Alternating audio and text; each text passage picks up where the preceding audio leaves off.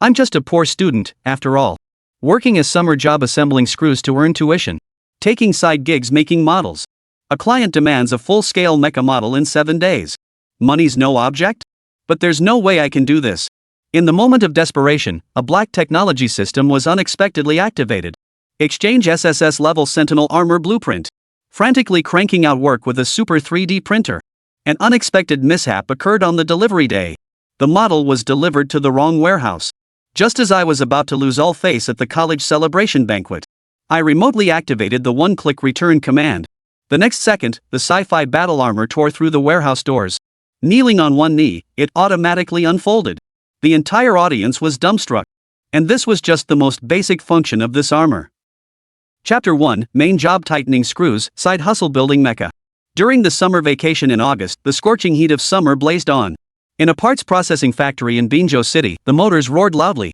A young man with a dark complexion was working hard under the scorching high temperatures. The young man was named Qin Mu, a student at Binzhou University of Technology. And he was about to start his sophomore year once the summer vacation ended. For a top student like him to work in a factory tightening screws, many workers couldn't understand and felt it was a waste of talent. But only Qin Mu himself knew that if he hadn't come to screw, he couldn't even come up with next semester's tuition and living expenses. Qin Mu's parents passed away when he was very young. All these years, I've survived alone through hardship. After finally getting into university, he had to redouble his efforts. Work to earn money and support oneself through school. The night has given me black eyes, yet I use them to seek the light. The phone rang, and Qin Mu opened the screen to check. He saw it was an unfamiliar number calling from within the city. Hello, who is this? Is that technician Qin Mu? My name is Song Guoqiang. I saw your store on Jingdong. You offer custom figurine services, right? That's correct. Qin Mu found a quiet corner to sit down. To earn extra income for his family, Qin Mu took on multiple jobs. As a mechanical engineering student at a polytechnic university, he also accepted work like welding figurines. However, since he never formally studied art, he couldn't make proper anime figurines. His specialties were limited to robots, aircraft, and tank models. Due to its exquisite craftsmanship, his shop boasts a 99% positive rating on Jingdong. Unfortunately, the demand for this service is quite low, and getting 1 or 2 orders a month is already considered quite good. Mr. Song, what kind of figurine would you like to customize? What are the specifications, and do you have any reference catalogs? Qin Mu inquired patiently. I'd like to commission an armor model similar to Iron Man's. Song Guoqiang began to describe. The production must be proportional, color is optional, but it must be sci-fi enough. Pay attention to refining the details, ensuring there are no exposed wires or metal cords. Technician Qin, this item is extremely important to me. Money is not an issue. A life-sized sci-fi mecha model? That is to say, a height of 1.7 meters, approaching around 2 meters in size. Producing such a massive model would come at a considerable cost. So he continued to ask, do you have any other requirements? If not, let's discuss the deposit. Let me think. Oh right, there's another requirement. If possible, it'd be great to install lighting effects inside the model. The more dazzling, the better. Also, add a voice system. When the switch is turned on, it should say a blessing in a super lively, exaggerated tone.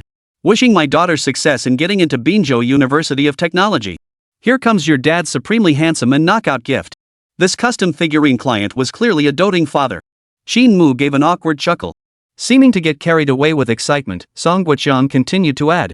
It'd be great if the model could move like install motors or something. Also, it'd be best if you could actually wear it, just like Iron Man. That would be totally awesome. Technician Qin, don't worry about the cost, money isn't an issue. As long as you can build an incredibly cool model, the labor fee has no upper limit. Hearing the words no upper limit, Qin Mu felt somewhat tempted. The more realistic the model is made, the more salary this uncle is willing to pay. As long as he can create an extremely impressive armor model, wouldn't his tuition and living expenses for the next semester be secured? Just as Qin Mu was getting excited, Song Guoqiang's next words poured a bucket of cold water on him. It needs to be completed by next Thursday at the latest, as it's for my daughter's college celebration banquet. Technician Qin, is that doable? Today is Friday, and there are less than 7 days until next Thursday. In 7 days, he couldn't craft an exquisitely designed armor model. Qin Mu's expression turned grim. He had thought landing this big order would allow him to make a hefty profit. But now it seemed he'd have to turn it down. Ding! Detecting host's intense frustration, black tech system activated. This system exists to mold the host into a super technology wielder. When the host creates super technology, the system will reward exchange points based on the magnitude of influence. These points can be used to exchange for high-tech blueprints in the store. Newbie gift pack issued includes Super 3D Printer 1, exchange points 3000. Black Tech Store activated. Blueprints for nano drones, 150 exchange points. Sentinel 3 powered armor blueprint, 2999 redemption points. Hypercore computer chip, 20,000 exchange points. As a model youth of the new era, Qin Mu was no stranger to the system. He accepted this premise in just 3 seconds. Suppressing the overwhelming joy in his heart, Qin Mu exchanged for the Sentry 3 powered armor. In an instant, a vast amount of knowledge about powered armor flooded into his mind. 7 days was not enough time to complete the armor model that was originally deemed impossible. Now we can make it. Mr. Song, the deposit is 30,000, with an additional 30,000 balance to be paid upon delivery. Qin Feng estimated the approximate cost and said, 30,000? No problem. Let me add you on WeChat for easier contact later. At this moment, in a luxurious villa located in the center of Binzhou City, Song Guoqiang excitedly put down his phone, stealthily glancing at Song Keke watching TV downstairs. His daughter Song Keke was engrossed in the military channel, munching on popcorn as she watched. Her puffed cheeks made her look just like a little squirrel. My daughter here has been influenced by her grandfather since childhood. I just love military stuff and high tech. This time, for the college admissions celebration banquet, I'm preparing to give her a big surprise. Give her an armored model figurine she'd love. It's guaranteed to make her grin from ear to ear. Now, shifting perspective back to Qin Mu's side. He borrowed a flatbed truck from the factory and drove straight to the recycling station. After spending the entire 30,000 yuan deposit, he bought a huge pile of materials. Back in his rented apartment, Qin Feng set up the collapsible 3D printer in his room. A 3D printer is an object resembling a double-door refrigerator. Equipped with thousands of built-in robotic arms and laser scanners, the entire setup appears highly futuristic. Ding dong! Detectable absorbable material detected. Proceed with absorption? This absorption process will take 3 hours and 26 minutes. The finished materials will be automatically decomposed into base materials for 3D printing. So advanced. Qin Mu sighed slightly. That's one hell of an impressive feat, downright legendary. Steadying his mind, Qin Mu activated the 3D printer. Ding dong! The 3D printer has been activated. Host, please select the object or blueprint to be printed. Sentinel 3 powered armor blueprint ready, reading in progress. Read successful, ready to commence printing? Affirmative. Printing in progress. Estimated total printing time, 5 days 21 hours 26 minutes. As the machine whirred to life, various materials placed beside the printer began rapidly disassembling and being absorbed by the device. Inside the printer, the robotic arm and laser beam also moved up and down, beginning to etch the internal contours of the armor. Chapter 2: The birth of the Sentinel armor, attending the promotion banquet. 3 days passed in the blink of an eye. Inside the printer at this moment, a suit of armor with a metallic sheen all over its body was beginning to take shape. Streamlined body, teardrop-shaped helmet. It looks like a piece of art far surpassing modern industrial civilization no matter how you view it. Gazing at this imposing and dashing mecha, Qin Mu nodded in satisfaction. With such sci-fi armor, the client daddy will definitely be satisfied. Time flew by, and another 3 days had passed in the blink of an eye. Qin Mu was awakened from his sleep by an electronic alert tone. Ding dong! The Sentinel 3 power armor has finished printing. Please retrieve it promptly, host. At the same time, Qin Mu received a WeChat message from Song Guoqiang containing the delivery address and a 10,000 yuan gratuity for the effort. After packing and sealing the armor, Qin Feng drove the trailer to the delivery location. At 9 a.m. on Thursday, August 16, a downpour fell from the gloomy sky. The entire city was shrouded in gloom. Driving the tow truck, Qin Mu headed to the Longteng Mansion Villa area in downtown Binzhou. Backed by mountains and facing water, enjoying a beautiful environment. It is a famously affluent residential area in Binzhou City. All the rich and famous people live here. When I arrived at the villa area, there were quite a few movers working, carrying all sizes of wooden crates one by one into the villa. After giving the dock workers a brief instruction, Qin Mu drove away. The Longteng Mansion Song family is a prominent and aristocratic lineage in Binzhou City. Song Hongqiang, a senior expert in military technology. His 2 children, Song Hongyan and Song Guoqiang, are titans in the fields of business and scientific research respectively. Each had a daughter named Song Qian and Song Keke respectively. At noon, the rain stopped. The sun shines brightly, adding a touch of beauty to the distant mountains and nearby waters. Outside the Song family villa in Longteng Mansion, Lamborghinis, Ferraris, and other luxury cars stretch beyond the line of sight. They are all distinguished relatives of the Song family, invited to attend the evening banquet. A black Humvee could be seen approaching from the distance, coming to a stop right in front of the villa's entrance. The car door opened, revealing an elderly man and a young person stepping out from inside. The elderly man was dressed in festive bright red tang suit, looking spirited and walking with vigor. The girl holding his arm appeared youthful and lively, adorned in designer brands. Grandpa, don't play favorites. Although today is Song Keke's college celebration banquet, it's also my birthday party. Don't forget my present later. Don't worry Qian, Grandpa won't forget. Song Hongqiang affectionately pinched Song Qian's nose. Well, if it isn't old Song. Done locking yourself away to study those fancy gadgets of yours? Just then, a hearty burst of laughter rang out. Song Hongqiang turned towards the voice and immediately laughed. Oldly, you sly old fox, what brings you here? Lali was an elderly man dressed in a zhongshan suit, about the same age as Song Hongqiang. When the surrounding guests recognized the two, they all showed deep respect. Song Hongqiang and Li Feilong, towering figures in the field of military technology. The weapons and equipment they jointly developed enjoy worldwide acclaim. They are truly the nation's most distinguished giants. Two elderly men walked together toward the villa. Old Song, how has that military-grade robotic arm you've been secretly researching coming along? I heard the exoskeletons from the Southwest Military District are already being used in actual combat. What, so soon? Song Hongqiang frowned deeply. Our military district's bionic robotic arm research has just begun, and we still can't overcome the bottlenecks in battery and smart chip technology. The higher-ups are starting to get anxious, saying that if there's no technological breakthrough soon, we'll have to import from the Americans. Song Hongqiang widened his eyes. Absurd! How can we rely on imports for military-grade weapons and equipment? Given the Americans' track record, they're bound to meddle. If we ever end up in a conflict with them, we'll be the ones at a disadvantage. But we don't have suitable technology right now, Li Feilong said, pinching the bridge of his nose. The atmosphere grew slightly tense as both men worried about the future of Huagua's military technology. During the banquet, with distinguished guests filling the seats, Song Hongqiang, Li Feilong, and other big shots sat in the front row. The hall lights were all extinguished, leaving only a single white spotlight shining on one of today's main characters. Song Qian.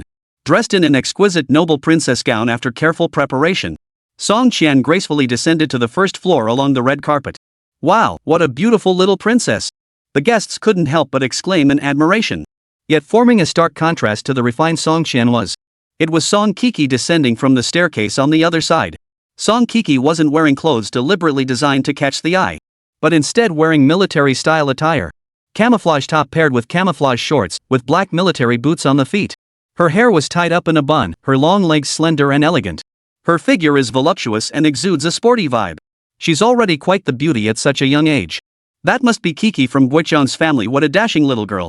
In terms of looks alone, even the made-up Song Qian couldn't compare to Song Keke. That's why more people were focusing their attention on Song Keke.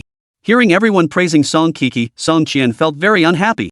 So she went to her mother Song Hongyan and coquettishly said, "By the way, Mommy, where's the gift you prepared for me? Hurry up and bring it out." There's a small tradition in the affluent circles of Linjiang City. At the gathering for the younger generation, gifts from parents must be opened in public. To save face, parents would always gift something very valuable. So children at home would also be happy to show off the gifts their parents gave them. Song Hongyan smiled faintly and took out an exquisite gift box, handing it to her daughter. Song Qian couldn't wait to open the gift box. Inside lay a stylishly designed car keychain, quietly resting. Wow, a Lamborghini Veneno. Thanks, Mommy.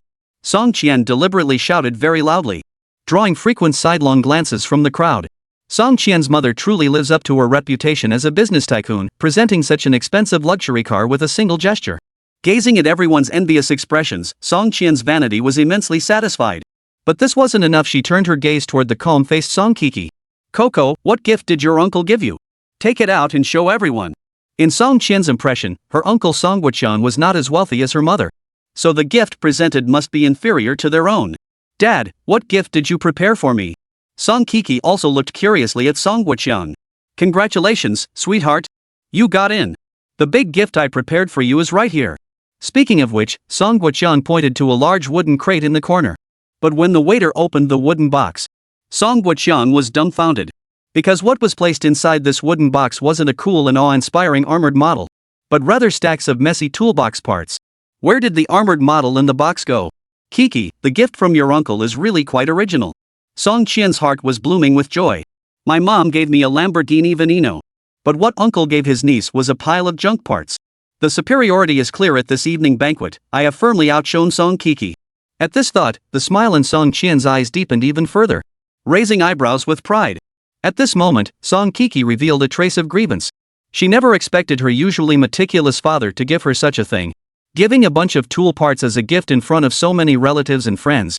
I feel so ashamed. Chapter 3, Let the gift come back on its own. No, this isn't the gift I gave Coco. I gave her an exquisitely crafted armored model. There must be some mistake. Hold on, I'll go check.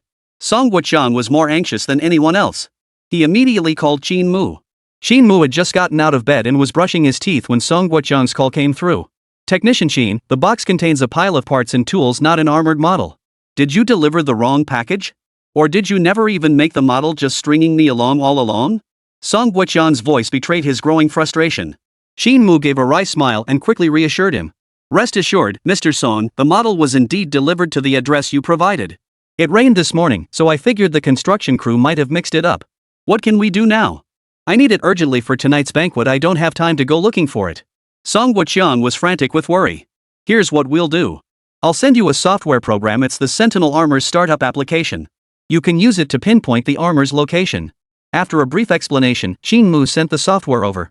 Meanwhile, on Song Guoqiang's end, he had the speakerphone on during the call, so everyone nearby could hear the gist of it. Especially Song Qian. After hearing the conversation, she felt even more smug. An armor model? Just a hunk of metal cobbled together from parts?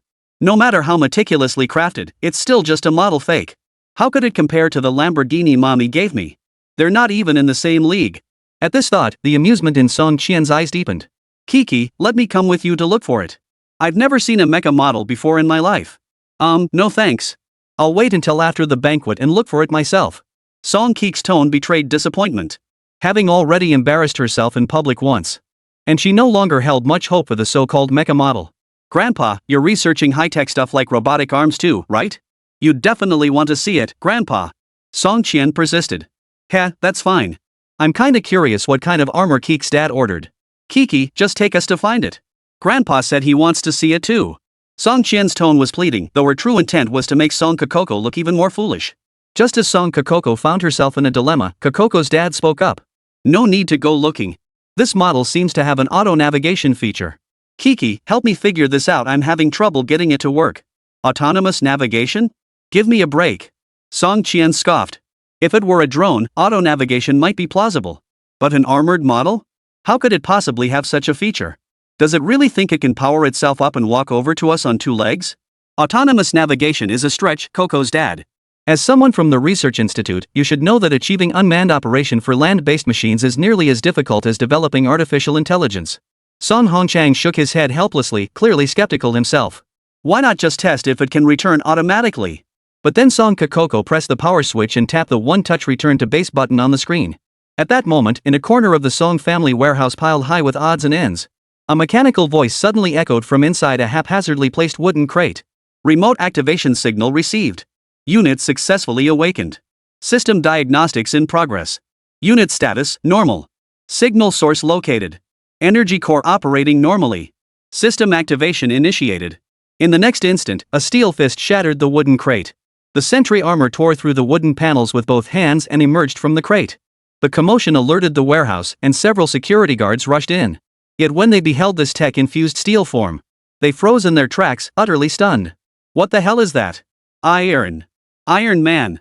Ignoring the horrified guards, and proceeded toward the warehouse door on its own accord. Quick, lock all the warehouse doors. Don't. The guard's words trailed off abruptly, as the ironclad figure reached out, tore open the rolling door with sheer force, then continued walking out of the warehouse. Wherever it passed, both waitstaff and security guards were utterly stunned, not daring to breathe a word. At the banquet, a minute and a half had passed since the activation sequence began. The atmosphere grew increasingly awkward. Song Keke frowned deeply, tapping the return to base button several more times, but it remained unresponsive. What's going on? Is this remote control software broken? Song Qian leaned in, her eyes brimming with schadenfreude. Keke's dad, where did you buy this model? You didn't get ripped off, did you? Song Hongqiang also frowned slightly. We probably got scammed. These con artists are getting more and more outrageous these days. Their tricks are impossible to guard against. Guoqiang, how much did you lose? Maybe we should report it to the police. Relatives and friends murmured among themselves. Song Guoqiang felt utterly embarrassed at that moment. He had intended to throw a splendid banquet for his daughter's academic achievements. But who knew this would happen? The custom-made armored model he'd ordered was nowhere to be found. Now everyone assumed he'd bought counterfeit goods. And even if the model were found later, it would be difficult to explain. Song Keke kept her head bowed, not uttering a word. But the slight trembling of her shoulders made it clear she was deeply hurt. Just as everyone thought the matter would end there. A security guard rushed in, his face grim. "Mr. Song, it's bad. The warehouse door has been blown open." "What happened?" Song Guoqiang was about to ask for details. But in the next instant, a sci-fi armor suit, pulsing with a faint blue aura, walked through the door. The moment it appeared, everyone present instinctively held their breath. This was a super battle suit straight out of a sci-fi blockbuster. Its stark black, white, and gray color scheme exuded rugged mystery. Its streamlined body gleamed with a cold metallic sheen, and its deep blue electronic eyes radiated an aura of commanding detachment. Iron Man from the Avengers? The single soldier armor from Cobra Rising? Or the tech suit from Arc? Different people glimpsed familiar images in their minds the moment they saw it. Yet one thing remained constant: they were all awestruck by the battle armor before them. Is this truly just an armor model? Why does it look so incredibly lifelike? Detecting signal source holder, verifying identity information. Retinal scan complete. Name: Song Keke, sole daughter of Song Guoqiang, secondary holder of Sentinel armor. Identification successful. Host Song Keke, please enter the unit immediately to complete binding. A series of system alerts sounded. As the Sentinel armor approached Song Keke under everyone's gaze. Kneeling on one knee as its entire back panel opened in sections, revealing intricate blue fiber optic cables within. Is this the armor model Keke's dad custom ordered for her? This is way too realistic. The craziest part is it actually walked in here on its own unmanned. The sight of the battle armor kneeling on one knee and automatically unfolding its back left countless jaws dropped. Could a mere model achieve this level of capability? It seemed far too extravagant. The sheer coolness shot straight to the top of their heads, leaving every guest in attendance utterly speechless. Song Qian, who had thought victory was hers for the taking, now seemed to have lost her soul, stumbling backward several steps. Her eyes fixed on the dazzling battle armor with utter disbelief. Her sixth sense told her. This super battlesuit was 10,000 times more powerful than her own Lamborghini Venom. I lost again. A wave of defeat washed over her, and she collapsed onto the ground with a thud. Chapter 4. This is an extraordinary gift. Song Hongqiang, the eldest son of the Song family, presented a super battlesuit at his daughter's graduation banquet. The news spread like wildfire throughout the entire villa. From distinguished guests and relatives to waitstaff and security guards, everyone gathered around, curiously examining the cold, gleaming steel armor. I'm posting this on my social feed for my classmates to see. This thing is way too cool. If Coco's dad hadn't kept insisting it's just a model, I'd have sworn it was real. The craftsmanship, the interior, wow, the whole thing must cost as much as a Lamborghini. The surrounding murmurs never ceased, every voice marveling at this exquisite armored model. Some even insisted it wasn't a model at all, it was the real thing. The topic even sparked a heated debate among the small group. A sci-fi battlesuit forged from steel, the perfect fusion of machinery and power. Just looking at it made your blood boil. No man could resist its allure. And even many female guests present couldn't tear their eyes away. As she listened to the surrounding praise for the armor, jealousy burned brighter in Song Qian's eyes. No matter how impressive this junk is, it's still just a model. All flash and no substance. Song Qian began to hypnotize herself. No matter how flashy a Lamborghini is, it's still a vehicle that can drive on the road. But what can this piece of junk do besides take a couple steps? Oomph, it's just a model, nothing compared to my supercar. After the self-hypnosis, Song Qian felt a little better. The battle armor remained kneeling on one knee, and it would maintain this posture until the secondary pilot logged in. The reason Song Keke and Song Guoqiang hadn't attempted to log in was because they were currently being questioned by Song Hongqiang. Standing beside Song Hongqiang was Li Feilong, his expression grave. As leading figures in military technology, and they could immediately tell this battle armor prototype was no ordinary thing. Hongqiang, this doesn't look like a mere model to me. Where did you get this thing? Dad, I had this custom made through contacts on Jingdong. All I know is the technician who built this armor is named Qin Mu, and he seems pretty young. Song Hongqiang recounted the entire story in detail. How much did you shell out for this hunk of iron? 3,000 as a deposit.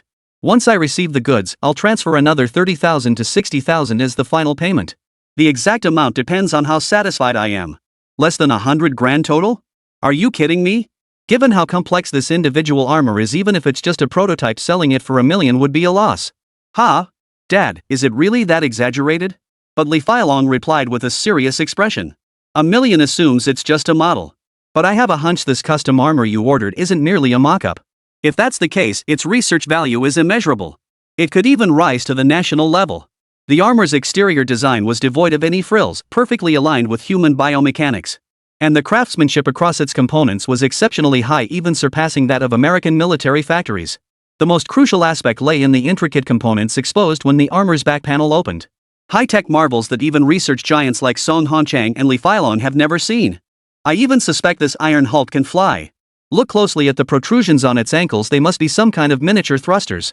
Li Feilong's words left Song Guoqiang and Song Keke speechless. Especially Song Guoqiang, he'd merely bought his daughter a larger toy. And now it was suddenly being elevated to a national-level issue. Father and daughter exchanged glances, both seeing the shock in each other's eyes. But it was Song Keke who spoke first. Why don't I try controlling it? Keeping this armor kneeling on the ground isn't a solution. The guests' discussions about this dazzling armor grew increasingly heated. Staring at the suit that had remained kneeling with its back open the entire time, the conversation quickly turned to who could possibly pilot it. This thing probably isn't wearable, right? Isn't it just a model? Ever heard of cosplay? I bet it's wearable and it'd look seriously badass. I remember reading a report about a college student wearing Halo-style armor for his graduation photos. That was seriously epic. This armor's way cooler than that soldier's outfit. Should I give it a try? If anyone should try it, it should be Song Keke. It is her dad's gift after all. As everyone debated whether anyone could pull off this armor, Song Keke walked calmly into view. The moment she appeared, all eyes turned to her with intense focus. Keke, are you going to try on the armor? Can't wait. If she really pulls off this suit, it'll be absolutely insane. A beauty paired with a mech? That combo is perfect. The crowd's gaze grew even more intense, all anticipating Song Keke stepping into the suit. In stark contrast to Song Keke, who remained calm despite the spotlight, Song Qian's face was dark as night. Even in the most beautiful princess dress in the entire venue, she received not a shred of attention. Song Keke's gift was simply too dazzling, stealing all the spotlight from her. Having never endured such humiliation in her entire life. And in that moment, she wished she could smash that armor to pieces. It was just a model, at best a bit more lifelike in design. What's so great about that? Song Qian snorted coldly. I don't believe you can actually run around wearing that thing. But then she saw Song Keke approach the armor, hesitating whether to step inside. She too thought this armor was just a model, though it looked cool and could move on its own. But what if something goes wrong after putting it on? That would be pretty awkward. Just then, Song Qian started urging her to. Keke, go try it on. Everyone's curious. Song Qian was certain the armor was just a model. After all, individual soldier armor, the kind of high-tech stuff only found in sci-fi movies, couldn't possibly exist in reality. Once Song Keke put on the mock-up, the truth would surely be revealed. And she was looking forward to seeing Song Keke make a fool of herself. To capture this moment, Song Qian had even secretly pulled out her phone and activated the video recording function. And as soon as she captured footage of Song Keke's humiliation, she'd immediately post the video to her social feed. Then not only would she get to relish the spectacle, but all her friends and relatives would see it too. Keke, be careful. If anything feels off, get out immediately. Song Guoqiang urged nervously from the side. But Song Keke steadied her nerves and stepped inside the armored vehicle with her left foot first. The motionless armor emitted a faint mechanical hum. She took a deep breath, slid both hands into the arm slots of the armor. As she did so, the entire suit seemed to come to life, automatically rising to conform to her body. Scale-like armor plates layered over Song Keke's body one after another. The optical cables embedded throughout the armor began pulsing with faint blue ripples. Soon, the armor was fully donned. And Song Keke, clad in the Sentinel armor, rose from the ground. Beep. Secondary pilot identity confirmed. Detecting host physiological functions to adjust armor strength. Gender, female, height, 165 centimeters, waist, 54.19 centimeters, bust, 90.46 centimeters. Armor movement modules automatically recalibrated. As the overly precise details of her body data echoed in her ears, Song Keke's face flushed crimson. Chapter 5, The Value of Armor, Preparing for Test Flight. With the armor fully donned, Song Keke could now perceive the outside world through her helmet. A mechanical announcement echoed throughout the hall from within the armor. Congratulations to my daughter for getting into Binzhou University of Technology. Here comes your dad's super-duper awesome gift. The voice was loud and repeated 3 times. And for this cringeworthy, tacky blessing, Song could truly wish she could find a crack in the ground to crawl into. But her attention quickly shifted to the armor itself. What is this? Why are all these blue circles clustered around the uncles and aunts? As Song Keke focused on the largest circle, the one centered on Song Qian, a series of data points flashed before her eyes. Name, Song Qian. Type, carbon-based lifeform, juvenile female. Intelligence level, below average. Weapon, Xinghua 14 Pro, battery 69%, recording. Armor, polyester fiber fabric, defense rating 0.0063. Threat level, 0. Wow, this is so cool. Song Keke was thrilled as she looked at the detailed datasets. This feature that automatically scans the surroundings with circles is so much fun. Compared to its pure black appearance during autonomous mode, the fully activated Sentinel armor now had taken coolness to a whole new level. Powerful energy ripples surged across the armor's surface, especially around the helmet section, where symmetrically arranged blue stripes radiate a futuristic tech aesthetic. Damn, this is way too cool. I want one too, no matter the price. The young people around him stared at the armor with eyes full of stars. Their faces radiated envy. But then the sentry armor marched straight towards Song Qian, and the overwhelming sense of pressure it radiated instantly froze her in place, daring not to move a muscle. Yet in the next instant, the Sentinel armor snatched the Qinghua phone, and the scanner inside the armor automatically analyzed the phone, destroying all the videos it was recording. Grandfather had warned that this armor might eventually be classified as state secret, so it was best not to have too many recordings of the scene. When the phone was returned to Song Qian's hand, she remained frozen in place, utterly stunned by the imposing armor. Keke, run 2 laps around the crowd. Yeah, Coco. Test how well this thing performs. Song Keke was equally curious, so she began manipulating the armor to perform various actions, starting with basic running, then progressing to somersaults and calisthenics. Ha, Grandpa, look. I can jump 2 or 3 meters high with just a little hop. This armor isn't heavy at all, it feels like I'm walking in space. Ha, this is so much fun. Song Keke was having the time of her life. The seemingly bulky armor displayed a touch of nimble absurdity when worn by her. Even the usually stern elders like Song Guoqiang and Li Feilong couldn't help but chuckle at the sight. Father, this is the phone Keke handed me before entering the armor. It seems to monitor the armor's data in real time. Song Guoqiang handed over his phone, which had Qin Mu's software downloaded and was still connected to the armor. Taking the phone, Song Guoqiang carefully examined the various readings displayed on the screen. Li Feilong immediately leaned in beside him and exclaimed in surprise halfway through: heart rate, oxygen levels, radiation readings, even an electrocardiogram. Holy crap, this thing's way too smart. If these readings are accurate, this armor is essentially a fully equipped medical diagnostic machine. Song Guoqiang's eyes flickered as he spoke solemnly. Old Li, do you remember the disaster relief operation 2 years ago? I remember. Many young soldiers lost their lives in that disaster. They were all heroes, the backbone of our nation. Li Feilong's voice was low. They were already exhausted beyond endurance, but the environment was too perilous for them to immediately notice their body's abnormal conditions. I can't help but wonder if each soldier had been equipped with a portable medical monitoring device back then. Perhaps they could have detected these abnormalities early and saved their lives. It's not just for disaster relief, think border defense, counter-terrorism, even drug interdiction. If those heroes had access to more advanced technology, could we have prevented their deaths? Li Feilong gave a bitter smile. We've been relentlessly researching this, but breakthroughs remain elusive due to technological limitations. But now, I see hope in this armor. Song Guoqiang stared blankly at the sentry armor, his eyes filling with renewed hope. Song Keke, if you're done playing, get out of the model already. The banquet isn't over yet. Are you just going to leave your uncles and aunts waiting like this? Song Qian's voice carried a hint of bitterness. Having just been startled by the sentry armor, she felt thoroughly humiliated. Now she was trying to salvage some dignity through her words. Yet this tactic not only failed to achieve its goal, but instead caused the guests to frown slightly. And even Song Guoqiang, who usually doted on her, wore a look of disappointment. He said nothing more. The immediate priority was to transport this suit of armor to the Research Institute for analysis. Whether it was a prototype or genuine individual armor, its research value was immense. But just then, Coco's voice suddenly came from inside the armor. Grandpa, this armor seems to have flight capabilities. You're saying this model can fly? Give me a break. Song Qian immediately scoffed. Even the United States doesn't have that kind of technology. Do you really think this piece of junk could pull it off? The surrounding guests murmured in astonishment, though everyone was stunned by the armor's sleek design. But as Song Qian pointed out, even the Americans hadn't invented a flying single-soldier armor suit. And with China's current technological capabilities, it was practically impossible to build. Actions speak louder than words. Coco, why don't you take it for a spin and show everyone? Someone suggested. Yeah. Fly it for us. Amidst the crowd's clamor, Song Keke looked at Song Guoqiang. Grandpa, the system prompted me to undergo basic training, and one of the modules is flight training. Should I give it a try? Recruit training? Well, you might as well give it a shot. Song Guoqiang narrowed his eyes slightly.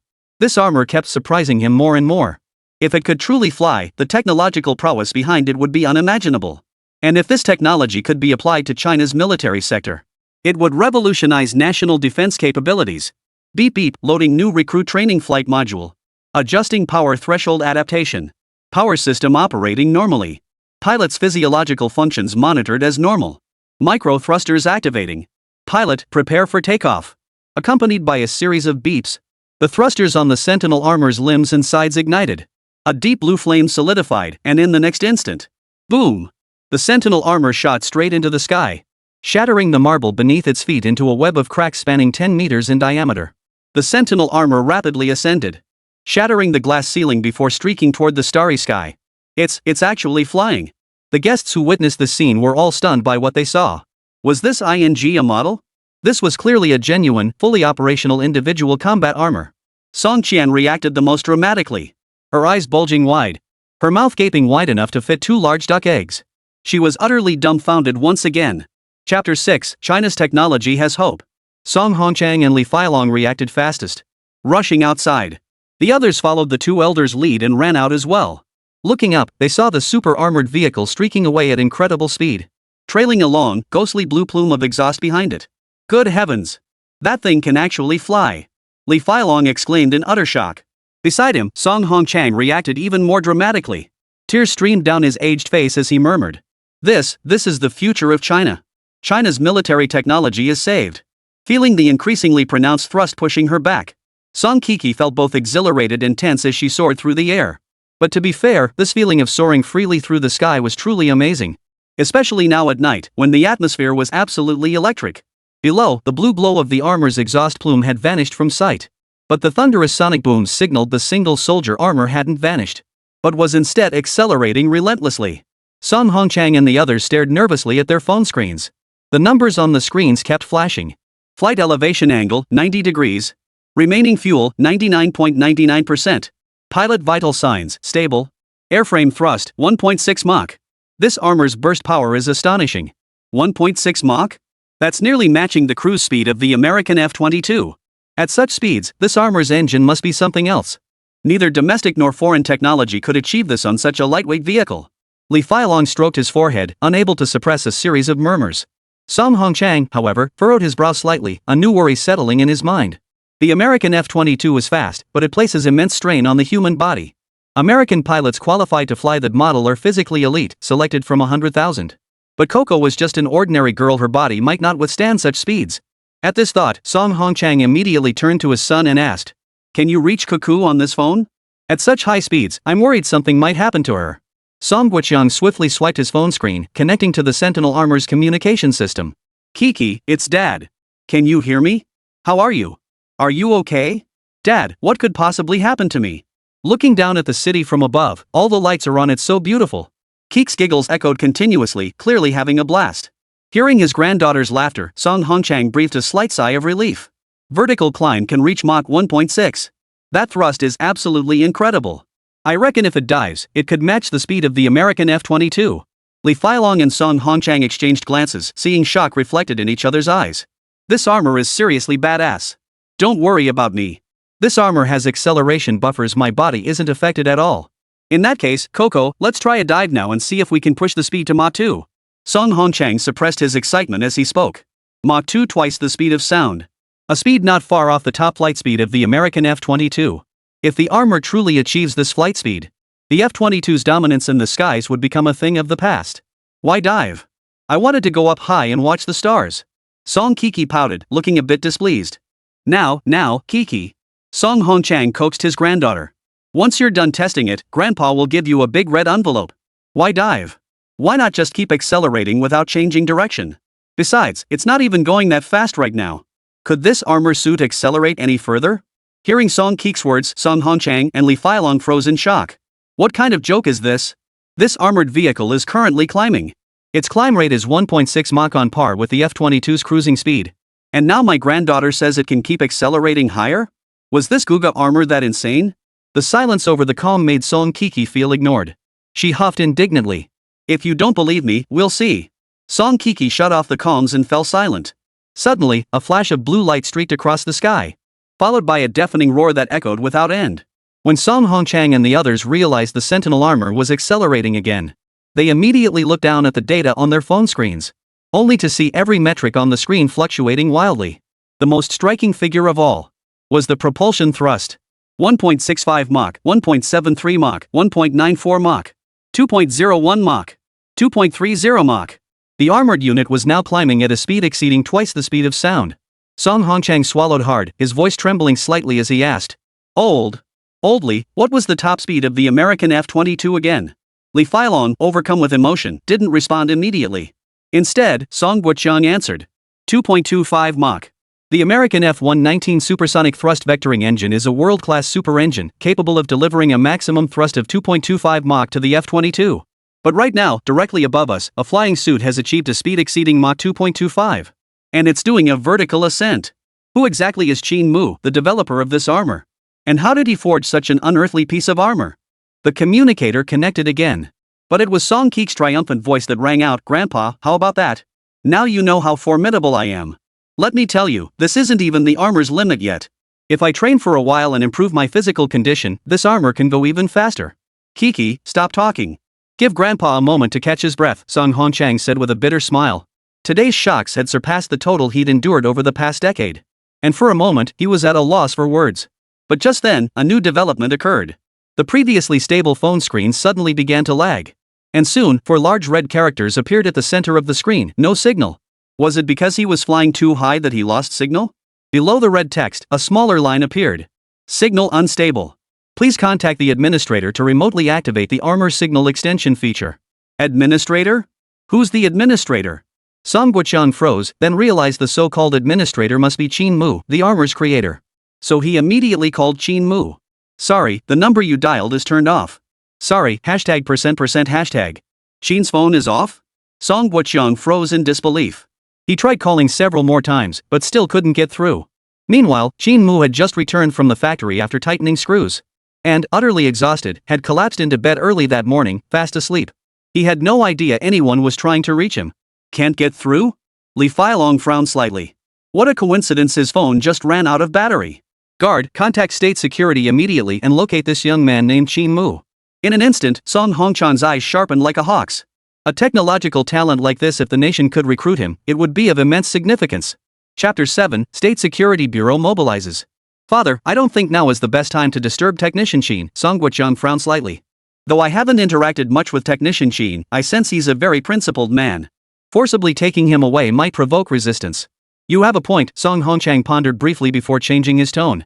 "Notify the State Security Bureau. Have them conduct a covert investigation and provide protection for Engineer Qin. We can contact him once we've fully tested the performance of this armor." "But what about Cuckoo?" "Have the State Security Bureau find a way to notify Engineer Qin. We're leaving immediately for the Zhangjiang military factory. Their satellite base station can amplify cell signals. We might be able to reach Cuckoo." Song Guoqiang was a man of decisive action. Once he made a decision, he moved to implement it immediately. High above, Song Keke remained unaware that the signal had been severed. As the Sentinel armor she controlled began to slow down. As she broke through the clouds and beheld the breathtaking expanse of the Milky Way. In that instant, she was profoundly awestruck.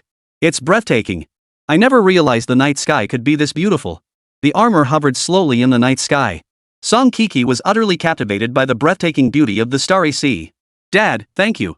This is the best gift I've ever received in my life." "Dad? Grandpa? Hello? Can you hear me?" The sudden loss of contact with the ground left Song Keke flustered. But she quickly regained her composure. "It must be the signal cutting out because we're flying too high. As long as she turned back, she'd be able to contact them again soon." With that thought, Song Keke adjusted her position and began descending toward the ground. But just then, a giant exclamation mark suddenly appeared on the display screen. "Warning! Warning! Detected, a Hwana civil aviation aircraft is in a stall state. Proceed to rescue? Civilian aircraft? Stalling?" Song Keke froze for a moment. If she remembered correctly, stall meant the aircraft had lost power and was about to crash. At that moment, over international airspace in the waters of Huaghua, a commercial aircraft's fuselage was violently shaking. One of its engines billowing thick smoke, with sparks faintly visible erupting from it. Inside the cabin, screams and cries filled the air, with cups and debris flying through the air as passengers panicked. 5 minutes earlier, the aircraft had been struck by a flock of birds, causing the main engine to fail. "This is it. Didn't they say the odds of a plane crash are 1 in 200,000? And now it's happened to me? I just made 10 million. To die before I could enjoy it, it's so unfair. Mommy, I'm so scared." Passengers screamed in terror, while the flight attendants, equally pale with fear, tried to calm everyone down. "Everyone, please remain calm and stay seated with your seatbelts fastened. Fasten your seatbelts immediately. What good will fastening our seatbelts do?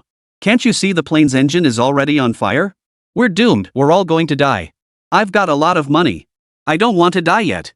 Damn it, someone must be after my money and sabotage the plane. Where's the captain? I need to see the captain. Extreme anxiety rapidly spread throughout the cabin. Several passengers, overcome with panic, ignored the flight attendant's warnings and unbuckled their seatbelts. The aircraft shook violently. Engine failure combined with the cabin chaos plunged the already anxious passengers into deeper despair and terror. Sobs, screams, and curses echoed throughout the cabin.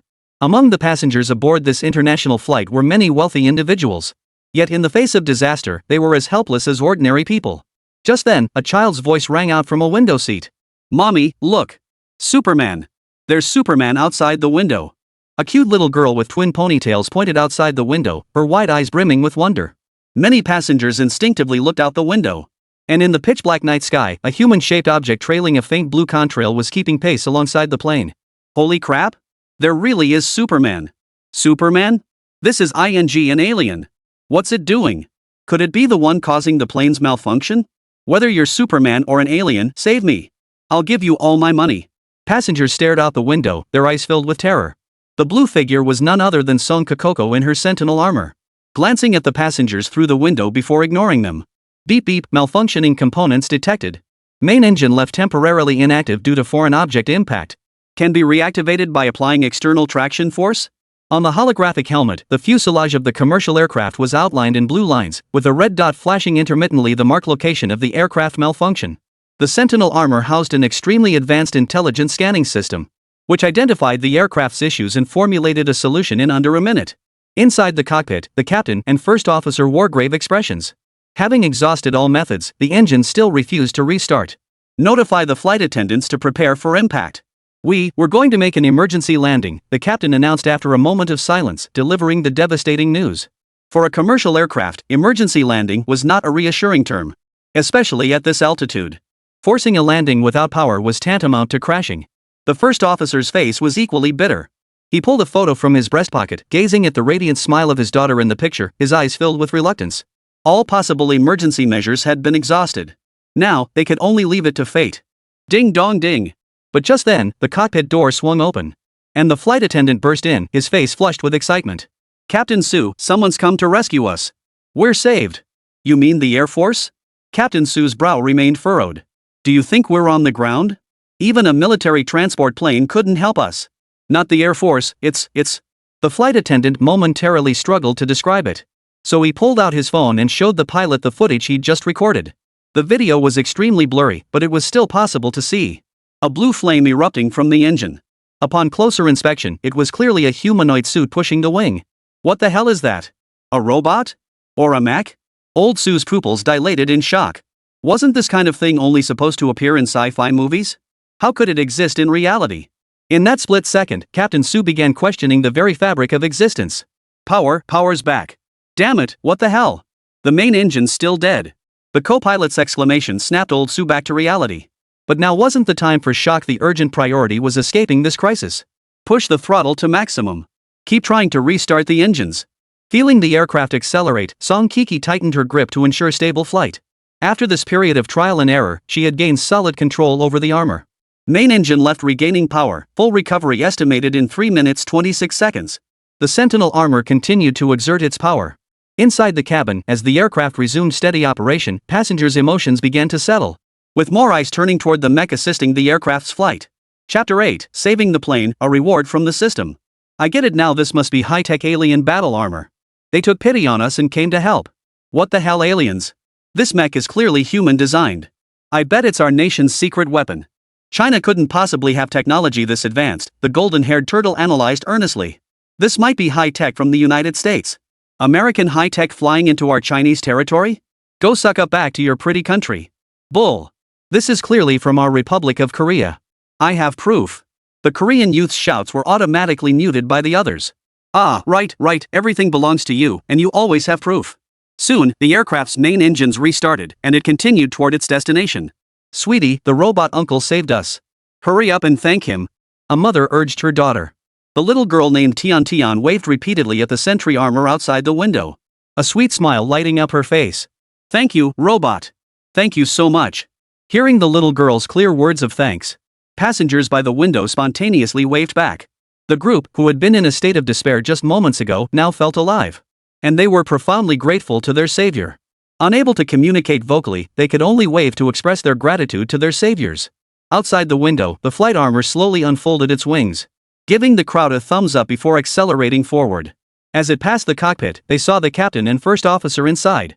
The captain and co-pilot stood solemnly at attention, saluting in unison. Had it not been for this suddenly appearing flying armor, they likely wouldn't have survived the night. Song Keke, clad in her armor, gave a slight nod of acknowledgement before turning toward the flank and vanishing into the clouds. Ding! Congratulations, host! You have earned influence points for a successful rescue. Reward, 200 exchange points. Qin Mu, fast asleep, was jolted awake by the electronic notification in his mind. Before he could ponder where these points came from, a series of urgent knocks echoed outside his rental door. Qin Mu! Qin Mu, are you there? Open up! Judging by the voice, it was the landlord knocking. Was he here to demand the rent? But wasn't his rent due next month? He instinctively reached for his phone to check the time, but the screen remained black. Opening the door, he found the landlady glaring at him impatiently. What's going on? You didn't answer your phone. I thought you'd packed up and left. Qin Mu scratched his head awkwardly. Sis Ting, my phone ran out of battery. I forgot to charge it. Here, someone sent you this package. Sign for it right away. Honestly, delivering this in the middle of the night and calling it urgent made me come knocking at this hour. I don't have any relatives in Binzhou City. Who would send me a package? Qin Mu accepted the delivery box with some puzzlement, then plugged his phone in to charge. Alamy Moisturizing Mask Trial Pack, free gift with purchase? Qin Mu gave a wry smile. Could it be the free item he'd snagged online a few days ago? Zhanjiang Military Factory. Song Guoqiang, Li Filong, and others stared intently at the massive electronic screen before them. Below the screen sat over a dozen technicians. Why can't we reach Cuckoo even after boosting the mobile signal? Song Guoqiang frowned deeply. The satellite base station at Zhanjiang Military Factory was a military-grade signal transmission facility. Yet it couldn't detect the Sentinel armor's signal? This was absurd. Mr. Song, we haven't detected the signal from the flying armor you mentioned. Logically, if we have a signal transmission terminal, amplifying the signal should connect us to the other side.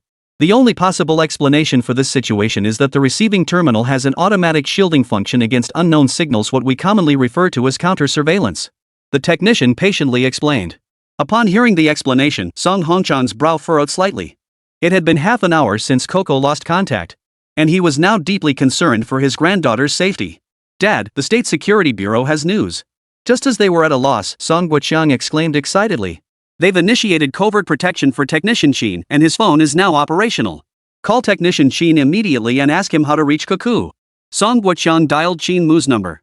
And after a few rings, the call connected. Hello, Engineer Qin. This is Song Guoqiang. I previously commissioned a mecha from your workshop. Song Guoqiang briefly explained the predicament they faced. Upon hearing that the armor had flown off into the sky with a young girl inside and gone missing, Qin Mu pressed his forehead in frustration. Mr. Song, please don't worry. I'll immediately adjust your daughter's access permissions so she can contact you as soon as possible. When his product encountered issues with the client, he had to take responsibility for resolving it. With that thought, Qin Mu approached the Super 3D printer. To contact Song Keke, he needed a super communication device with a strong signal. And he happened to have his eye on a blueprint earlier. Now with more exchange points, he planned to redeem the blueprint and craft it. Super Light Watch, a super watch with a built-in microcomputer, boasting numerous functions and an exquisite design, beloved by tech enthusiasts. Exchange points, 160. After redeeming the Ultra Light Watch blueprint, Qin Mu activated the 3D printer to begin printing. Estimated printing time, 5 minutes. After experimenting with it for a while, Qin Mu discovered that this portable Super 3D printer was not an infinite energy source and did consume electricity. Exchanging points for blueprints also supplied energy to the 3D printer. If Qin Mu wished to create a second identical item, he would need to expend an equal amount of exchange points to print it. In other words, mass-producing high-tech products with the 3D printer was a highly unprofitable endeavor. Continuously exchanging blueprints for various high-tech products to acquire the full knowledge required to manufacture them offered the best value for his investment. As he pondered, the 3D printer ceased operation, revealing a sleek, all-black watch placed at its center. Its form resembled that of a Huawei smartwatch, with a miniature voice recognition device embedded inside the dial. This allowed Qin Mu to issue commands to the watch without speaking or touching the face. This watch boasted an array of advanced features. Beyond making calls and accessing the internet, it featured holographic projection, counter-surveillance, and other cutting-edge technologies. Its battery life was nothing short of astonishing, virtually infinite. With so many features, Qin Mu didn't rush to explore them all. His immediate priority was to contact Song Keke and inquire about her situation. The communicator connected swiftly. Qin Mu held the superlight watch level, projecting the image of a beautiful young woman onto its surface. The projection's voice rang out crisply, "Hello, who's this?" Chapter 9, Hello, Senior Qin Mu. The pilot's voice sounded less anxious than filled with excitement and curiosity. "Hello, is this Ms. Song Keke?" Qin Mu, not particularly adept at interacting with women, asked dryly. "Ma'am? Does my voice sound that old?" Song Keke pouted playfully. Then her big eyes blinked twice as she realized something. "You wouldn't happen to be the administrator of this armor, would you? I mean, you're Qin Mu, the technician." "Yes, it's me," Qin Mu replied with a wry smile. "My apologies, Miss Keke. I failed to properly configure the armor's access permissions, putting you in danger." "What danger?" I felt amazing. "I'll tell you, I just helped a stalled passenger jet regain power." So that's how the system reward points were earned. Qin Mu had been puzzled why the reward appeared out of nowhere. Now he understood. "By the way, Technician Qin, how old are you?" "You sound pretty young," Song Keke asked next. "I'm 23 this year." "Oh, and just like you, I'm from Binzhou University of Technology." "Wow. Senior. You're my senior." Song Keke instantly transformed into a fangirl, squealing. "Senior, did you really build this armor? It's so cool. You have no idea how happy I am right now. The feeling of soaring through the stars is incredible." "Senior Qin, could I add you on WeChat? Maybe we could grab a meal sometime." Don't be fooled by Song Keke's current enthusiasm, it's all because during the call. In reality at school, she was known as the Ice Queen, the high school beauty queen. Strict upbringing had trained her to treat others with icy detachment. But right now, her excitement had completely exposed her true nature. From childhood onward, she'd always kept her distance from boys. This was the first time she'd ever taken the initiative to ask for a guy's contact info. And at that thought, Song Keke couldn't help but blush. No need for contact details. Once you're at school, we'll definitely have chances to meet again, Qin Mu replied bluntly. I'll grant you access to the armor system now. Contact your family as soon as possible and let them know you're safe. Okay, got it, Senior Qin Mu. After ending the call, Qin Mu upgraded Song Keke's permissions, granting her access to most of the armor's functions. Meanwhile, at the Zhangjiang military factory, inside the satellite monitoring room, the sentry armor that had been unreachable finally sent a communication request. Suddenly, a dazzling starry sky image appeared on the electronic screen. Vast as the sea, majestic and boundless. But the most crucial detail was this: judging by the angle of the shot, the location was definitely not on Earth, not even within the solar system. As soon as the image was displayed, the onlookers held their breath in awe, utterly stunned. It was so clear, rivaling most deep space imaging equipment. Grandpa, Dad, this is what I captured with the armored camera. How about it? Pretty cool, huh? Song Keke's playful voice rang out, followed by her explanation. This camera on the armored vehicle has super high resolution. This is a star I zoomed in on 10,000 times, it's absolutely breathtaking. What kind of camera is this? Judging by the resolution, if you were looking down from high above, you could see not just plates but even peanuts. The satellite base station technician couldn't help but exclaim. Upon the technician's reminder, Song Guoqiang and Li Feilong finally grasped the immense significance of the image their daughter had casually captured. Even the latest military drones, with their maximum flight range of 2,000 to 3,000 meters. And the images transmitted back are mostly blurry and indistinct. Yet this armored unit, operating at an altitude of 10,000 meters, could capture precise and crystal clear ground intelligence, making it an unrivaled asset on the battlefield. Of course, this is just one aspect of its technology. In reality, the Sentinel armor itself is already unmatched. Composing himself, Song Guoqiang said in a low voice, "Young lady, you should return first. After flying this long, you must be running low on fuel." The other staff members in the satellite base station nodded slightly. It had been nearly an hour since the armored vehicle launched into space. And over such a long period, the flight fuel must have been largely depleted. If it doesn't return now, running out of fuel could spell trouble. Don't worry, Grandpa. It's only been flying for an hour, it hasn't used much fuel. It was at 99.99% earlier, and now it's 99.89%. What? Only 0.1% fuel used after an hour of flight? Song Guoqiang's mouth twitched. If his own son told him something this absurd, he'd kick him a couple of times to cool him off, regardless of whether it was true or not. But since it was his precious granddaughter telling him such nonsense, he couldn't bring himself to do that. So he steeled his patience and asked, "Keke, you're not pulling Grandpa's leg, are you? Your flight speed has already matched that of the American F-22. Converted, that 0.1% fuel would last an F-22 an entire tankful. That's a bit too far-fetched, isn't it? Whoever lied to you is a little dog." Song Keke pouted playfully. Besides, if I hadn't just spent ages flying a stalled passenger plane, I wouldn't have burned through that 0.1% fuel anyway. Song Keke's playful scolding echoed through the control room. And combined with her words, it amused quite a few staff members. The young lady from the Song family might be young, but she sure knew how to spin a yarn. Keke, your aunt and uncle are teasing you. Where did you get this idea about a stalled airliner? Song Guoqiang rubbed his forehead. The probability of an airliner accident each year is only 1 in 200,000. How could you have been so unlucky to encounter one? But I really did carry a passenger plane. The captain even saluted me. The monitoring room staff covered their mouths to stifle their laughter. Keke, stop telling tall tales. Song Guoqiang's expression turned stern. How have I always taught you? Never deceive others just for the sake of a quick wit. But it's true. I even remember the registration number printed on the plane JK something. Oh, JK 630. You little minx, you're getting cocky after piloting a mech. Song Guoqiang shook his head. Even though this armor is incredibly powerful, lifting an airplane and flying it is nothing short of a fairy tale. Do you have any idea how heavy a regular commercial airliner is? Song Guoqiang clearly didn't believe his granddaughter's story. Because it was even more absurd than claiming it consumed only 0.1% fuel per hour of flight. He assumed she was just overexcited from piloting the mech, spouting nonsense. But just then, a technician standing near Song Guoqiang suddenly gasped, as he was reading a breaking news alert on his phone. Mr. Song, what was the aircraft serial number your granddaughter mentioned earlier? Not only Song Guoqiang, but everyone else was drawn to the question. The young lady said JK 630, Li Feilong replied with a chuckle. Could it be this one?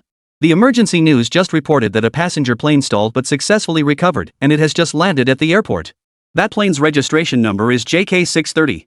Chapter 10, The Arrogant International Friend. The moment those words left his mouth, the entire room fell deathly silent. Song Guoqiang snatched the technician's phone, his eyes fixed intently on the screen.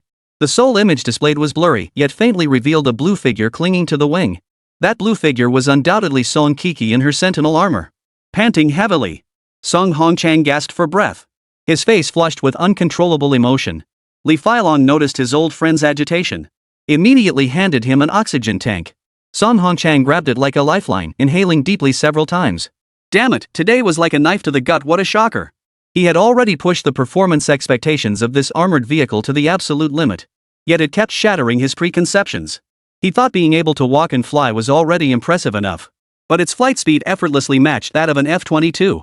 And flying that fast should be incredibly energy intensive.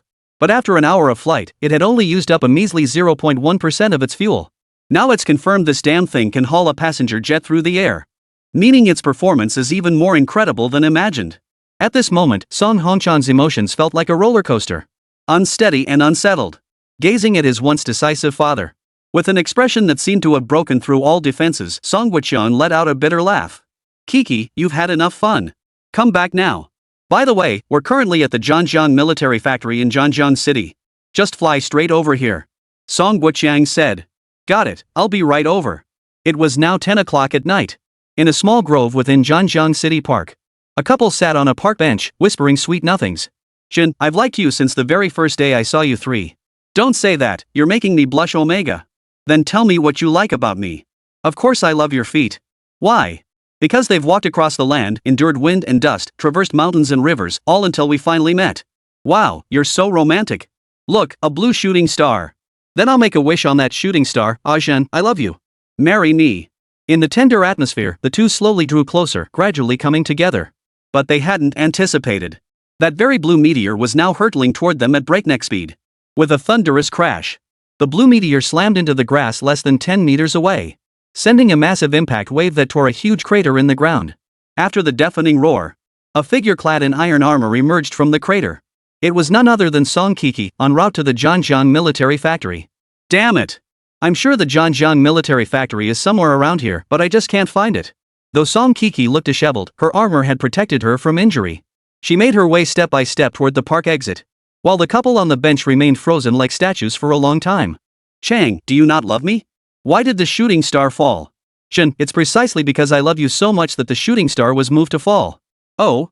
Is that so? Absolutely. The atmosphere grew increasingly intimate and they kissed again. Breaking news, breaking news. A citizen claims to have captured evidence of alien existence. Zhanjiang Metropolis Daily brings you the first-hand account. Interviewer 1, I really saw an alien. My family and I were having a barbecue on the rooftop when a blue light shot right over our heads. We all saw a human-like figure inside that blue light.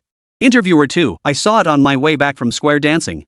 It definitely wasn't a meteor, it crashed straight into the park ahead with a deafening boom that shook the earth. Interviewer's statement 3, I suspect it's not aliens, it's the latest American high-tech gadget that fell from the sky. Keep it quiet, folks. Let's quietly make a fortune. News of a blue unidentified flying object appearing in Zhanjiang City quickly flooded short video platforms, with various accounts and blurry videos circulating wildly. Meanwhile, the instigator of this commotion, Song Keke, remained utterly bewildered as she searched for directions to the Zhanjiang military factory. Military factory location in Zhanjiang identified. Sentinel map will guide you. Warning! You are approaching a military no-fly zone. Proceed with forced takeoff? No-fly zone? Better not fly then. Since she'd already reached Zhanjiang territory, she figured she could probably reach the military factory area quickly even if she had to run. Song Keke decided against flying and opted to follow the navigation for safety. Otherwise, getting into trouble would be unwise. With that thought, Song Keke accelerated toward the highway indicated by the navigation system. At that moment, on the Wanshan Highway in Zhanjiang City, a gang of street racers from the United States were tearing down the highway at breakneck speed, driving supercars worth millions, wildly swaying their hips and bellowing at the top of their lungs. No worries, bro. Gas it up, baby. Damn. The cars you modified are amazing, I love them. Only the great Poirot could pull off street racing like this on Chinese soil. Paoluo, a rich kid, spent nearly 10 million bucks. He splurged nearly 10 million bucks. Ladies and gentlemen, enjoy the thrill of extreme speed. These supercars boast world-class speed. Not a single vehicle in all of Huagua can challenge them. Yet no sooner had Poirot finished speaking, a mechanical contraption glowing blue streaked toward them in the rearview mirror. Whoosh! It surged past with astonishing speed. Only a blur remained visible to the naked eye. Damn it, what the hell is that thing? Paoluo cursed under his breath. Having just declared no motorcycle could challenge them, only to be proven wrong in an instant? Feeling humiliated, Poirot's road rage flared up, and he immediately bellowed into the radio, everyone, chase after it. Find out what the hell that thing is. 6 supercars instantly began accelerating. The force of acceleration slammed him back into his seat. The gap that had opened up rapidly closed. Ward, what the hell is that thing? Paoluo and his crew wore expressions of utter disbelief. Holy crap! I can't believe I'm seeing a mech tearing down the highway. Is this a movie shoot? But I don't see any cameras. What the hell kind of movie is this? A humanoid suit moving at supercar speeds? How is that even possible? Listening to the heated debate crackling through the walkie-talkie, Paolo's anger flared. China's technology is light years behind ours in the United States. How could they possibly have such advanced humanoid-powered armor tech? Damn it, stop it. I'll be damned if I don't find out what the hell this thing is. With that thought, Paoluo slammed the accelerator to the floor. And in an instant, the supercar accelerated to 160 miles per hour. ING hell, stop now. The moment he passed the powered armor, Paoluo began shouting obscenities, his mouth spewing nothing but profanity. Chapter 11, Chain Explosions. Accustomed to acting like a big shot in the States, fueled by road rage, he kept cursing non-stop, while the armored vehicle simply barreled forward, completely ignoring him. Arrogant bastard, you won't take the wine, you'll get the punishment. Paoluo's eyes narrowed as he yanked the steering wheel, slamming into the power armor on the side. He'd pulled this stunt over a dozen times back in the States. His masterful driving skills gave him confidence he could send the other guy flying while emerging unscathed. Beep beep. Hostile activity detected in vicinity. Level 1 defense protocol activated. The next instant, the wheels beneath the power armor automatically redirected, swiveling the entire unit toward the oncoming supercar. Both steel arms gripping the supercar's hood, one left, one right. The freshly waxed hood warped rapidly under the stunned gaze of the onlookers, wrinkling like toilet paper. 2 sparks ignited beneath the armor's feet as the sports car was forcibly halted on the highway. Paoluo's eyes bulged wide, his expression dumbstruck. His pupils trembled violently, his legs shaking like a sieve. He never dreamed this armored vehicle could force his sports car to a halt. And even more absurdly, the hood was now completely mangled, and the most severely deformed section clearly bore the shape of 2 handprints. What the hell kind of high-tech crap was this? It was terrifying. Paula's face drained of color as he cowered in the car like a frightened chick. Click. Click. Behind them, 7 or 8 Americans emerged from another sports car that had been forced to stop, each wielding a baseball bat. Looking like demons, arrogant and overbearing. ING asshole, what did you do to our boss Paula? Paula's henchmen, who frequented the gym year-round, looked incredibly strong. And that was one of the reasons for their arrogance. With their boss's car forced to stop, they naturally had to save face. The leader, a big, dark-skinned guy, swayed toward the Sentinel armor, spitting contemptuously to the side as he did so. Kneel and lick our toes, or I won't let you off. But in the next instant, the Sentinel armor moved. 2 pistol-sized micro-cannons rose from its shoulders. 2 red laser beams locked onto the big black guy's forehead and chest respectively. Hey, bro, no need for that. We actually mean no harm. Big Black's expression changed faster than flipping a page, his arrogance vanishing completely in an instant. Seeing the 2 lasers still locked onto him, Big Black instinctively clasped his hands over his head, first kneeling then lying flat on the ground, motionless. His posture so textbook perfect that even a US military drill sergeant couldn't find fault. The armored suit was equipped with a weapon system, something none of them had anticipated. We don't want to cause trouble. Please let us go. China is a peaceful nation. We wish to avoid conflict. We are international friends. Would you dare lay a finger on us? The remaining Americans had lost their earlier arrogance. Their faces showed little fear. After all, this was China, and they were certain their status as international friends would prevent anyone from daring to harm them. What they didn't know, however, the one controlling the armored vehicle at that moment was a young girl who, since childhood, had been raised by her grandfather to despise evil. Under Song Keke's command, shoulder-mounted cannons locked onto the expensive sports cars. The next instant, red flames erupted, and one sports car after another exploded. No! My cars! The street racers were horrified. Faced with the relentless explosions, they trembled uncontrollably. The leader at the front finally snapped out of his shock, shakily unbuckling his seatbelt before scrambling out of the car in a panic. Barely 3 seconds after escaping, his ride was engulfed in flames. The flames roared fiercely, and the $1 million sports car, now nothing but a charred shell. Holy crap, God, what kind of monster did we provoke? China is too dangerous. I'm never coming back. Damn Paro, I shouldn't have listened to him and raced in China. Paulo, you ing bastard, pay for my car. Several international friends stared at the raging inferno, still shaken, cursing incessantly. Meanwhile, Song Keke, convinced she'd done a great service, kept her deeds in glory hidden, vanishing into the distance at the end of the highway. On the other side of the globe, in the United States, it was 11 a.m. A classified document was delivered to the president's desk in the Octagon building, startling President Biden out of his daze. Unidentified super-armed forces appear in China? Technology surpasses human capabilities, suspected extraterrestrial? The weapon resembles Iron Man and can fly? Bai Deng rubbed his eyes, confirming the document before him was indeed a state secret, rather than some sensationalist tabloid. Though he wasn't averse to reading sensationalist gossip. It was work hours after all. Getting caught goofing off wouldn't look good. Who delivered these classified materials? China discovered Iron Man? That's ridiculous. Technology isn't that advanced yet. Bai Deng's expression turned stern. Whoever heads the intelligence department, call them immediately. All they do is pursue these unrealistic schemes. Believe me, I'll have them fired. The call connected. Bai Deng unleashed a torrent of scolding before finally asking. Then asked, Director William, what evidence do you have proving Iron Man has appeared in China? Not Iron Man, a flying individual power armor, Director William emphasized. An hour ago, an international passenger flight over China experienced mechanical failure and was about to crash. It was saved by a flying armored soldier. Coincidentally, a citizen of the Republic of Korea was on board and reported the incident. It was the Republic of Korea's high-level officials who relayed the information to me. Oh, so it's from our ally. Our ally nation. Which lends credibility to the report. Bai Deng nodded slightly. This is no trivial matter. You must monitor it closely, understand? We could even activate our network of spies embedded within China for a more thorough investigation. Rest assured, Mr. President. I'll handle it immediately. Grandpa, I just took down a bunch of foreign street racers. It felt awesome. The moment the call connected, his granddaughter's first words nearly sent Song Guoqiang scrambling for oxygen. Keke, you killed people. Song Guoqiang exclaimed. No, I just taught those arrogant foreigners a lesson, blew up all their sports cars. Song Keke didn't bother explaining further, and immediately sent over the video of the blown-up sports cars. In the footage, the foreigners stood by like her grandson, as 2 red lasers swept across one sports car after another. The sports cars kept exploding, sparks flying everywhere. A scene straight out of an American blockbuster. After watching the video, their jaws dropped to the floor. This armored vehicle is equipped with a weapon system. Judging by the impact point, it seems to be mounted on the shoulder, an auto-aiming weapon. But why is the firepower so insane? One shell takes out a sports car. Even a Barrett rifle couldn't create that kind of explosive effect.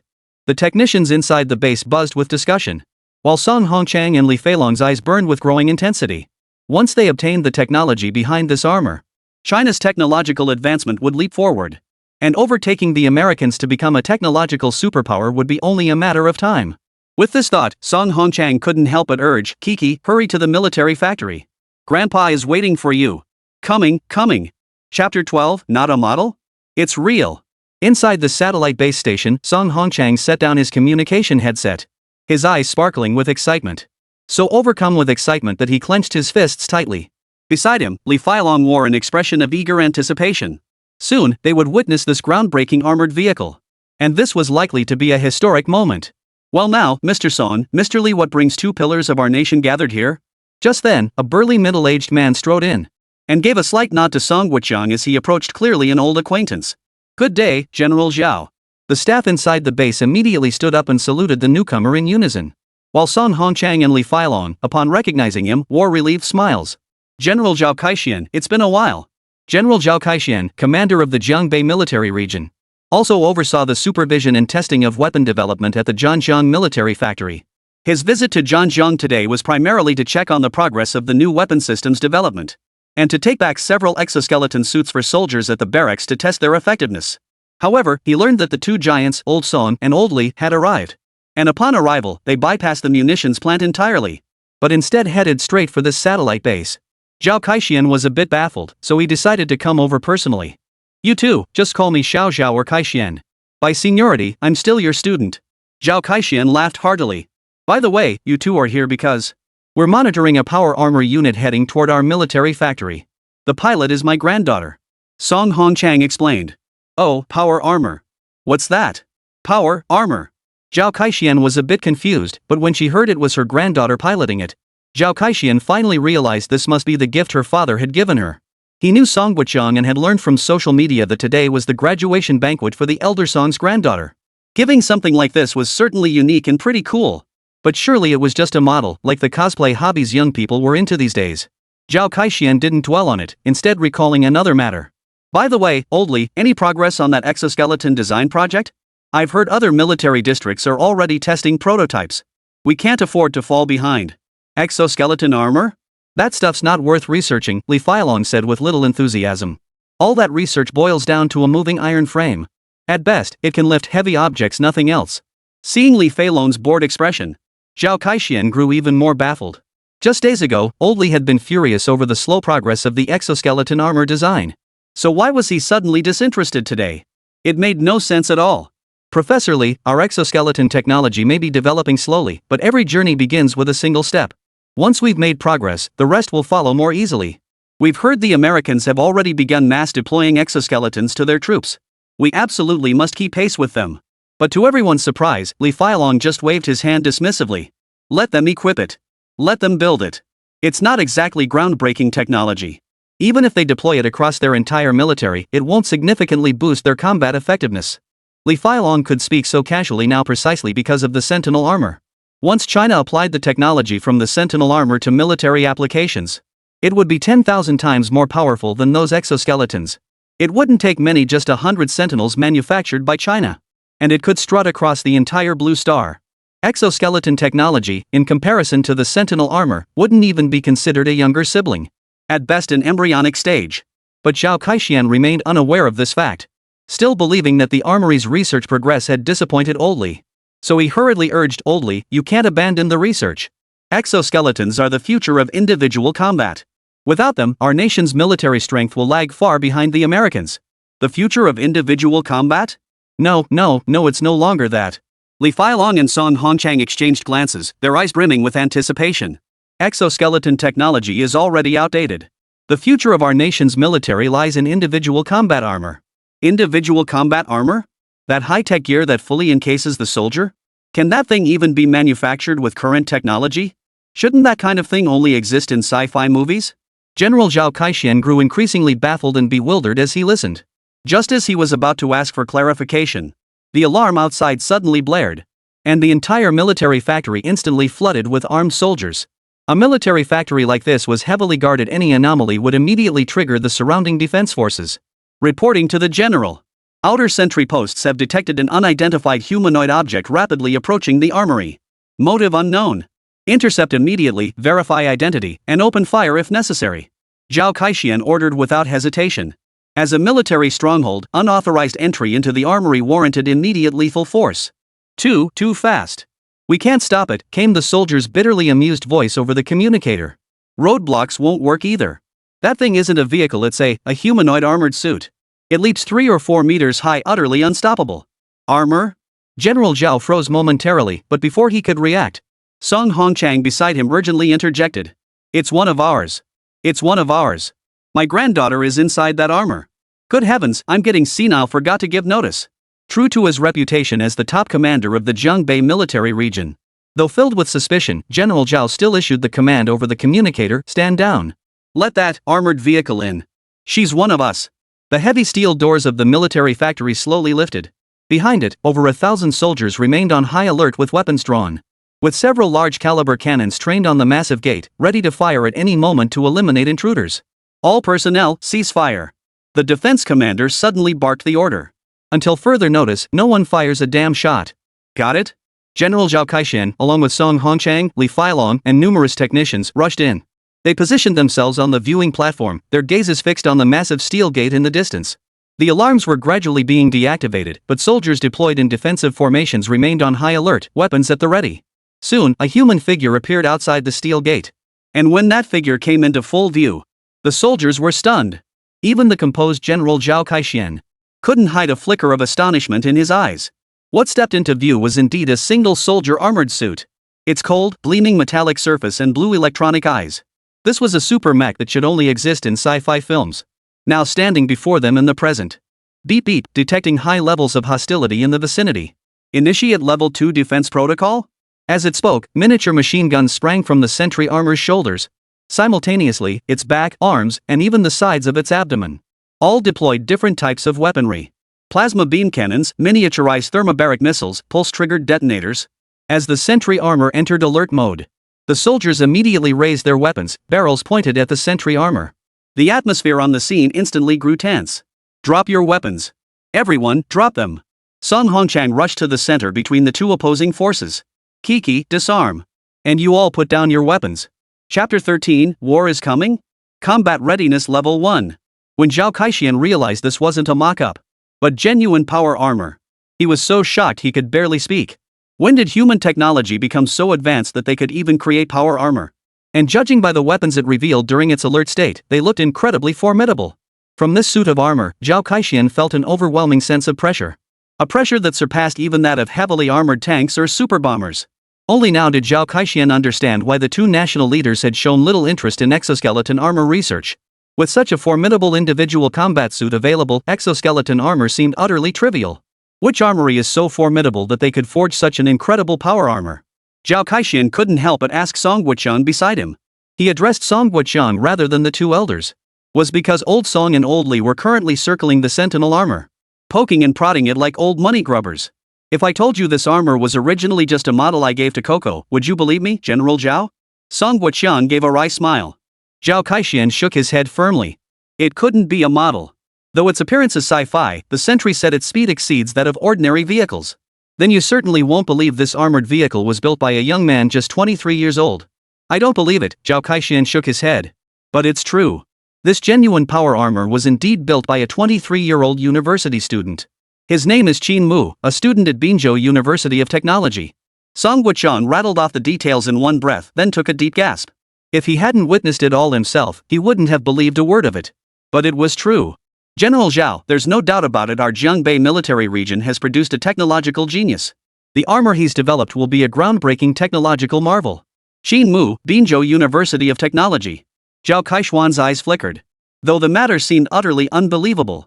Since Song Guoqiang had stated it so, Zhao Kaishan had no choice but to believe him. "I'll dispatch a unit. No, I'll send our most elite special forces to provide him with covert protection. The State Security Bureau has already assigned personnel to covertly protect him," Song Guoqiang said with a bitter smile. "Our suggestion is to observe him discreetly for a while first. Once all performance tests on this armored vehicle are complete, inviting him over then won't be too late. I don't feel secure with just the State Security Bureau. Alright, I'll recall the Night Owl Special Forces and station them around Qin Mu. This kid absolutely cannot come to harm." "The Night Owls?" Song Guoqiang was taken aback. The Night Owl Special Forces are the elite of the Zhongbei theater. Operating year-round in high-risk zones, each battle-hardened with extensive combat experience. Recalling them solely for covert protection of one individual was an extraordinary move.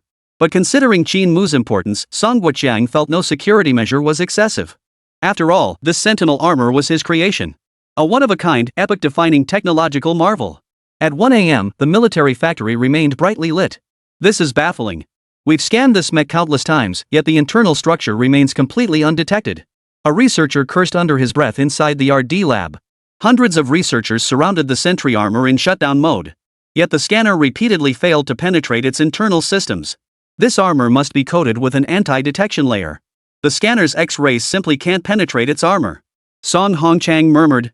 Then turned to ask another researcher nearby, Wang, how far along are we with the material density test? It's been nearly 2 hours. It's. The researcher named Xiao Wang, clutching a micro drill bit that had been ruined by drilling, flushed with embarrassment. Professor Song, I'm still in the initial sampling phase. The alloy used in this armor is far harder than diamond. We only had 3 drills in the factory, and now 2 are ruined. This alloy is that hard? Song Guoqiang frowned. Hard? It's beyond that. I reckon this armor could withstand a nuclear blast, Li Feilong replied from the side. We monitored radiation sources, and all rays were deflected by the armor's surface. Truly remarkable technology. Hearing the two elders' discussion, Zhao Kaixian immediately perked up. Are you two certain this armor's defenses could truly withstand a nuclear blast? Absolutely. Li Feilong affirmed with certainty. Perfect timing. Our military district has a live-fire rocket artillery exercise tomorrow. Why don't we put this armored vehicle to the test? No way, absolutely not. Keke is still a child, how could she participate in a military exercise? Song Guoqiang objected first. This armored vehicle is already bound to Song Keke, and no one else had any control over it. At that moment, Song Keke was dozing off in a nearby chair. The moment she heard words like drill and live fire exercise, she jolted awake and sat bolt upright. The discussion nearby continued. Researchers are currently at a loss with this armor. It's a waste to just leave it here as decoration. Unfortunately, only Keke has the authorization to pilot it. It would be great if other soldiers could pilot it during exercises. Zhao Kaixian sighed softly. This armor holds immense significance for Huaguo. To gain sufficient attention from higher-ups, paper documents alone won't suffice. We need actual combat records, even video footage. Record footage of the Sentinel armor engaging regular rocket troops in combat. That would be the most compelling evidence proving the Sentinel's worth. Having that kid, Coco, participate in live fire exercises is indeed unwise. Li Feilong pinched the bridge of his nose with a wry smile. Guoqiang, why don't you contact Technician Qin and have him assign someone else? Wait. I can participate in the exercises. Keke interrupted the conversation. Her face tightening with the tension of a child whose favorite toy was being taken away. I want to join whatever drill you're talking about. Just let me keep driving this armor. This is the best gift Dad ever gave me. I won't let anyone else use it. Seeing everyone fall silent, Song Keke grew desperate. Snatching her father's phone to call Qin Mu immediately. Hello, Technician Qin. This is Song Keke, the Sentinel armor pilot. She explained the situation urgently, and turned on speakerphone so others could hear. Senior Qin Mu, I'd like to ask if I were to pilot the Sentinel armor in a live fire exercise, would it be too challenging? After a moment of silence, Qin Mu spoke from the other end of the line. Extremely difficult. Well, what I mean is, destroying the Sentinel armor with missiles would be incredibly challenging. Chapter 14, this isn't a drill this time, it's for real. Hearing this, the people listening nearby gaped in astonishment. Had it not been confirmed that this armor could withstand a nuclear blast, Qin's words might have sounded like bragging. But the lab researchers had already confirmed this armor's extreme strength. Then what Technician Qin was saying now must be true. This Sentinel armor utilizes the latest carbon-based superalloy material, boasting strength 36 times that of tungsten steel. Theoretically, it can withstand a light tactical nuclear blast. If you truly intend to use it in live fire exercises, there's absolutely no need to worry about the pilot's safety. Your primary concern should be the safety of opposing forces during exercises, given that much of the Sentinel armor's weaponry is excessively advanced. Hearing Qin Mu's calm voice through the phone, the group gathered around the phone exchanged stunned glances, each seeing the shock reflected in the other's eyes. A tactical nuclear warhead, however light, is still a nuclear weapon. Materials capable of withstanding an explosion of this magnitude are rare worldwide, let alone in the United States. Carbon-based super-grade material? Song Guoqiang repeated the unfamiliar term, unconsciously clenching his fists as an indescribable excitement flashed in his eyes. If this material could be applied to aircraft, tanks, or even destroyers, wouldn't that make them invincible? But how do we ensure it doesn't harm the innocent? Song Keke pressed. This armor itself is equipped with an intelligence simulation program. Activate it and lethal strikes won't occur during drills. Qin Mu chuckled. Take the pulse exciter mounted on the chest, for instance. The moment that thing activates, every electronic chip within a 10-kilometer radius gets fried instantly. I call it an electronic nuclear bomb. Best not to use the thing in military exercises. The cost is simply too high. Pulse weapons? This armor has such an incredible feature. As the supreme commander of the Jiangbei Military District and chief overseer of the Zhanjiang Military Factory could no longer contain himself, his face contorted with utter astonishment. My defenses are shattered, completely shattered. The more they studied this armor, the more monstrous it became. The deeper they delved, the less they understood it. Modern warfare is dominated by information warfare. From fighter jets, destroyers, and tanks down to drones, exoskeletons, and armor all require chip-driven systems. But if you fire a pulse at it, the enemy hasn't even shown up yet, and their equipment chips are instantly fried. How the hell are we supposed to fight this war? We can't fight it. We simply can't. It's pure technological annihilation. 6 hours later, at a Rocket Force Corps training site in the Jiangbei military region, a shrill alarm pierced the entire military camp. The rocket troops, previously in a state of quiet readiness, were instantly roused from their slumber. Alert! Alert! Alert! Unidentified high-tech units detected infiltrating China. This exercise is cancelled. All personnel enter Level 1 combat readiness. Deploy all reconnaissance vehicles and activate detection protocols immediately. Repeat, this is not a drill. Unidentified high-tech units have invaded Huagua's territorial waters.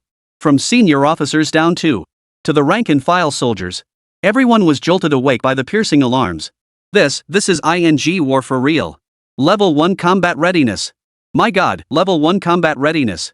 So sudden, who would invade our China? Could World War III be breaking out? Born in an era of peace, the soldiers were understandably panicked by this sudden emergency. Their panic was inevitable. But soon, they snapped into action and began methodically deploying their forces. Every rocket launcher in the camp rolled out, forming battle lines, including dozens of heavily armored tanks and anti-tank missile positions rapidly deployed throughout the area. Alarms blared throughout the rocket force barracks, while hundreds of soldiers armed with the most advanced anti-material heavy weapons formed ranks along the perimeter, swiftly establishing firing positions. The shrill alarms, the officers' loud shouts, all served as stark reminders that this was no drill. Enemies were truly approaching, invading their nation. Tensions were running high, ready to erupt at any moment. At that moment, inside the satellite base station at the Zhanjiang Arsenal, besides General Zhao Kaixian, Song Guoqiang, and Li Feilong, two national heavyweights, several top commanders from the Jiangbei military region and leading military technical experts were also present. They had flown in from all corners of Jiangbei aboard armed helicopters within the past 6 hours, with the sole purpose of observing this live fire exercise, a 100% simulation of a real battlefield. Directly in front of the large screen stood the Sentinel armor piloted by Coco, currently positioned atop a mountain on an island, ready to launch an assault on the mainland the moment the signal was given. While the corners of the screen displayed footage from various observation points deployed by the rocket force, effectively covering the entire deployment of the rocket force. Beyond the main display, a secondary screen displayed a bird's-eye holographic map, digitally processed from military satellite imagery, offering a comprehensive overview of the entire theater. On this map, the landmass was densely dotted with red markers, while the sea area contained only a single inconspicuous blue dot. For this exercise, all systems except intercontinental and long-range missiles are authorized for wartime-level deployment. Zhao Kaixian declared in a solemn tone, "I hope everyone understands the significance of this exercise. I, Zhao Kaixian, will personally bear full responsibility for any consequences arising from it. Once the Sentinel armor proves capable of withstanding rocket force firepower, the nation will undoubtedly throw its full support behind the Jiangbei military region's armored vehicle development program. And subsequent research on this armor will yield twice the results with half the effort." At the Rocket Force Command Center, officers bustled in and out, while communications personnel continuously received and transmitted orders. "Sir, we've pinpointed the enemy's location, an island in the East China Sea. Only one enemy detected?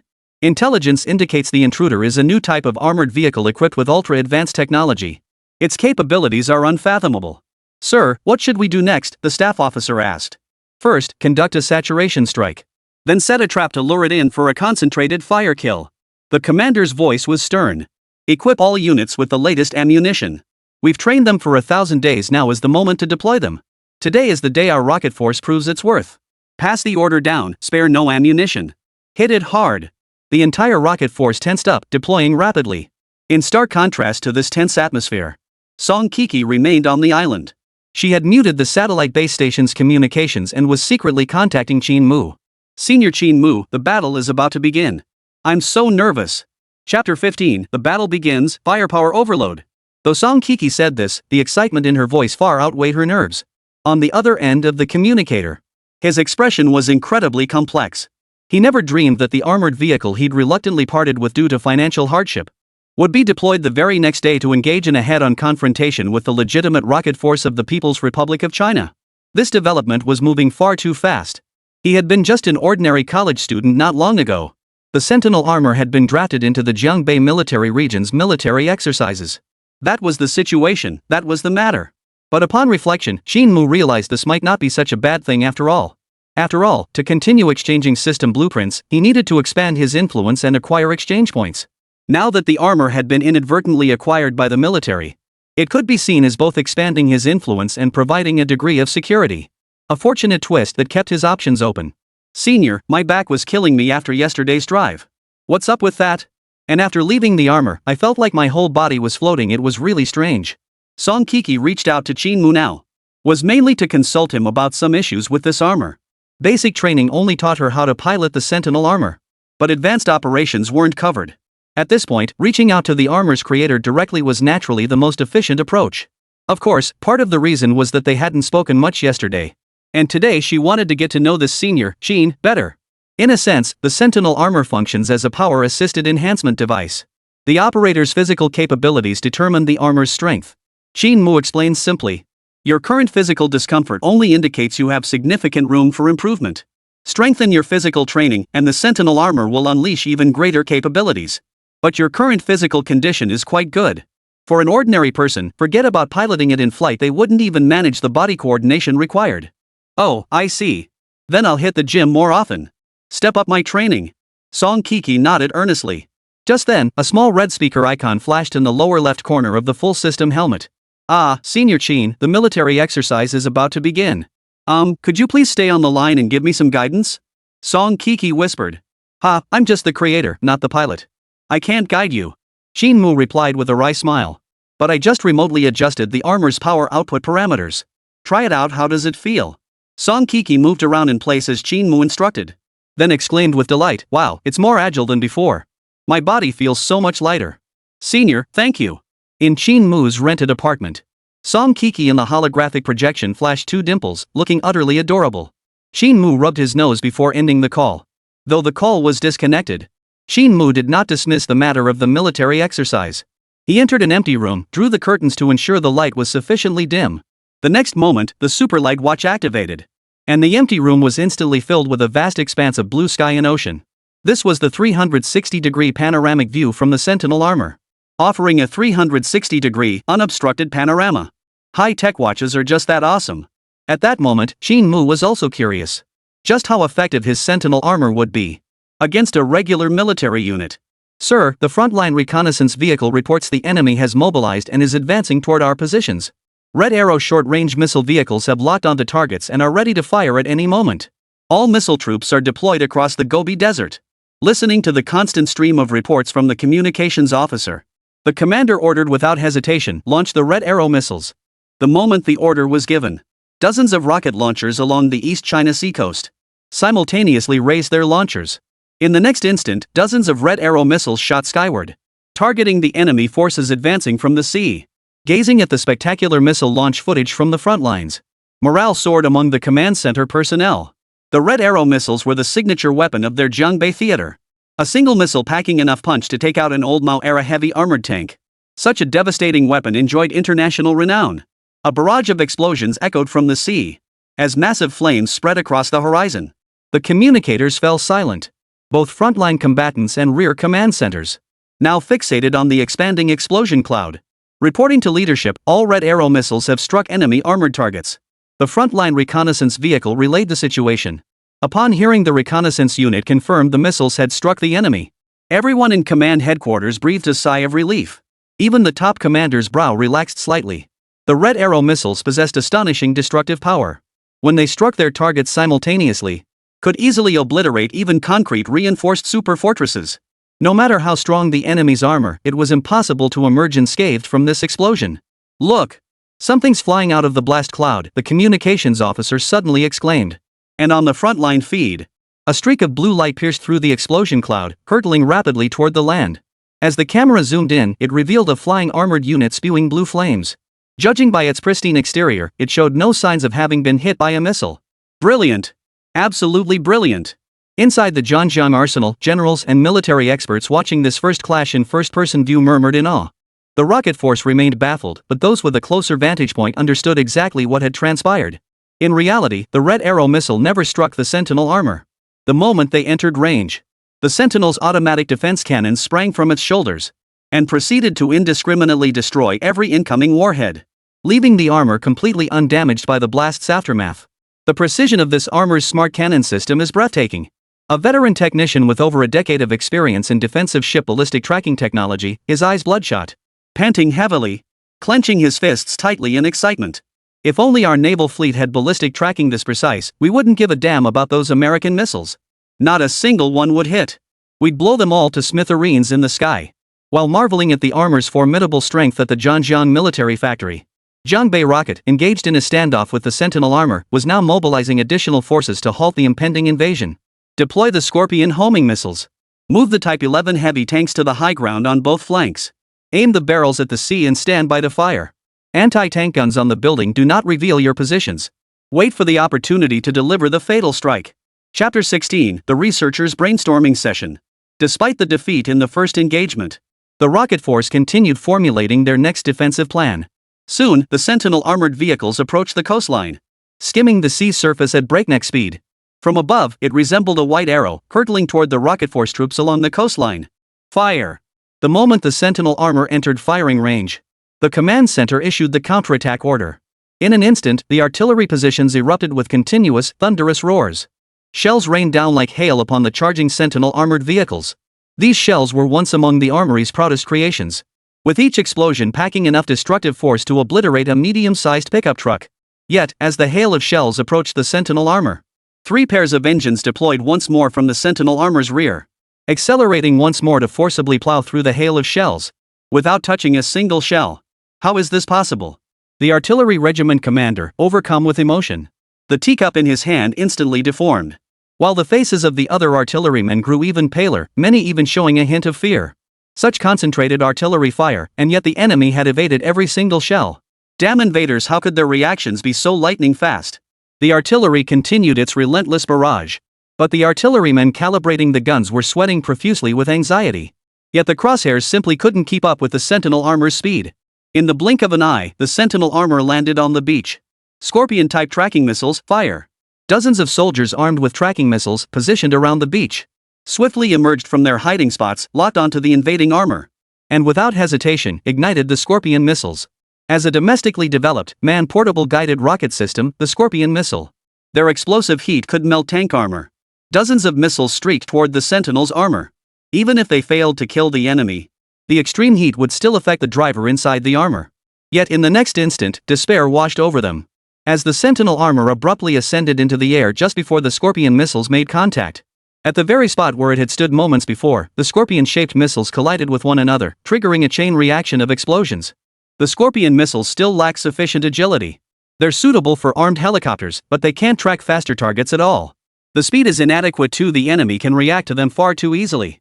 Inside the observation room of the Zhangjiang arsenal, a group of researchers engaged in heated debate. The rocket force, once a source of pride, had repeatedly exposed its shortcomings during this military exercise, leaving the researchers embarrassed while also pinpointing the next phase of improvements. The Red Arrow missile's warhead armor is too thin, it must be reinforced in later stages. The artillery packs a punch, but its calibration speed is too slow, and the barrel's turning is far too inflexible. The control chips for the Scorpion missiles need upgrading, currently only semi-guided, hardly intelligent. The researchers debated fiercely, each contributing ideas in a brainstorming session. Meanwhile, at the exercise site, the soaring Sentinel armor landed once more. As it took its first step, a large caliber bullet instantly struck its forehead. A crisp clang echoed as the bullet ricocheted off, and the sentry armor merely tilted its head slightly, otherwise, not a scratch. Damn it! I used a heavy sniper armor-piercing round with an alloy steel core, and it still couldn't penetrate this turtle shell. The sniper cursed under his breath. Next, anti-material snipers concealed in high-rise buildings took turns firing at the sentry armor. Yet these large-caliber armor-piercing rounds, capable of penetrating tanks, failed to inflict any damage on this armored vehicle.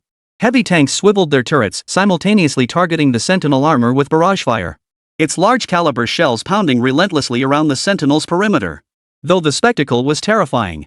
Despairingly, none of these explosions inflicted any substantial damage on the Sentinel armor. It simply strolled forward as if taking a leisurely walk. The surrounding artillery explosions posed no threat whatsoever. In the face of absolute power, no formation or trap could hold a chance. The barrage continued. But whether it was the Rocket Force Command Center or the ordinary soldiers attacking the invaders, a profound sense of helplessness gripped them all. Damn these invaders! Why is its defense so incredibly strong? A single armored unit can hold off our entire brigade. Is this truly a weapon modern humanity can produce? If only this armor belonged to China. But alas, it's the enemy's. Negative emotions spread throughout the ranks. From the rank-and-file soldiers to the officers, all were now stunned. Until suddenly, the whistle signaling the end of the exercise sounded. And were then informed that this had merely been an exercise. Just an exercise? Not an actual invasion of the nation? Upon hearing this news, the soldiers felt their taut nerves instantly relax. And some even collapsed onto the ground. Not from exhaustion, but from the aftereffects of extreme tension. Everyone breathed a silent sigh of relief, but a wave of lingering dread soon followed. Thank goodness it was only an exercise and not a real invasion. If such a technologically advanced enemy truly existed, and suddenly launched an invasion against China, the entire nation, their families would likely suffer unimaginable harm. But, wait a minute. If that battle was just an exercise, doesn't that mean that high-tech armored vehicle didn't belong to another country? But China's own. Squeak! Amidst the clatter of mechanical operations, Song Keke emerged from the armor, deactivated, onto the open ground. Tall and slender, with an innocent and adorable appearance, she looked every bit the girl next door. When the assembled soldiers saw that the figure emerging from the armor was merely an adorable young woman, their jaws dropped to the ground. The pilot of the power armor that had emerged unscathed from their rocket force's barrage of fire was actually a cute girl. Unbelievable. Absolutely unbelievable. How humiliating, defeated by a little girl. This is utterly shameful. This time, the shame has reached new depths, getting utterly crushed by a young girl. If other military regions find out, they'll laugh their heads off. Engines roared. A military vehicle rolled into the barracks. Several men disembarked. The one leading the way walked with steady strides and an imposing presence. None other than General Zhao Kaixian. Accompanying him were the venerable elders, Old Master Song and Old Master Li. Gentlemen, Zhao Kaixian began. Zhao Kaixuan's opening words were a sharp rebuke to the officers and soldiers of the rocket force. You used to look down on this corps and that corps, thinking your heavy firepower made you the big brothers of the army. So, big brothers, how does it feel to be defeated by a little girl? The crowd hung their heads in shame. The rocket force personnel had come to deeply realize the formidable strength of this Sentinel armor. Their weapons couldn't breach the enemy's defenses. This battle was damn frustrating. Chapter 17, Enlistment by Merit, General Zhao's Invitation. Future warfare relies not on numbers, but on science and technology. The reason I had you engage the Sentinel armor today was to make you understand that when technology reaches a certain level, its combat power becomes utterly overwhelming. Zhao Kaixuan's gaze sharpened as he scanned the group before speaking again. Do you know that the girl piloting this armor is just a high school graduate about to enter university? From her first encounter with this armor to piloting it against you all, it took her a mere 12 hours. What does that even mean? Think about it carefully, everyone. Whispers of discussion rippled through the ranks. The soldiers exchanged stunned glances. This super-armored suit boasts astonishing combat prowess, yet its pilot is a rookie with a mere 12 hours of driving experience. In other words, this armor isn't just exceptionally powerful. But crucially, it's not overly difficult to operate, it's surprisingly easy to master. If such super armor could be mass-produced, wouldn't China's national defense become unrivaled in the world? Whether it's the Americans or NATO. If they dare to provoke China, they'll be beaten into submission. As the first military unit to witness the power of this super armor, feels profoundly honored. At this thought, the soldiers' spirits soared. I expect all of you to thoroughly review and refine your performance during this exercise. For any issues encountered, I want to see personal summary reports from officers at company commander level and above. After reassuring the rocket force, Zhao Kaixian secured the most crucial item within the military camp command center. All video footage from the entire military exercise. With this footage, combined with the first-person video recorded by the Sentinel armor, it will be more than enough to demonstrate the Sentinel armor's formidable capabilities. At that point, the nation's top leadership will undoubtedly pour substantial resources into researching this power armor. Ding! Influential content detected. Congratulations, host, on earning 2,500 exchange points. Qin Mu, who had also watched the entire exercise and was still reeling from the immersive battlefield footage, was jolted back to reality by the system notification. Wow, this military exercise directly rewarded 2,500 exchange points, nearly enough for a Sentinel armor blueprint. Qin Mu nodded with satisfaction. At this rate, he'd soon be able to exchange for new technology blueprints again. Meanwhile, the Sentinel armor units that had concluded the military exercises were transported back to the Zhanjiang military factory. Over the next few days, the military factory conducted increasingly detailed and comprehensive studies on the armor. From test firing its various weapon systems, to strength tests, high temperature and low temperature endurance tests, and speed tests. The results were exhilarating. This armor displayed virtually no weaknesses, serving as both a formidable defensive suit and a highly maneuverable, swift vehicle. And it can operate in all kinds of extreme environments. Barring outer space, it can go virtually anywhere. 3 days later, at dawn, within the top-secret research facility of the Zhanjiang military arsenal, Zhao Kaixian personally delivered 2 signed documents to Song Guoqiang, the esteemed Mr. Song. Ever since the Sentinel armor was transported back to the arsenal, Old Master Song and Old Master Li had scarcely left the premises, devoting themselves entirely to studying this armor. Mr. Song, Mr. Li, please take care to rest. This Sentinel armor isn't something we can fully understand overnight. Zhao Kaixian looked at the 2 elders with a touch of concern. These 2 elders had always been at the forefront of national military weapons development. And even at their advanced age, they still poured their hearts and souls into their work. It was impossible not to feel profound respect for them. We won't rest until we've fully understood this armor. Li Feilong pressed his forehead. After so much time in the lab with no progress, it feels like all my years of study have been for nothing. The technological sophistication of this armor far exceeds contemporary standards. Unless the manufacturer himself comes to visit, thoroughly researching it will be quite a challenge. Song Guoqiang removed his gloves and wiped the sweat from his forehead. My purpose in coming this time is to discuss with you 2 elders the matter of contacting the creator of the Sentinel armor. At these words, a sharp gleam flashed in the elders' eyes. Finally, they would get to connect with Qin Mu, that technological genius. Ever since learning of this armor's existence, the elders had constantly yearned to meet this 23-year-old prodigy who had created such advanced armor. There were too many aspects of this armor they couldn't fathom, and they needed this young man to decipher it. Relying solely on their own efforts, it would likely take them over a decade or 2 to fully grasp it, let alone achieve mass production. If they could meet this young man and have a proper conversation with him, it would greatly accelerate the research progress. Please review these 2 documents, elders. Zhao Kaixian handed over 2 documents and explained. These are special recruitment documents from the Jiangbei Military District. I intend to recruit Qin Mu as a senior military technology advisor for the Jiangbei Military District, with unrestricted access to the Zhanjiang arsenal. And the other document? Li Feilong inquired. The other special recruitment is for Coco. Her armored vehicle operation skills are undeniable. I want her to become our military region's first power armor pilot. Both special recruitment documents were personally drafted by Zhao Kaixian. One for research and development, the other for an armored vehicle pilot. Both carrying immense weight. Keke should be easy to convince. She's been fascinated by the military since childhood and would be thrilled to join the forces. But I wonder if that prodigy Qin Mu would be interested in this offer. Song Guoqiang frowned deeply. Geniuses don't always think like ordinary people. What if he just craves freedom and doesn't want to be tied down by official constraints? Old Song's words struck a chord. Immediately made Zhao Kaixian frown. Old Song had a point. While this special recruitment document might be an honor in his eyes, but from Qin Mu's perspective, it might not be an honor at all. It could become a burden instead. I recall Coco's father mentioned Qin Mu only asked for a 30,000 yuan deposit to build this armored vehicle? Li Feilong chimed in from the side. We know his background. Orphaned at a young age, he's had to fend for himself all these years. It must have been incredibly tough. I guess he's in desperate need of money right now. I recall that at the start of summer semester, students typically pay the full year's tuition and textbook fees up front. Compared to the special recruitment, I think the prize money is far more crucial to him. Li Feilong's words jolted. Zhao Kaixian snapped out of his daze, silently cursing his own carelessness. Qin Mu must have poured immense effort and resources into developing such advanced armor. What he needed most now wasn't titles or honors, but the funds to sustain his livelihood. Damn it, I just didn't think it through. Zhao Kaixian tapped his forehead in frustration. Guoqiang, transfer the funds to Qin Mu immediately. Add 1 0 to the deposit. No, make it 2 zeros. The state will reimburse you for this expense. Chapter 18, Overnight Fortune, City in Uproar. Add 2 zeros to the deposit. That's 3 million yuan. At that moment, just as Qin Mu arrived at the gate of Binzhou Polytechnic, his phone suddenly vibrated. He tapped to check. His eyes widened in disbelief.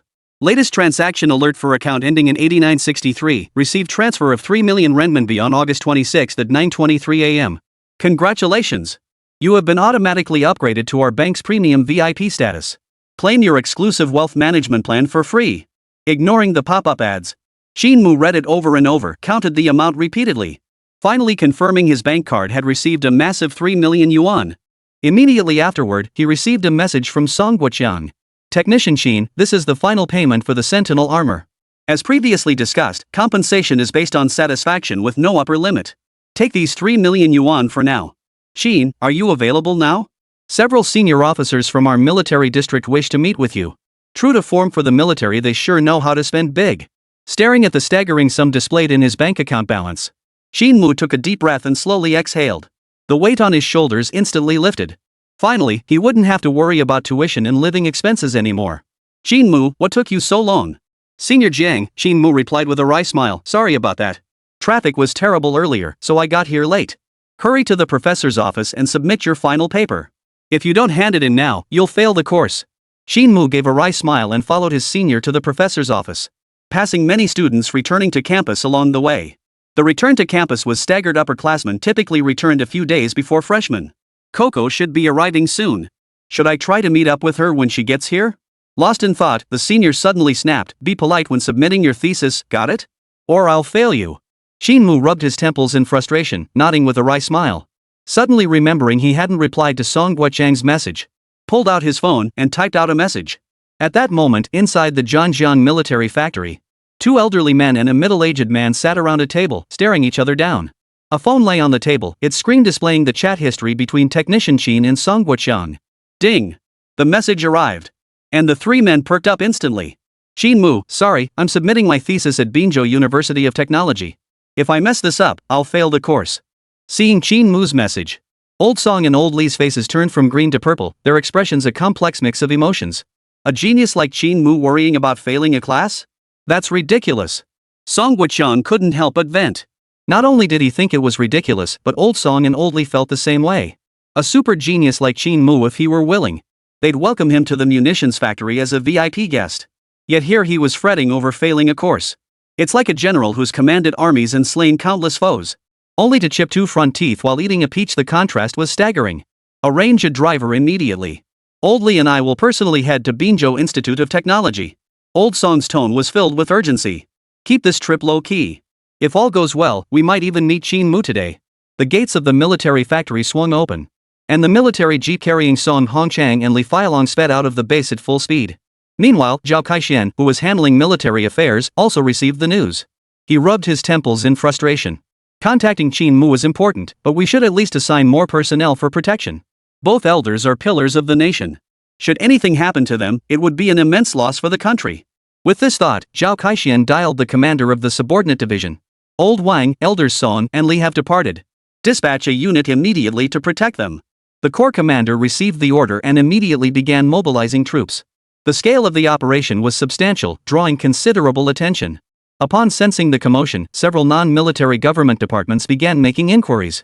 Upon learning that the two national-level meritorious elders, Mr. Song and Mr. Li, were traveling, all departments immediately sprang into action. Roads were cleared where necessary, subordinates were kept in check, fearing that the dignitaries' journey might inadvertently cause any undesirable taboos. Upon learning the elders' destination, seasoned officials immediately drove to meet them. The chance to meet the two elders was rare and precious, and if one happened to assist them in any way, it would truly be a blessing. Across the entire city of Binzhou was abuzz with activity, a whirlwind of movement. Within hours, officials of all ranks converged on Binzhou University of Technology. The university president, sipping tea in his office, was instantly stunned upon receiving the news. Binzhou University of Technology harbors a hidden powerhouse so significant that high-ranking military officials would make a special trip just for this figure. Good heavens! Just how influential must this hidden powerhouse be to warrant the military district's intervention? It's unimaginable, utterly unimaginable. Qin Mu had no idea that his seemingly insignificant message had triggered such a widespread butterfly effect. At that moment, he stood in his advisor's office, humbly receiving guidance. Once the guidance concluded, he strolled leisurely out of the office toward the sports field. Walking around the field was one of Qin Mu's few forms of exercise, and it also served as an excellent way to unwind. Meanwhile, outside the gates of Binzhou Institute of Technology, military vehicles pulled up one after another, and large numbers of soldiers armed with rifles assembled at the gate, awaiting further instructions. Both students and security guards at the entrance were stunned by the scene, fearing terrorists had infiltrated the campus. Scurrying away in fear, their eyes filled with terror. Municipal department leaders had already entered the campus ahead of time to scout the situation. Well versed in the ways of the world, they sought not to claim great achievements but to offer assistance in minor matters. Smooth relations, and preemptively notify the principal to ensure the military district dignitaries' affairs proceeded smoothly. Soon, Elders Li and Song arrived in their SUV. Soldiers, weapons at the ready, directed the crowd flow, their faces set in vigilant alertness as they guarded the perimeter. The scale of the operation was undeniably substantial. Song Guoqiang, who had accompanied them, promptly sent a message to Qin Mu. And upon learning Qin Mu was strolling on the sports field, immediately relayed the information to Elders Song and Li. Since Qin Mu is on the field, let's go find him there. Old Li chuckled. It's been years since I last visited Binzhou Institute of Technology. This will be a good chance to see my alma mater. Chatting casually, the two elders made their way toward the field. Qin Mu had barely arrived at the field when several upperclassmen dragged him into a soccer game. But after just a few minutes, he was already drenched in sweat and gasping for breath. His weak constitution ill-suited for strenuous exercise. His pitiful panting after just a few sprints drew laughter from the seniors. Just then, a large contingent of fully armed soldiers suddenly poured onto the field from outside. Their numbers easily reached 400 or 500. Each carried live ammunition and bore stern, forbidding expressions. Chapter 19, The Popular Little Qin. The soccer seniors were stunned by the sudden appearance of these military brothers. Watching them gradually encircle the field, they had no idea what was happening, stuck between leaving and staying. Qin Mu remained the calmest among the students, recognizing the military presence as coming for him. He hadn't anticipated such a large-scale operation, though. The troops parted to form a corridor. Escorted by a group of soldiers, Old Wang and Old Li appeared before Qin Mu. Qin Mu, my dear student, we finally meet, Old Li chuckled, stroking his beard as excitement flickered in his eyes. Even the usually stern Mr. Song stepped forward, grasping Qin Mu's hand firmly. Qin Mu, we finally meet.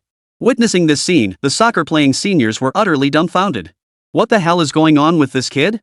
Are these military guys here specifically for him? Holy crap, could Qin Mu be some kind of hidden big shot? With the matter settled, Qin Mu was invited by the two elders to visit the Zhangjiang military factory. When the factory's researchers learned that the genius technician who created the Sentinel armor was visiting, they all dropped what they were doing and rushed toward the factory gates, all eager to see the genius behind such a groundbreaking high-tech weapon. Yet when they saw the young man in his early 20s accompanying Old Song and Old Li as they stepped out of the car, they all gaped in astonishment. No way, this kid built that armor? Of course it is. Just look at the expressions on Old Song and Old Li's faces. Holy crap, this genius is so young, barely over 20. At 20, I was still chasing girls around campus, and this guy's already developed something as incredible as the Sentinel armor. This kid is terrifyingly talented. Word spread like wildfire, and soon everyone at the military factory knew the genius behind the Sentinel armor had arrived. So more people poured in. Just as Qin Mu and the others stepped into the office, the fan club behind them instantly blocked the office doorway, leaving no room to move. Latecomers kept pushing and shoving, tiptoeing up and down on their toes, desperate to catch a glimpse of the genius. The scene was far livelier than any celebrity's airport arrival and far more meaningful. In the office at that moment, besides Elder Song, Elder Li, and several other venerable elders, stood a beautiful young woman. Dressed in a camouflage short-sleeved shirt and matching pants, her hair pulled back, radiating a spirited aura. Senior Qin Mu, we finally meet. Song Keke's rosy cheeks beamed with delight, her large eyes crinkling into adorable crescent moons. Hello, Keke, Qin Mu greeted her with a touch of awkwardness. Alright, Keke, we've got business to attend to. Once we're done, you two youngsters will have plenty of time to bond, Li Feilong quipped. At the mention of business, Song Keke sensibly stepped aside while the two elders led Qin Mu to the adjacent workshop. The group of enthusiastic fans outside immediately stampeded toward the workshop, only to be frozen in place the next second by Li Feilong's glare. Get the hell back to work, all of you. Don't you have jobs to do? Do I need to call your workshop director over here? Reporting to Elder Li, no need to call him, the workshop director is right here. The remark nearly choked Li Feilong. We're just curious about the genius who developed the Sentinel armor. Let us in to see. Yeah. Let's see what makes this guy so special. The crowd murmured restlessly. These researchers, who normally buried themselves in science without watching dramas or chasing celebrities, seemed possessed today. No amount of shooing could disperse them. Materials and energy specialists stay. Everyone else, disperse. This doesn't concern you, Old Song suddenly spoke up. Compared to the usually jovial Old Li, Old Song's tone was far more solemn, and no one dared defy his words. The researchers permitted to stay followed Professor Song into the workshop with smug expressions, while those whose fields didn't involve materials or energy beat their chests in frustration, sighing repeatedly. Despite dismissing many, the workshop remained packed to capacity. Qin Mu, Old Li, and Old Song stood beside the sentry armor unit positioned in its original spot, surrounded by a circle of researchers who dared not even breathe loudly. Without further ado, Old Song addressed them directly. Qin Mu, I'll call you Xiao Qin from now on. Though you built this armor, I still need to ask you a few questions. Of course, if anything is too classified, you don't have to answer. Ask away, Grandpa Song. Whatever I know, I'll tell you honestly, Qin Mu replied calmly. Having chosen to come to the armory, he had no intention of holding anything back. Seeing Qin Mu's straightforwardness, the researchers immediately turned their heads, ears perked up, each holding a small notebook ready to take notes. Then, the first question, what is the energy source powering this armor? The Sentinel armor draws its power from a fission-ion accelerator housed in its abdomen, Qin Mu answered without hesitation. It's a reactor that's both more efficient and more stable than nuclear fission. Comprising three components, the exciter, the ion contraction matrix, and the energy converter. These three components are stacked together. The exciter activates the ions within the matrix, initiating ultra-high frequency motion. The converter then absorbs this energy and supplies it to the armor. Qin Mu spoke fluently for 3 or 4 minutes straight. When he finally fell silent, the room fell silent, broken only by the rustling of pencils on paper. Though busy taking notes, the researchers' brows furrowed deeper by the moment. Hey Tao, did you understand what Engineer Qin was talking about just now? Nope. I thought you did. Me neither. Then why were you scribbling away so enthusiastically in your notebook? That's exactly why I need to write it down. Right now I feel like a first grader, it's like listening to gibberish, seriously. Ha! Song Keke burst out laughing at the researchers' exchange. She ran over to Grandpa Song and pouted. Grandpa, tell Senior Qin Mu to explain it simpler. Nobody understood a thing. Ahem, old man Song flushed uncharacteristically. Truth be told, I didn't understand it either. Li Feilong beside him wore a complicated expression. Same here. What? Song Keke was dumbfounded. If the researchers didn't understand, it meant they hadn't mastered the skills yet. But how could her two grandfathers not get it? These two grandpas were pillars of China's scientific research community, how could they not grasp it? Could it be that Senior Qin Mu knew more than her own grandfathers? At this thought, Song Keke's little mouth opened slightly, revealing an adorable look of surprise. Alright then, Qin Mu offered with a wry smile, I'll write out the reaction equation for fission ions. Understanding the principles should make it clearer. Chapter 20, Voluntary Surrender, bonuses not enough to cover. When they heard Qin Mu was going to share the fission ion reaction equation, not only the researchers present, but even Old Song and Old Li wore expressions of astonishment. Young Qin, you really intend to explain the principles of fission ions? The usually stern Old Song now spoke with a hint of unease in his voice. Once the principles of new scientific and technological advancements were revealed, they became classified research secrets. And 99.9% of Earth's scientists would never readily share the fruits of their painstaking research with others. Yet Qin Mu. I said I'd share everything I know, Qin Mu began with a smile, then grew slightly embarrassed. But there's a major problem now. If we don't solve it, I'm afraid I won't be able to write the equation. A major problem? What kind of problem? Old Song's heart tightened. Insufficient funding? Or lacking money for a relative's medical treatment? Could he be under threat? At this thought, Old Song's eyes turned cold. Anyone who dares to obstruct young Qin from writing that equation must be dealt with. As long as young Qin is willing to write the equation, I'd climb mountains of cherry blossoms or blow up the Octagon building, nothing would be too much. May I borrow that blackboard? Qin Mu's slightly youthful voice drifted over. Ha! The fire burning in Old Song's eyes instantly extinguished. The biggest problem right now is that I have nowhere to write the equations, so I'd like to use that blackboard over there, Qin Mu repeated, thinking the old man hadn't heard him clearly. Ha! Oh, sure, of course. That kid Qin. I thought it was something major, but his so-called big problem was just borrowing a blackboard. Old Song felt both amused and exasperated, immediately having someone roll the blackboard over. After 2 hours of explanation, the blackboard was densely covered with a long string of symbols and formulas. Both Old Song and Old Li's eyes lit up at the sight of this blackboard full of formulas. These mathematical symbols held the key to Hua Nation's rise. If revealed internationally, they would undoubtedly cause a major uproar. Yet these invaluable formulas had been handed over to the nation without compensation by this young man, Qin Mu. Crucially, he had not once demanded any compensation or conditions. Such sincerity was truly admirable. Oh, right, I've also included the reaction formula for carbon-enhanced supersteel. It's not complicated, so you might as well study it while you're at it. Qin Mu always delivered jaw-dropping revelations with the most understated tone. Carbon supersteel? Not complicated? Study it on the side? Comrade Qin, did you even consider how your words might make us old-timers feel? It makes us look like complete fools, you know. Old Li and Old Song exchanged glances, each seeing a hint of complexity in the other's eyes. Carbon supersteel is a super alloy capable of withstanding light tactical nuclear explosions. Yet Comrade Qin spoke of its reaction formula with such casual disregard, as if it were worthless. The kicker? There wasn't a hint of arrogance in his tone. In other words, Xiao Qin genuinely believed this reaction formula was worthless. Man, some people just make you sick. Hey, old Song, what's the top prize for scientific and technological achievements in our country again? I think it's around 8 million yuan. Compared to Xiao Qin's contribution, 8 million seems a bit pitiful. Then I'll apply to add a 80 million? Still not enough? Li Feilong glanced at Qin Mu, who was sipping water and chatting with Coco nearby, then suddenly shifted closer to Song Guoqiang and said, Xiao Qin's a pretty decent kid. Heard he's still single. He'd make a good match for your granddaughter. Why not set them up? Song Guoqiang rolled his eyes. Get out of here. Young people fall in love freely. I'm not some old fossil, I won't interfere. Oh, I see. Well, that's perfect. I happen to have a young niece who's also at marriageable age. Let me see if I can play matchmaker for little Qin. Get lost. If you dare set your sights on Xiao Qin, you'll see if I'll let you off the hook. My granddaughter knew Xiao Qin first. If you try to muscle in, our friendship is over. Song Hongchan's fierce expression made Li Feilong burst into laughter. For the next period, Qin Mu remained at the munitions factory, explaining the functions and principles of the various high-tech devices on the Sentinel armor to the researchers. Throughout this process, Qin Mu held nothing back, imparting every bit of knowledge he possessed. During this time, Old Song and Old Li stepped away for a while. When they returned, their faces were beaming with joy. Young Qin, hold on a moment. I've got some good news to share with you. Old Man Li cheerfully interrupted Qin Mu's lecture. Come with us to the office. The three arrived at the office. Upon opening the door, they found two military officers standing inside, one in front and one behind. The one in front wore a stern expression, his shoulder epaulets adorned with golden olive branches flanking two gold stars, a lieutenant general. The other officer was someone Qin Mu had met before, Colonel Shi. Hello, Qin Mu.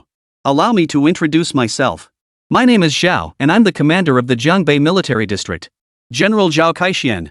Qin Mu always held military officers in the highest regard. He bowed politely and said, Hello, General Zhao. Zhao Kaixian gave a slight nod, his eyes occasionally flashing with satisfaction as he appraised Qin Mu. Qin Mu had been at the military factory for 3 days now, and Zhao had heard reports of his performance during that time. He greatly admired this young man who had shared his research findings without reservation. Young Qin, we've summoned you today to discuss an important matter.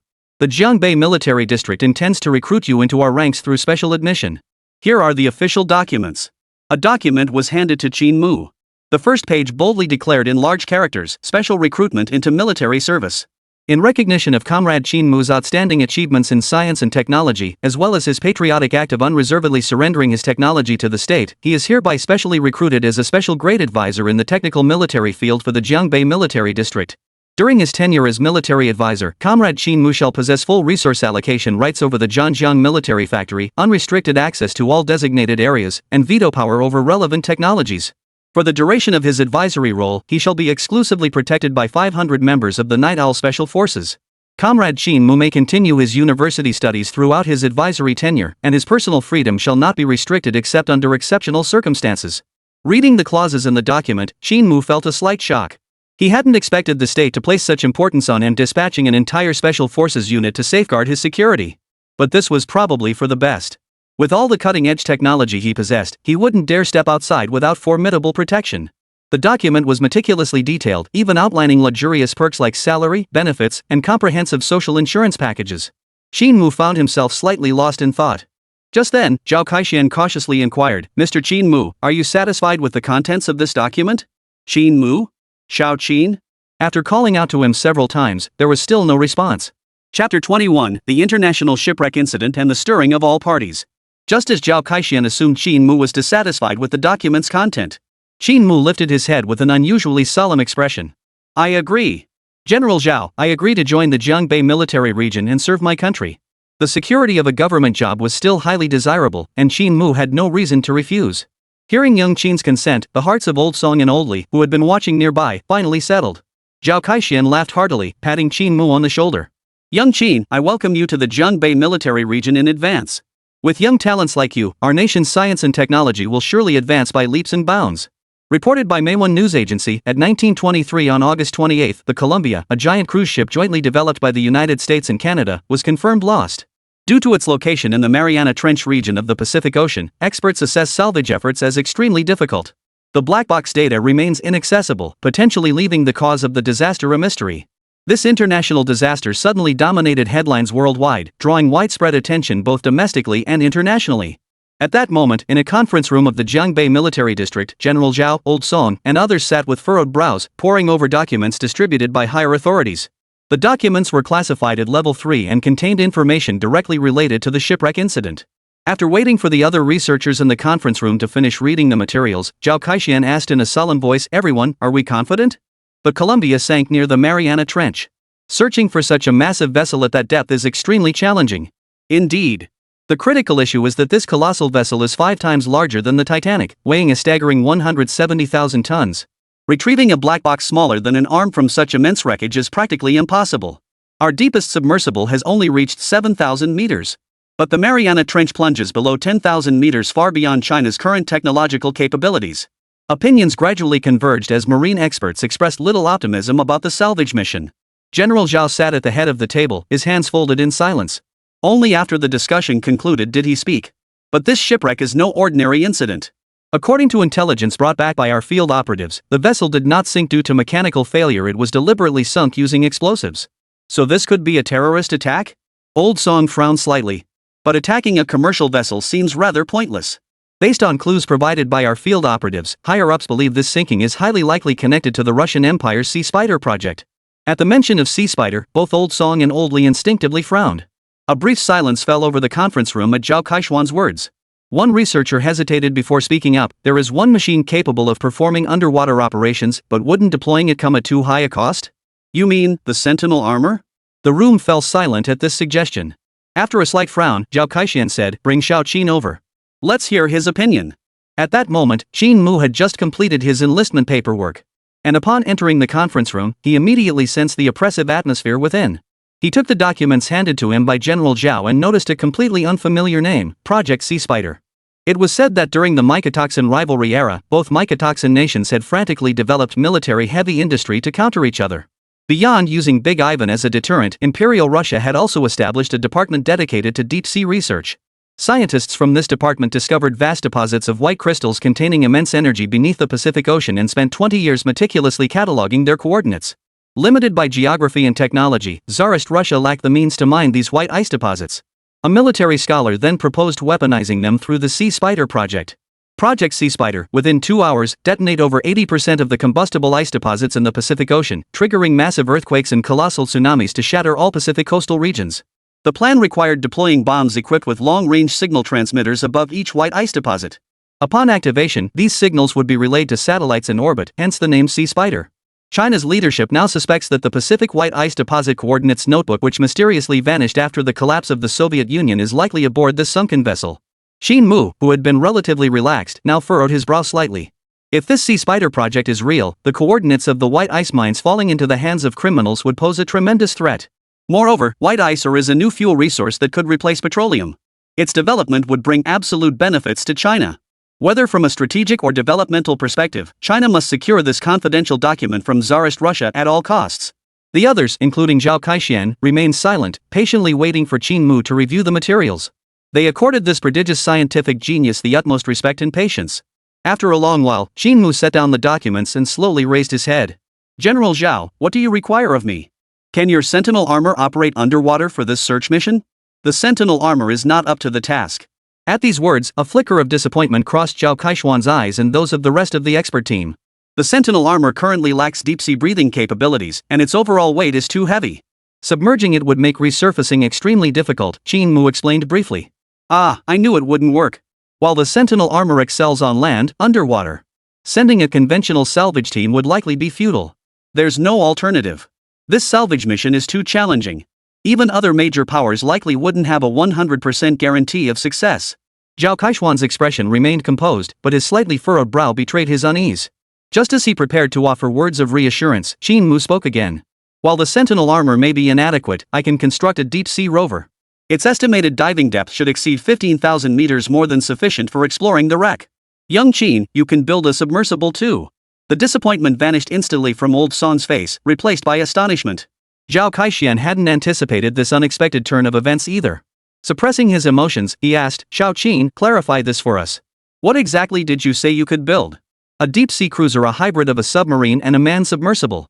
It can perform salvage operations in the deep ocean without needing oxygen hoses, Qin Mu stated earnestly. Zhao Kaixian lifted his water cup, using the act of drinking to mask his own surging excitement. If not for the public setting, he'd have thrown his arms around Qin Mu and kissed him hard. Chapter 22: The Vision for the Mecha Factory. This kid was beyond incredible. Building the Sentinel armor was already impressive enough, and now he claimed he could build a submersible too. It wasn't just Zhao Kaixian, the other researchers were equally stunned by Qin Mu's claims. What was inside that kid's head? How could he possibly know everything? Compared to the researchers' shock, Old Song's thoughts were more comprehensive. After gathering his composure, he asked Qin Mu earnestly. Xiao Qin, our plan is to commence salvage operations in a week. Isn't that too rushed? Not at all. I built the Sentinel armor in less than 7 days. Besides, the craftsmanship required for the deep-sea cruiser isn't vastly different from the Sentinel armor, so the development time should be comparable. Moreover, this salvage mission is crucial for China. If we can develop the white ice based on the mineral coordinates, I believe our nation will soon emerge as a major power in new energy. I'm genuinely happy to contribute to our motherland. Though they hadn't known him long, Qin Mu had always struck everyone as a shy yet earnest young man, both in speech and action. Qin Mu's words caused the researchers to regard him with renewed respect. Despite his youth, this young man constantly kept the nation in mind, radiating an aura of genuine sincerity. At that moment, tears welled up in the eyes of Old Song and Old Li. But since they were in a public setting, they both worked hard to suppress their emotions. Oh, right, I just remembered something, Qin Mu scratched his head sheepishly. I hope General Zhao can provide me with a piece of unused land, preferably one with large warehouses. We need space to build the deep-sea cruisers, and I think we should start preparing to construct a mecha factory. Mech factory? The group froze, instinctively leaning forward as their eyes burned with intensity, fixed on Qin Mu. Whoosh! Old Song's reaction was even more dramatic. He abruptly leapt from his chair. His eyes wide with fury, panting heavily. So overcome with excitement, he crushed his paper cup in an instant, spilling water across the floor. Yet none present except Qin Mu would deem old Master Song unseemly, for they understood precisely why he was so agitated. What did young Qin just say? Building a mecha factory? The kind that mass-produces Sentinel armor. Xiao Qin, is this true? You're seriously planning to build a mecha factory? Old Li also rose from his seat, leaning both hands on the conference table as his eyes locked onto Qin Mu. Qin Mu nodded solemnly. Yes. I believe we can begin preparations for the factory now. But it will take a considerable amount of time, as this is a massive undertaking. No matter how long it takes, I'll wait. Song Hongqiang could no longer contain his excitement, gripping Qin Mu's hand tightly. Xiao Qin, if you truly build that mecha factory, you'll be a hero to all of Huagua. A century ago, China was trampled and humiliated at will by Western powers. Now that we've risen, we still face contempt and suppression from other nations. Technological monopolies and trade barriers are all too common. How dare those tiny nations spout nonsense and toy with a 5,000-year-old civilization? I refuse to accept this. That's why I've toiled my entire life. My lifelong dream is to see China return to the pinnacle of the world. When any nation on Earth mentions China, they either feel genuine respect or deep-seated fear. And now, in the Sentinel armor, I see the hope of China's rise. If I could witness China's Sentinel armor legions soaring across the skies one day, I would die with peace in my heart. As he spoke with deep emotion, Old Song shed tears. The other researchers quietly wiped away their own tears, not out of sadness, but because they were moved by Old Song's passionate words. On his way back to his quarters, Qin Mu's mind still echoed with Old Song's powerful, resonant voice. That aged yet infectious voice only strengthened Qin Mu's resolve to serve his nation. Without hesitation, Qin Mu exchanged for the deep-sea cruiser blueprints. In an instant, a torrent of knowledge flooded his mind. Qin Mu felt his thoughts churning as countless pieces of knowledge merged, expanded, and even advanced. T-39 light deep-sea cruiser offense-defense hybrid, length 10 m, radius 2 m, weight 36 tons, exchange points, 2500. Power source, medium fission ion accelerator. Engine type, ultra-high frequency turbocharger. Armor material, carbon-based superstandard material. Equipment modules, multifunctional deep-sea manipulator, material detector, disintegrator blaster. Weapon modules, deep-sea sonic oscillator, cluster-type tracking torpedoes, electromagnetic drones. 1 a.m. at Old Master Song's residence. Old Song lay awake, his brow furrowed, tossing and turning without finding sleep. His wife, awakened by the noise, immediately complained, "Old Song, what's wrong with you today? What time is it, and you're still not sleeping?" "Ah, insomnia," Old Song sighed bitterly, slowly sitting up in bed. He casually pulled on the cotton coat beside him, preparing to get out of bed. "So late at night? Where are you going?" "Can't sleep. I'll give Old Li a call." "It's so late. Old Li must be asleep already. I've known him since we were kids. At this hour, he's definitely tossing and turning just like me." Sliding on his slippers, he walked into the living room. Before he could even light up his phone screen, it rang. The caller ID displayed in bold letters, Li Filong. Sure enough, it was that old rascal Li Filong. Answering the call, Li Filong sounded as if he knew Song Guoqiang was also tossing and turning.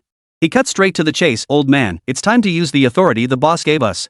We can only use it once in a lifetime, but I think it's worth it for this little guy. I thought I'd take this privilege to the grave, never to use it in this lifetime. Bah! I'm not ready to be buried yet. I reckon I've got another 20 years in me. Humph, you old codger. Remember when we first interned at the Northwest Military Industry? You peed your pants the first time you saw a tank.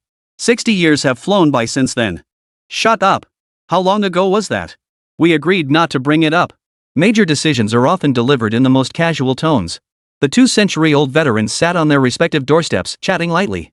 The next morning, a red envelope was dispatched to the heart of the capital. State Guardian Elder Song Guoqiang, Chief Designer of Jiangbei Military Weapons Manufacturing, petitions for duty. National Guardian Elder Li Filong, Chief Researcher of China's Advanced Military Chip Technology, requests authorization. Jointly invoke the highest authority in Hua Nation's scientific research domain. All consequences shall be borne by the two individuals. Qin Mu, sophomore at Binzhou University of Technology, ID number 37096301, is hereby designated a national special protection subject. In the event of an irreversible major catastrophe, spare no expense to ensure his safety. Chapter 23, The Space is Yours. Classify Qin Mu's identity files as top secret state archives. Access restricted to general-level officers and above. All resources within Jiangbei province are at Qin Mu's disposal. Any opposition will result in immediate and ruthless removal from all posts. Regardless of Qin Mu's future actions or intentions, all departments must grant immediate approval and greenlight all requests. Finally, we propose granting Qin Mu full authority over the construction of the Shanghai base, one of the nation's highest-level classified facilities, allowing him to remodel and develop it according to his personal vision. We two elders pledge our lives that all these demands are solely for the nation's development. There is absolutely no personal agenda. Qin Mu will have a transformative impact on China's future for the next decade, even 2 decades. He will lead China's technology to the pinnacle of the world. When the national leader opened the envelope and read the bold, forceful words within, he deliberated for only half a minute before approving the requests. After all, he had witnessed the formidable power of the Sentinel armor firsthand. From this day forward, Qin Mu held a position in Jiangbei province second only to the military. He could command any resources within the province at his will. And no one could interfere with his actions. It could be said his power was immense. Song Guoqiang and Li Filong, two elders who had devoted their entire lives to the cause of Huagua, pledged their personal honor as guarantors for Qin Mu, demonstrating the boldness befitting national titans. That afternoon, Qin Mu, having packed his belongings, was escorted by the military to the Shanghai base, accompanied by Song Keke. After boarding the military SUV, Qin Mu soon noticed the driver was a young woman in uniform. "Hello, Qin Mu. My name is Long Xiaowan. I'll be responsible for your security and logistical support going forward." Long Xiaowan's voice carried a slight hoarseness, tinged with a hint of world weariness. Song Keke whispered beside him, "Don't let Sister Xiaowan's youth fool you. She's a major and the commander of the Night Owl Squadron. The Night Owl Special Forces Squadron, one of the most formidable special operations units in the Jiangbei military district." No one would have imagined that the commander of this elite unit, feared by enemies across the land, was a woman of such striking valor. After a polite greeting, Qin Mu refocused his attention on the scenery outside the window. About 2 hours later, the off-road vehicle entered an undeveloped mountain range southeast of the Zhanjiang arsenal. Less than 30 kilometers east lay the sea, while the remaining 3 sides were encircled by mountains, forming what appeared to be a pristine jungle. General Zhao actually chose this place for the mech factory? Qin Mu was a bit stunned. But he soon realized this mountain range was no ordinary terrain. After driving along the winding mountain road for a while, a 20-meter-high steel gate came into view. This is one of the entrances to the mountain sea base. The mountain range serves as camouflage.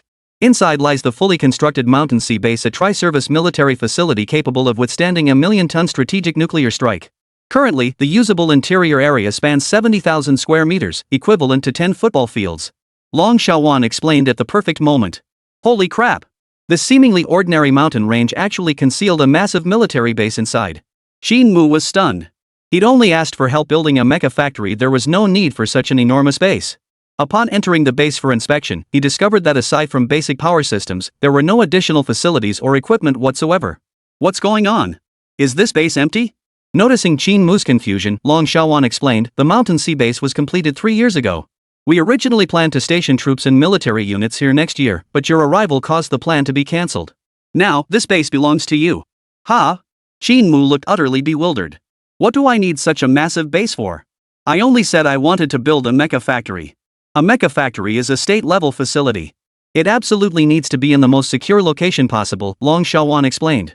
As for the remaining space, the higher-ups told me it's entirely up to you. A gym, library, or swimming pool, build whatever you want. The entire mountain sea base will be developed entirely according to your vision. Hearing Long Xiaowan's words, Song Keke beside him gaped in astonishment. Senior Qin Mu had suddenly become the overall director of the mountain sea base? This was simply mind-blowing. Qin Mu gave a wry smile. To be tasked with building such a massive base with zero experience. The nation's trust in him had reached absurd levels. At that moment, within the Jiangbei Military District headquarters, a large-scale cross-regional video conference was underway. The top brass from the three major military regions, the Northern Desert Military Region, the Eastern Mountains Military Region, and the Jiangbei Military Region were all in attendance. On the Jiangbei Military Region side, besides Commander Zhao Kaixian and Colonel Shi, the presence of scientific luminaries like Elder Song and Elder Li underscored the meeting's critical importance. The video feed flickered, revealing a middle-aged man in a Navy uniform. Yin Dingyuan, a lieutenant general and commander-in-chief of the naval forces. He was the chairperson of this meeting. This salvage operation involves the long-dormant Sea Spider project. Its significance, I believe, requires no further emphasis. The latest intelligence I wish to share is that the United States Abyssal Satan, the Western Alliance's Dawn of the Gods, and even Little Japan's Yamata no Orochi will participate in this salvage operation. You should be familiar with these vessels. They represent the pinnacle of submarine technology from their respective nations. I've gathered the three major coastal naval districts here today to ask, which district is best suited for this mission? The room fell silent at these words. If this were merely an international aid effort, it would be manageable. But this was clearly a competition between nations. If mishandled, it could escalate into localized combat. One more thing to remind you all, this operation remains officially classified as international aid. Nations will not deploy their navies unless absolutely necessary. The competition will be decided solely by the capabilities of each nation's submersibles. General Yin, I believe our Mo-Bay military district is fully capable of undertaking this salvage mission. Zhang Changlong of the Mo-Bay military district spoke up. Our district's newly developed manned submersible has a maximum diving depth of approximately 8,000 meters. Its construction technology is modeled after the Western Alliance's Dawn of the Gods submersible, and its performance far surpasses that of conventional submersibles. Our Dongshan military region's manned submersible is an upgraded version of the Abyssal Devil salvaged from the Pacific earlier. It boasts powerful propulsion and excellent underwater surveying capabilities. I believe our Dongshan military region is also qualified for this salvage mission, Luo Wu of the Dongshan military region added immediately. While the two military district commanders voiced their support, Zhao Kaixian, representing the Jiangbei military district, remained silent. Yin Dingyuan naturally focused his gaze on Zhao Kaixian, his brow slightly furrowed. Chapter 24, Military District Rivalry, Nuclear Plant in Hand. The commanders of the other two military regions also turned their attention toward him. And seeing Zhao Kaixian's silence, a hint of amusement flickered across their brows. It was common knowledge across all military regions that the Jiangbei military region's manned submersible technology had never been particularly advanced. They might manage to participate in organized international aid missions, but they were absolutely unqualified for deep-sea salvage operations.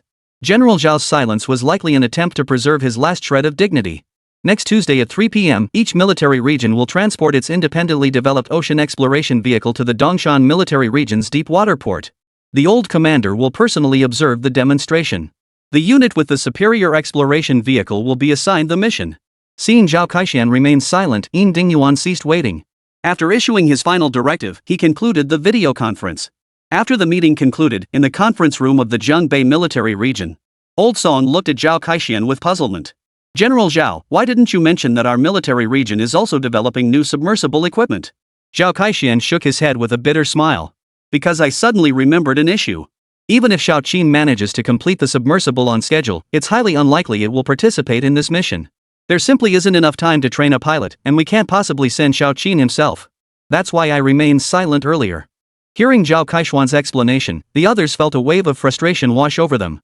They'd been so caught up in the excitement of building the submersible that they'd forgotten the crucial element of having pilots.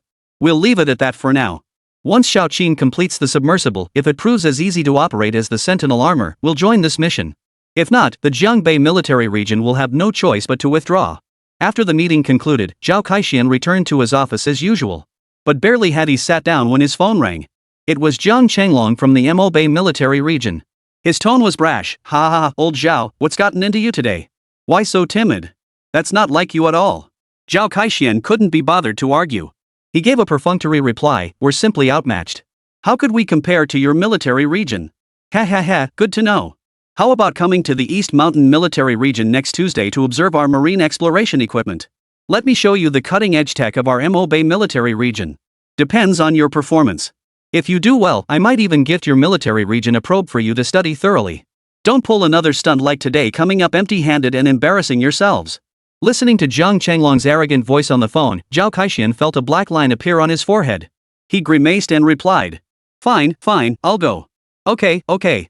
Send us one for thorough research. Though he spoke these words, Zhao Kaixian thought to himself, Comrade Xiaoqin, you'd better step up and build a submersible that's easy to control. We need to impress the Zhongbei Military Region Commander during next Tuesday's test. Back at the Mountain Sea Base, Qin Mu had just finished installing the compact 3D printer in a room, when he suddenly sneezed 3 or 4 times in a row. Strange. It's not cold here. Why am I sneezing? Could it be someone misses me? Qin Mu shook his head, dismissing the impractical thought as he activated the Super 3D printer. Over the next period, the 3D printer would progressively print out the various components for constructing the deep-sea cruiser. Qin Mu only needed to assemble and connect them to complete the cruiser. Beep. Just then, his communicator beeped. Long Xiaowan had returned with a material transport convoy. Accompanying her was Song Keke, clad in Sentinel armor. At the building materials storage area, Qin Mu, holding a checklist, called out to Song Keke who was running around everywhere, Keke, stop playing around and help unload the cargo. I have to unload too? Why else did I call you over? Qin Mu rolled his eyes. Dozens of tons of building materials, you expect me to shape them into submarines with my bare hands? After supplying the Super 3D printer with sufficient materials, it began printing each component one by one. Estimated completion time, 2 days. With nothing else to do, he pulled out the structural blueprints of the Mountain Sea Base, intending to study them thoroughly. But then his gaze locked onto a massive cylindrical structure at the very bottom of the blueprint. Beside it, in bold letters, were the words, Nuclear Power Plant. The moment Qin Mu saw the nuclear power plant blueprint, his mind flooded with knowledge about supernuclear fission ions and related concepts. Once he sorted through this information, he was astonished to find he had developed a detailed plan to upgrade the nuclear power plant into a supernuclear energy core. He was now confident he could transform this nuclear power plant into a supernuclear energy core. The knowledge from these 3 blueprints has automatically fused and expanded within my mind, allowing me to instantly grasp the core principles of this nuclear plant, Qin Mu murmured to himself. So, once I integrate enough knowledge from these blueprints, wouldn't I be able to break free from their limitations and independently develop new technologies? At this thought, Qin Mu licked his lips excitedly. Since he had nothing else to do over the next 2 days, he might as well upgrade the Shanghai base's nuclear power plant into a supernuclear energy core. When Song Keke heard Qin Mu plan to modify the nuclear power plant, she jumped out of her sentry armor in fright, clutching his arm tightly with a horrified expression. Senior Qin Mu, have you lost your mind? That's a nuclear power plant. It emits radiation. It's not even activated yet. Where would the radiation come from? Qin Mu replied with a wry smile. Besides, upgrading an uncontrollable nuclear plant to a controllable one is entirely beneficial. The supernuclear energy core I'm building will be a completely radiation-free, stable power source. Once upgraded, the entire base will never face energy shortages again. I don't understand all that, but it sounds complicated and dangerous, Song Keke hesitated. Can I help? Oh, absolutely, Qin Mu replied, somewhat surprised. He'd expected Song Keke to be scared off by his plan, yet she'd chosen to stay and help him. Looking at his junior classmate, whose eyes still occasionally flashed with worry, Qin Mu offered a reassuring smile. Science isn't as complicated as you imagine. Take the base's energy overhaul I'm about to undertake. It just requires precise pulse dosage control, followed by inducing the proliferation factor into a free state.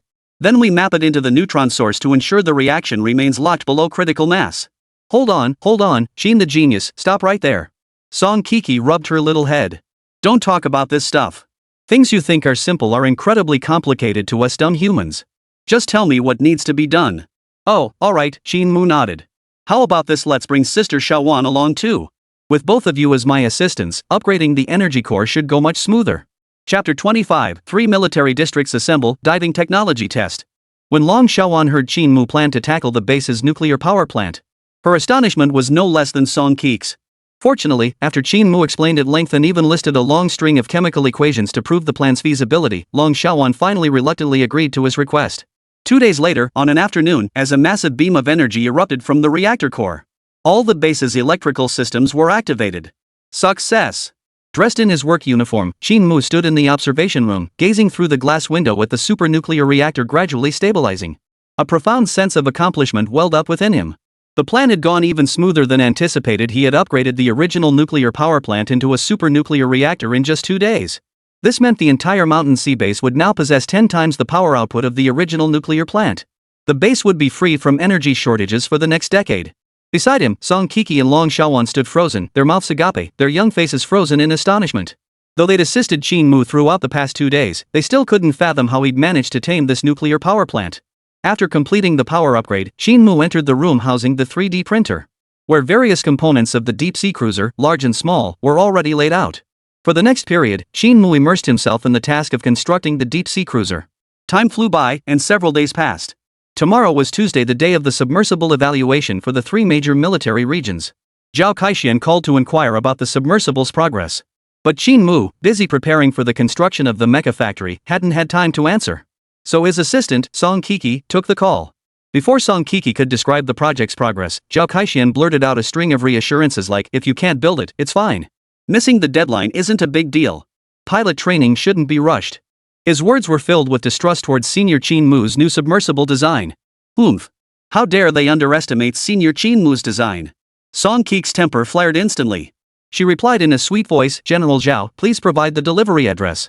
We'll have it delivered tomorrow afternoon without fail. May I see your finished design? Confidential.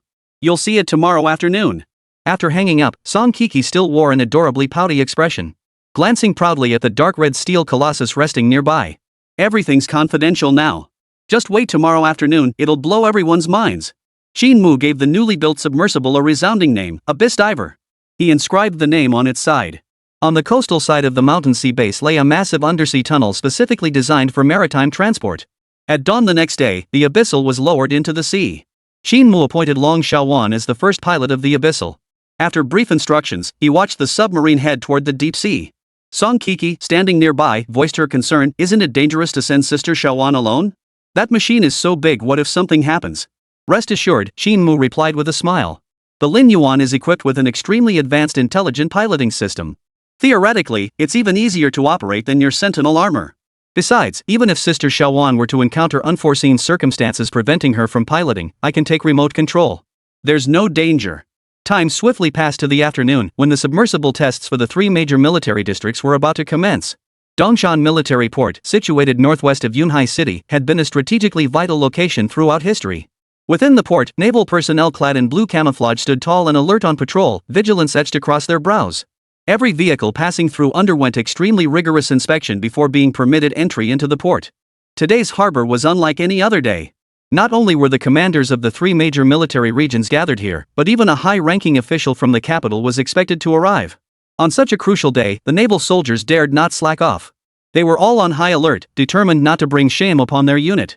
Inside the cargo storage warehouse of the Northern Desert Military Region, Major General Jiang Chenglong glared darkly at the American in a suit before him. "If you cannot raise the price to $30 million, I believe our cooperation will end here." The American, named Blanche, was an external consultant specializing in submersible research for the Northern Desert Military Factory. Had suddenly jacked up the previously agreed upon $3 million technology patent fee tenfold. Watching the foreigner's arrogant, high-handed attitude, Jiang Chenglong gritted his teeth in frustration, yet he was powerless to do anything. The American knew China's technological vulnerabilities, which is why he dared to demand such an exorbitant price with impunity. Because they alone possessed the technology, and other nations did not. If you wanted to use it, you'd have to pay whatever price they demanded. This was the predicament nations facing technological monopolies endured. Fall behind, and you get fleeced. After regaining his composure, Jiang Chenglong coldly stated, "Mr. Blanche, $30 million is simply outrageous. I believe. If you can't meet that price, I'll immediately withdraw this technology," Blanche declared without a shred of leniency, his tone haughty. "Either you pay up and I hand over the technology, or we terminate the partnership. Besides, the money I've made in China is enough to last me a lifetime. I don't care for China's soil. The air here isn't as sweet as back in our beautiful country." Blanche's stance was unequivocal, not a single cent less than $30 million. And if they found it unreasonable, he could walk away. The other officers beside Jiang Chenglong felt their temples throb, struggling to suppress their anger. Blanche chose this moment right before testing was about to begin to jack up the price. Clearly to deliberately toy with the Chinese military. Jiang Chenglong, unaccustomed to such indignity, was ready to slap the American across the face. But the chief of staff, seeing the situation was about to escalate, quickly intervened. "General, the greater good must come first. The test is imminent, we can't afford any mishaps. Moreover, this salvage operation is crucial to our nation's development. You must remain calm." Zhang Chenglong's face alternated between crimson and pallor before he finally swallowed his rage. The chief of staff was right, completing this salvage mission for China was paramount. Even if it meant being fleeced by the Americans, he'd have to grit his teeth and swallow the loss. Then we'll wait until the test concludes. If the submersible passes inspection, we'll pay you the full amount. But if it fails the tests, our partnership ends completely. Blanche flashed a confident smile. General Jiang, rest assured. Our nation's manned submersible technology is world-class. The other two military regions simply can't compete. I hear their submersibles are all domestically developed. Oof. I look forward to seeing how they perform. Chapter 26, The Arrogant Foreign Researcher. At that moment, inside the cargo storage warehouse of the Dongshan Military District, the district commander, Luowu, listened with furrowed brows as his researchers briefed him. While the upgraded Abyssal Devil shares most functions with the American model, its engine power remains insufficient. This severely limits its endurance. General Luo, please pay close attention to this during testing. Why wasn't this reported earlier? Why drag it out until now? Luo Wu's face darkened with displeasure. We intended to resolve it through intensive work before launching it into the sea, but the military factory researchers spent days unable to pinpoint the exact fault. 2 senior engineers even ended up hospitalized from overwork. Luo Wu's brows furrowed, then relaxed. Rage welled up but couldn't be vented, leaving him seething with frustration. The submersibles of the Northern Frontier Military Region were advanced, but their technology was purchased from foreign sources. His own military region was committed to independently developing advanced submarines, but their weak foundation meant even their attempts to replicate the outdated Abyssal Devil ended up as a poor imitation. The Jiangbei military region had yet to make any progress either, suggesting they likely had nothing substantial to present either. This submarine evaluation was bound to disappoint the old commander. A designated testing zone for the new submersible had been carved out in the central area of Dongshan Military Port. Directly in front of the test zone, a group of officers at the division level and above gathered around an elderly man dressed in a Zhongshan suit. Even Navy Commander Yin Dingyuan stood beside the elder like the most humble of students. Zhou Jianxiong Old Zhou, the founding father of Huagua's military, former commander-in-chief of the Army, Navy, and Air Force. He was the old commander revered by these general-level officers. Approaching 90, he radiated an imposing presence and extraordinary bearing, showing no sign of frailty typical of his age. When he appeared before the crowd, every pair of eyes from enlisted soldiers to officers of all ranks shone with unquestioning respect. Among the officers accompanying General Zhou were the commanders of 3 military regions, including Zhao Kaixian. No need to make allowances for me, old Zhou chuckled. Conduct the tests as you normally would. I'm just here to join the excitement and see how far our nation's marine technology has advanced. This old man is quite eager to see it. Please take a seat, old Zhou. The new manned submersibles from the 3 major military regions will be ready shortly, Yin Dingyuan said, glancing at Zhao Kaixian. The submersibles from the other 2 military regions had arrived the previous night, yet the Jiangbei military region's vessel remained conspicuously absent. What was Zhao Kaixian up to? Our Jiangbei military region's submersible is already en route, Zhao Kaixian offered an awkward chuckle. Why don't we begin testing with the other 2 military regions' submersibles first? Zhao Kaixian had contacted Qin Mu an hour earlier. The reply was that the equipment had departed that morning and should arrive shortly. He casually sent him a tracking app, claiming it could pinpoint the location of the Lin Yuan. But after Zhao Kaixian installed the software, he saw a red dot on the locator moving near Hawaii. This is ridiculous. Hawaii is nearly 6,000 kilometers away from Yunhai City. How could the submersible possibly be there? But freaking out now was useless. All he could do was pray his military region's submersible would arrive in time before the first 2 military regions finished their tests. With a sharp whistle, the testing of the 3 military districts' new submarines commenced. First to take the stage was the Dongshan Military District's Nautilus manned submersible. The container opened, revealing the massive submersible equipment inside, shaped like a nautilus shell. Visually, it appeared standard, neither exceptionally impressive nor notably subpar. The Nautilus submersible, developed by the Taichung military factory under the Dongshan Military District, weighs 11 tons and features an external retractable robotic arm. After the explanation, it was time for the water test. But just then, a discordant voice interrupted. Hold on, is this submersible truly built by your Dongshan military district? It looks more like our beautiful country's technology to me. Branch rose from the viewing gallery, narrowing his eyes slightly.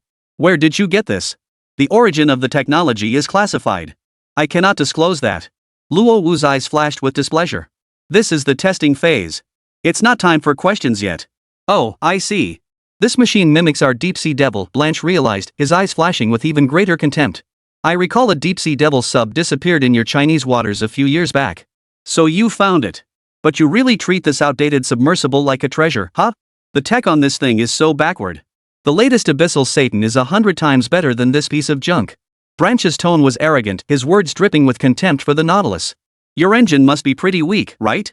Engines made in China can't be fitted onto the Devil sub. The technological gap between them is just too vast. Blanche's arrogant words caused the researchers and officers present to frown deeply.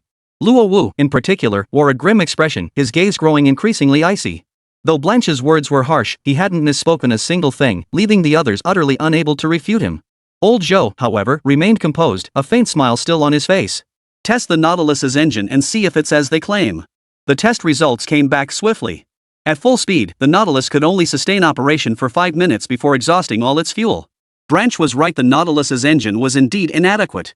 Upon receiving this result, the mockery on Branch's face grew even more pronounced. He shot Luo Wu a smug glance before striding toward the large shipping container that had just been delivered to the test site, all eyes on him. Now, ladies and gentlemen, I proudly present my creation. China's most advanced manned submersible, the Goddess of Light. The container opened, revealing a 2-meter-tall, 5-meter-long spindle-shaped submersible. The machine exuded an air of exquisite craftsmanship, with the semi-protruding space above the spindle-shaped hull housing the cockpit. Blanche stroked his masterpiece with satisfaction, casting a sidelong glance at the nearby Nautilus. A flash of mockery flickered in his eyes. My Goddess of Light not only boasts highly advanced joystick-controlled mechanical arms, but crucially, its streamlined hull is paired with high-intensity deep-sea engines, reaching an astonishing top speed of 50 knots per hour underwater. The hull is constructed from high-strength titanium alloy, with a theoretical pressure resistance limit below 10,000 meters. While it can't rival our nation's abyssal Satan, it stands among the world's most elite submersibles. As Blanche spoke eloquently from the podium, an eerie silence descended upon the audience below. It was laughable that despite the military factories of the 3 major military regions and thousands of researchers, yet they couldn't produce a fully domestically developed submersible. Instead, an outsourced American researcher stole the spotlight. By the way, Zhao, has your military region's submersible arrived yet? Chapter 27, City-wide alert, enemy nuclear submarine? Old Zhou turned to look at Zhao Kaixian. 2 of the 3 military regions' new submarines had already been tested, with only the Jiangbei military regions yet to be deployed. The pressure now fell squarely on Zhao Kaixian. The others also turned their gaze toward Zhao Kaixian, their eyes betraying a hint of expectation. Though his face remained calm, Zhao Kaixian felt like an ant on a hot pan inside. Instinctively tapping the request return button on the touchscreen repeatedly as the red dot accelerated. Ha! I hear your sub is still drifting out there. Hope the waves didn't blow it to bits, Blanche said with feigned regret. Shall I send my Goddess of Light to salvage it? After all, it represents the pinnacle of your military district's deep-sea salvage technology. It would be a shame if it never even got a chance to surface. Blanche's infuriating tone made Zhao Kaixian want to slap him twice across the face. The blatant humiliation was unbearable, yet he couldn't refute it. That was the most agonizing part. Even old Zhou frowned slightly, a hint of disappointment visible between his brows. But just then, Zhao Kaixian's silent phone suddenly emitted a series of urgent beeps. He glanced down to see the screen display. The deep-sea cruiser Lin Yuan is about to arrive. All personnel near the coastline must evacuate immediately. Zhao Kaixian froze momentarily, unable to speak. Before the next second the entire military port erupted in deafening sirens. Warning! Warning!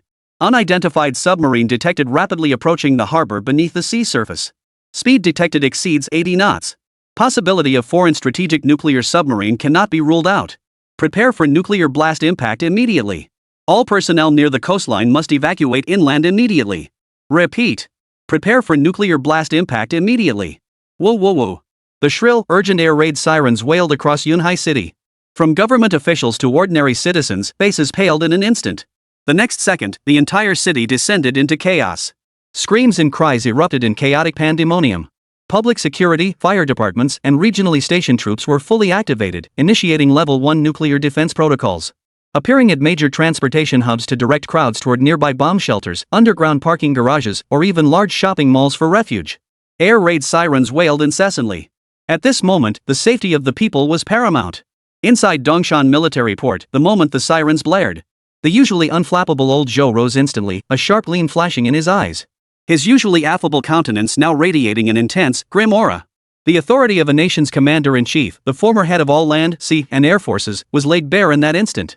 After so many years of peace, the West can no longer contain itself, can it? If you seek war, so be it. After years of quiet development, it is time for China to draw its sword. According to coastal defense radar tracking data, the strategic nuclear submarine violating our territorial waters is traveling at twice the speed of the American Seawolf-class nuclear submarine. Its target is clear, it's heading straight for our Dongshan military port. To make such a brazen incursion into our territorial waters, it clearly has no intention of retreating unscathed. It must be carrying a devastating nuclear warhead of immense yield. Hearing the news from the Coastal Defense Department, everyone felt a chill run down their spines. They never imagined war was so close at hand. Holy! I'm your honored guest from China. Get me to the bomb shelter first. Blanche scrambled away, head in hands, cursing under his breath, hurry thee up. The nuke's about to go off. Blanche's shrill cries went unheeded. Old Joe, please proceed immediately to the nearest air raid shelter. We'll handle the defense here. You are a pillar of the nation, absolutely nothing must happen to you. What are you standing around for? Escort old man Joe out immediately. The 1st and 2nd divisions of the Dongshan Navy will defend the harbor to the death. We'll eliminate as many enemies as possible before the nuclear blast. Officers from all military districts now stood guard around old Joe. His status demanded absolute protection. Yin Dingyuan's expression turned stern. The commanders of the 3 major military regions are to accompany Comrade Zhou to the air raid shelter.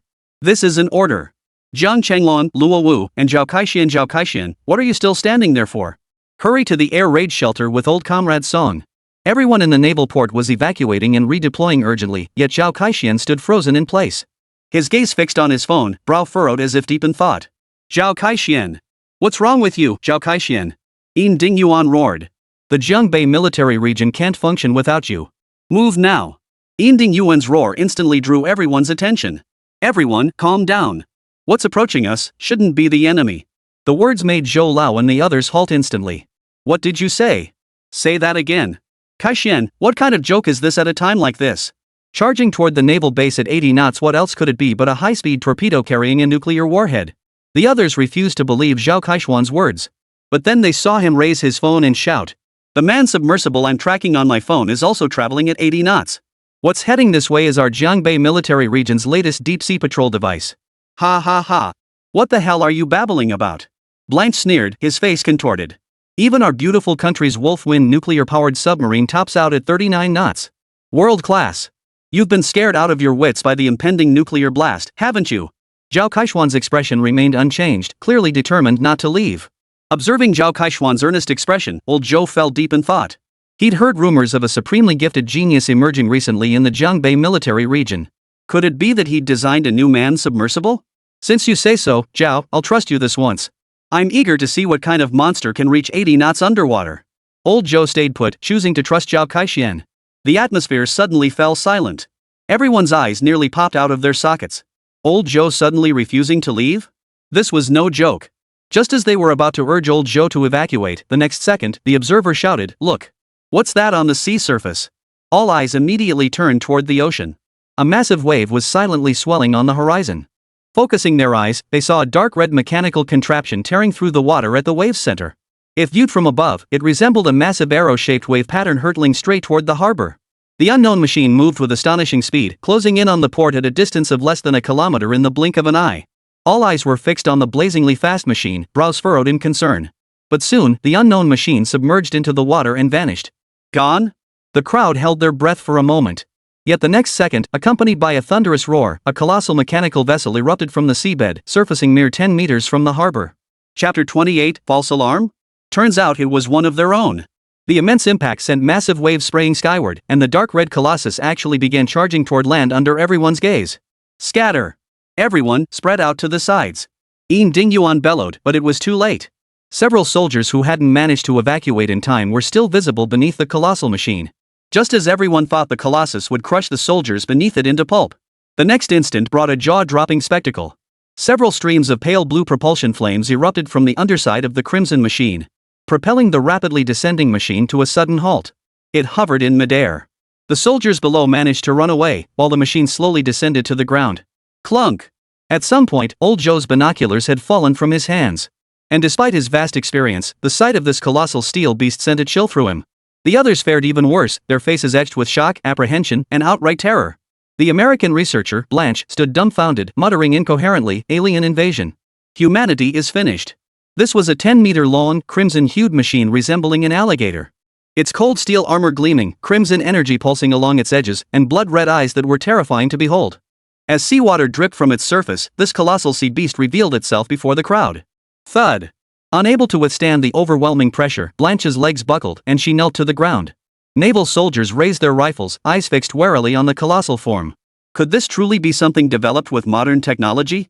Its appearance was so fantastical it gave everyone the illusion of watching a sci-fi blockbuster.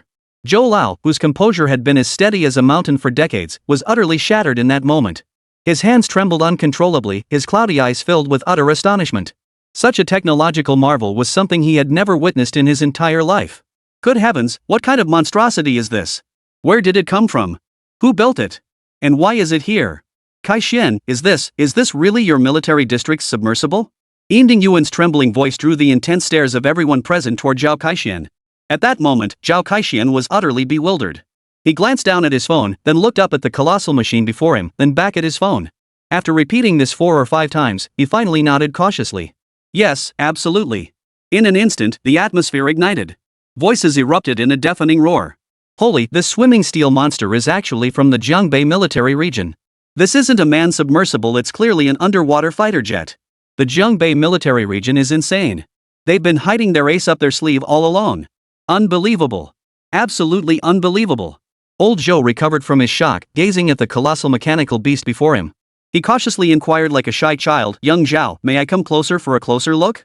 Zhao Kai-Xian, flattered by the request, quickly replied, "Of course, old Zhou, take your time." But as old Zhou shakily approached the side of the mechanical creation, where the words Lin Yuan were prominently stamped onto the side armor, old Zhou's eyes lit up. Lin Yuan? What a splendid name. The tense atmosphere at the scene quickly eased. The truth had been revealed. The trigger for the coastal defense radar alert was actually a new submersible developed by the Jiangbei military region. The news spread rapidly. Yunhai City, which had been undergoing an emergency evacuation, quickly returned to normal under the reassurance of relevant authorities. Impossible. You Chinese can't possibly possess manned submersible technology more advanced than ours in the United States. Absolutely impossible. A discordant voice erupted as Blanche loudly challenged. Don't think making such a big fuss makes you great. Maybe it's just a flashy piece of junk. Did you test it for seawater pressure? Does it have underwater salvage capabilities? And Blanche's voice abruptly cut off. The dormant Lin Yuan submarine activated once more. Its side wings opened, extending 6 mechanical arms. To the stunned gazes of the crowd, these mechanical arms seized Blanche's limbs and hoisted her into the air. Then they began flinging him around like a rag doll. Blanche screamed in terror. You doubted its underwater capabilities? Well, now you can experience it firsthand. Under the mechanical arms control, Blanche moved like a puppet, performing various actions. Even performing a signature dance move of a certain top-tier celebrity surnamed G. Younger soldiers struggled to stifle their laughter, faces flushed crimson with suppressed giggles, while older officers watched Blanche's performance with peculiar expressions. Though pranking an international guest might be a bit inappropriate, he did request the test himself. As a top researcher, Mr. Blanche surely welcomed the opportunity to contribute in this way. Finally, after a thorough beating, Blanche was tossed aside like a broken puppet. The top hatch opened, revealing Long Xiaowan in her crisp combat uniform. Good day, commanders. Long Xiaowan of the Jiangbei Military District, here to report completion of the transport mission. Awaiting your instructions. Glancing at the battered branch lying nearby, Long Xiaowan added. I was on the phone with the designer of the Lin Yuan just now and didn't have time to disembark. My apologies. Upon seeing Long Xiaowan, the group nodded slightly. It seemed the Lin Yuan was indeed equipped with a pilot. The new manned submersibles from the 3 major military regions were now all on display. Compared to the Mo-Bei and Dongshan military districts, the Jiangbei military district's new submersible was undoubtedly the most eye-catching. Yet the more attention it drew, the more rigorous its testing would be. Soon, technicians brought over the massive submersible testing apparatus. With this apparatus, comprehensive performance testing of the Lin Yuan could commence swiftly. Blanche, having regained his strength, climbed to his feet on his own. His face darkened as he fixed his gaze intently on the Lin Yuan submersible. Even after being toyed with by the mechanical arm for so long, he remained convinced this piece of junk was nothing but a facade. Perhaps the robotic arm was impressive, but the rest must be garbage. China's technological level lagged far behind the United States. How could China possibly possess super technology that the US lacked? That defies the laws of materialism, doesn't it? With that thought, Blanche stepped aside, ready to unleash a torrent of abuse on this piece of junk the moment it was needed. Just then, a technician preparing for the Lin Yuan's test suddenly uttered a surprised "huh?" Then, fumbling around the back of the Lin Yuan, he tossed down a strange fish covered in suction cups around its mouth. What kind of fish is this? I've never seen it in Chinese waters. Ha! Caught red-handed. Blanche immediately stepped forward, adjusting his black-rimmed glasses as if channeling Conan. This is a double-finned suckerfish, a specialty species found near the Hawaiian Islands. But you said this machine was shipped from the Jiangbei military district. Why is it covered in Hawaiian specialty fish? So the truth is that you Chinese lied, this machine wasn't built by you at all. Heh, I'm this smart cunning Chinese people couldn't fool me. Chapter 29, Astonishing Test Data. Branch bellowed like a clown, utterly oblivious that no one was paying him any attention. The officer's attention was entirely focused on Long Xiaowan, awaiting her explanation. Oh, this fish? I was practicing turns near Hawaii an hour ago. I must have accidentally picked it up then, Long Xiaowan said casually. Hawaii an hour ago, and now suddenly in China? The crowd gasped in unison. What kind of speed would it take to complete such a voyage in just 1 hour? General Luo Wu of the Dongshan Military District's eyes lit up slightly. An hour at full speed? The endurance of this machine from the Jiangbei Military District was simply insane. I must find time to invite Zhao Kaixian for tea and get him to share this incredible technology. If the Lingyuan can reach 80 knots in coastal waters, its open sea speed must be even more astonishing. There's no reason to doubt it, old Zhou narrowed his eyes slightly. Proceed with the next test. Yin Dingyuan immediately ordered the tests to proceed. As the testing machinery activated, a series of astonishing data points unfolded before the assembled team. Structural strength coefficient, 340-136 times higher than premium titanium alloy. Average sea speed, 113 knots per hour. Maximum underwater operational duration, 2,400 hours. Seawater pressure resistance, 22,000 megapascals, approximately 110 tons. Maximum diving depth, 17,836 meters. Blanche had stopped shouting at some point. His mouth agape in a dazed expression, clearly stunned by the submersible's measured specifications. The others now shared expressions of utter astonishment. While appearances could be fake, merely a facade, data was absolutely impossible to deceive. The performance of this Lin Yuan submersible was absurdly powerful. Old Zhou now gently stroked the hull of the Lin Yuan, his cloudy eyes brimming with satisfaction.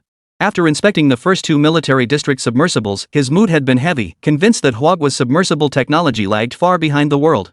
But when the Jiangbei Military District's submarine appeared, he knew he was wrong. His nation, too, possessed extraordinary super submersible technology. His excitement was palpable. Absolutely incredible. It was truly thrilling. Seeing the Lin Yuan submarine, he glimpsed the hope of his nation's rapid rise and the future of China becoming a technological powerhouse. This venerable elder statesman, nearing 90, would likely be too excited to sleep tonight. So powerful. Who is the genius who built this steel beast? Blanche, regaining his composure, clenched his fists in excitement. He kept studying the Lin Yuan, unable to contain himself. If only we could bring such advanced technology back to the United States. His voice cut off abruptly. Realizing his slip of the tongue, Blanche immediately covered his mouth, his face contorting with panic. Though his voice was low, it had been overheard by the 3 generals from the military districts. Zhao Kaixian, Luo Wu, and Zhang Chenglong exchanged glances, their gazes toward Blanche now tinged with hostility. Sorry, Mr. Blanche, but you're currently dealing with state secrets. I'm afraid you'll have to stay in China for the foreseeable future. Blanche's face drained of color. He instinctively tried to flee, but Luo Wu was quick as lightning, grabbing him by the collar. That arrogant foreigner had been so cocky just moments ago, and now he was backing down. Luo Wu had wanted to beat this guy up for ages. Seeing Blanche still struggling, he immediately unleashed a barrage of punches and kicks. Amidst the struggle, a metal chip the size of a button fell from Blanche's cuff. Luo Wu's expression turned cold upon discovering the chip. He demanded, "What is this?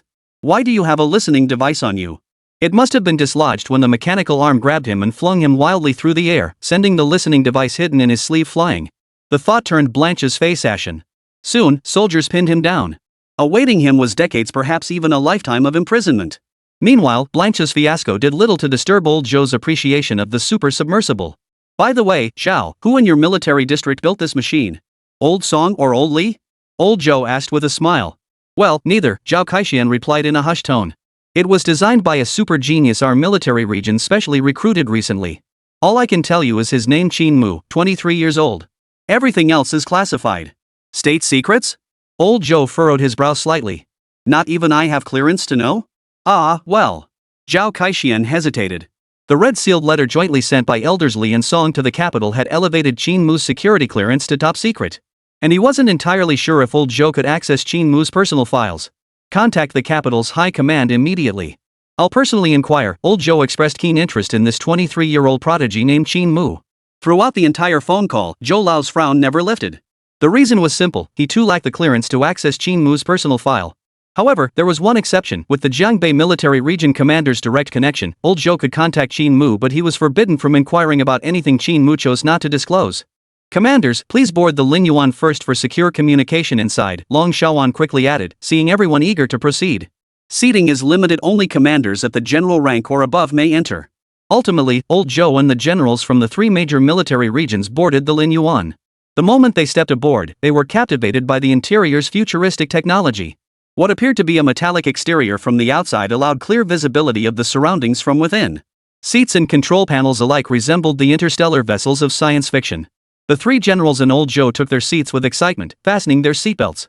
At that moment, Long Xiaowan activated the Lin Yuan's communication system. Soon, a young figure appeared on the projector screen directly ahead. "What's up, Sister Xiaowan? Did you deliver the goods?" The voice carried a hint of youthfulness. "It's here. And several commanders would like to meet you and ask about the Lin Yuan's capabilities." "Oh? The commanders want to know about the Lin Yuan cruiser's capabilities, right?" Qin Mu's tone remained level. "Sis Xiaowan, why don't you just take the Lin Yuan out for a spin in the ocean? I just checked the voyage log. You haven't tested the weapon systems yet, have you? This would be a good chance to practice." "This submersible has a weapons system?" Everyone froze, but Jiang Chenglong couldn't help but ask, "Can this submersible actually launch torpedoes?" Of course it can. From its initial design phase, the Abyssal Explorer was conceived as a military-grade, multi-purpose submersible integrating offense and defense. It carries not only cluster torpedoes for large-area precision detonations, but also deep-sea sonic oscillators, electromagnetic drones, and a suite of other weapons. However, as a lightweight deep-sea cruiser, its arsenal is limited in variety, and I'm not entirely satisfied with their firepower. Chapter 30, Teacher Qin doesn't like to show off. Qin Mu's words left everyone exchanging bewildered glances. Installing weapon systems on a manned submersible was already outrageous enough, but the key point was that these weapons sounded incredibly high-tech. Yet from the little guy's tone, it seemed he wasn't satisfied with all these weapons. Talk about being greedy to the extreme. Where on earth did the Jiangbei military region find this little monster? He's just too damn abnormal. In an instant, Jiang Chenglong and Luo Wu shot envious glances at Zhao Kaixian. "Since I'm free this afternoon, I'll just stand by and offer some guidance." The moment the words left his mouth, the miniature projection of Qin Mu that had been displayed above the communicator expanded to life-size proportions within the cabin. Qin Mu smiled and waved at the group. The group was stunned once more by this display of skill, exchanging bewildered glances, momentarily speechless. A thunderous roar, like a rocket launch, suddenly erupted from the quiet military port dock. The next second, the Lin Yuan, which had been lying flat on the ground, slowly rose and gradually hovered in midair. Under the watchful eyes of naval officers and soldiers, the Lin Yuan drifted toward the sea surface before plunging headfirst into the deep ocean. Soldiers immediately gathered around, murmuring among themselves at the spot where the Lin Yuan had vanished. The Jiangbei military region is seriously impressive. They actually built such advanced tech. Compared to the Jiangbei military region's submersible, the other two military regions are just child's play. Damn impressive, seriously impressive. I'd love to hop inside and experience it myself. The division commander stormed over, kicking each soldier squarely in the rear. "Stop staring, damn it! Get back to your posts. Today's events are classified. No private discussions, understand? Anyone caught leaking today's events will be charged with treason." A series of sharp reprimands sent the soldiers scurrying back to their posts without another word. At this moment, the Deepwater Explorer, now positioned in the deep sea zone, activated its thrusters. With Long Xiaowan seated at the helm. After a thorough check confirmed all systems were operational, she pressed the full speed ahead button. The rear bulkhead opened, revealing 4 massive vector engines. In an instant, the previously still seafloor view began to rapidly recede, and the crew simultaneously felt an unprecedented force of acceleration pushing them back. The Lin Yuan's main engines utilize a micro-spiral turbine jet system, Qin Mu explained. It accelerates the vessel from standstill to full speed in just 3 seconds. I like to call it the Rolls-Royce of the deep sea. The Lin Yuan was now rapidly leaving Chinese territorial waters, heading toward the high seas. Everyone felt the unparalleled speed the Lin Yuan delivered. Their blood boiled. Their emotions surged. Jiang Chenglong cautiously inquired, "Teacher Qin, since the Lin Yuan was designed as a multi-purpose submersible for both offense and defense, can its armor withstand the armor-piercing rounds from anti-material sniper rifles?" Anti-material sniper rifle armor-piercing rounds could penetrate even the armor of medium-sized tanks and smaller. If the Lin Yuan could withstand 1 or 2 hits, that would be truly formidable. But Qin Mu smiled faintly and replied, "This submersible wasn't built to withstand armor-piercing rounds. So it can't withstand bullets after all," Jiang Chenglong thought, a hint of disappointment flashing across his face. But it made sense. After all, the sub's primary function is deep-sea diving. Overemphasizing armor thickness would compromise its diving performance. Yet the next moment, Qin Mu continued. Theoretically, it can withstand simultaneous bombardment from over 10 Blizzard torpedoes from the Bear Nation provided those torpedoes aren't carrying the Big Ivan warhead. If they carry nuclear warheads, it can only withstand light tactical nuclear strikes. After all, the Lin Yuan is merely a light cruiser. Defense isn't its strong suit. After Qin Mu finished speaking, the cabin fell into dead silence. Everyone was speechless at his matter-of-fact description. What did he mean by only being able to withstand 10 blizzard torpedoes from the Bear Nation? A single one of those could cripple a medium destroyer, for crying out loud. And from your tone, you're not even satisfied with withstanding a light tactical nuke? Bro, tactical nukes are still nukes, okay? And you say defense isn't its strong suit. You can't show off like that. This is beyond absurd, it's absurdity itself, taken to the extreme. Just then, old Joe suddenly uttered an A before pointing at the observation window beside him and asking, Teacher Qin, if this Lin Yuan's defense is nuclear grade, why install glass windows? As far as I know, even specialized bulletproof glass can't match steel's protective capabilities. The others had long noticed this peculiarity. Not only did the Lin Yuan boast a sleek exterior, but its interior offered crystal clear views of the ocean floor. Its entire perimeter was encased in glass, though from the outside, this glass appeared indistinguishable from metal. This isn't glass at all, explained teacher Xiaoqin. It's a composite material combining laminated carbon steel superalloy with synthetic diamond. The principle is similar to a door peephole, it achieves one-way visibility while maintaining material strength. The group exchanged puzzled glances. Though they couldn't grasp every detail of teacher Xiaoqin's explanation, it sounded incredibly impressive. Old Joe's face flushed slightly as he murmured, if this composite material were applied to tanks, aircraft, or even destroyer construction, wouldn't it both enhance their defenses and dramatically expand their field of vision? This would be a tremendous leap for modern mechanized forces. True to his reputation, General Zhou swiftly grasped the immense potential applications of this super material. The generals from the three military regions simultaneously wore expressions of admiration. Yet Qin Mu shook his head and remarked, tanks are too limited in scope. Using this composite material on them would be like using an anti-aircraft gun to swat a mosquito. Overkill. I believe the true potential lies in multifunctional individual armor, nuclear fighter jets, or even electromagnetic railguns. Only when applied to cutting-edge technologies can these new materials achieve their maximum impact. Qin Mu's words momentarily startled the generals, but upon reflection, they found his reasoning compelling and couldn't help but regard him with newfound respect. Though young, this Mr. Qin spoke with grand ambitions, a true talent. Old Joe nodded approvingly, then sighed. Unfortunately, with our nation's current technological capabilities, developing a superweapon like an electromagnetic railgun will require a very long time. This old body of mine may not last that long. Zhou Lao's words cast a somber mood over the room. But then Qin Mu assured him earnestly, rest assured, Commander. As long as I'm here, China's technology will soon surpass that of developed nations. Take this Ling Yuan deep-sea cruiser with sufficient materials, I built it in just 7 days. Given certain conditions, I can create even more advanced technologies. 7 days? Old Zhou froze, his voice trembling slightly. Young Qin, did you truly build the Ling Yuan in just 7 days? Chapter 31, The Little Devil's Ambition. Mr. Zhou, I can confirm that Xiao Qin is telling the truth, Zhao Kaixian said with a wry smile. From project initiation to testing at Dongshan Port, it truly took only 7 days. Huff. Puff. Rapid gasps escaped old Zhou's lips. His expression agitated, his entire body trembling violently. Shocking news, utterly unbelievable. Building a Ling Yuan submersible in just 7 days, how on earth did this young man manage it? Generals Luo Wu and Zhang Changlong now wore expressions mirroring old Zhou's. All wearing looks of utter astonishment. The genius acquired by the Jiangbei military region was simply too damn extraordinary. No way. After testing concludes, I absolutely must treat Brother Triumph to a proper feast. And then it'll be easier to get the technology from the Jiangbei military region. Beep. Beep. Beep. As they pondered, the normally cruising Lin Yuan suddenly sounded its alarm. Everyone's hearts tightened as they immediately turned to look at Long Xiaowan, who was piloting the Ling Yuan. The Ling Yuan has detected a large seagoing vessel anchored on the sea surface 6 nautical miles ahead.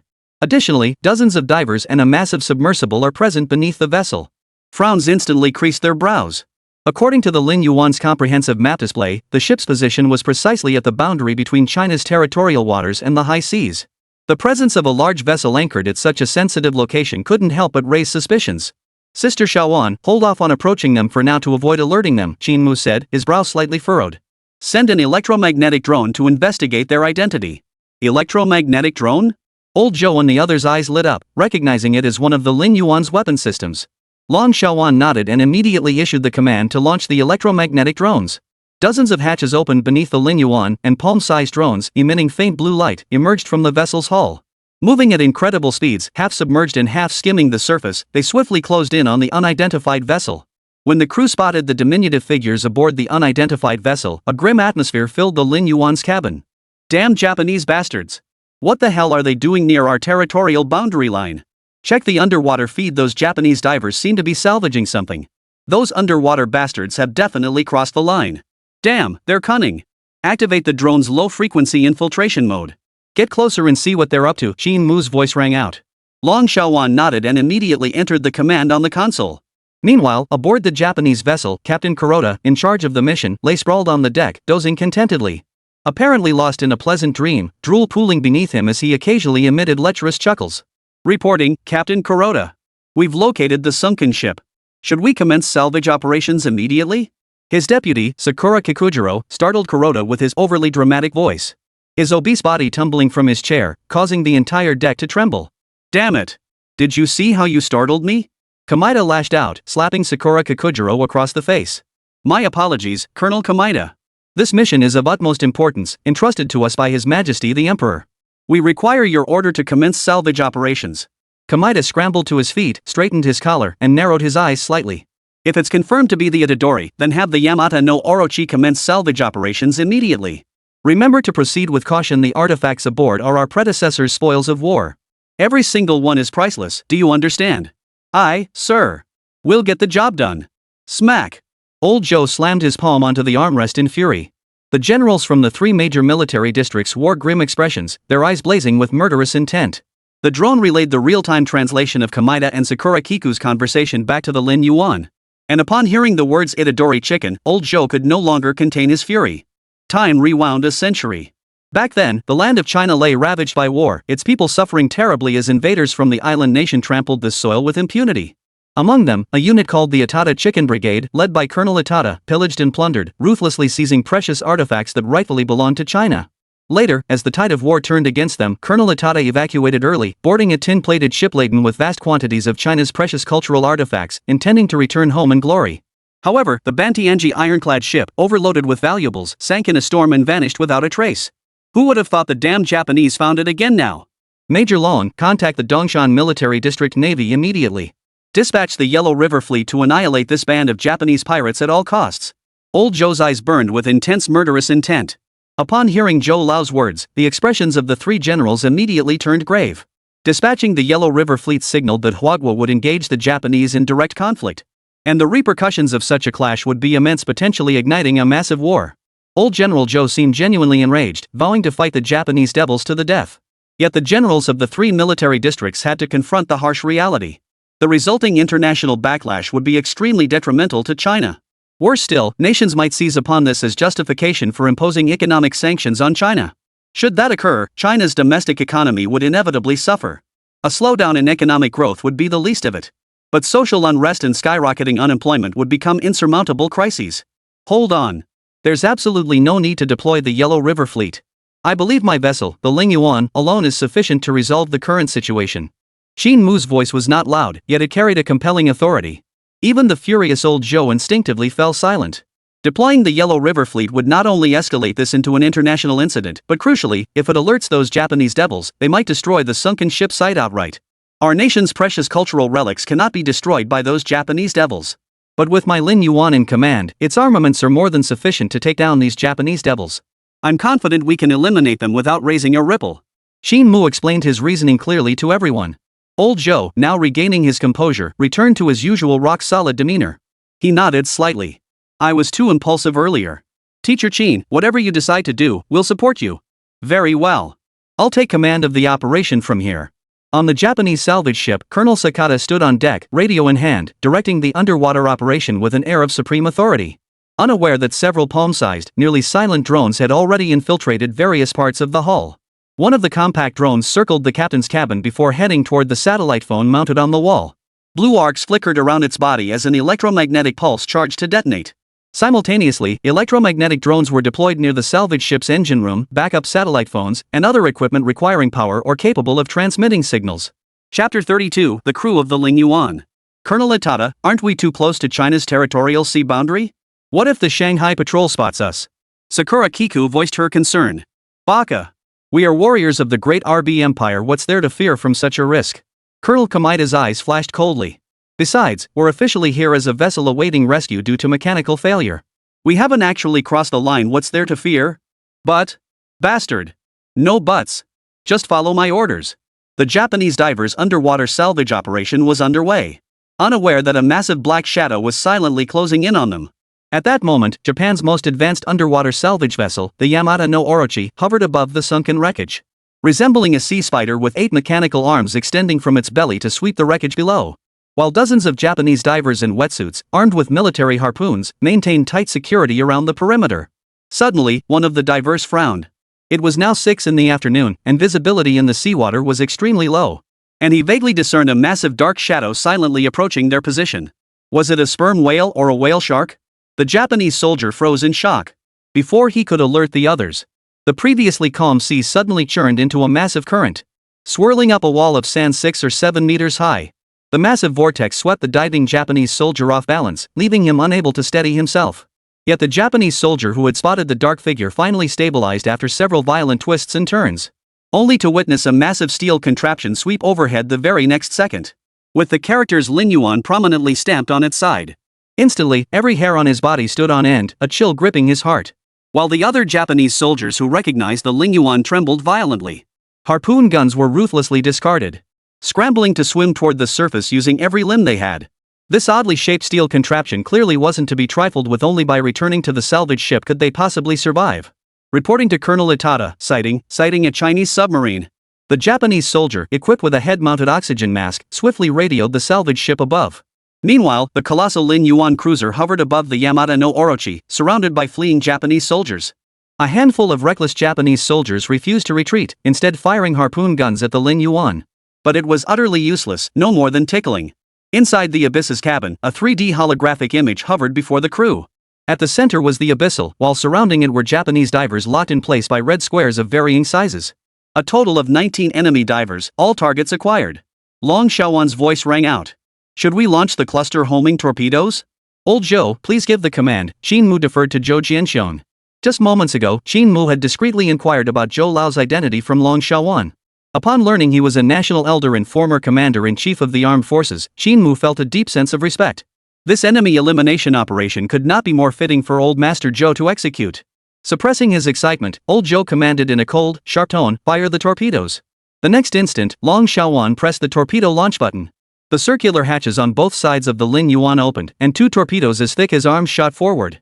The sea churned violently in their wake, yet not a single Japanese soldier was killed.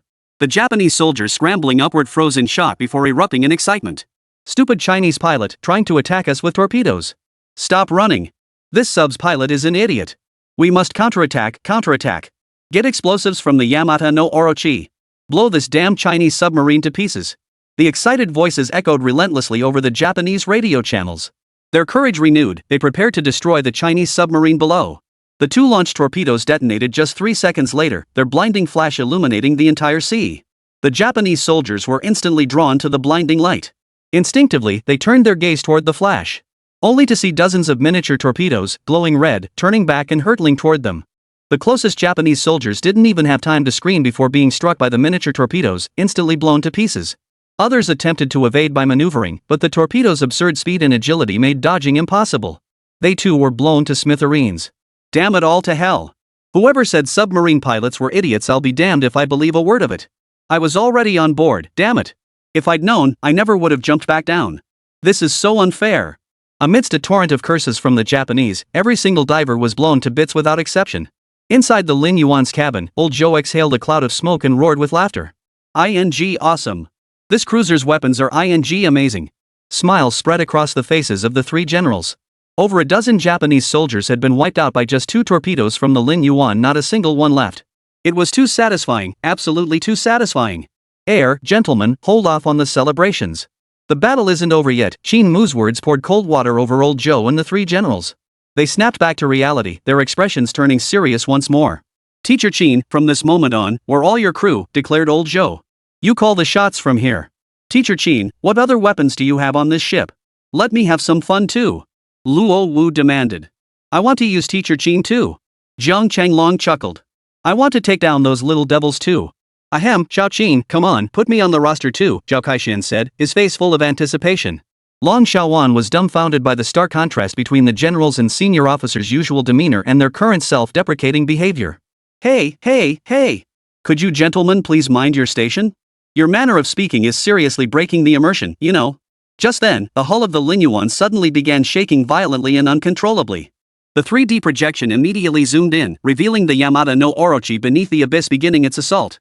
Its 8 massive mechanical arms relentlessly pounded the abyssal, while 2 activated chainsaws attempted to rip open its hull. Qin Mu, should we activate the deep-sea sonic oscillator? Long Xiaowan asked. Not yet. That thing packs too much power for a small-scale skirmish like this, Qin Mu replied with a smile. Captain Qin, what should we do then? Zhang Changlong inquired. They're not the only ones with mechanical arms, we have them too. Qin Mu waved his hand lightly.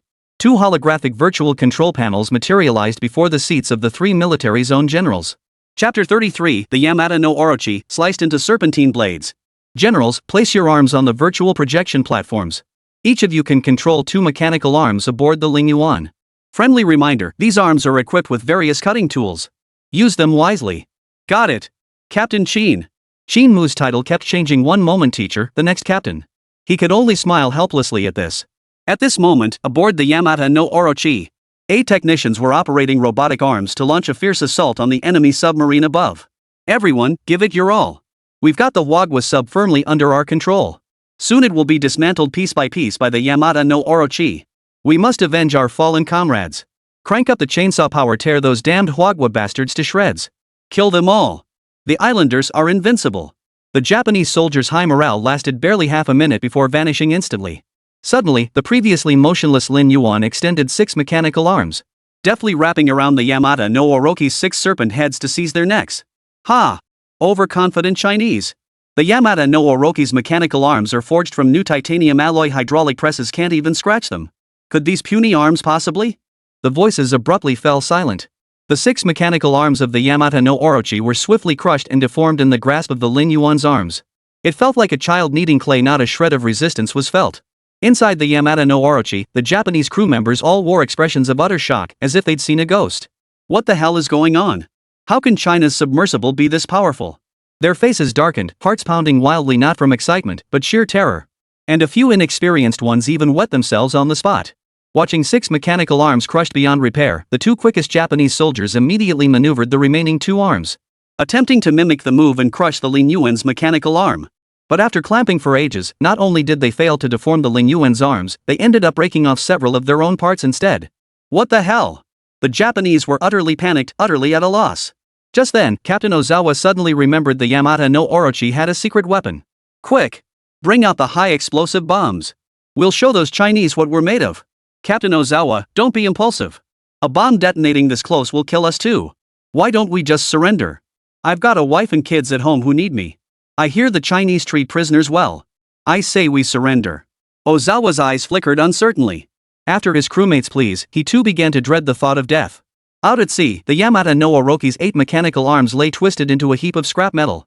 The 3 generals, looking as though they hadn't had their fill of the fight, turned their gaze toward the Yamata no Orochi, now reduced to a twisted snake-like mass. Haha, let me test how sharp this laser-cutting blade is.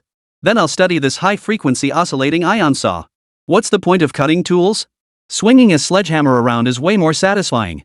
And so, like children, the 3 generals proceeded to smash and hammer away at the Yamata no Orochi with frenzied abandon.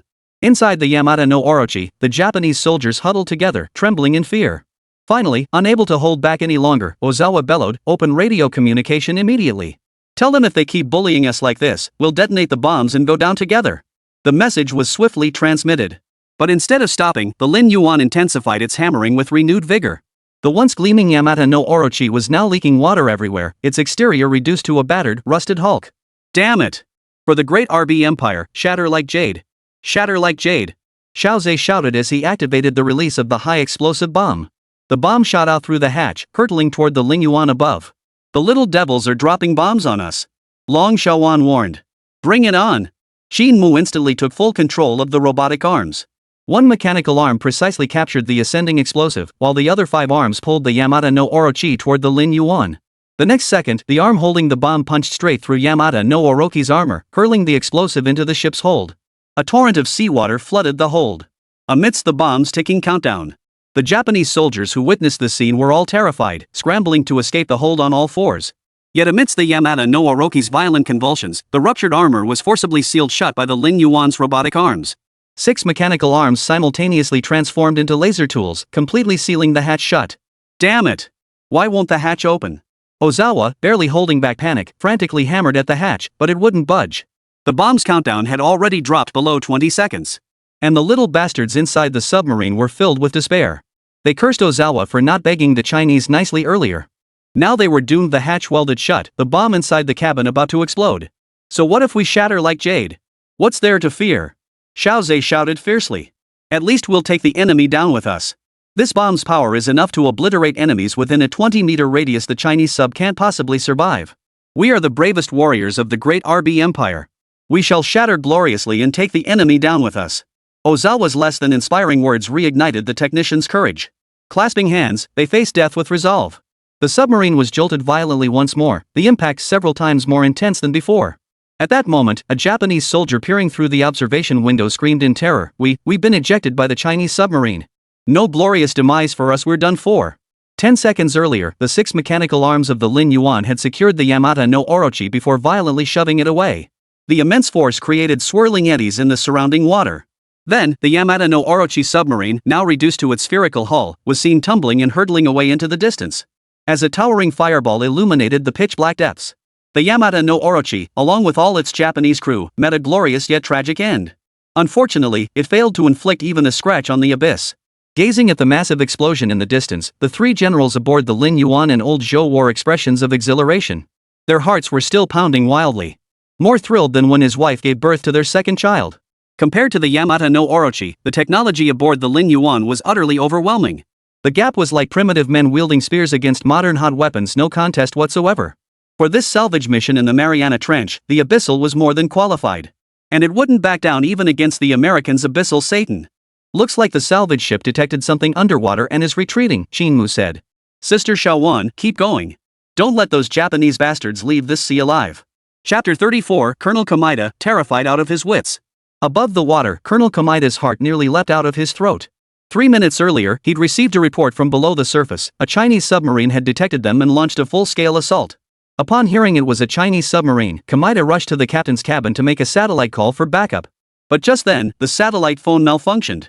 The electronic components had burned out, making outgoing calls impossible. He then retrieved the backup satellite phone only to find it too was dead. Realizing the gravity of the situation, Captain Kamida immediately ordered a return to port. They had to slip away before the Chinese submersible could react. Or else the Chinese would not let him off. Then came another piece of bad news: the ship's engines wouldn't start. The engines wouldn't fire up. Damn it all to hell. So many problems at this critical moment. Colonel Kamida cursed furiously. Thankfully, a glimmer of hope emerged. Though the engine couldn't be started electrically, they finally managed to crank it over using manual assistance. Beep beep beep. The salvage ship billowed thick smoke as it began retreating toward the island nation. Everyone, stay alert. Bring the weapons stashed below deck up to the deck for guard duty. Open fire the moment you spot any Chinese. Major Kamida bellowed at the men. As over 100 Japanese soldiers took up positions on deck, guns trained on the sea. Soon, however, a dark shadow slowly approached the hull from beneath the water. The Japanese soldiers on deck saw the dark figure beneath the ship and were so terrified their eyes nearly popped out of their sockets. Major Kamida, look beneath the ship. A dark shadow is approaching. Holy, it's huge. What kind of monster is that? What are you afraid of? Open fire. Aim at that shadow below. Driven by fear, the Japanese soldiers began firing relentlessly into the water. The bolder among them even threw grenades and explosives into the water indiscriminately. Bombs detonated continuously beneath the surface, sending waves of splashes erupting in succession. This gave the Japanese soldiers a measure of courage. One of them cackled wildly, ha ha ha ha. The Chinese submarine is too scared to approach after being blown up by explosives. Cowardly Chinese, the sick man of East Asia. His voice abruptly cut off. Unnoticed, a mechanical arm as thick as a python had appeared behind him. To the horrified stares of the others, the mechanical arm wrapped around the Japanese soldier's waist and dragged him into the sea. Rope! Rope! The boastful Japanese soldier instantly wet himself in terror, flailing wildly as fear contorted his face. The Japanese soldier was dragged into the pitch-black depths of the sea by the mechanical arm and quickly vanished from sight. Before the others could recover from this unknown terror of death, one after another was dragged into the water by the mechanical arm and vanished. The scene was as terrifying as the sea monster Kraken destroying a ship. In an instant, the Japanese soldiers' morale collapsed, and they scattered across the deck in panic. Meanwhile, First Officer Sakurajiku was frantically searching for Colonel Kuroda's whereabouts, believing the commander had been dragged away by the sea monster. Instead, he found Commander Kuroda trembling beneath the captain's desk. Captain Kamida, our ship is too slow, and the satellite phone won't connect. What should we do? Sakura Kiku demanded urgently. I don't know. Don't ask me. I don't want to die. Captain Kamita repeated these words incessantly, like a frightened child. No matter how Sakura Kiku tried to drag him out, he refused to emerge from beneath the desk. Clearly, Captain Kamita's sanity had completely vanished, plunging him into endless terror. Sakura Kiku ran out of options and ended up slapping Colonel Kamita's chubby face hard over a dozen times. Finally, Colonel Kamita snapped out of it. Quick! Quick! Abandon ship! Captain Kamita ordered. The dinghy will definitely outpace the salvage vessel. If we get into the dinghy, we might escape. So the remaining crew members began surging toward the stern. The canvas was lifted, revealing the dinghy hanging from the stern. At that moment, a tremendous rumbling erupted beneath the salvage ship. A massive crack rapidly spread across its hull, followed by a torrent of seawater surging in. My beloved chicken leg. I can't bear to leave you. You are my everything. Captain Kamita wept bitterly as seawater surged onto the deck, his wailing voice piercing and heartbreaking. Yet just as everyone thought Colonel Kamita would perish with the chicken leg, he wiped his tears and was the first to leap into the dinghy and secure his seat. What are you all standing around for? Lower the rope. We're leaving by boat. As the outboard motor roared to life, the dinghy sped away toward the open sea. The Japanese soldiers looked back to see the salvage ship visibly split in two before slowly sinking into the water. Damn it, thank God we got out fast. Otherwise, we'd have gone down with the chicken pot foot. Major Kamita, still shaken, was about to breathe a sigh of relief when Sakura Kiku beside him pointed toward the distant sea and screamed, "It's coming after us. That monster is chasing us." The Japanese soldiers trembled in terror. Blood pressure shot up to 250. A bone-chilling despair instantly engulfed them. The next second, the black monster leapt violently from the water, casting an oppressive shadow of death against the setting sun. Under the Japanese soldiers' despairing gaze, the dozens of tons heavy Lin Yuan smashed violently into the dinghy. Massive waves and a deafening roar spread outward before the water quickly calmed again. Hugh finally wiped them all out. The three generals aboard the Lin Yuan felt utterly exhilarated. Nothing brought them greater satisfaction than crushing the little devils. Moreover, electromagnetic drones had provided full-time escort throughout the operation, preventing the Japanese from sending any distress signals. In other words, the little bastards had no way to prove China was behind this. Without proof, no one would believe them even if they tried. Few deep within the mountain sea base, Qin Mu hurriedly shoveled down a couple bites of boxed lunch, finally soothing his empty stomach. Just then, old Zhou's voice crackled over the communicator. Teacher Qin, we're preparing to return to Dongshan port for rest and resupply. The sunken artifacts targeted by the Japanese will be retrieved later by a salvage team. Your Lin Yuan vessel was crucial this time. I intend to recommend you for a first-class merit award. What other reward would you like? Now is the time to tell me. Reward? Qin Mu froze slightly, instinctively wanting to refuse. But old Zhou added, any reward that doesn't violate national policy or break the law, I can promise you. For example, if you want 10 million yuan in spending money, or even a military rank below lieutenant colonel. At this, the three generals seated nearby froze, then gasped in shock. Holy crap, is old Zhou joking?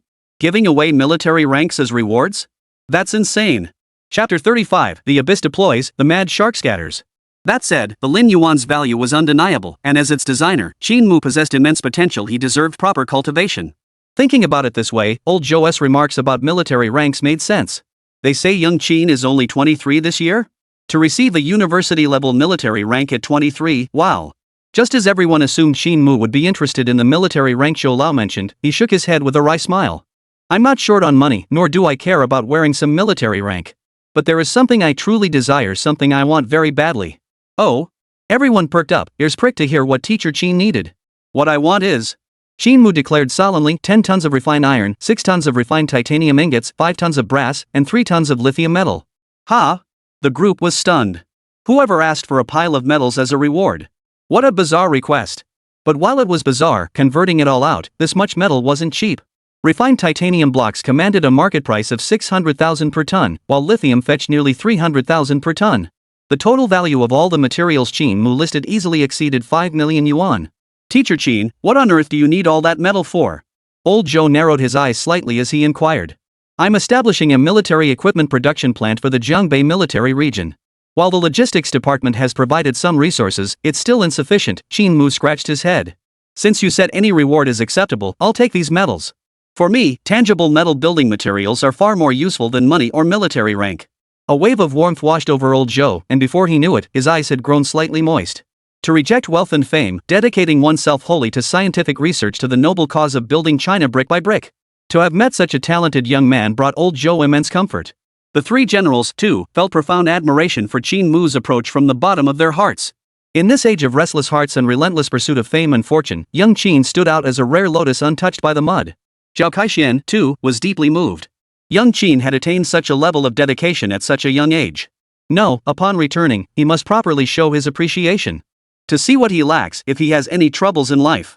If all else fails, I'll assign him a couple of beautiful administrative assistants. After all, he's young and full of energy.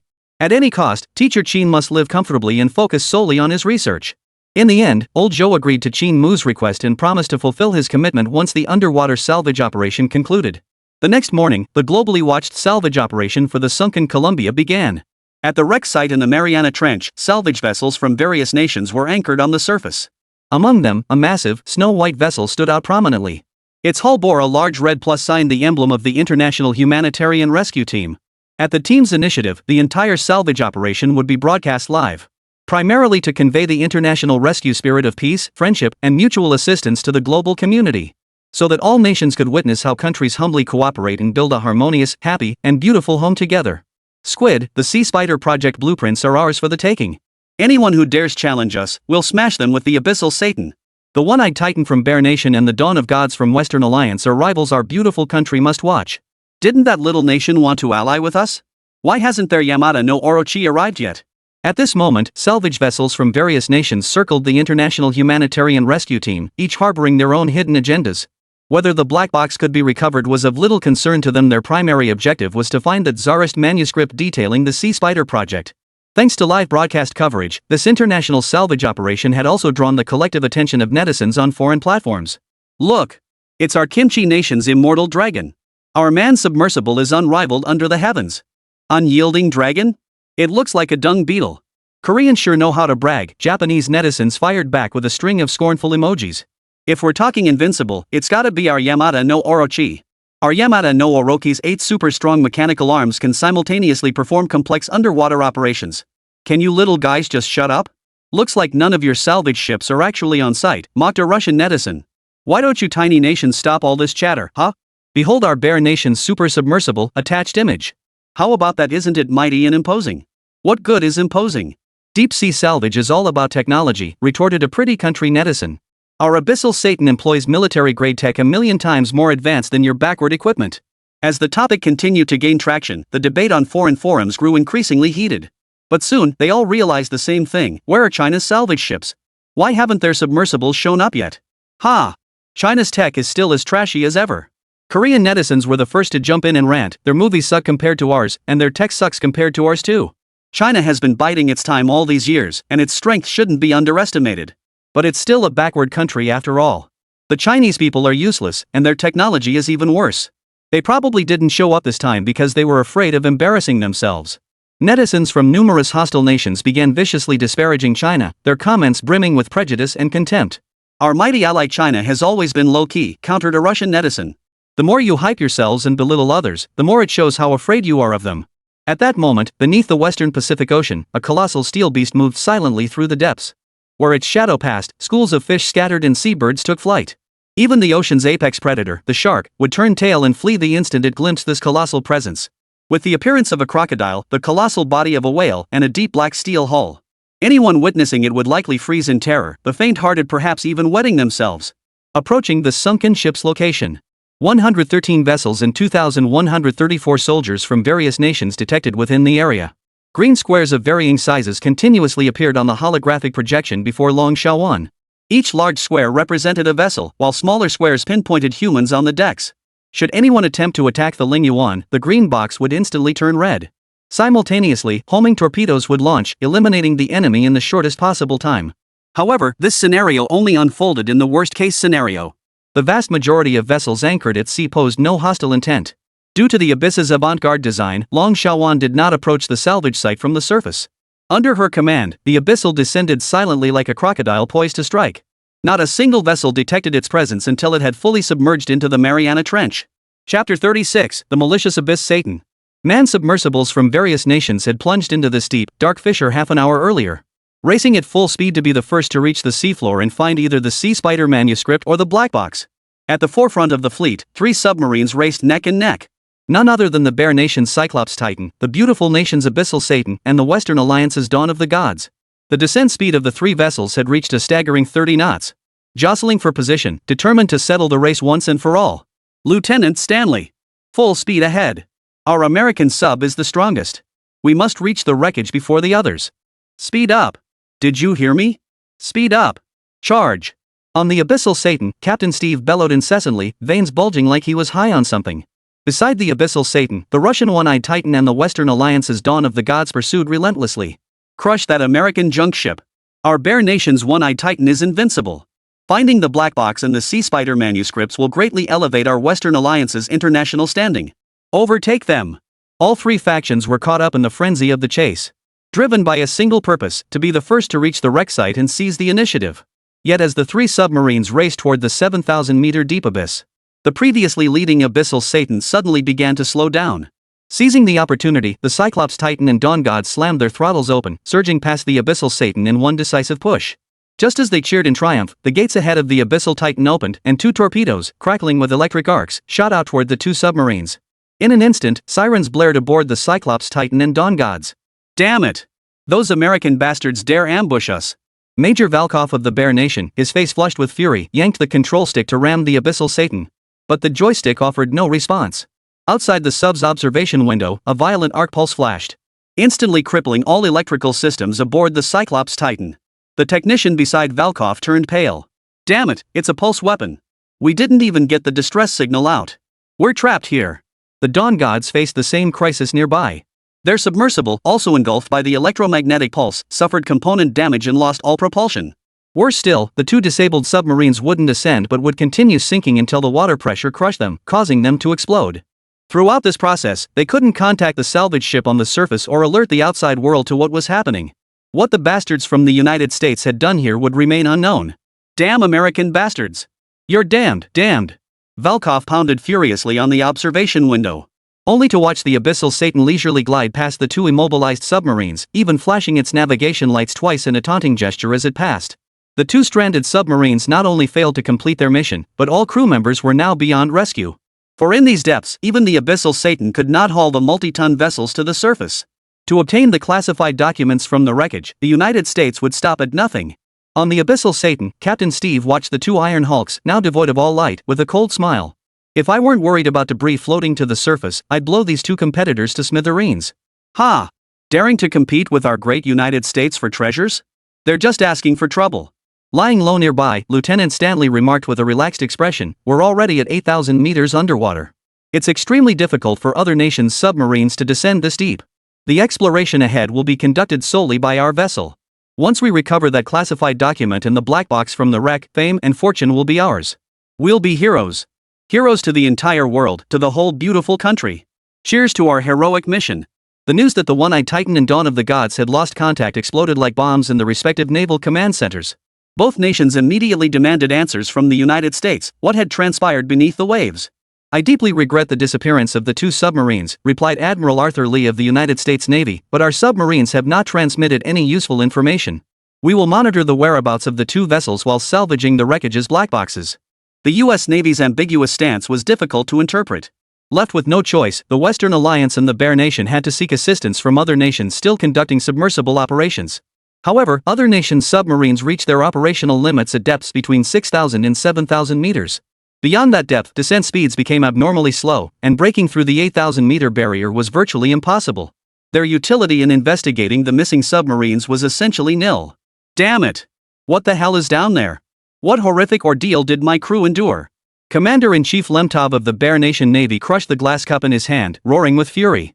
It must be those damn Americans. They're behind this.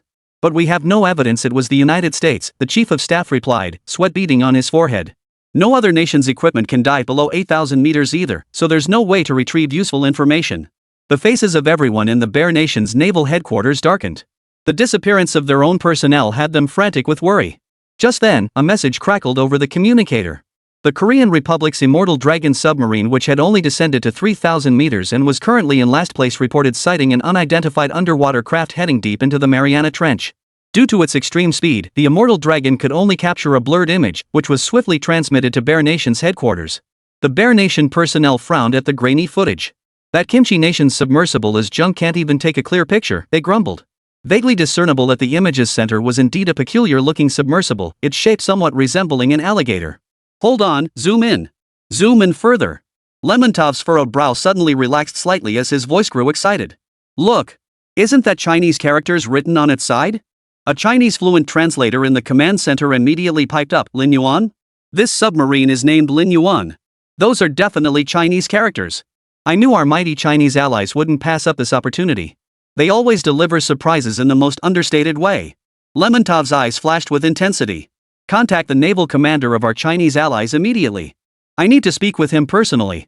Chapter 37, The Astonishing Depths of 10,000 Meters. The call from Lemontov reached Zhou Jianxiong, known as Old Zhou, who was on duty at the command center of the Dongshan Naval Base. Admiral Lemontov, it's been a long time, Old Zhou's voice boomed. Lemontov instantly recognized the voice, his tone shifting to one of profound respect. Old Zhou, it's a pleasure to hear from you. At that moment inside Dongshan Naval Base, Zhao Kaixin and others were accompanying Old Master Zhou as they watched the video feed transmitted back from the Lin Yuan. Surprised by the sudden call from Lemontov, Old Master Zhou smiled and asked, Admiral Lemontov, what brings you here? Well, our submersible suddenly lost signal. Lemontov sped up his explanation before cautiously asking, Mr. Zhou, we just observed your country's Lin Yuan submarine entering the depths of the trench.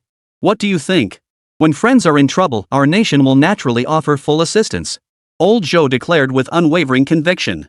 Rest assured, Admiral Lemontov, we will get to the bottom of this. The old man's voice instilled immense reassurance in Lemontov. His voice trembling slightly, he replied, Thank you for your assistance, friend. We're counting on you this time. What is it like to have a powerful and loyal friend? It is undoubtedly filled with profound security and deep emotion. At this moment, Admiral Lemontov was on the verge of tears. It truly felt like reaching a dead end only to find a new path opening up. After hanging up, Old Zhou immediately relayed the mission to Long Shaoan. Upon receiving the command, the Lin Yuan, which had been descending at a steady rate, suddenly accelerated. Its descent speed surged from 40 knots to 80 knots, with acceleration still increasing. The Lin Yuan now resembled a steel spike plunging into the depths, shooting downward at an unstoppable, monstrous speed. Bubbles formed behind the vessel, bursting outward with tremendous force.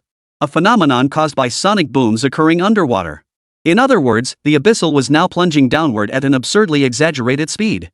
The immense energy caused the surrounding seawater to violently tremble. The Mariana Trench now seemed to be boiling, constantly shaking. Though imperceptible to the naked eye, this tremor was an utterly terrifying ordeal for the submersibles from various nations conducting exploration missions. Inside the Kangaroo submersible from the land down under, the Australian crew huddled together in terror. What's happening? Why is it shaking so violently? Could it be an undersea volcano erupting? My God, I don't want to die. This is terrifying. We have to get out. If we can just reach the opening, we might survive. Just as panic gripped the crew, a brilliant blue halo streaked straight down from above in the next instant. Its speed was so blindingly fast that no one could make out what it was. As it streaked past the Kangaroo, the tremors reached their peak. Crew members felt as if their cheeks were being rubbed against a rocket booster. As if every ounce of fat in their bodies was being shaken into liquid. In that instant, the crew felt as if their entire bodies were being shaken to pieces. Clutching their heads in agony, frozen in terror. After the object swept past, the sea rapidly calmed, and the Kangaroo ceased its violent rocking. The survivors of the Kangaroo, their faces still etched with terror. My God, what on earth was that thing that just passed by? So it wasn't an earthquake that thing caused the sea disturbance. What's going on? Could it be aliens invading Earth? The deep sea is terrifying. I want to leave here. Please, let me leave.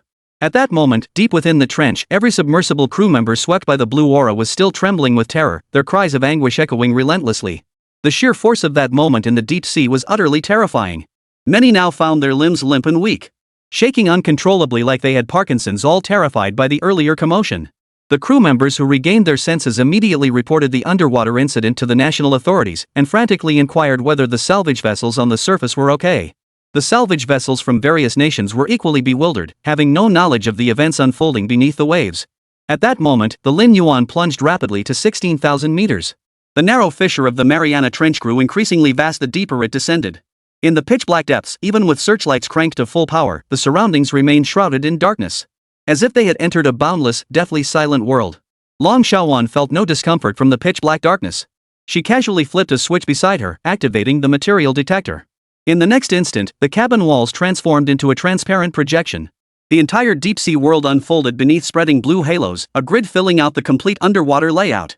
Towering rock formations dozens of meters high, basins plunging hundreds of meters deep, the skeletal remains of unidentified colossal beasts, and ghostly, translucent deep-sea creatures drifting through the water like phantoms. Wow! So this is the world at the Mariana Trench's depths. It's breathtaking.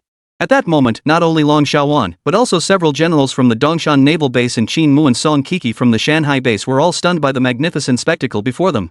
For the first time, they witnessed the full panorama beneath the Mariana Trench. Mysterious, eerie, boundless, yet dazzlingly brilliant because of those ghostly creatures. It's breathtakingly beautiful, utterly incredible.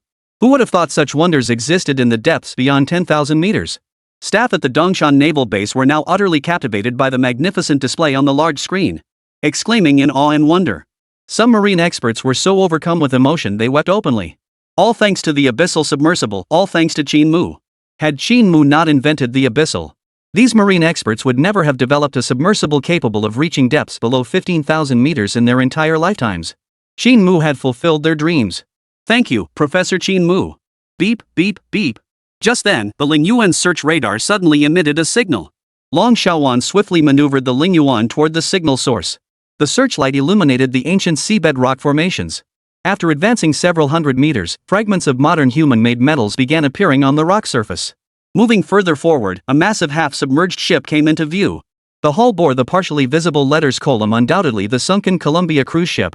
However, the signal detected earlier was a distress call, not originating from the Columbia wreckage.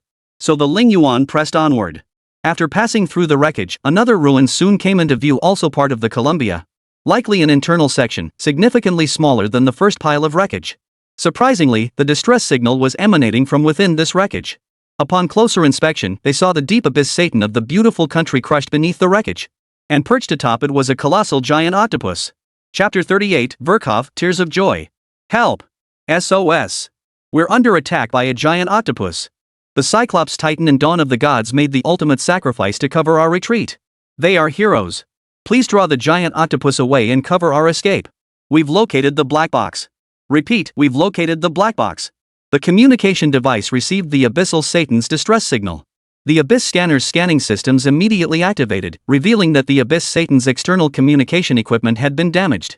Not only could it not contact the outside world, but it was also pinned down by tons of debris, making it impossible to move anytime soon. Should we go rescue them? Long Xiaowan inquired. Even though most Americans are scum, we should uphold the principle of international cooperation.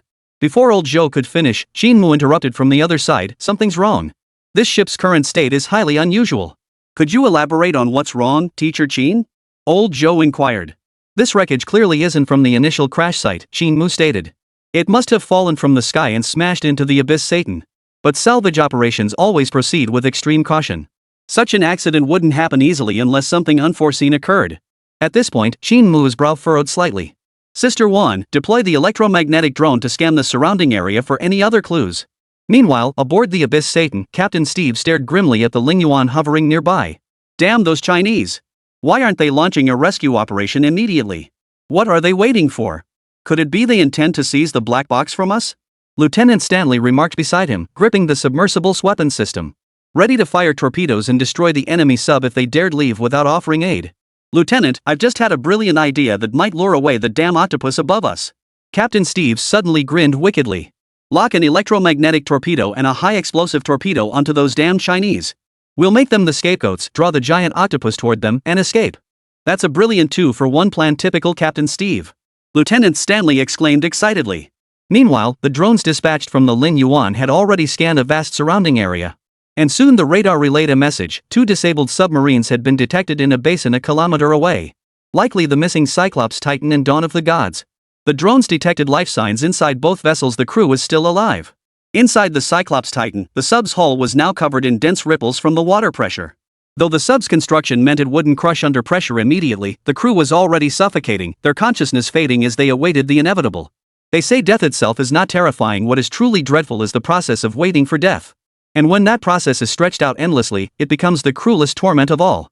On the Cyclops Titan, Valkov removed the necklace holding his wife and daughter's photo from around his neck, his face betraying a hint of reluctance. By the faint glow of his wristwatch, he gently traced the faces of his wife and daughter in the photograph, his sorrow evident. Valkov had always imagined dying for his country, but he never imagined the manner of his sacrifice would be so humiliating. Betrayed by the Americans. Now they lay at the bottom of the ocean, 15,000 meters deep. It would likely take decades before anyone could recover them. Their disappearance was destined to become some kind of unsolved mystery. A wave of resentment washed over Volkov. Just as he was about to curse to vent his anger, a blinding light pierced through the cabin window. The pitch-black space was instantly illuminated. Wanark struggled to press himself against the window. There, suspended outside, hovered a massive submersible. Its luminous exterior clearly displaying two Chinese characters on its side. It's our Chinese brothers' rescue team. Our Chinese friends have come to save us. Vanarkov's dejected state vanished instantly, and he couldn't help but roar with joy. His voice roused the half-conscious crew members. When they saw the submersible appearing here and attempting to rescue them, they were overcome with emotion, tears welling up in their eyes. Quick! Our radio is still working. Turn it on and contact our Chinese friends. The moment the radio crackled to life, Long Xiaowan's stern voice came through. This is the Ling Yuan rescue team from the Jiangbei military district of the Chinese Navy. Hold on to the hull tightly. We are initiating salvage operations, which will cause severe shaking. Alliance of China, thank you. Wan Urkov's eyes welled up with tears of emotion as he urgently urged everyone to secure themselves. Yet unlike the jubilant cheers aboard the One-Eye Titan, the crew of the Dawn of Gods remained grim-faced. While we're surprised China would come to our aid, they can't possibly save us. Commander Mach of the Dawn Gods looked grim. The Bear Nation's submersible weighs 15 tons, while our Dawn Gods weighs 8 tons. This is the deep sea, there's no way the submersible can haul us up. Hearing the commander's logical analysis, the others' initial excitement froze, giving way to deeper despair. The commander was right. China's submersible likely couldn't carry even one disabled submarine out of the deep sea. And at the current water pressure, their craft would be crushed within 10 minutes, leaving their chances of survival infinitesimally small. No, God, I don't want to die yet. My wife and children are waiting for me to come home. Today is my daughter's birthday. An increasingly thick atmosphere of sorrow spread throughout the Dawn of the Gods. But just then, the hull suddenly shook violently. And beneath the white searchlights outside the windows, several mechanical arms had already secured both the Dawn Gods and the Cyclops Titan. Under the stunned gaze of Commander Mike of the Western Alliance, the hull was being pulled inch by inch from the ocean silt. Impossible. My God, what kind of miracle is this? Commander Mike exclaimed. China's submersible is lifting both our vessel and the Russian sub simultaneously. The terrifying force is beyond belief. The other crew members aboard the Dawn of the Gods immediately rushed to the observation windows, their faces a complex blend of shock and elation. Their sub, nearly half buried in the deep-sea silt, was being pulled out by the Chinese sub. The magnificent Chinese submersible. My God, this is nothing short of a miracle. Chapter 39, Qin Mu steps in, sealing the fate of the Yanks. Ah, we're saved. I can go celebrate my daughter's birthday now. The Chinese have always been powerful yet unassuming. Their strength is truly admirable. At that moment, survivors aboard both the Dawn of the Gods and the Cyclops Titan cheered and praised the Chinese submersible like a savior. The mechanical arms of the abyssal depths steadily grasped both submarines, lifting them upward with unwavering precision. They saw hope for survival. Yet starkly contrasting the survivors' euphoria was the Abyss Satan, positioned 500 meters behind the abyss's edge. Damn those Chinese! How can their submersible lift two vessels simultaneously? When did China acquire such advanced submersible technology? Jealousy surged through Steve as he cursed furiously, abandoning all decorum. Captain Steve, I request immediate fire. Lieutenant Stanley shouted. We can't let those survivors on the two vessels return to the surface alive. Otherwise, they'll reveal what happened beneath the sea. And firing now might distract that giant octopus above us. Once the giant octopus leaves the wreckage, the mechanical arms can quickly clear the debris. Once we're back on the surface alive, we'll just say the Chinese submersible was crap and got torn apart by the giant octopus. Heh, by then, we'll still be heroes to the entire world and all of America. The lieutenant's words made Steve's eyes flash. He said in a deep voice, then open fire immediately. Use up all our torpedoes. The abyssal Satan's torpedo tubes opened instantly. The next second, two torpedoes shot toward the abyssal edge. Watching the salvage progress from the window, Volkov's expression turned grim as he saw the torpedoes hurtling toward the abyssal. He yanked his radio to his ear and bellowed, Chinese brothers, get out of the way. Those damn Yanks fired torpedoes. Damn it, that's exactly how they ambushed us earlier. Not only Volkov, but all the other survivors witnessed the torpedoes hurtling toward them, their faces drained of color. Deep-sea submersibles weren't known for their defensive capabilities. Any torpedo hitting one would deal a fatal blow. Though this Chinese sub looked exceptionally unique and sleek. It likely couldn't withstand a torpedo blast. Wan Urkov shouted himself hoarse, desperate to warn the Chinese sub to evade. Inside the Ling Yuan, a blue halo enveloped the space as Qin Mu's holographic projection materialized in the cockpit. Sister Xiaowan, don't release the mechanical arm, I'll handle the rest. At a depth of 15,000 meters, the two disabled submarines were already extremely fragile. If they were to fall, they would likely explode and disintegrate completely. Therefore, the abyssal could not move nor could it be struck by a torpedo. Hearing Qin Mu's voice, Long Xiaowan's nerves steadied.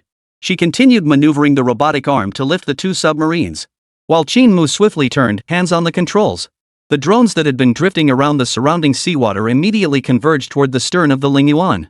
Inside the mountain sea base, Qin Mu stood within a sealed chamber. The holographic projection from his super light watch displayed the drone's full feed across the surrounding walls. Qin Mu could now freely command every electromagnetic drone. Two torpedoes streaked toward the Lingyuan, one ahead and one behind. Witnessing the scene, whether it was the crew of the Cyclops Titan and the Dawn Gods or Zhou Lao and others at the naval base, their hearts leapt into their throats. Should either torpedo strike the abyssal, the immense shockwave would undoubtedly obliterate both the Cyclops Titan and the Dawn Gods, leaving not a single crew member aboard to survive. Yet dozens of electromagnetic drones swiftly glided toward the torpedoes, swimming through the water like fish. In an instant, they positioned themselves directly in front of the torpedo's trajectory, then swiftly arranged themselves in a vertical plane. Their internal energy sources surged, blue arcs of electricity spreading outward. Electromagnetic barrier, activate. Qin Mu barked. Instantly, the pitch-black sea surface erupted with blue sparks. These points spread outward, connecting to others. In an instant, a mesh structure woven from electromagnetic links materialized. The next instant, the torpedoes collided with the pulse barrier, triggering a violent explosion. Witnessing this spectacle, both the survivors and the Americans aboard the Abyss Satan froze in shock. Gasping for breath, they could scarcely catch their breath. What kind of super technology was this? How could it withstand a torpedo blast? The crew of the Abyssal Satan stared wide-eyed, jaws dropping to the floor. The scene before them sent shockwaves through their very souls. Their hearts shattered into pieces. Had China's technology truly reached such terrifying heights? The United States' pride and joy seemed utterly worthless in comparison. Captain Steve's emotions were in utter turmoil. The worldview he had built up shattered completely in that instant. But then, something utterly devastating happened to the crew of the Abyssal Satan. The explosion not only failed to penetrate the electromagnetic barrier but was bounced back, engulfing the Abyss Satan in its shockwave and successfully enraging the colossal octopus looming above the ruins. Its tentacles began to coil around the Abyss Satan. An immense force instantly enveloped the submersible. Inside the Abyss Satan, countless hair-raising metallic creaks echoed, followed by fine cracks spreading across the observation window glass. No! Help me! I don't want to die. I don't want to die in the deep sea. This place is terrifying. Damn Steve, why did you have to provoke the Chinese? Amidst the crew's desperate screams, the Abyssal Satan was violently crushed and torn apart by the colossal octopus. Deep-sea water surged in, extinguishing all life within an instant. The colossal octopus, seemingly sensing the terror of the Abyssal Satan, slowly released its tentacles. All 8 tentacles simultaneously whipping through the air before vanishing completely into the distant darkness. The full story unfolded over Volkov's radio. After being ambushed by the Americans, the Cyclops Titan lost all power and crashed directly into a pile of shipwreck debris hanging from protruding rocks. The already unstable wreckage collapsed with a thunderous crash upon impact, crushing the Abyssal Satan below as it searched the wreck site. As for the giant octopus, it was likely a deep-sea colossus dwelling within the wreckage. Disturbed, it had wrapped itself around the Abyssal Satan. The truth has been revealed, and it's time to head back. Before departure, however, Qin Mu directed the drone to scan the wreckage of the Abyssal Satan a few times, only to discover an object placed beside each of the Abyssal Titan's 2 loosened mechanical claws. It's the black box from the Columbia! Yin Dingyuan exclaimed excitedly upon recognizing the object. And that other safe-like thing based on intelligence reports, it must be the Sea Spider manuscript without a doubt. Chapter 40, Heroic Homecoming, The World's Tribute. What a stroke of luck. Items that should have taken considerable time to locate were found with such remarkable ease. Not only Yin Dingyuan, but even old Zhou and the 3 generals from the military regions were beaming with joy. Both the black box and the Sea Spider manuscript held immense significance for China. The former could effectively elevate China's international standing, while the latter represented a new direction for China's future renewable energy. As the Abyss Succubus passed the wreckage of the Satan, the Lingyuan's 2 free mechanical arms retrieved the items into the cargo hold. With 2 submersibles in tow, the Abyss-bound pressed toward the exit of the trench above. At this moment, the deep sea 10,000 meters below was swarming with submersibles from other nations. To ensure they did not exceed their own diving limits, they paused at regular intervals during descent to rest and recover. Just as they were methodically conducting their descent operations, a voice suddenly broke the prolonged silence on the public radio channel. The Chinese Navy's Lingyuan submersible is transporting survivors. All non-essential personnel must evacuate immediately to prevent collisions and casualties. Repeating. The Chinese Navy's Lingyuan submersible is transporting survivors. All non-essential personnel must immediately clear the area to avoid collisions and prevent casualties. Long Xiaowan's stern, slightly hoarse voice echoed repeatedly across the radio channels of submarines from various nations. Upon receiving the message, submersible pilots instinctively maneuvered their craft toward the nearby rock wall, while their gazes collectively fixed upon the pitch-black, bottomless abyss below. Soon, the immense form of the abyss emerged slowly into view. Viewed from above, it was unmistakably a submersible with a sleek, armored crocodile-like design. The moment they saw it, pilots from all nations pressed themselves against their observation windows for a closer look. Its black metallic hull radiating futuristic technology, as if stepped straight out of a sci-fi film. The distinctive characters Lin Yuan emblazoned on its hull instantly identified it as a submersible from China. When did China's submersible technology become so advanced that they could build such an extravagantly designed submersible? As the Lin Yuan's massive hull swept past them, an even more astonishing sight unfolded. Beneath the Lin Yuan, two dark shapes were being hauled upward by 6 mechanical arms, rising alongside the sub's ascent. Upon recognizing these dark forms, the submarine pilots from various nations collectively gasped in unison. For what the Lin Yuan was hauling were none other than the Bear Nation's One-Eye Titan and the Western Alliance's Dawn of the Gods. Good heavens! Those two submarines together must weigh 20 tons and they're being hauled up by a single Chinese sub. The submersible pilots stared at the steel behemoth towing the two vessels, instantly frozen in shock. Their mouths gaped wide enough to fit several eggs, their pupils dilating in disbelief at the scene unfolding before them. Unbelievable! China has already mastered such advanced technology. Inside the Maple Leaf submersible, a world-renowned marine expert in his 50s exclaimed, "Look at the propulsion system on its underside. This submarine doesn't use traditional air compression for ascent and descent, it employs a far more sophisticated turbine-assisted propulsion system. Even my mentor only theorized about this technology to think China has already put it into practice. Terrifying. Absolutely terrifying." The veteran expert's words left the other pilots with complex expressions. How could China, whose technology had long been a weak point, suddenly possess such incredible advancements? It was astonishing, almost beyond belief. But wait, China hasn't deployed any salvage vessels on the surface. Didn't they opt out of this recovery mission?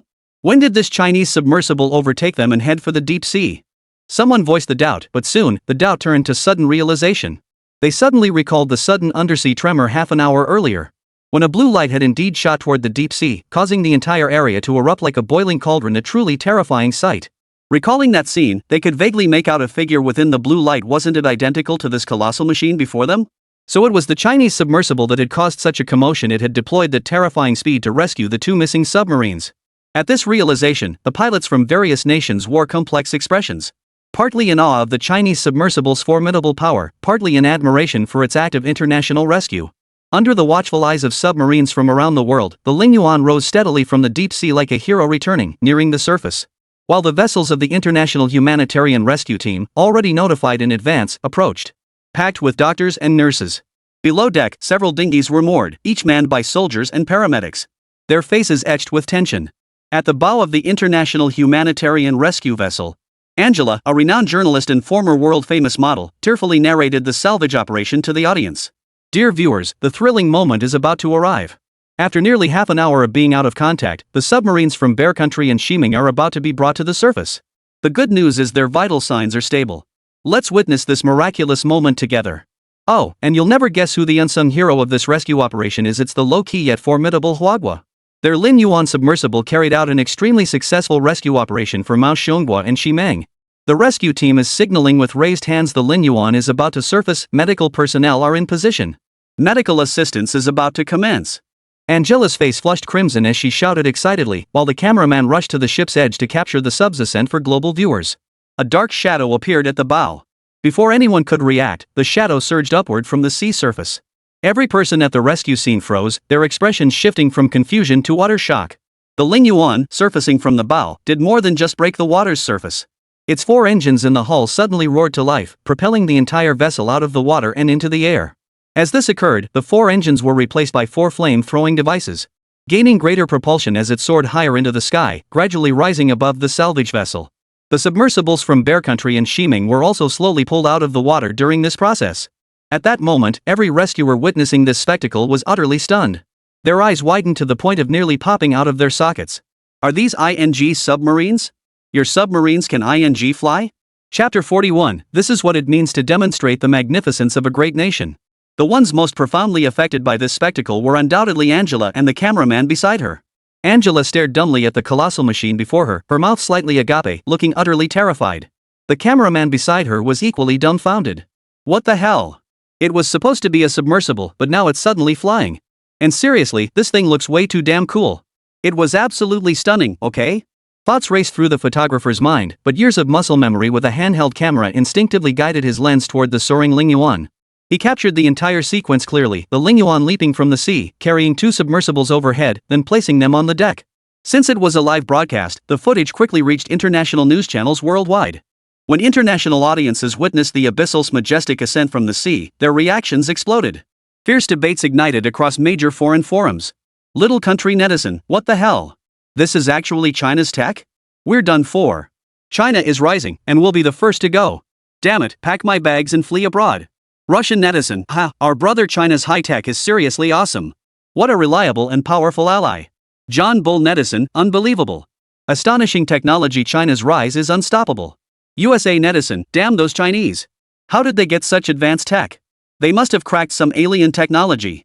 Kimchi Nation netizen, the name Lingyuan belongs to us. The Lingyuan is ours. This has historical precedence, and we have proof. Qin Mu, isn't this a bit too showy? On the Lingyuan, Long Xiaowan stared at the rescue personnel frozen in shock on the monitor, momentarily at a loss for words. Qin Mu scratched his nose. This isn't flashy, it's showcasing our nation's grandeur. Besides, both submersibles are severely oxygen depleted inside. Cutting them while stationary on the surface risks endangering the survivors. Though he spoke with righteous conviction, Qin Mu still instinctively glanced at the influence metric displayed on the system interface. That single leap had triggered an explosive surge in influence, rapidly increasing his exchange points to 15,000 and still climbing. Qin Mu was grinning from ear to ear. With this massive influx of exchange points, his plans for the mecha factory could be accelerated without limits. He was even confident he could complete its construction within this month. Meanwhile, 500 nautical miles from the wreck site on the high seas, a massive aircraft carrier strike group was quietly assembling.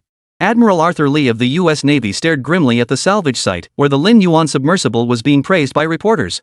After a long silence, he turned to ask, still no signal from the abyssal Satan? The communications officer, cold sweat beading on his brow, cautiously replied, the last message we received was that they found the black box and the Sea Spider manuscript. After that, we lost all contact.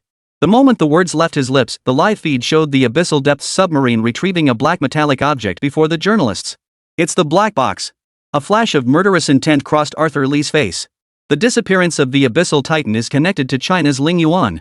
Notify the carrier strike group, deploy immediately and secure the wreck site. Within an hour, dozens of Apache attack helicopters tore through the sky as the U.S. carrier strike group swiftly encircled the wreckage recovery site. The sudden large-scale deployment of the U.S. Navy sent nerves on edge across the globe. Surrounded by armed helicopters, an influx of warships, and SEAL teams, the salvage crew froze like startled birds, daring not to move. Large-caliber gun barrels from the U.S. fleet were trained on the salvage vessels, snipers were in position, and armed helicopters circled relentlessly overhead. The overwhelming pressure of the scene left many present visibly terrified. Inside Dongshan Naval Base, Old Zhou and others wore grave expressions, sensing that this time, the United States likely meant business. Notify the Yellow River Fleet to enter Level 1 combat readiness. Old Zhou's voice was low and commanding. If those Americans dare to make any rash moves, launch an immediate counterattack. Our fleet isn't to be trifled with. Meanwhile, aboard the white vessel of the International Humanitarian Rescue Team, alongside medical personnel and patients like Valkov undergoing treatment, China's Lingyuan was docked on the deck. Its hatches sealed, maintaining radio silence since docking. Over 100 fully armed SEALs surrounded and boarded the white vessel, weapons drawn and barrels pointed menacingly at everyone aboard. The Lingyuan, in particular, was locked onto by several anti-tank rocket launchers.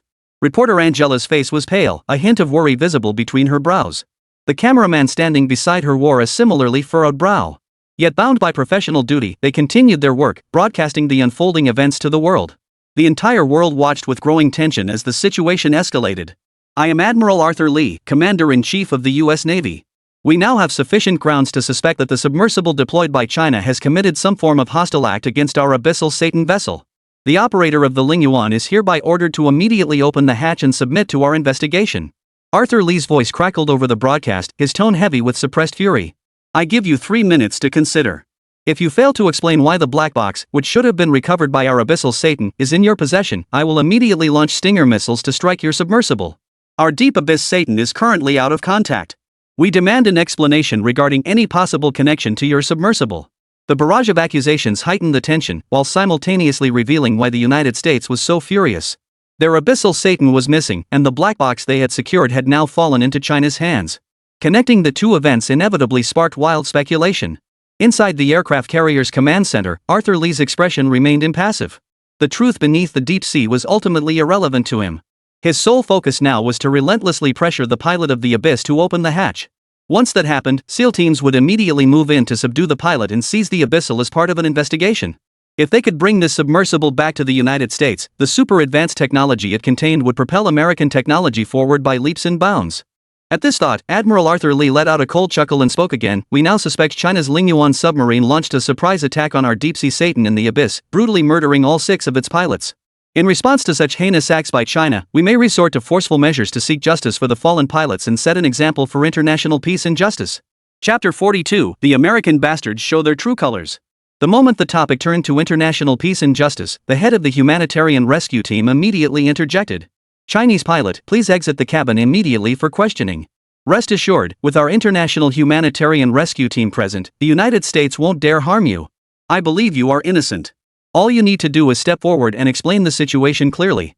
The leader's words were earnest, but not a single nation present believed him. In the face of the Americans, international organizations were nothing but a joke. Just then, the previously silent Lin Yuan began emitting a steady clanking of mechanical operation. Just as everyone thought the abyssal's pilot was about to emerge, a projection shot from the vessel's bow onto the mainsail of the large ship. The projection comprised several camera angles, pieced together to show the abyssal depths salvaging the Cyclops Titan and the Dawn Gods, only to be struck by missiles from the abyssal Satan. In the final frame, the shockwaves from the explosion enraged the colossal octopus hovering above the abyssal Satan, causing the entire vessel to be crushed and shattered by its tentacles in an instant. As the crew watched the sequence unfold, their eyes widened in shock. Utterly stunned by the swift reversal, the abyssal Satan had ambushed the abyssal depths only to be punished by the colossal octopus. Throughout this entire sequence, the Abyss Explorer continued salvaging the submersible without even engaging the Abyss Satan. Whispers filled the salvage team's ranks. Just then, Long Shaowan aboard the Abyssal Satan spoke up. China upholds a spirit of mutual assistance and friendship toward all nations.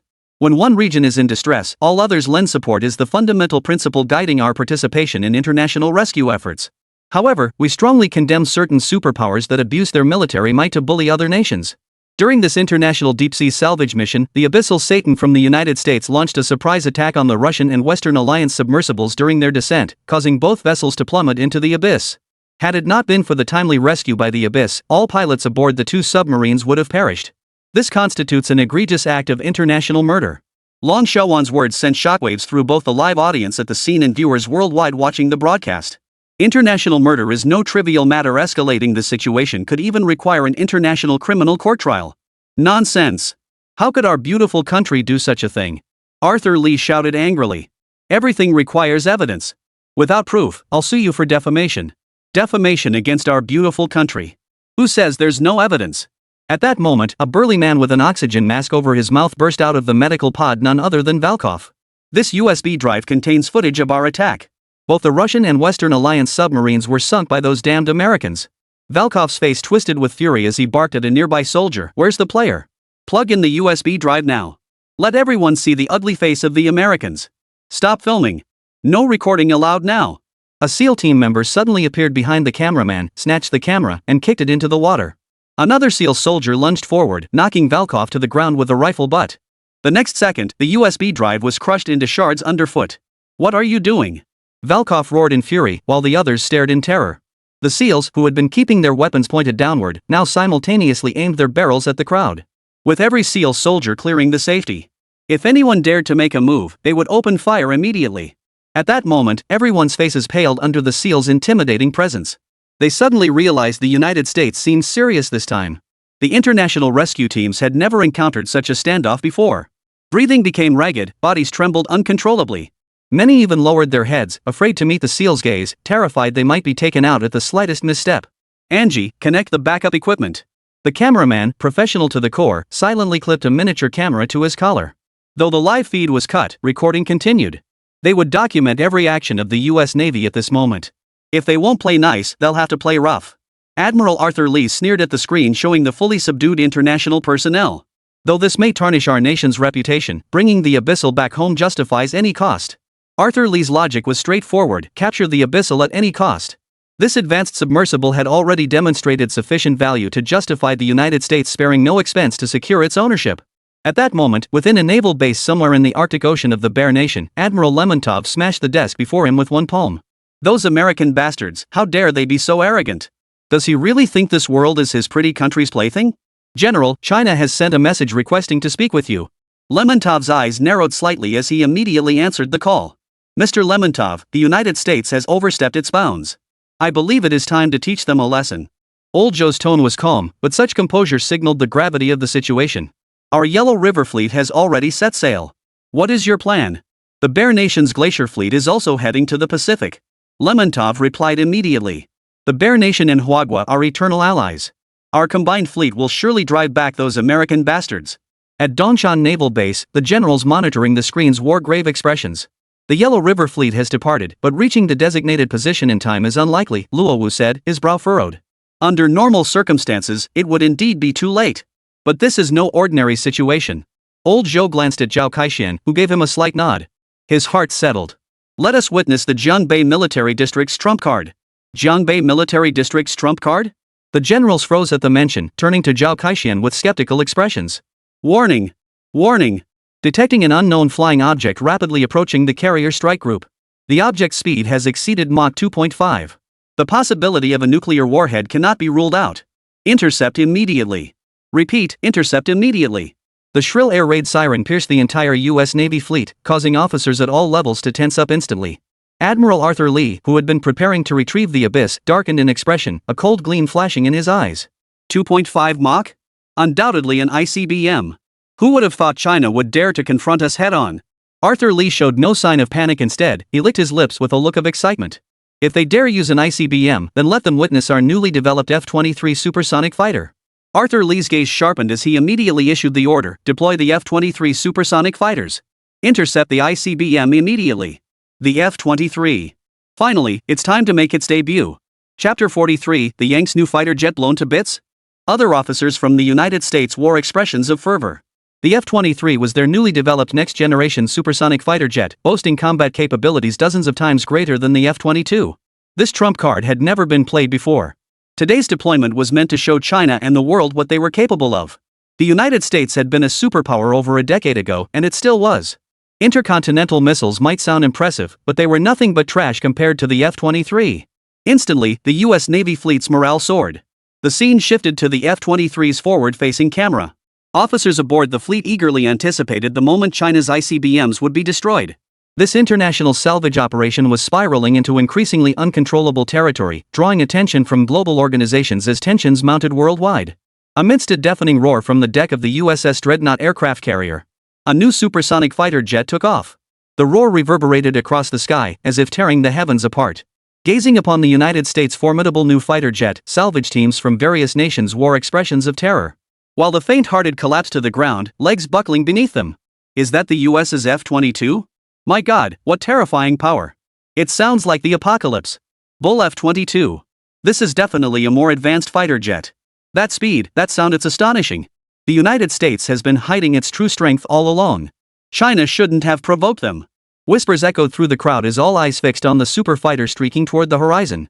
The F-23 sliced through the sky, leaving only a thin white trail in its wake. While opposite it, an unidentified flying object flickering with blue light could be faintly seen streaking through the air at incredible speed. Just as the crowd wondered what it could be. The next instant, a dazzling cloud of flames erupted high above. The pretty country's super fighter jet had exploded. Yes, you read that right, it exploded. The moment the super fighter jet touched the blue light, it exploded. It shattered into pieces, leaving scarcely any debris behind. The international salvage teams watching below were instantly dumbfounded. What just happened? Who can tell me what just happened? That super fighter jet that looked so cool and awesome during takeoff, how could it blow up after just 3 minutes in the air? Was it a malfunction? That shouldn't be possible.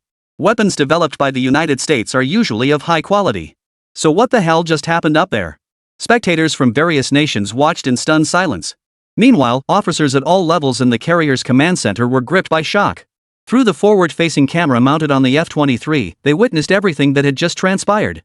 What had launched from China's territory wasn't an intercontinental missile at all, but a flying vehicle. More accurately, a flying mech. The instant the F-23 fired its missiles at the mech, it suddenly accelerated to an extreme speed exceeding Mach 3. And then it rammed the F-23 into an explosion. Yes, rammed it to pieces, not shot it down. After the explosion, the mech emerged unscathed from the fire cloud and continued charging toward the carrier strike group. Is this ING thing also a weapon developed by China? The American correspondent couldn't help but curse, his brow etched with terror.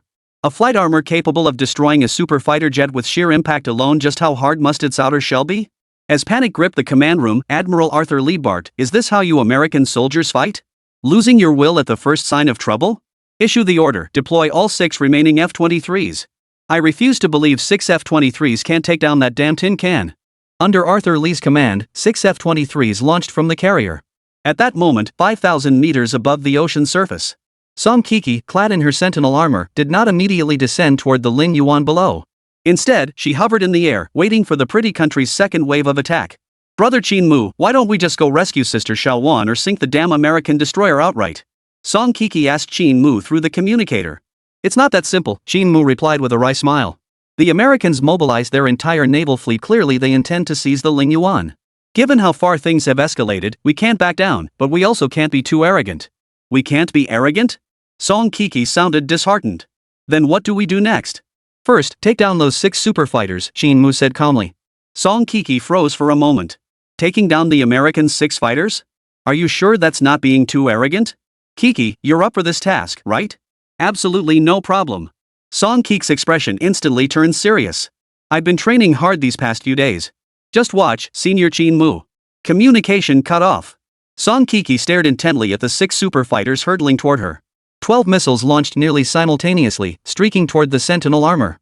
Yet the Sentinel armor showed no intention of evading.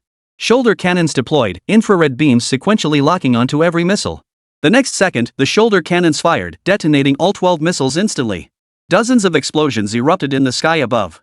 Heat waves surged, debris flew everywhere, yet the Sentinel armor remained completely undamaged.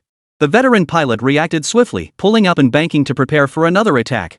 Yet as the fighter banked to either side, the pilot on the left suddenly realized the flying mech had vanished into the clouds. The next second, smoke billowed from the right fighter as an armored unit lay clinging to its underside, wreaking havoc. "Watch out, you!" Before he could finish, a massive explosion erupted, casually obliterating an F-23. "Damn it! F-4 and F-5, hold it off. Buy us time to lock on." F-1, F-2, and F-3's weapon base spun, switching to a special missile with a slender, sharply pointed black nose. The Sidewinder 436, a highly agile, high-speed anti-armor homing missile. This missile was also a new weapon from the United States, its armor-piercing power capable of effortlessly penetrating an aircraft carrier and destroying its nuclear propulsion system. When the 3 fighters finally locked onto the enemy flying mech, the cost was heavy. Fighters 4 and 5 were obliterated with almost no chance to fight back. The remaining 3 fighters immediately pressed the launch buttons, and the Sidewinder missiles shot out like arrows. Beep. Beep. Beep. Critical missile threat detected. Evade immediately. Repeating, lethal missile attack detected. Evade immediately. No matter how formidable the Sentinel armor was, it had its defensive limits. The American Sidewinder 436 homing missile had triggered the Sentinel's early warning system for the first time. Chapter 44, Sentinel Strikes, Deterring the Carrier Strike Group. Song Keke dared not take any chances.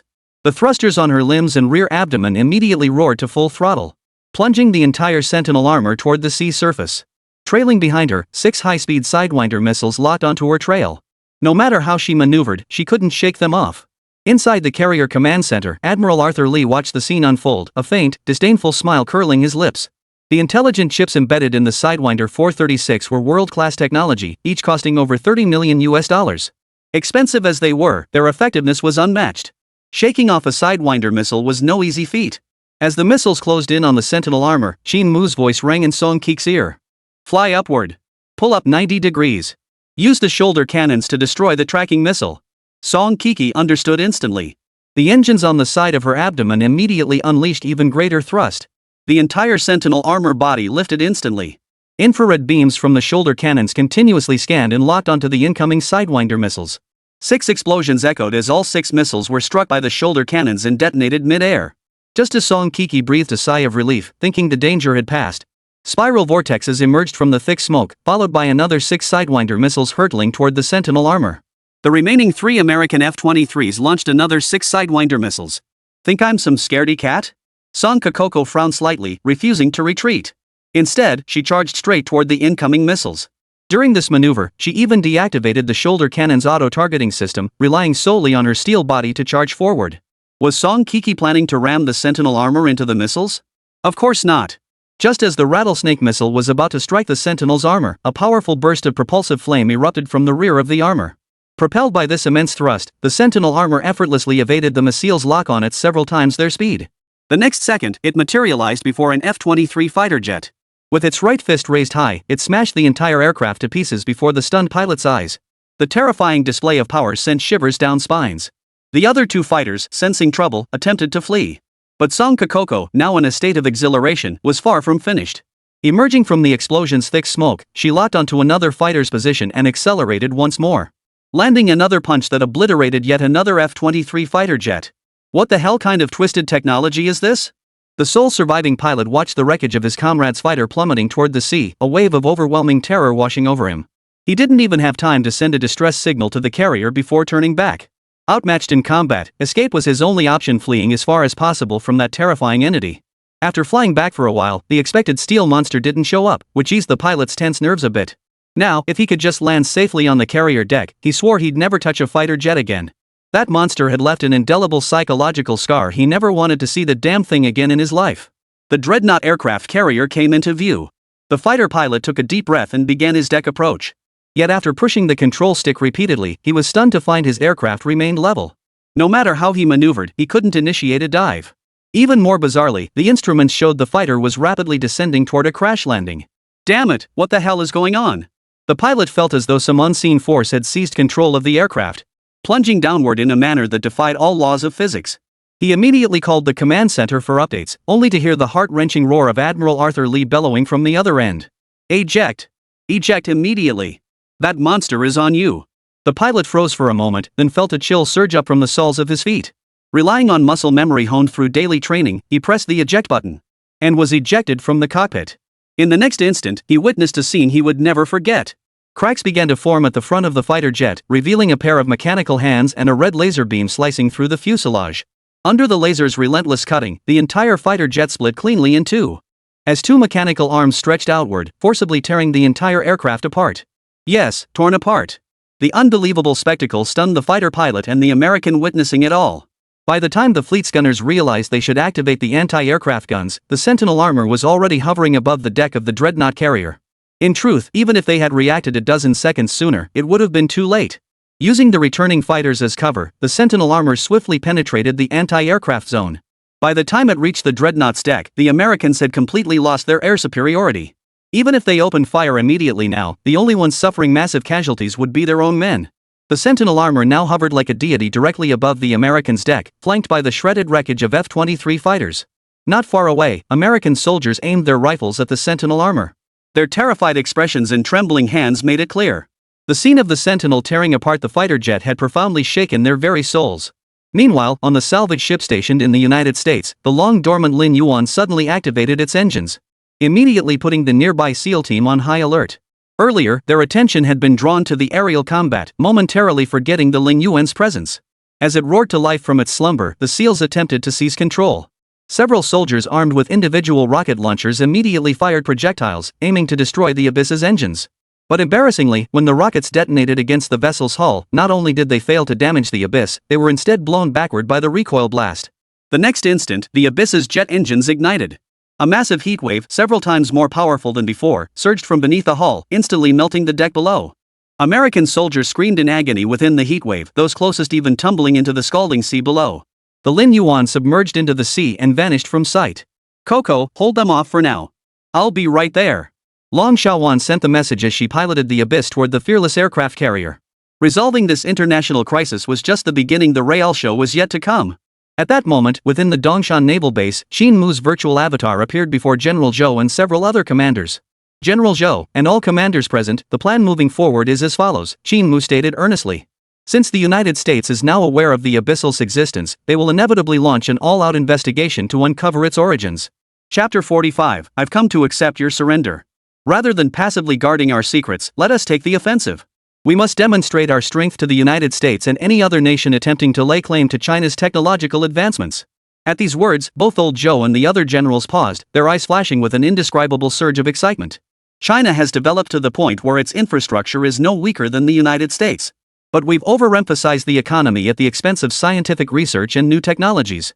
Give me sufficient resources and time, and I am confident we can develop more cutting-edge technologies not just in military applications, but also in new energy, transportation, and even agricultural production. Therefore, we need not fear the United States at all. Instead, we should appropriately demonstrate our strength and instill fear throughout the entire nation. Qin Mu's voice rang out with unwavering conviction, his resolve far surpassing his actual age of 23. His words sent shivers down everyone's spines. The power to strike fear into the United States. Hadn't China maintained a low profile for so many years precisely to surpass the United States one day? And now, that moment of surpassing was within reach. How could it not be thrilling and exhilarating? Especially for old Zhou. His heart pounded wildly, as if it might leap out of his throat. He clenched his fists tightly, forcing himself to suppress the surging emotions within. Qin Mu, go for it. I believe in you. Old Zhou declared in a deep voice. The future of China rests in the hands of young people like you. The standoff near the Mariana Trench in the Pacific Ocean persisted. More and more American soldiers aimed their rifles at the sentry-armored vehicles on the deck, while several Apache attack helicopters hovered overhead, poised to launch high-explosive rockets at any moment. Further out at sea, U.S. frigates had also turned their guns toward the steel figure on the carrier deck. Long-range missile launchers opened, poised for action. At this moment, every gun barrel of the U.S. Navy fleet was trained on the Sentinel armor. Wary of the armor before them, terrified of this terrifying enemy that had just taken out 7 of their own fighter jets. Just then, the carrier's loudspeaker blared. Chinese, are you certain you wish to commence hostilities? Do you understand what war between our nations would entail? The voice belonged to none other than Admiral Arthur Lee, commander-in-chief of this carrier strike group. He stood at the window of the command center, his face dark as he stared down at the super armor below. War? You've got it all wrong, Qin Mu's voice echoed from within the sentry armor. The fighting ended minutes ago. I'm here to accept your surrender. The words exploded like a bomb in the ears of the American commander and his subordinates. Unbelievable. It was always the U.S. military accepting other nations' surrender, never the other way around. The American soldiers felt the enemy armor before them was openly humiliating them. They were furious, itching to tear him apart with their heavy machine guns. Yet Qin Mu continued, my time is limited. You have 30 seconds to decide, surrender, or face the consequences. Inside the carrier's command center, the American officers were equally enraged upon hearing Qin Mu's words. Damn those Chinese. They're utterly arrogant. I'd love to punch him in the face, that bastard. Having those Chinese all over us feels utterly disgusting. Arthur Lee, seeing the others growing agitated and on the verge of losing control, lit a cigar with a calm expression. Gentlemen, no need to get so worked up. Have you forgotten we still have a sonic weapon aboard the Invincible? As the name suggests, sonic weapons harness the principle of acoustic resonance. While ineffective against mechanical armor, they can penetrate most metal hulls, severely injuring or even killing the pilot. At Arthur Lee's reminder, the furious American officers instantly broke into broad smiles. Ha! We'd forgotten we still had such a devastating weapon at our disposal. I've seen the power of sonic weapons firsthand. They can shatter a cow's entire internal organs in an instant. Just how arrogant China is now, is how utterly humiliated it will be shortly. Ha! Stupid Chinese! The American officers, who had been frowning in worry moments ago, now regained their fighting spirit. Rushing to the windows, eager to witness the sonic weapon shattering enemy bodies. As the countdown ended, the United States showed no sign of surrendering. Qin Mu hesitated no longer, poised to unleash his ultimate strike. But at that moment, the mothership's broadcast crackled with Arthur Lee's commanding voice. You dare, little China, to challenge my unrivaled U.S. Navy fleet. Now witness the might of America's superweapon. As Arthur Lee's words faded, a massive sonic wave visible to the naked eye enveloped the Sentinel armor. The immense energy contained within the shockwave radiated outward relentlessly.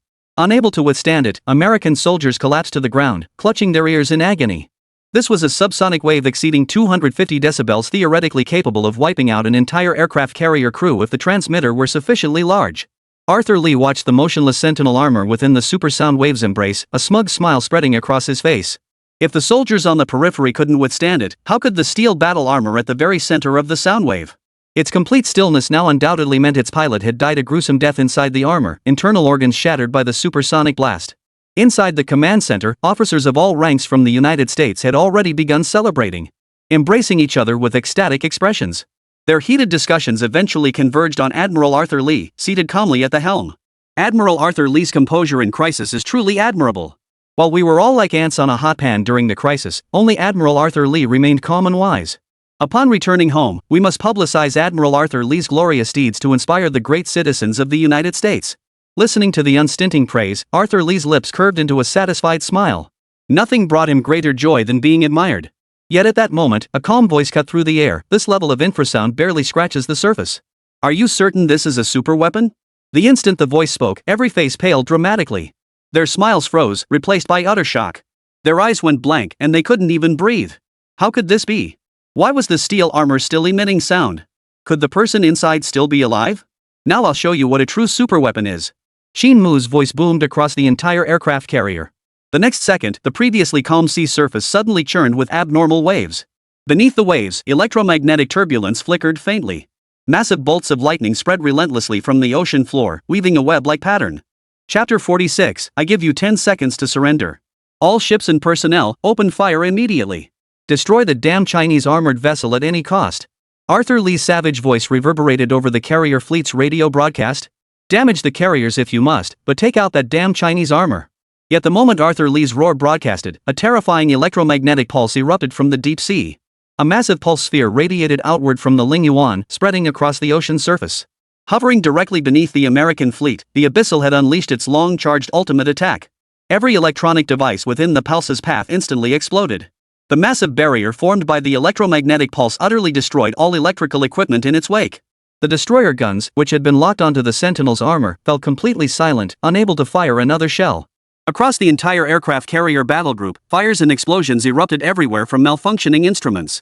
The U.S. Navy crew aboard the escort ship descended into chaos. They never dreamed that the carrier strike group, long regarded as the undisputed ruler of the seas, could be so utterly vulnerable. Unease spread through the crowd, fear etched on every face. Who could have imagined that a naval fleet functioning normally one moment would be utterly annihilated by a massive pulse the next? What kind of superweapon could possibly contain such terrifying power? Rolling black smoke billowed from the hulls of every warship as battle damage reports rapidly reached Arthur Lee. Admiral, we've activated backup radio. The Dreadnought carrier strike group has suffered catastrophic losses, barely 1 in 10 survived. The Chief of Staff's face was grim, his speech faltering as he continued. All warships' propulsion systems, weapon systems, and communication systems are completely destroyed.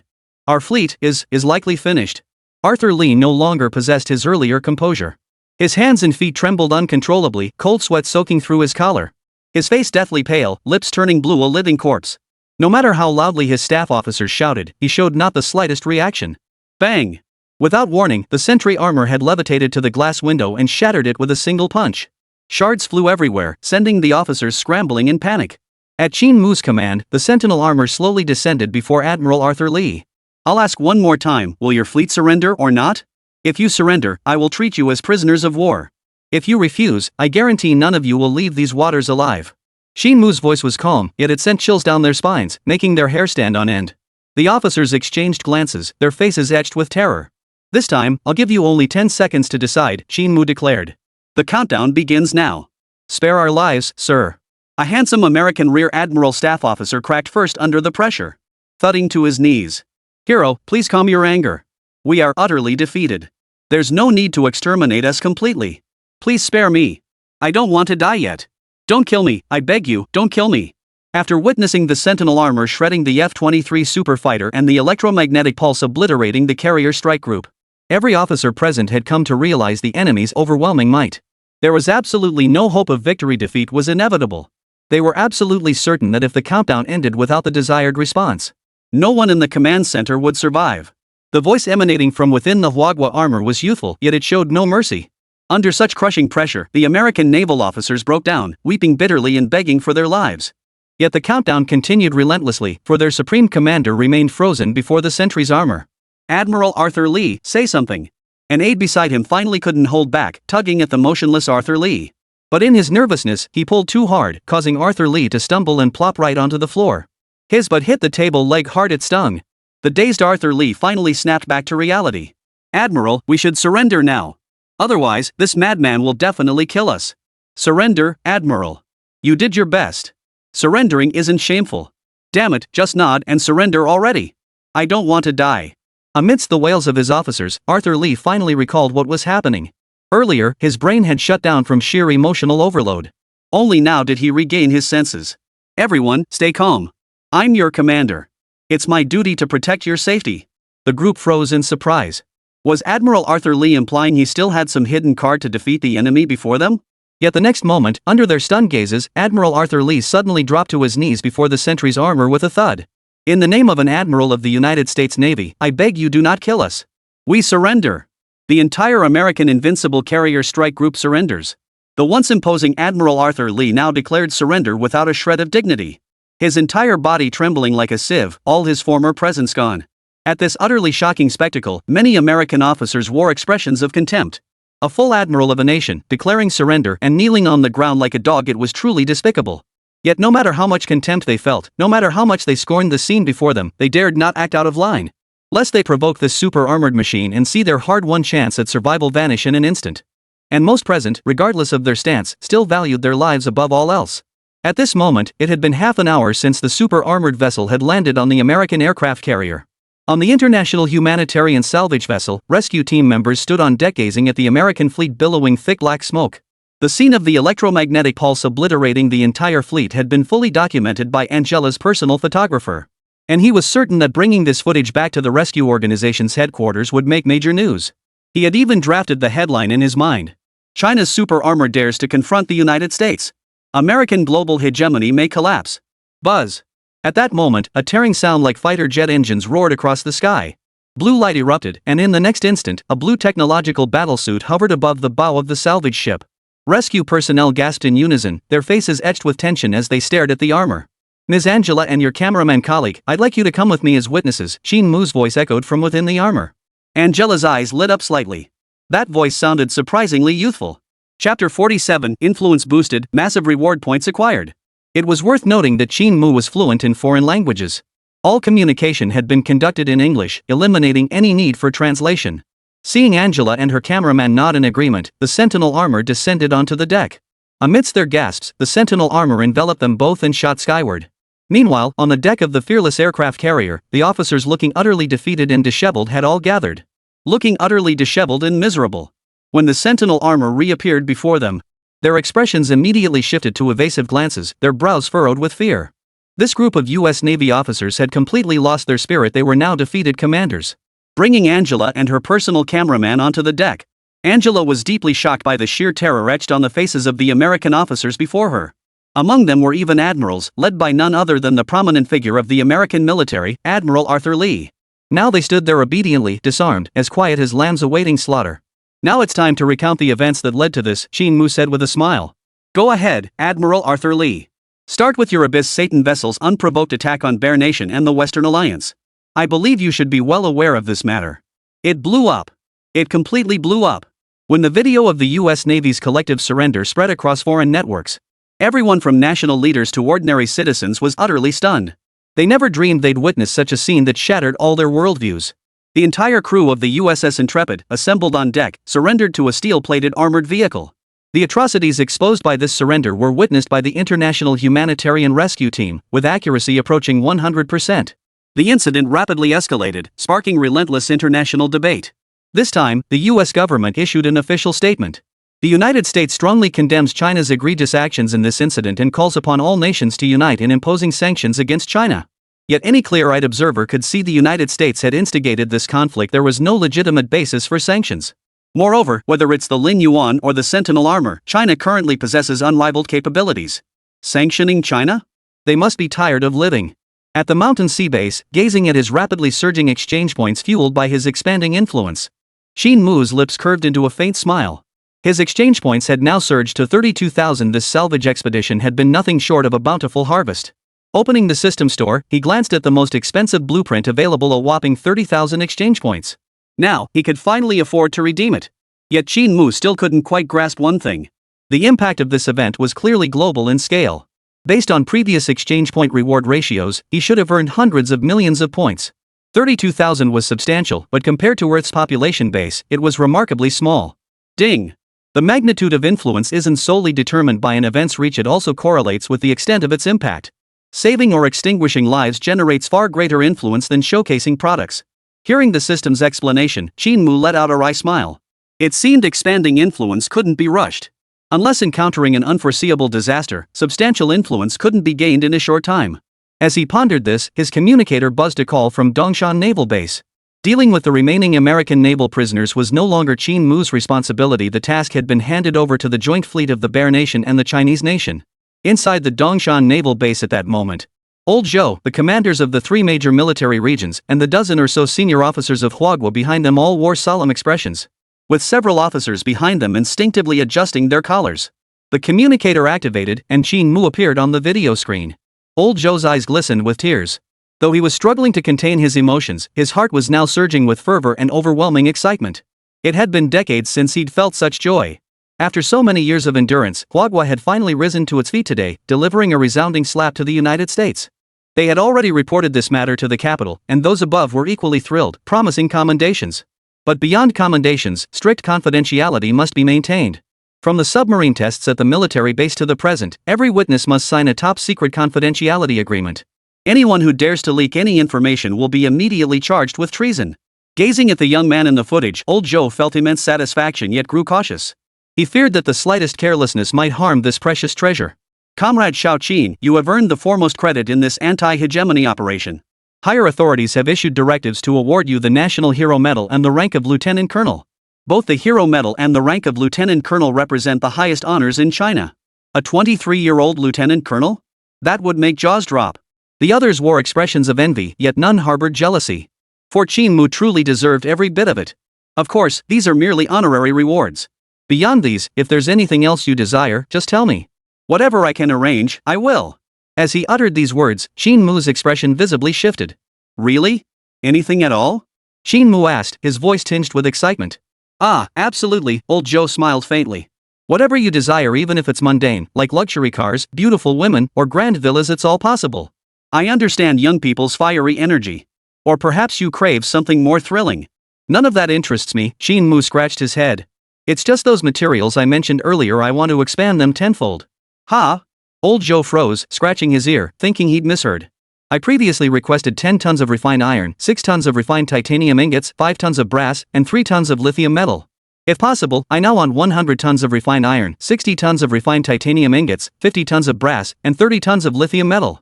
After a brief pause, Qin Mu added sheepishly, I'd also like some materials containing palladium about 3 tons worth. And 3 kilograms of 463K beta. All these materials Qin Mu mentioned were raw materials for constructing a mecha factory. Though the Jiangbei military district had already provided him with substantial resources, it still fell short of what was needed to fully construct the factory. Originally, old Joe had intended to persuade him young people should enjoy themselves more, not spend all day surrounded by metal scraps. But suddenly his mind went blank. He instinctively turned to the researcher beside him and asked, what's the current price per kilogram for palladium metal? Old Joe, the current market price for palladium is 70,000 per kilogram. 3 tons would be 210 million. The researcher's expression was peculiar. And what about 463K beta? Old Joe's voice trembled slightly. When this element was discovered in 1981, it was priced at roughly $100 million per gram. As for now, it has a price but no market. Chapter 48, Qin Mu's demand a grand military parade in 1 month. Hearing this, the assembled generals sucked in a collective breath. They had thought Qin Mu was being stingy with his demands, but now it seemed he wasn't being stingy at all, he was demanding an exorbitant amount. The metals he demanded now totaled a staggering 2 billion, and that 463K beta? They'd never even heard of it. The researcher who had quoted the price to old Joe continued, though 463K beta is precious, no country currently knows its practical application. So while it's extremely scarce, it's not impossible to obtain. I believe our country has about a kilogram of it in storage. Hearing this, old Joe's expression darkened slightly before he turned to Qin Mu and asked, Comrade Qin, do you truly need these materials? Yes. Absolutely essential. Qin Mu replied earnestly. Only with these materials could he construct the mecha factory in the shortest possible time. Though today's victory over the United States had been a satisfying blow to their pride, it did not mean China was truly powerful. A single Sentinel armor was insufficient to defend the homeland. He must build more. Qin Mu's unusually earnest tone made old Joe realize this young man was likely planning something big again. Without further questions, he nodded. All right. I promise you'll have all the materials you need within a week at the latest. Oh, and Comrade Qin, make time to visit the capital. We'll arrange a decoration ceremony for you, and you'll also receive your new rank of Lieutenant Colonel. Ah, I might not have time soon, Qin Mu scratched his head. My schedule is packed with urgent tasks. I'll be extremely busy in the coming days. I see. Then perhaps next month. Old Joe's eyes lit up as he suddenly exclaimed, next month is National Day. Our nation will be holding a military parade. Everyone nodded in agreement. Then General Luo Wu spoke up, today's victory over the Americans is no small matter. This year's military parade will surely capture the attention of nations worldwide. Expectation washed over the faces of everyone present. Showcasing their strength to the world was a time-honored tradition of Huagua. Ah, will the Jiangbei military region participate in this parade? Qin Mu asked curiously. Of course. Many military regions will participate and numerous new weapons will be unveiled, Zhao Kaixian explained, adding with a hint of pride, our Jiangbei military region's Sentinel armor will definitely make an appearance too. The mere thought of the Sentinel armor soaring through the skies, broadcast live to the entire world, sent a rush of excitement through Zhao Kaixian. Meanwhile, the generals from the other two military regions shot envious glances at Zhao Kaixian. They couldn't fathom what kind of incredible luck this kid had stumbled upon to snag such a treasure as Qin Mu. After agreeing to meet following next month's Imperial Capital military parade, Qin Mu ended the call. He opened the system store and stared at the superpowered 3D printer he had already redeemed, his excitement reaching new heights. Superpowered 3D printer, a high-tech printer capable of both material absorption and printing. With sufficient materials, the user can print any object. Blueprint redemption requires 30,000 exchange points.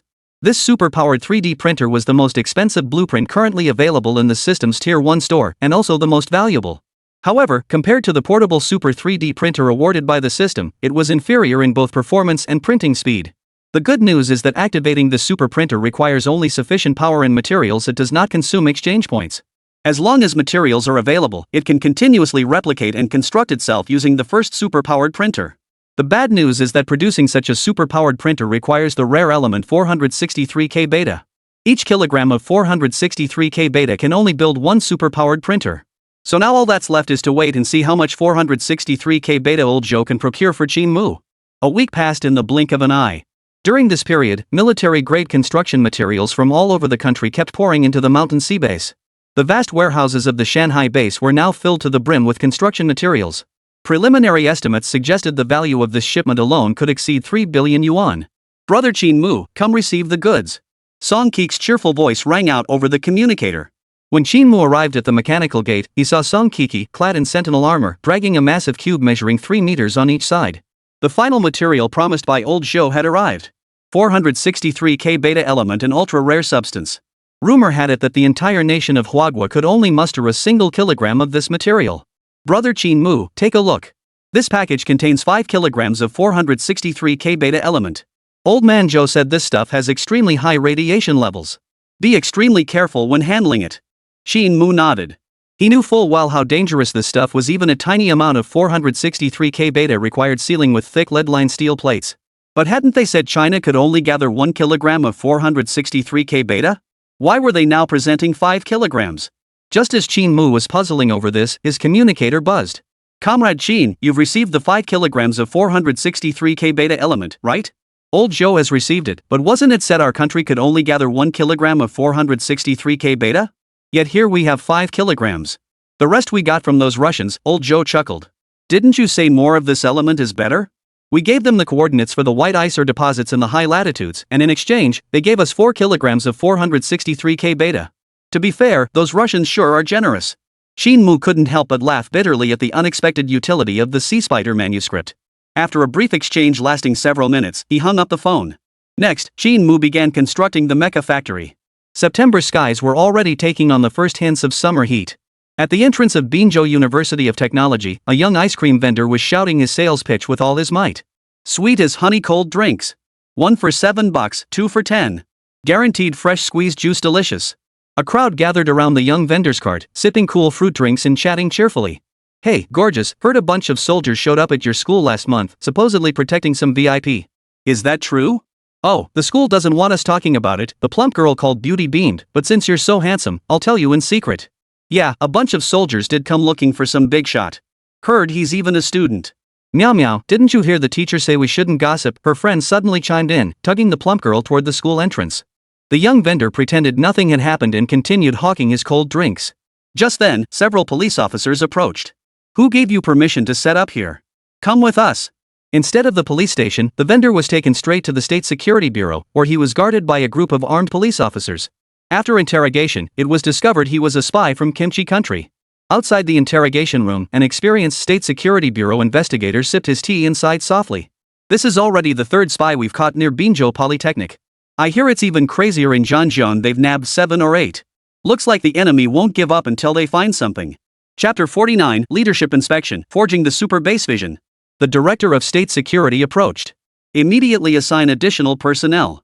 Headquarters has issued a strict order. If any information about red-level confidential personnel leaks out, our entire National Security Bureau will be stripped of our positions, including myself. We'll all be dismissed. The director's words sent a chill down everyone's spine, and they immediately sprang into action. With less than a week left before the National Day military parade, major military districts nationwide were equally busy with preparations. Last month's major international incident had caused subtle shifts in the global landscape.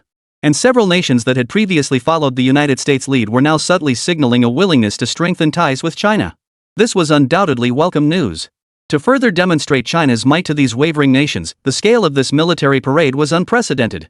Its purpose was to showcase a powerful China to the world. The major military regions selected to participate in this parade have been instructed to showcase their signature capabilities, determined to let the entire world witness the might of China's military might.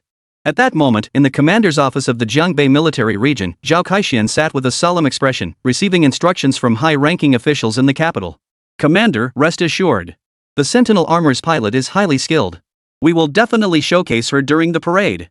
I am confident the formidable combat capabilities demonstrated by the Sentinel armor will astonish both domestic and international audiences." After making these assurances, the call finally concluded, and Zhao Kaixian exhaled heavily. The imperial capital's high command placed immense importance on this parade, calling Zhao Kaixian every other day to stress its critical significance. The weight of this responsibility now pressed heavily on Zhao Kaixian. This won't do. With only half a month left before the parade, I need to check on Qin's progress. Half a month earlier, Zhao Kaixian had made quite a splash with the Lin Yuan-class submarine and the Sentinel armor. Several military region commanders had come begging him for cutting-edge tech. He had now become a respected figure among the heads of the major military regions, his reputation soaring. Zhao Kaixian decided to check on Comrade Xiao Qin's progress ahead of schedule. He had instructed him to build 3 more Sentinel armors if possible. After all, Xiao Qin's first prototype had taken 7 days to complete. And Zhao Kaixian knew full well that such cutting-edge technology couldn't be mass-produced overnight. To emphasize the importance of this visit, he also invited Li Feilong and Song Guoqiang, whom he hadn't seen in ages. The two elders had been secluded lately, spending all their time at the armory working on something unknown. The trio convened, then gathered over a dozen top researchers from various fields before setting off in a grand procession toward the Shanghai base. Passing through the mountains and winding along the ring road, a massive steel gate soon came into view. Night Owl Squadron Special Forces stood guard before it. After verifying each person's credentials, the group entered the outer perimeter of the Shanghai base. The moment they passed through the gates, searchlights illuminated the vast, pitch-black space. And in the next instant, as streaks of blue light swept through the air, a human form woven from blue light points materialized beside them. The sudden manifestation startled the group, but they quickly recognized the holographic projection as none other than Qin Mu. The full-body projection was a 1-to-1 replica of Qin Mu. "Hello, Elderly, Elder Song, General Zhao, and everyone else. It's been a long time." Qin Mu's voice boomed through the base's public address system, creating the illusion that the entire Mountain Sea base was an extension of himself. Old Li examined the hologram with curiosity, unable to resist reaching out to touch it. "Young Qin, I don't recall Shanghai base having such advanced technology. Did you set this up? This is intelligent mechanical control technology. Every machine in the entire base is linked to my watch. I can control any doors opening and closing, and I can instantly know what's happening in any corner of the base." Qin Mu's tone was casual, but to the others, it sounded astonishing. Controlling the entire base's machinery with just a watch? While theoretically feasible, actually implementing such technology was no simple feat. And that holographic projection technique was pretty cool too. With Xiao Qin in charge, the Shanghai base would likely soon transform into a super-intelligent military facility. "I knew entrusting the base to you was the right call," Old Song chuckled. "By the way, Xiao Qin, where's my granddaughter?" "Keke is helping me train the new recruits with Sister Xiaowan in the training room in Sector C." Qin Mu gestured toward the adjacent corridor, and the previously dim passageway instantly brightened. "Good heavens, that little Coco actually trains recruits?" Old Song sounded skeptical. "The girl hasn't even had proper military training." "Follow me, I'll show you," Qin Mu chuckled. "I've got some things to attend to right now anyway. You guys can look around in the meantime." The super light watch possessed remarkable intelligence, even capable of automatically mimicking Qin Mu's walking posture based on his thoughts. Thus, while Qin Mu's physical body attended to his tasks, a holographic projection walked alongside the group, providing an overview of the base. Multitasking was no challenge for Qin Mu. Currently, the Mountain Sea base is divided into 4 modular zones. Aside from the logistics area, the other 3 are the material storage zone, the manufacturing zone, and the training zone. For the storage area, I plan to expand downward into the first and second basement levels in the near future. Based on the construction reports here, the geological conditions are solid, making downward expansion entirely feasible. The training zone is my primary focus right now. After all, pilots with Coco's innate talent are rare. Only trained warriors can unleash the full potential of the Sentinel armor. Qin Mu's words earned unanimous agreement, with everyone nodding instinctively. Guided by the holographic projection, they soon arrived at Zone C, the training area. However, contrary to expectations of a vast space filled with various training facilities, the training zone at the Mountain Sea base comprised numerous separate training rooms. These rooms were currently partitioned off with plastic panels, clearly still in the planning phase. I plan to design these rooms as hyper-realistic VR simulation training chambers. Each chamber will house a physics engine training system that replicates real-world effects with near-perfect accuracy similar to the flight simulators used by pilot trainees. Beyond mecha operation training, they'll enable combat simulations on land, at sea, and even in deep space with nearly 99% realism. Listening to Qin Mu's explanation, the group remained visibly astonished. To them, the new recruit training method Qin Mu was proposing was utterly ahead of its time. It was hard to imagine the terrifying combat prowess of soldiers trained in these facilities once completed. Chapter 50, Mech Production Line completed. When Zhao Kaixuan and the others saw Coco and Long Xiaowan training the new recruits, Song Keke bounced into Old Master Song's arms, overjoyed. A round of pleasantries was inevitable. Now that everyone's here, let's all head to my location, Qin Mu said with a smile. Keke, I'm in production zone B, you lead the way. The holographic projection faded as Song Keke took Grandpa Song's hand and led the group toward production area B. By the way, Coco, Grandpa Song said with a smile, Xiaoqin should have 1 or 2 Sentinel suits in production by now. Though Xiaoqin is a genius, he shouldn't overwork himself just because he's producing armor, you know? You're a girl, you have to be extra careful about these things. Song Keke shot her grandfather a look, as if she had something else to say but held back. After a moment's hesitation, she looked at him with a guilty expression and said, Brother Qin Mu has been so exhausted lately. He's been pulling all-nighters just to build those mechs. Song Keke's words instantly made everyone tense up. Zhao Kaixuan quickly interjected. There's no rush with the Sentinel armor. Even if we don't complete a single unit, it's not a problem. After all, building the mech factory requires immense effort. Once it's completed and efficiency improves, producing 1 or 2 units per week will be sufficient. That's right, Keke. We absolutely can't let Comrade Xiaoqin overwork himself over the Sentinel armor. He should take a couple days off. We can delay the mech factory, but we absolutely must protect Xiaoqin's health. He's still so young, he has plenty of time. Watching everyone's anxious expressions, Song Keke fought back a smile. When you see Brother Qin Mu later, don't ask him how many suits he's built, okay? That'll put too much pressure on him. We won't ask. Even if he can't build a single one, it's fine. A massive project like constructing a mech factory takes years to complete. We're not in a rush. As long as Xiaoqin takes care of his health. Old Song spoke earnestly at length. Zhao Kaixuan's expression was complex, a bitter taste lingering in his heart. He hadn't anticipated that building the armor would weigh so heavily on Qin Mu's mind. He had originally envisioned Qin Mu building 4 more Sentinel armors within this month, adding to Coco's unit to form a full armored squad. That way, they could dazzle the audience during the National Day Parade. But now it seemed that goal was unattainable. While Coco's single armor would still be presentable.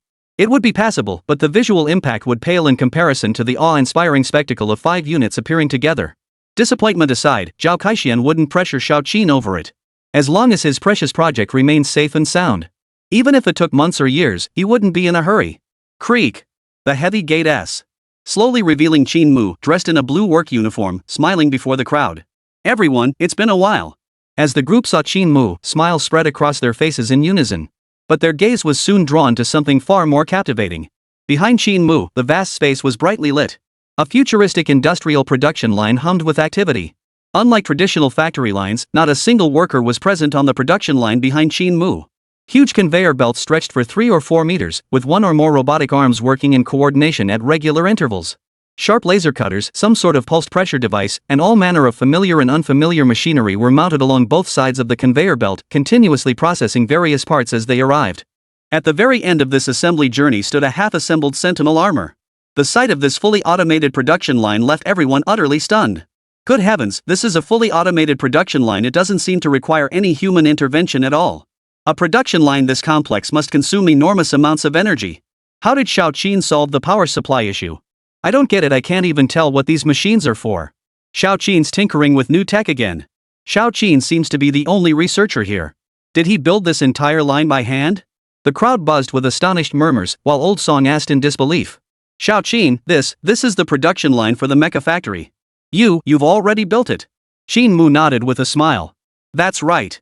This is the Sentinel armor production line. Then how many can it produce? Zhao Kaixuan's voice trailed off abruptly. Remembering Coco's warning, he softened his tone and said, Xiaoqin, you've worked so hard. Building this entire production line must have been exhausting. Regarding the Sentinel armor production, there's no need to rush. Even if we haven't built a single unit yet, it's perfectly fine. We'll advance steadily and develop step by step.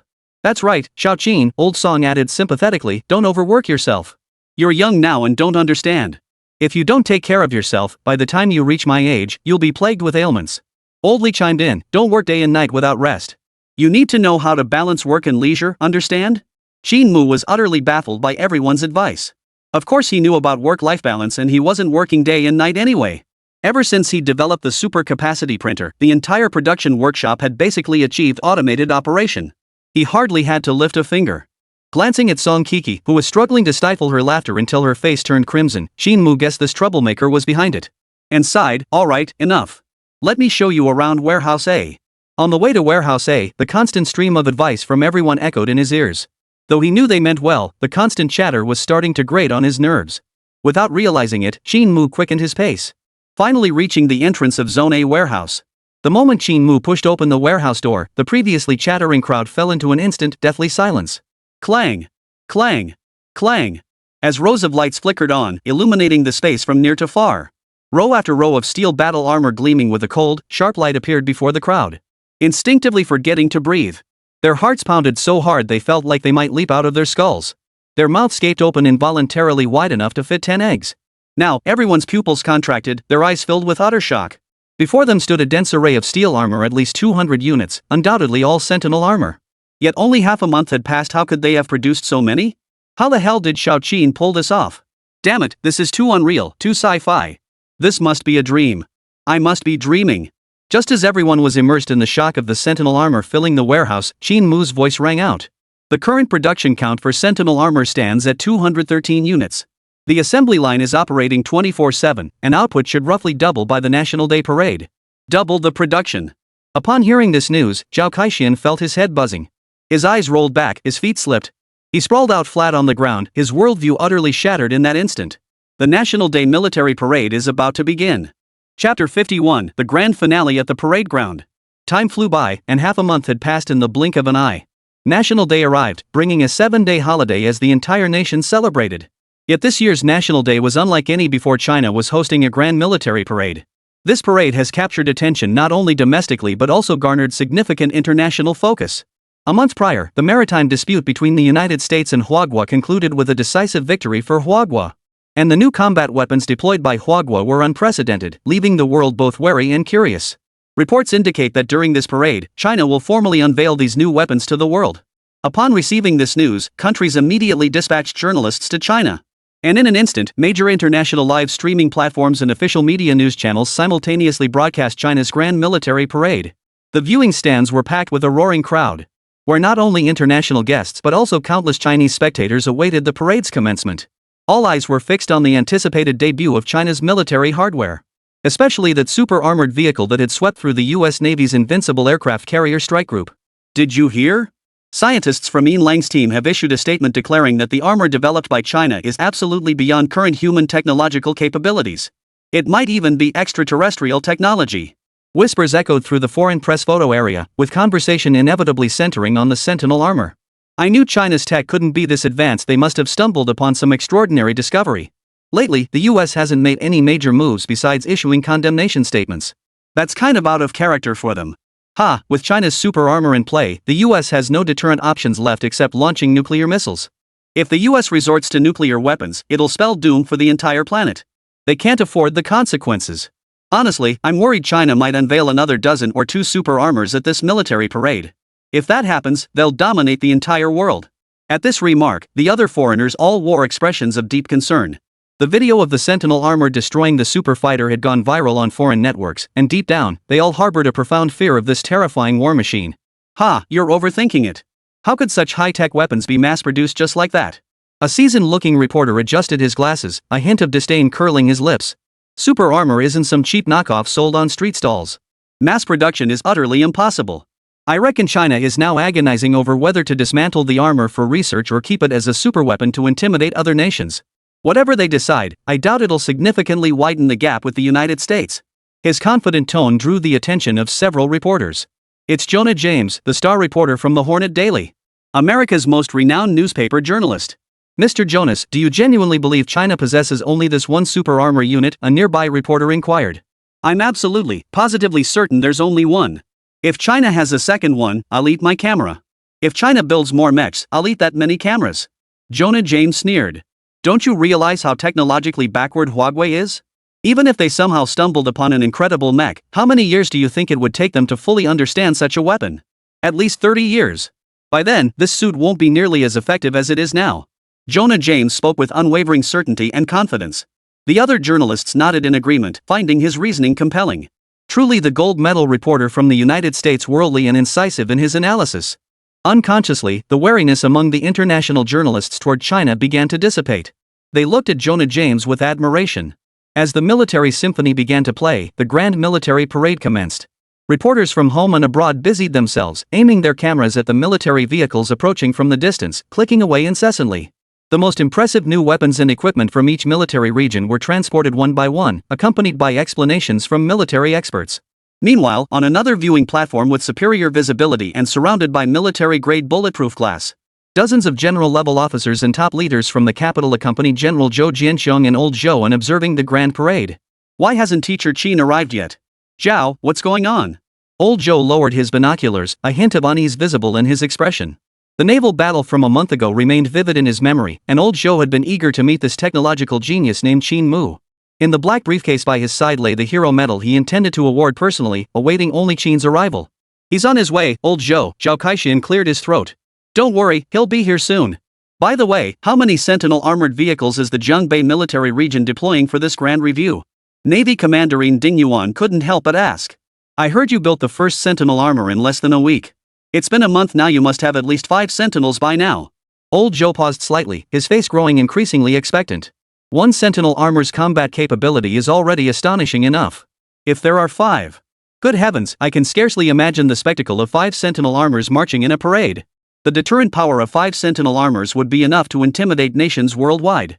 Even if the United States deployed its entire naval fleet, it might not stand a chance. The high-ranking officials buzzed with discussion, eagerly anticipating the sight of 5 Sentinel armors. Is 5 really that many? A peculiar expression flashed across Zhao Kaishuan's face as he opened his mouth to speak. When suddenly, the cups in their hands began to ripple simultaneously with intense water waves. The entire viewing platform began to shake violently. Old Zhou's expression darkened as he abruptly rose from his seat and gazed southward, only to see hundreds of crimson dots densely packed along the southern horizon appearing as if out of nowhere. Outside, the earth trembled violently, while thunderous roars echoed ceaselessly across the heavens and earth. The grand military parade was nearing its conclusion, with soldiers and armored divisions gradually coming to a halt. Amidst the deafening explosions in the sky, the foreign journalists seated in their designated section erupted into chaos. My God, what is that sound? Could it be the pretty country's F-22s? We're done for, war is coming. Don't be so easily startled. It's just sonic booms. But why do they keep coming in waves like thunder? Look south. What are those red dots in the sky? Planes or birds? Wait, they look human-shaped. Holy crap, humanoid mechs. So many. 500 Sentinel armors were tearing through the southern sky, hurtling toward them at breakneck speed. Plasma flames erupting from their backs rippled through the air, as if the entire sky itself was about to tear apart. Chapter 52, After today, China rises to dominate the world. Buzz. As they soared over the parade ground, the Sentinel armor combat group simultaneously executed a steep climb. 500 Sentinel armors soared skyward, their blistering speed delivering a visual impact that made one's scalp tingle. Blue particle streams traced perfect arcs that would bring immense satisfaction to anyone with OCD. The deafening roar of air-splitting engines echoed ceaselessly as 500 Sentinel armors charged across the sky in perfect formation, moving at lightning speed, sending adrenaline surging through every spectator's veins. Now performing aerial maneuvers is a 500-person Sentinel armor battalion. The world's first individual combat armor. Maximum flight speed exceeds Mach 5. Forged from next-generation super steel, its defensive strength is 36 times that of tungsten steel. The military analyst's commentary boomed across the parade grounds. Simultaneously, it reverberated across live broadcasts of major media outlets worldwide. Mind-blowing. My head buzzed. At that very moment, every single person watching the parade had their eyes bulging wide. Their skulls felt like they might shatter at any second. A single Sentinel armored vehicle was already an unrivaled force. Yet here stood 500 of these devastating machines. Those foreigners who were certain China couldn't build a second Sentinel armor now wore expressions as if they'd swallowed hundreds of flies, utterly horrified. The American gold medal reporter Jonah James stood frozen in place, his mouth gaping wide enough to swallow a whole watermelon. His eyes fixed on the sentry armor streaking across the sky. his lips twitching as he muttered things like, "This can't be real. It's just a dream." Clearly, he'd been scared out of his wits. Terrified beyond thinking straight. Meanwhile, across the ocean in the Octagon building of the United States, staff members were thrown into chaos after witnessing the unveiling of China's 500 Sentinel armored vehicles. Ministers from all military districts immediately assembled, their faces grave as they headed toward the presidential office. But upon opening the door, the leader was nowhere to be found. After searching for a long time, they finally found the leader of the United States huddled beneath his desk, limbs curled up, trembling like a frightened chick. Only when the regional commanders arrived did he regain a shred of security. Trembling, he cried out, "Escort me to the nearest safe house immediately. Quickly, hurry.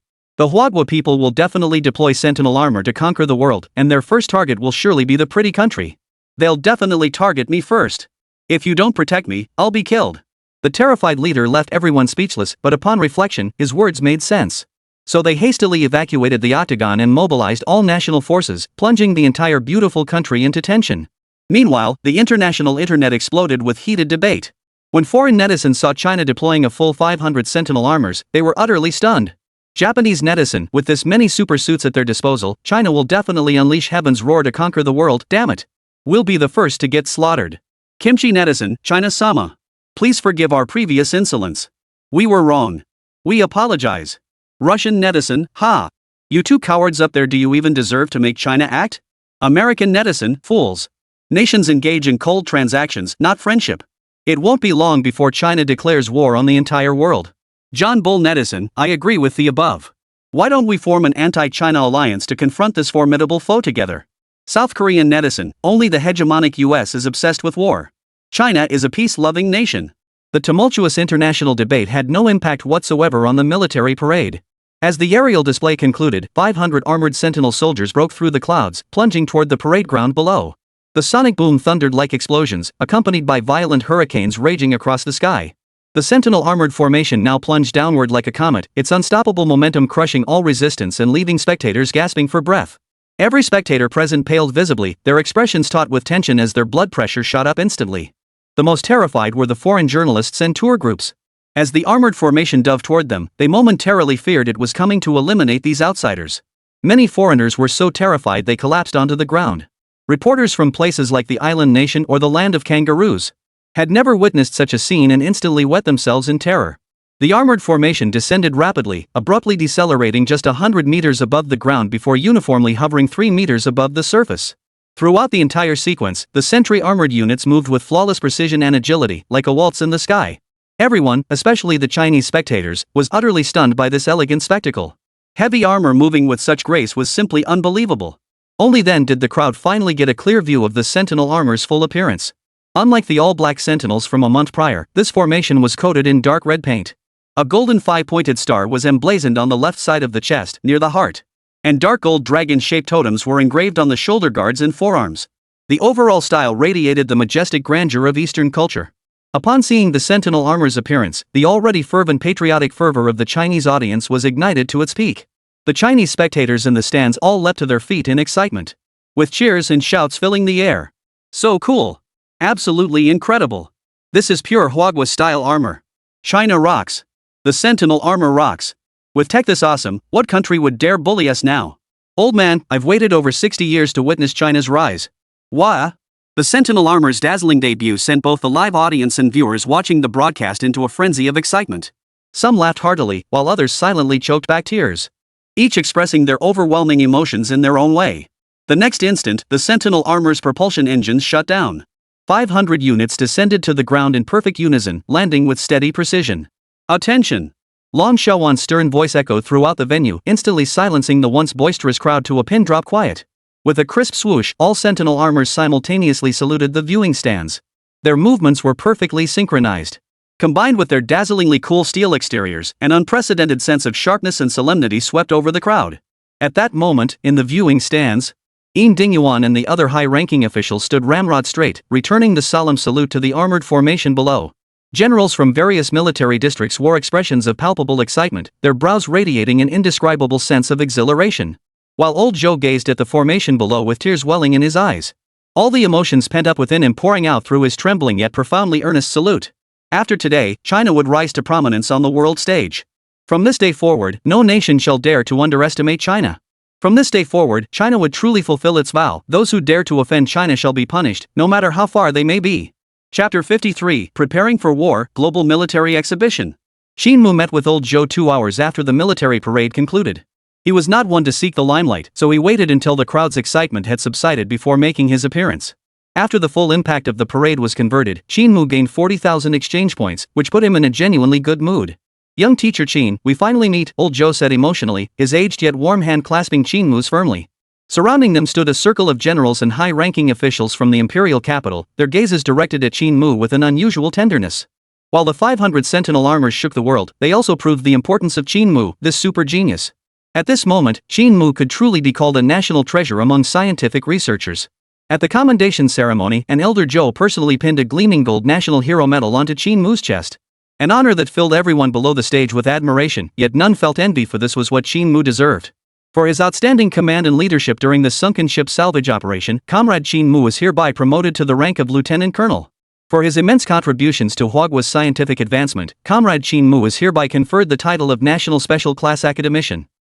Comrade Qin, here's an additional 60 million yuan in bonus funds for you. It may seem a bit mundane, but it's our heartfelt gesture.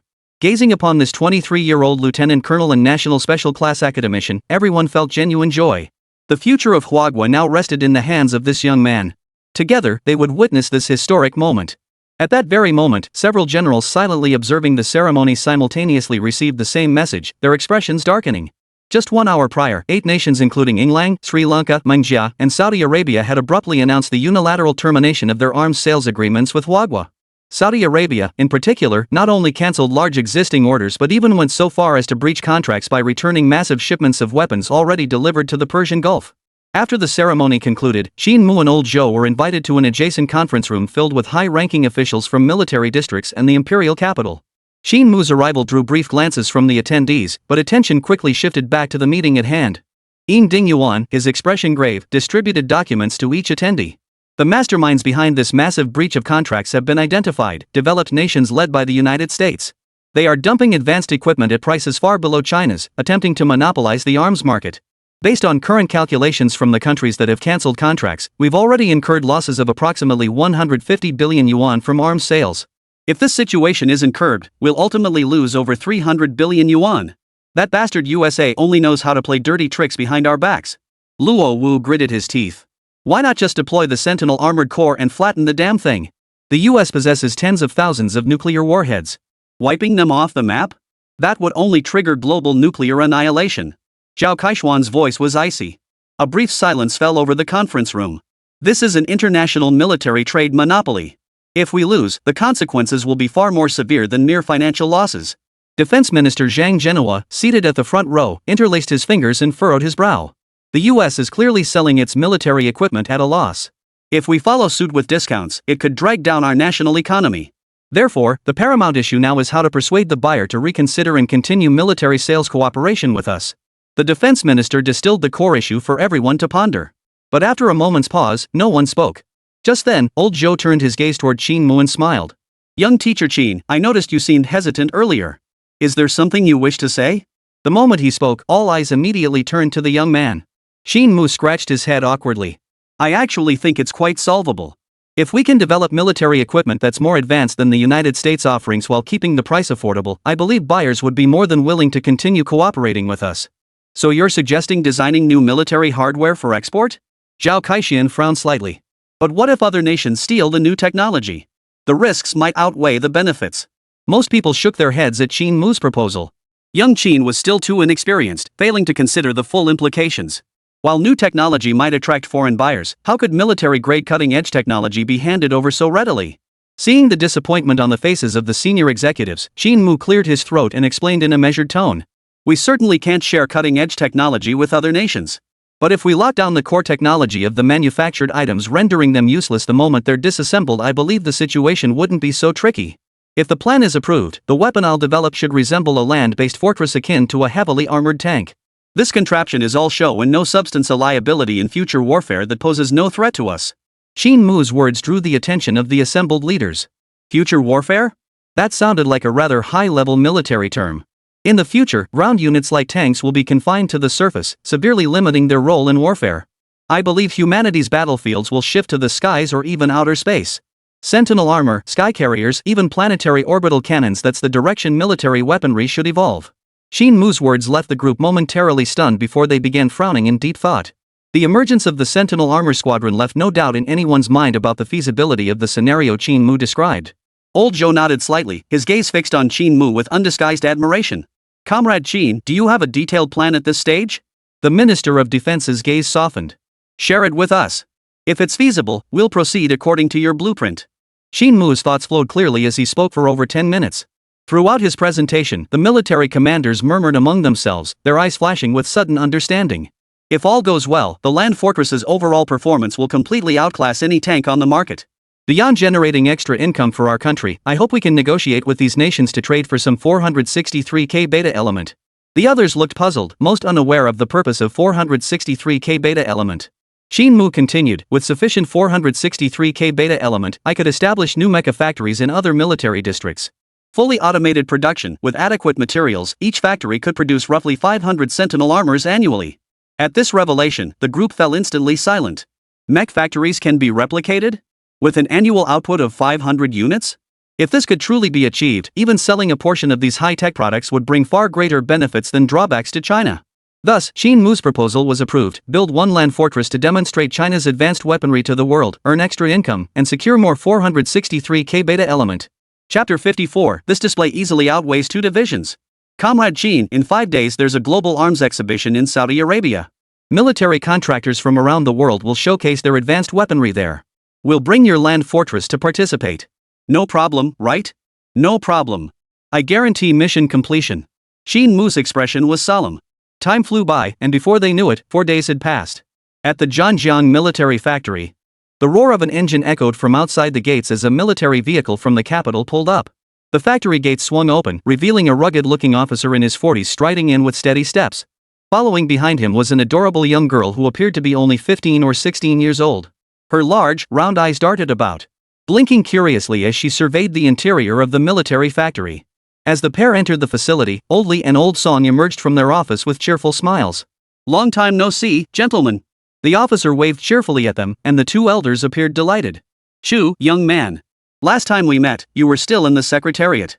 All these years later, you've become Deputy Minister of Defense. Ha, the youth are formidable indeed. Chu Qing, a Lieutenant General and Deputy Minister of Defense for Huagua, was one of the key figures overseeing this foreign arms trade deal. Chu Qing gave a wry smile. You two are too kind. Compared to your contributions to Huagua, I'm nowhere near your level. We're here to see Academician Qin. The 2 elders had heard about the US severing China's military supply channels. Old Song's expression instantly turned serious. Young Qin is at the Shanghai base. We'll head there immediately to meet him, but... Old Song's gaze shifted from Chu Qing to the adorable little girl trailing behind him. And this little one is... Before Chu Qing could speak, the little girl stepped forward with remarkable poise. Hello, grandpas. My name is Ning Jiao. I graduated from the Imperial Capital National Defense University with dual master's degrees in military industry and military equipment and a doctorate. Her words instantly conjured 4 words in the elders' minds: child prodigy?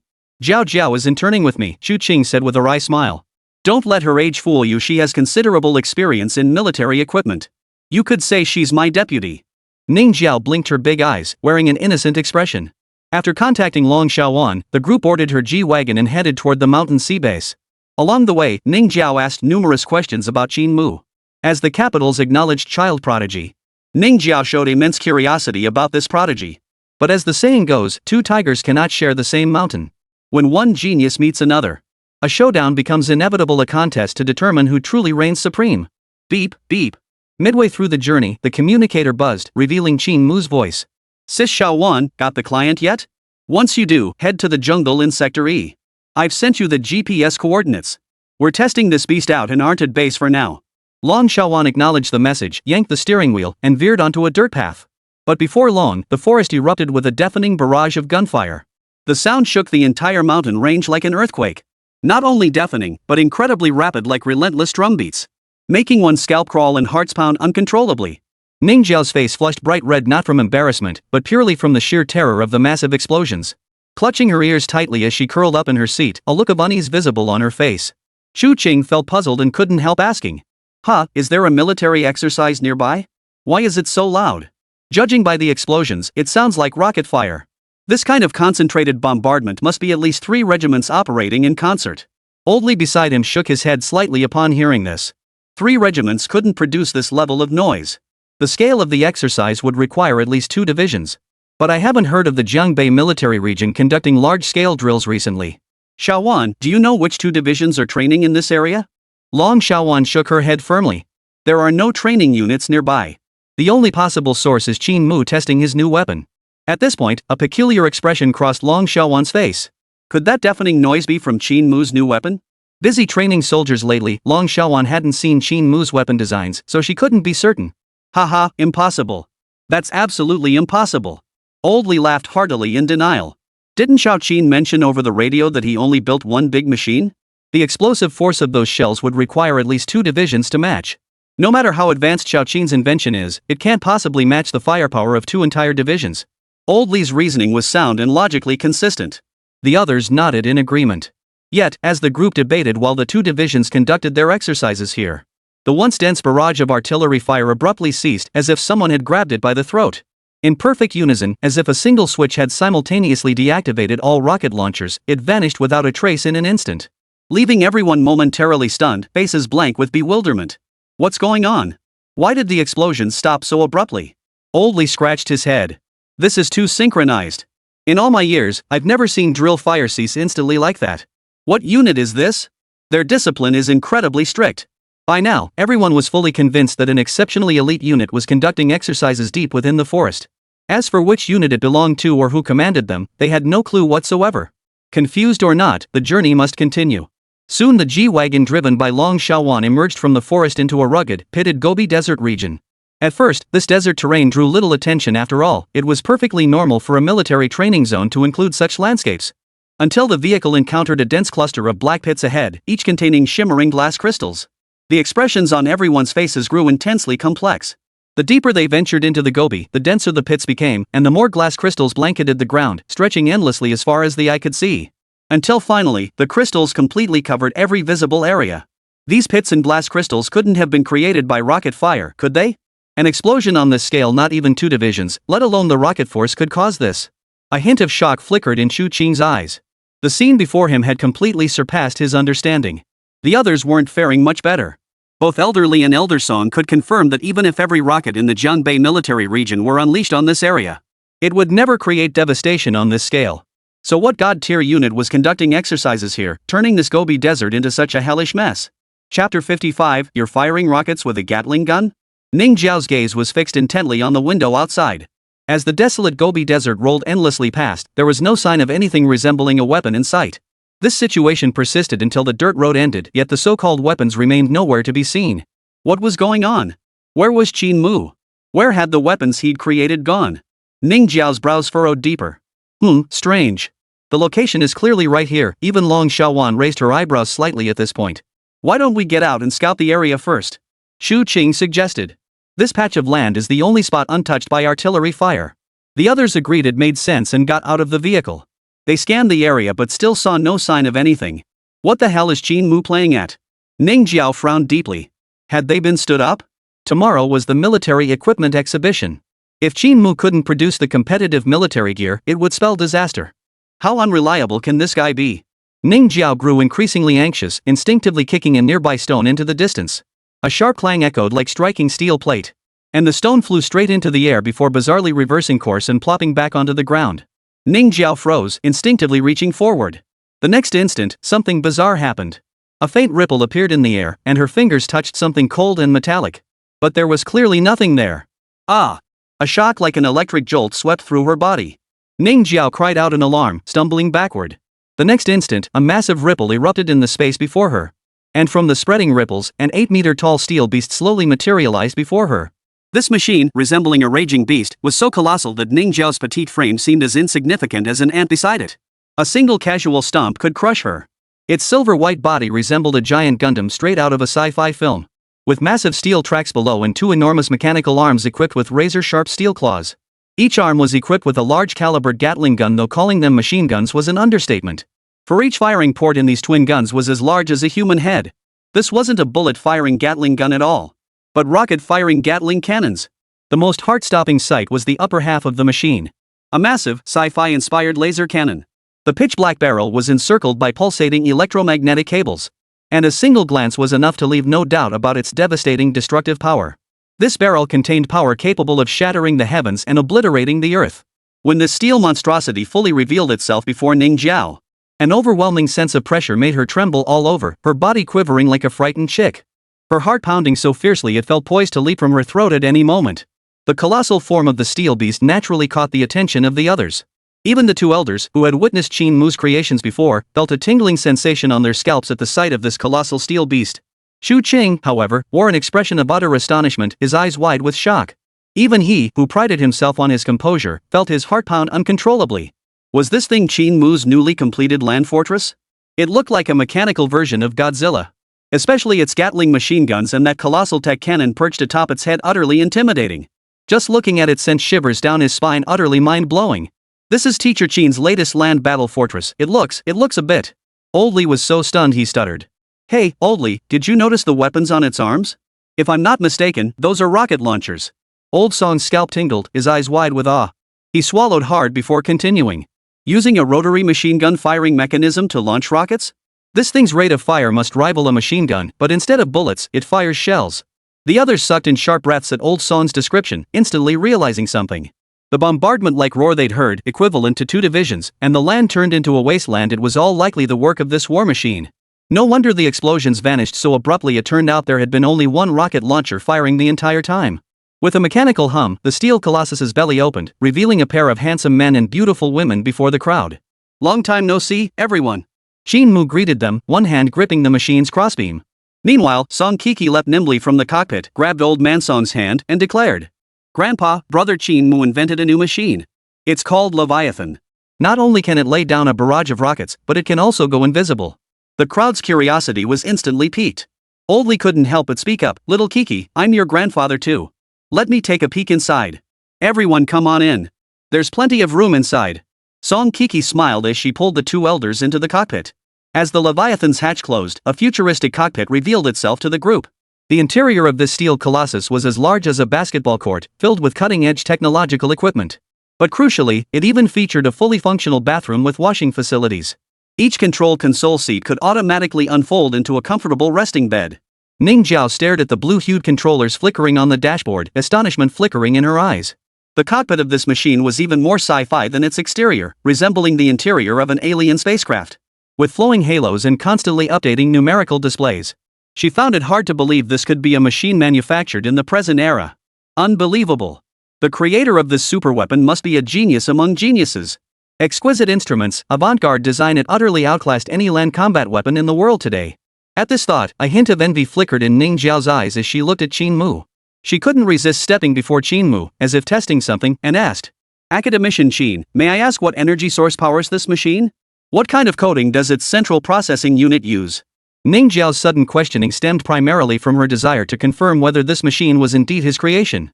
After all, this supermodel weapon far surpassed modern technology. This machine is equipped with a dual-core ion generator. It generates energy by compressing dual-track plasma to vary speed, supplying the body with power. Its conversion efficiency is approximately 2.4 times that of the F-22.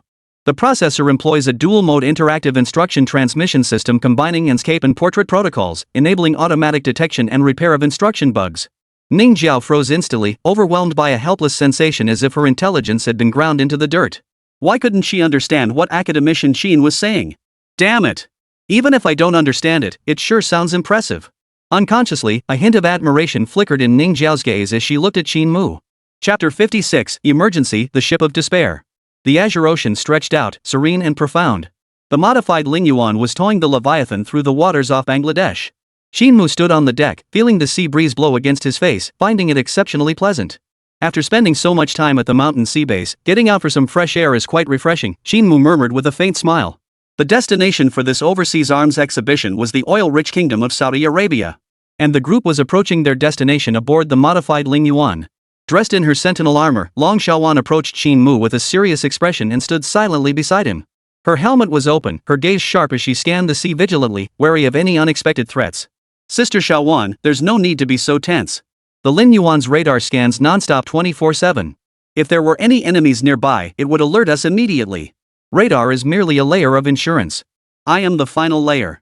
Protecting you is my duty, Long Xiaowan stated with unwavering precision. With this Special Forces squad leader's protection, her sense of security was instantly boosted to the max.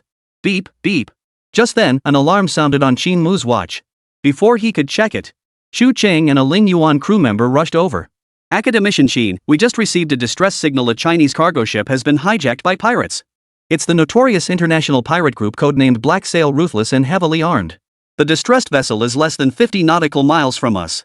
At that moment, in a stretch of sea north of the Indian Peninsula, a gleaming white freighter raced forward at full speed. More than 50 speedboats pursued relentlessly on either flank and astern.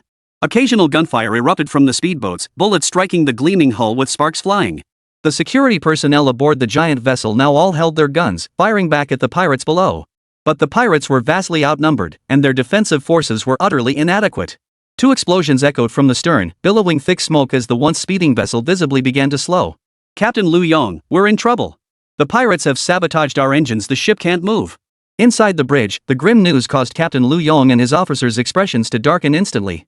Has the distress signal been sent? Which nation's fleet is closest? Request their assistance. There are no naval forces nearby. This is international waters. The communications officer looked utterly hopeless. Even if the nearest Indian Navy fleet were to rush here at full speed, it would take at least 3 hours. The Black Sails pirates are the most vicious in these waters. They chop up all the men from their victims and feed them to sharks, while capturing the women to use as sex slaves. We've got barely 50 guns on board. We can't possibly defend against their attack. We're done for. This ship is finished. We're finished. A wave of despair swept through the deck, despair etched on every face. Damn it, stop talking like that. Don't forget we have 500 passengers and 100 crew members besides the guns. Broadcast in order, everyone to the deck. Grab any weapon you can find. Tell them if they don't want to die, they'd better fight the pirates. Lu Yong's roar snapped everyone back to reality. The messenger immediately went to carry out the order. While Lu Yong strode swiftly to a nearby cabinet, retrieving a beautifully crafted silver revolver from within. A resolute gleam flashed in his eyes. Old friend, it's up to you now. The anchored giant vessel now lay helpless like fish on a cutting board, swarming speedboats encircling it like sharks hunting a whale. On the speedboats, snarling pirates roared as they swept AK-47s upward in a relentless barrage. Within moments, over half of the 50 security personnel lay dead or wounded. Simultaneously, the pirates began boarding the ship.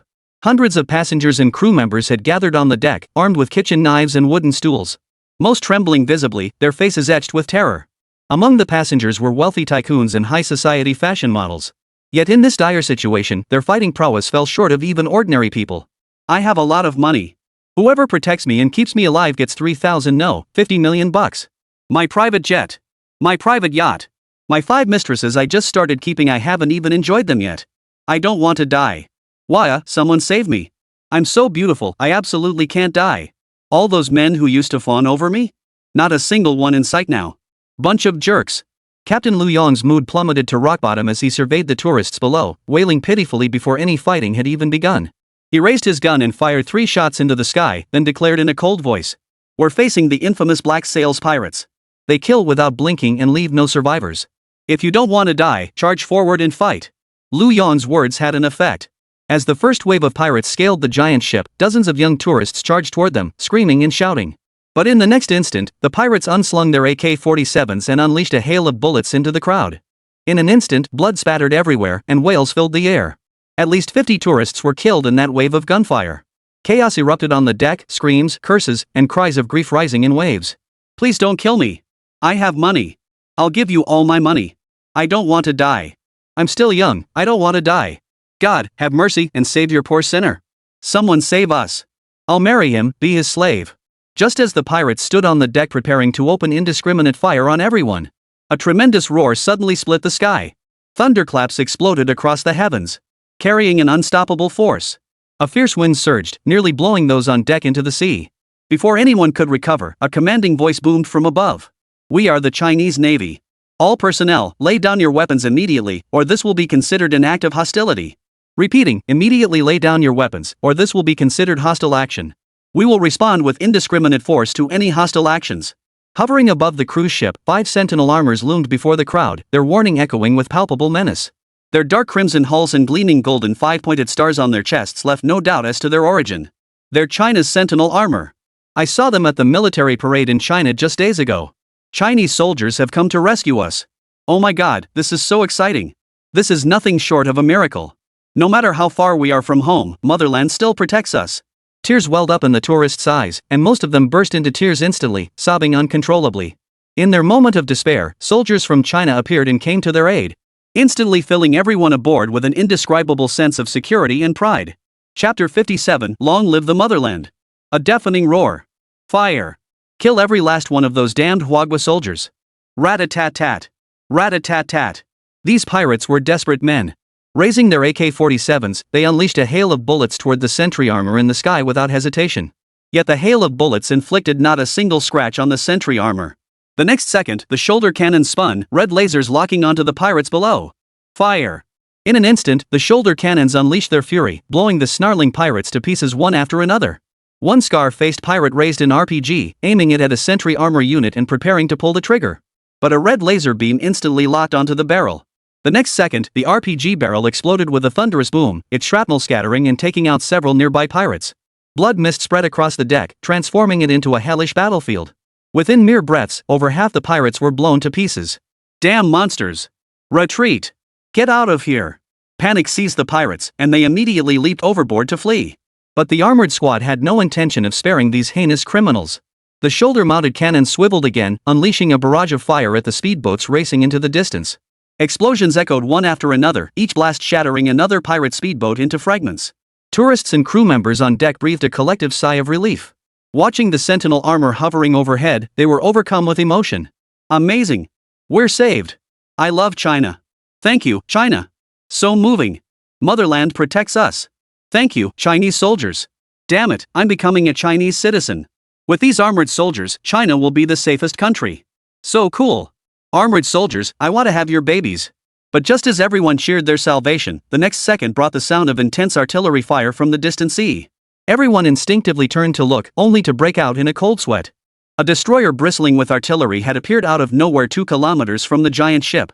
Its hull was covered in colorful graffiti, with the most striking feature being the pirate skull and crossbones flag prominently painted on its most conspicuous spot. This was a warship captured by the Black Sails pirate crew. Now, all its cannons were trained on the giant vessel, unleashing a fierce barrage. Tourists who had believed survival was possible just moments before now wore expressions of utter despair. Dozens of cannonballs hurtling toward the ship carried an oppressive sense of death. There was no chance of survival if struck. We're done for. The passengers closed their eyes in despair. Yet just as everyone thought the hail of shells would strike the cruise ship, the next instant, the shell suddenly exploded violently in midair. As the smoke and dust cleared, the cruise ship remained completely undamaged. What the hell is going on? Why did the shells explode mid-air? Damn it! No, it's a miracle, God's blessing. The crowd buzzed with confusion, unsure what had just transpired. But then, a scene etched into their memories forever unfolded. Where the smoke had cleared, a ripple suddenly appeared, and a colossal steel beast materialized before them. Its silver exterior and towering frame resembled a mechanical Godzilla, radiating pure technological prowess. In an instant, they realized why the shells hadn't struck them. This steel colossus had absorbed every single attack. Perhaps startled by this sudden steel menace, from the distant Black Sail destroyer, 2 flashes of fire erupted as 2 short-range ballistic missiles rose from the destroyer's launch silos, their warheads redirected to hurtle toward the steel colossus. The civilians on deck felt their hearts leap into their throats. Withstanding artillery fire was already remarkable, but the destroyer's ballistic missiles possessed terrifying destructive power. Could the steel colossus before them withstand such a barrage? The crowd began to pray incessantly, praying that this steel colossus could once again perform a miracle and withstand the enemy's attack. What they hadn't anticipated, however, was that this time, the steel colossus had no intention of taking the missiles head-on. Amidst a deafening mechanical roar, the colossal steel beast raised its arms into the air. The rotating wheel-mounted machine guns on either side of its arms spun wildly at that moment. In the next instant, rockets fired in a near-continuous line, unleashed as if they were free, surged toward the 2 incoming missiles. The missiles were swiftly struck and detonated by the dense barrage of rockets. But this was merely the beginning. The steel colossus repositioned its arms once more, and the torrent of rockets erupting from its rotating cannons instantly engulfed the pirate destroyer. A deafening barrage of explosions echoed across the pirate destroyer's deck. Weapons melted, hulls shattered. On the deck of the Black Sail warship, seawater surged upward as the entire vessel rapidly sank. Pirates let out heart-wrenching screams, their eyes filled with despair, consumed by flames and seawater amidst utter terror. As the revolving cannon ceased its rotation, the survivors aboard the ship finally snapped back to their senses. collapsing trembling to the deck, gasping for fresh air while their eyes involuntarily turned to the steel colossus that had saved them. Their eyes filled with awe and gratitude. Saved. This time, they were truly saved. The survivors wept as if reborn, clutching their heads and marveling at the preciousness of life. Just then, the steel colossus slowly turned, its wild-looking front face causing everyone to tense up once more. We are the Chinese Navy. Relevant authorities must immediately secure the situation. Naval forces from other nations are en route. Prepare for self-defense. It was merely a warning, and the crowd breathed a sigh of relief. Yet at that very moment, Captain Liu Yong, his arm wounded, was escorted by his crew to stand before the steel colossus. His eyes equally filled with the exhilaration of survival. Then raised his uninjured arm and shouted loudly, "Long live the motherland! Thank you for the assistance of the Chinese military! Long live the motherland! Thank you for the assistance of the Chinese military!" His cry was echoed by the crew, who joined him in chanting, "Long live the motherland!" And the passengers joined in as well. Their voices surged like a tidal wave, echoing across the sky. Every survivor, regardless of gender or age, shouted the name of their motherland with all their might, shouting, "Long live the motherland!" crying and laughing at the same time. In this moment, the motherland was etched into their very bones. Yet the Leviathan vanished silently from sight. Having done its duty, it departed without a trace, its deeds and glory forever hidden. Before departing these waters, however, there remained one small matter to attend to. Academician Qin, while inspecting the hull of the Black Sail Destroyer, we detected an external signal originating from a large island nearby. It must be the Black Sail Pirates' lair. Should we go eliminate them? The communications officer asked, a hint of excitement in his voice. Qin Mu stood before the display, nodding slightly. Proceed. We'll remove this cancerous growth while we're at it. Chapter 58, The Steel Colossus Approaches. The sun is about to set. Going now might be dangerous, Zhu Qing frowned slightly. No problem. It won't take long anyway, Qin Mu chuckled. We can also test this machine's night combat equipment. Hearing the machine supported night operations, Zhu Qing's eyes lit up. This land combat fortress named Leviathan kept surprising him more and more. And Zhu Qing now eagerly anticipated tomorrow's military exhibition. After reaching consensus, the Lin Yuan, carrying Leviathan, headed toward the pirate hideout. An hour later, Leviathan landed and launched an indiscriminate assault on the pirates hiding across the island. Phase array radar scanned the entire island, leaving no pirate unseen. Amidst the relentless roar of cannon fire and the pirates' desperate screams, the Black Sail pirate crew was utterly annihilated. Through this battle, Qin Mu earned another 1,000 exchange points. His accumulated exchange points now reached 4,300. He had previously exchanged some exchange points for intelligent robotic arm blueprints when constructing the mech factory. Opening the system interface, a notification appeared. Cumulative reputation reached 83,000. Unlock Tier 2 technology upon exceeding 100,000 reputation. Qin Mu felt a surge of excitement upon seeing this notification. After all this time, he was finally about to upgrade the system store.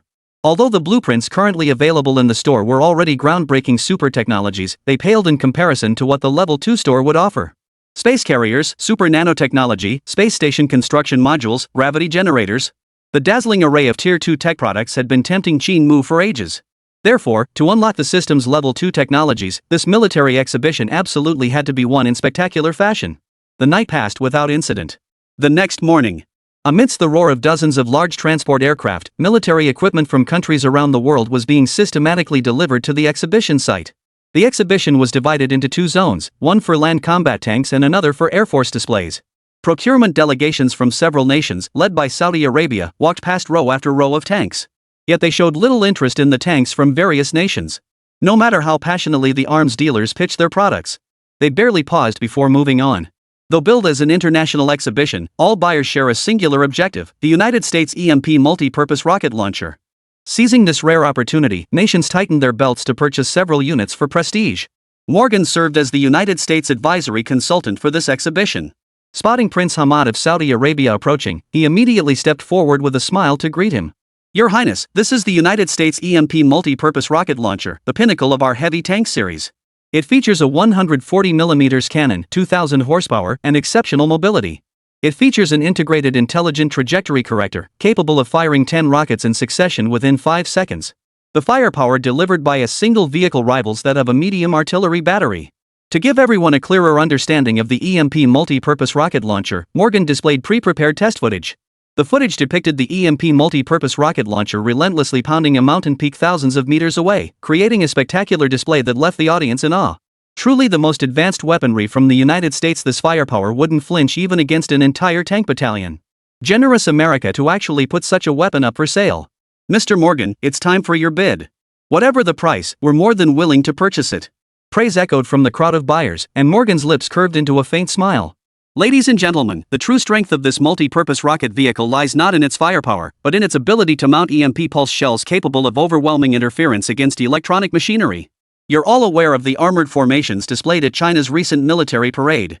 I believe countering electronic mechanized infantry will become a key focus for military development worldwide for the foreseeable future. Now, our beautiful country is taking the lead in launching this super combat vehicle, capable of effectively countering electronic mechanized infantry. Each unit is priced at $5 million. EMP pulse shells? Effective against electronic mechanized infantry? When buyers heard these words, their eyes lit up instantly. The super armor showcased in China's military parade had sent nations into panic, fearing they might suddenly deploy and overrun the world. Now, the EMP rocket launcher unveiled by the United States offered them a glimmer of hope for countering China. Though the $5 million price tag was steep, it was worth it if it could counterbalance China. Alright. Our island nation wants 5 units. No, make that 10, the Japanese representative exclaimed, raising his hand excitedly. With these EMP rocket launchers, we won't fear a Chinese invasion. Then we kangaroos want 3. We'll take 5 from the 3As. More and more nations scrambled to place their bids. Soon, 50 rocket launcher orders were placed, meaning the United States was about to net nearly $200 million. Morgan was overjoyed inside, his gaze shifting to the silent Prince Hamanda. Saudi Arabia was a wealthy nation, and its oil tycoons were loaded. Morgan eagerly anticipated his bid. But after a moment's thought, Prince Hamad said, Mr. Morgan, please prepare 50 of these rocket vehicles for us. While China's international image has always been one of mutual assistance and friendship, that doesn't mean we don't need to be prepared. True to his reputation as a wealthy playboy, he ordered 50 units in one go, more than all other nations combined. Morgan chuckled, his eyes gleaming with satisfaction as he continued. Actually, EMP pulse bombs aren't limited to rocket launchers. Gentlemen, please follow me to the Air Force Zone. Our newly launched Apache 3 armed helicopter can also be equipped with multiple barrel pulse rocket shells. We guarantee these EMP pulse shells will effectively jam electronic equipment, ensuring enemy machinery malfunctions. Prince Hamanda nodded slightly. In that case, show us the way. If it benefits our national defense, we wouldn't mind purchasing several more units. With Prince Hamanda having spoken, the group proceeded to the Air Force exhibition area to inspect the Apache 3 from the United States. A piercing air raid siren split the sky. Alert! Alert! Unidentified vessels approaching the coastline. Speed 100 knots. Non-combat personnel evacuate immediately. Terrorist missile launch from coastal waters cannot be ruled out. The deafening siren sent shivers down everyone's spine. Terrorists? Could they be here to seize the exhibition weapons? In less than 3 seconds, a massive steel form appeared on the horizon, hurtling toward them at explosive speed. It was an enormous, unidentified object moving at astonishing speed, neither a ship nor a submarine-like vessel. Its speed was so outrageous that the Saudi naval fleet stationed in territorial waters didn't even have time to react before it closed in on the coastline. Chapter 59, Never Provoke the Chinese. Only 10 minutes until the unknown object reaches shore. Everyone, stay calm. We're not defenseless. This is your chance to witness the might of our nation's EMP multi-purpose rocket launchers. As soon as the words left his mouth, Morgan signaled nearby soldiers to sprint toward the rocket launcher. This sudden unidentified vessel might be a rapid landing craft for some international terrorist organization, perfect for demonstrating the rocket launcher's might. Morgan believed that eliminating the maritime threat would secure more contracts and greater profits. Other arms exporting nations seemed to share this intent, directing their tanks toward the shore, barrels trained on the approaching threat. Eliminating these unexpected foes and demonstrating their tanks' might to international buyers could lead to increased arms sales. Non-combatants like Prince Hamanda had already retreated to a secure area, each holding binoculars as they watched with grave expressions the diverse tanks steadily converging on the coast. Rest assured, Prince Hamanda, these petty vermin won't survive a single volley from our nation's artillery. Moreover, I've already ordered the Apache 3 units at the Air Force exhibition area. They'll be here to support us shortly. Morgan's face radiated confidence. Mr. Morgan's responsiveness is truly admirable. If you truly manage to defeat this unexpected enemy, we will purchase more weapons from you. After all, we're not short on funds. Prince Hamanda's promise sent waves of excitement through the faces of the representatives from the selling nations. They immediately contacted their respective pilots, instructing them to spare no effort to pulverize that unknown enemy into dust.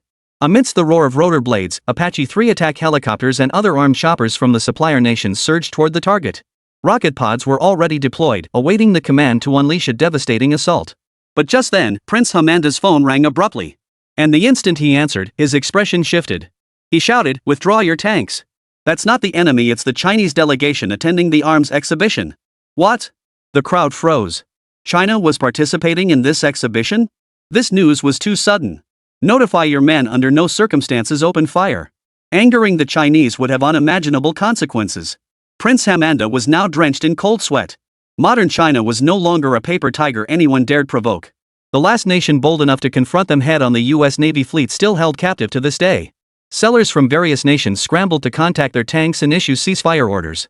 Yet unlike the other nations scrambling in panic, Morgan wore a cold smile and made no move. He had complete confidence in the EMP multi-purpose rocket launchers developed by the United States. And no matter how thick the enemy's armor was, it could never withstand the assault of an electromagnetic pulse bomb. Amidst a dense chorus of whistling sounds, the American rocket launchers opened fire. Dozens of rockets streaked toward the steel colossus on the sea, trailing long plumes of flame. Intermixed among them were several shells crackling with blue arcs, none other than electromagnetic rockets capable of triggering a super-powerful electromagnetic pulse. The crowd froze in shock, unable to utter a sound before multiple explosions erupted from the steel colossus, sending thick plumes of smoke billowing upward as flames leapt over 10 meters high. As the smoke cleared, the massive steel form had vanished entirely. Ripples still disturbed the water's surface. Had it been sunk? The crowd stared in disbelief, but Morgan roared with laughter. Did you all see that? Our beautiful country's missiles are incredibly powerful. What good is speed if it just shatters into dust? Little Days immediately fawned, truly the might of American weaponry. So impressive. Little Days intends to purchase 5 more units. Though most harbored resentment toward the United States for launching an unprovoked attack, many began praising the American weaponry as awesome. Even several buyers' representatives were tempted, considering additional purchases of American weapons. But just then, Prince Hamanda, who had remained silent, frowned deeply. Are you certain the Chinese machine was destroyed? I don't see any debris or wreckage on the water's surface. At these words, Morgan's smile instantly froze. And at that very moment, the previously calm surface suddenly rippled once more. Only this time, the disturbance appeared on the sea surface near the shore. Before anyone could react, the next second brought an eerie spectacle. The American EMP multi-purpose rocket launcher slowly rose from the ground. The sight before them terrified many, including the soldier operating the EMP vehicle. Damn it, what's happening? The soldiers panicked, trying to regain control of the rocket launcher. But the violent shaking made any effective operation impossible. Witnessing this, Prince Hamanda and his entourage felt their scalps crawl and their eyes nearly pop out of their sockets. What the hell? What the hell is happening? Is this some kind of paranormal event? Accompanied by a shrill, cat-like screech, the EMP vehicle seemed to be held in place by some gravitational force, slowly beginning to deform. Realizing the gravity of the situation, the soldiers scrambled out of the vehicle. Under the horrified stares of the crowd, the EMP vehicle twisted and contorted, finally being crushed into a massive iron disc. The next instant, the air rippled, and a colossal, mechanical Godzilla-like monster abruptly materialized before them. The EMP, now crushed into a pancake, was clutched in its 2 mechanical claws. Gazing upon this colossal mechanical beast, countless people sucked in their breath. Their scalps felt like they were about to explode, their very souls shaken to the core. Strictly speaking, this thing wasn't a tank, but its intimidating presence far surpassed any tank. Its exaggerated, giant monster-like form, and the large caliber cannon barrel mounted atop its head, instilled fear in anyone who laid eyes on it. It turned out the earlier rocket barrage hadn't shattered this monster. Instead, it had employed some sort of stealth technology to approach the shore.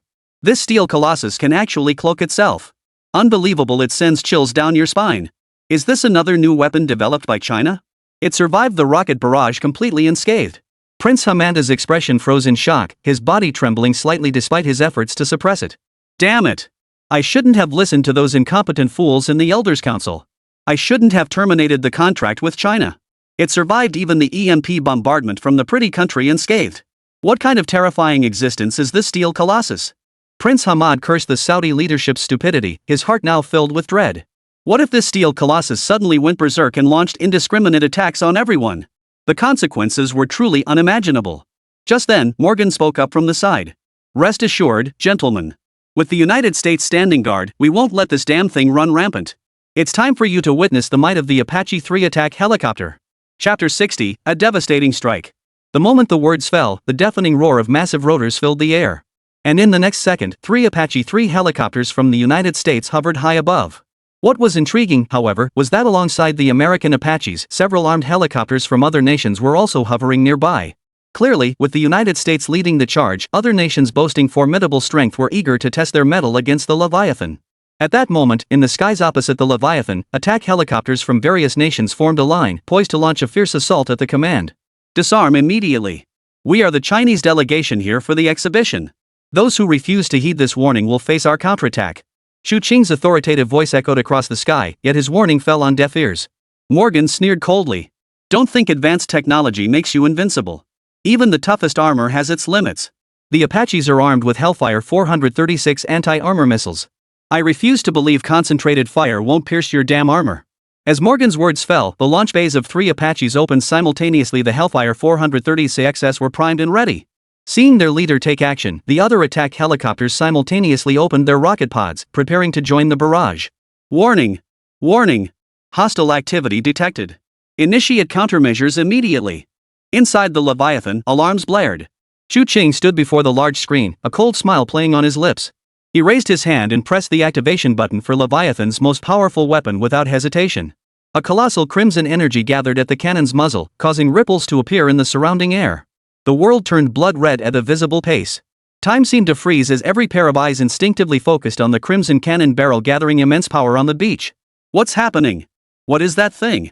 At Prince Hamanda's location, the crowd stared in terror at the distant crimson orb gathering power. Hair stood on end, pupils shrinking to pinpricks. Every face turned deathly pale as they stared at the apocalyptic scene, that crimson orb pulsing with boundless energy.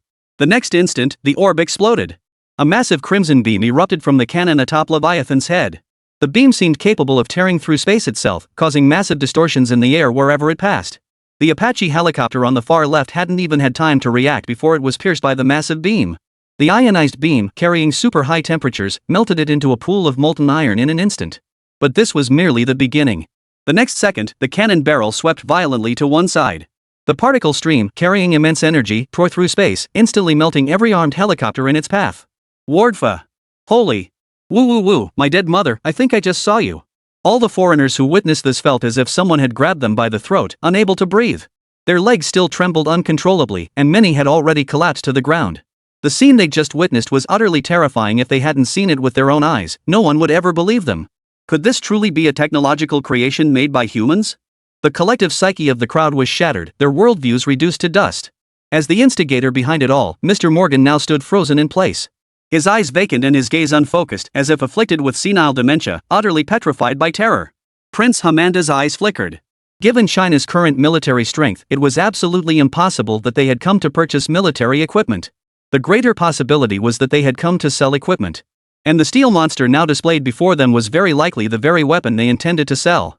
The thought stirred a faint excitement within Prince Hamanda. If China was truly selling such an incredible weapon, his country had to acquire it at any cost. No matter the price. With such a beast guarding their homeland, their sense of security would be sky high. As he pondered, the Leviathan's hatch opened. Minister Xu Qing emerged with a composed expression and steady stride, followed by 2 Sentinel armor units. Prince Hamanda recognized Xu Qing and immediately plastered on a smile to greet him. While representatives from other nations, having witnessed the Leviathan's formidable power, shed all traces of underestimation, and joined Prince Hamanda in approaching with equally warm smiles. The two sides met and conversed with remarkable warmth and ease, as if they were old friends who had known each other for years.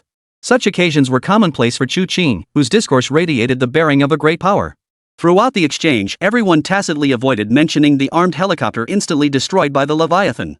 After all, it was the pretty country's attack helicopter that ignored warnings and suffered China's devastating strike. They deserved their misfortune. But just then, Morgan, having snapped out of his dazed state, pushed his way into the crowd. Pointing an accusing finger at Xu Qing and bellowing, "Why didn't you stop? Killing the pilot, that's murder. Pure and simple murder." At these words, not only Xu Qing but everyone else frowned. This American was truly foolish, knowing his opponents were Chinese yet continuing the attack. And now that they'd been wiped out, he was turning around and accusing others of murder. That was quite in line with the usual American modus operandi. Xu Qing remained silent. Suddenly, the Leviathan, which had been motionless, lowered its cannon barrel. Its black muzzle locked onto Morgan. Crimson energy pulsed through the barrel, poised to fire at any moment. Everyone's hearts clenched as they scrambled backward. Morgan, standing directly in the cannon's crosshairs, turned ashen white. The devastating power of that very barrel was still vivid in his memory. And now it was suddenly aimed at him. Would China really dare to strike him in front of so many witnesses? He instinctively glanced at Xu Qing, only to see him retreating 2 steps toward the outer circle with a blank expression. A chill ran down his spine. The overwhelming sense of pressure instantly made him realize this cannon barrel might actually fire and blast him to smithereens. His legs began shaking violently, his hair stood on end, and cold sweat covered his forehead. I'm sorry, Minister Chu Qing. I shouldn't have spoken out of turn. Finally, Morgan's mental defenses collapsed. With a clatter, he dropped to his knees. Witnessing this, those around him immediately broke into mocking laughter. This arms dealer from the United States had been strutting about so arrogantly earlier, only to crumble so pitifully before China's superweapon. It was truly contemptible. I don't want to see you here. You can leave, Chu Qing said indifferently. At these words, Morgan's face lit up with relief as he scrambled away on all fours, glancing back fearfully as he fled, terrified that the massive cannon barrel might once again lock onto him. Mr. Chu Qing, is your purpose in coming here to peddle arms and equipment? Prince Hamanda finally asked, unable to contain himself after the farce concluded. Chu Qing smiled and nodded. That's correct. We are here to sell weapons. And the weapons you intend to sell are. Prince Hamanda's tone grew tense. The others edged closer, standing sideways and pricking up their ears cautiously. This very Leviathan. Minimum price, $50 billion. And it requires specific resources in exchange. Chu Qing patted the steel colossus beside him and smiled. At these words, hearts began racing wildly. China is actually selling this super war machine. My goodness, how could China possibly sell such an incredible thing? Unbelievable. Chapter 61, sold out. Raking in 25,000. After Chu Qing made the purchase terms public, countries including the buyer nation began calling their leaders to explain the situation. $50 billion for a single war weapon sounds outrageously expensive. But anyone who'd witnessed the Leviathan's terrifying firepower would agree that $50 billion was money well spent. Prince Hamanda pulled out his phone to contact his king. Your Majesty, please allocate $500 billion. I intend to procure 10 of these Chinese-made superweapons for our nation. What? Am I crazy? I'm not crazy at all. You have no idea how formidable that weapon is. Arcanus Military Sales Director. Mr. President, I request $100 billion to acquire 2 pieces of Chinese military equipment. What? Embezzlement and bribery? Rest assured, there's absolutely nothing wrong this time. China's military weapons are top-notch. We deserve to have them. John Bull, head of operations. Chief, please allocate $50 billion to acquire 1 piece of China's military technology. I'm confident our researchers can reverse engineer and replicate this weapon quickly. After the negotiations concluded, representatives from various nations returned to the bargaining table with hefty sums stuffed into their pockets. Ironically, Morgan also represented the United States in these negotiations. Evidently, the United States was also quite interested in the weapons China was selling. For $50 billion plus 1 kilogram of the rare element 463K beta, you can acquire the Leviathan land fortress from our nation. Begin submitting your purchase quantities. Chu Qing pulled out his notebook and sat upright at the conference table. We, the 3 countries of A, want to buy 2 Leviathan units. We, the United States, will take 1. We, White Elephant Nation, will also purchase 1. We, Kangaroo Nation, will take 3. Countries rushed to place their bids, and soon the order count ballooned to 30 units. The $50 billion price tag was actually within the budgets of most nations, but the 463K beta component listed in the additional requirements was simply too scarce. Which meant nations simply couldn't purchase too many Leviathan land fortresses. We in little days have stockpiled a large quantity of 463K beta. We propose exchanging 10 kilograms of 463K beta and $500 billion for 10 Leviathan land fortresses. Though Shaori was small in size, it was indeed wealthy, even possessing 10 kilograms of the super rare element 463K beta. Qin Mu had explicitly calculated that constructing 1 super energy printer required 1 kilogram of 463K beta. Roughly 5 super energy printers could perfectly sustain the production of an entire mecha assembly line. In other words, the 463K beta offered by the Little Days family was sufficient for Qin Mu to build 2 entire mecha production lines. Our beautiful country is also offering $500 billion and 10 kilograms of 463K beta, Morgan said, sounding a bit annoyed. Just as Chu Qing was about to speak, Qin Mu's voice crackled through the earpiece. Uncle Chu, raise the price tenfold for the Japanese and Americans. I'm confident they'll still close the deal. Chu Qing paused briefly before replying. We're satisfied with the other party's offers. But to the United States and Japan, I'm afraid you'll have to pay $500 billion for a single Leviathan land fortress. The moment the words left his mouth, the other nations immediately wore expressions of schadenfreude. Everyone knew exactly why the price had suddenly skyrocketed. How dare you? You dare target us, the United States? Morgan slammed his fist on the table, his voice icy. Chu Qing smiled calmly. I'm not targeting any country here. I'm targeting only you, Mr. Morgan. Had you not launched an attack knowing full well we were not your enemy, perhaps so many soldiers would not have lost their lives. The one truly guilty of murder is you. At these words, Morgan's face drained of color. Withholding critical information, acting on his own initiative.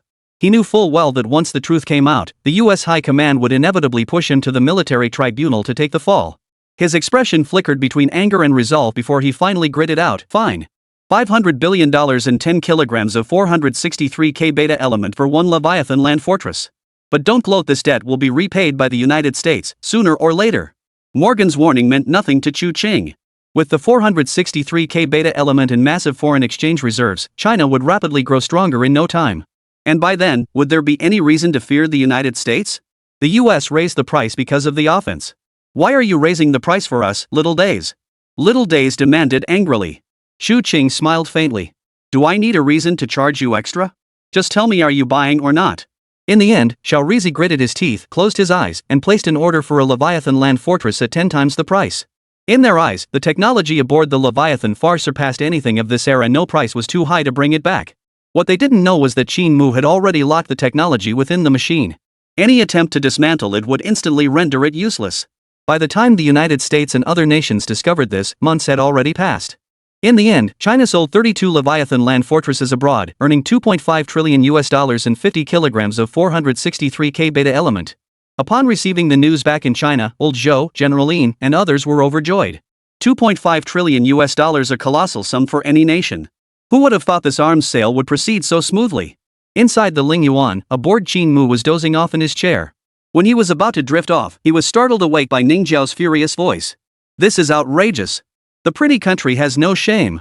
They started it, yet they dare call us the devil." Qin Mu opened his eyes slightly just as Ning Jiao stormed over, fuming. "Academician Qin, look. The pretty country's officials are attacking us on foreign websites, claiming we're using high-tech weapons to indiscriminately slaughter innocents just like demons from hell." Qin Mu frowned and carefully scanned the report. The report originated from a subsidiary online account of a U.S. government-affiliated newspaper, essentially claiming that China was using powerful technological weapons to torment the entire world. Accompanied by various spliced and edited videos purportedly proving China's use of technological weapons to attack other nations. It featured footage of the pretty country's naval fleet, Japan's Yamato-class destroyer, and the recent laser cannon destruction of an Apache attack helicopter. Trending topics on foreign websites were similarly saturated with relentless reports branding China as a demonic force. And message boards overflow with condemnations of China. Just reading them is infuriating. "We haven't done anything wrong. Why are they slandering us like this?" Ning Jiao, a patriotic zealot, was so furious she wanted to launch the Ling Yuan and take down every single one of these defamers. Qin Mu shook his head with a wry smile. "It's just a propaganda offensive, cheap tricks that won't hold up to scrutiny. I believe the eyes of the world's people are sharp. They'll see clearly who the real devil in this world is." No sooner had Qin Mu finished speaking than Ning Jiao suddenly gasped, "Oh. Academician Qin, you were right. An organization is clearing our name." Chapter 62, New Assignment: Build an Aircraft. Sri Lankan military statement. At 8:23 p.m. last night, the Black Sail pirate fleet declared its annihilation. According to survivor accounts and current intelligence, the fleet was destroyed by a massive war machine codenamed Leviathan, dispatched by China. Sri Lanka's chief issued a statement thanking China for its assistance in eradicating the long-standing scourge of piracy. The World Humanitarian Rescue Team praised China as a nation of friendship and mutual aid. Details of the sunken ship salvage operation were released, revealing that a Chinese submersible single-handedly rescued both the Russian and Western Alliance submersibles. Regarding claims on foreign media that China used high-tech weapons to indiscriminately kill innocents, Saudi Arabia and other nations vehemently denied these allegations and released footage from international arms exhibitions. It was confirmed that the incident was caused by a U.S. arms dealer named Morganicar failing to send a ceasefire command in time. On foreign websites, every refresh brought new reports about China. Yet as major organizations cleared China's name, the initial barrage of criticism gradually gave way to widespread praise. Throughout this process, Qin Mu's influence skyrocketed, earning him another 20,000 exchange points from the system. His cumulative exchange points finally surpassed 100,000 plus. Ding! Congratulations, host! You've met the requirements. The level 2 system store is now unlocked. On the journey back to Huagua, Qin Mu appeared to be resting with his eyes closed, but in reality, he was utterly engrossed in the vast collection of blueprints available in the level 2 shop. However, Qin Mu hadn't yet decided what super technology to develop next. Though the military exhibition had concluded, his workload only increased. Not only did he need to build 32 Leviathans, but he also had to construct mecha factories for other military districts afterward. All of which would keep him occupied for quite some time. A month passed in the blink of an eye. At the National Institute of Science and Technology in the United States, a Leviathan unit purchased for $500 billion had just been delivered to the warehouse. Chief Technician Mario spat to the side. Damn Morgan Icarus. If it weren't for him, we'd have 10 of these machines for research right now. Then he added with a touch of pride. Fortunately, my extensive experience with military machinery makes disassembling this unit straightforward. By studying each internal component, I'm confident we can reverse engineer the manufacturing process and replicate it soon. With that thought, Technician Mario eagerly plunged his screwdriver into the removal slot of the core panel. With a sharp clack, thick smoke billowed from the machine. The $500 billion machine was instantly rendered useless. Technician Mario froze, his expression shifting to sheer terror. He had destroyed a $500 billion machine. He feared he'd face a military tribunal just like Morgan. Just then, Baideng arrived. Seeing the Leviathan completely destroyed, he flew into a rage. Without listening to any explanation, he immediately sent Mario to the military court. A military vehicle passing by, coincidentally transporting Morgan, took him away as well. Does China really think we're pushovers? They keep provoking us. We must strike back and show them we're not pushovers. At the Octagon's chief conference, Chief Baideng was furious. Issue a direct order to make sure we teach Huawei a lesson. After fulfilling military orders from various nations, Qin Mu secured the urgently needed 463K beta element. Over the next month, Qin Mu traveled to major military districts to oversee the construction of mecha factories. Another month passed in the blink of an eye. That day, Qin Mu was tinkering around at the Mountain Sea base as usual when a call came in. And upon answering, he heard Ning Jiao's voice on the other end. Academician Qin, our country is being targeted by foreign powers again. Here's the situation. Ning Jiao explained the entire situation from start to finish. 15 days prior, the civil aviation manufacturer in Zhirizi had abruptly terminated its long-term cooperation agreements with major airports across China. Not only halting the supply of various wear and tear parts but also recalling a large number of maintenance consultants back to their home country. It wasn't just little days. Countries like Zhangkao and Kangaroo also ceased supplying aviation-related parts. While domestic civil aviation could still operate for a while, within half a year, due to the lack of certain parts China couldn't produce independently, an increasing number of commercial aircraft would become nothing more than scrap metal. Financial losses are secondary. The critical issue is that widespread flight cancellations would severely disrupt national transportation. Just then, the United States stepped in, offering to provide new parts and technical support personnel. But their asking price was a full 10 times higher than market rates. Those bastards in the United States. They've barely kept quiet for a moment before pulling this stunt. Hearing Ning Jiao's furious voice over the phone, Qin Mu frowned slightly, fully grasping the gravity of the situation. Ning Jiao, what do you need? Whatever I can manage, I'll give it my all. Qin Mu's tone was unusually earnest. Academician Qin, I hope you can help develop a passenger aircraft. Didn't you build the Leviathan in just 1 week? Building a commercial airliner should be no problem for you. Qin Mu nodded slightly. What kind do you want? Describe it in detail. Ning Jiao replied without hesitation, big. It has to be bigger than Boeing's planes, carry more passengers, and the cooler it looks, the better. Academician Qin, rest assured. If you can develop such an aircraft, I will pay you regardless of whether it's ultimately selected. My grandfather is. Qin Mu smiled and interrupted her. I have little interest in money. Instead of payment, I'd prefer several tons of refined iron and copper ingots. But let's discuss these matters later. I'm not in a hurry. Yes. Thank you, Academician Qin. Ning Jiao's voice sounded unusual, tinged with a hint of tears, clearly moved. After a few more brief exchanges, she finally hung up. Qin Mu stretched lazily, then dialed Song Keke with excitement. Where are you? Get back here fast, we've got another job. The system store didn't carry blueprints for commercial aircraft, so this time Qin Mu would have to design it himself. This time, Qin Mu planned to go big. He spent 40,000 exchange points to acquire every blueprint available in the level 1 shop. A nanoscale lithography machine, a titanium acetylene smelting machine, and AI spectral calibration instrument. As dozens of high-tech manufacturing techniques flooded his mind, Qin Mu felt as though he possessed boundless scientific knowledge. Ding! Congratulations, host, on redeeming all Tier 1 blueprints. Skill unlocked, Fusion Hand. Fusion Hand passive, you can now freely construct products according to your own design. The product pass rate will never fall below 100%. Host, keep up the momentum. Continue unlocking Tier 2 shop blueprints for even richer rewards. The vast knowledge within his brain continuously assimilated and fused. This sensation felt even more exhilarating than conquering the final math problem on 100 college entrance exams. As the knowledge within his mind grew, Qin Mu began his forging. Chapter 63, Panic-Stricken Days. Across the Pacific Ocean in the United States, Johnson, CEO of Boeing's Overseas Distribution Division, leisurely puffed on a cigar. He was confident of success with the tenfold price hike strategy mandated by the nation's top leadership. It was common knowledge that Huawei lacked the capability to independently develop and manufacture commercial aircraft components. And now that all external procurement channels had been severed, leaving only the United States as an option, maintaining air traffic would necessitate cooperation with them. Johnson relished the thought of the Chinese gritting their teeth in frustration, powerless to retaliate. I think raising prices to 10 times the market rate is still too generous to China. I could try pushing it to 20 times, at least 15 times. I'm sure the Chinese would agree. 5 days passed in the blink of an eye. On the evening of the 5th day, the Shanghai base was ablaze with lights.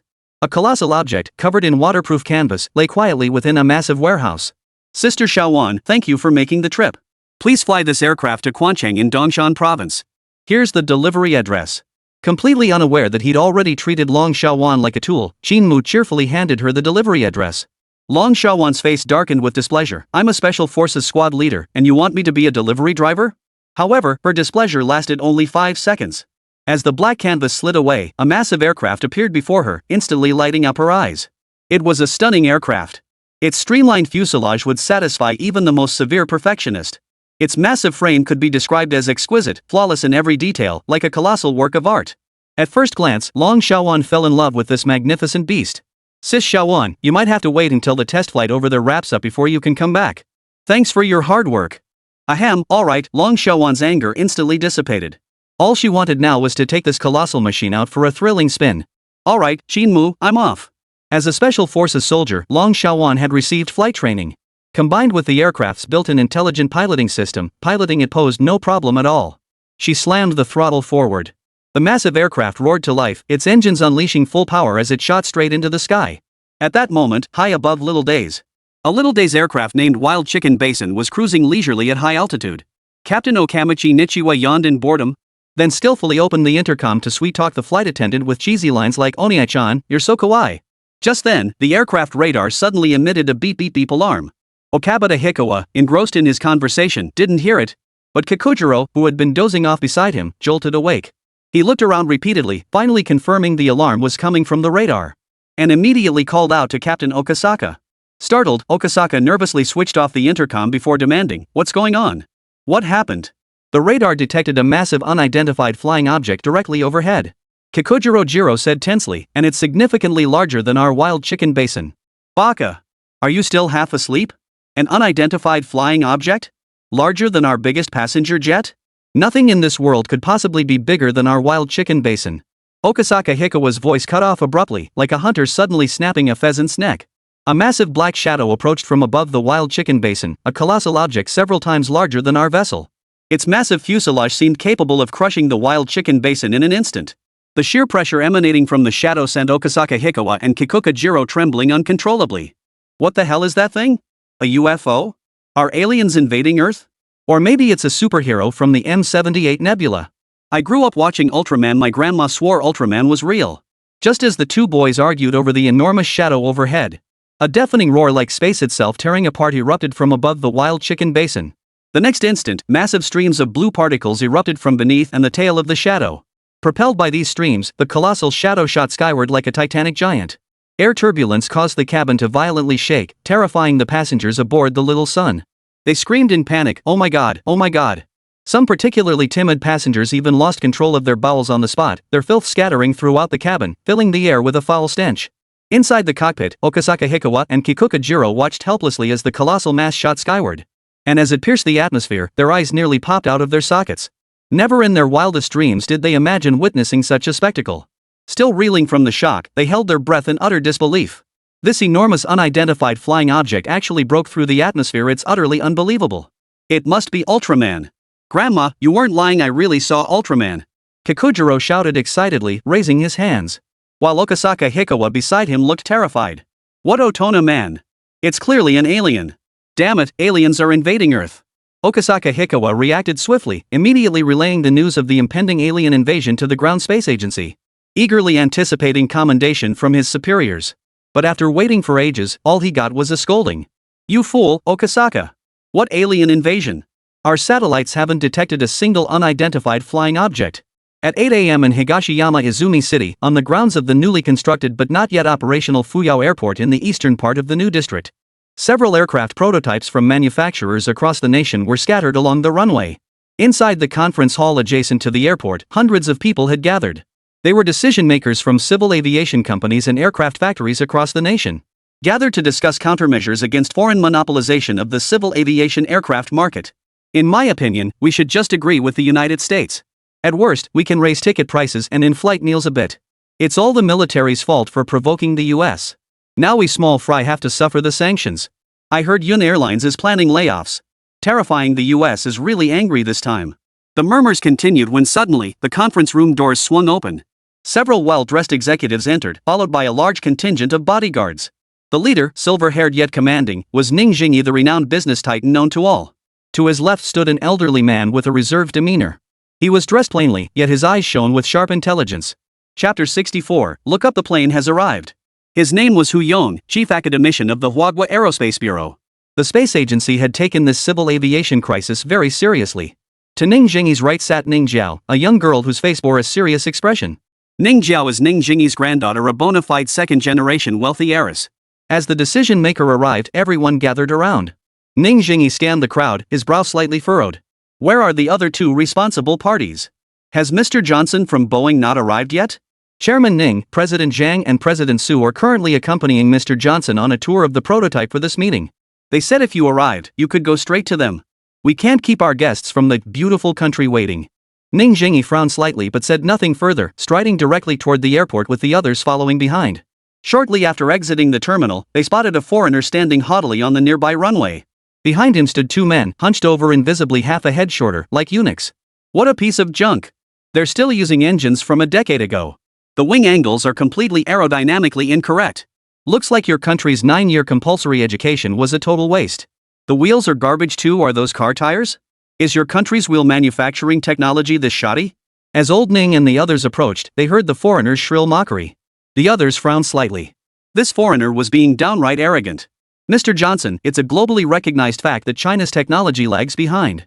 That's precisely why we need to collaborate with your company. As you know, shoddy workmanship is notorious here. It's beyond our control. Shall we discuss this indoors? You don't want to ruin your health over this. General Manager Zhang chuckled, utterly unconcerned by the hostile stares behind him. At that moment, Mr. Su chimed in from the other side. As everyone knows, Boeing aircraft from the United States are world-class. It'll take China 2 or 3 decades to catch up, no easy feat.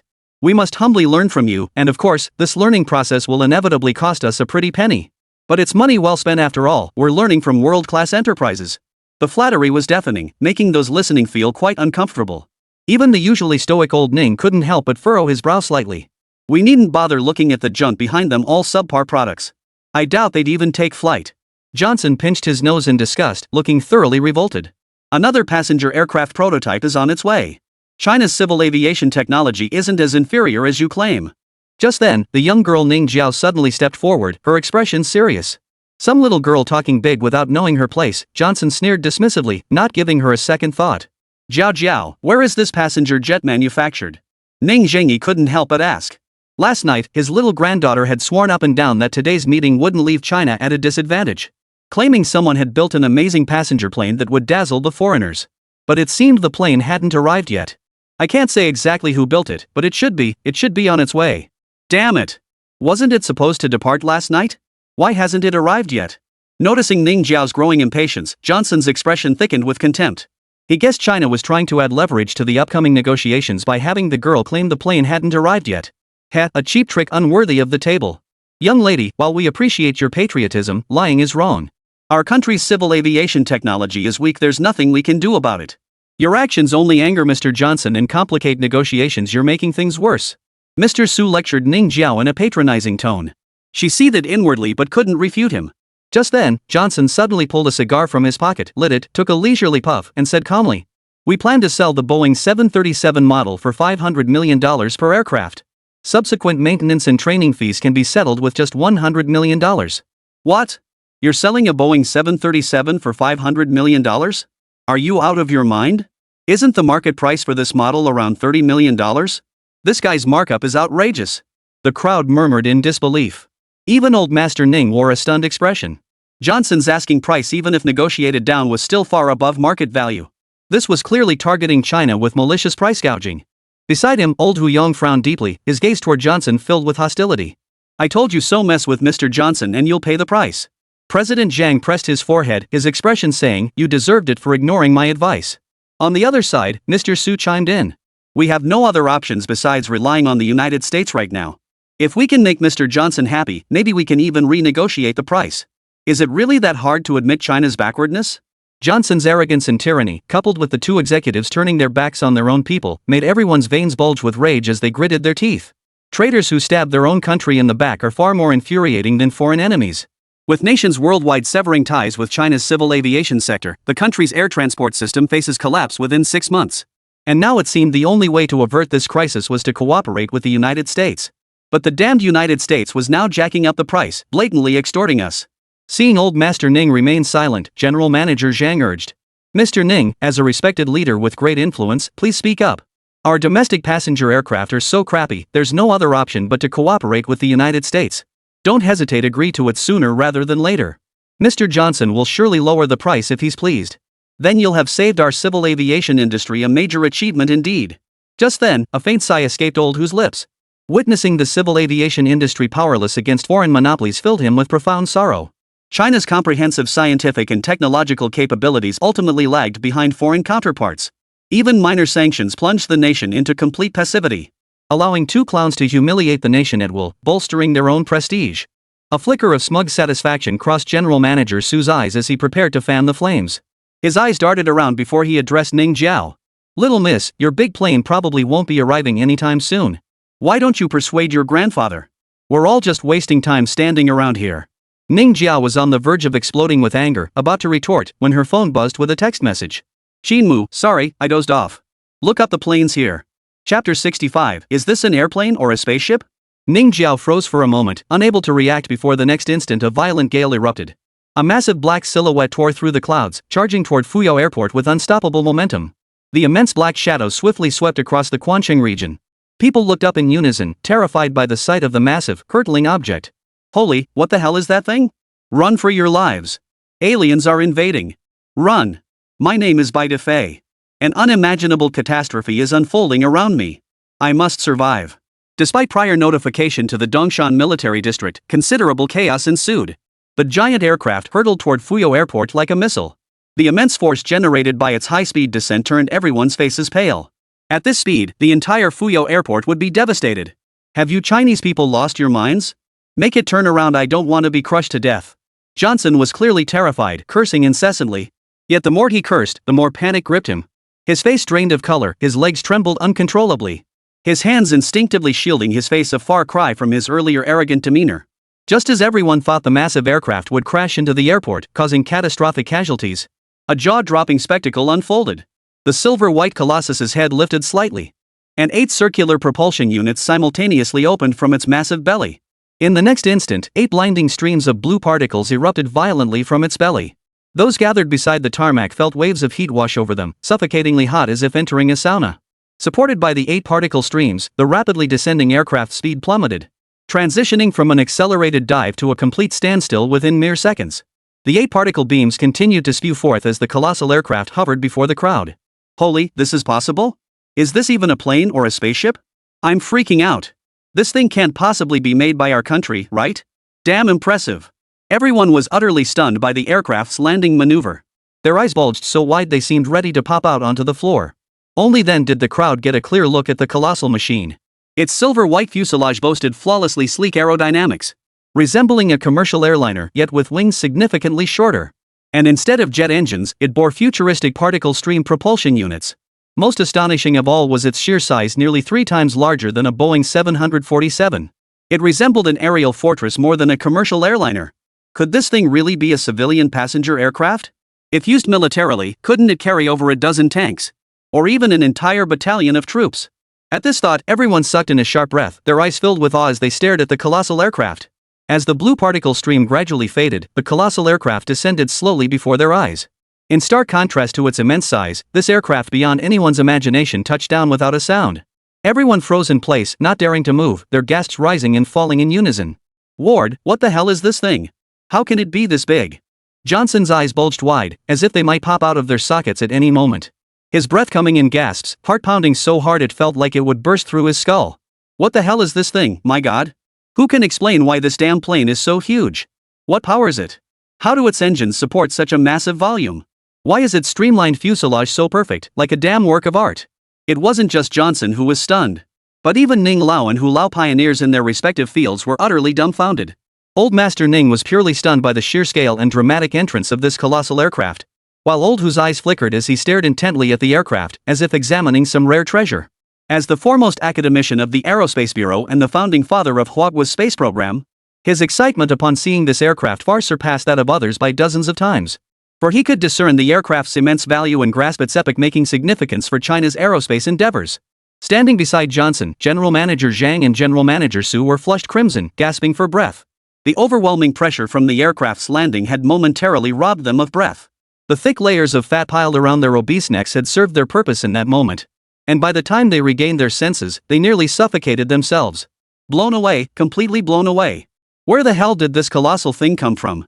Who the hell could build something this massive? The staff present were buzzing with discussion. These personnel from civil aviation enterprises and private aircraft manufacturers across the country had spent years working with commercial aircraft and considered themselves seasoned veterans. Yet upon seeing this massive aircraft, they all felt a sense of utter bewilderment. With wings this short, how does it even take off? It can't possibly be vertical takeoff. Did you notice the curvature of its wings?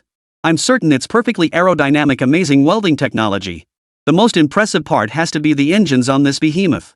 I'm curious what kind of fuel powers this thing. The staff's murmurs grew louder as their curiosity about this unexpected new passenger jet intensified.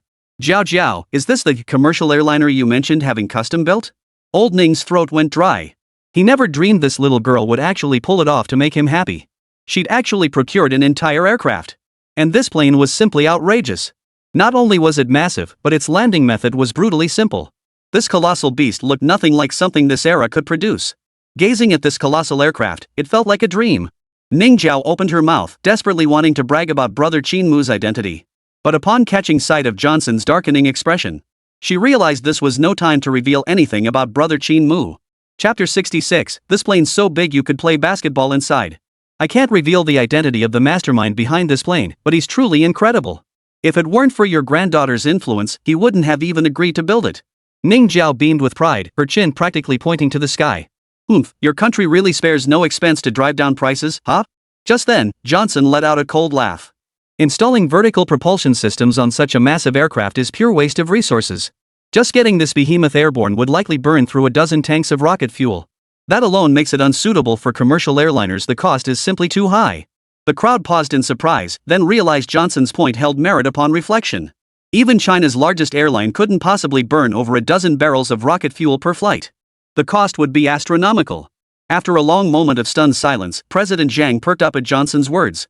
It's all flash and no substance. Pure window dressing.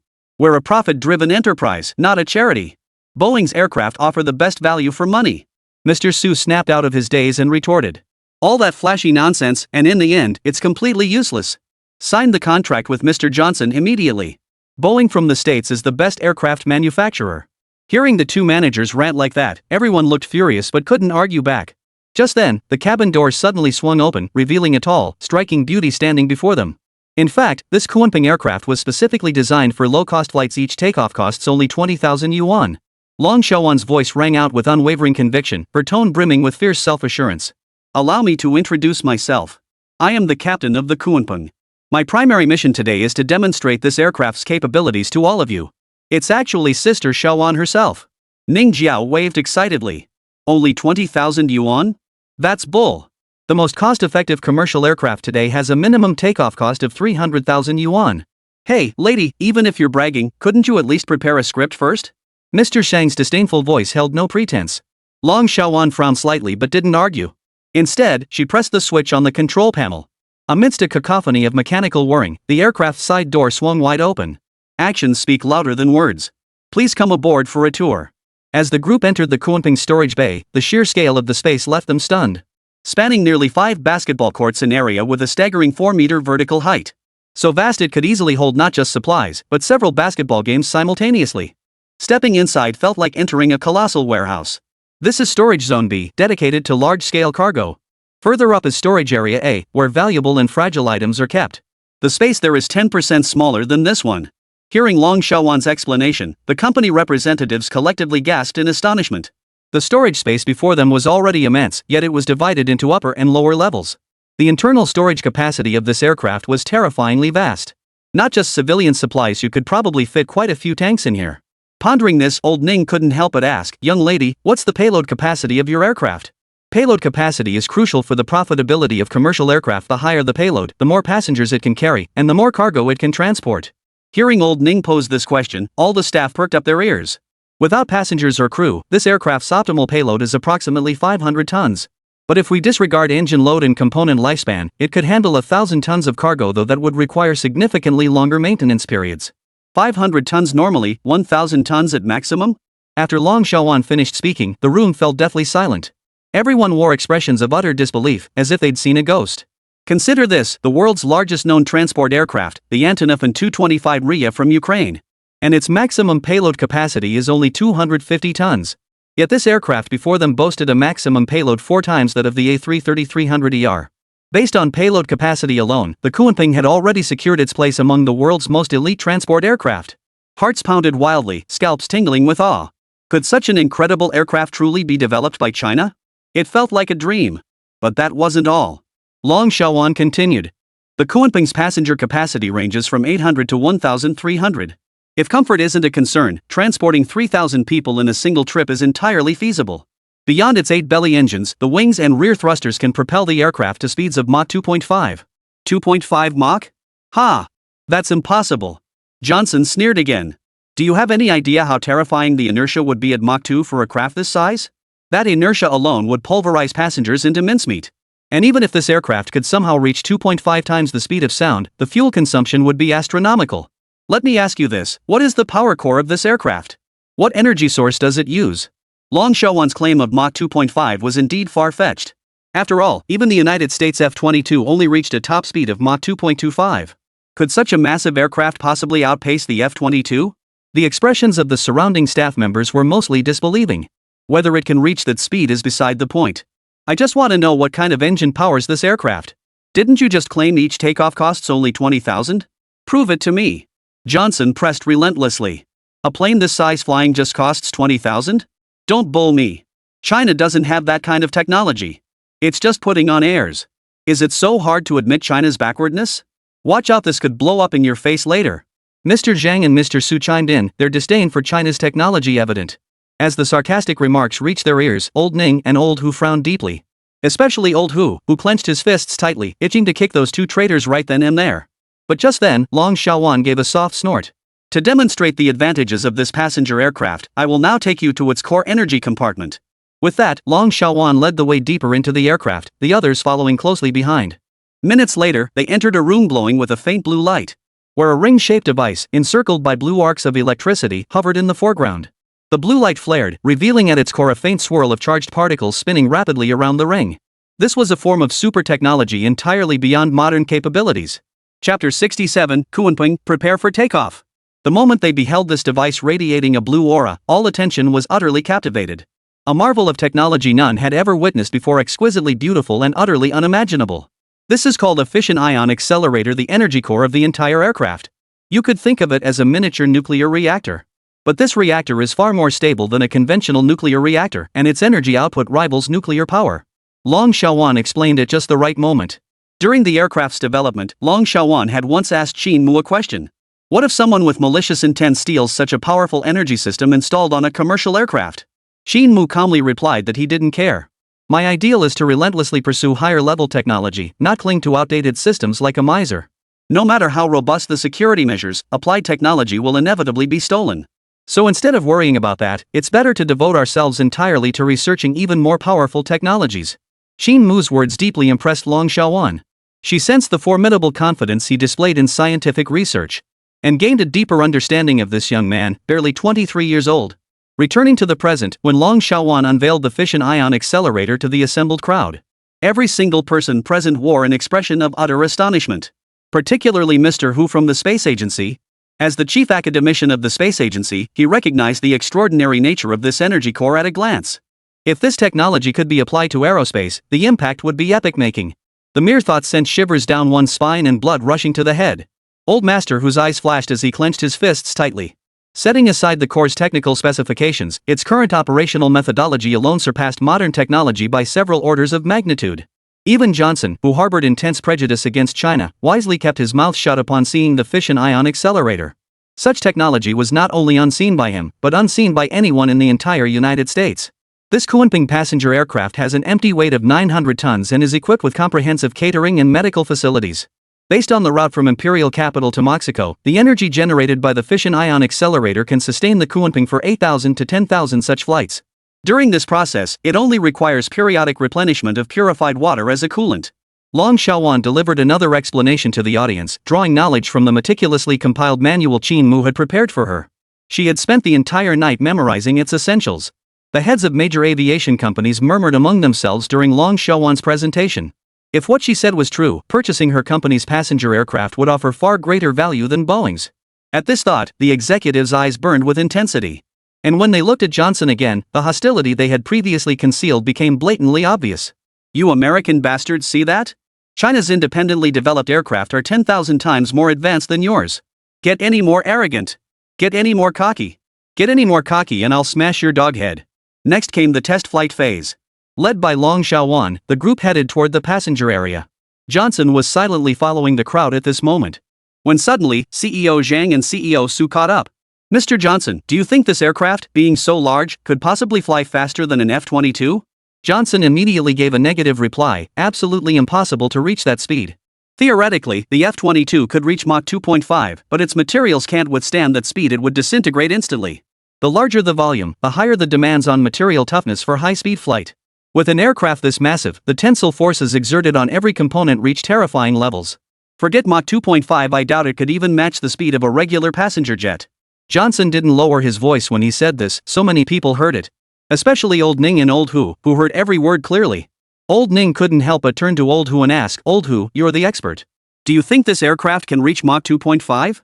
Old Hu frowned slightly, then unexpectedly pulled out paper and pen from his pocket and began calculating. After writing a series of equations, he finally spoke. If this aircraft reaches Mach 2.5, the force exerted on the wings would be approximately 500,000 newtons. That's equivalent to being struck head-on by a 50-ton object. At this, everyone gasped in shock. A 50-ton object slamming into it? Not just an airplane, even the toughest heavy tank would be crushed beyond repair. But just then, Johnson's triumphant laughter echoed through the room. The experts have spoken. I trust you all understand. While materials capable of withstanding a 50-ton impact do exist, their extreme density makes them utterly unsuitable for aerospace applications. In other words, this aircraft absolutely cannot exceed Mach 2.5. I'd wager it can't even reach Mach 0.5. Johnson's confident laughter energized both CEO Zhang and CEO Su. Having received a substantial sum from Johnson earlier that day, their support had been motivated solely by that payment. Just moments ago, Johnson doubled the kickback, promising them substantial rewards if they could persuade major airlines to partner with Boeing. But then, Mr. Zhang's eyes twinkled as he chuckled. Sure, this plane is big and can carry a lot while being fuel efficient, but would you dare let such a massive aircraft fly at full speed? It'd be a miracle if it didn't fall apart in midair. Mr. Su immediately chimed in. Flight speed has always been a crucial metric for commercial aircraft. If a 2-hour journey is forced to take 3 or 4 hours, well, I doubt anyone would want to fly on such a slow-moving aircraft. After this analysis, many corporate leaders found themselves frowning in thought. Though the two traders spoke harshly, they always hit the nail on the head. If their passenger aircraft were slower than competitors, passengers would naturally choose faster options. Who could guarantee that after their company purchased all Kunping aircraft, other companies wouldn't resort to underhanded tactics to buy planes from the United States? If their planes flew slower than competitors over time, eventually no one would choose their airline. Seeing the pensive expressions on many airline executives' faces, Johnson's lips curved into a slight smile.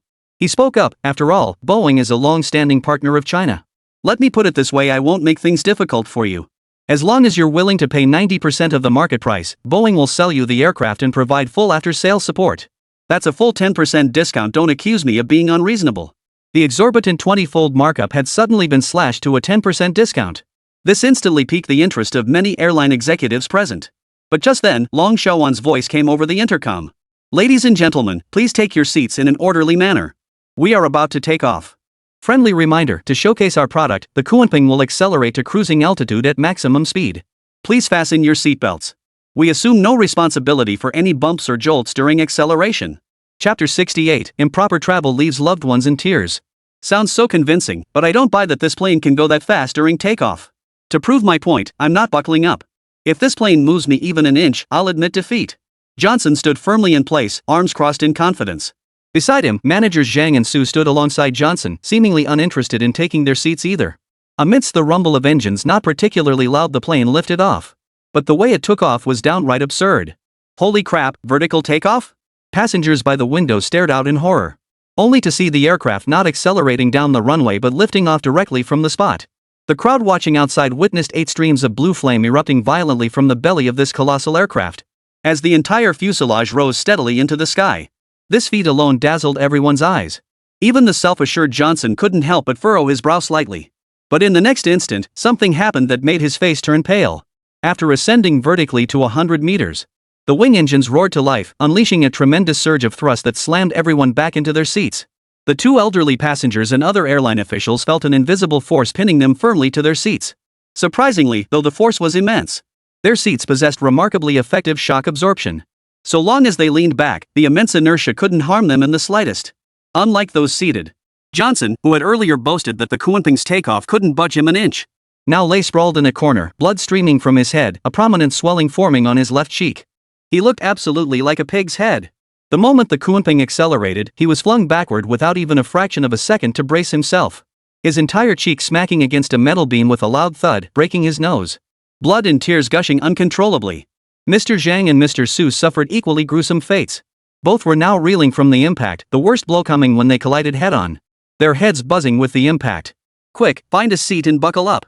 Johnson staggered toward an empty seat, while the other 2, finally grasping the danger, scrambled desperately to reach their seats and fasten their belts. The acceleration of this massive aircraft was terrifying as hell. Not buckling up was tantamount to suicide. Watching the trio's disheveled state, the crowd wore expressions of schadenfreude.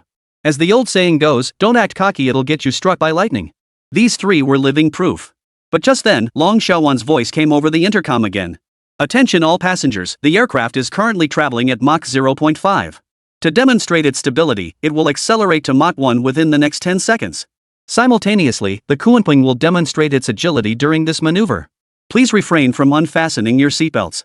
The specially designed seats provide superior cushioning and complimentary relaxation massage services.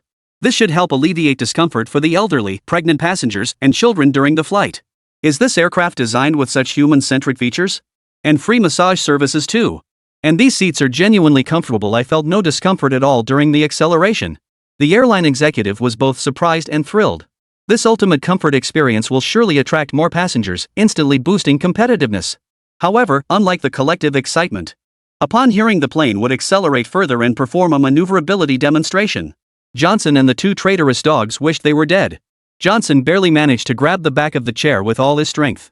Just as he was about to sit down and fasten his seatbelt, the Kunping suddenly lurched sideways, its tilt angle surging to 80 degrees in less than 5 seconds. The immense inertia instantly hurled Johnson forward. 3 sharp cracks echoed through the cabin, as Johnson and the 2 traitors were flung sprawling against the window on one side. Wait, we haven't fastened our seatbelts. Before Zhang could finish his sentence, the Kunping lurched violently to the opposite side, sending all 3 hurtling toward the opposite window once more. Their heads swelled like pig heads, 4 or 5 ribs were broken, and Mr. Su even had a finger fractured. Their pitiful state was utterly wretched, yet their disheveled appearance was downright satisfying. Whether Long Xiaowan did it on purpose or not, though these 3 scoundrels kept tumbling and crashing, they never once collided with any passengers. To the passengers, the trio resembled monkeys, jumping around in a comically absurd manner. Help! Stop spinning. I don't want to die yet. Stop. Stop it. My left arm has gone numb. Chinese people, stop torturing me. Stop it, please stop immediately. Cries of mercy and wails echoed in waves. 3 minutes later, the Kunping finally began to slow down, entering a steady cruising mode. The 3 unrestrained individuals now lay sprawled on the floor like wet rags, gasping for breath. Well, gentlemen, are you satisfied with the Kunping's short-term acceleration and structural integrity? A representative from Yunhang Airlines exclaimed excitedly. Satisfied? Very satisfied. Not only are we satisfied with this aircraft's performance, but its attention to detail is astonishing. These complimentary massage seats are simply fantastic. The technique is more professional than the master therapists at Imperial Palace. The moment those words left his mouth, the atmosphere turned awkward. Everyone turned to stare at the manager with peculiar expressions. The Yunhang representative suddenly realized his slip-up and hurriedly covered his mouth. How embarrassing! This was going to be a total social death. Despite this minor hiccup, the Kunping's formidable commercial value earned unanimous approval. Just then, Long Xiaowan dropped another jaw-dropping bombshell. Actually, this Kunpeng isn't just an ordinary aircraft, it can also function as a spacecraft, capable of breaking through the atmosphere. The statement left the crowd stunned, speechless for a moment. Impossible. Absolutely impossible. You're saying this plane can break through the atmosphere? Its materials couldn't possibly be that advanced. Johnson, strapped into his seatbelt, retorted loudly. Do you have any idea how much material toughness it takes to break through the atmosphere? How many tons of fuel it requires? Only then did the others snap out of their daze, a wave of sheer absurdity washing over them. Vertical takeoff and instant acceleration on such a massive aircraft were already mind-blowing. And now the pilot was claiming it could double as a spacecraft? Was that even plausible? Was that reasonable? Did that align with a materialist worldview? Young lady, you're saying this Kunpeng can break through the atmosphere? Beside Elder Ning, Elder who trembled with excitement. Puffing and panting heavily, his bright pupils gleaming with dazzling intensity. Chapter 69, Kunpeng, Breaking Through the Skies. As a top academician of the space agency, he understood better than anyone what the words capable of flying beyond the atmosphere truly meant. Currently, the only way to reach outer space is through rocket transportation. Not only cumbersome but also requiring immense human and material resources for each launch. If this aircraft he was currently aboard could be proven capable of breaking through the atmosphere, it would herald the dawn of an era of affordable space travel. At that point, not only would space exploration become remarkably accessible, but even atmospheric escape for sightseeing tours would gain immense commercial value. Long Xiaowan said casually. I could just demonstrate it for you. But before that, I think some people shouldn't be watching. At these words, all eyes immediately turned to Johnson, who had just fastened his seatbelt. The technology demonstrated by this Kunpeng spacecraft had completely surpassed modern capabilities. And it would be no exaggeration to classify it as a nation's highest level secret. And Johnson, an outsider, clearly had no place here. Sensing the sudden shift in atmosphere, Johnson immediately pulled out his phone to contact his superior. Old Ning frowned and gave a subtle signal to a nearby staff member. The staff understood and immediately rose from their seats, pinning Johnson to the floor. Damn it! I'm a noble American citizen. How dare you treat me like this? Ha! Noble? Don't forget we took down your USS Intrepid carrier strike group not long ago. And you still ask if we dare? You think we won't throw you out of the plane? Johnson, pinned down, struggled desperately, but all he got in return was a barrage of punches and kicks. The crew had long been fed up with this arrogant bastard, and now that they had the chance, they were giving him a thorough beating. His face swollen beyond recognition, Johnson snarled at the nearby executives. You two bastards, why aren't you helping me? If anything happens to me, you won't get a single cent. At these words, Zhang and Su's expressions darkened instantly. They immediately turned to Old Master Ning, stammering to explain. But Old Master Ning only gave a cold snort. A pack of wolves. Tie them all up. There was a separate compartment when we passed the warehouse earlier, lock them up in there. We'll settle accounts with them once we get back. With that, Old Master Ning's order was given, and the three were locked away. Once everyone had settled back into their seats, Long Xiaowan pulled up the aircraft's nose, accelerating the already blistering speed to a whole new level. The Kunpeng shot toward the atmosphere like an arrow piercing the clouds. Even though they had already experienced the Kunpeng's acceleration before, this renewed surge still sent blood rushing to their heads, their hearts pounding wildly. Especially as they watched the earth rapidly shrink outside the windows, the thrill akin to riding a roller coaster made them cry out in awe. Holy, this plane is insane. This is way more thrilling than a drop tower ride. Dad, please take a picture of me, I'm posting it on WeChat moments. Holy crap, we're not actually flying into outer space, are we? Holy crap, holy crap. Inside the cockpit, Long Xiaowan calmly maneuvered the Kunpeng upward, while Ning Jiao, seated in the co-pilot's seat, screamed with excitement. She knew Long Xiaowan, so she'd boarded the cockpit with her. The cockpit offered a far superior view compared to the passenger area. Feeling the near first-person visual thrill, Ning Jiao completely let her inner child run wild. Did academician Qin really build this Kunpeng? He's so amazing, absolutely incredible. How does academician Qin's brain even work? How can he be so brilliant? I heard he's only 23. Darn it, I'm still 2 years away from being an adult. Otherwise, I'd totally go after him. Though early romance isn't out of the question, we could just sneak around together. Hey, Sister Xiaowan, does academician Qin have a girlfriend? The chatter was starting to grate on Long Xiaowan's nerves. She slammed her foot on the accelerator, sending the already Mach 2 aircraft soaring to Mach 2.5 in an instant. Suddenly, a thick cloud layer appeared before them, rapidly closing in. The next moment, the Kunpeng broke through the atmosphere, revealing a vast sea of stars before their eyes. At that moment, both Ning Jiao and everyone else in the cabin found their gaze utterly captivated by the vast, mist-like expanse of cosmic stars. Too beautiful beyond words. The mysterious and magnificent cosmos, an endless sea of stars. Everyone was so captivated by the magnificent cosmic panorama that they were too overwhelmed to utter a word. Compared to the others, Long Xiaowan remained remarkably composed. Having already broken through the atmosphere once last night after launch, she too had been awestruck by the cosmic spectacle. Otherwise she wouldn't have been late today. Now, seeing the others staring blankly, she felt quite satisfied. But just then, a faint crackling sound suddenly echoed through the air. And in the next instant, countless metal fragments appeared before the Kunpeng. One of them bore a flag-like emblem, a red circle on a white background, resembling a dogskin plaster. Long Xiaowan froze for a moment before quickly pulling up the navigation log. Navigation log 3 minutes ago, attention. Imminent collision with Xiaorizi's foot basin chicken satellite. Risk level 0. Pilot may optionally evade. Sis Xiaowan, did we just smash Little Japan's satellite? Ning Jiao looked utterly stunned. How come I didn't feel a single vibration? It wasn't just Ning Jiao who was stunned. Everyone in the cabin had clearly noticed the satellite debris spreading rapidly. Old Hu, with his vast experience, instantly recognized the craftsmanship on the debris as belonging to Little Day. He sighed wryly. Well, there's no need to test the Kunpeng's durability any further. Damn, smashing a satellite and not feeling a single vibration. This quality is top-notch. The others exchanged glances, their expressions equally complex. Shattering a satellite was no small matter, yet Old Hu spoke of it so casually. Everyone, please don't panic. It was just a minor satellite from the Japanese, no need to worry. After delivering her stern announcement over the intercom, Long Xiaowan dialed Qin Mu's number, feeling slightly uneasy. At that moment, at the island nation's space center, Okita Haikoa, dozing off in his office, was suddenly roused by commotion. Director Okita, it's bad news. Our satellite's been blown up. Based on the last images transmitted by the satellite, it was an unidentified new spacecraft. Okita Nikawa jolted awake, leaping from his chair in fury. Damn it! Who dares to blow up our Japanesian satellite? Activate the tracking cameras on our other satellites immediately. Find out whose spacecraft this is. I'll make them pay tenfold, no, 100-fold for our losses. When Qin Mu heard that his dear sister Xiaowan had accidentally blown up another country's satellite, his feelings were complicated. Long Xiaowan said sternly, just tell me, are you cleaning up this mess I made? Chapter 70, Turmoil from the west coast of the beautiful country.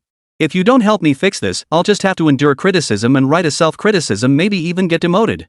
Then I won't be able to protect you anymore. You'll have to be guarded by those scruffy, unkempt men. Eat meals they serve you, and maybe even bathe with them at night. Stop. Don't pile on the pressure. Qin Mu pinched the bridge of his nose and sighed wryly. It's just a satellite that got smashed, no big deal. No sooner had the words left his mouth than Qin Mu reappeared in the cockpit as a projection. Ning Jiao jumped in surprise, studying Qin Mu's blue phantom before her gaze settled on a miniature camera mounted above his head. This is a miniature holographic camera. It's only the size of a walnut, but once connected to a signal, it can project the user's entire body. To facilitate product demonstrations, I've installed these throughout the Kunpeng. Qin Mu explained casually. His words left Ning Jiao clasping her hands together in awe. Ahem, Mr. Genius Qin, enough showing off, let's tackle the problem first. Long Xiaowan reminded him. Qin Mu raised his hand slightly, and a holographic projection centered on the Kunpeng appeared before his eyes.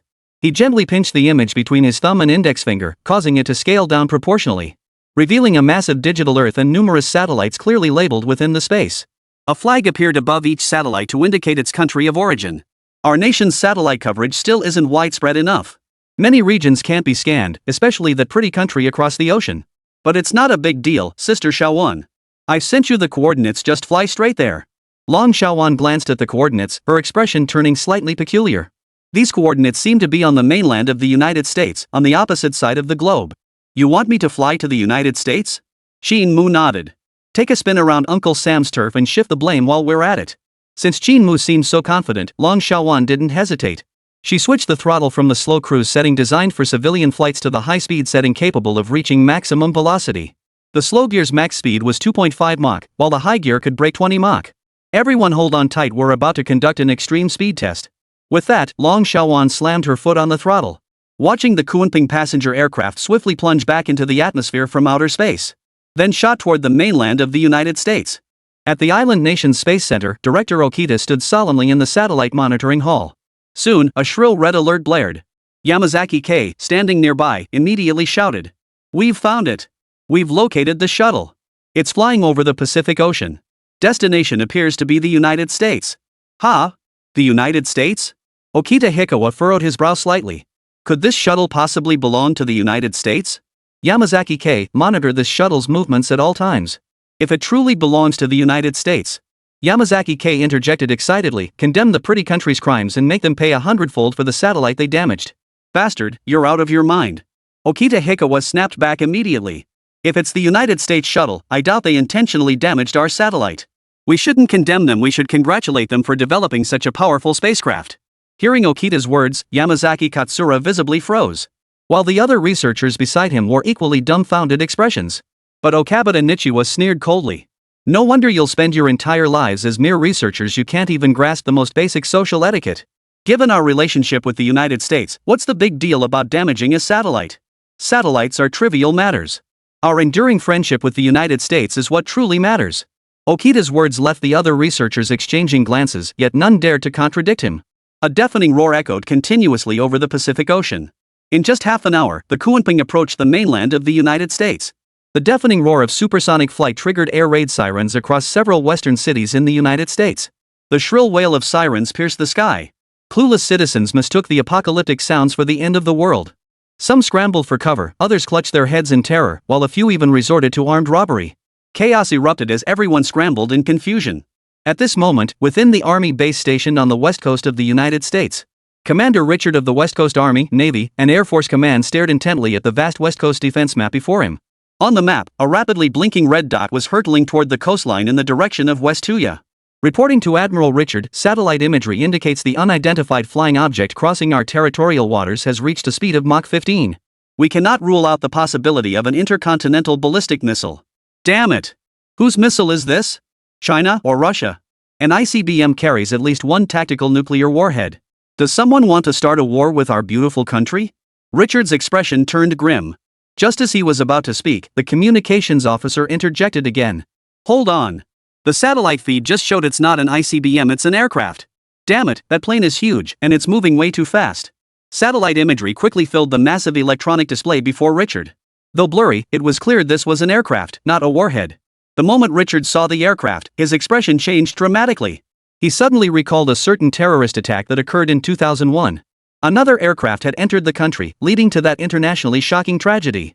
Could such a tragedy be about to happen again? Richard steeled himself. No, this threat must be nipped in the bud. Who knew if this massive aircraft was carrying nuclear warheads inside? Once it reached the mainland of the United States, it would be too late. Activate the SDI Homeland Strategic Defense Contingency Plan immediately. Bypass Congress and the Chief of Staff. I'll personally explain once the crisis is over. Everyone, stay alert. This incident concerns the very survival of the United States. As Richard issued his orders, military bases across the entire west coast of the United States were mobilized. From enlisted soldiers to high-ranking officers and commanders, all proceeded to their posts with solemn expressions. Air raid sirens blared across major cities along the coast. Police departments, fire stations, and even the FBI mobilized simultaneously, evacuating crowds and suppressing unrest. Gunfire and screams echoed relentlessly through every corner of the cities. Hundreds of missile silos opened one by one, entering launch-ready status. Once the order was given, these tactical defense missiles would strike any target within territorial waters at breakneck speed. The unrest on the west coast of the United States has not only alarmed the Pentagon but also sent shockwaves across the entire globe. What the hell is going on? What the hell are those bastards in the United States thinking? Cursed Commander-in-Chief Lemontov of the Bear Nation. Chapter 71, World-Famous Painting. The Terrifying Fish Skeleton in the Sky. Activate all spies immediately. Find out what's happening inside the United States. Western Alliance officials frowned deeply. The US West Coast is making such a huge commotion, are they declaring war on China? The triangle nations squirmed uncomfortably. Damn it! I should have bought a Leviathan from China earlier. This war would have been a piece of cake, the kangaroo nation whimpered in fear. In stark contrast to the global tension, China remained remarkably calm. Military fleets across all regions carried out routine deployments and training exercises, completely unaffected by the commotion on the US West Coast. Of course, China's composure stemmed from Qin Mu's prior warning. At that moment, within the US Army base stationed on the American West Coast, Richard issued the order to launch missiles. 3 Patriot missiles ignited their boosters, their slender bodies shooting straight up from the silos before pivoting to hurtle toward the Kunping. As America's flagship missile system, the Patriot boasted top-tier speed and explosive power. And Richard was confident that if these 3 missiles could hit the enemy, they would surely destroy it beyond the coastline. Inside the Kunping, alarms blared. 3 long-range ballistic missiles have locked onto the Kunping. Calculating evasion path. Soon, the direction of the incoming missiles and evasion methods appeared before Long Xiaowan. Following the prompts, Long Xiaowan gripped the control stick tightly, holding her breath as she focused intently on the unfolding situation outside. The next instant, the 3 missiles hurtled toward them. Long Xiaowan immediately yanked the control stick, only to see the Kunpeng, which had been flying level, abruptly pivot its fuselage to the left. Flames erupted automatically from its underside, propelling its body to accelerate even faster during the turn. The 3 Patriot missiles had no time to react before missing the Kunpeng. The relative velocity was simply too great for the missiles to resume pursuit, forcing them to detonate mid-air. The 3 explosions reverberating behind them plunged the passengers in the cabin into an eerie silence. 3 minutes earlier, a holographic projection claiming to be the Kunpeng's developer had informed them they were about to enter the territory of the United States and might encounter missile attacks, but they should not worry. He claimed this aircraft possessed the world's safest emergency evasion system and an indestructible airframe, guaranteeing their absolute safety. The words sounded dubious no matter how you heard them until 3 minutes later, when they watched missiles streak past the windows and realized the holographic projection had been telling the truth. They really were under missile attack. Damn it, I'm just a regular guy here for a test flight. Missile attack? Do we really need this much drama? Can't I just get off this plane? Let me out. I'm still young, I don't want to die. Flying into outer space is already crazy enough, now you're dodging missiles? Dude, are you sure this is a plane and not a fighter jet? Guys, this is a missile dodging plane. Am I the only one who thinks this is awesome? Most people were ordinary folks, and seeing missiles whizzing by filled them with tension and fear. But a few others were visibly excited, even pulling out their phones to snap photos. Just then, a blue light flashed and Qin Mu reappeared before the crowd. Everyone, please remain seated and keep your teeth clenched. The next wave of missile strikes is imminent. At this, everyone froze in shock before their faces contorted in disbelief. What? Another one? 3 minutes earlier, at the army base. After confirming all 3 Patriot missiles had missed their targets, Admiral Richard's face darkened to the extreme. He then made a decision that defied tradition. Activate all hostile air defense missiles along the west coast. Target the unidentified enemy aircraft. Fire them all. General, that's 103 long-range ballistic missiles. If all are launched, the consequences. Better than letting that enemy aircraft cross our border. What if that aircraft carries a nuclear warhead? The consequences would be unimaginable. General Richard cared for nothing else now. Today, he would bring that aircraft down. As the orders echoed through the command center, technical personnel responsible for missile launches at major military bases along the U.S. West Coast took their seats in the silo control rooms. As launch keys slid into their slots, hundreds of long-range ballistic missiles rose from their silos, trailing long white contrails as they soared into the sky. The western coastline sky was now starkly divided by streaks of white, a spectacle both awe-inspiring and inexplicably terrifying. At this moment, the Kunpeng had already crossed the United States territorial waters and reached the skies above the international metropolis of Old Qin Mountain. To ensure the blame-shifting plan proceeded smoothly, the Kunpeng significantly reduced its speed, plummeting from its original altitude of over 10,000 meters to a mere 3,000 meters above the Earth's surface. Looking down from the aircraft, the sprawling metropolis spread out below like a spider's web. In Old Qin Mountain, the citizens of the beautiful country had just calmed down after being suppressed by law enforcement. When, less than 5 minutes later, a deafening roar pierced the sky louder than any air raid siren. A sound more than 10 times more piercing than the roar of an F-22.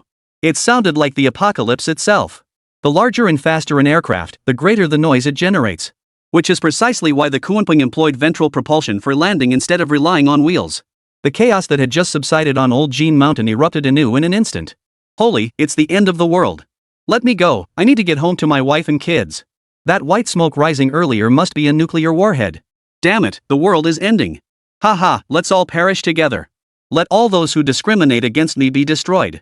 Just as the citizens of Old Muscle Mountain were about to erupt in another riot, a colossal shadow swept across the city skyline. So immense was it that everyone instinctively looked up. Is that an airplane? But it looked strange, more like some kind of space shuttle.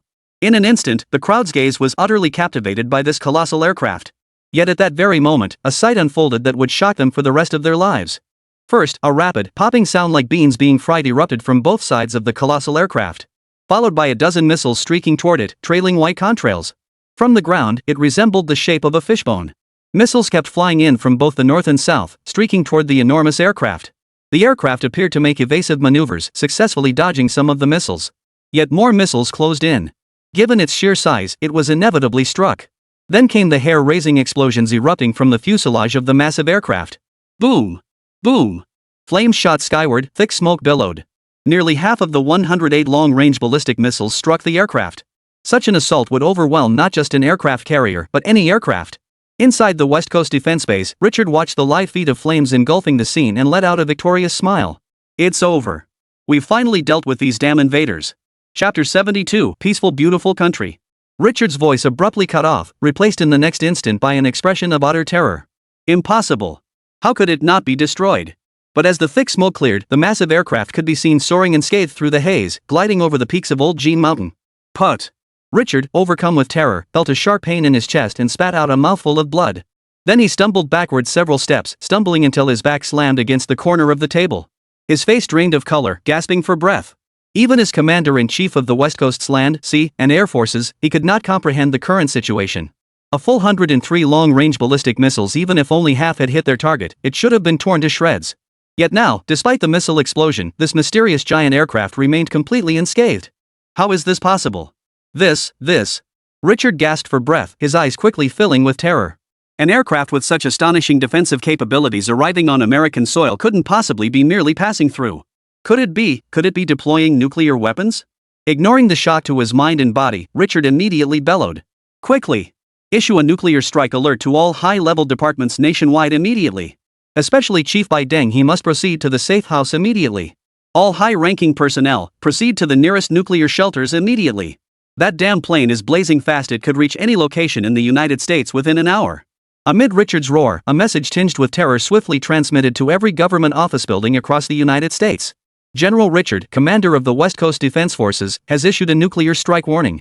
An unidentified massive aircraft has breached the West Coast defenses and is heading inland. Possibility of nuclear strike capability cannot be ruled out. All senior government personnel must immediately proceed to underground shelters. Repeat.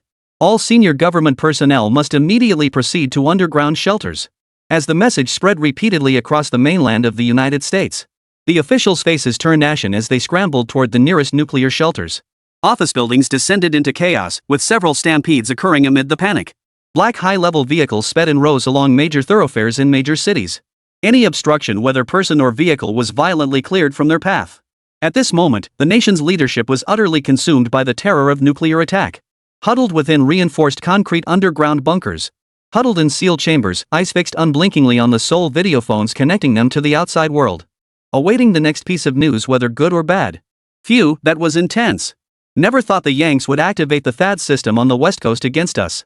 Good thing my Kuanping is sturdy enough, otherwise we'd have been done for this time. Qin Mu rubbed his temples with a wry smile. Ning Jiao didn't respond. Her mouth hung slightly open, her expression one of utter shock. Beside them, Long Xiaowan swallowed hard. Only after calming down did she turn to Qin Mu. You'd better go explain what just happened to the passengers in the cabin. I think their expressions look a bit off. They seem pretty shaken up. When Qin Mu finally appeared in the passenger cabin, he indeed saw everyone frozen in their seats like puppets. The scene of the relentless bombardment by American missiles had been too terrifying. That they still hadn't regained their composure. Everyone, please don't panic. We have a way to return the Kuanping to our homeland without anyone noticing. I can also make appropriate modifications to the Kuanping specifications. The United States won't suspect China of being behind today's events anytime soon. Even if they do, they won't find any evidence. Qin Mu's words had little effect. Those who should have snapped out of it remained in a daze. It was the seasoned veterans, Elder Ning and Elder Hu, who snapped out of it first. Especially Old Hu, who stared intently at Qin Mu's holographic projection as if beholding some priceless treasure.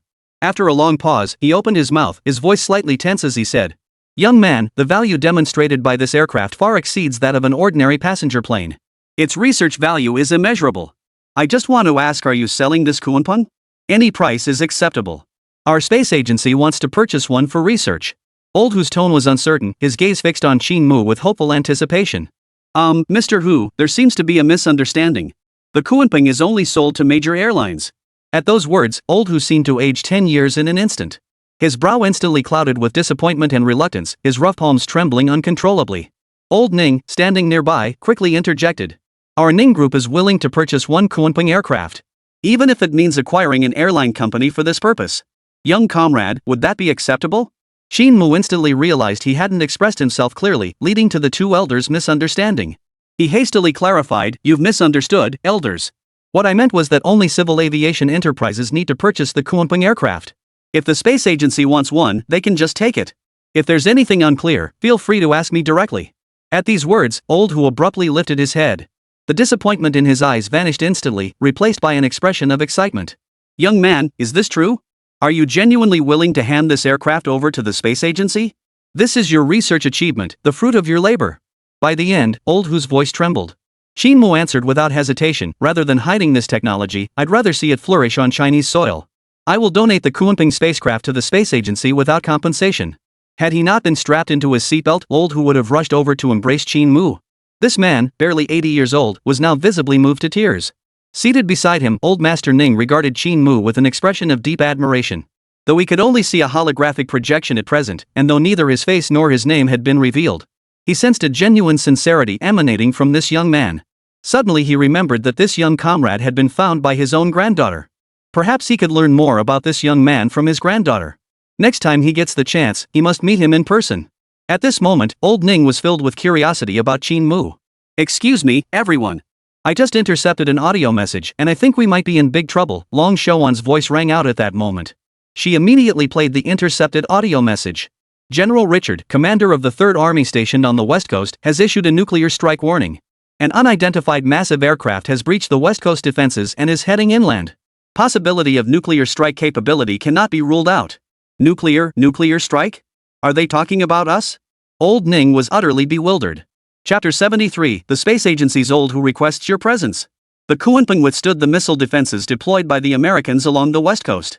It's only natural that it's now deemed imminent for a nuclear strike. I bet all the top brass in the US are cowering in their bunkers right now, Old Who speculated. What about us? Old Ning asked.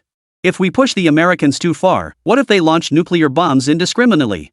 The kill switch isn't that easy to activate. It only triggers if a nuclear explosion is actually detected on their homeland, Old Who remained remarkably calm. Who would have thought that merely demonstrating the Kunping's capabilities would cause such a commotion? It was time to head back now. Shaoan, the 3rd button on your left activates the Kunping's optical cloaking system. Hide the fuselage. Let's get out of here. This aircraft actually has stealth capabilities? Old Ning and Old Who exchanged glances, surprise flickering in each other's eyes. Time flew by, and an hour later, inside an underground nuclear-proof facility on the west coast of the United States, Richard stared intently at the video feed before him, his brow furrowed. Half an hour earlier, that massive aircraft had vanished right under the satellite's noses, and had remained silent ever since. This left him feeling uneasy, unsure when the nuclear strike might arrive. Chaos had erupted across the United States, yet its top officials had all retreated to shelters, leaving no one to take charge of the situation. The delayed nuclear threat left Richard with mixed feelings. What's going on? That aircraft vanished and hasn't made a sound since. And the flying object warning systems in major cities haven't been triggered either. The secretary beside him spoke with a hint of unease. Could it be that the nuclear explosion never happened? Did we overthink it? Richard's voice was low and grave. Impossible. Surely that mysterious aircraft didn't just come to the United States for sightseeing? No one would dare provoke us so blatantly. It must be a nuclear explosion. It's coming soon, I can feel it. Just as Richard was making his solemn declaration, the video call flickered. And in the next instant, Chief Biting appeared on the screen. Damn it, Richard. Where's the nuclear blast? Why hasn't that damn nuclear blast happened yet? Do you realize how many nations are laughing at us during this mass evacuation? We look like complete fools right now. You've made a fool of the entire United States. You've utterly disgraced our government. The barrage of scolding made Richard's face turn pale and then red. Beep beep beep. Just then, Chief Bideng's diplomatic phone suddenly rang. And a voice with impeccable English pronunciation came through. This is Diplomat Little Day. I speak solely on behalf of Minister Okamachi of the island nation's space agency to convey congratulations. Congratulations to the United States on the resounding success of this exercise. Congratulations to the beautiful nation on mastering super technology. Our minister states that it is indeed a beautiful and powerful space shuttle. Only the great beautiful country is worthy to receive and possess it. We have foreseen the bright nation's splendid future and hereby extend our congratulations. After the Japanese diplomat finished conveying Minister Okamoto's congratulatory message with a smile, not only Chief Bideng, but even Richard and the senior officials standing by felt a sense of humiliation. The tone of that damn diplomat and the blessings from Okita Neon were nothing short of blatant sarcasm and mockery. A beautiful and powerful space shuttle? Only the United States is worthy of receiving it? Forecasting a bright future for the pretty country. Squid. Love sweep. That damn bastard country must be praying for us to get hit by a nuclear strike. Notify the naval base in Japan to commence live fire exercises immediately. I'll make those Japaneseanese know the consequences of provoking us. And so, amidst the terrified cries of the Japanese populace, a day and night barrage of relentless bombardment commenced. The Japanese Prime Minister was utterly bewildered by America's sudden fury. Multiple investigations revealed it was all the fault of that damn aviation minister Okita Hikawa. Left with no choice, the Japanese Prime Minister apologized and offered compensation. The farce finally concluded with Japan agreeing to increase funding for U.S. forces stationed there by 20%. Meanwhile, after the Kunpeng safely landed at Fuyao Airport in the Spring City, the leaders of major civil aviation companies, having endured prolonged shock, finally snapped out of their dazed state. Regarding the Kunpeng's performance, all parties unanimously agreed, it's seriously awesome. Such an incredible aircraft, every major airline had to secure one. Subsequent price negotiations proceeded smoothly, with the Kunpeng's lease rate ultimately set at 500 million renminbi per 3-year term. That's right, lease, not sale. All Kunpeng aircraft used for civil aviation purposes are granted usage rights but not ownership. Ownership of this model of civil aircraft remains with the state, with the military retaining ultimate control. Certain design concepts and technical principles of the Kunpeng will be shared with major aircraft manufacturers, which may study or even replicate the Kunpeng to develop next-generation commercial airliners. After Long Xiaowan finished reading all the regulations one by one, after hours of deliberation, the major enterprises ultimately agreed to Long Xiaowan's proposal. These proposals, of course, had been provided to her by Qin Mu. The Kunpeng's performance far surpassed that of ordinary commercial airliners. Dual-use military-civilian applications represented the optimal utilization strategy. In peacetime, it generates revenue through air transport. In times of conflict, it instantly transforms into a military heavy transport aircraft. This arrangement would not only grant the Huaguo military a formidable aerial logistics force with exceptional transport capabilities for years to come, but this force would not only avoid incurring massive annual military maintenance costs but would actually generate a portion of its own funding. It was truly a win-win situation. When Qin Mu presented this plan to old Zhou, the latter agreed almost without hesitation. Notably, the mecha factories Qin Mu had constructed across major military districts were already operational, leveraging super-capacity printers as the core component production systems. With minor modifications, these factories can now manufacture a broader range of products. Even the Kunpeng could be produced. Thus, although Qin Mu had accepted all orders from the civil aviation enterprise, these orders would soon be distributed among the major military districts. Not only can it generate extra income, but it also helps build a powerful air transport force for the nation. No military region would turn down such a win-win deal. Ding! Influence converted. Congratulations, host, on earning 12,000 reward points. A pleasant notification chime sounded in his ears. After deducting the previously consumed portion of reward points, Qin Mu now had 40,000 exchange points remaining. Hello, young comrade. This is Hu Yong from the National Space Administration. The familiar voice of old Hu suddenly came through the communicator. Are you available tomorrow? I'd like to invite you to visit the space agency. I have some questions I'd like to ask your advice on. Chapter 74, The Lost Space Station. Early the next morning, Qin Mu boarded the Kunpeng spacecraft and headed for the China Space Agency. At the entrance, besides old Hu whom he'd met briefly before, 50 researchers in white lab coats stood waiting. They craned their necks in anticipation, collectively awaiting the arrival of the epoch-making genius mentioned by old Hu. Beside old Hu, Cui Zhouguang, the director of the space agency, stared intently at the sky with a furrowed brow. Old Hu, is this genius really as extraordinary as you described? Did he really build an aircraft capable of breaking through the atmosphere without a rocket? The director's doubts echoed those of the assembled researchers, and they immediately pricked up their ears, listening quietly to the conversation between the two men. Old Hu nodded solemnly. When have I ever lied? I experienced it firsthand yesterday. Just wait and see, it won't be long before our nation achieves the freedom to soar through the skies. Cui Zhouguang smacked his lips, a glimmer of anticipation flashing in his eyes. By the way, was this genius escorted here by military vehicles or protected by a dedicated helicopter? Ha! Why did it suddenly get dark? Is it going to rain? Not only Cui Zhouguang, but everyone else noticed the sky rapidly darkening, instinctively looking up to see a massive silhouette descending toward them. Their expressions changed instantly. Just as they were about to turn and flee, old Hu's voice rang out. Everyone, don't be afraid. This is the Kunpeng spacecraft I told you about. The genius has arrived. Propelled by its 8 abdominal engines, the Kunpeng completed an exceptionally quiet vertical landing. The hatch opened, and Qin Mu stepped out with an utterly harmless demeanor. Yet just as old Hu moved to greet him, he froze in place. 2 sentries armed with specialized firearms followed him off the aircraft. The imposing sentry soldiers at the military parade had left a deep impression on everyone. But this was their first encounter with such super soldiers in the real world. Unconsciously, everyone grew tense. Hello, old Hu. I'm Qin Mu, chief technician of the Shanghai base, and also the creator of this Kunpeng unit. Qin Mu introduced himself with a smile. After a moment of stunned silence, old Hu snapped back to reality and nodded excitedly. Hello, Technician Qin. You're much younger than I imagined and quite handsome. Qin Mu's primary purpose for visiting the China National Space Administration this time was to hand over the USB drive containing the Kunping spacecraft's development data to Old Hu. Qin Mu had previously transferred a batch of technological knowledge to the military district. And he'd heard that Old Song's team had even achieved preliminary technological breakthroughs.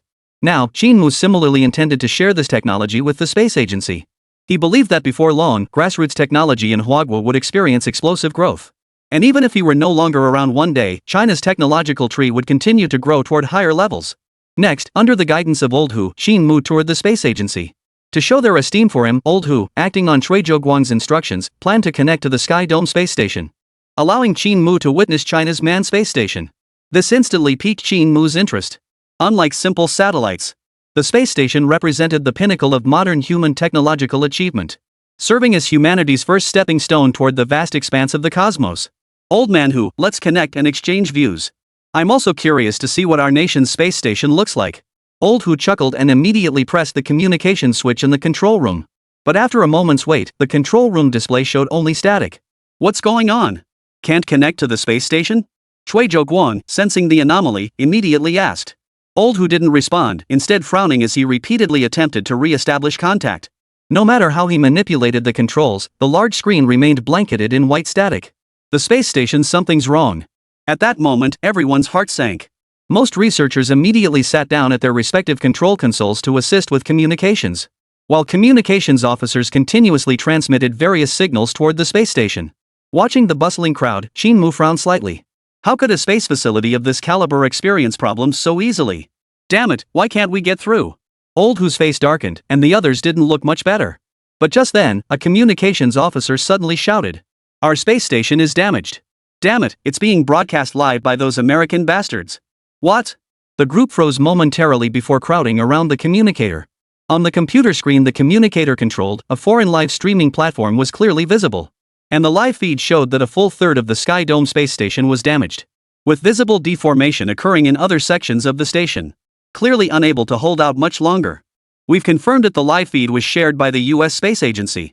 They used satellite cameras to initiate this broadcast without even notifying us about the ongoing accident. They want the whole world to witness our humiliation. As the correspondent stated, on this external streaming platform, the number of online viewers watching this broadcast has surged to 30 million. Netizens from around the world flooded the screen with thousands of comments per second. China is notorious for shoddy workmanship, and now it's been proven once again. Little life, mourning for the astronauts. It's unfortunate they were born in China. John Bull, backward technology. The Chinese made a stupid mistake. Lamy, the Chinese are trash, and their space technology is even more trash. Gazing at the stream of infuriating comments, his face darkened considerably.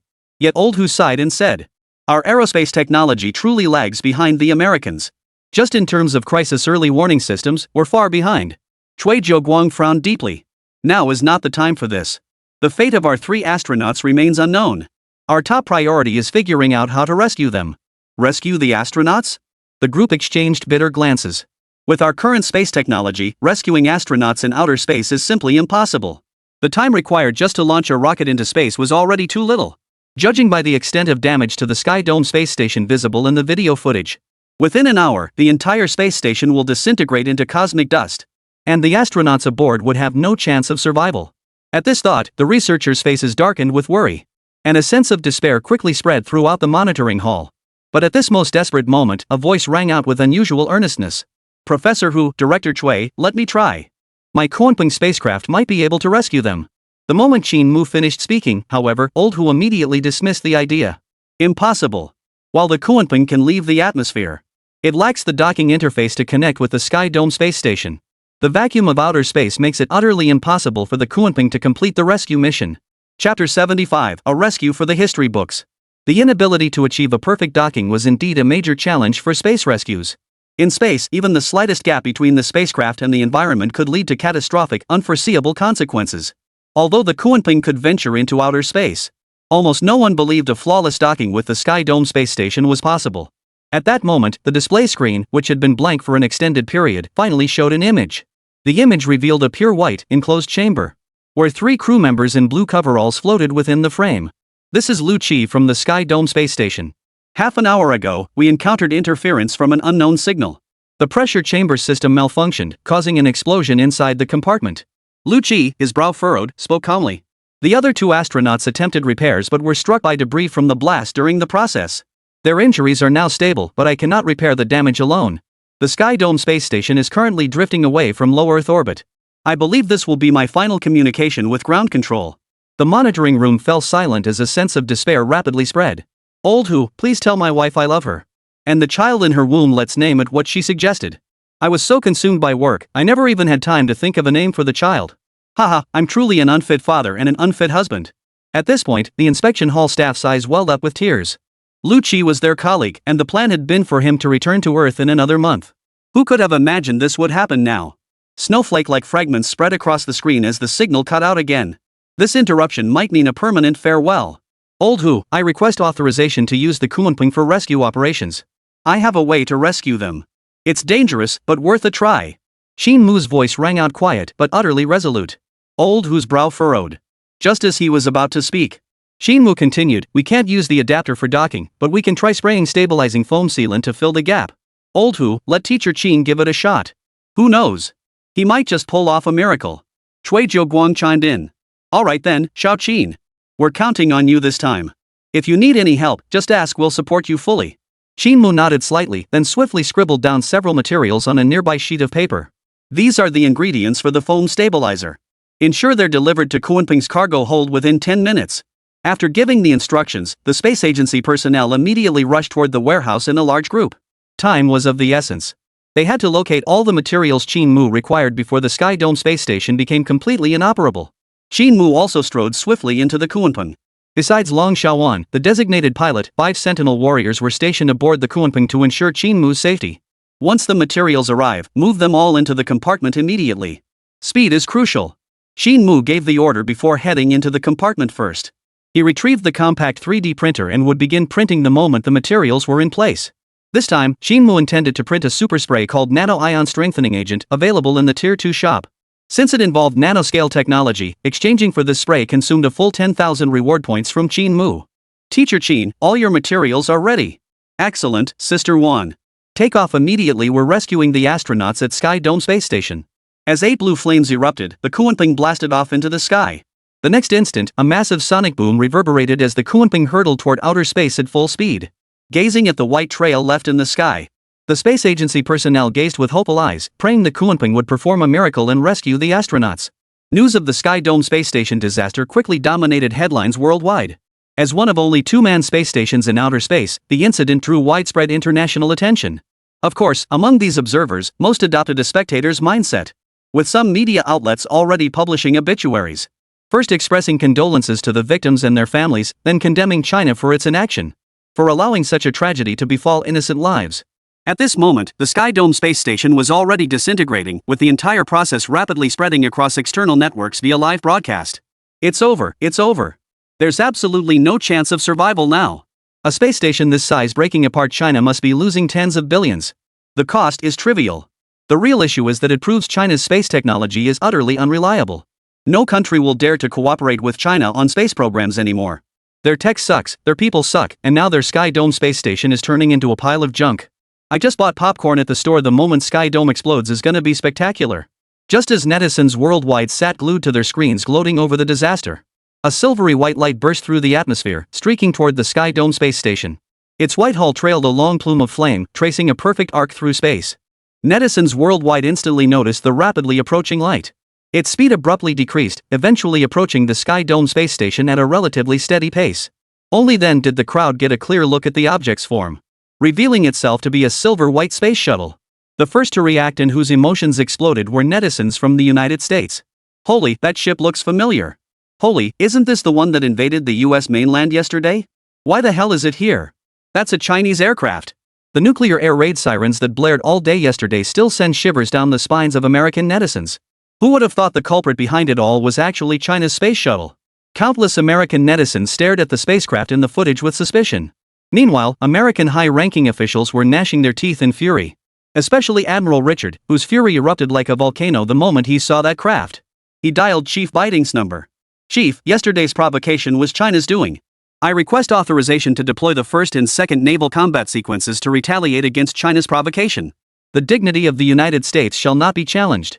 Yet instead of the response he sought, Chief Biting unleashed a torrent of abuse. Damn it, Admiral Richard. Use your brain for once. What are our chances of winning if we go to war with Huagua? China's Sentinel armored corps could crush our homeland with ease, not to mention their super aircraft capable of withstanding ballistic missile bombardment. But we won't stand idly by in the face of China's provocation or they'll look down on us. Chapter 76, Space Rescue, Forced Docking. I have instructed my secretary to begin drafting a condemnation statement, and I will personally issue it tonight. Strongly condemning China's actions. And calling on all nations to join in boycotting China.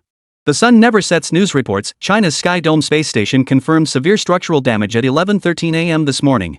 China has dispatched a space shuttle for rescue operations, though experts estimate the success rate is virtually zero. Dubbed the most improbable rescue in human history. Now, we'll conduct impromptu street interviews to gauge public opinion on China's rescue mission. In John Bull's capital, a blonde-haired, blue-eyed female reporter conducts street interviews. Impossible. Absolutely no chance of success, it's outer space, replied a top graduate from Evergreen Ivy without hesitation. Based on the footage transmitted online, that spacecraft lacks the docking interface compatible with the Sky Dome. Under these circumstances, a successful rescue is impossible, answered an elderly professor nearing 50. I certainly hope for a miracle, but reason tells me this rescue will yield none. The spirit of mutual aid among the Chinese people is commendable, but blind rescue efforts are unwise. Should the Sky Dome suffer a catastrophic explosion, the shockwave could damage the spacecraft. I believe this rescue mission is entirely pointless. Similar interviews unfolded across nations worldwide, with nearly all interviewees expressing the view that China's rescue operation stands no chance of success. At this moment, the Kunping had already arrived near the Sky Dome space station, with engines continuously spewing small bursts of flame as the spacecraft slowly closed the gap with the Sky Dome station. Thousands of meters away, the beautiful country's satellites continued broadcasting this space rescue mission live. Some praying for a miracle, others preparing to witness China's failure. But most were simply spectators seeking entertainment. After all, it was rare to witness a space rescue operation broadcast live like this. To ensure the spacecraft docked precisely alongside the Sky Dome space station, Qin Mu had taken the helm of the Kunping. Under his meticulous control, the cargo bay door of the Kunping now hovered a mere 10 centimeters from the final survival pod hatch of the Sky Dome. Comrade Qin, we've donned our spacesuits as you requested. We're counting on you now. Lu Qi's voice crackled through the headset, tinged with a hint of unease. Qin Mu glanced at the monitors inside the Sky Dome, and saw that the other two astronauts besides Lu Qi had already fallen unconscious. They had suffered severe injuries and the previous explosion surviving was already a miracle. The Sky Dome space station was now. Release the nanostabilizers immediately. We're forcing a docking with Sky Dome. The moment Qin Mu issued the command, the armored soldier stationed in the cargo bay immediately pulled the control lever. The next second, a series of hatches opened along the cargo bay's outer wall. Countless white building blocks shattered into white particles upon contact with outer space. These white particles filled the gap between the Sky Dome space station and the Kunping, then rapidly expanded at a visible pace, gradually adhering and filling every void. The entire space station miraculously fused with the Kunping. Watching the white material continue to expand, netizens from all nations were utterly dumbfounded. What on earth is this substance that can fuse two spacecraft together? This is outer space. No oxygen, extreme cold, and a complete vacuum. A bonding agent that functions in such conditions is unheard of. Everyone aboard the Kunping remained in quiet anticipation, awaiting the nanostabilizer's complete solidification before commencing the rescue operation. Beep, beep, beep. Just then, Qin Mu received a transmission from ground control. Xiao Qin, this is Cui Zhouguang.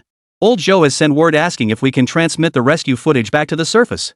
If this rescue succeeds, it will be highly valuable for documentation.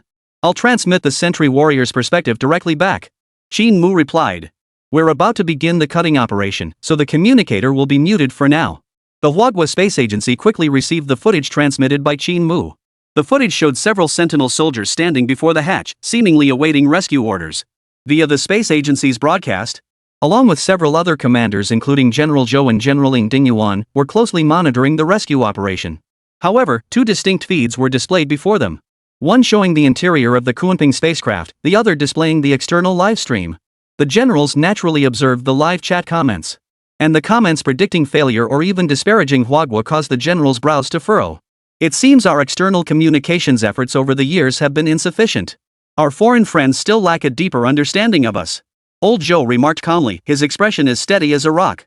Those stirring up trouble are mostly IPs from Little Japan and the pretty country just a bunch of keyboard warriors.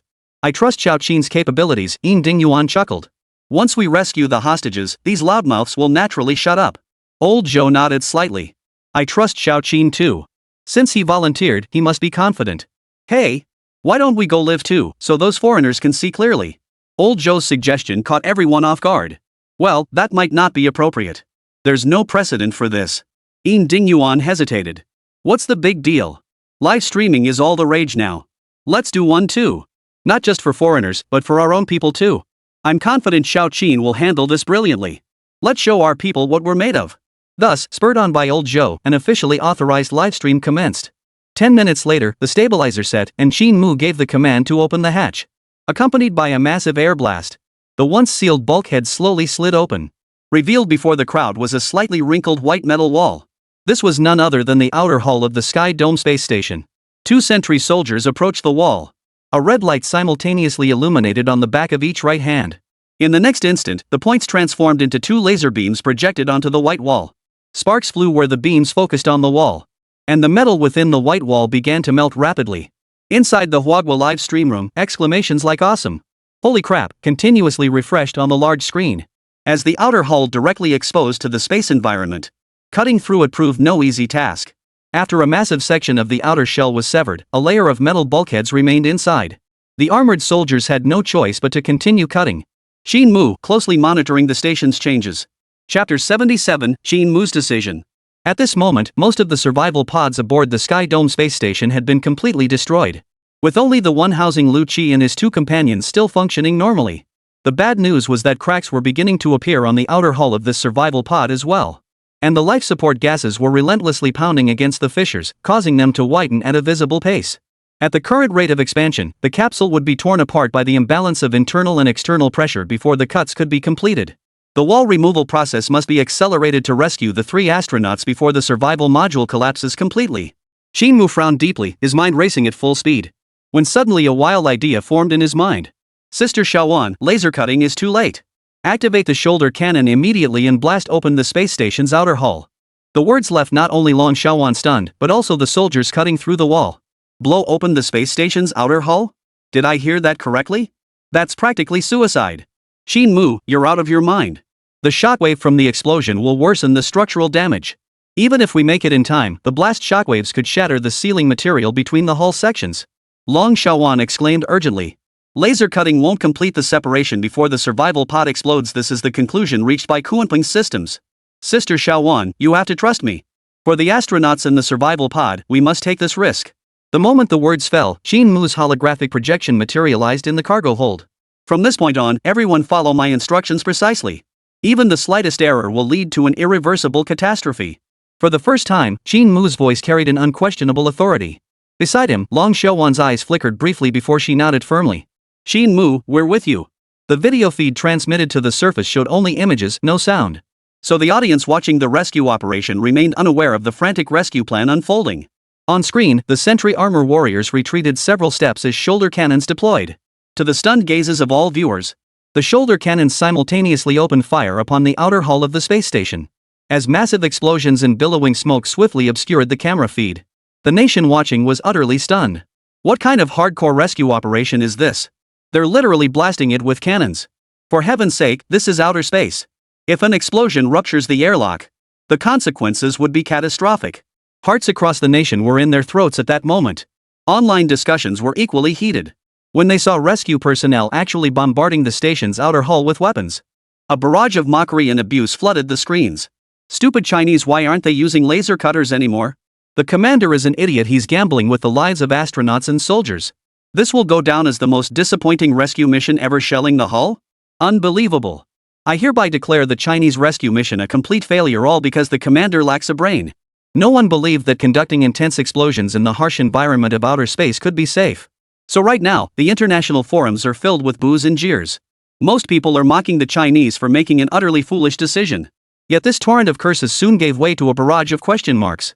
Although the thick smoke and flames from the explosion obscured the cameras, this also proved one thing from another angle. The adhesive bonding the 2 spacecraft together remained intact despite the explosion. The smoke and flames had not been sucked into outer space. Inside the cargo hold at this moment, it remained a sealed space. Netizens were stunned. Why wasn't that adhesive affected by the explosion? What kind of insane material is this, remaining completely unscathed? Unbelievable, absolutely unbelievable, damn those Chinese. After the dust settled, a passageway wide enough for passage had been blasted through the space station's outer hull. The white filler material on both sides of the passage remained solid as a rock. The nano-stabilizer Qin Mu had exchanged from the Tier 2 store contained nanoparticles that infiltrated material gaps to lock substances in place. In theory, the nano-stabilizer could bond any material, solidifying into a substance even harder than steel. A massive tremor rippled from the space station to the Kunpeng. Enter and rescue the survivors. 30 seconds remain before the space station collapses. The moment the order was given, the Sentinel warriors led by Long Xiaowan sprang into action. 2 Sentinel warriors sprinted toward the opening without hesitation, pressing their palms against the edge of the opening. Their engines roared to life. A tremendous force tore the opening wide once more, revealing the pristine white interior. Following them, Long Xiaowan and the others entered the survival pod of the Sky Dome, beginning the evacuation of the injured. At that moment, even Qin Mu felt a twinge of tension. The crack on the Sky Dome had spread across more than half the hull, and the white outer shell had completely shattered, exposing the bare metal beneath.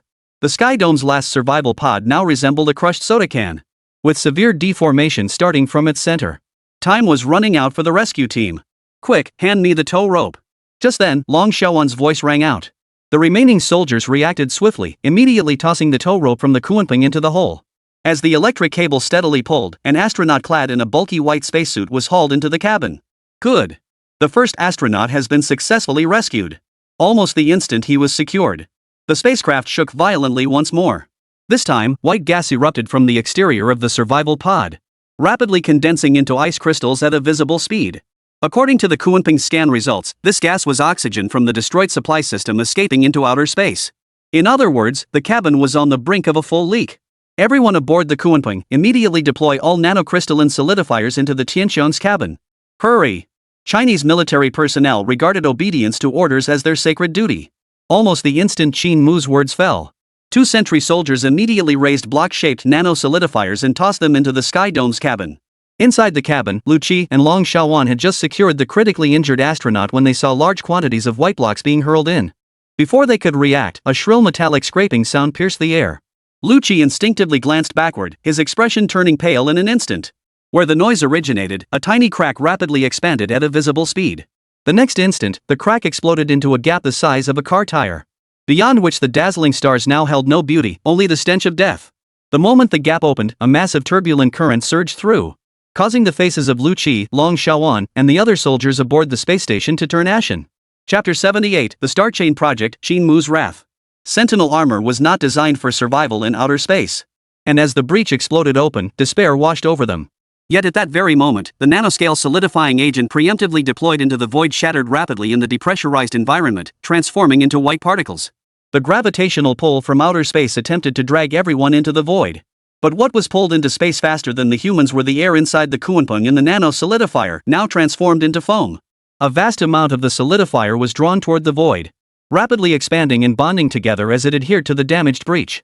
That opening, a symbol of death, was completely sealed in less than a second. This scene left Lu Qi and Long Xiaowan utterly stunned. What had seemed a certain death was resolved just like that. It was utterly unbelievable. Qin Mu's voice rang out again. "Don't just stand there. Transport the wounded immediately. The hull is still collapsing. New cracks will appear any moment." Snapping back to reality, the crew swiftly loaded the secured casualties onto the Kunpeng.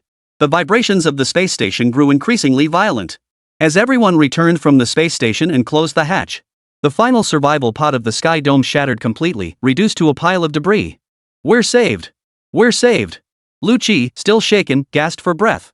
His body trembling, his eyes filled with the exhilaration of narrowly escaping death. Just as thrilled were the personnel at the space agency's ground control center. The moment the hatch closed, everyone cheered and embraced each other in ecstasy. A miracle! It's nothing short of a miracle. They did it! They actually saved the astronaut. Wow, I'm so damn moved. This rescue was incredibly thrilling. It wasn't just the space agency personnel, but also the entire nation of Huagua watching the rescue unfold.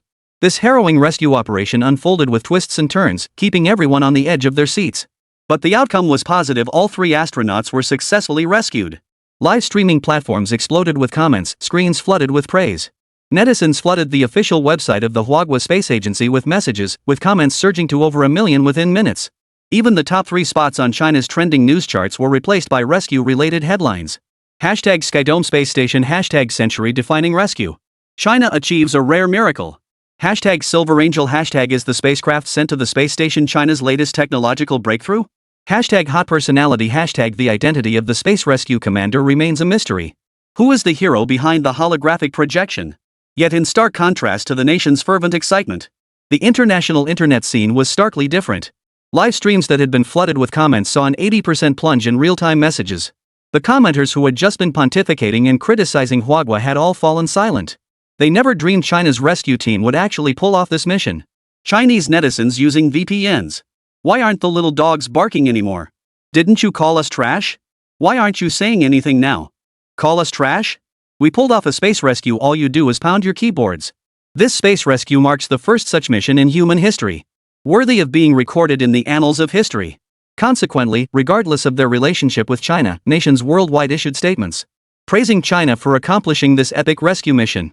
The Kunping was now heading toward China, yet Qin Mu, seated in the cockpit, showed little sign of joy. A hint of anger lingered between his brows. Just moments ago, the Kunping scan results for the Sky Dome space station had come in, indicating an 80% probability that external interference caused the incident. In other words, the catastrophic incident at Sky Dome space station was not caused by internal failure, but was deliberately orchestrated by someone. Unfortunately, although the analysis confirmed the Sky Dome's demise was man-made, it has already disintegrated into cosmic dust, making it impossible even for Kunping to identify the perpetrator. The only certainty is that the perpetrator possessed the capability to control satellites, using satellites to launch destructive interference against the Sky Dome. The sheer audacity of this act infuriated Qin Mu, but the enemy's methods were deeply concealed, and even questioning Lu Qi yielded no clarity. Half an hour later, the Kunping landed at the space agency, where medical personnel immediately transported the severely injured astronauts for treatment. They had intended to take Lu Qi away as well, but he refused without hesitation. The matter did not end there. Regarding Qin Mu's suggestion that the accident might have been caused by human error, left Lu Qi deeply troubled. Although China had completed an epic space rescue under Qin Mu's command, the loss of the space station, a project that had consumed the efforts of countless research institutes and required enormous investment, remained a heartbreaking tragedy. Meanwhile, numerous foreign media outlets focused their coverage on the explosion of Huagua space station, with scant mention of the space rescue itself. The American Mosquito Society reports that world's richest man Mark Zuckerberg announced the Starlink project will officially launch next quarter. Experts predict the implementation of the Starlink project may revolutionize the telecommunications industry. Musk stated that shortly after his Starlink declaration, numerous telecommunications companies, including those from the United States and China, have reached out to him. An era of borderless communication may be upon us. The public television in the space agency cafeteria broadcast the news. Qin Mu was mechanically chewing his lunch when the report caught his attention. His chopsticks paused mid-air as he instinctively turned toward the television. Ha! Achieving borderless communication? How is that even possible? No country would be foolish enough to hand over its communication infrastructure to another nation. Old Hu snorted coldly. That may be true, but the telecommunications industry ultimately depends on the economy. I suspect our major domestic telecom companies might not resist the temptation. Cui Zhouguang sighed and added, now that our space station has been destroyed, many will surely think our aerospace technology is inadequate. Domestic telecom companies, driven by growth, might well form long-term partnerships with Motostar. Lu Qi said with some irritation. This guy suddenly releasing a statement, it's clearly exploiting the Sky Dome space station disaster to promote his own products. Business tactics all for self-interest. Listening to the others' discussion, Qin Mu silently ate the food on his plate, his brow furrowed in deep thought. Long Xiaowan noticed Qin Mu's unusual mood and asked, what's wrong? Still thinking about the space station incident? Everyone immediately turned their gaze toward Qin Mu, for they held him in absolute respect. Seeing everyone staring at him at once, Qin Mu gave a wry smile, just annoyed at the backstabber pulling strings behind the scenes. If I find out who did this, I'll make them pay. Chapter 79, Arguments and Pressure. Old Hu sighed. Alas, the Sky Dome space station consumed countless resources. Now that it's been destroyed, rebuilding it will likely take an immense amount of time. Years of effort reduced to ashes left everyone present feeling deeply despondent. After the banquet concluded, the group met with the capital's high-ranking officials that afternoon to recount the incident in detail. Qin Mu naturally received commendations and praise. Yet his mind was elsewhere. Upon returning to the mountain sea base, he locked himself in his laboratory, barely emerging for meals over the entire week. Qin Mu's unusual behavior naturally caught Long Xiaowan's attention. And just as she could no longer contain herself and was about to barge in, an excited voice suddenly echoed from within. I've finally completed the blueprint. With these blueprints, Huagua's aerospace capabilities will soar to the world's pinnacle in no time. As Qin Mu opened the lab door with a look of excitement, Long Xiaowan had just raised her hand to knock. The atmosphere froze, and Long Xiaowan awkwardly scratched her nose. Sis Xiaowan, you're just in time. Please help me procure this list of materials. Thank you for your hard work. The sooner the better. I can't wait to see the finished product in my hands. Is Qin Mu planning to develop new technology? Long Xiaowan's eyes narrowed sharply before she immediately took the list. No problem. I'll have it done within 3 hours. As military heavy-duty trucks rolled into the mountain sea base one after another. With materials gathered, the next phase of construction begins. The product Qin Mu intended to build combined 2 blueprints from the system's secondary store. Specifically the Honeycomb Quantum Satellite and the Solar Wind Space Base. After spending a week merging the 2 blueprints. And now Qin Mu must bring it to life. With several printers humming into operation, the construction of the super satellite commenced. Every component and structure demanded Qin Mu's meticulous precision and fine-tuning. Compared to previous builds, this process proved exceptionally lengthy. Time flew by, and before he knew it, 2 months had passed. And through Qin Mu's relentless day and night efforts, the super satellite was finally developed. Phew! Qin Mu, his eyes bloodshot, slumped into his chair. Glancing at the several large machines before him, he wore a look of satisfaction. Just then, the communicator buzzed. Old Hu's voice came through. Xiaoqin, we've arrived at the Quanzhou satellite launch base. Has the satellite you mentioned been developed yet? Qin Mu massaged his temples as he replied. Yeah, it's ready. I've got Sister Xiaowan delivering it over. Sleepiness washed over him like a raging flood. After briefly instructing Long Xiaowan, he headed back to his dormitory to sleep. The clock struck 3 in the afternoon. A heated argument erupted at the Quanzhou satellite launch base. Cui Erden, how the hell did you even get appointed as director of the space agency? Don't you have any idea how difficult it is to relaunch the Sky Dome series modules? An old man with a white beard pointed an accusing finger at Cui Zhouguang's nose, shouting, We need to redesign everything. Redeploy all functional modules. Even the launch date requires precise recalculation. You're giving me a bloody order? Rebuild the Sky Dome space station within 3 years? You're dreaming. A circle of aerospace workers gathered around, their expressions oddly mixed. Those in white lab coats were from the space agency, while those in orange coveralls were from the Quanzhou base. Additionally, numerous personnel from other satellite launch bases had arrived. All invited by the space agency to discuss the space station's reconstruction. Having his nickname hurled at him in front of so many people, Cui Zhouguang lost his temper. How could I not know how difficult it is to build a space station in just 3 years? But this is an order from above. Do you have any idea how much our country lost after the Sky Dome space station was destroyed? Several smaller communications partners have terminated contracts with us and switched allegiance to the Americans. If we delay rebuilding the space station, our competitiveness in the global communications industry will only shrink further. Cut the crap. Li Jinghua, let me make this crystal clear today, building another space station in 3 years is utterly impossible. Not even a god could pull it off. If anyone builds a space station in 3 years, I'll hand over my position as chief engineer at Quanzhou Launch Base. They can be my apprentice, or even my grandson. Li Jinghua's fiery tone infuriated Cui Zhouguang to no end. He huffed and puffed, gasping for breath, yet no words came out. The head of the Changwon satellite launch base sighed wryly. Gentlemen, please calm down. We absolutely intend to build the space station. That's precisely what we're discussing now. If necessary, we can pause the Mars exploration and space surveillance projects to prioritize the critical mission. We cannot allow the reconstruction of the space station to slow down the progress of other projects. But Li Jinghua countered.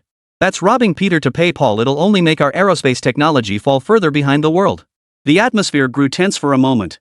And everyone fell silent, lost in prolonged quiet. In truth, over the past 2 months since the space station incident, every aerospace professional had been under immense pressure. First, the United States announced the imminent launch of its Starlink project. Then several nations began considering terminating cooperation with China in the telecommunications sector. The space station explosion had inevitably tarnished their reputation. And China's aerospace professionals felt utterly disgraced, ashamed before their nation. Because of this, everyone was seething with pent-up frustration, ready to erupt at the slightest provocation. At that moment, Old Hu's voice rang out. Actually, colleagues, rebuilding the space station within 3 years isn't impossible. I know a young man with remarkable creative abilities. 2 months ago, he mentioned building a satellite. When I asked him today, he said it's already built and being transported here. If we entrusted the space station reconstruction to him, build a satellite in 2 months? What kind of joke is that? Li Jinghua's anger clearly hadn't subsided. Hu Laosan, stop spouting nonsense. 2 months isn't enough to build a satellite. You couldn't even make a hatch in that time. Hu Laosan gave a bitter laugh. You're such a jerk. I was just mentioning it casually. Why are you yelling at everyone? I absolutely refuse to believe it. If anyone can build a satellite for me in such a short time, I'll kowtow to them and worship them like an ancestor. Li Jinghua's voice trailed off abruptly as the roar of several aircraft suddenly echoed from the horizon. Everyone instinctively looked up to see 6 massive aircraft approaching them. And suspended directly beneath each one hung a massive metal container. Chapter 80, The Hive Quantum Satellite. The Kunping was 3 times the size of a Boeing 747. And even at 10,000 meters altitude, the 6 flying in formation were clearly visible. When the crowd saw the massive aircraft flying side by side toward them in the sky, their scalps prickled. The sheer sense of oppression was overwhelming. After 2 months of development, all major military regions had achieved independent production of the Kunping. Of these 6 aircraft, only one was developed by Qin Mu himself. The rest were all produced by major military factories. Good heavens! What on earth are those things hanging beneath the aircraft? They're bigger than the planes themselves. A gasp rippled through the crowd, revealing that the undersides of the aircraft were entirely covered in metal cargo containers made of carbon alloy. Each cargo box covered an area as large as 2 basketball courts. Though the attendees were aerospace professionals, they had never seen metal cargo containers this enormous before. Mr. Hu, Director Chui, this is Long Shaowan. The satellite modules are stored in the containers beneath the Kunping spacecraft. We need an open area to assemble them. At these words, peculiar expressions immediately flashed across everyone's faces. Satellite modules? Containers holding satellites? But satellites aren't this large. With such massive dimensions, forget about transporting them, let alone mounting them onto a rocket. What's most absurd is that there are a full 6 of these colossal satellites. If these containers truly held satellites, how vast would their deployed volumes be once launched into space? The discussion grew increasingly heated. Watching the Kunping slowly descend from the sky, Hu Yong felt his heartbeat quicken. Though he hadn't interacted much with Xiao Qin, he considered him a highly dependable person. Those 6 massive containers might indeed contain satellites. Which meant that over the past 2 months, Xiao Qin hadn't built just 1 satellite, but a full 6 satellites. Good heavens, how could that be possible? Impossible. These containers absolutely cannot be carrying satellites. Sending something this massive into space alone would be incredibly difficult. I refuse to believe these contain satellite modules.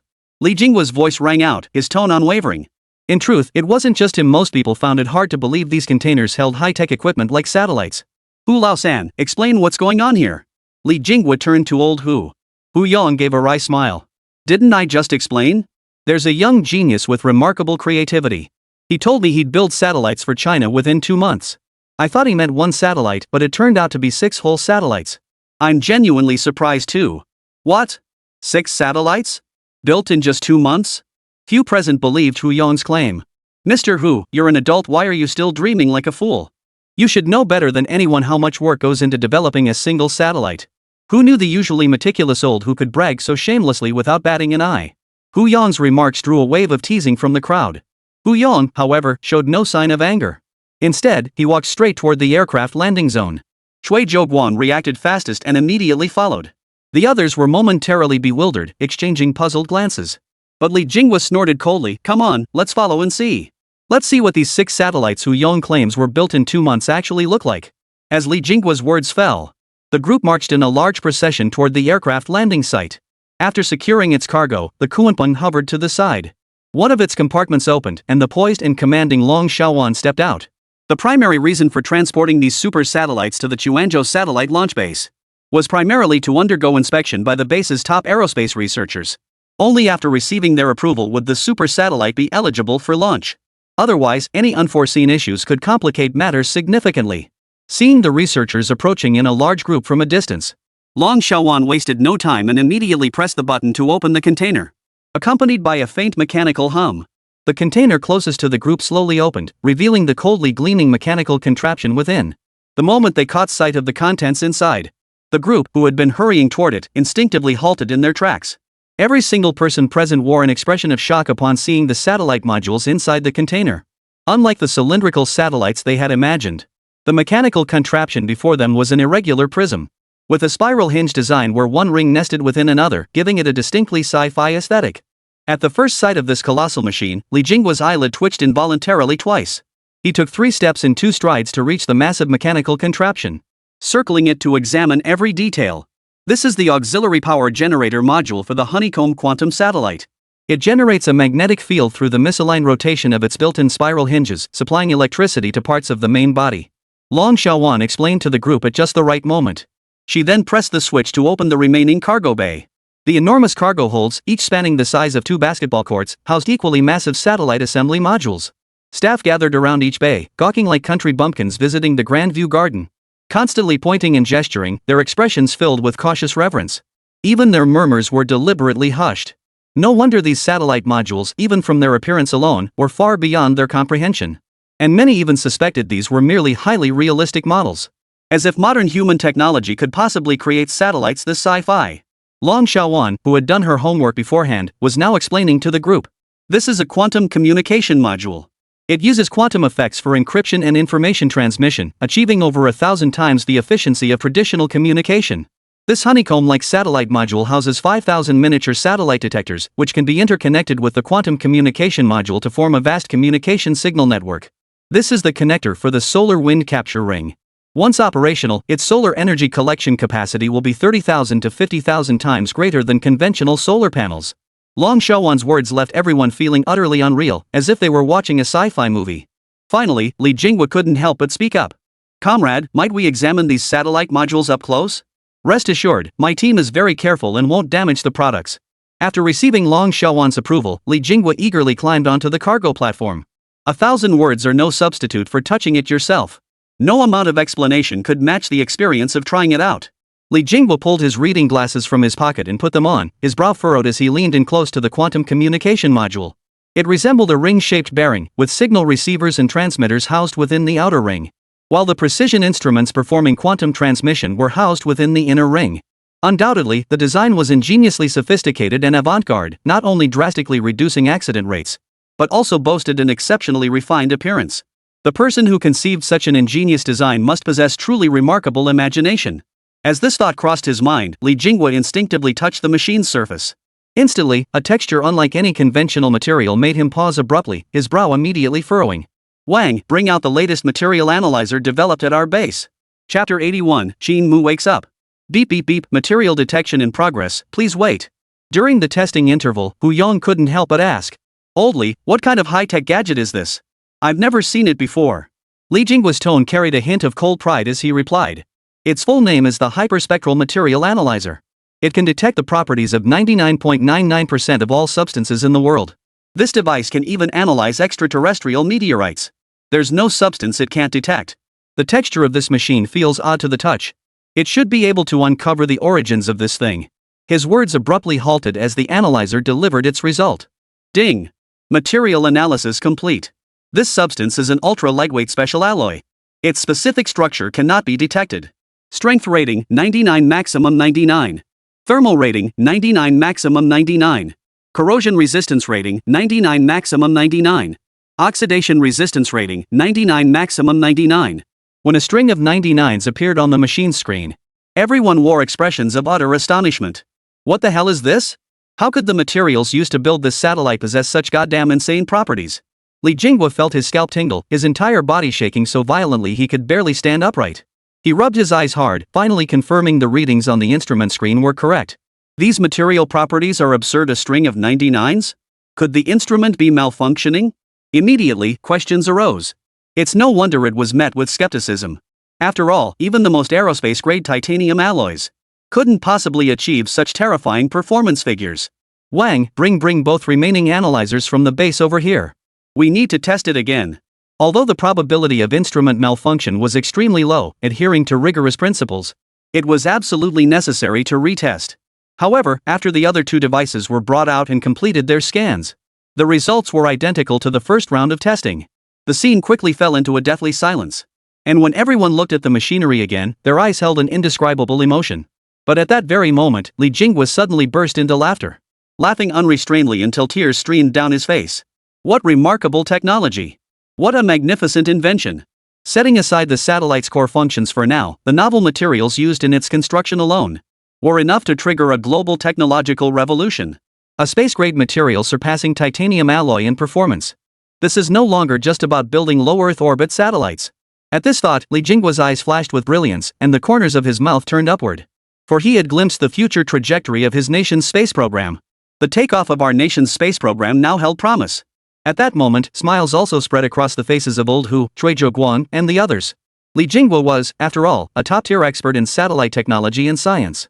And his excited expression clearly revealed the immense value of these satellites. Cui Guang sneered coldly, boldly, they built 6 satellites in 2 months. Are you impressed? If they can build these massive things in such a short time, rebuilding the space station within 3 years isn't impossible. Though Li Jinghua had a fiery temper, he was also quick to admit his mistakes. He immediately nodded. Then I'll resign from my position right now. I no longer want the title of chief engineer. I'm going to apprentice under this teacher. I'm thrilled to work under such a technical master. With that, Li Jinghua began stripping off his uniform. The folks at the Quanzhou base knew this national luminary well. He was a man of his word. And when he declared he'd be an apprentice, he meant it for real. The crowd scrambled frantically, pleading with him not to act impulsively. The chief technician of Quanzhou satellite base resigning to become an apprentice. If word got out, it would be utterly scandalous. Hu Yang was at a loss for words.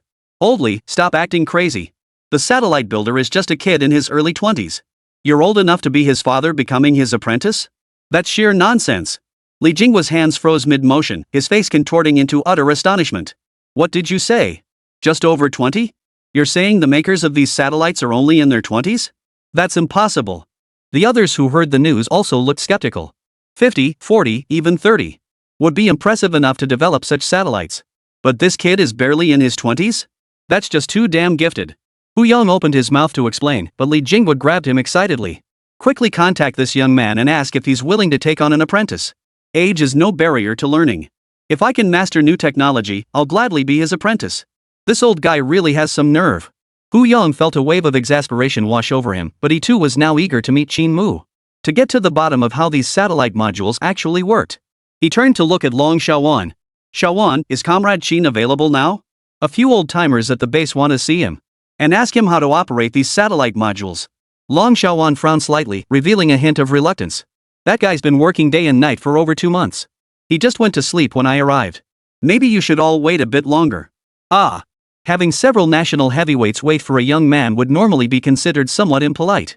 But now, no one found it odd.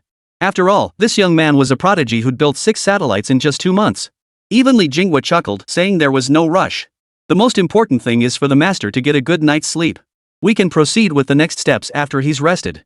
Good heavens, this nearly 80-year-old old rascal was already calling him master. And so, time flew by until 8 o'clock that evening. Massive searchlights were already set up in the open field. Their light as bright as day. 6 satellite modules lay quietly beneath the floodlights. And the area around them was still packed with aerospace researchers. Damn, check out this honeycomb module. It seems like it's more than just storing bees. It even has a complete production and maintenance system inside. One word, impressive. That's nothing. Check out this module over here. Ms. Long just opened it for us to tour. Holy, it's an astronaut lounge. I saw a bathtub in the bathroom. After this module launches, they say you can shower anytime, anywhere, just like on Earth. The buzz of conversation was as thick as a bustling market.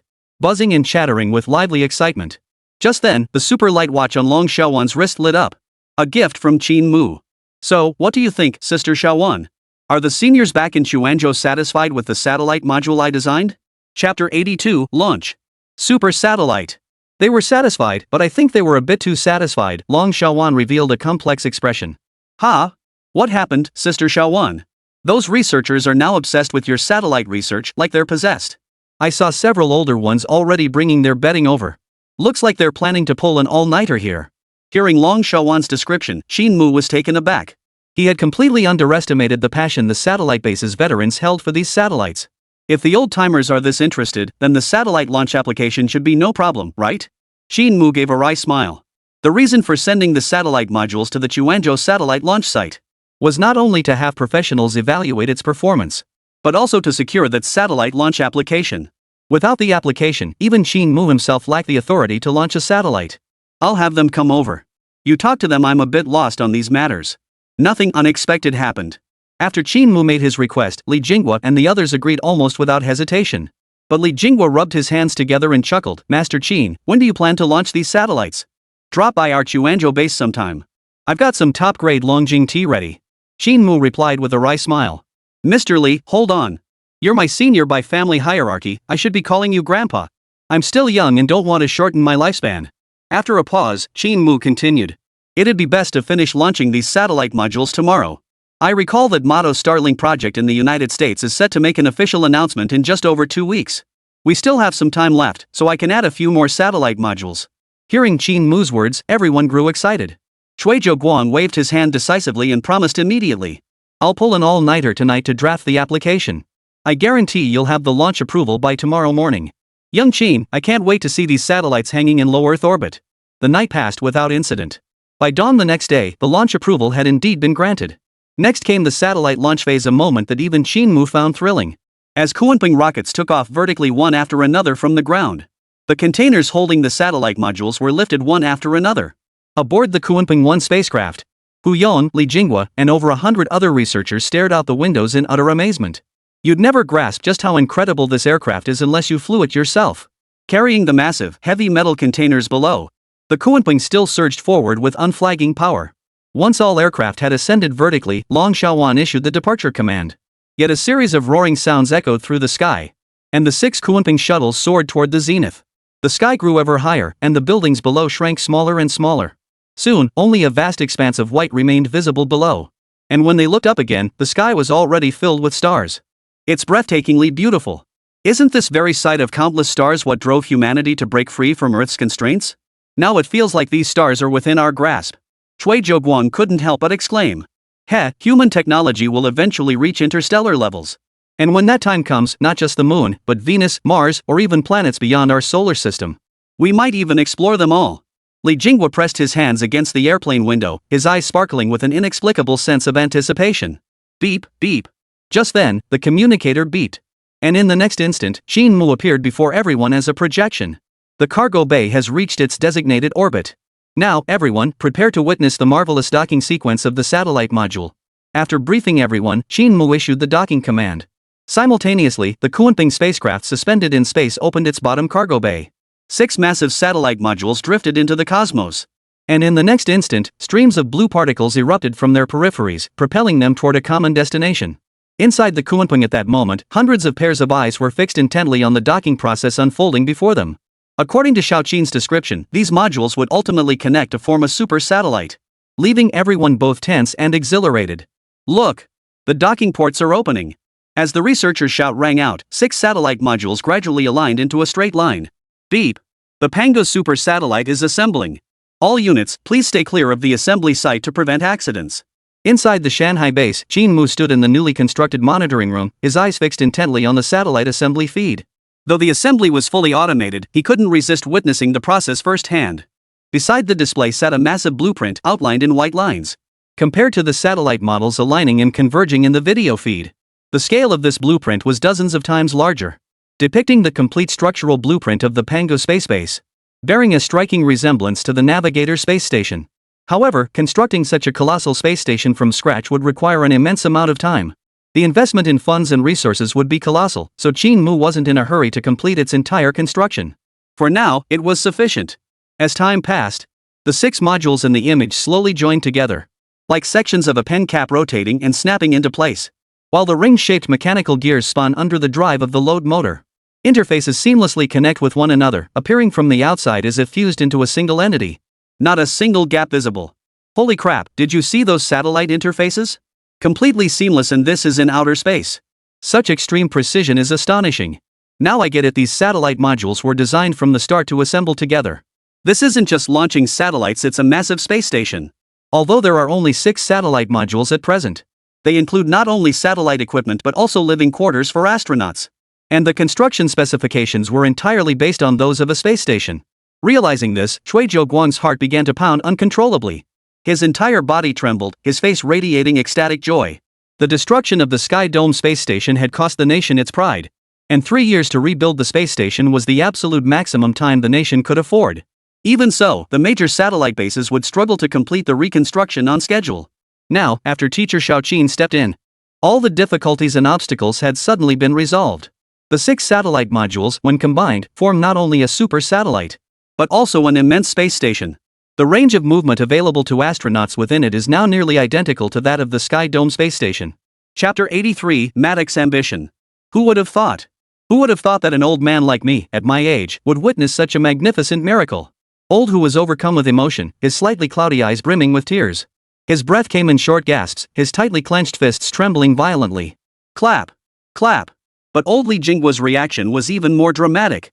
He forcefully slapped his own face twice. The searing pain made him acutely aware that this scene before him was absolutely not a dream. It was all real. A young man barely out of his teens had developed a massive 6-in-1 space machine in just 2 months. The 6 satellite modules were now interlocked, resembling an exquisite black fountain pen from afar. What made the blood boil even more was that the pen's design, completely surpassing the satellite designs modern humanity could produce. Its metallic sheen gleaming as the interconnected modules radiated pure futuristic tech. Most importantly, these stylish modules aren't just for show. Each possesses formidable capabilities. Sometimes, the most profound awe is expressed in utter stillness. Just like now, inside the ship's cabin, all spectators silently admired the fully assembled super satellite. Eyes flashed with excitement, as if ablaze with fiery passion. It was hard to believe that this colossal mechanical marvel suspended in outer space belonged to China.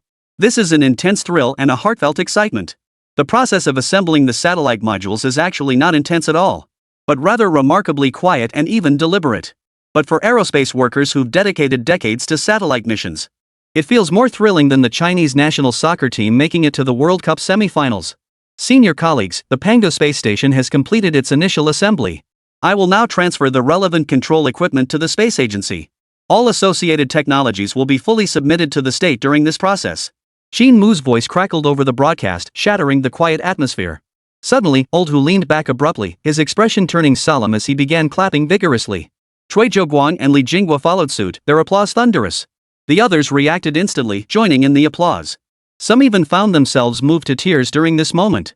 In an instant, thunderous applause swept through the entire cabin. Without a doubt, this applause was the greatest affirmation of Qin Mu's contributions. Washington Times reports, at 10:23 a.m. today, China successfully launched the Pango satellite module. The space agency issued a statement indicating the Huaguo space station is expected to be rebuilt by the end of this year.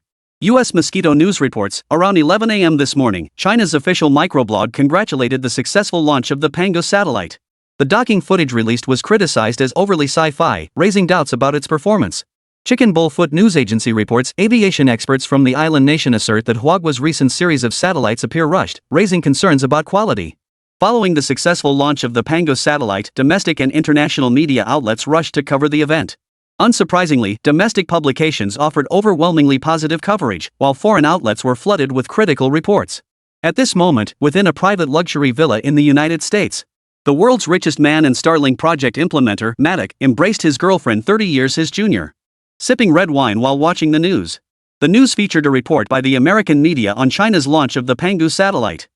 Seems the space station explosion hit them hard, they're rushing to launch a new satellite already. Mach calmly sipped his 1982 Lafite before flashing a cold, arrogant smile. Is launching 6 satellites really that impressive? My Starlink project plans to launch a whopping 30,000 satellites into orbit.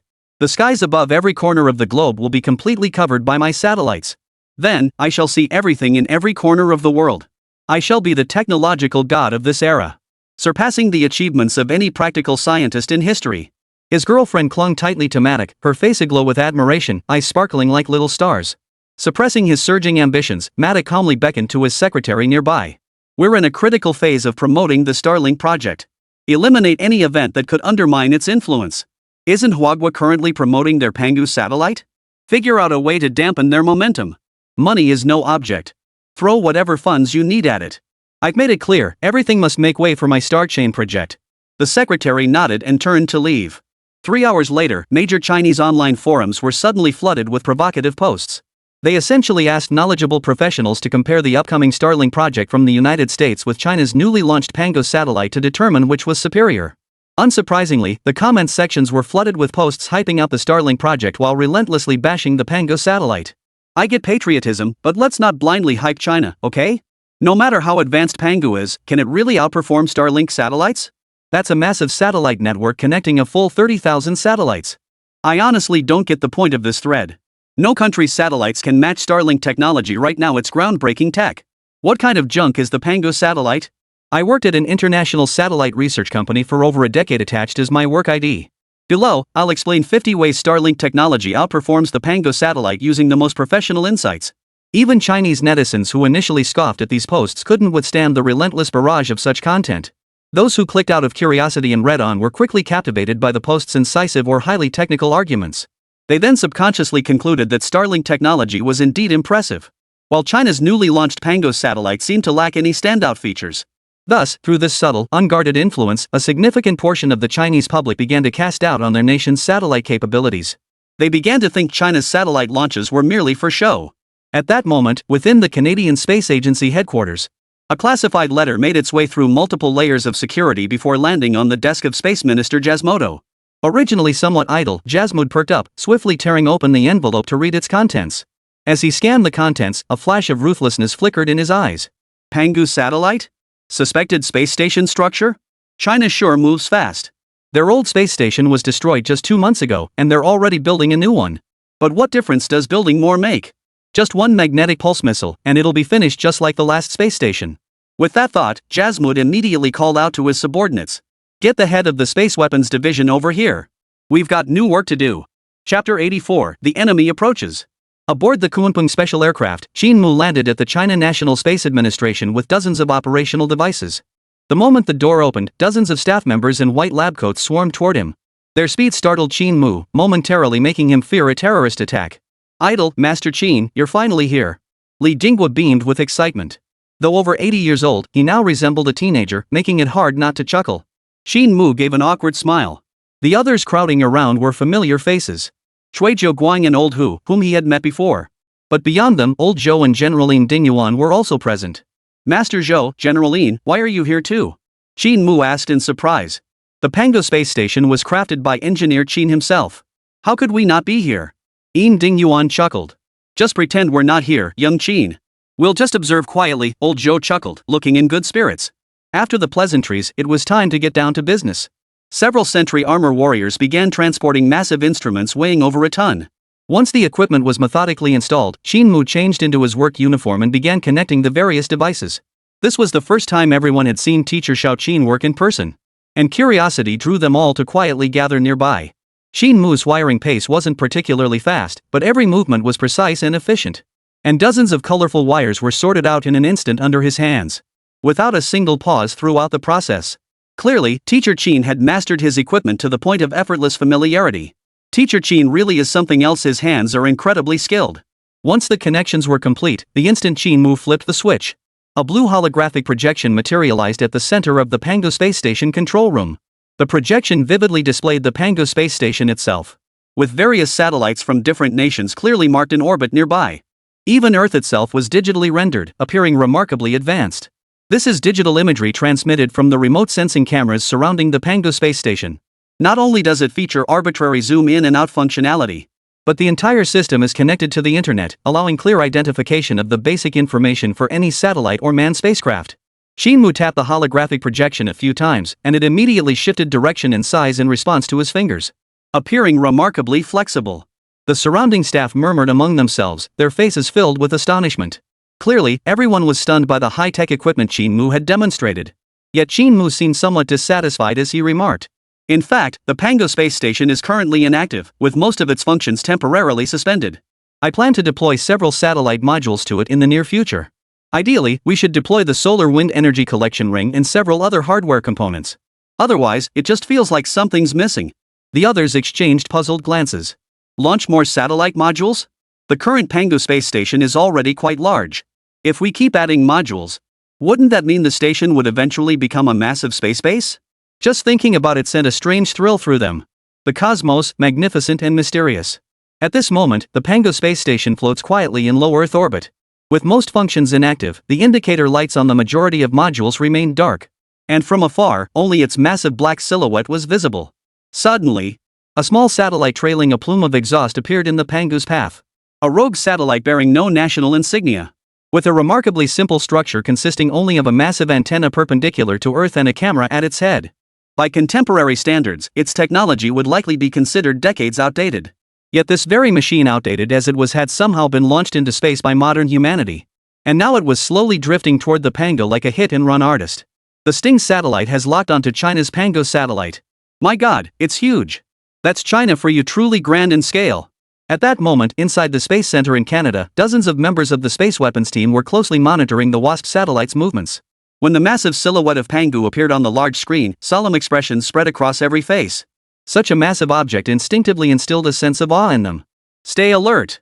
We blew up China's Tianqiang space station. Taking down this Pangu is a piece of cake. Jasmoto's voice rang out sternly.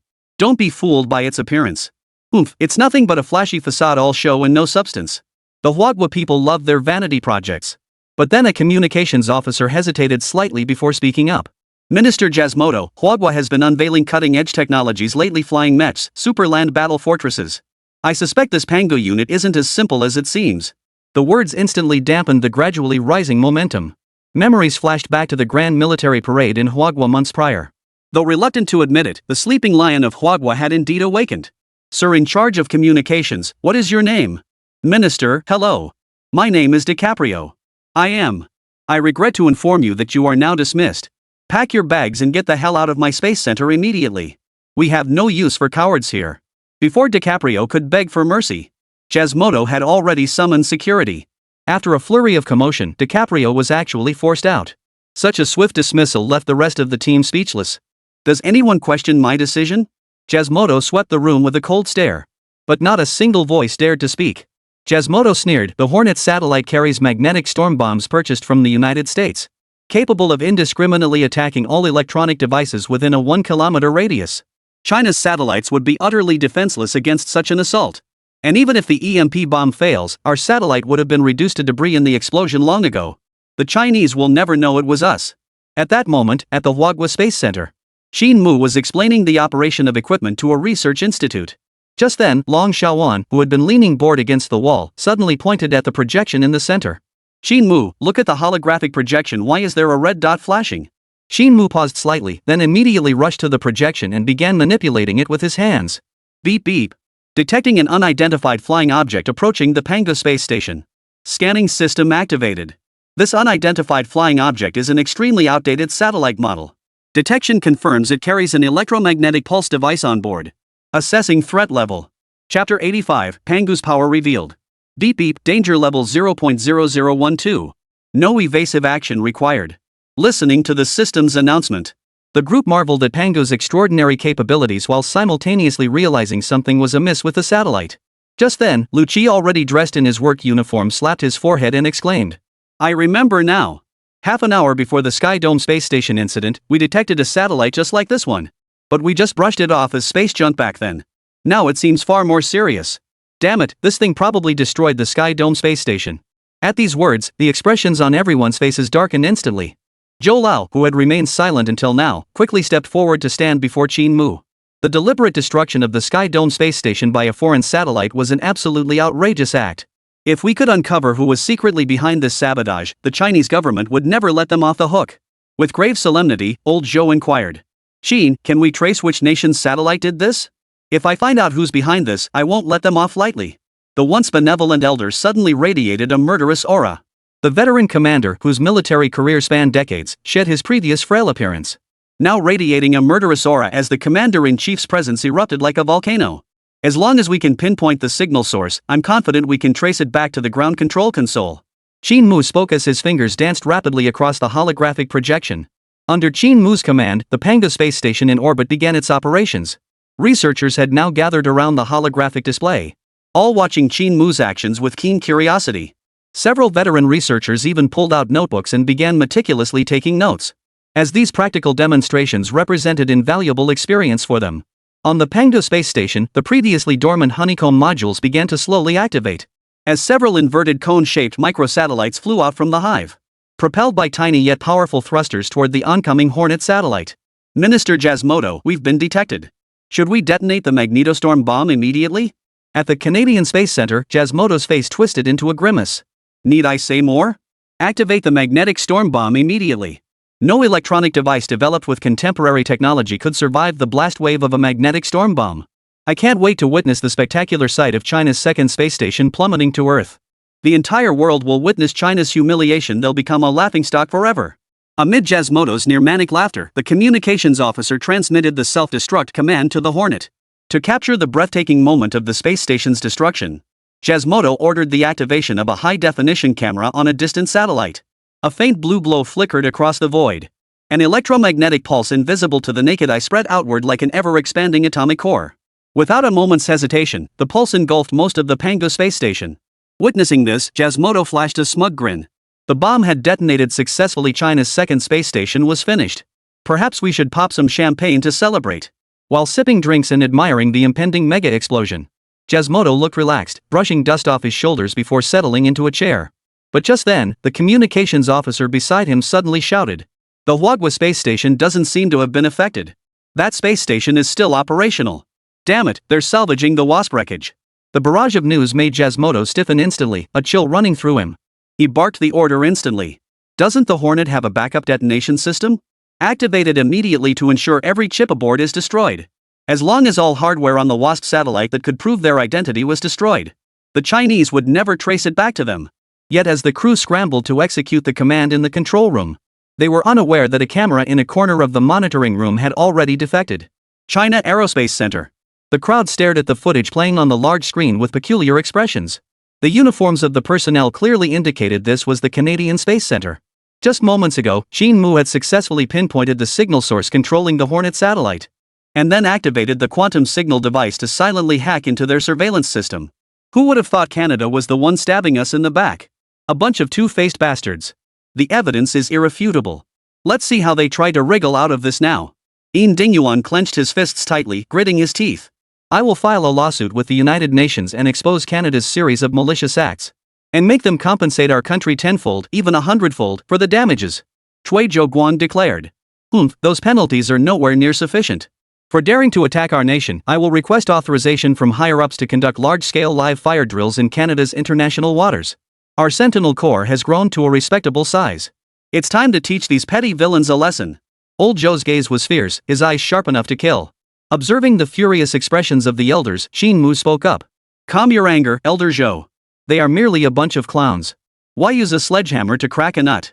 At these words, Old Master Zhou's eyes lit up, and he instinctively turned to look at Qin Mu. Young teacher Qin, do you have a way to punish them? Qin Mu smiled faintly. Punishing them? That's simple enough. Let me show you the quantum communication system aboard the Pangu. Quantum communication is a near-future technological theory, operating on principles similar to quantum entanglement, capable of effortlessly amplifying communication signals across the entire solar system. The moment Qin Mu uttered quantum communication, the researchers around him immediately held their breath, their faces brimming with excitement. Quantum communication was an incredibly advanced technology. Mastering it meant mastering interstellar communication. Who knew teacher Qin had already researched such an incredible technology? Awesome, absolutely awesome. As Qin Mu performed his dazzlingly intricate operations, the communication module at the center of the holographic projection began expanding outward. Hundreds of massive antenna frames extended outward, forming a disc-shaped signal concentrator. The unfolded quantum communication module boasted an even more dazzling design, exquisite yet enigmatic. Beep. All quantum communication module functions activated. Electromagnetic waveband interception systems at all levels activated. Full channel signal receiver activated. Quantum surveillance radar system activated. Real-time ground data calibration successful. Energy conversion reactor operating normally. Energy overload rate is elevated. Energy saving path automatically planned. After a series of spine-tingling electronic alerts, Qin Mu launched his assault on Kainanda. Chapter 86, Ghosts in Broad Daylight. At the Kaina Space Center, Minister of Aerospace Jasmodo was just celebrating the successful detonation of the satellite's backup explosives. Though they failed to destroy China's space station, no incriminating evidence had been left behind. This was still a satisfactory outcome. After all, a single Hornet satellite cost only a few $100,000. A mere drop in the bucket for a nation. Yet when his gaze shifted to the large screen, his previously relaxed expression abruptly changed. His entire body stiffened, as if he had witnessed something utterly terrifying. Suddenly, a line of text appeared on the screen. We are the military of China. Cease all hostile activities immediately and issue a public apology to the world. Admit your wrongdoing and apologize to our nation, China, or we will take necessary military action. Beneath the 3 lines of text, a red Arabic numeral slowly pulsed. A 30-second countdown timer. But it didn't stop there. In an instant, the same text and countdown appeared on every electronic device. Whether on computers or mobile phones, every single device. The eerie spectacle sent a chill down everyone's spine. What the hell is going on? Where did this damn text come from? Jasmodo shouted, snapping the stunned crowd back to their senses. Furiously pounding their keyboards before Jasmodo could speak, desperate to trace the origin of the crimson text. Yet no matter how they tried to control the computers, they couldn't erase the text from the screens. As if some invisible force had completely taken over the computers, blocking the keyboard from sending signals to the system. Damn it, this is hell. Why can't I even control my phone? I can't even turn it off. God, what the hell is going on? I feel like something terrifying will happen once that countdown ends. The monitoring room echoed with cries of despair, fear etched into every face. Jasmodo immediately barked.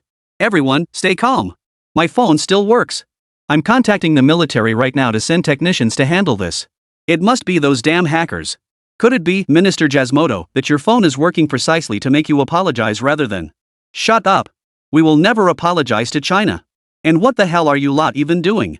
You can't even stop a hacker attack. The nation pays you to be useless. Jasmodo cursed relentlessly, utterly disregarding his image. Yet the consequence of his tirade was the countdown on the screen racing forward. Until it hit 0. The atmosphere froze instantly, faces turning grim. Yet 10 seconds passed. The monitoring room was so quiet you could hear a pin drop, and no sudden incident occurred. Hell.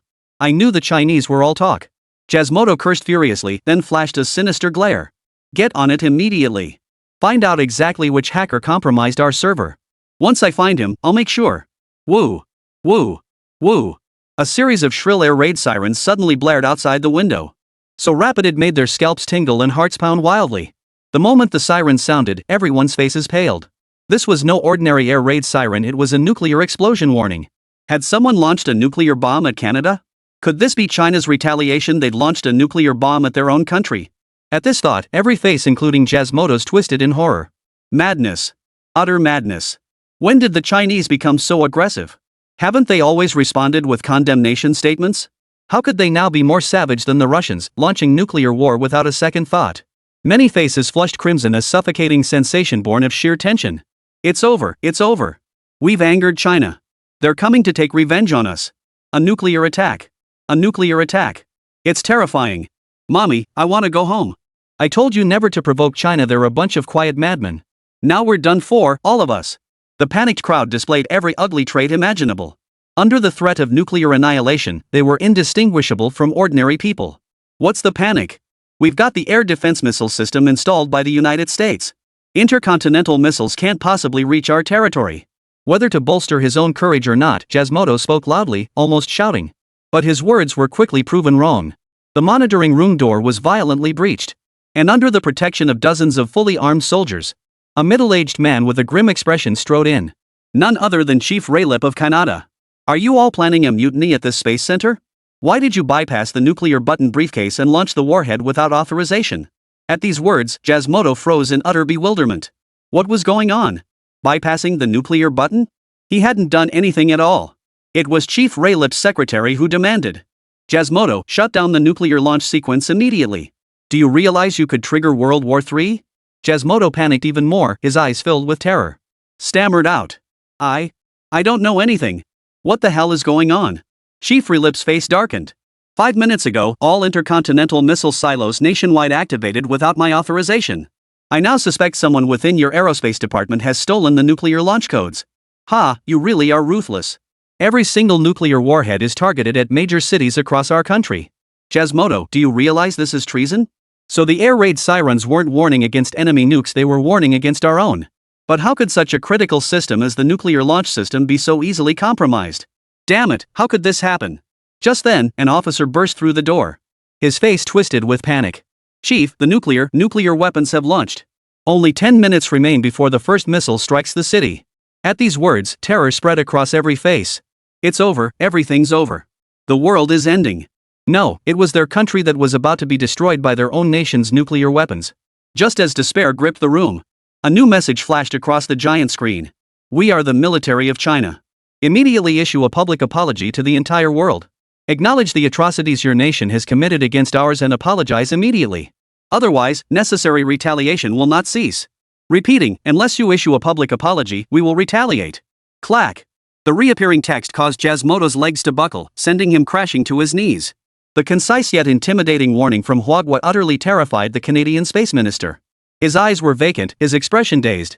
His entire body shaking violently as if his very soul were being shaken out.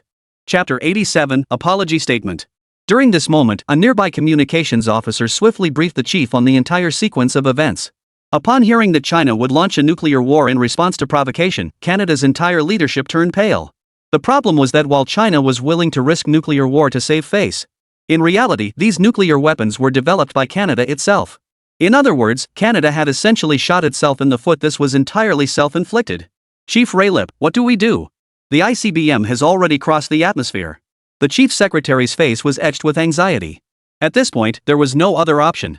Under the looming threat of nuclear warheads, Raylip had no choice but to issue the order. Issue an immediate apology statement to the entire world. State that the Canadian Minister of Space, Jasmodo, has arbitrarily deployed space weapons to launch a surprise attack against China, revealing his treacherous intentions. We will bring him before a military tribunal for a public trial. We deeply apologize for the damages inflicted upon China and pledge to provide triple compensation. The moment the words fell, Jasmodo's face drained of color. Chief, this isn't right. Chief, you told me to. Smack. At Raylip's signal, a soldier beside him smashed Jasmodo's head open with the butt of his rifle. With matters escalating to this point, finding a scapegoat was the only way to resolve the situation. What awaited Jasmodo was an endless prison sentence and the scorn of the people. Soon, an apology statement from Canada was released on foreign networks. Its shocking content was enough to blow the minds of netizens worldwide. Chief Raylip of Canada issued an apology, acknowledging his nation's involvement in the crash of China's Tianqiong space station 2 months ago. Canada's Minister of Aerospace, Jasmodo, out of hatred, secretly modified an old satellite to attack China's space station. Regarding this incident, the Canadian government expresses its deepest apologies and is willing to compensate China for all losses at more than triple the amount. The Sky Dome crash has taken an utterly shocking turn. It wasn't a failure of Huawei's technology, it was a deliberate attack. Countries worldwide have rallied to condemn this act in the strongest terms. At that moment, at the Kaina Space Center. After the statement was issued, the nuclear explosion failed to materialize despite prolonged anticipation, bringing collective relief. A sense of joy at surviving the ordeal washed over them. Phew, it's good to be alive. Chief Raylip also quietly breathed a sigh of relief. After this incident, no one would dare provoke the mighty lion that was China again. Directly hacking into the nuclear missile system nearly wiped out their own country. There was no doubt about it, China was a nation of warriors wielding super advanced technology. Yet just as Chief Raylip thought the matter was settled, a powerful, resonant voice boomed out from audio devices all around. Since your country has found a scapegoat to take the fall, we should now discuss the matter of compensation. The real-time translation device activated, converting old Zhou's voice into English broadcast. Raylip felt a chill run down his spine as cold sweat soaked his back. He recognized that powerful, resonant voice, none other than Zhou Jianxiong, the esteemed elder Zhou. The former commander-in-chief of the Chinese armed forces, a figure universally recognized on the international stage. Reliop cautiously inquired, Mr. Zhou, how much compensation do you consider appropriate? Compensation 10 times the total cost of the Sky Dome space station, including compensation for the mental distress suffered by the 3 astronauts. Old Zhou's voice carried an air of absolute certainty. The Sky Dome space station had cost a staggering $80 billion. 10 times that amount would be $800 billion. Raylip felt his head spin. Refusing would surely provoke China's relentless pursuit. But if they agreed, Canada's economy would suffer severe repercussions. Mr. Zhou, might we negotiate a lower figure? We simply cannot produce that much money immediately. Either pay the compensation or face war. The words froze Ripley solid. He felt as if a mountain of pressure had suddenly crushed him, his legs trembling uncontrollably. This is it. He was about to become a national criminal. If he'd known the compensation would be this astronomical, why did he ever provoke China in the first place? In the end, Ripley agreed to pay 10 times the compensation. This time he was genuinely terrified, dreading what other insane actions China might take. China National Space Administration. As the transmission ended, everyone erupted into enthusiastic applause. Damn, that felt good. What a triumph. Seeing the cowardly look on the chief of the Kana family in the footage brought them immense satisfaction. Might makes right. Dare to bully China, and this is what happens. Now look at them, all their nuclear warheads destroyed. They're nothing but toothless tigers. Quantum communication systems are truly amazing, not only enabling cross-regional communication, but also making military network intrusions a breeze. All thanks to Comrade Xiaoqin, he's a real champ. As the discussion concluded, all eyes turned to Qin Mu. Their eyes brimming with admiration. Faced with the surrounding praise, Qin Mu scratched his head awkwardly. Then proceeded to carry out his duties, teaching everyone how to operate and maintain the console. However, since certain functions required the installation of collaborative modules to operate, the Pangda space station remained in silent mode for the time being. After spending a full day at the Space Center, he boarded the Kunping later that evening and returned to the Shanghai base. 3 days later, Canada's compensation funds were transferred to China. To recognize Qin Mu's contributions, China's leadership decided to allocate half of the funds toward the construction of the Shanghai base. With Qin Mu, the base's chief technician, granted full authority over the funds. Qin Mu wasted no time, immediately embarking on a shopping spree across major military districts and material production sites, spending nearly all the funds in filling the base's warehouses with materials and essential equipment.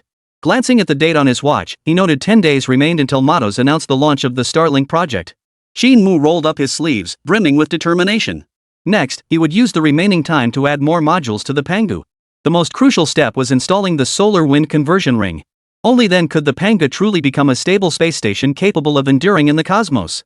Canada's public apology to China sparked intense international debate, especially among foreign netizens who were debating why Canada had backed down. Some claimed China had launched nuclear warheads toward Canada, while others suggested Chinese hackers had infiltrated Canada's military systems. But more believe Canada's capitulation stems from China's new satellite, the Pangu, which appears to possess formidable capabilities. China, however, has maintained remarkable restraint, still keeping the full capabilities of Pangu under wraps. Chapter 88: The Beautiful Country's Declaration of War. At the Quanzhou satellite launch site, as one Kunping transport after another touched down, transporting a total of 13 massive containers. Below the transport aircraft, Qin Mu, wearing a headset, directed the landing, while Old Hu and Old Li approached together. The efficiency of the military districts is truly remarkable. In such a short time, each district now averages 5 Kunping aircraft. I hear it's to expedite cooperation with civilian aviation companies. After all, leasing Kunping aircraft comes at a hefty cost. The military districts never dreamed they'd one day earn revenue from external sources. Ha ha ha. As they chatted, a black jeep pulled up at the main gate. The door opened, and out stepped an elderly man and a young woman, none other than the long-unseen elder Ning Jingyi and his granddaughter, Ning Jiao. Brother Qin Mu. Long time no see. Ning Jiao wore a sky-blue dress today, her face beaming with excitement.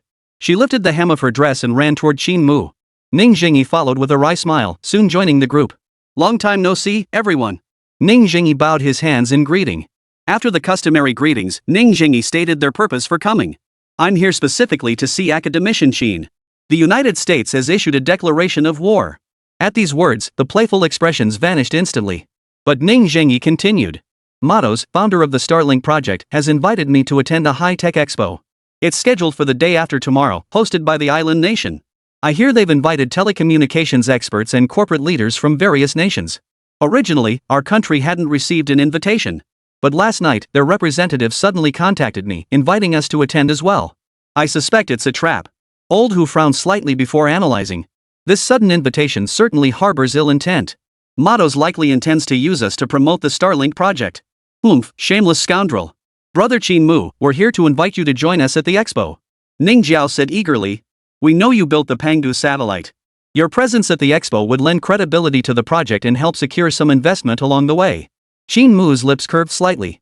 My original goal in designing Pangu was to go head-to-head with that so-called Starlink technology. Since they've extended the invitation, we can't back down. I'll attend this expo personally. Beep. Solar wind energy collection module loaded. Shiyu strategic system loaded. Hive module transporting normally. Quantum communication module transporting normally. Life support system transporting normally. All equipment self-checks complete, calibrating flight path. Target acquired, heading toward Mount Fuji. As a series of commands echoed through the station, hundreds of slender blue flames erupted around the Panga space station. Propelled by the flames, it slowly moved toward the island nation. Should all functions of the Pangu be fully activated? Not at this time. Inside the mountain sea base, Qin Mu stretched lazily and casually terminated the Panga station's full activation sequence. It was now 9 p.m., with less than 24 hours remaining until the island nation's expo commenced. Qin Mu planned to fully activate the Pangu only during the expo itself. But for now, he needed a good night's sleep to recharge his energy and prepare for tomorrow's high-tech expo. It is worth mentioning that to ensure the safety of this operation, Qin Mu also developed a set of nano-bulletproof vests for each person, serving as an extra layer of security. The night passed without incident. The following afternoon, Qin Mu, Elder Ning, Long Xiaowan, and others arrived at Beijing Capital International Airport aboard a chartered flight. Upon disembarking, they were handed uniform real-time translation devices by staff to facilitate communication. Besides Qin Mu's group, dozens of aircraft carrying spectators and business partners from around the world were also parked at the airport. The terminal bustled with crowds, and occasional glimpses of national representatives in distinctive attire could be seen passing by. Qin Mu even spotted Prince Hamad of Saudi Arabia, whom he had seen at the weapons exhibition earlier. Now clad in a white robe, flanked by burly men each carrying a silver briefcase. Clearly, the big spenders had prepared thoroughly for today. Though wealthy, their infrastructure was underdeveloped, necessitating frequent overseas procurement of various facilities and equipment. To sellers, they were nothing short of the biggest cash cows. Prince Hamada, it's been ages. The on-site representative from an island nation smiled. I didn't expect you to come in person. It seems you're quite interested in this expo. Hamada gave a slight nod. We're here to see if there's any technology we can use and pick up a few things while we're at it. After all, we're not short on money, just technology. The on-site manager chuckled. The star attraction of this event is Mr. Mach's Starlink technology. It holds immense commercial value. Would your highness be interested? Of course I'm interested. No one ever complains about having too fast an internet connection. Prince Hamada offered a perfunctory reply, his gaze instinctively drifting toward the Chinese delegation nearby. Unlike other nations, which had sent either scholars, experts, or businesspeople, the Chinese delegation comprised men, women, and children of all ages. They were dressed casually, clearly without any bulletproof vests. They didn't look like they were here for business, but rather as if they were on vacation. The island nation's representative naturally noticed this too, a trace of contempt flashing across his face. Arrogant Huagua people. They probably think they can easily buy leasing rights to the Starlink project. Humph, but the United States would never sell it to them. Such technology would be a complete waste in their hands. Hamada remained silent, instead revealing a complex expression. Throughout the journey, from heads of state to international merchants, everyone discussed the same topic. The Starlink technology that the world's richest man, Mach, was about to unveil at this expo. The United States is truly formidable. Once the Starlink project launches, global communications will accelerate by 5 to 8 times the speed beyond imagination. Starlink's applications will keep the beautiful country at least a decade ahead in communications. Mach is truly a legendary scientific genius. Our Kimchi nation has secured funding. We're determined to secure the leasing rights to Starlink technology. Starlink is the greatest invention of this century. The air was thick with praise for Mato's Starlink project, with experts and scholars providing comprehensive, detailed analyses of its significance and potential. Leaders from numerous countries and regions were itching to act, eager to secure usage rights for Starlink technology, though the expo had yet to officially commence. Yet most attendees had already focused their full attention on the Starlink initiative. Undoubtedly, this high-tech expo served as a platform for the United States, through the hands of Japan, to showcase and market Starlink technology. Chapter 89, The Sought-After Mach. The expo was held in a large sports arena at the foot of Mount Fuji, now partitioned into dozens of sections teeming with crowds, where merchants and national representatives from around the world, dressed impeccably, moved among the exhibition booths. In such a formal setting, everyone wore formal attire. Especially Long Xiaowan, who looked exceptionally stunning after dressing up meticulously. Sis Xiaowan, I never noticed before you're so beautiful, Qin Mu complimented. Long Xiaowan rolled her eyes. With your eyes glued to machinery, of course you wouldn't notice. But who was the idiot who invented high heels? My feet are killing me right now. Qin Mu cleared his throat awkwardly, choosing not to respond to Long Xiaowan's complaint. Ding dong, ding dong. Just then, a series of knocking sounds echoed through the air. Following the sound, they saw that on the largest stage of the World Expo, a massive digital model of the Earth slowly descended. Simultaneously, merchants from various nations, recognizing the grand finale product's arrival, immediately gathered around, their faces brimming with anticipation. Is this the digital model of Starlink technology? It's truly remarkable. I hear Mach has already launched 30,000 Starlink satellites into orbit, truly astonishing technology. If the Starlink project succeeds, the world's networks will be fully interconnected. Mach will usher in a new era of communication. We're witnessing history. He's an absolute genius. My idol. The applause from the audience never ceased, with excitement evident on most faces. Soon, Mach emerged from backstage in a sharp suit. And the moment he appeared, thunderous applause erupted as business leaders from around the world gave him a standing ovation. Like a moon surrounded by stars, Mach smiled and waved to the crowd below. As a figure who had graced the cover of Time magazine, Mach's popularity rivaled that of the biggest stars. Feeling the adoration from the crowd below, Mach's lips curved slightly upward, a flash of smugness crossing his face. The next second, his smile vanished instantly.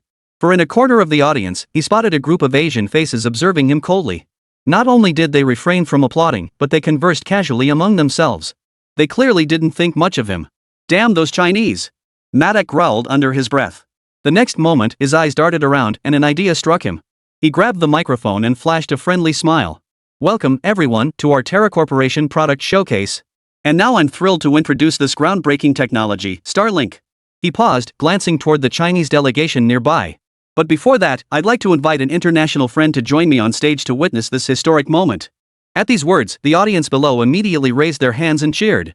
Mr. Mach, please let me take the stage. I am your devoted admirer. Please let me witness this historic moment.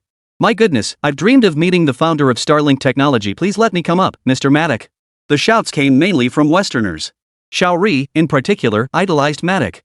Mach feigned scanning the crowd, but his gaze ultimately settled on the delegation from China. As we all know, China is a powerful technological nation. My friends from China, would you select one representative to join me on stage and witness this historic moment together? Though Mach's face remained cordial, his mind was already filled with cold laughter. Suppressing China to pave the way for Starlink's expansion, this was a plan he had decided upon long ago. By crushing China, he would prove to the world that his technology was truly the best. And all nations would partner with him. Once Starlink satellites blanketed the Earth's skies, he would become like a god, omniscient. Qin Mu took a deep breath and smiled faintly. Let me go. I'm eager to see just how formidable this fellow's Starlink technology truly is. Among the members of the Huagua delegation, only Qin Mu could go toe-to-toe with Mach. Moreover, Qin Mu's purpose in attending this event was precisely to meet Mach and assess the true caliber of his Starlink technology. Qin Mu, I'll go with you. But it was Long Xiaowan who suddenly stepped forward, gently linking her arm through his. Her breathtaking beauty, paired with a fiery red gown and a slender, perfect figure. As Long Xiaowan drew near Qin Mu, she drew countless envious glances. I've never seen such a beautiful woman from China before. That guy's got some serious luck. He looks barely 20-something. How did he get chosen by the Chinese delegation to take the stage? Maybe the organizer just didn't want to embarrass themselves and found a scapegoat. But the woman by his side is stunning, truly enviable. Ignoring the murmurs around him, Qin Mu calmly walked onto the stage. Mach had intended to engage in conversation before beginning the product demonstration. But seeing this representative from Huagua actually bring a female companion up with him. And this companion was far more beautiful than all 8 of his ex-girlfriends combined. A surge of inexplicable rage welled up within him. An exceptional and beautiful woman should belong to me, Mach. How dare this damn Chinese man possess her? He doesn't deserve her. After a brief self-introduction, Mach quickly got down to business. On the large screen appeared an image of a green grassy field, with a child holding a soccer ball. Mud stains were faintly visible on the ball, and the hand cradling it looked incredibly young, no older than 10. It was an ordinary photo, so ordinary that after the first glance, no one would look twice. The only standout feature was its exceptional clarity, making it pleasing to the eye. Mach observed the puzzled expressions on the faces below the stage. A faint smile touched his lips. He silently cursed the bumpkins before flashing another smile. Hold your breath, everyone. What you're about to see will shatter your expectations. The moment Mach finished speaking, the ordinary-looking image began to zoom in and out repeatedly. The image zoomed out from a hand holding a soccer ball to a child cradling the ball. Then, a child playing soccer in the yard, with parents watching nearby. Then came the bustling scene of an entire neighborhood filled with cars and people. As the perspective widened, astonishment spread across the audience's faces. The view had now pulled back thousands of meters above the ground, revealing the city's outline in sharp detail. My goodness, was this photo taken from a satellite? Unbelievable. I thought that first soccer ball was taken with a home camera. Who would have guessed such a clear image came from a satellite? While satellite technology for photographing plates has existed for years, the football shown earlier is far sharper than any plate image. Is this Mr. Mach's Starlink satellite? Impressive. It feels incredibly powerful. Chapter 90, Qin Mu's counterattack. Praise erupted in waves as most present were stunned by the images Mach displayed. Mach felt a surge of secret delight, yet his expression remained modest. He turned to Qin Mu and asked with utmost courtesy. Young representative from China, what do you think of this photo? Do you think it has a chance of being featured in National Geographic? I know my Starlink satellites still have many shortcomings, so feel free to offer suggestions. My research team and I will certainly take them to heart to make the Starlink satellites even better. While Mach spoke these words, his true thoughts were, my Starlink satellite is unrivaled under heaven, the world's best. Whoever dares say my satellite has flaws, I'll kick their ass. Mr. Mach's satellite is indeed top tier, but judging by the photo, the pixel quality is still somewhat disappointing. Your company still has a long way to go in satellite imaging technology. Qin Mu stated objectively. Qin Mu spoke the truth, for after developing the Pango satellite, his understanding of satellite technology had reached an exceptionally high level. Others would be amazed by the satellite images Mach released. But to Qin Mu, the images were too blurry, with pixel quality so poor it was practically unwatchable. Yet his candid remarks took on a different meaning in others' ears. The moment he finished speaking, waves of laughter erupted from the audience below the stage. To them, Qin Mu's words sounded like nothing but arrogant, delusional bragging. Suddenly, a representative from Little Japan leapt forward, pointing an accusing finger at Qin Mu and shouting, has China run out of people that they'd send a wet behind-the-ears brat like you as their representative? Mach's Starlink satellites represent the world's most advanced technology, and you have the audacity to claim there's still a long way to go? Who do you think you are, speaking to the great Mr. Mach like this? Representatives from other nations now pointed fingers at Qin Mu, their faces brimming with unspeakable contempt and disgust. Chinese tech is nothing special, but they sure are good at bragging. The Chinese are notorious for shoddy workmanship. How dare they criticize others? Chinese guy, if you think you're so great, prove it. What good is all this trash talk? Shoo! Don't rub salt in the wound after all, he's all talk and no action. The mocking laughter persisted, making those listening feel deeply uncomfortable. The other Chinese representatives in the audience sensed the intense hostility around them, clenching their fists in silent rage. Old Master Ning's brow furrowed slightly. Even he, usually so composed and unflappable, couldn't help but frown at this moment. The surrounding jeers were unbearably jarring. As a newly emerging superpower, China was frequently targeted internationally. Whenever Old Master Ning participated in international meetings, he invariably faced unfair treatment, even outright discrimination. Infuriating, yet utterly helpless. At that moment, Ning Jiao was furious. She clenched her fists so tightly she could barely see straight, itching to punch that pig-like little guy beside her. Yet without proof to back up her claims, this mockery would never cease. Matarok listened to the jeers directed at Huagua from the audience below, feeling utterly delighted. But maintaining his persona as a gentleman of science, he suppressed his amusement and refocused his gaze on Qin Mu. Young representative from Huagua, since you claim our satellite imagery lacks sufficient resolution, then might you present superior satellite imagery for us to study? As he uttered the word study, Mach even made quotation marks with his fingers.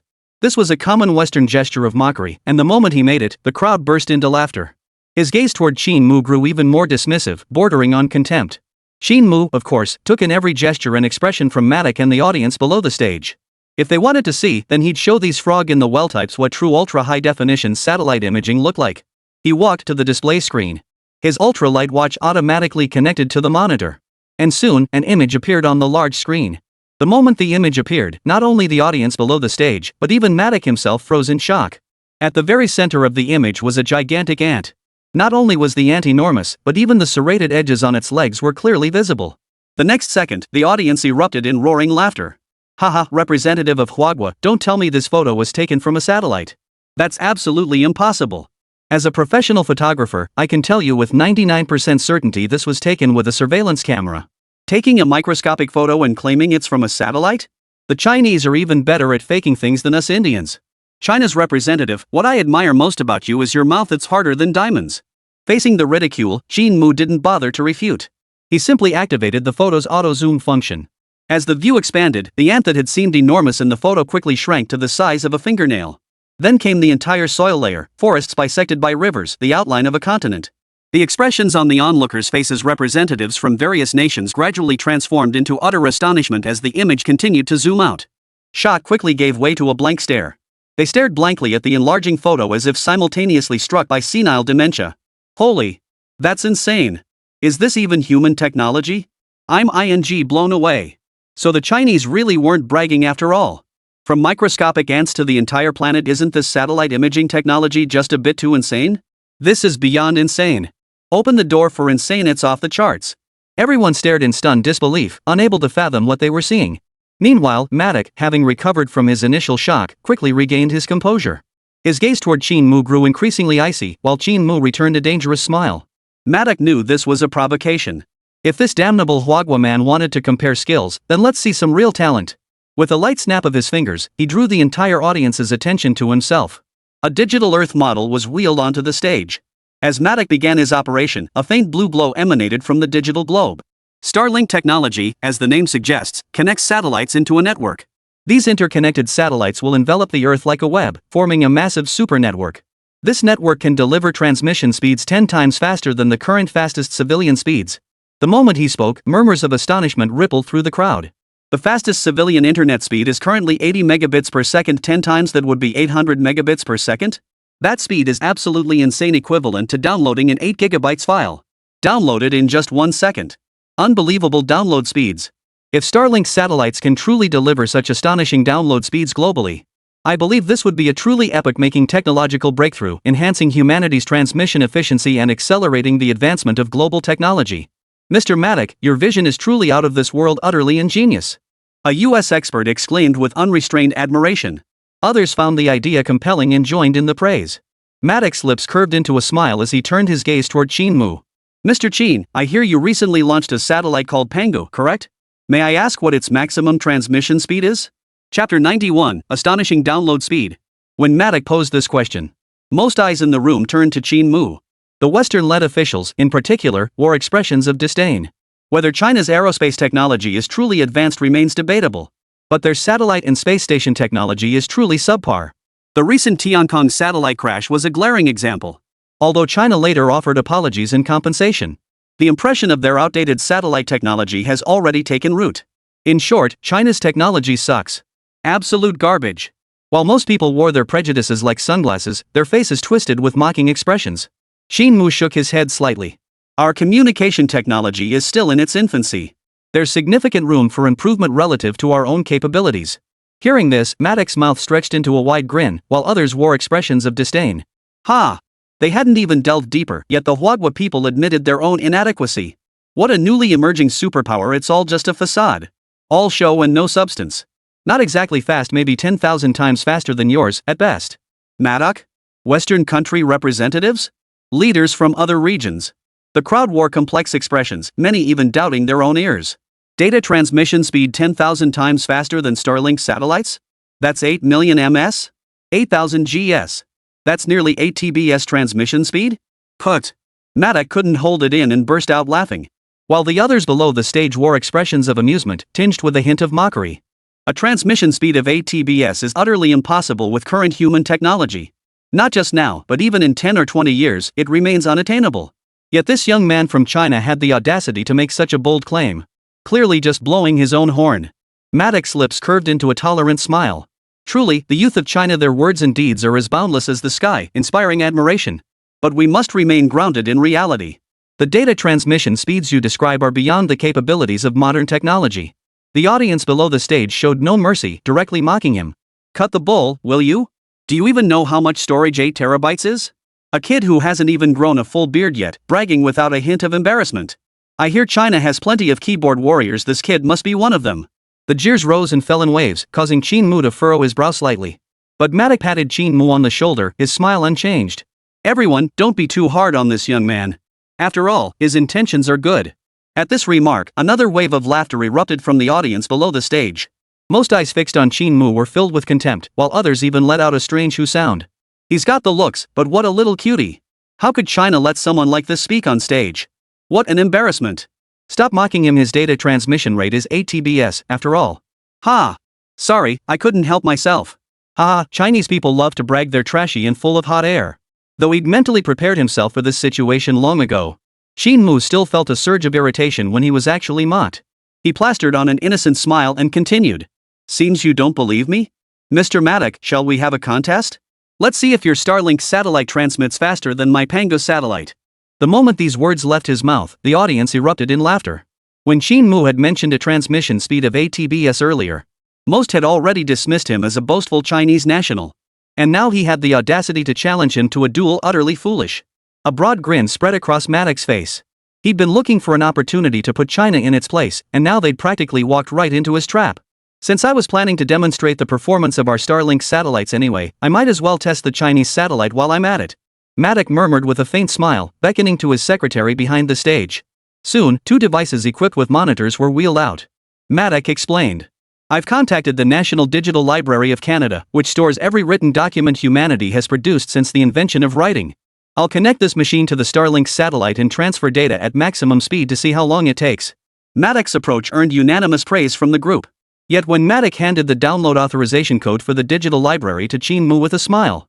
Mr. Qin, the other machine is prepared for you. How about it? Would you like to give it a try? The audience immediately started jeering. Hey, Chinese guy, just give up already. Don't embarrass your country. Exactly. 8 TBS transfer speed? If it really works, I'll go streaking right now. Count me in for the streaking, I'm a libertarian, I love streaking. Why all the fuss? I can't wait to see the Chinese make fools of themselves. Amidst a sea of mockery, the bet commenced.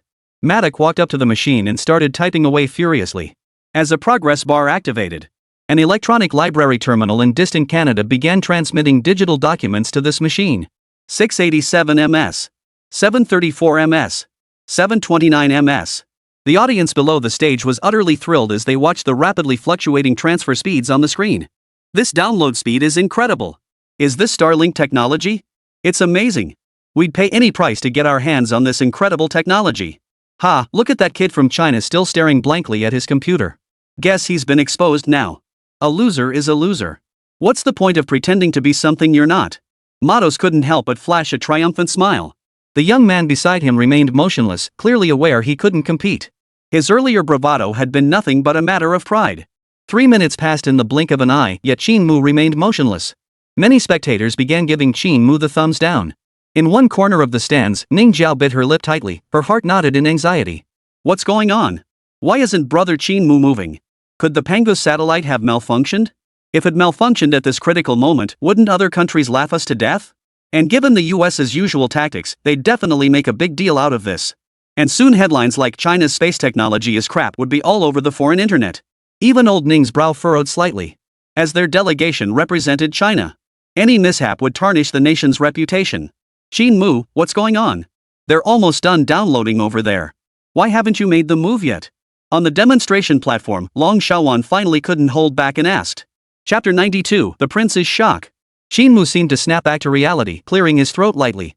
Oh, I entered the wrong location earlier and accidentally copied the entire database from the United States. Wow, there's a lot of stuff in there. Qin Mu's voice wasn't loud, but it was just loud enough for Matic and the front row audience to hear. The next moment, a burst of laughter erupted. Even Matic couldn't hold back, bursting into laughter. Haha, young man, you're hilarious. Hacking into our beautiful country's database? I'm genuinely impressed by your ability to brag. Our nation's databases are spread across every state, all on independent servers. What exactly do you plan to copy? Haha, you must be the oddball among the Chinese. You're killing me. Matic's laughter was loud enough for everyone else to hear, prompting more people to join in the laughter. How could this Chinese guy be so desperate for attention? So young and already such a braggart, he'd probably talk all the Chinese cattle into extinction. The jeers came in waves, yet Qin Mu remained utterly composed. He glanced briefly at the audience below and at Matic, then gently pressed the power button on the computer. The next second, the Pangu satellite automatically connected to the computer and a green progress dot appeared on the screen. Download progress 0% 100%. Beep. Download complete. Time taken 0.0001 seconds. The once noisy venue fell silent in an instant. And a look of astonishment spread across every face. What just happened? I'd love to see what happens when a Huagua person finishes operating a computer. The progress bar instantly jumped from 0 to 100%. But how could that be possible? How could the massive collection of data from the National Library of Canada possibly download in less than a second? Impossible, absolutely impossible. Sorry, we forgot to connect this computer to the satellite cable. Just then, a staff member rushed out from the back. Yet despite his apology, his face showed no trace of remorse. It was clear he had deliberately omitted installing the antenna on Qin Mu's computer. After casually attaching the antenna, the staff member departed. And the crowd's expressions gradually relaxed. It turned out that without the antenna, the connection couldn't reach 100%. How could this clown possibly possess such advanced skills? It was all just grandstanding after all. Disdainful expressions reappeared on their faces. Just then, Matic, who had remained silent all along, suddenly stepped aside, instantly drawing all eyes to his computer screen. There, the download progress bar had reached 100%. In an instant, the audience erupted into a flurry of excited chatter. Good heavens, Mr. Matic has finished downloading. How long did that take? Not even 10 minutes. Amazing, incredible technology. Mr. Matic, please let our little country join the Starlink project. We're willing to lease your servers at $5 billion per year. The audience buzzed with intense excitement, all eyes fixed intently on Matic's computer. In fact, attendees at this exhibition weren't limited to national representatives or telecom industry tycoons, but also numerous executives from large enterprises that placed high value on real-time communication. They were intensely enthusiastic about the remarkable data transmission speeds demonstrated by Starlink technology.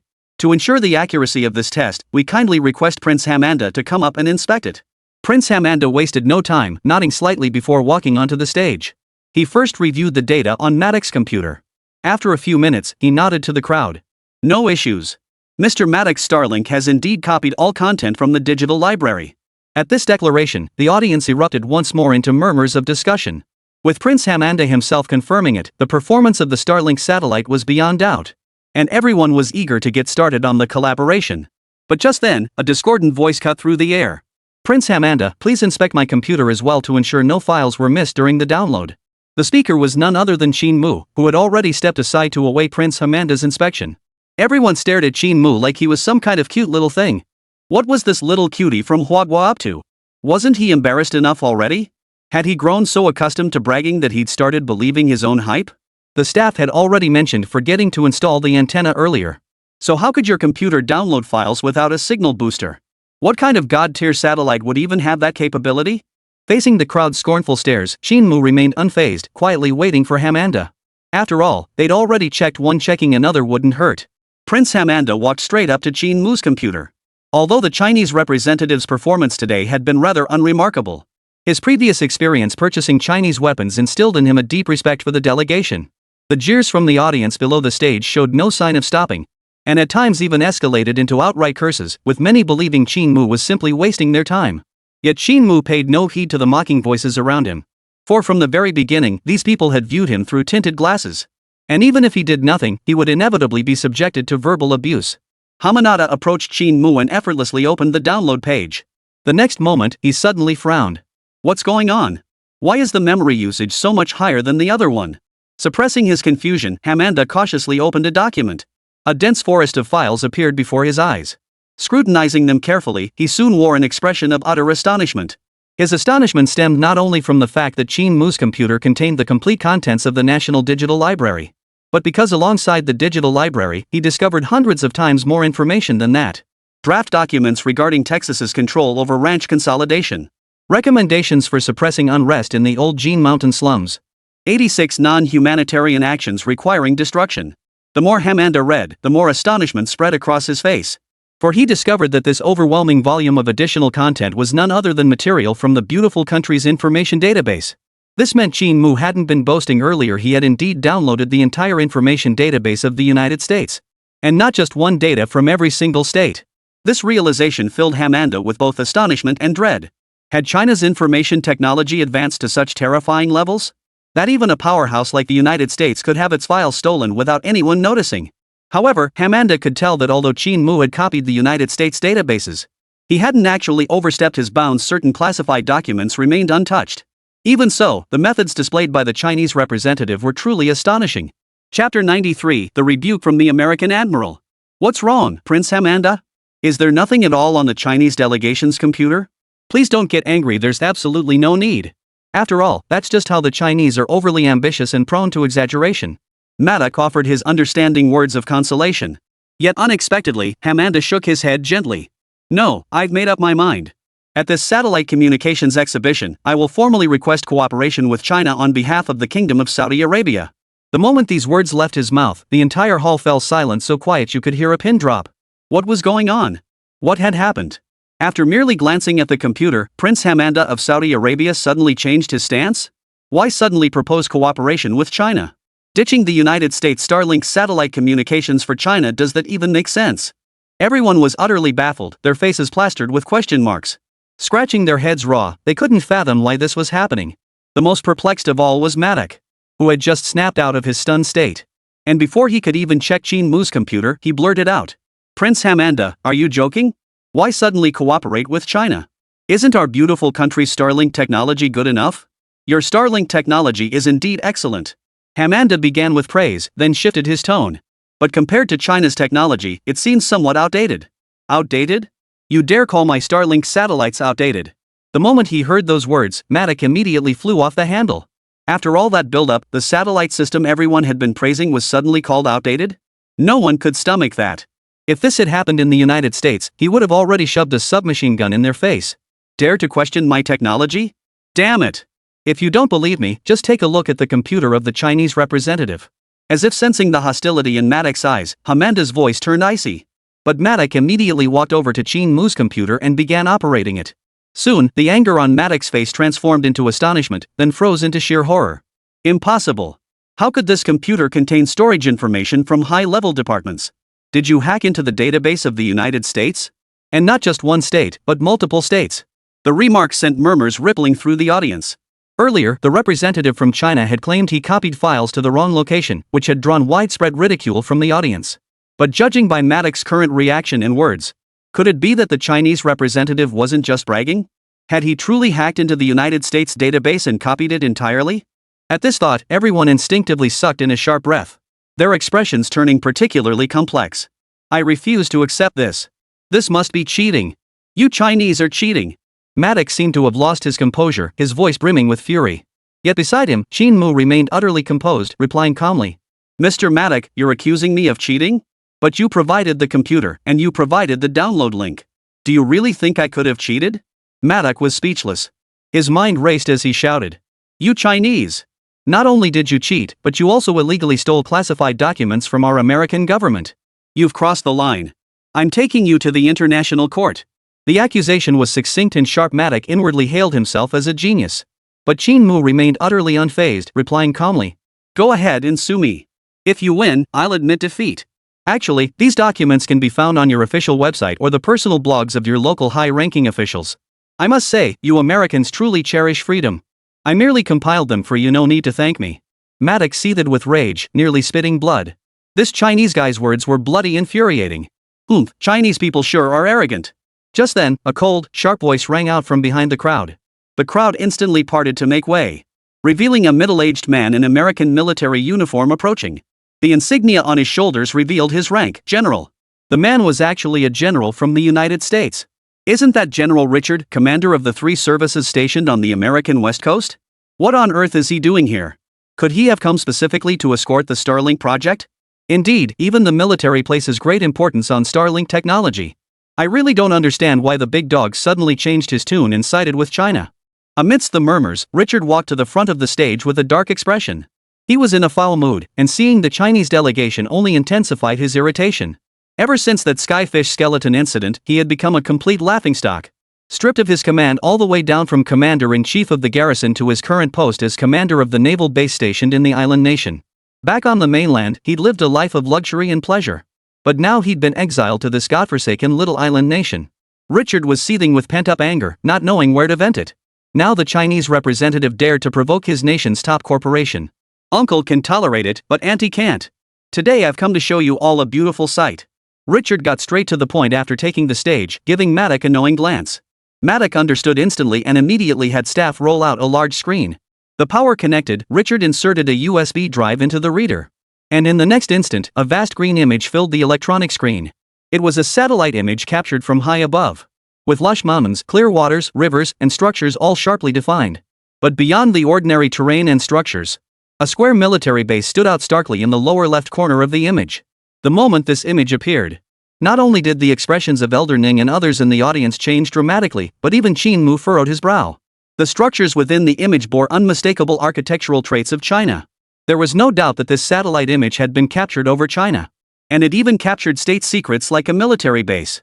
Ah, everyone, take a look. This is the ground I captured through the Starlink satellite. How about it? Pretty clear, huh? Pretty scenery, huh? Richard cheerfully showed it to everyone. What was even more infuriating was that he began zooming in on the image, with each zoom revealing the military base's features in ever greater detail. By the end, one could even make out Chinese soldiers walking within the base. The Chinese representatives below the stage now wore expressions of anger and indignation. So brazenly displaying China's military secrets to the world was nothing short of a blatant provocation. Yet, old Ning emerged from the crowd with a grim expression, coldly fixing his gaze on Richard on the stage. General Richard, what do you mean by this? Why are you filming our Chinese territory? Is this your way of provoking us? Richard smirked inwardly, yet his face wore an expression of innocence. Our beautiful country has always advocated for world peace. Chapter 94, The American General Stunned into Silence. The reason we presented this image was merely to demonstrate the high-definition imaging capabilities of our Starlink satellites to all nations. The moment he spoke, certain representatives from other nations below the stage immediately echoed his sentiment. Little day, wow, no wonder it's American tech. The satellite image is crystal clear. Indian, I wonder if you could sell us such images? We'd be willing to pay a premium. Kimchi Nation, this is the clearest satellite cloud imagery I've ever seen. China's tech can't hold a candle to this. Praise poured in relentlessly as the high-definition satellite imagery from Starlink garnered enthusiastic support from numerous officials. Satellite imagery is just as crucial as satellite communications. If they can clearly detect other countries' terrain information or even troop deployment details from space, it would be a truly formidable capability. Given this, purchasing access to Starlink satellites is even more essential. And it's worth every penny, no matter the cost. Hearing the praise ring out once more, Maddox's grin stretched from ear to ear. Damn the Chinese representative. You didn't expect my Starlink satellites to have passed over China, did you? Starlink is equipped with the world's most advanced high-definition cameras. Objects as small as a bowl are clearly visible.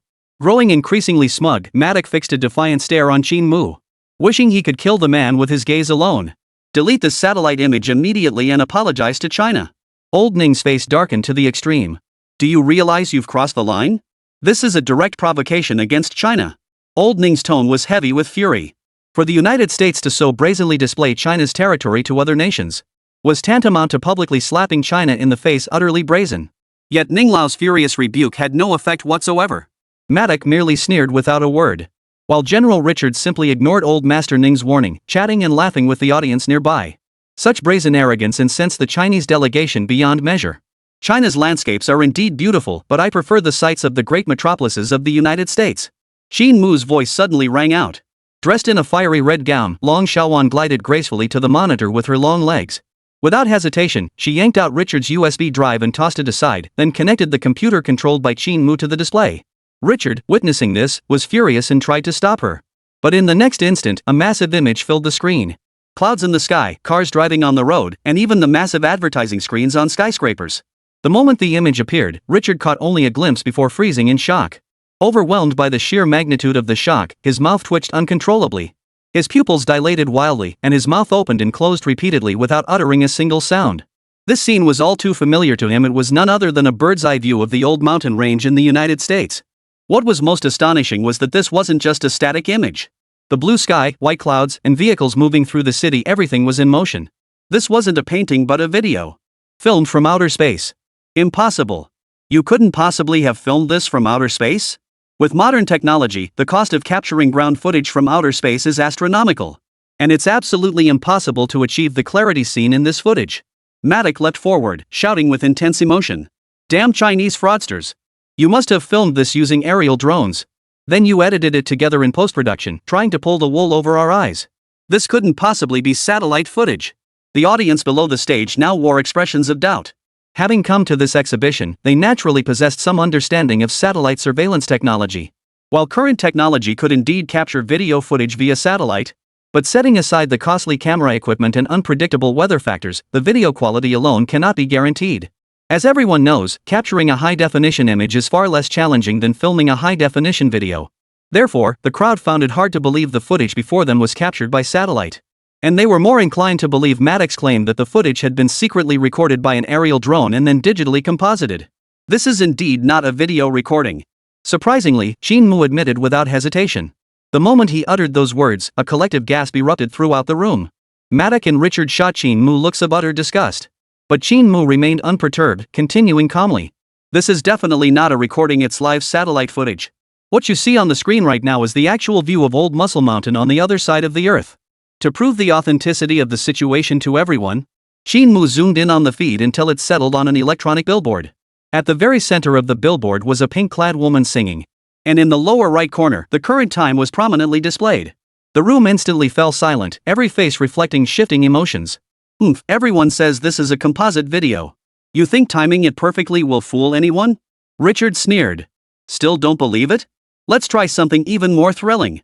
Qin Mu walked to the computer, made a few simple adjustments. And the footage began to rapidly shift. The original footage of Old Muscle Mountain vanished, replaced by a crescent-shaped deep water port. An enormous aircraft carrier and hundreds of destroyers and frigates of various classes were anchored in the dark waters near the harbor. The instant Richard saw this scene, his expression darkened considerably.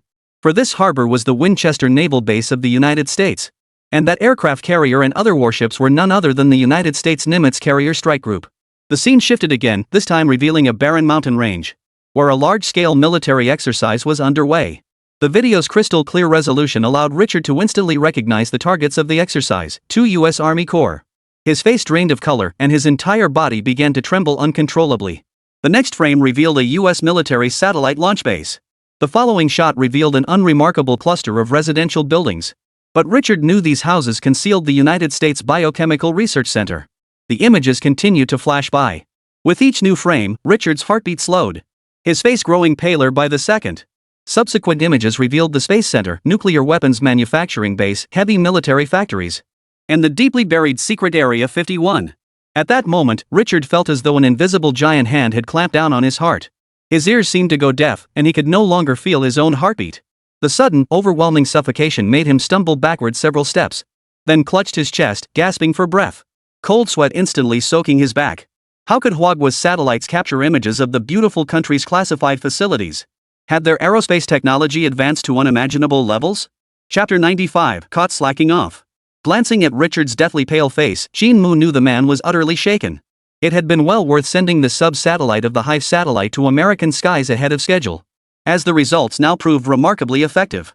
The preceding sequence of images had been Qin Mu showing off his skills, proving through action that photographing another nation's ground facilities wasn't exclusive to the United States. But China could do it too, and with far greater detail.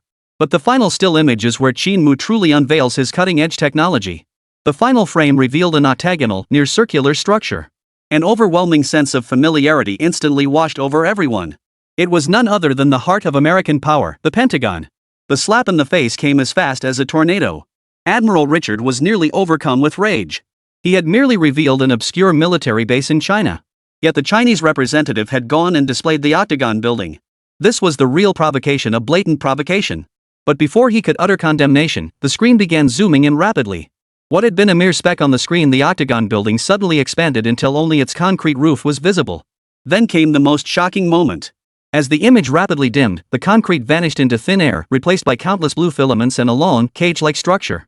Undoubtedly, these thin lines were the steel bars embedded within the concrete. But it didn't stop there.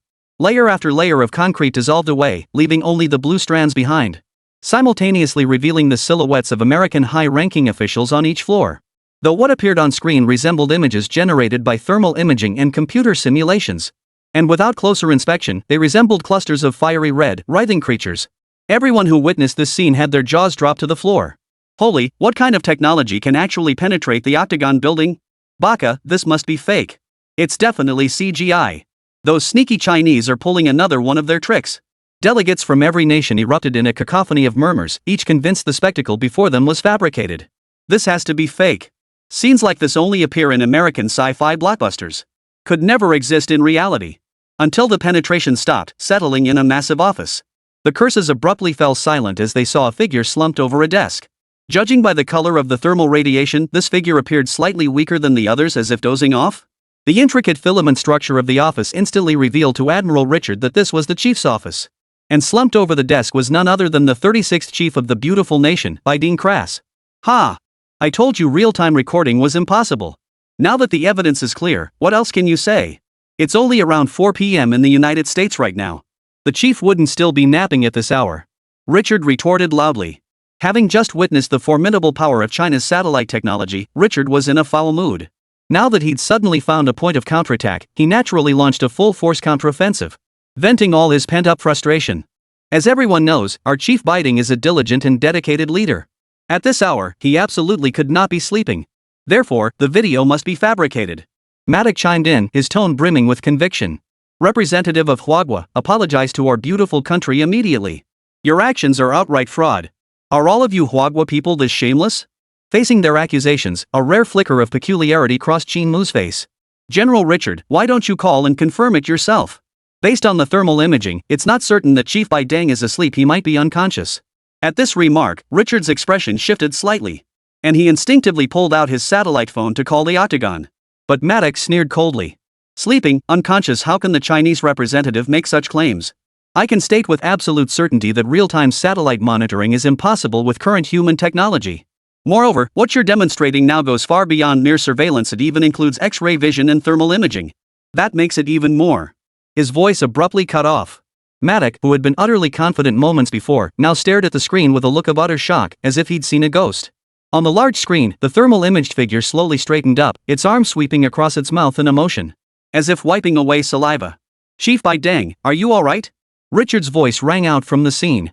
Though communicating with the chief in front of outsiders was improper, given the urgency of his condition, he had no choice but to call the chief on the spot. The exhibition hall had fallen completely silent. Everyone listened and watched in hushed stillness. At that moment, in the chief's office of the Octagon building, Biding was jolted awake by the shrill ringing of a telephone. By past experience, almost no one would disturb him at this hour, allowing him to sleep soundly for hours. Only to be rudely interrupted by none other than Admiral Richard, the very man he had recently demoted to a minor post. A nameless rage surged within his chest. Admiral, what is it? Biding's tone carried a hint of displeasure. Chief, were you feeling unwell just now? Would you like me to call a doctor to check on you? Richard's concerned voice came through the phone. Bai Deng instantly felt uneasy, instinctively glancing left and right. After confirming he was alone in the office, he replied sternly, "I'm perfectly fine. I've been handling all sorts of documents from the United States. General Richard, please spare me this insincere concern to curry favor with me. As public servants of the United States, we must lead by example and dedicate ourselves to our nation." Chief Bai Deng felt his speech was masterfully crafted, both rebuking the overly attentive Admiral Richard and positioning himself as an exemplary chief. Killing two birds with one stone, what a genius I am. Little did Chief Bai Deng realize, however, that his every move was being silently observed by a group of people. Though Richard hadn't put the call on speakerphone, the dead silence in the room allowed everyone to hear Chief Bai Deng's words clearly. Processing documents? Leading by example? Dedication to the nation? These words, paired with the images on the screen, were cringeworthy enough to make you want to scratch your feet. Is this how the chief of the beautiful country serves his nation? Sneaking in extra sleep during work hours? Then gaslighting subordinates? How utterly embarrassing! It's embarrassing enough to make your grandmother blush. Not just Richard, but even Mach felt his cheeks flush red, wishing they could sink through the floor. Chapter 96, Renewed Doubts, Qin Mu's Silence. Soon, everyone's attention shifted away from the incident of Bai Deng slacking off, and instead focused on another unbelievable fact. China's Pango satellite truly possessed real-time video recording capabilities. And not only that, even more astonishingly, their satellites could penetrate concrete to capture footage of more concealed spaces. At this realization, everyone felt as though they'd been slapped hard across the face, their cheeks stinging fiercely as if doused in chili powder.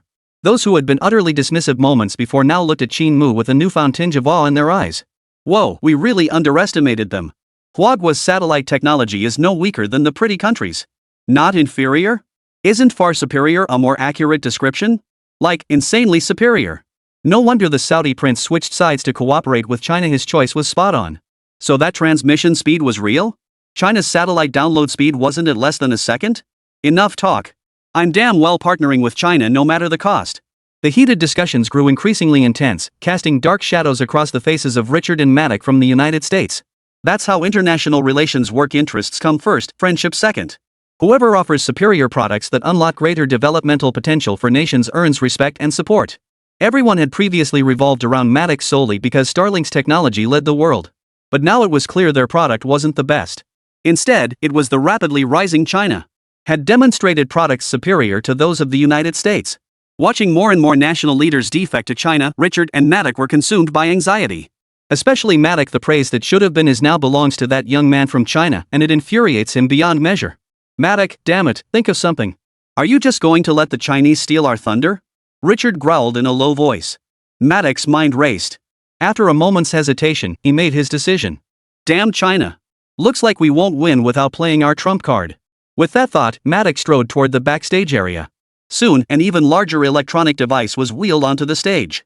Its sheer bulk required 6 staff members, including Mach himself, to push it out with great effort. Mr. Qin, I acknowledge that your nation's Pango satellites possess absolutely cutting-edge technology. However, I maintain that in practical applications, they still cannot match my Starlink satellites. First off, my satellites currently number a full 30,000 in low Earth orbit. This number will double in the future. As far as I know, your Pango satellite is merely a single unit launched less than 2 months ago. Even with a few auxiliary satellites orbiting over the United States, achieving global coverage remains extremely challenging. As if to prove his point, Mach activated the massive device before him. It was a space satellite relay station capable of transmitting images from Starlink satellites.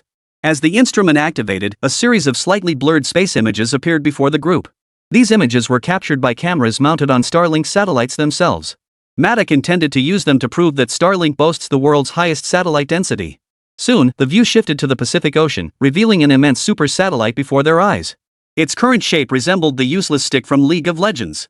Compared to other satellites, this one appeared not fully activated, remaining largely dormant. When the crowd saw the Pango satellite, they were first stunned by its supermassive size. Its sheer size was staggering, and it radiated a far more advanced technological aura than ordinary satellites. But awe quickly gave way to skepticism. Though the satellite looked impressive, as Mach had pointed out, a single satellite was insufficient to cover global communications.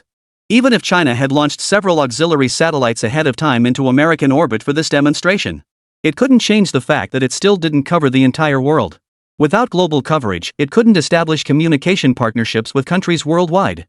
While the United States Starlink satellites began deployment years ago, today, tens of thousands of satellites encircle the Earth, forming a complete chain.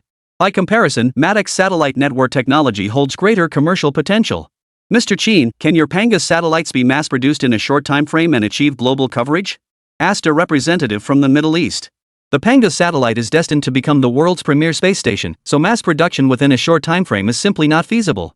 Without hesitation, Qin Mu shook his head. The Panga satellite cannot be mass-produced. It will remain a one-of-a-kind entity in the future. The moment these words left his mouth, murmurs erupted throughout the audience. Are you kidding me? If it can't be mass-produced, how can it compete with Starlink satellites?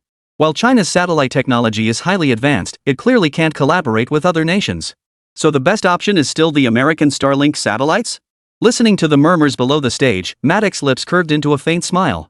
He strode confidently to the center of the stage and declared with imposing presence, "Everyone, please quiet down.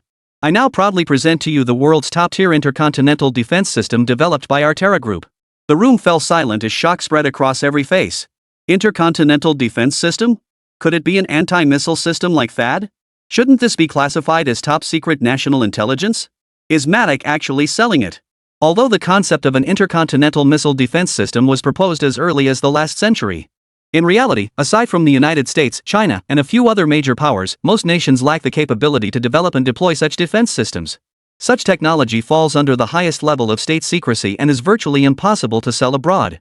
If nations could install such a system, they would gain the capability to retaliate against nuclear strikes, significantly elevating their national security posture. At this thought, many national leaders' faces flushed with fervor. They were tempted to buy American technology again. But just as the crowd buzzed with discussion, hesitating over whom to partner with, suddenly, someone noticed an anomaly appearing on the giant machine screen.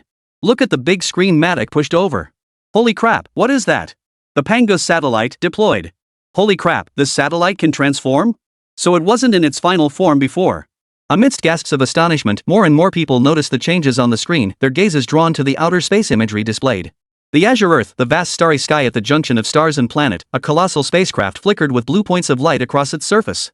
Chapter 97, Solar Wind Converter activated. Phew, finally debugged. We should be able to smoothly activate Pangu's primary form now. Qin Mu flashed a satisfied smile.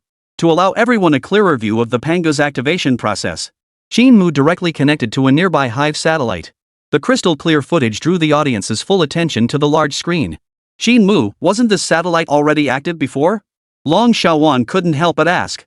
You've got some serious patience, waiting until now to activate it. Qin Mu gave a wry smile and explained. Do you think maintaining such a massive satellite is simple? It requires enormous energy. It wasn't activated earlier because the solar wind converter wasn't installed. Now that the energy system is complete, it's time to activate its primary form. At that moment, in low Earth orbit, the Pangu's startup sequence was underway. As energy flowed through its modules, interfaces between modules rotated and shifted, eventually locking them together securely. A massive plume of white gas erupted from the central ring cargo bay. In the next instant, 12 cargo box modules were propelled away from the spacecraft's surface by the gas surge. Those witnessing this scene instinctively assumed the satellite had malfunctioned. And many regional leaders harboring hostility toward China even wore expressions of schadenfreude. Yet to everyone's surprise, these 12 cargo modules were not discarded debris. The moment they separated, metal frames began extending from within each module, each frame terminating in a compact flamethrower unit. As the devices activated, the metal frames extended from the cargo containers interlocked with astonishing precision, assembling into a cohesive structure. The 12 cargo containers hurtling toward outer space visibly coalesced into a ring encircling the Pangu. The witnesses were utterly stunned by this spectacle, never dreaming such an ingenious docking method existed in outer space. Yet before their awe could fully settle, the next sequence left them utterly speechless. The massive disk encircling the Pangu began rotating clockwise, propelled by streams of flame erupting in unison from the same direction. As it rotated, the cargo bay opened, unfurling enormous solar panels stretching dozens of meters long. Though calling them solar panels wasn't entirely accurate, for these panels weren't made of blue photovoltaic materials, but rather a more sophisticated, even self-luminescent material. As the solar wind ring continued its rotation, the light emitted by the panels grew increasingly intense. At this moment, the Pangu resembled a colossal turbocharger floating in space. As the colossal solar wind ring spun, thick blue arcs of electricity coalesced from the ring and surged into the Pangu's hull. The crowd at the exhibition site was utterly dumbfounded. Hearts pounded wildly, blood seemed poised to burst from their veins. This method of satellite activation was something they had only ever seen in science fiction films. How could it be possible with modern human technology? Unbelievable, it was simply too incredible. The most thrilled were the representatives from China. Ning Jiao's flushed face betrayed her excitement as she clenched her fists tightly, while Old Master Ning's eyes were already brimming with tears. Even though they had been forewarned of the Pangu satellite's formidable capabilities, witnessing its official launch now still sent his blood racing. At that moment, he even wanted to let out a roar to vent the pent-up excitement in his heart. The other representatives from Huagua were equally exhilarated, their fists clenched as a profound sense of pride welled up within them. As the solar wind ring's rotational speed stabilized, immense energy surged into the Pangu's hull. Yet the 4 super cables connecting the ring to the hull ensured it remained perfectly aligned. Beep beep. Hive module fully charged. Quantum communication module fully charged. Qi strategic module fully charged. Life support module fully charged. Solar wind ring operating normally, energy transfer stable. A series of messages flashed across Qin Mu's watch. As the notifications pulsed, the Pangu vessel gained the energy to activate all modules. The dormant Pangu craft's mechanical components began rotating and transforming, as pale blue energy currents surged across its surface. The quantum communication modules activated first, with hundreds of massive antenna frames extending from the module's periphery to form a disc-shaped signal concentrator. Previously, due to the absence of the solar wind ring, a crucial energy supply device, quantum communication could only be activated briefly. But now, with ample energy, it could now operate continuously around the clock. The deployment of the quantum communication module made the Pangu spacecraft resemble a colossal aerospace apparatus. Next comes the honeycomb module. As the honeycomb module activates, the integrated production workshop begins automatic operation. An elongated satellite modules attached to the honeycomb surface are ejected. Upon separation, their tails unfolded into petal-shaped solar conversion panels, while their heads extended freely rotating super satellite cameras. One by one, the satellite pods were ejected from the honeycomb module, resembling fungal spores being sprayed into the air. In an instant, hundreds of microsatellites had gathered in orbit around the Pangu satellite. But this was not the limit. At full operational speed, the number of satellites doubles within just 6 hours. With the energy issue now resolved, Pangu could produce enough Hive satellites to cover the entire Earth within 6 months provided sufficient materials were supplied. Pangu could produce enough honeycomb satellites to cover the entire Earth within half a year. The performance of these satellites has already been demonstrated. They surpass Mach's Starlink satellites by more than a little. The Hive module houses a fully automated production facility capable of manufacturing 400 sub-satellites per 24-hour cycle. The stunning landscape images of the United States captured earlier were taken by these satellites. I believe you can appreciate their capabilities. These satellites integrate imaging, positioning, and meteorological analysis capabilities. We've also implemented sophisticated designs for intercontinental ballistic missile early warning systems. Now, for the demonstration phase. Qin Mu spoke eloquently, the audience listening in pin-drop silence. Everyone listened silently with reverent expressions. Meanwhile, Mach beside Qin Mu's side had a face twisted beyond recognition. He had once boasted of being a prodigy of his era, founding his first tech company at 16, and built a vast economic empire by 18. His revolutionary electric vehicles sold worldwide. His name was enshrined in American textbooks. Now at 50, he should have been unrivaled in the high-tech realm. Yet he had been surpassed by those damn Chinese. Not merely surpassed, but utterly crushed, completely and utterly crushed. Mach's gaze toward Qin Mu brimmed with envy. Though he knew these technologies were certainly not developed by the young man before him, the sight of his calm composure made Mach feel an overwhelming urge to pounce and tear him apart. All his pride lay shattered, every ounce of honor and praise reduced to nothingness. Chapter 98, The Unidentified Special Forces Soldier. Put. Without warning, Mach spat out a mouthful of blood. He staggered back 2 steps, only regaining his balance when General Richard steadied him. Yet the instant their hands touched, Mach's right hand came into contact with a hard, rigid object. A handgun. Although the organizers of the Little Days event had repeatedly emphasized that weapons were strictly prohibited at this exhibition, in reality, they dared not offend the American authorities. So they naturally didn't conduct body searches. Forget a handgun. Even if someone were strapped head to toe with TNT explosives, Little Days wouldn't dare say a word. Rules always serve the strong and bind the weak. In a flash, Mach had snatched Richard's service pistol. The scene caused everyone's faces to turn pale, their pupils dilating violently as a wave of terror swept through the room. At that moment, Mach was consumed by rage, his reason completely lost.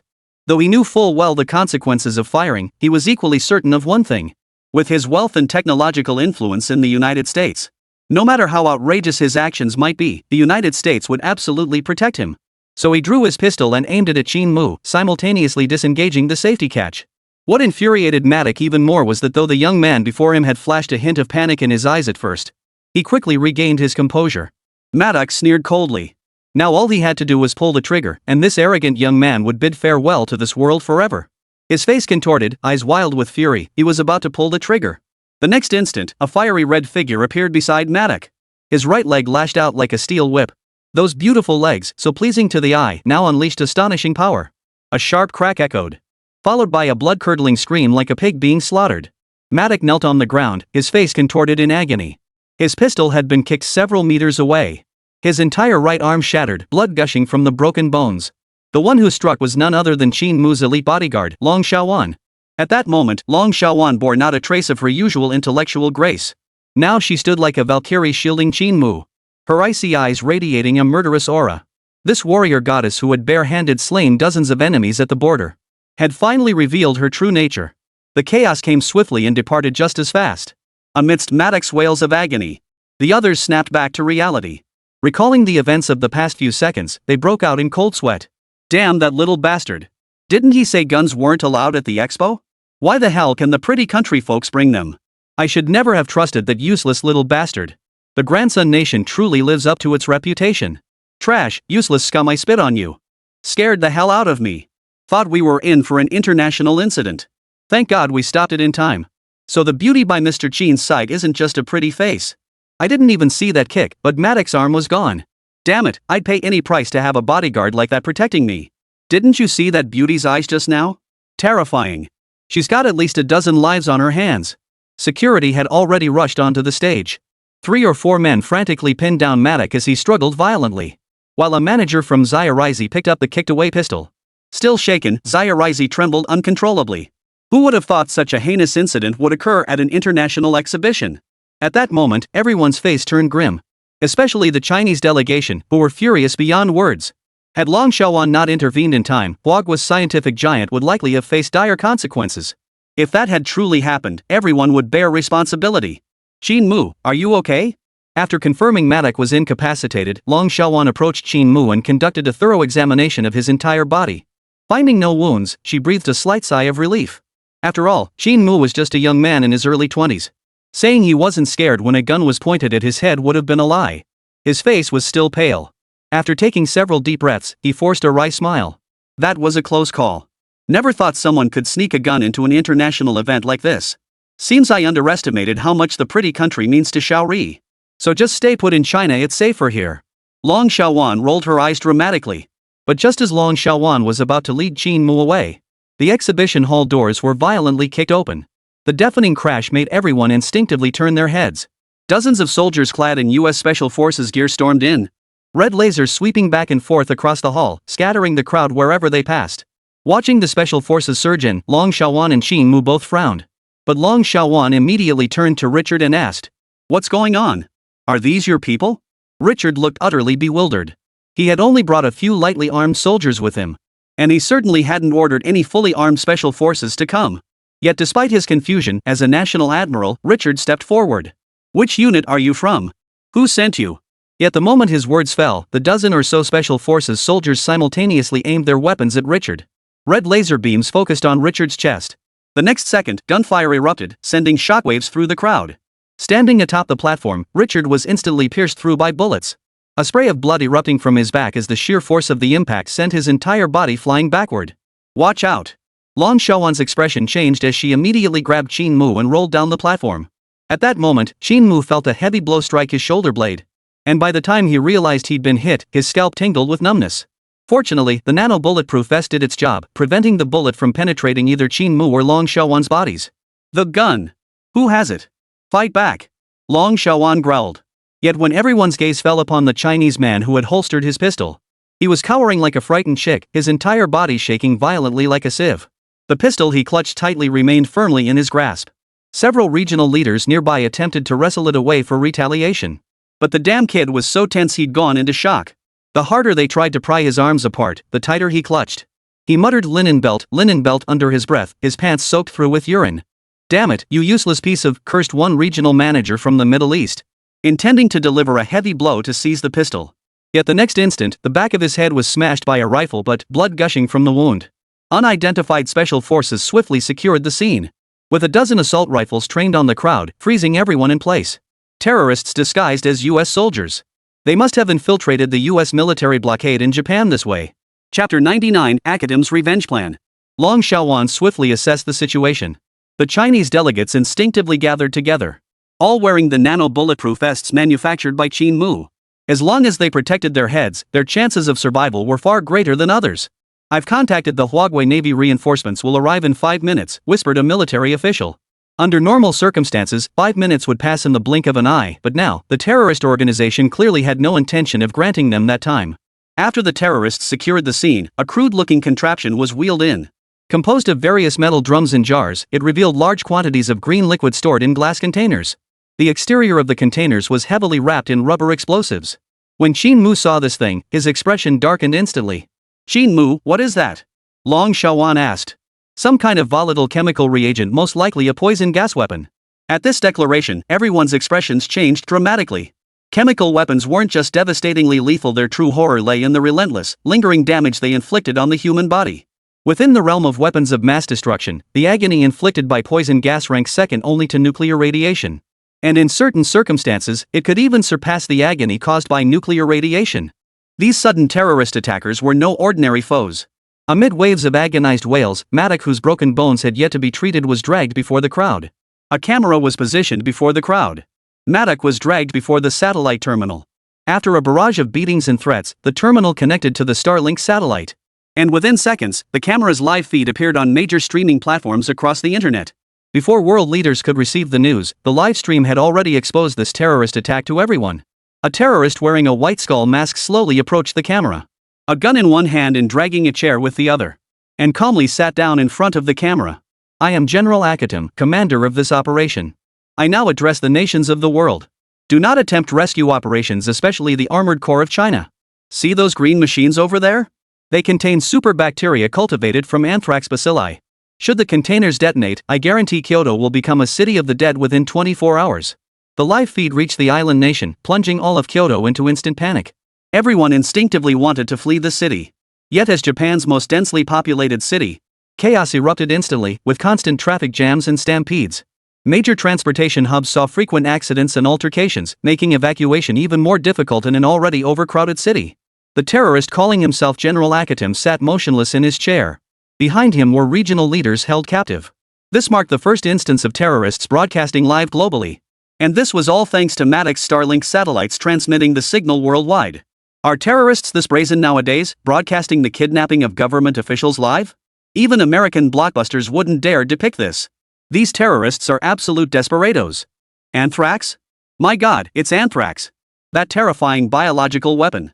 Foreign netizens erupted in discussion, with nearly everyone abandoning their work to follow this unprecedented super-terrorist attack. It wasn't just foreign networks. Even within China, countless people were watching the unfolding terror. When Chinese citizens spotted familiar faces among the hostages, and one of them was the renowned Professor Ning, their hearts clenched in anguish. Old Master Ning has made tremendous contributions to China's technological progress. We absolutely cannot give up on the rescue. I'm one of Old Man Ning's employees. He's truly a kind and benevolent elder. Doesn't our country have the Sentinel Armored Corps? Why haven't they been deployed yet? Damn it, you up there, stop mindlessly stirring the pot. Use your brain. If that biological weapon detonates, it won't just threaten the Chinese hostages, even the armored soldiers could be in danger. Such comments flooded the internet. Yet unlike the heated discussions among netizens worldwide, governments around the world fell into an unspoken silence. Not a single nation stepped forward to issue any statement. At that moment, in the high-level conference room of China, Zhao Kaixian of the Jiangbei military region was urgently summoned to the scene. As the commander of the Jiangbei military region, the first to possess a fully operational Sentinel Armored Corps, Zhao Kaixian would assume full command of the rescue operation. Navy Commander Yinding Yuan's gaze was deep and penetrating. "General Zhao, we have thoroughly investigated Akatim's background. He is a Lunado-descended leader of an extremist terrorist faction. His father participated in the construction of the Chernobyl nuclear power plant, while his mother was an ordinary teacher who died of cancer 8 years ago due to radiation exposure. He previously made numerous extreme statements declaring humanity parasites of Earth, calling for nations to destroy all nuclear weapons to jointly safeguard world peace. However, he was swiftly arrested by Austro-Hungarian authorities and imprisoned for 5 years, enduring severe torture during which psychological evaluations diagnosed him with severe hysteria. 2 years ago, he escaped from an Austro-Hungarian psychiatric hospital and vanished without a trace. Before this terrorist attack, he had once again publicly issued a statement calling for global nuclear disarmament, but it drew little attention. This attack is likely connected to nuclear weapons. As it turned out, Yingding Yuan's speculation was correct. After a prolonged silence, Akatim, who was broadcasting live globally, finally made a move. He escorted 2 officials from the Small Days organization before the cameras. Their faces ashen, trembling as they knelt with their heads bowed. My demand is simple: all nuclear-armed nations must immediately launch their nuclear warheads into outer space and detonate them. If no action is taken within 5 minutes, I will kill these 2 hostages immediately. I hear the United States and Japan share a long-standing friendship. Let the nuclear-free movement begin with the United States. United States, launch 5 nuclear warheads into outer space. Don't try any tricks. Starlink satellites can perfectly track the flight paths of nuclear warheads. The pressure was now on the United States. If they failed to destroy the warheads, the heads of Japan's 2 officials would be blown apart. Killing their own leaders in front of a global audience while being powerless to act would be unbearable even for Japan's top leader. He immediately dialed Biding's communication line and ordered the destruction of the 5 nuclear warheads as demanded by the terrorists. 5 minutes passed in the blink of an eye, yet American airspace remained silent. And the American nuclear warheads never appeared in outer space. Ha! Seems your relationship isn't as close as the reports claim. Akatim smiled faintly, then without hesitation shot and killed the 2 little days. Chapter 100 Protest March, accusing cold-bloodedness. This act made everyone's faces go pale. Though they harbored no affection for the little days, the fact that this terrorist leader could so decisively execute their leader would undoubtedly shoot them without hesitation too. There was no doubt about it. The severity of this terrorist attack was on par with the infamous 985 incident. As these thoughts settled in, everyone's expressions grew even more grim. Meanwhile, on overseas forums, furious condemnations from Little Day's netizens erupted in waves. Why should we islanders suffer because the pretty country refuses to destroy its nuclear weapons? Bastards! Do they think we Japanese are easy to bully? Who do they think they are, picking on us like this? Our lives matter too. Why should we take the fall for the pretty country? But their rage didn't last long before netizens from other countries started mocking them. What's wrong with making you little islanders take the fall? Don't you have any idea how much nuclear waste you dump into the Pacific every year? In my opinion, just poison the whole of Kyoto and be done with it. At least it'd save the environment from pollution. It's common knowledge that Japanese people grow up eating nuclear waste, so their brains aren't exactly sharp. Soon, the next batch of hostages was brought forward. 2 officials from the United States.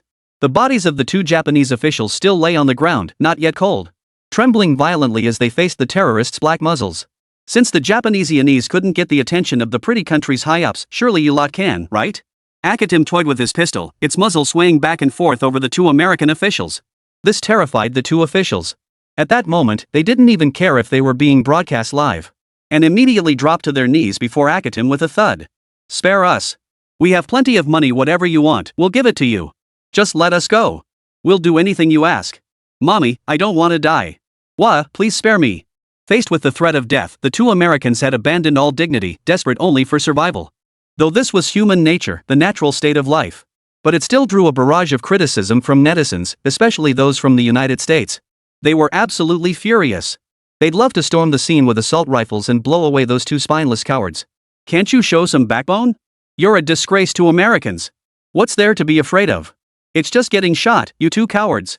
If I were there, I wouldn't even flinch. At worst, I'd die, but American dignity can't be compromised. Yeah, I wouldn't flinch either. Plus, I served in the military. I'd definitely wrestle the gun away and take them down. Many American netizens felt mere verbal abuse wasn't enough. So they flooded the comments section of the official American forum. They cursed the American officials sent to handle the situation as useless, and that he was completely disgracing the United States. The higher-ups who selected them must have been kicked in the head by a donkey to pick such cowards. At that moment, inside the conference hall of the Octagon building, Chief Bai Deng and over a dozen other high-ranking officials were discussing the incident. Facing the escalating online backlash, they tacitly chose to ignore it. Our current nuclear warheads, including the intercontinental ballistic missiles that carry them, cost $150 million per set. Sacrificing 5 ICBMs to rescue 2 hostages is simply not worth it. Moreover, the terrorist leader is that madman Akatim. If we cave now, the losses will only multiply later. The finance minister stated calmly. If we refuse Akatim and our people are killed, our government's deterrence will be severely undermined. That will inevitably spark widespread unrest and protests domestically, the Minister of Internal Affairs countered, his brow furrowed. Don't forget other nations will face unrest too. This is a hot potato. Whoever handles it first invites trouble. After hours of fruitless debate, the pressure fell on Chief Bai Deng, seated at the front of the conference room. He tapped the table lightly, his voice deep yet calm. Gentlemen, cease your arguments. The United States will not compromise with terrorist organizations. Dispatch special forces to the base within Shaori territory immediately. Rescue them if possible, if not, abandon them. As the deadline passed, the United States showed no response. Without hesitation, Academ pulled the trigger, eliminating 2 American operatives. Next came John Bull, the Indian, the British Empire, and Israel. Yet tragically, no matter how desperately these nations' representatives pleaded for help from their leaders on camera, they still couldn't force the leaders to destroy their nuclear weapons. Surrendering the cards did not mean Academ would let the matter rest, so the nations maintained their silence. Individual lives meant nothing in the face of nuclear weapons. Yet when citizens witnessed their desperate representatives being shot dead while their governments remained indifferent, the people's fury was ignited. They swiftly gathered outside government buildings, holding anti-nuclear signs and marching in protest. Numerous grassroots organizations denounced governments as cold-blooded, inactive, and treating human life as worthless. To sacrifice countless lives for a mere handful of weapons of mass destruction was nothing short of barbaric. Now facing immense pressure from both domestic and international sources. Yet they had no effective solutions. Because the terrorist attack occurred in the capital region of Little Japan, even the nearest US Navy forces would take over an hour to arrive. Moreover, the terrorists possessed weapons of mass destruction, chemical agents, and mishandling the situation could lead to incalculable consequences. Therefore, regardless of how passionate the domestic public sentiment was, governments around the world remained in a state of watching from the sidelines. But this stance was becoming increasingly unstable amid the escalating public demonstrations. Glancing at news reports of various protests, large and small, a faint smile played at the corners of Academ's lips beneath his mask. He had already achieved half his goal with this terror attack, to expose the ugly truth of governments to the world's people. To witness how utterly indifferent they were to their own citizens lives in the name of nuclear deterrence. The next target to be forced into abandoning its nuclear facilities was China. But then, 2 gun-wielding terrorists appeared behind Qin Mu and the others. You move over there. Old Master Ning was chosen, and the other was Qin Mu. The 2 exchanged a glance, then rose silently and walked toward Academ with composed demeanor. Compared to representatives from other nations, their composure was markedly steadier. When their figures appeared on the live broadcast feed, the hearts of China's high-ranking officials immediately leapt to their throats. Qin Mu was the linchpin of China's rise. Any mishap involving him would deal an unimaginably devastating blow to the nation. However, Zhao Kaishuan's original plan was to launch a forced rescue operation, using the mobility of the Sentinel armor to forcibly extract Qin Mu, Ning Lao, and the others. Yet before the plan could be executed, Qin Mu halted it, as he proposed a more prudent alternative. One that would both demonstrate China's strength to the world and minimize casualties. The central figure of this plan was named Shi Yu. Chapter 101, Qin Mu becomes a traitor?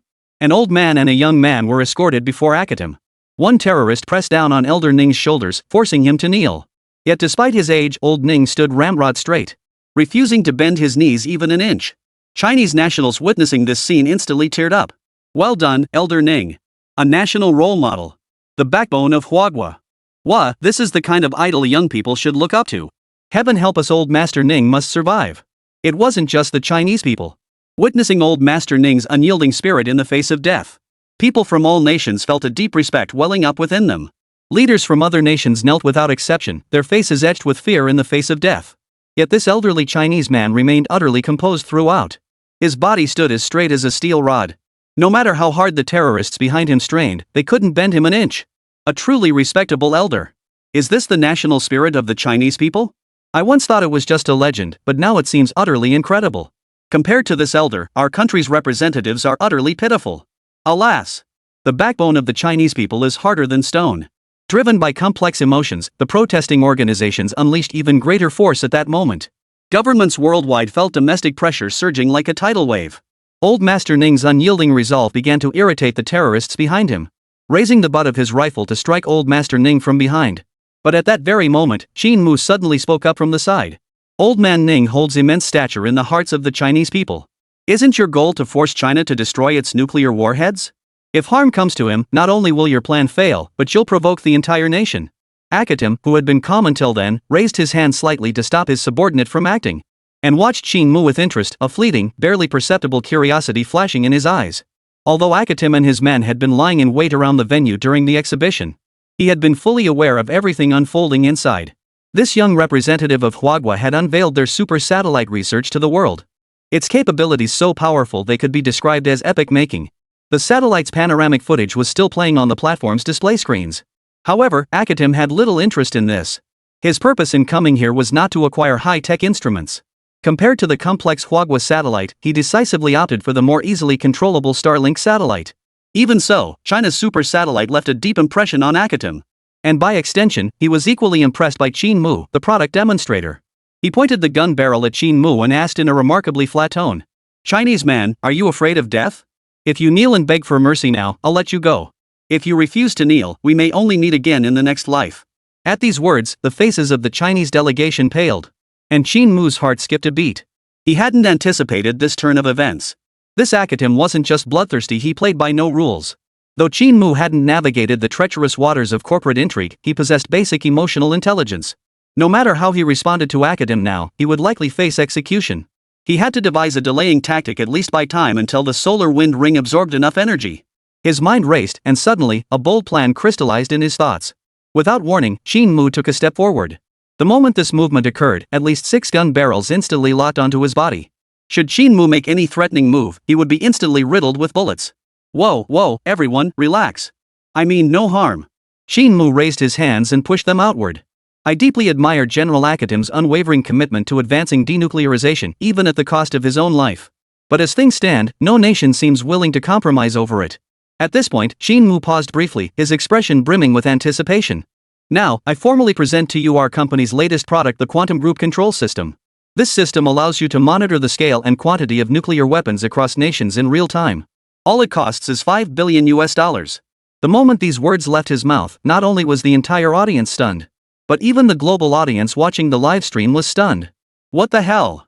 Selling products to terrorists in front of the entire world? Has this guy lost his mind? Or does he just care about money, not people? Qin Mu's product demonstration continued.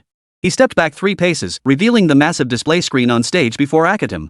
This super satellite not only features the world's only civilian communication system, but also integrates a strategic early warning system. My Quantum Group Control System can monitor all surface heat source changes worldwide. As everyone knows, the heat generated when an intercontinental missile launches is immense. My system achieves data transmission from ICBM launch to signal reception in just 0.01 seconds. Qin Mu explained to Akatim at breakneck speed. Akatim now seemed to show a hint of interest in Qin Mu's words. He did not interrupt. Instead, he gestured for Qin Mu to continue. Next, I will manually operate this satellite to maximize its power output. Only then can we activate the Quantum Swarm Control System. Qin Mu retrieved the remote control and pretended to press a few buttons on the display. The other terrorists instantly tensed up, but Akatim immediately waved his hand, signaling everyone to relax. He was deeply intrigued by Qin Mu's mention of the nuclear weapons monitoring system. On the screen, the solar wind ring of the Pango satellite amplified its solar energy absorption capacity, illuminating the entire solar wind ring with a blinding halo. Simultaneously, vast amounts of converted energy surged across Pango's surface, now resembling an electric baton as massive blue arcs danced across its entire body. These arcs flowed up and down before converging on a black machine at the head. All eyes were riveted on the astonishing spectacle unfolding in the video feed. As immense energy poured in, the device atop Pango's head slowly unfolded like petals, ultimately forming a massive trident-like apparatus. Is this the Quantum Group Control System? Akatim narrowed his eyes slightly, turning to ask a terrorist beside him, Luther, could we use this satellite to infiltrate the nuclear facilities of the United States? The terrorist known as Arthur paused briefly before shaking his head. Infiltrating nuclear facilities across nations is no simple feat, but judging by this satellite's demonstrated capabilities, with its assistance, we could accomplish many things previously beyond our reach. This satellite functions as a massive signal transceiver, offering tremendous advantages for our cause. Arthur was an exceptionally brilliant technical genius within the organization, and Akatim trusted his words completely. $500 billion and your life spared, that's the price for full operational rights to the satellite, Akatim stated his terms. When Qin Mu publicly announced his collaboration with terrorists before all netizens, public sentiment erupted instantly. Both domestic and international internet platforms were flooded with voices cursing Qin Mu. Chapter 102, A Competent Merchant. Foreign netizens. I take back what I said about Chinese people having backbone, they're all spineless. Choosing to appease terrorists out of fear of death? Ha, that's the true face of China. This guy disgusts me, he's even more despicable than the terrorists. That cowardly bastard, I'd love to shoot him myself. Not only abroad, but domestically as well, there was no shortage of abusive comments. Originally, the integrity displayed by Old Ning had filled them with pride. But the contrast came as a shock. This young Chinese man would stoop to collaborating with terrorists just to save his own skin. These terrorists had just slaughtered over a dozen people. And collaborating with such executioners was utterly disheartening. Online curses against Qin Mu flooded the internet. And Akatim, monitoring foreign media trends, even warned Qin Mu that he had become a pariah, reviled by all. Yet Qin Mu remained unfazed, stubbornly insisting on raising the price of his product. This satellite will cost no less than 80 billion, not a penny less. General Akatim, you should understand that using a satellite and owning one are two entirely different concepts. If your offer doesn't reach 80 billion, we won't proceed with the deal. Click. The pistol cocked instantly, its barrel pressed against Qin Mu's temple. Akatim's eyes flashed with icy murderous intent. You dare bargain with me? This isn't bargaining, Mr. Akatim. I'm taking immense risks by cooperating with you, risks that must be factored into the satellite's price. Qin Mu remained unflinching. But I guarantee, once you use the satellite, you'll understand just how powerful it is. Staring at Qin Mu's expression, which seemed to say he'd risk his life for money, Akatim suddenly burst into laughter. Though I dislike your attitude, I must admit you're a competent businessman. You're the first to haggle with me and in front of the entire world, no less. So after this deal, my reputation will be ruined. But to survive, I have no other choice. The Pangdo satellite's formidable capabilities had already been demonstrated at previous exhibitions. And Akatim was well aware of this, which was why he had engaged in such a lengthy conversation with Qin Mu. Now that he'd decided to purchase the satellite, it was time to get down to business. China also shows no signs of dismantling its nuclear arsenal. In that case, this esteemed elder will have to bear the consequences. With that, Akatim aimed the gun barrel at Elder Ning. At that moment, Chinese netizens watching the livestream felt their hearts freeze in terror, nearly forgetting to breathe. Was this revered figure, Elder Ning, about to be killed before their very eyes? Many closed their eyes, unable to watch. Unable to bear it. For what followed was something they could never bear to witness. Some netizens immediately began typing furiously, condemning the government's inaction. Hold on. I believe it's necessary to demonstrate the product's functionality further. General Akatim, please look at the big screen. Before Qin Mu could finish, he was interrupted by Akatim. Are you pleading for this old man? Trying to stall for time?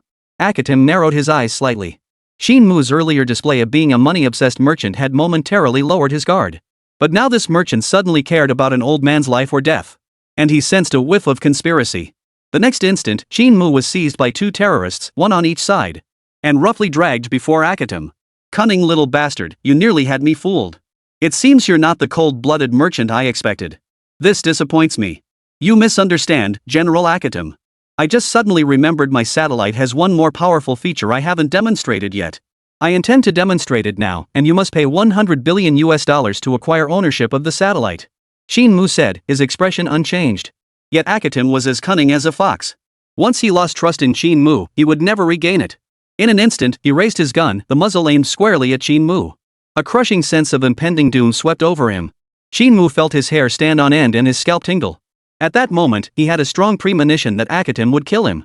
No matter how eloquently he pleaded, this cold-blooded executioner would kill him without mercy. The scene fell deathly silent, every eye fixed on Qin Mu and Akatim, who held the gun aimed at him. There was no doubt about it, this representative of Huagua was as good as dead. He had deceived this terrorist leader. And as punishment, he would be shot in the head without hesitation. At this critical moment, beep, beep. Qin Mu's watch suddenly emitted an alarm. Akatim's attention wavered for an instant. Shiyu strategic system installation complete. Solar wind ring energy supply complete. Plasma channel operational. Fission vector port verified. All units operating normally. Target acquired. Shiyu ion beam cannon activated. Amidst a series of electronic beeps, a crimson glow flickered across the massive display screen behind Qin Mu. All the terrorists' eyes instinctively turned toward the screen. And the hostages, realizing what was about to happen, also turned their heads toward the screen. Only to see the head of the massive satellite suspended in outer space rapidly gathering a crimson glow.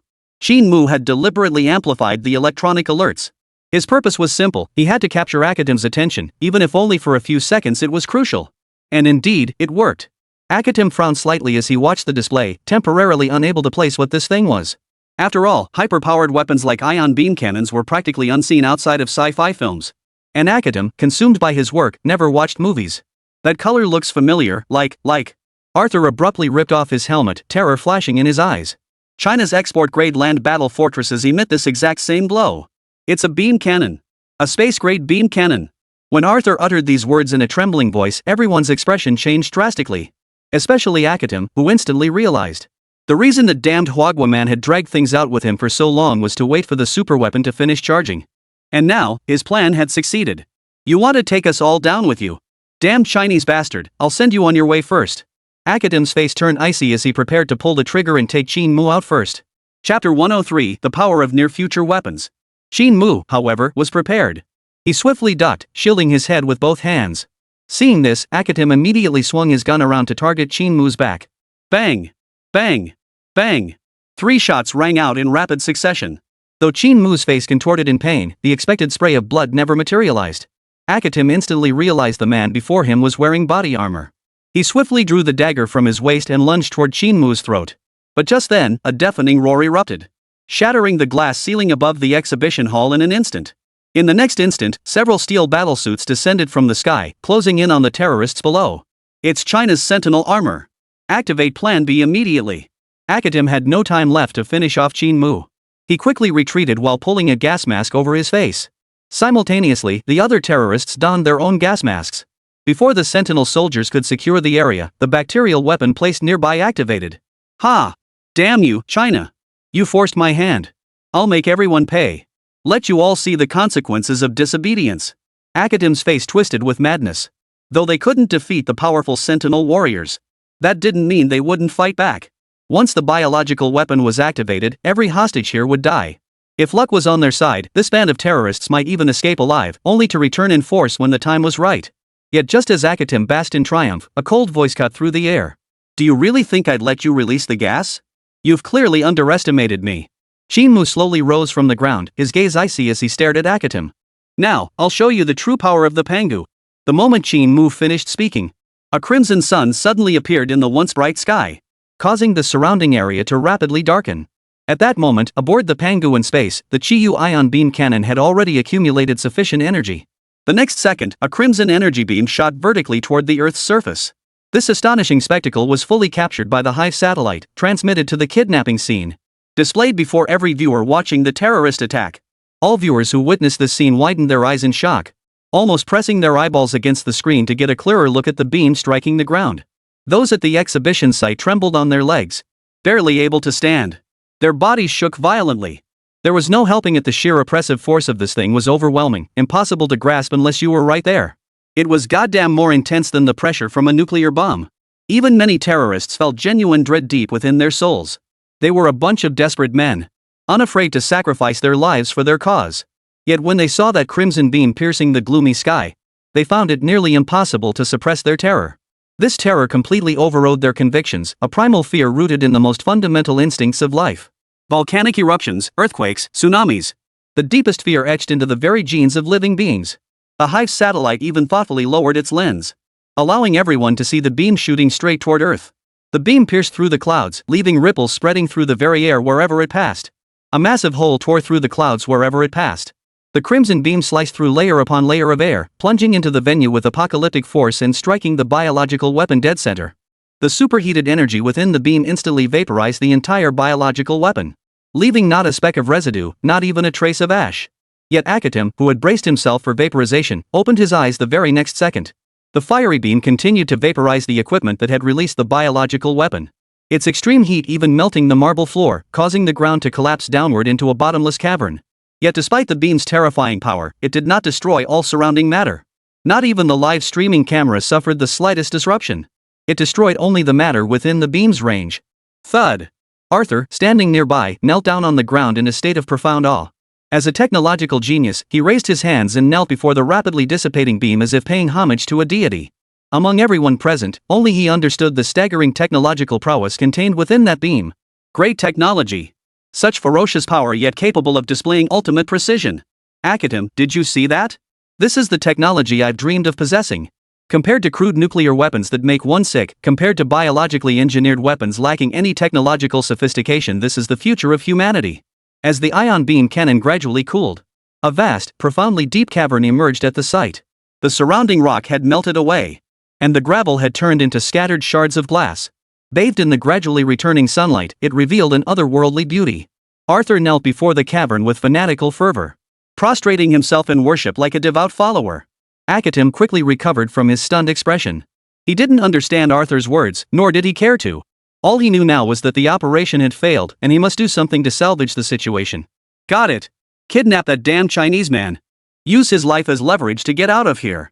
The thought formed, and Akatim lunged at Qin Mu, the dagger in his hand thrusting straight for his throat. Qin Mu instantly saw Akatim's move, but he merely watched the man lunging toward him. His body relaxed, utterly still. Akatim saw no flicker of emotion in his eyes. The next instant, a steel armor shielded Qin Mu, gripping the dagger with precision. With a sharp snap, the blade snapped clean in two. No! I refuse to accept this. My plan was flawless. Why did it fail? I only wanted to create a world without nuclear weapons. Why did you stop me?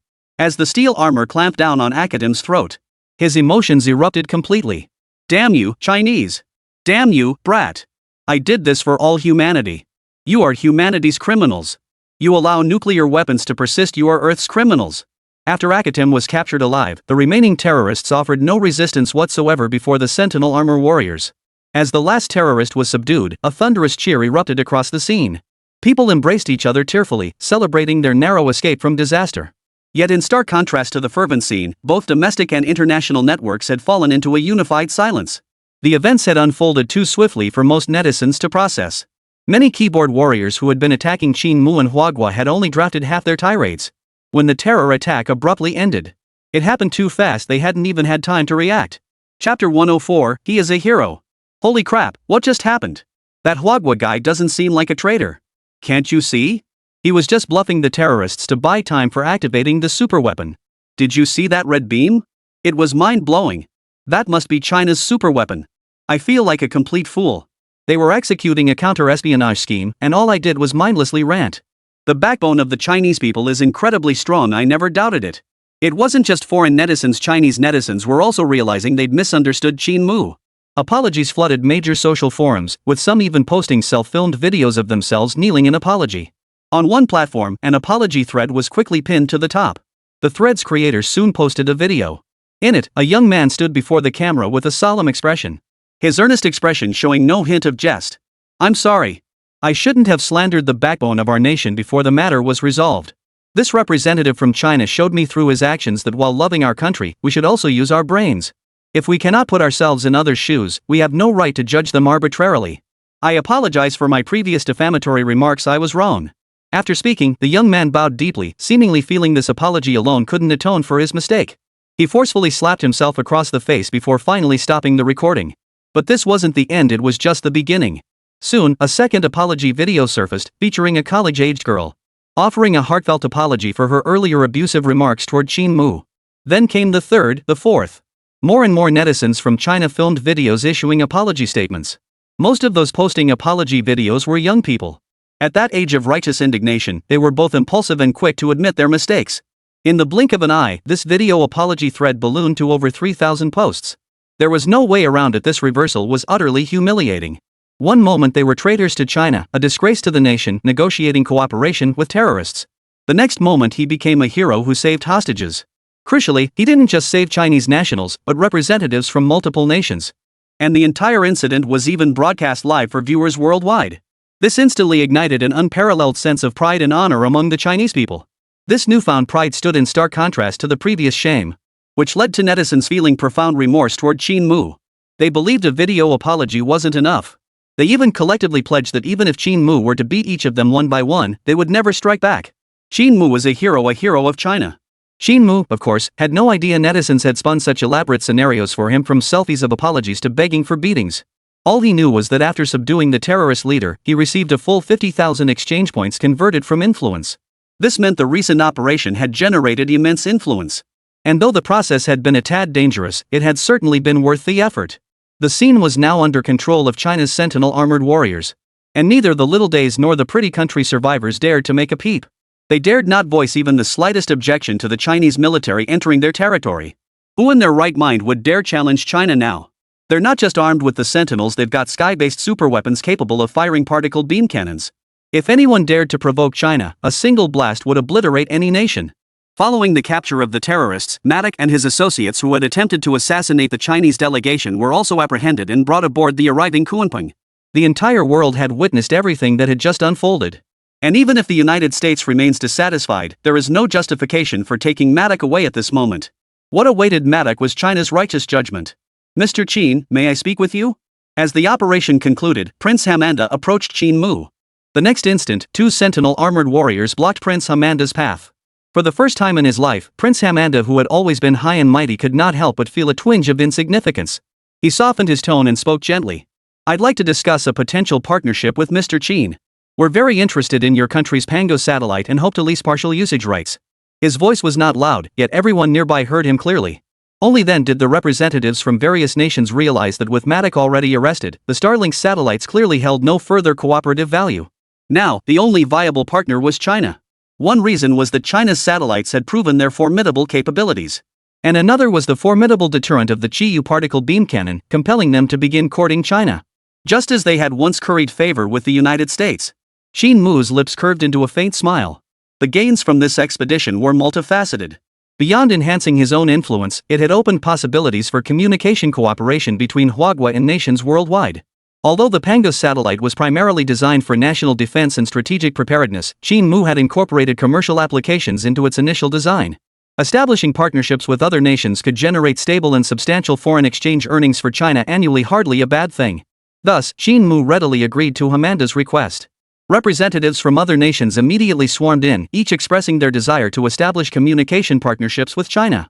Based on territorial area, the communication lease fee is $1 billion per 700,000 square kilometers, with overpayments refunded and underpayments collected. After consulting with Elder Ning and several domestic experts, Qin Mu provided the quotation. 700,000 square kilometers equaled the size of Qinghai province. The leasing fees for the Hive's satellite signal coverage were calculated based on each country's land area. Meaning larger countries paid more. This approach ensured even landlocked nations could afford the fees. National representatives raised no objections to Qin Mu's proposal, swiftly advancing to the payment and deployment phase. Notably, during this process, a temporarily appointed representative from the United States also requested cooperation. Qin Mu did not refuse. After all, profits were profits regardless of the source, and securing revenue from the United States was certainly advantageous. Given the vast territory of the United States, the final calculation revealed an annual communication fee of nearly $13 billion. Though this caused considerable pain for the American leadership, they gritted their teeth and paid the fee, considering the formidable capabilities of China's satellites.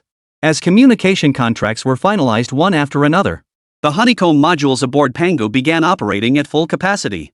Countless honeycomb satellites launched toward every corner of the globe, hovering over nations worldwide. Within half a year, these satellites will blanket every corner of the planet.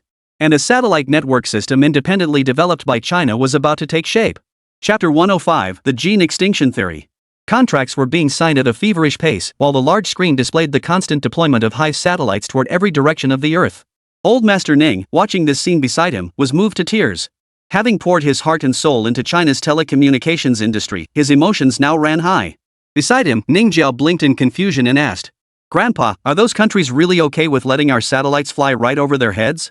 Aren't they afraid we'll steal data on their classified facilities? Ning Lao wiped his eyes and chuckled. American satellites frequently passed over our territory before. To prevent them from detecting our forces, we set up numerous fake camps and tanks to disrupt their surveillance. Though crude, it was the only way to counter space monitoring.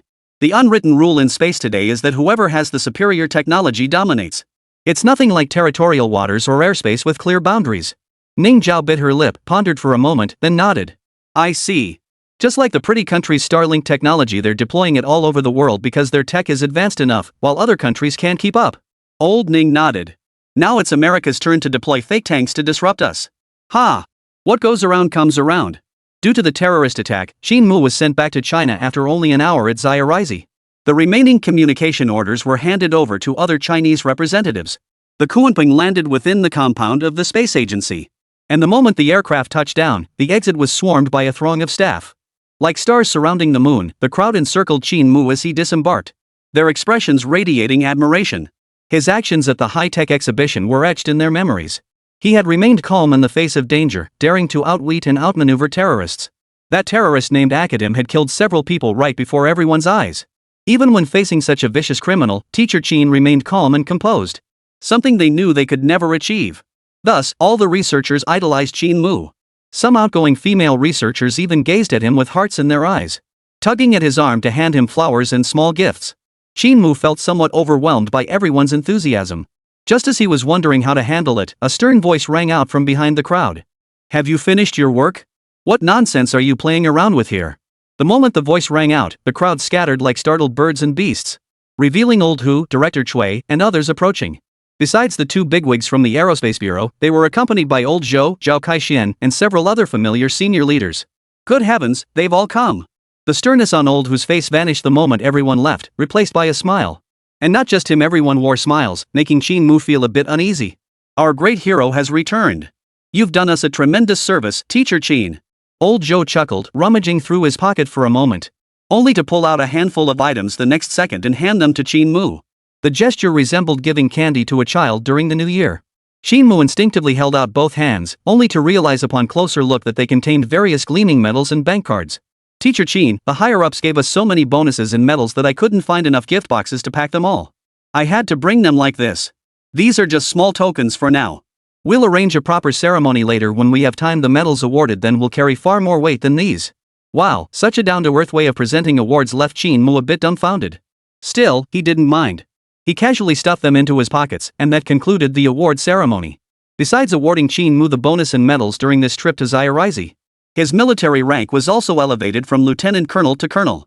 A colonel at 23 or 24? That would probably scare the pants off anyone who heard it. Qin Mu was now just one step away from general rank. A week passed in the blink of an eye, and as time flowed on, the heat surrounding the terrorist attack that had occurred on Xiaorizi's home turf rapidly cooled. While not entirely forgotten, it had faded from the center stage of public discourse. This development was actually a blessing for Qin Mu. At that moment, at the Quanzhou satellite launch site, four massive metal cargo containers slowly ascended into the sky under Qin Mu's watchful gaze. Qin Mu had not halted progress on the Pangu satellite project, his ultimate goal being to build a super space station. Thus, he had been steadily advancing the Pangu project during this period. This marked the third launch this week, and after this final ascent, the Pangu satellite would officially be renamed the Pangu Space Station. The four life support systems launched this time would integrate with the previous modules to complete the internal self-sustaining cycle, paving the way for astronauts to conduct space research aboard the station. As the electronic beep signaling a successful connection echoed in his ears, Qin Mu was met with enthusiastic applause from those around him. The space agency technicians involved in monitoring and operations rose to their feet, clapping excitedly. Rebuilding the Huagua space station in such a short time was truly an extraordinary achievement. Brother Qin Mu, Sister Xiaowan and I are here to pick you up. A familiar voice rang out from the doorway. Qin Mu turned to see two women, one tall and one petite, standing gracefully at the doorway. Long Xiaowan and Ning Jiao had come to escort Qin Mu for a physical examination. Although a week had passed since the terrorist attack, old Zhou and others still insisted that relevant personnel undergo comprehensive physical examinations. According to intelligence obtained from the terrorists, the biological weapon they used was exceptionally potent. To be on the safe side, everyone will undergo one final medical examination. Your blood sugar is a bit low. Do you often stay up late? Make sure to get enough sleep when you go home, and eat more fresh fruit. Cut back on takeout and carbonated drinks if you can. Eat more home-cooked meals. Qin Mu was lectured by the doctor, who summed it up as poor lifestyle habits, no major issues, but minor ones requiring attention. Qin Mu smiled it off, but behind him, Long Xiaowan's brow furrowed slightly. That night back at the Zhangbei military district, Long Xiaowan made an unprecedented effort and fried 10 eggs for Qin Mu.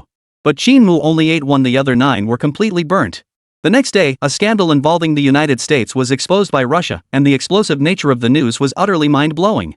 According to Russian sources, evidence now indicates that the United States is conducting a research project called sub-selection genetics at a certain institute in the Middle East. The project's stated goal was to explore genetic differences between various ethnic groups. The moment the news broke, a wave of genetic panic swept across the entire world. Chapter 106, Biological Computer. Qin Mu, have you seen the news? Something huge just happened. Song Keke, whom he hadn't seen in ages, burst into Qin Mu's studio looking panicked. Holding up her phone, she exclaimed, "The United States is researching our genes. I heard they're developing targeted viruses and stuff. It's terrifying." Song Keke had visibly thinned since their last meeting, mainly due to the intense daily training required to maximize the Sentinel armor's capabilities. Qin Mu had seen the news Song Keke mentioned, but he didn't give it much thought. Cracking specific population gene sequences is a massive undertaking. With the pretty country's current technology, it's simply impossible. Stop worrying needlessly.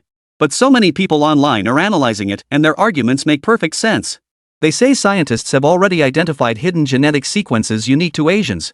If this data falls into the hands of those with sinister intentions, developing targeted biological weapons is only a matter of time. Besides Qin Mu, the studio also housed several other researchers from the Zhanjiang military factory. And upon hearing Song Keke's words, their brows furrowed slightly, a flicker of concern crossing their eyes. The recent terrorist attack in Xiaorizi was still fresh in everyone's minds. And word had it the epidemic prevention team still hadn't developed an effective countermeasure against the superbugs. Senior officials had even lost their temper over this, issuing a strict order demanding they develop a specific antidote to suppress the superbacteria within 6 months. If remnants of Akatim still existed and launched retaliation against China, the consequences would be unimaginable. Qin Mu took Song Keke's phone and carefully read through the news report. The information was leaked by scientists from Bear Country, ensuring its authenticity. Thus, it was now certain that a genetic crisis was quietly unfolding. "I'm aware of this," Qin Mu said, returning Song Keke's phone before resuming his work.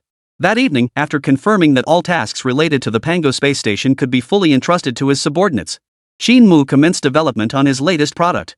With the exchange points accumulated from eliminating the terrorists, Qin Mu currently had over 80,000 points remaining, which was precisely enough to purchase a machine called the biological computer from the Tier 2 store. Biological computer includes related knowledge, capable of analyzing and researching biological entities at the levels of populations, individuals, internal organs, cells, and genes. Machine functions include disease treatment, cellular repair, individual ability enhancement, and more. Notably, this biological computer is not a blueprint but an actual machine. Similar to his recyclable 3D printer, it was a super machine bundled with the system. Without hesitation, Qin Mu redeemed the machine. The next instant, a flood of genetic and biological knowledge surged into his mind. Ding! Biological computer redeemed successfully. 80,000 exchange points consumed. Remaining exchange points, 3,000. The sheer volume of information made his head spin and lulled him into drowsiness. But before plunging into deep sleep, he activated the biological computer. Qin Mu input the command to research gene-enhancing potions. The next second, the computer prompted. Ding! Genetic enhancement agents are classified as advanced biopharmaceuticals, requiring a minimum of 10,000 exchange points. Insufficient exchange points. Please select a basic research direction. Since it was his first research attempt, Qin Mu wasn't in a hurry. He decisively selected the basic research option. Ding! Cancer cell-related research initiated. Current consumption, 2,000 exchange points. Estimated completion time, 8 hours 23 minutes. With 8 hours needed to complete the research, Qin Mu simply headed back to his dormitory to sleep. The night passed uneventfully. The next morning, Qin Mu awoke refreshed and alert, feeling exceptionally energetic. He hurried to his private lab, only to find the biocomputer's large screen already displaying the message, "Research complete." Cancer in human society originates from uncontrolled cellular mutations. When mutated cells divide unchecked, it is termed cancer. A long stream of information scrolled down, all data and materials related to cancer cells. At the very bottom of the data, a synthesis formula was written. Primary healing factor compound dissolves cancer cells with the assistance of trace healing factors, restoring normal bodily functions. The biocomputer proved remarkably powerful, directly calculating the synthesis formula for the agent. With this formula, Qin Mu was confident he could produce this anti-cancer agent. Though there remained a considerable gap compared to research in genetics, there was no need to rush. Qin Mu immediately contacted Elder Zhou in the capital, hoping to leverage his connections to find a biopharmaceutical company for collaboration. In a conference room at the Sichuan Provincial Center for Disease Control and Prevention, located in the suburbs of Chengdu, Director Su Dehua was raging at his team of physicians and researchers. "How long have you been studying the bacterial samples provided by the military? Half a month is almost up, and you've made zero progress. What if hostile forces use this against us? What then? Not a shred of urgency. You've brought utter disgrace upon this old man." The shouting was deafening not just across the entire floor, but echoing clearly through the hallways above and below. So loud it felt like an earthquake. The entire floor seemed to shake. The researchers being berated stood frozen in place, trembling with fear. Heads bowed, not daring to utter a word. Finally, one researcher gathered his courage and spoke up. "Dean Su, we've conducted 3,261 biological resistance tests on that superbug, but still haven't. If 3,000 times isn't enough, then 30,000 times. If 30,000 times isn't enough, then 300,000 times." Su Dehua interrupted. This time, the higher-ups have allocated such substantial funding precisely to expedite the development of an inhibitor to prevent potential disasters before they occur. The group hung their heads in silence, looking like schoolchildren being scolded. Su Dehua took several deep, ragged breaths, finally suppressing his anger. Just then, someone from the secretariat rushed in. "Director Su, the researcher assigned by headquarters has arrived. Would you like to meet with him?" The moment those words left his lips, Su Dehua's barely contained fury flared up again. "You mean that Mr. Qin they specifically ordered us to give special attention? Doesn't he have legs? Let him walk in himself. I don't care what kind of background he has." At this point, the faces of those being reprimanded immediately revealed complex expressions. 3 days prior, their Sichuan Epidemic Prevention Center had received orders from headquarters that a researcher would be transferred over to conduct cancer research. Cancer research at the CDC? It sounded like a mismatch. But the explanation given was that the Sichuan military CDC had high security protocols and was under the protection of the Yunshan military district. And that this researcher possessed an exceptionally sensitive status that demanded absolute security. And considering this, it was decided to send the mysterious researcher here. Chapter 107, The Misunderstood Young Master Qin. Just as everyone expected the visitor to be a renowned domestic professor in his 70s or 80s. They were stunned upon seeing the records this mysterious researcher was actually a mere 24-year-old student. Good heavens! The meaning dawned on everyone almost instantly. They guessed it was some rich kid from a prominent family trying to polish his credentials, so they'd staged this whole thing. This sort of thing had happened before, so everyone could just about tolerate it. But Dean Su Dehua, notorious for his fiery temper, couldn't stand it. He declared on the spot that he would strictly monitor this young Master Qin, and that any violation of the rules would result in immediate expulsion from the quarantine center, no exceptions, no matter who pleaded for leniency. And now, young Master Qin had arrived at precisely the worst possible moment. Walking right into the director's wrath. The quarantine center was a square, imposing building over 10 stories tall, appearing unremarkable at first glance. When Qin Mu was escorted into the conference room by his guide, dragging his luggage, everyone inside turned their gaze toward him in unison, then shifted their eyes to the tall, striking woman following behind him. Though masked and makeup-free, her distinctive aura made her presence undeniably remarkable. Just as expected of a young master. Even when coming here to polish his credentials, he doesn't forget to bring along a woman of such refined beauty. Though I've seen plenty of young masters and princesses before. Utterly unprecedented, it was downright mind-blowing. The crowd's gaze toward Qin Mu now carried a hint of contempt. Su Dehua was the most furious. Already irritable over the superbug incident. Now he was a powder keg ready to explode at the slightest spark. You're Qin Mu, right? Did you come here to conduct research or to pick up girls? If it's the latter, leave immediately. You're not welcome here. Su Dehua's voice sounded as if it came from an ice cellar, cold and hard. It's worth noting that although Qin Mu had participated in the previous terrorist attack and even appeared on a live stream, he had deliberately changed his hairstyle and trimmed his eyebrows to maintain a low profile. For this business trip, both he and Long Xiaowan would wear masks. And unless someone paid close attention, no one would connect him to the man who had outwitted terrorists. Realizing he might be misunderstood, Qin Mu quickly explained. Hello, Dean Su. I am indeed here to conduct cancer-related research. The gentleman behind me is my bodyguard, specifically assigned to ensure my safety. A murmur of laughter instantly rippled through the crowd. They thought coming to the CDC to study cancer was absurd enough. But the even more absurd part was yet to come. Young Master Qin had brought a bodyguard along for his own protection? And what's more, a stunningly beautiful and elegant female bodyguard. You gotta hand it to this young master, he sure knows how to play the game. As the murmurs grew louder, more eyes turned toward Qin Mu, filled with contempt and disdain. Su Dehua was so furious he couldn't speak. That such a spoiled brat had been sent to his research institute. It was like a single rotten apple spoiling the whole barrel. Young Master Qin, Mr. Qin. Please return whence you came, you are not welcome here. Su Dehua forced himself to speak through gritted teeth. I know your background runs deep, even the capital's high-ranking officials personally arranged this for you. But I still don't believe a 24-year-old could make any breakthroughs in cancer cell research.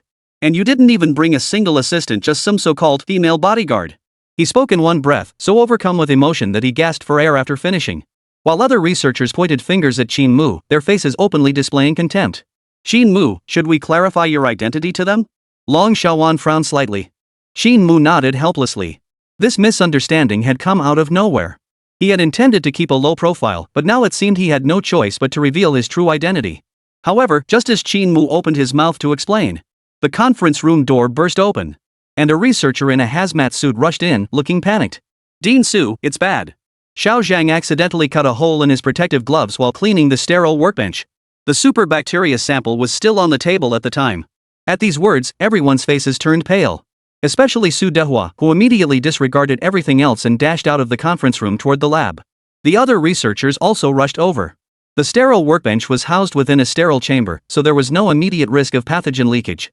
But a researcher contracting the superbug constituted a severe bacterial leak incident. Soon, only a handful remained in the conference room. Let's go check it out, Qin Mu called to Long Xiaowan as they joined the main group rushing over. The situation proved far more critical than anyone had anticipated. When most arrived at the observation room, they found Zhang, clad in a hazmat suit, already collapsed on the floor, convulsing violently. His face and wrists covered in dense clusters of blisters as if scalded by boiling water. A truly horrifying sight. The super bacteria weapon developed by the terrorists possessed immense destructive power. And without proper precautions, its destructive force could rival that of a small nuclear weapon. Uncle Su, save me. I don't want to die. Zhang spat out copious amounts of blood. Reaching out to grasp something, yet his fading consciousness left him unable to hold on to anything. A mere millimeter-deep cut on his finger now threatened to take his life. Biological weapons truly terrifying. Prepare protective suits and antibiotics immediately. Xiao Zhang is a good kid, he can't die. Su Dehua roared, suddenly preparing to enter the sterile room himself to treat Zhang. Yet everyone knew antibiotics were useless against the superbug. And Zhang, now in extreme agony, had become a dangerous individual. Like a drowning man clutching at anything before death. If Zhang Xiao were to tear through the protective suit, the consequences would be unimaginable. The researchers, fully aware of this, desperately tried to dissuade Director Su from entering the sterile room. But seeing Zhang's agonized face, Director Su's heart ached. Ultimately, he disregarded everyone's pleas and entered the changing room. Qin Mu arrived late and saw the researcher inside the observation window, howling like a wild beast. Her brows immediately furrowed. Terrorists cultivating superbugs would inevitably endow them with extreme drug resistance. Meaning most antibiotics and inhibitory agents would be utterly ineffective against it. Her mind raced as she sifted through the biological knowledge she had absorbed earlier. And soon, a treatment method was identified. Qin Mu glanced around and spotted a blackboard nearby, immediately dashing over. His hand moved like a blur as a complex chemical equation was rapidly drafted and refined. Sister Xiaowan, find these drugs for me urgent.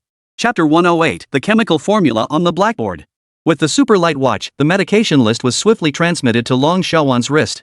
Nodding slightly, Long Xiaowan hurried toward the pharmacy. Meanwhile, Qin Mu continued refining the equations on the blackboard. Within minutes, the blackboard was already covered in densely packed formula symbols. The molecular formula for the superbug had been written on the board earlier. Now, Qin Mu was deconstructing the molecular formula to derive the inhibitor formula for the superbug. Soon, Qin Mu's unusual behavior caught the attention of the other researchers. Though most held little regard for this young Master Qin, they still instinctively glanced at the blackboard where Qin Mu was writing formulas. What they saw left them stunned. Look, everyone! Young Master Qin seems to be deciphering the superbug's molecular formula. He's covered the whole thing in dense writing. He's just showing off. The molecular formula of a superbug isn't that easy to crack. Exactly. Our epidemic prevention center has been cracking this for half a month without success. There's no way he could solve it alone. Doubts kept rising from the crowd. But soon their attention shifted to Su Dehua, who had already donned his protective gear. At that moment, Director Su was already carrying antibiotics toward the sterile room. Despite repeated pleas from others along the way, nothing could deter him. Once the decontamination chamber was sterilized, Director Su entered the sterile room. After a period of intense brainstorming, Qin Mu finally solved the equation perfectly. And just then, Long Xiaowan returned carrying a large bag of medications. Qin Mu took the supplies and hurried toward the adjacent laboratory, startling the researchers inside who were intently monitoring the biochemical leak incident. What are you doing here? This area is off limits to unauthorized personnel. His words trailed off abruptly as Long Xiaowan solemnly presented a red credential before the assembled group. The room fell silent the moment they recognized the photograph and military rank on the badge. The red card clearly stated Special Forces Captain, Lieutenant Colonel. The stunning revelation that this woman was a high-ranking military official left the group speechless, and they immediately ceased their obstruction. Qin Mu approached a laboratory bench, donned protective goggles and gloves, and began preparing the chemical solution. At that moment, a new emergency unfolded within the sterile chamber. Zhang, overcome by extreme physical agony, had not only torn his full-body chemical protection suit to shreds, and blood was splattered everywhere. This blood seeping directly from his skin contained massive amounts of superbugs, guaranteed to cause severe infection if it came into contact with human skin. To make matters worse, Director Su, who had been preparing to administer anesthesia to Zhang, was knocked to the ground by the uncontrollable Zhang. Though his protective suit remained intact for now, the syringe was destroyed, and the antibiotics spilled onto the floor. The situation had spiraled beyond control, panic evident on every face. Entering the sterile lab without effective reagents would only make matters worse.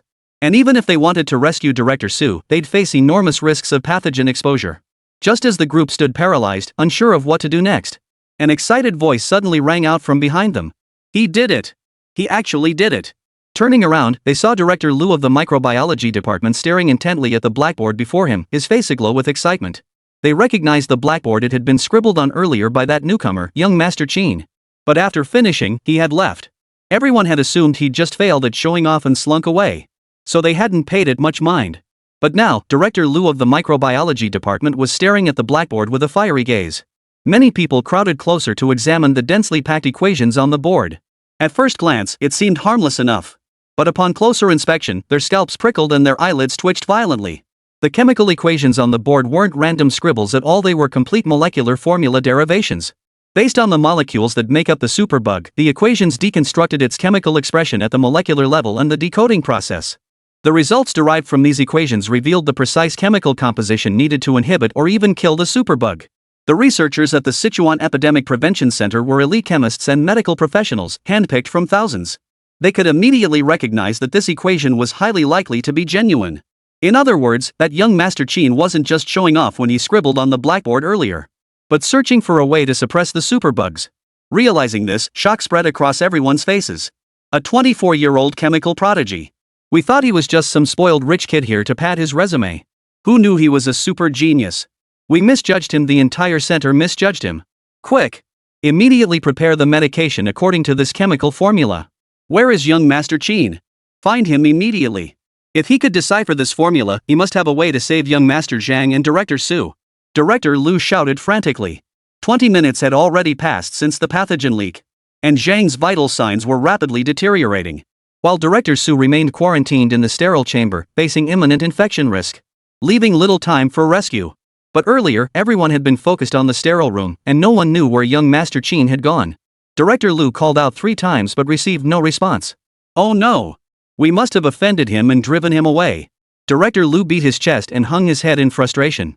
We judged him by appearances, we were the ones who looked down on him. I should have realized someone sent down from above couldn't possibly be mediocre. Given the current situation, he's probably the only one who can save Zhang's life. Hearing Director Lu's words of regret, the others also wore expressions of profound shame. Our indifference has broken his heart. If only we'd asked a few more questions.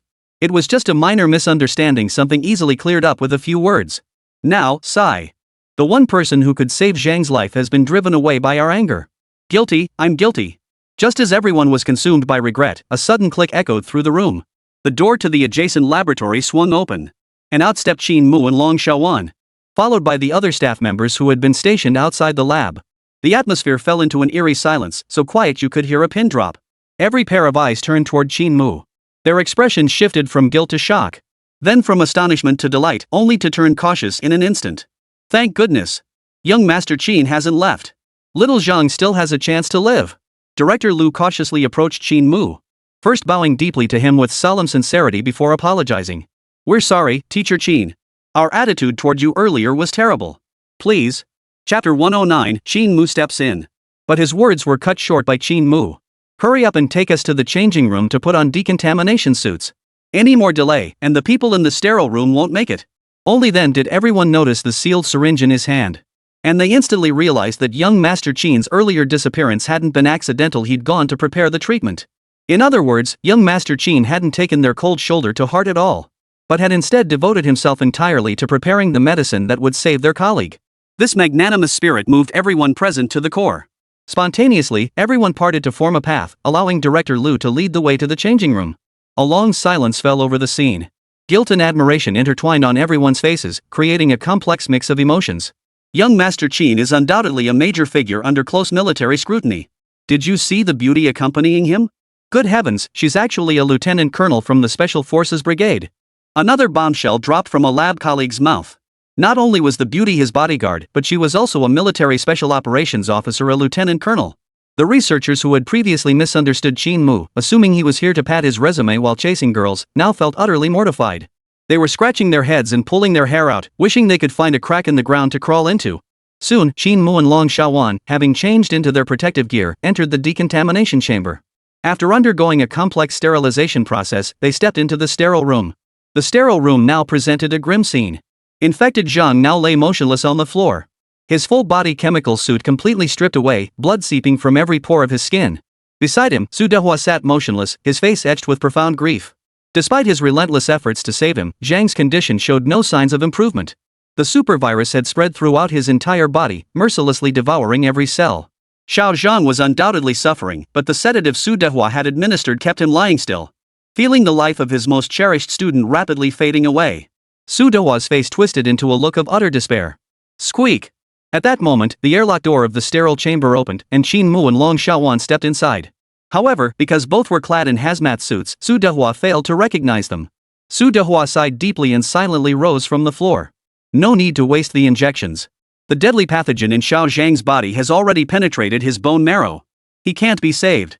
His voice trembled slightly, though he tried to hide it, the sorrow was still evident. Yet Su Dehua's failure didn't mean Qin Mu couldn't succeed. After Su Dehua walked away, Qin Mu knelt down in front of Xiao Zhang. He retrieved pre-prepared reagents from a sealed bag, skillfully mixing them into a syringe. 6 distinct solutions rapidly blended within the syringe. And the originally cloudy liquid cleared at a visible speed. It was indeed a potent injection specifically designed to combat superbugs. Xiao Zhang's infection had been going on too long, only a potent remedy could save his life. What are you doing? Su Dehua frowned and demanded as he watched Qin Mu prepare to inject the solution into Xiao Zhang. This is a mixture of bentazone and chloroethylton, specifically designed to eliminate this type of superbug. Qin Mu declared without hesitation as he plunged the syringe into Xiao Zhang's heart. Whether due to Qin Mu's technique or the drug irritating the lethal bacteria. The moment Qin Mu finished the injection, the previously still Xiao Zhang began struggling violently once more. His expression twisted in agony, as if enduring unspeakable torture. What have you done to him? Su Dehua roared in fury. In his view, a stable body was the normal response to suppressing the bacteria. But now, with Xiao Zhang suddenly reacting so violently, clearly meant the wrong medication had been used. Who were these two? Administering drugs without understanding pharmacology. This is sheer nonsense, utter nonsense. Xiao Zhang's infection is too deep. We must use strong medicine to stimulate his system for any chance of survival. Stop standing around. Help me secure his body. Though Su Dehua was now seething with rage, as the hospital director, he still prioritized stabilizing the patient. So the three of them worked together to pin Xiao Zhang down. Su Dehua was furious, utterly furious. Obstructed by the hazmat suits, he couldn't immediately identify the two figures before him. But that didn't mean he wouldn't punish them. There were currently no effective inhibitors to control this superbug. And administering medication without authorization was irresponsible behavior. Once this matter is resolved, he would severely reprimand them. And he would show no leniency even if it meant expelling them from the CDC. Put. At that moment, the previously delirious Zhang suddenly opened his mouth and spat out a large pool of black blood. And in the next instant, he slowly opened his eyes. Uncle Su, what are you doing here? Awake? Little Zhang was actually awake. Su Dehua's eyes immediately welled up with tears as he hurriedly comforted him. Don't speak. Conserve your strength. Don't worry, everything will be fine. I'll find a way to cure you. Xiao Zhang nodded and gently closed his eyes. Judging by his steady, even breathing, his condition had stabilized. Su Dehua trembled with emotion all over. When all seemed lost, a new path emerged. He had thought Xiao Zhang was beyond saving, yet his condition had miraculously stabilized. No, this wasn't merely a miracle, it was a divine miracle. Just as Su Dehua was overcome with emotion, Qin Mu beside him retrieved several more vials of injectable medication from the sealed bag. The previous agents were meant to suppress the deadly bacteria within Xiao Zhang's body. But now he needed to prepare medications to sustain Zhang Xiaozhang's bodily functions. After several more injections, Xiao Zhang's condition grew steadily more stable, and even his complexion began to improve. Witnessing this, Su Dehua felt a surge of blood rush through his veins, his excitement beyond words. He watched Qin Mu, head bowed, meticulously focused on the rescue efforts, and several times wanted to express his gratitude. But due to his previous prejudice, the words of thanks stuck in his throat. Finally, Qin Mu completed his task. And he exhaled a long breath before saying, Xiao Zhang's condition is stable now, but the pathogens in his body haven't been completely eliminated. This sterile room will serve as his recovery space for the time being. We'll disinfect the area afterward. In about a month, Xiao Zhang should be back to normal. The leak incident had been contained remarkably smoothly, crucially without any loss of life. Both Su Dehua and the anxious crowd outside breathed a collective sigh of relief. As they emerged from the disinfection chamber, the crowd erupted into thunderous applause. Everyone stared at Qin Mu with excitement, filled with admiration for this young man who had turned the tide. Qin Mu, drenched in sweat inside his hazmat suit, removed his hood at that moment. And the moment Su Dehua saw his face, he froze in place, his expression turning dumbstruck. You, which young Master Qin are you? How could it be you? How is this possible? Chapter 110, Doubts from South Sichuan University. Before leaving the decontamination chamber, Su Dehua had considered every possible identity of the rescuer. Except for Qin Mu, who had just arrived at the CDC. After all, when Qin Mu burst through the door, Su Dehua had dismissed him as a playboy who only knew how to chase girls. Yet here he was, effortlessly treating the student infected with the superbug. This superbug had stumped the entire research institute for half a month without a clue. Yet this playboy had discovered an inhibitory method in under half an hour. The contrast was staggering. So much so that Su Dehua felt as if he were dreaming. His head felt foggy, and he struggled to believe it was real. After a moment, he finally snapped out of his daze. Only for his gaze to land on the blackboard beside him the very next second.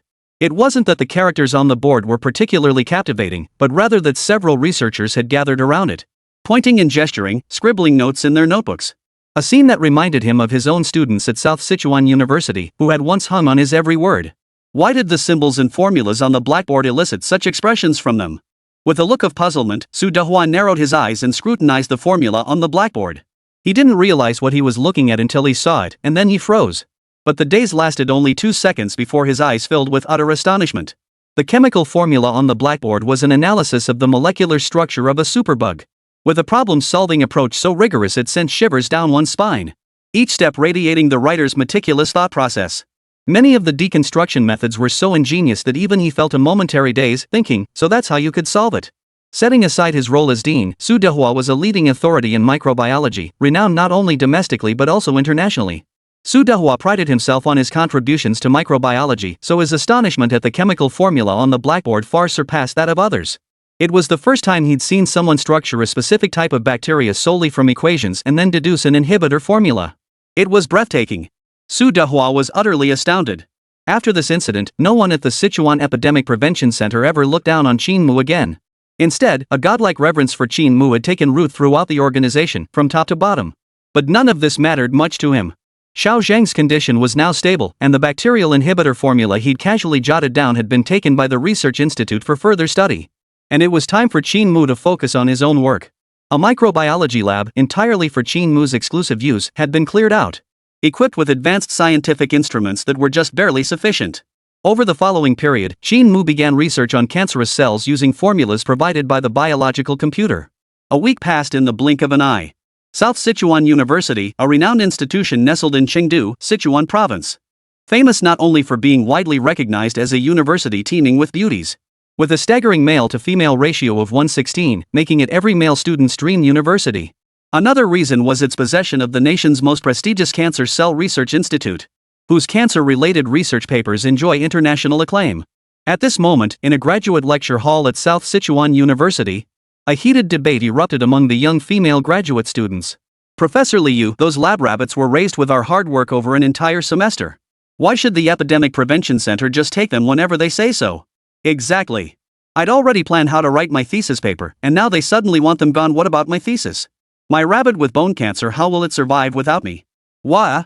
Liu, a young doctoral advisor who graduated from South Sichuan University, was only 36 years old. Watching her students sigh and groan below the podium, she felt a bit embarrassed and rubbed her forehead. This year's situation had indeed come as a shock.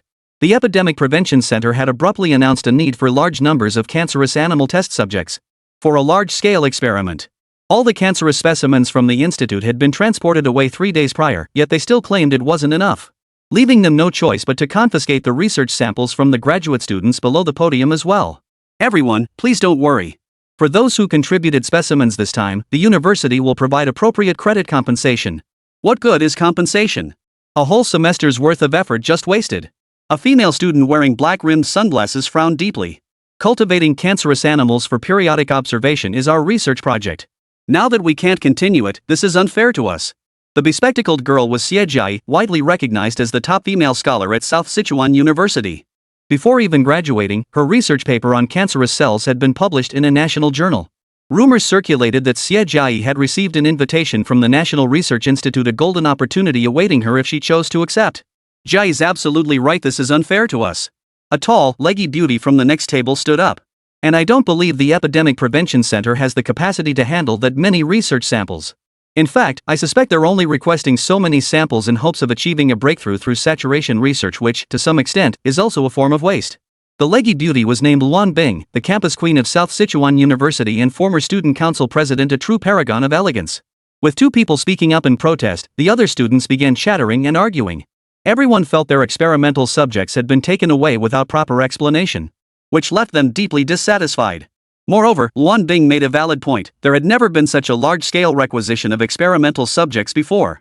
And this sudden mass requisition inevitably made people suspect it was some kind of symbolic vanity project. Frankly, they didn't believe the Prevention and Control Center actually needed that many test subjects. And because they didn't believe it, they felt even more unfairly treated. The heated discussion soon reached the ears of Zhao Guoqiang, the president of South Sichuan University. The president was sitting with an old friend over tea when he received Li Yu's call, his brow furrowing involuntarily. "What's wrong, old Zhao? What happened?" Su Dehua asked curiously, sipping his tea. "It's all because too many cancerous samples were transferred to your epidemic prevention center. Many of those samples were painstakingly cultivated by the students over a long period of time. They feel their hard work has been wasted and want some answers." Zhao Guoqiang frowned slightly. "But old Su, I'm a bit confused. What exactly does your epidemic prevention center need so many cancerous samples for? We've sent over 40 or 50 samples from South Sichuan University. Do you even have enough researchers to study them all?" Chapter 111, The Academic Star's Secret Crush. It wasn't surprising that Zhao Guoqiang had such doubts. After all, cancer research was originally the domain of South Sichuan University's Cancer Cell Research Institute. Then suddenly, orders came down to provide unconditional support to the Sichuan Military Epidemic Prevention Center. And now they'd been saddled with all those cancerous samples. It felt like a slap in the face. But the loss of face was a minor issue. The real problem was that the entire affair lacked credibility. Su Dehua gave a slight nod. Had he not witnessed the Epidemic Prevention Center's extraordinary methods firsthand? He himself would likely have exploded on the spot. No wonder the South Sichuan University team felt resentful. With the internet so widespread these days, I fear this matter could spill over online if not handled properly. These restless youngsters are all top students, proud and ambitious. They won't be placated by a few statements. Zhao Guoqiang gave a wry smile. "Hey, old Su, why not organize a tour? Let our Chuan Nan University students come see your research firsthand." Su Dehua stroked his chin thoughtfully for a moment before nodding. "I'll make a call to check. If he agrees, I'll arrange for you to visit. Room 702, Dormitory Building 10, South Sichuan University." Several brightly dressed female students burst into the room. The leader, a petite beauty with two dyed-color pigtails, looked furious. The moment she entered, she shouted, "You all know perfectly well that the experimental subjects we're studying are cancerous organisms artificially induced with RNA polymerase from the embryonic stage. Out of 10, we might barely keep one alive. After all that effort to raise them, we just hand them over to others? I refuse to accept this." Xia Jiayi adjusted her glasses beside her and added, "The cancer cell types in these mutated specimens are completely random. Studying just one form of their cancerous mutations requires massive amounts of time and effort. I refuse to believe all those mutated specimens we're handing over can be studied simultaneously.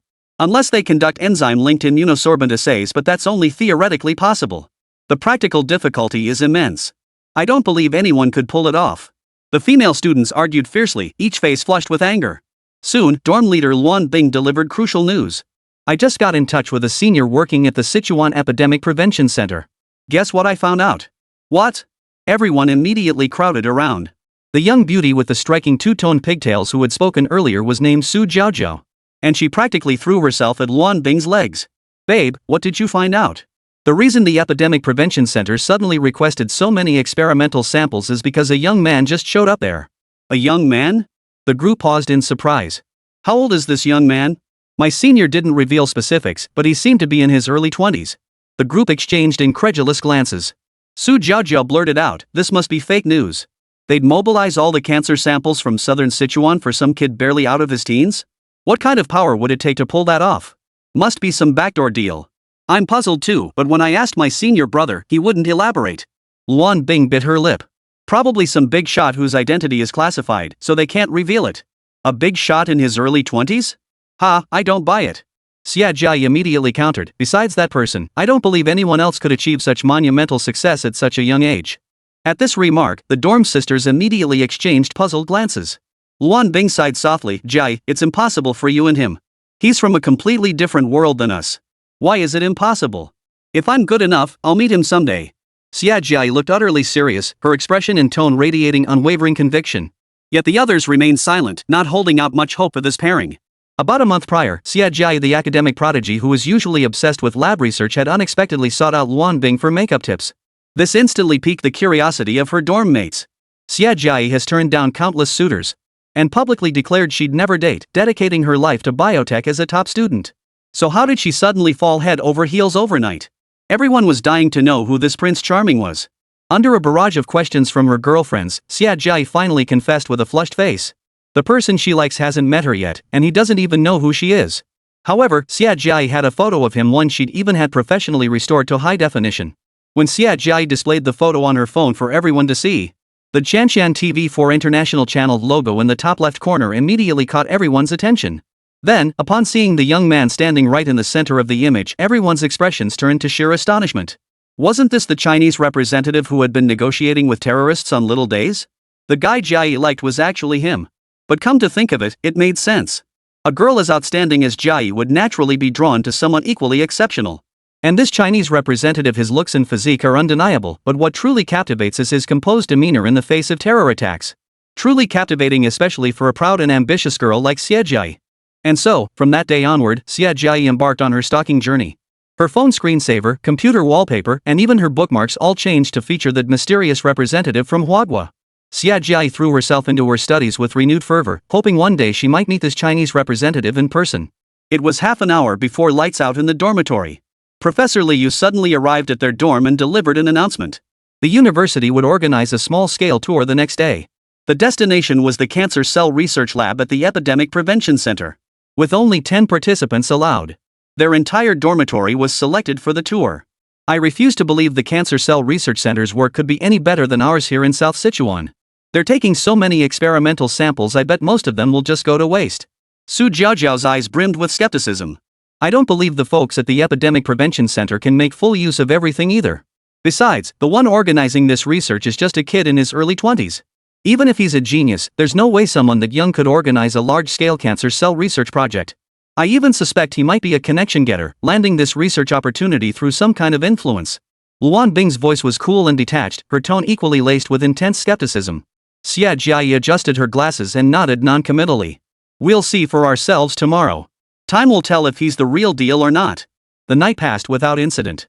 At dawn the next day, the tour group comprising 10 outstanding graduate students from South Sichuan University and 2 faculty advisors boarded the coach. Given the university's rather lopsided gender ratio, the delegation consisted of 3 male students and the rest were female. Chapter 112, The Zoo and the Lab. Amidst the chatter and laughter, the group arrived at the Sichuan Military Epidemic Prevention Center at 10:05 a.m. Compared to the picturesque and expansive South Sichuan University campus, the Sichuan Military Epidemic Prevention Center appeared considerably older. Though this also signified that the center had existed for far longer than the university. As the students stepped off the bus, 2 elderly gentlemen approached them. And the moment they saw them, the group's faces lit up with respect. Hello, President Zhao. Hello, Director Su. The 2 elders were, of course, Song Guoqiang, President of South Sichuan University, and Su Dehua, Dean of the Epidemic Prevention Center. They had arrived earlier by private car. Su Dehua said with a smile, I was in the capital recently for a work report and haven't been at the institute much lately. So today, I'm just a visitor like the rest of you. A guide will come to escort us on the tour shortly. After speaking, Su Dehua joined the group with Zhao Guoqiang, while the others chattered on in place. Zhao Jiao, what's in your bulging backpack? Xie Jiayi tapped it curiously. Ouch, easy there. This is a portable cancer cell diagnostic device from our advisor's lab. Su Jiaojiao said with a hint of pride. It's cutting-edge tech, each unit costs millions. I couldn't afford to replace it if it got damaged. You actually snuck this thing in? You're really well prepared, Luan Bing exclaimed in surprise. Of course. Since both presidents are visiting together, I'm going to make that guy eat his words. I refuse to believe he could have come up with anything worthwhile in such a short time. With our genius Xie's sharp eyes and this machine, he'll detect any demon or ghost. Xie Jiayi nodded in agreement. After waiting a moment, a figure in a white lab coat came running from afar, waving as he approached. He must be the guide sent to lead them on the tour. What was odd, though, was that this lab coat wasn't empty-handed. Trailing behind him was a 4-wheeled cart, piled high with fresh produce, carrots, greens, corn, and more. Clearly resembling a kitchen porter. Comrade Yang, why are you pushing so much food? Su Dehua asked, puzzled.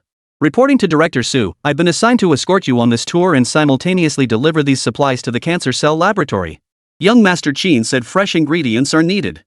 He mentioned that eating too many canned or compressed foods isn't healthy. The moment he said that, almost everyone's minds went to the wrong place. Fresh ingredients? Dislikes canned food? It sounded just like a spoiled rich kid talking to his own kitchen staff. But the cancer cell lab couldn't possibly be a kitchen. Such a place must be sterile and immaculate. Why skip the cafeteria and insist on having ingredients shipped to the lab just to cook meals inside? This guy is way too much acting like a total diva. See? I told you this guy must have gotten in through backdoor connections. Forget whether he has any real talent, his attitude toward research work is downright insane. The others couldn't help but frown. And even before meeting him in person, their impression of this young Master Qin had already soured considerably. This visit is probably just a show of face. Wasting so much of our precious materials, it's outrageous. Anger flashed across many faces. Led by the researchers, the group arrived at a newly constructed lab building adjacent to the main structure, and took the elevator straight to the top floor. Before the doors even opened, a cacophony of shouts and murmurs erupted outside the elevator. This solemn laboratory now sounded like a bustling market.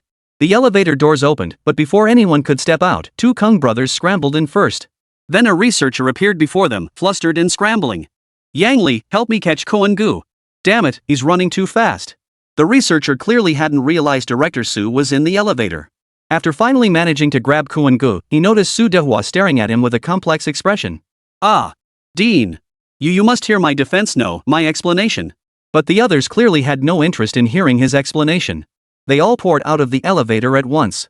Looking down the hallway, a full-scale battle between humans and animals was raging. It wasn't just Qin Mu, there were ducks, rabbits, 2 goats, over a dozen lab mice.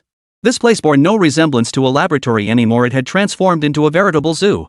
Behind every few animals trailed a researcher in a white lab coat, arms spread wide as they frantically tried to herd the creatures. The frightened creatures squealed and screeched, dashing wildly in all directions.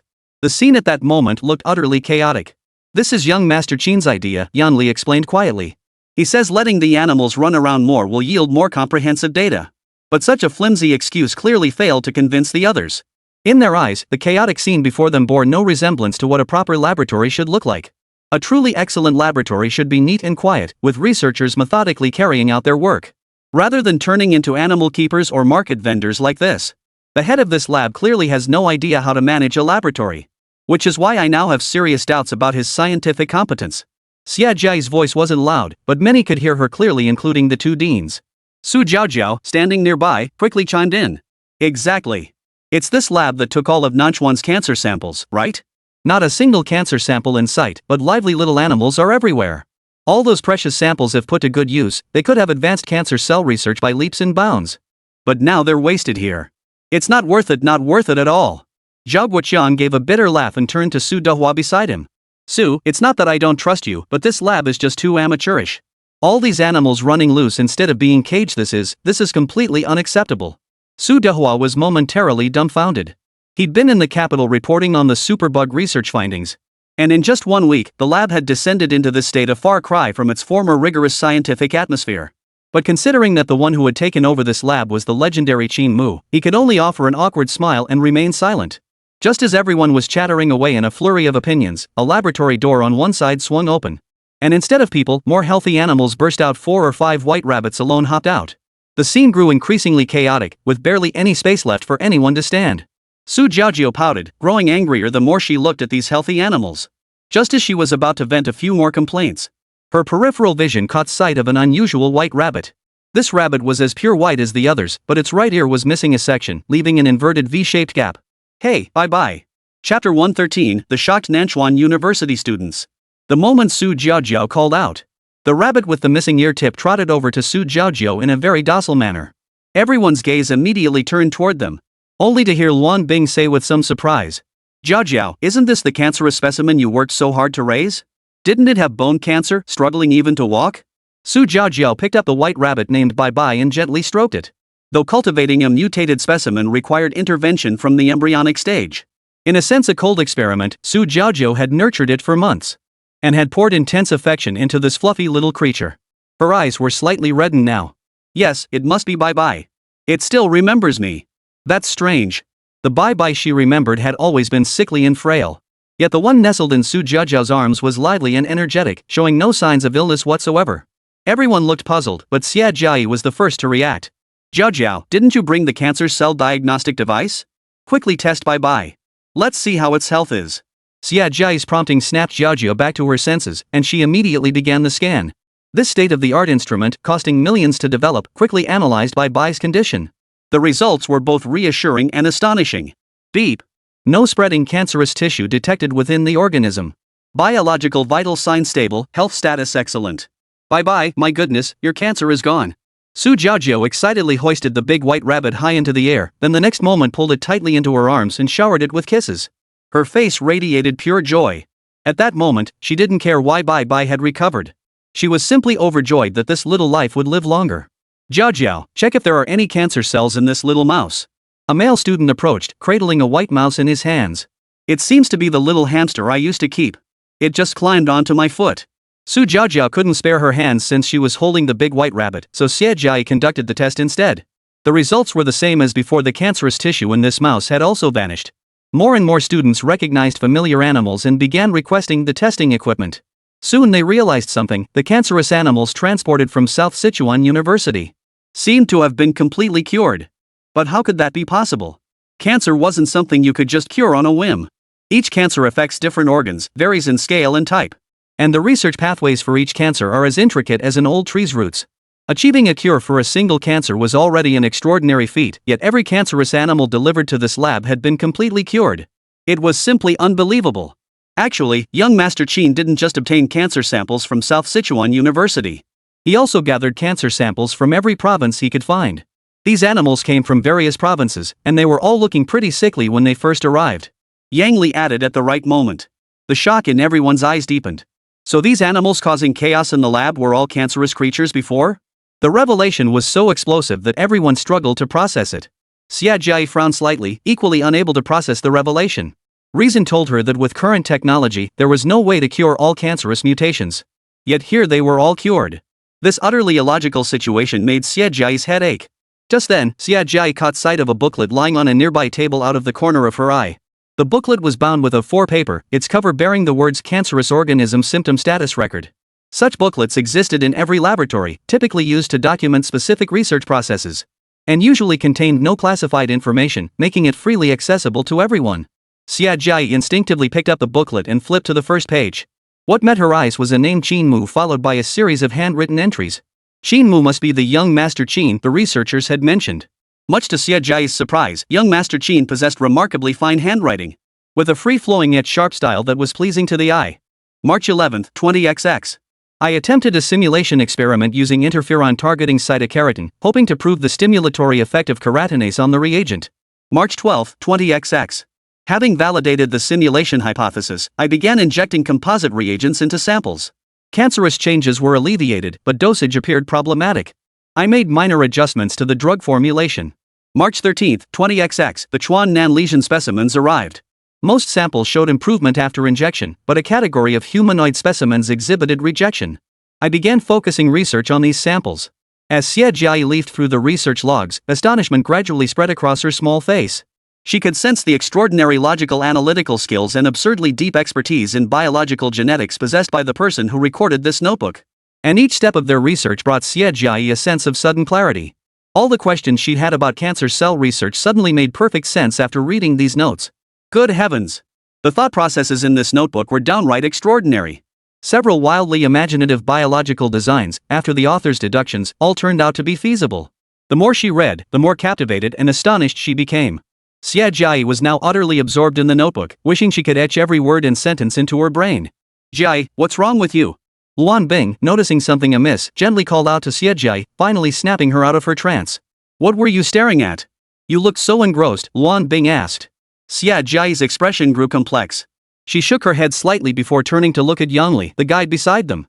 Senior, is the young Master Qin you mentioned Qin Mu? Yang Li nodded. Yes, that's him. We all call him young Master Qin around here. Why do you call him young master? Is he arrogant or something? Xia Jia frowned. Well, not exactly. It's mostly due to a misunderstanding from before. Yang Li glanced at Dean Su and hesitated, scratching his head as he explained. Because young Master Qin's demeanor perfectly fits the image of a young master, he's so refined and cultured. So we just started calling him young master around here. At this explanation, the group exchanged stunned glances, utterly speechless. Earlier, hearing Yang Li call him young master repeatedly, they'd assumed this Mr. Qin must be some kind of spoiled playboy. But now they realized the title was merely based on his appearance?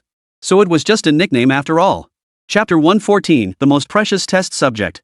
Xia Jia bit her lip slightly before asking. So who are all these vegetables and fruits in your cart for? These? Of course they're for the patients. No, wait, for the animals recovering from serious illness. Yang Li said as he picked up a carrot to feed to the white rabbit in Su Jiajiao's arms. Young Master Qin said we should let these animals run around more and eat plenty of fresh vegetables. He forbade feeding them any of the cat food, dog food, or freeze-dried stuff stored in the warehouse, saying it's detrimental to the test subject's health. Only then did everyone realize all their previous impressions of young Master Qin had been completely wrong. Young master wasn't just a nickname, the fruits and vegetables were for the animals, not for people. The laboratory corridor was in disarray because the once ailing, cancerous animals had recovered and were now out exercising. With the truth finally revealed, many felt a bit embarrassed. Especially Su Jiajiao, who was cradling a fluffy white rabbit, her face flushed with embarrassment. It seems everyone had misunderstood young Master Qin just now. Just then, Yang Li's phone rang. A slightly irritated voice came through. Yang Li, have you delivered the fresh ingredients yet? Hurry to temporary operating room 3. Young Master Qin's surgery is about to begin. If you miss this observation opportunity, don't blame me later. The call ended abruptly, and Yang Li's face lit up with excitement. It's finally about to begin. Everyone, we're just in time. The group exchanged puzzled glances. Even the two directors, Su Dehua and Zhao Guoqiang, wore looks of confusion. Surgery? What kind of surgery? Wasn't this a cancer research lab? Why would they be performing surgery? Could it be a cancerous tissue removal procedure? But the lab equipment wasn't designed for that. Performing surgery with lab equipment? That's ridiculous. Following Yang Li's lead, the group hurried toward temporary operating room number 3. This temporary operating room was modeled after an advanced biological dissection platform from the United States, divided into 2 levels.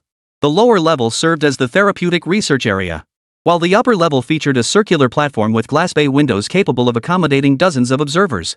When the group reached the viewing platform, surgery was underway below. Besides the fully equipped surgical team, the patient on the operating table was not human, but a chimpanzee. Yet the moment the students from South River University saw this chimpanzee, shock spread across every face. They knew this chimpanzee all too well. The most precious and unique experimental specimen in the university's cancer cell laboratory. Unlike other experimentally induced cancer subjects, this chimpanzee had developed cancer naturally without any human intervention. Purchased over a decade ago from the Congo for nearly $100,000, making it an exceptionally valuable cancerous specimen. However, in recent years, as its condition worsened, this precious specimen was nearing the end of its life. Cancer cells have spread throughout its body. After dozens of chemotherapy sessions, its vitality has long been exhausted. They're operating on Little Black? Good heavens, didn't the professor say it was beyond saving? The students instinctively covered their mouths, tension instantly gripping the room. At South Sichuan University, there was an unwritten rule: any student enrolled in the oncology course, they would be taken by their instructors to tour the Cancer Cell Research Institute before beginning their studies. And Xiuhei was the primary experimental subject highlighted. Using Xiuhei as a cautionary example, the instructors would warn everyone about the horrors of cancerous mutations and the greatness and hardship of researching this field. Without a doubt, Xiuhei was a heavy weight on the hearts of Chuan-Nan University's top oncology students. Had it not been for today's events, this weight would have continued to press upon their hearts throughout their future journeys, driving them to pursue their studies with even greater caution and perseverance. But now the situation had changed. Little Black was actually being sent to the operating table. Someone was attempting to reverse Xiuhei's impending demise. The surgical scene unfolding before them delivered a profound shock to the students of South Sichuan University. Even the usually boisterous Su Jiajiao now covered her mouth, silently watching the procedure.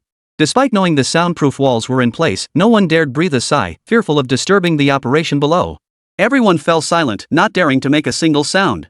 Gazing at the figure performing the surgery below, Xia Jiai's eyes flickered as a sense of familiarity surged within her. Though the surgical attire obscured the face, a woman's intuition made her sense an overwhelming familiarity. Almost instinctively, she pulled out her phone and opened the high-definition restored photograph. The person in the photo bore an uncanny resemblance to the surgeon performing the operation below. Beep, beep. The vital signs monitor suddenly sounded an alarm. The rapidly flashing green dots on the instrument instantly made everyone's hearts clench. Subject experiencing respiratory distress. Heart rate accelerating rapidly. The moment the nurse finished speaking, the previously motionless Little Black suddenly opened its eyes. His face contorted into a ferocious grimace, baring his teeth as if ready to bite. This scene terrified the doctors and nurses present, causing them to instinctively take a step back. After all, this wasn't a human undergoing surgery, it was an animal. Could it be that an error in the anesthetic dosage had caused the chimpanzee to wake up prematurely? Even these medical staff, transferred from Shuzhou Hospital, were now utterly panicked, fearing they might be seized and savagely mauled by the enraged animal. But just then, Qin Mu's calm voice rang out. No need to worry. This is merely triggering the animal's instinctive defense mechanism. The anesthesia is still taking effect. As if to validate Qin Mu's words, the snarling little black dog closed its eyes again after about 5 or 6 seconds. The medical staff who witnessed this scene breathed a silent sigh of relief. But one nurse suddenly cried out. The test subject's vital signs are plummeting rapidly: cardiac failure, severe cerebral hypoperfusion. The cancerous tissue must be compressing the carotid artery. The chimpanzee's vitality was rapidly fading, with far too many cancerous lesions throughout its body.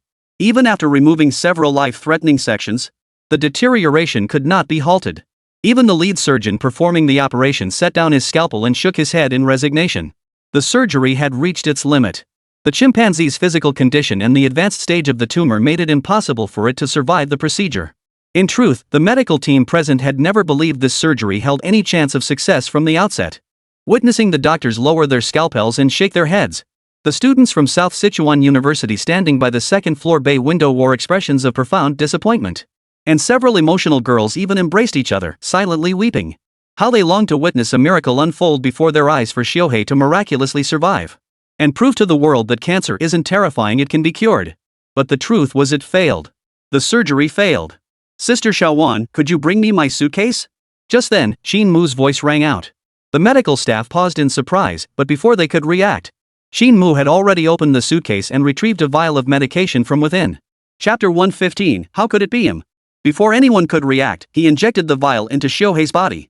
Soon, an astonishing scene unfolded. The test subject, whose vital signs had been rapidly declining, suddenly grew still.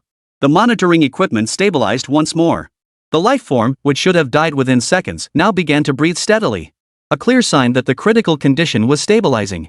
The sight of Xiuhei being saved from the brink of death by a single vial of medicine left everyone present in disbelief. Breathless, heart pounding wildly. This was nothing short of a miracle. I was right, the healing factor truly is remarkable. Qin Mu breathed a slight sigh of relief as he watched the test subject's condition begin to stabilize. During the development of the compound serum targeting cancerous variants, a special substance called the healing factor served as the core component of the formula. However, this healing factor only accounted for about 1/10,000th of the entire solution. So during one experiment, he had a sudden inspiration to increase the concentration of the remaining healing factor to 1,000th. The serum he had just injected into Xiuhei was this special formulation with the elevated healing factor concentration. Evidently, this unique substance not only cured the cancerous mutation but also dramatically accelerated the organism's recovery rate. Qin Mu was thrilled upon learning this result. If the therapeutic effect is already so pronounced at a concentration of 1,000th, then what if it were increased to 100th or even 1/10th? The healing effect would likely be even more astonishing. Once Xiuhei's condition stabilized, the surgery could proceed. About half an hour later, Xiuhei, with his wounds sutured, was wheeled out of the operating room. On the second-floor bay window, the crowd erupted in thunderous applause. The surgery had truly succeeded. Though the subject was a chimpanzee, everyone understood what this success signified. Excitement was written all over everyone's faces today. They might very well be witnessing history. Deans Zhao Guoqiang and Su Dehua clenched their fists tightly, trembling all over from sheer excitement. The previously observed recovery of animals with cancerous lesions, combined with the just concluded surgery, left no doubt that a major revolution in cancer treatment was imminent. And the starting point of this revolution was right here in Suzhou. In Rongqing, right before their very eyes. This was truly a heart-pounding moment. The young women from South Sichuan University didn't think that far ahead. They were simply overjoyed that the surgery had succeeded and Xiuhei had survived. The girls gazed at Qin Mu on the first floor as if he were an idol. These brilliant students had transformed into devoted fans, their eyes brimming with admiration. Even the aloof and elegant Luan Bing and the bold and spirited Su Jiaojiu had flushed cheeks, their eyes reflecting an unusual glow. Given that everyone had already elevated Qin Mu to idol status, after the surgery concluded, they unanimously expressed their desire to meet this supremely intelligent genius researcher. Led by Yang Li, they walked down the white corridor. Unlike the others who were eager to meet this genius researcher, Xia Jiai silently brought herself to the rear of the group. While Qin Mu's groundbreaking technology had left her in awe, her thoughts were consumed by another figure entirely. That hero abroad, who remained calm and composed in the face of terrorist threats, successfully buying time for the counterattack. Perhaps out of protection, China never revealed the identity of that representative after the incident. Even domestic media chose to remain silent. As a result, beyond knowing his appearance, his name, background, hometown, or age remained a complete mystery. Now, however, young Master Qin's presence felt eerily similar to the heroic figure she had longed for day and night, plunging Xie Jiai into a profoundly conflicting illusion. Yet reason told her the probability of young Master Qin being the same person as that Huaguo representative was infinitely close to zero. One was a scientific genius, the other a diplomat who could chat and laugh with terrorists. The two absolutely could not be the same person. The moment Qin Mu stepped out of the operating room, he couldn't wait to rip off his medical gear. His back was soaked through, making him extremely uncomfortable. "Qin Mu, what was that agent you injected into the test subject just now?" Long Xiaowan asked curiously as she helped him remove his surgical gown. I compressed the remaining healing factors into a single vial. The results were surprisingly effective. Qin Mu explained. This substance not only cures cancer cells, but at sufficient concentrations, it can even accelerate the recovery of biological functions. I believe this agent holds significant value for both civilian and military applications. I plan to request permission from higher-ups to scale up production. Long Xiaowan nodded slightly, continuing to help Qin Mu undress. Just then, a group of female students surged toward them from the end of the corridor. They surrounded Qin Mu like stars clustering around the moon, their faces radiating admiration. Qin Mu was startled, unsure what this sudden crowd of girls wanted. Long Xiaowan, standing nearby, grew alert. Should anyone dare make a move, she would intervene without hesitation. Teacher Qin Mu, you're amazing. You actually cured Xiao Hei's severe illness. Su Jiaojiao spoke first, her face flushed bright red with excitement. Now transformed into a devoted little fan, her big eyes blinking dreamily with adoration. Luan Bing beside her couldn't wait to add.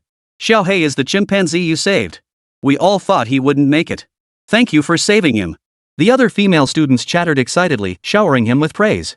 Though Qin Mu still wore a mask, they could tell the genius researcher before them was very young. Possibly even younger than they were. This only fueled the girls' excitement, and their chatter grew even more incessant. Just then, the two deans, Zhao Guoqiang and Su Dehua, finally arrived. Su Guoqiang, however, sternly shouted, "What a disgrace! Young Qin just finished surgery and needs rest. What kind of scene are you making, crowding around him like this?" The principal's stern rebuke made the girls stick out their tongues before retreating to the side. At that moment, Su Dehua approached Qin Mu with an exasperated expression. "Qin, don't take it personally. These are students visiting from South Sichuan University. They witnessed the entire surgery and got a bit overexcited." Qin Mu gave a wry smile and, finding the heat unbearable, casually removed his surgical mask. When the students caught sight of Qin Mu's handsome face, a fresh wave of gasps erupted. "Wow, such a handsome guy. I knew he was super handsome, you can tell just by looking at his eyes. He looks kind of familiar. Have I seen him somewhere before? Come to think of it, I feel like I've seen him somewhere too." When Xia Jiai saw Qin Mu's face, she froze instantly. Chapter 116, Mass-Produced Serum, A Patient's Ray of Hope. Her heart pounded so hard it felt like it would burst from her chest. Her pupils dilated wildly, her lips parting and closing in rapid succession. Xia Jiai was so overcome with emotion she nearly forgot to breathe. How could it be him? How could it possibly be him? He's not that. Xia Jiai's roommates seemed to recognize Qin Mu's identity. "Jiai, come see. Isn't that your?" Su Jiaojiao blurted out without thinking. But her voice was cut short as a panicked Xia Jiai clamped her hand over Su's mouth. Her idol was right before her eyes, yet Xia Jiai froze in that moment. She was terrified her friends would spill the beans about her secret. If that happened, it would be utterly mortifying. So Xia Jiai clutched Su Jiaojiao tightly. "Don't say anything." I. But what no one expected was that as Xia Jiai tried to stop Su Jiaojiao, her phone slipped from her trembling hands. It bounced around on the floor before landing, by sheer coincidence, at Qin Mu's feet. Everyone's gaze instinctively turned toward the phone. And in the next instant, the screen lit up on its own. A very familiar photo appeared before everyone's eyes. The moment they saw the photo, everyone froze in shock. What the hell? Why was Qin Mu's photo on this phone? At that moment, not only did Qin Mu look utterly bewildered, but even the usually composed Long Xiaowan wore a look of surprise. Now everyone stared intently at the photo on the phone screen. Glancing back and forth between the image and Qin Mu himself, certain beyond a shadow of a doubt that it was indeed him. How could a student from South Sichuan University have Qin Mu's photo on their phone? Wasn't this just a bit too unbelievable? Unlike the bewildered expressions on most faces, Xia Jiai's face had turned as red as a ripe apple, the blush spreading all the way to her ears. And she wished the ground would swallow her whole. Xia Jiai swore she'd never experienced such social embarrassment in her entire life. Exposing her secret crush in front of so many people including her idol. "Why, I don't want to live anymore. I can't show my face." Fighting the urge to flee the scene, Xia Jiai shakily approached Qin Mu. Qin Mu had already picked up his phone and was staring at Xia Jiai with a peculiar expression. She snatched the phone back and awkwardly slipped back into the crowd. By now, Qin Mu understood why she had his photo. It wasn't a candid shot, for he clearly saw the words Xianshan TV4 International Channel in the upper left corner of the photo. The photo was a screenshot taken from television. As for why this particular image had been captured, and why the quality appeared deliberately enhanced, Qin Mu couldn't quite figure it out at the moment. But it wasn't a major concern either.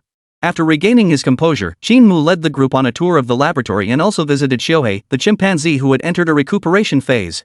Throughout the tour, Xia Jiai clung to Luan Bing's embrace as if her soul had been stolen, not uttering a single word throughout the entire visit. News of the Sichuan Epidemic Prevention Center's breakthrough cancer drug spread like wildfire to hospitals across provinces and municipalities, with hospitals continuously expressing collaboration intentions, hoping to serve as pilot sites for the upcoming clinical trial phase. With the support of 3D printers, production lines for the compound drug were rapidly established. And with Qin Mu's advocacy, the new drug was swiftly deployed for clinical use nationwide. A month later, encouraging news arrived. All cancer patients who received the compound drug showed significant improvement. Some with milder symptoms even achieved complete recovery within days of receiving the injections. Experiments proved the compound to be highly effective for cancer patients. And based on thousands of physical data records from test subjects, its side effects were virtually non-existent. The clinical trial results were promptly released. And with the drug's success, the government swiftly approved production of this novel anti-cancer agent. And it was promptly added to the list of medications covered by medical insurance. Cancer patients across the nation could now access this innovative treatment at minimal cost. As production lines expanded, large quantities of the drug were distributed to provinces, cities, and even counties. And those who had been plunged into despair by the torment of cancer suddenly saw a glimmer of hope overnight. Their gratitude overflowing. It had been a month since the new anti-cancer drug production line was stably established. When Xia Jiai finally gathered the courage to seek out Qin Mu, she was told he had already left. Her sadness was undeniable, but she also realized the gap between herself and Qin Mu. Unless she could become more accomplished, it would be nearly impossible for them to cross paths again in this lifetime. After coming to this realization, Xia Jiai threw herself into her studies and research with even greater abandon. Upon returning to the mountain sea base, Qin Mu rushed straight into his private laboratory. The biological computer hadn't been activated in ages, and today was the day it would be powered up once more. From his trip to Rongqing, Qin Mu had earned a whopping 20,000 points of influence converted into exchange points. The system had once explained that the amount of influence gained depended not only on the number of people impacted but also on whether the event was personally relevant. These 20,000 exchange points were generated collectively by cancer patients and their families after receiving treatment. Compared to the visual impact of high-tech equipment, the influence generated by saving lives was far greater. It was precisely for this reason that Qin Mu generated 20,000 influence points during this operation. Ding! Activate biocomputer? Activation requires 10,000 exchange points. Qin Mu selected yes without hesitation. The next second, a progress bar appeared on the computer screen. Calculating. Please wait. Estimated time, 13 hours 43 minutes. Leaving the computer to crunch numbers on its own, Qin Mu, rarely having this kind of free time, decided to relax by watching some videos. But before he could watch a few funny videos, a video with an unusually oppressive atmosphere caught his eye. The video creator sat before the camera with a grave expression, accompanied by somber music that amplified the oppressive atmosphere. Is it really appropriate to publish the genetic map of Chinese people in a renowned international academic journal? The creator's opening line immediately grabbed Qin Mu's attention. As he continued watching, the blogger outlined how certain institutions had researched the genetic sequences of Chinese people and published their findings abroad. Though they didn't explicitly state the impropriety of such actions, their brow was furrowed with concern. The video had already garnered over 1 million likes, with thousands of comments flooding the section below. Creepy when you think about it. There are bad apples among us. Damn it, a bunch of traitors selling out the country for fame and fortune. I don't know much about genetics, but shouldn't this stuff be classified? If it falls into the wrong hands, it's terrifying. My advisor said specific genes could be used to create targeted biological weapons. Those traitors who leaked the genes deserve to be executed. Chapter 117, The Alien Meteorite That Alarms Nations. The comments section was flooded with condemnation, yet also permeated by a palpable sense of dread. Qin Mu frowned slightly. His original purpose in acquiring the biological computer was precisely to counter potential targeted genetic attacks from other nations. If pure friendship could exist between people beyond mere interests, then between nations, pure interests dominated overwhelmingly. China had previously showcased too much cutting-edge technology to the world. On one hand, this enhanced its international influence, prompting many smaller nations to seek cooperation with China. Yet simultaneously, this display had become a dangerous signal threatening other major powers. Against this international backdrop, developing targeted genetic weapons as a trump card against China is not an impossible scenario. Moreover, the Bear Nation had previously exposed the genetic scandals of the pretty country. At this thought, Qin Mu's mood darkened slightly, wishing the biological computer would finish its calculations quickly. For this calculation, Qin Mu entered the keywords gene completion and physical enhancement. In other words, the ability to repair human genetic defects and enhance the physical body. Though the final outcome of the calculation remains unknown. As long as China could lead the world in genetic research, it would be able to adapt to any situation. The biocomputer research continued from dusk until the following dawn. And with a crisp electronic beep, the calculation concluded. Phoenix Enhancement Serum, a soldier enhancement serum specifically designed for those of Chinese bloodline. Soldiers injected with this serum will permanently enhance cellular resistance, thereby significantly boosting all bodily functions. Gazing at the dozens of pages of complex chemical formulas on the computer screen, Qin Mu licked his lips with excitement. Phoenix Enhancement Serum? Sounds pretty impressive. Unfortunately, potion-type items couldn't be printed using a 3D printer. So even with the formula, he'd need to build various instruments to develop it. Qin Mu dialed his logistics director, Ms. Long Xiaowan, and handed her a long list of materials to procure. Next, Qin Mu plunged headfirst into the development of the Phoenix Enhancement Potion. The vast and boundless cosmos, resplendent yet enigmatic.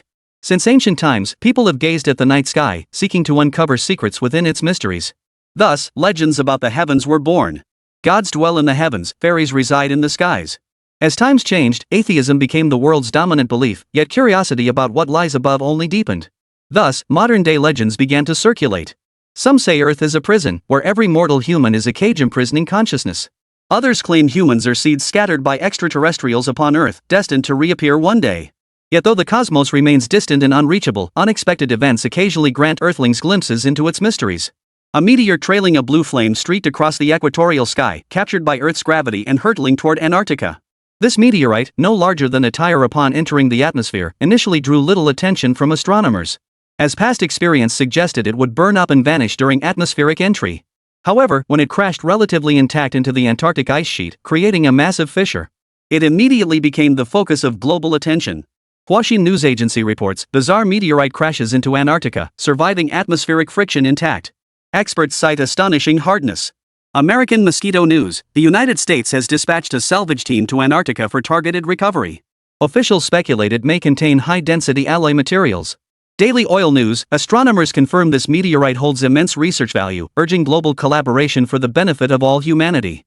World Environmental Organization issues warning, energy released by meteorite impact has altered ice sheet structure. Urges governments worldwide to exercise extreme caution. Antarctic experts warn that any disruption to the Antarctic ice sheet will have global repercussions, urging nations to guard against the butterfly effect. Global News Agency reports, a wave of opposition to reckless mining has swept across John Bull and the beautiful country, demanding authorities conduct light extraction. An asteroid has unleashed a deluge of international news, with major global powers scrambling to voice their opinions. After an initial period of complexity, these opinions rapidly consolidated, forming explicit regulations for the mining of the extraterrestrial meteorite. Regulation 1, machinery exceeding 1 ton is prohibited from approaching ice sheet fissures. All large aircraft including China's Sentinel armor, Kunping passenger planes, and the United States giant transport aircraft are prohibited from approaching ice sheet fissures. Regulation 2, no noise exceeding 100 decibels equivalent to a truck horn is permitted near the ice sheet fissure. Regulation 3, national expedition teams may only send a maximum of 3 personnel into crevasses for exploration and collection. To ensure safety, unified physical fitness assessments must be conducted prior to entry. The sheer number of restrictions was enough to make one's scalp tingle, yet it was precisely these constraints. The salvage operation, which had been chaotic, began to take shape. The United States, which typically disregards international organizations, unexpectedly cooperated this time. But soon, the United States released another announcement, claiming a major breakthrough in genetic research, and that they had successfully developed human enhancement agents whose potency could rival that of Captain America. Upon hearing this news, many nations were secretly stunned. America's technological prowess was undeniable. Developing genetic enhancement agents so swiftly was remarkable. The World Environmental Organization had explicitly prohibited China's Sentinel armor from participating in this exploration mission. Given the physical stature of Chinese soldiers, they would likely struggle to match the United States without relying on Sentinel armor. Within the newly constructed chemical laboratory at the Mountain Sea Base, a near-frenzied whisper erupted as Qin Mu exclaimed excitedly, "It worked! I've finally developed the Phoenix Serum."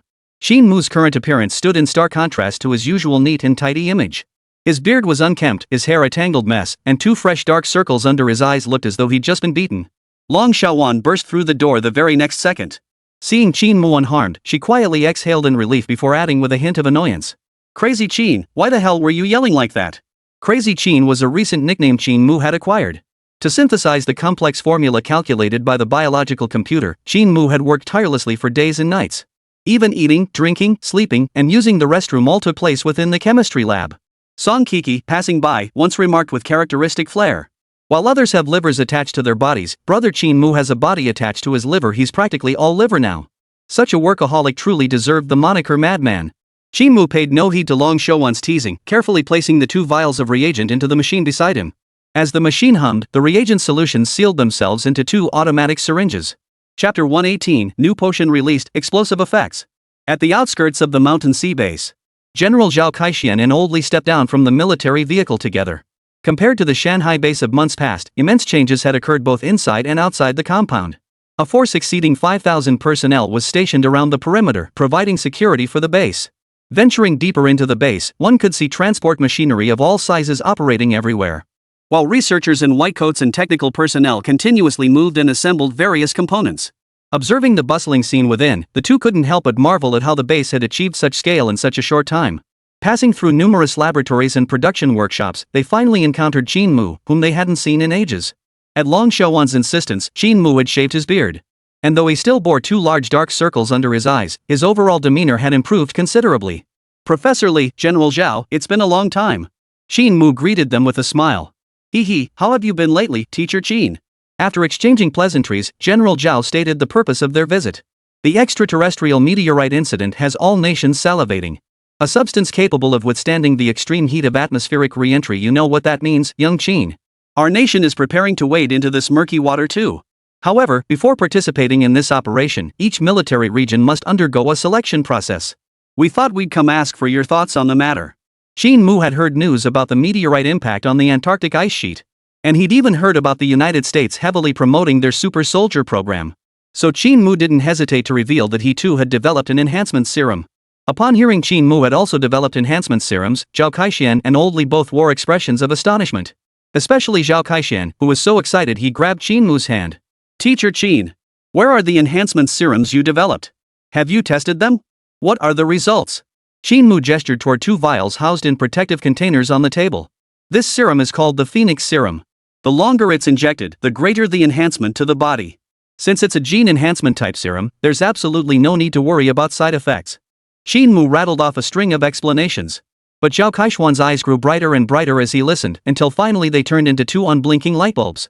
"Teacher Shao Qin, you truly are the pillar of our nation. My admiration for you flows like the mighty river, ceaseless and boundless." After delivering this 500 or 600 word effusive speech, Old Li listened awkwardly, clearing his throat repeatedly.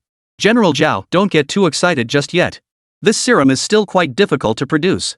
We can only manufacture 2 vials at present, and I plan to conduct some preliminary testing first." "Testing? Shao Qin, do you need us to find volunteers?" asked Old Li. Qin Mu shook his head, his expression confident. "I have faith in my own formula. I intend to administer it to myself." "No, absolutely not. What if something goes wrong?" Long Shouwan immediately protested sternly. Zhao Kaixian and Old Li also rushed to object. As the foremost figure driving China's technological advancement, Qin Mu absolutely cannot be exposed to any risk. Testing a new drug was absolutely not something he should be doing. Facing their fierce opposition, Qin Mu feigned compliance. Yet the moment they turned away, he retrieved the syringe and injected it into his own neck. The Phoenix Enhancement Serum was a formula Qin Mu had personally developed from scratch. And he had even used a biological computer to verify the formula's accuracy. He had complete confidence in his creation.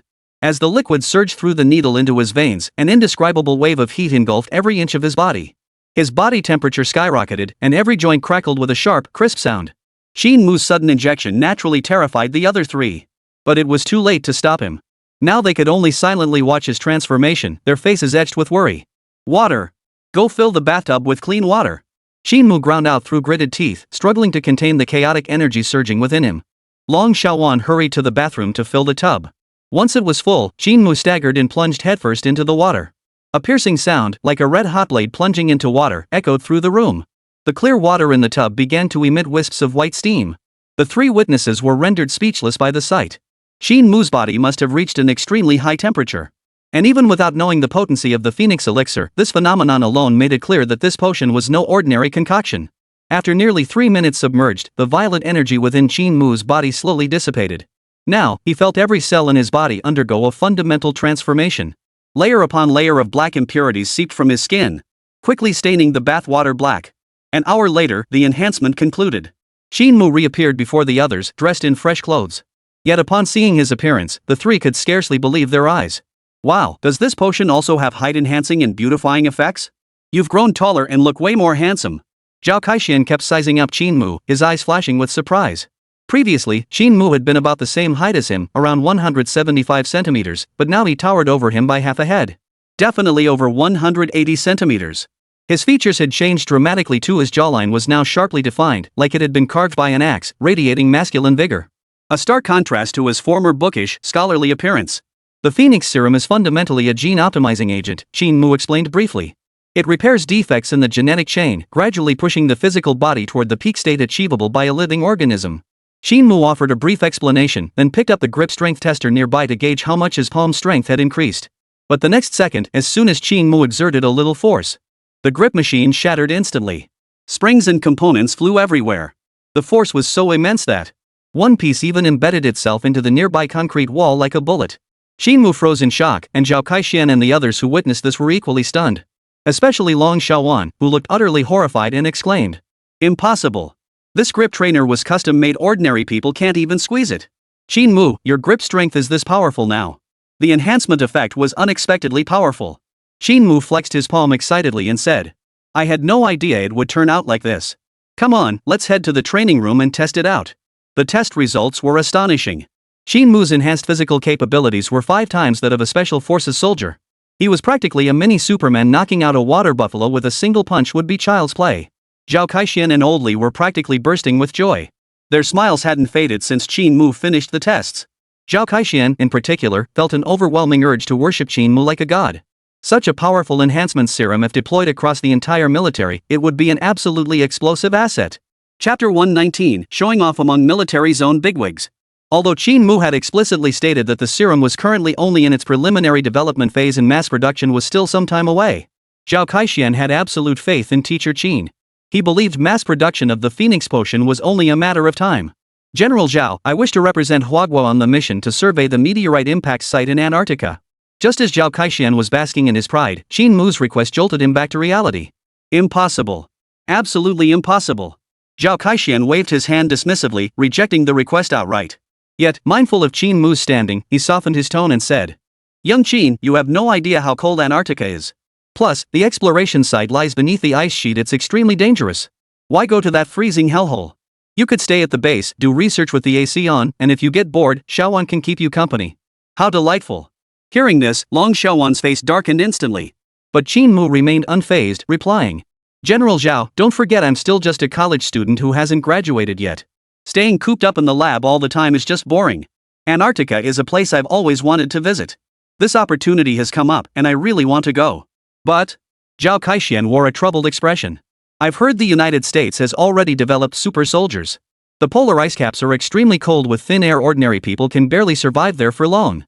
The only way to beat the Americans is to send soldiers injected with the Phoenix Serum. Besides, compared to regular soldiers, I know a bit about ice caps. I'm the best choice for this mission." After Qin Mu's repeated insistence, Zhao Kaixian finally relented, agreeing to let Qin Mu represent the Jiangbei military region in the selection process for this operation.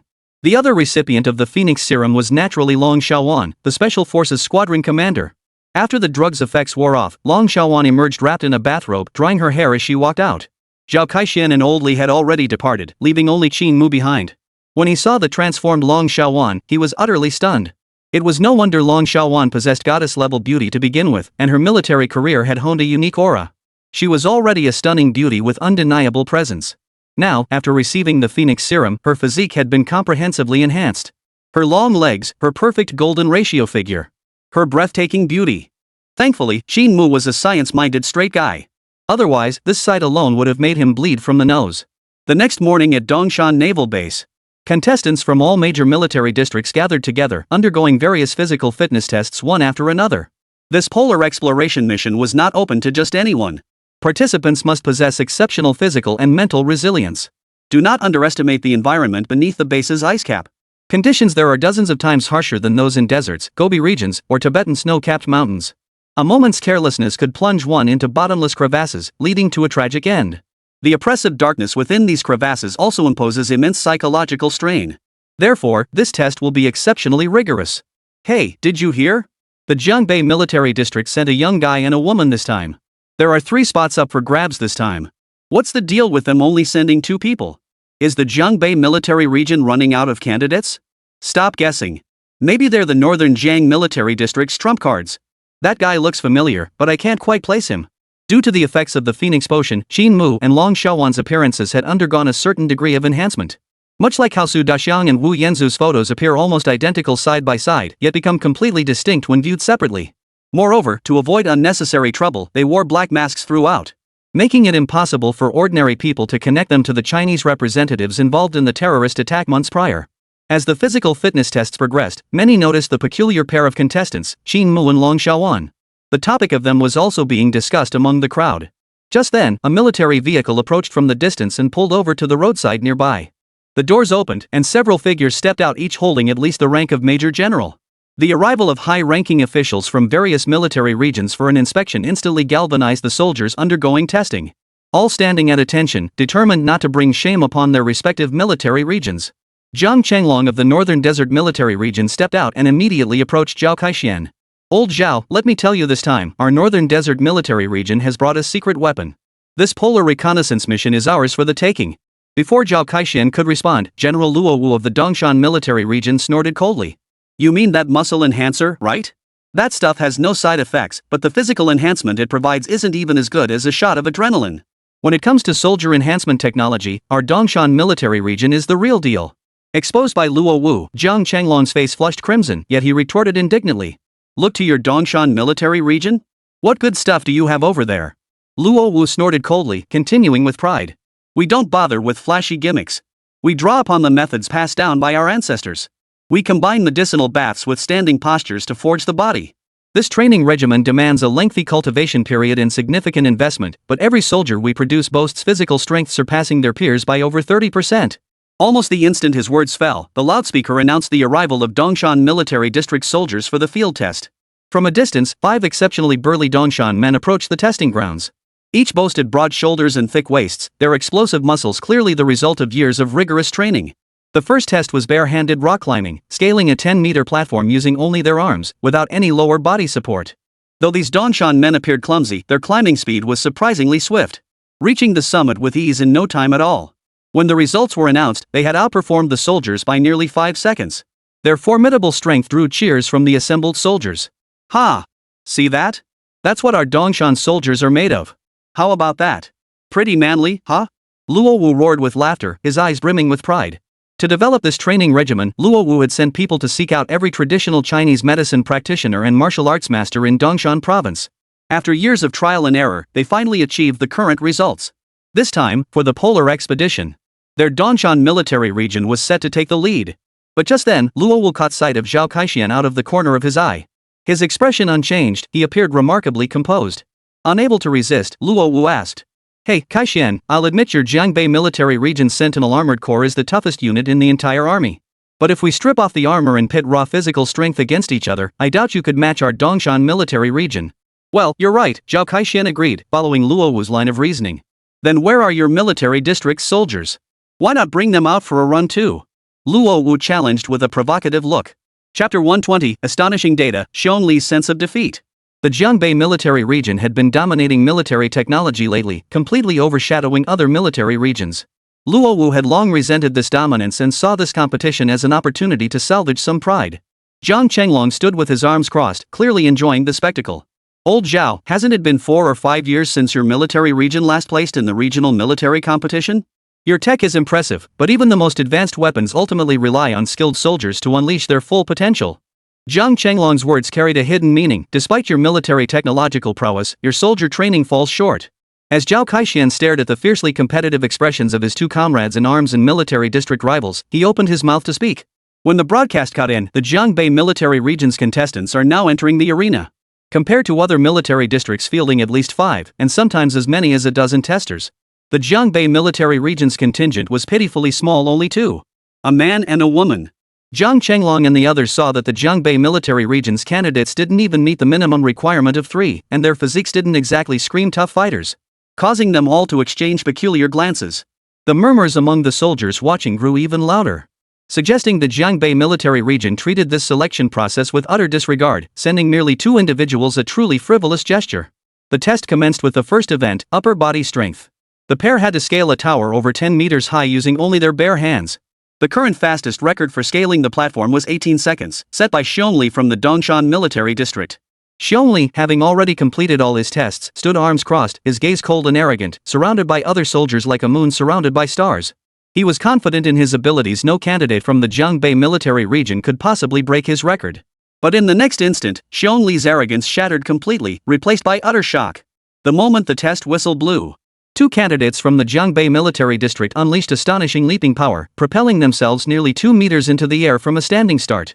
Gripping the protrusions on the high wall with both hands, they suddenly exerted force and continued leaping upward. This scene stunned everyone present. Jumping on a wall perpendicular to the ground using only arm strength was virtually impossible without terrifyingly powerful arms. Ultimately, the pair completed the test in 11 seconds flat. Dead silence fell beneath the platform as stunned expressions spread across every face. Had the first test truly ended already? That was way too fast. Especially Xiongli, who prided himself on having the strongest upper body strength. His scalp tingled, and his pupils trembled violently. The thick arms he'd been clutching to his chest moments ago now dangled limply at his sides. His jaw dropped wide open, his chin practically hitting the ground. But the competition had only just begun. The next event, the ocean relay swim. Accompanied by 2 massive waves racing across the sea surface, the pair completed the test again at astonishing speed. Then came the low oxygen environment test, endurance test, attention test, reaction test. As fresh test results poured in one after another, the once noisy testing site now fell deathly silent. This seemingly unremarkable man and woman kept shattering every test record. Holy crap, I'm completely blown away. Is this even humanly possible? These two must be superhuman, they're so intense. Isn't the Jiangbei military region known for its technological prowess? How come their soldiers are this incredible too? Amidst the rising chorus of astonished gasps, the high-ranking officers from various military regions observing the test were equally stunned. Luowu's face had lost all trace of his earlier pride, now set in a grim expression as if someone owed him a couple $100. Zhang Chenglong fidgeted like a hyperactive child, glancing down at his dress shoes one moment, then glancing up at the sky, or grimacing with clenched teeth, his expression oddly comical. As for the other military district commanders, they too murmured in stunned whispers. Who would have thought that the Jiangbei military region not only possessed formidable technology, but also such formidable soldiers? Surprise was evident on everyone's faces. The only one beaming with delight was Zhao Kaixian, delighted by Qin Mu and Long Xiaowan's performance. Especially seeing his comrades who had been acting all tough moments ago now standing silent and still. It felt incredibly satisfying. I refuse to accept this. I demand an additional test item. Just then, Xiongli stepped forward from the crowd, his expression brimming with defiance. This polar expedition carries an extremely high risk factor, with the greatest danger stemming from the immense pressure caused by snow cover collapses. Therefore, I propose adding a weightlifting test. Xiongli's voice carried with conviction. Though a hint of challenge flashed in his eyes, his overall demeanor remained sincere. Given the mission's extreme danger, additional tests were certainly welcome. The military district leaders raised no objections, and a new round of testing commenced immediately. Xiongli was the first to step onto the platform.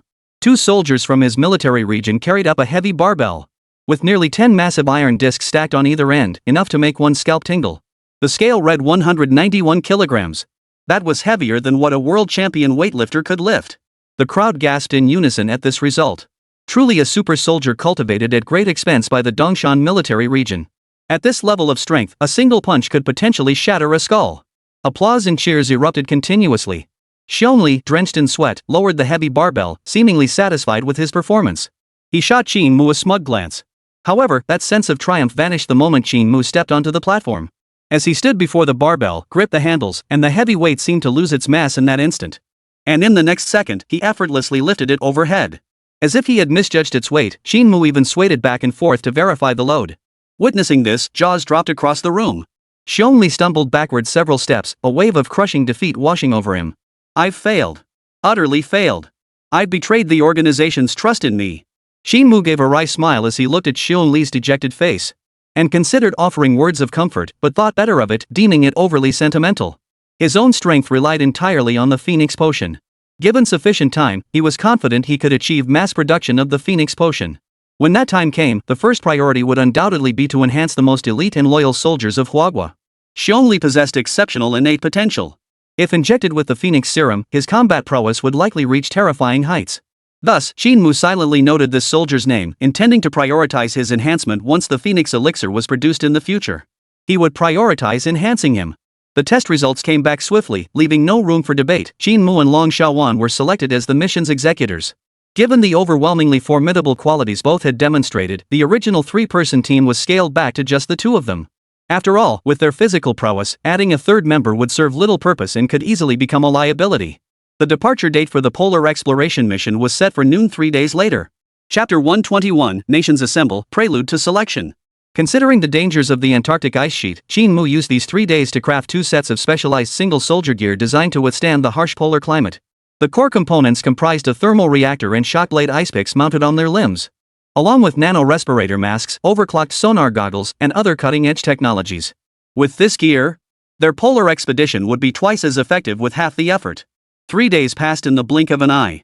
That morning, at Dongshan Military Airport, under the watchful eyes of military district leaders, the pair boarded the aircraft bound for Ushuaia. Ushuaia served as the final stop before landing in Antarctica, and the ultimate gathering point for elite forces from nations worldwide. Watching the Kunpeng take off vertically, Zhao Kaixian and the others stood on the tarmac for a long while. "Hey, old Zhao," Jiang Chenglong remarked with a sigh, "is that kid really Qin Mu? He's changed so much since last time, I barely recognized him." "You actually let that national treasure go on a mission? You're pretty bold, kid," Luo Wu remarked, a hint of envy in his voice. Zhao Kaixian gave a wry smile. "The higher-ups put immense pressure on me for this operation, you know." But Xiao Qin insisted on participating. I couldn't stop him. Still, both he and Xiao Wan have been injected with the Phoenix Serum, and they're equipped with high-tech gear. I don't think there should be any major issues. On the flight to Ushuaia, Qin Mu and Long Xiaowan sat together. After comfortably sipping a cup of hot tea, Qin Mu reclined his seat back, adopting the same relaxed posture as old Gu. With few passengers and ample space, he could lounge however he pleased. But before Qin Mu could relax for even a few minutes, Long Xiaowan tapped a small booklet against his stomach. "Mr. Great Inventor Qin, did you forget something before dozing off?"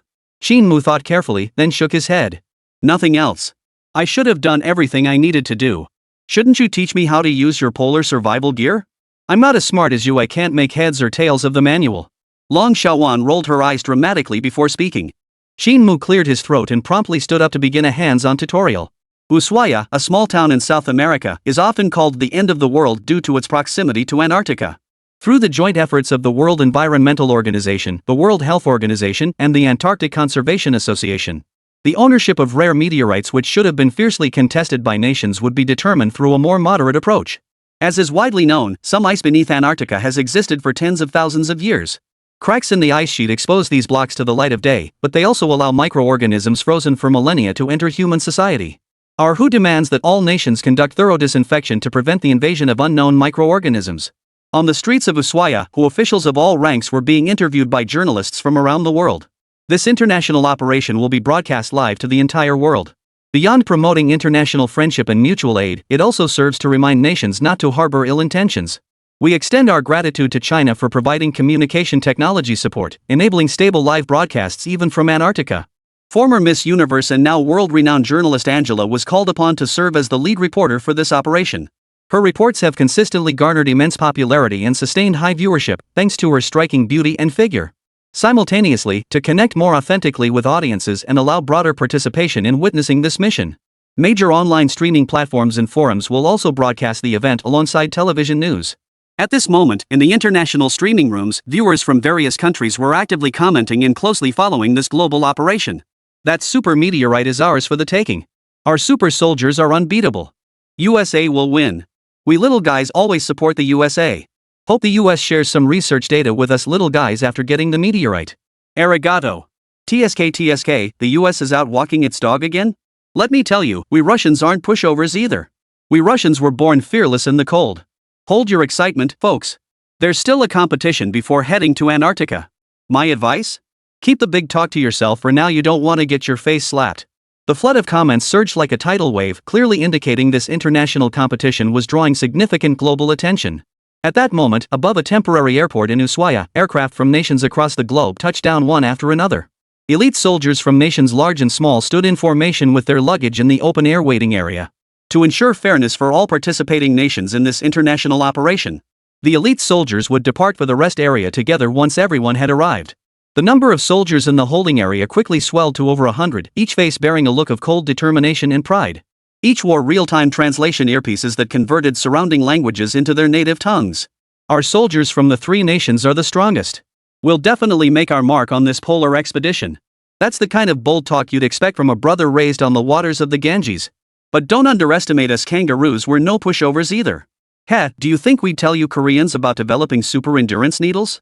What strength could kimchi-fed creatures possibly have? I bet even 100 needles couldn't withstand a single punch from our bear country warriors. The soldiers' arguments grew louder, threatening to erupt into a full-blown fight. But just then, the deafening roar of massive propellers echoed overhead. And everyone instinctively looked up, their expressions turning grim. A massive armed helicopter appeared overhead. It's a US Apache 6 attack helicopter. What a grand gesture. As if to show off, the American attack helicopter hovered over the airfield for several seconds. The immense wind pressure knocking elite soldiers from various nations sprawling to the ground in disarray. Just as the crowd erupted in curses, the Apache's cargo door slid open. And 3 fully armed American soldiers stepped onto the helicopter's landing gear. The helicopter still hovered nearly 10 meters above the ground. Just as everyone thought it would land. The next instant, the 3 American soldiers leaped directly from the aircraft. This scene instantly stunned everyone. A fall from nearly 10 meters would shatter bones for the average person, lucky if it ended in a compound fracture, unlucky if it meant instant death. Yet these 3 soldiers landed solidly on the ground. Not a scratch on them. Holy crap! Could it be true that the states developed enhancement drugs? My God, that jump was absolutely astonishing. The US has always been at the forefront of biotechnology. They've truly developed something extraordinary. Chapter 122, The Arrogant American Soldiers. Whispers filled the air as all eyes fixated on the 3 American soldiers.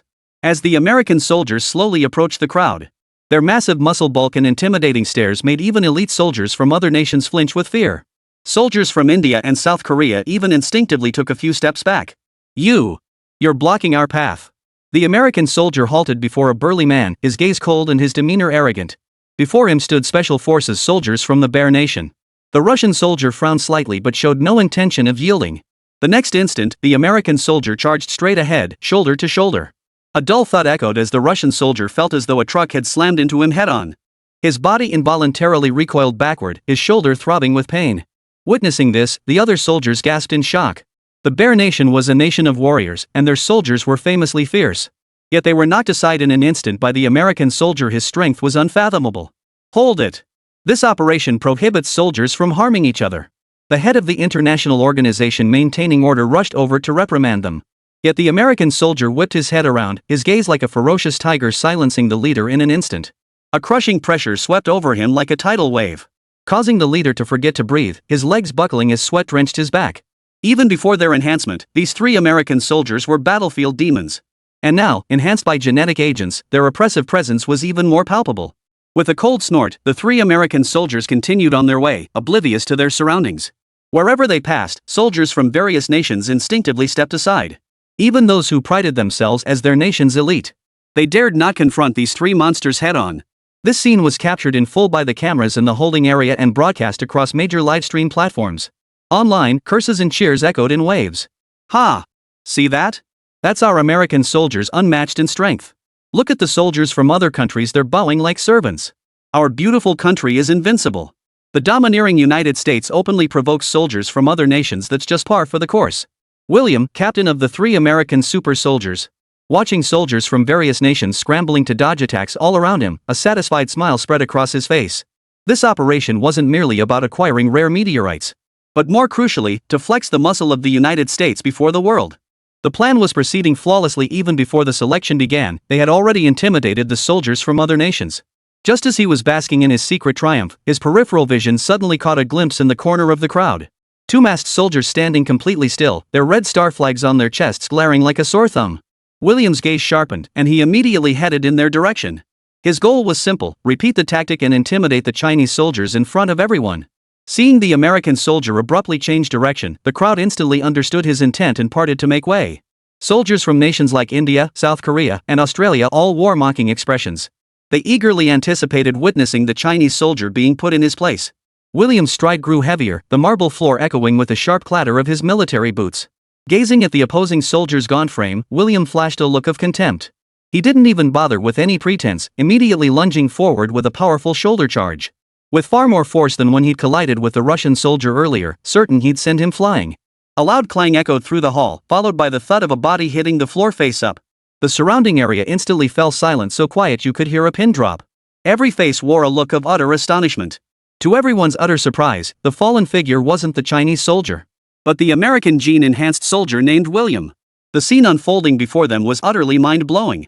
The seemingly frail Chinese soldier remained completely unmoved by the American Gene warrior's collision, while the American Gene warrior himself was knocked flat on his back by the recoil.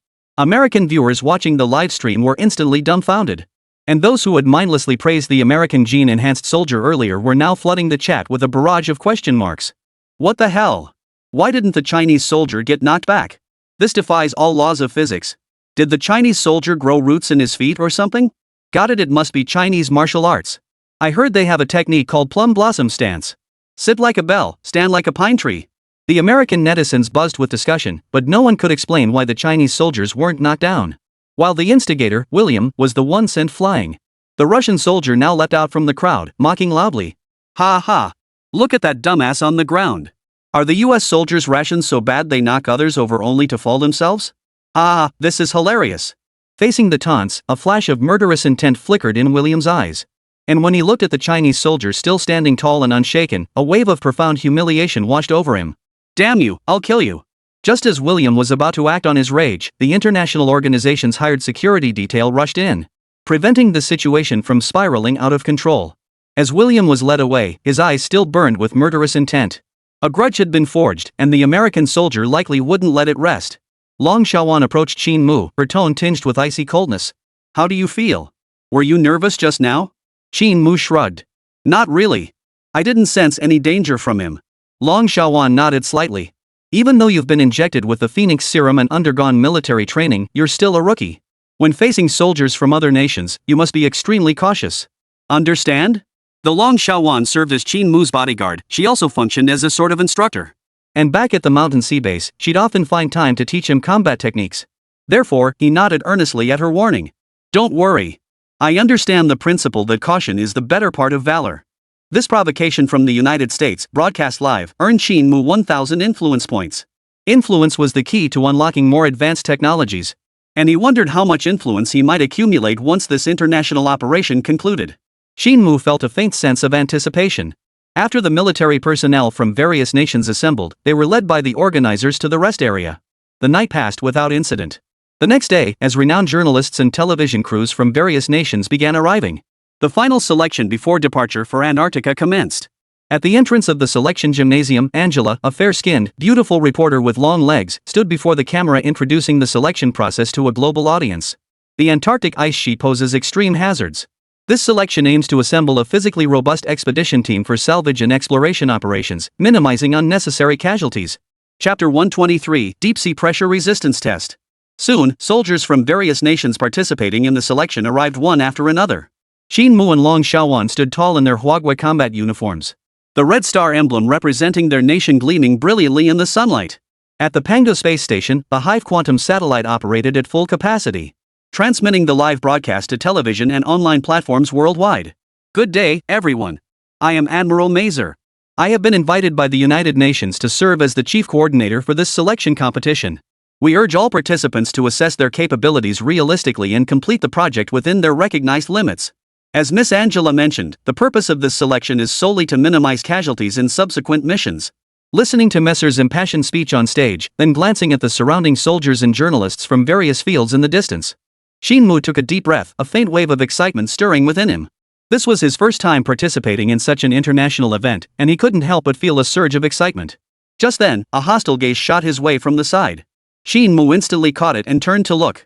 It was William, the genetic warrior from the United States, grinning at him. He raised his right hand and made a throat-slitting gesture toward Qin Mu, a fleeting glint of murderous intent flashing in his eyes.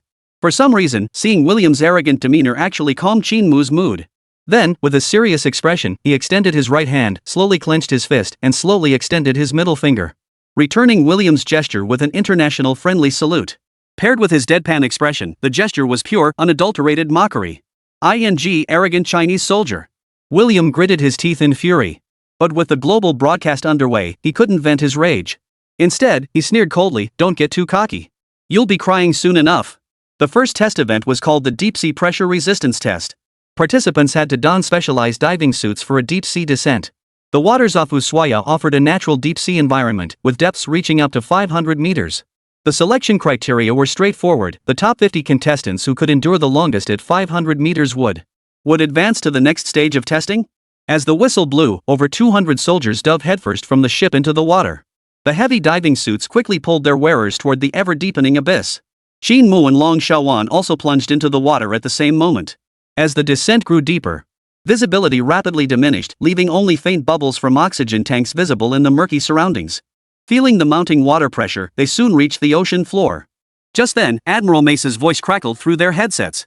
Your oxygen tanks contain enough air for approximately 20 minutes of breathing. If you cannot endure, activate the emergency rescue device on your left wrist. This will signify your withdrawal from the competition, and the tow line will swiftly pull you back to the surface. The deep-sea pressure test was a dual challenge for both body and mind.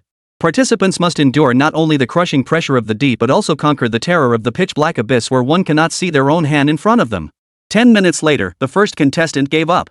A soldier from Zhangkao who couldn't endure the mental torment of the deep-sea environment and was the first to pull his rescue device. Accompanied by a flash of green light, the soldier from Zhanbul was pulled to the surface. At that moment, with only 10 minutes remaining before the oxygen tank depleted. Yet more and more soldiers succumbed to the torment and abandoned the challenge. One green halo after another rose toward the surface, each representing another soldier's surrender. Qin Mu sat on a protruding reef, eyes closed, breathing steadily. The Phoenix Serum, while comprehensively transforming Qin Mu's body, also enhanced his control over every muscle cell. For an ordinary person, the oxygen in the tank would last no more than 20 minutes. But Qin Mu, in his silent state, could stretch it much longer. Soon, another 10 minutes passed and over 100 green lights surfaced from the depths. When Admiral Mace's voice sounded again through his earpiece. Congratulations to those still underwater, you have secured spots among the top 50 contestants in this phase. You may now choose to ascend for the next stage of testing, or remain here to further unlock your body's potential. Friendly reminder, I will now rank the contestants still underwater. This is your chance to showcase your courage and strength to the world. Soldiers who had been preparing to surface sat back down on the seabed.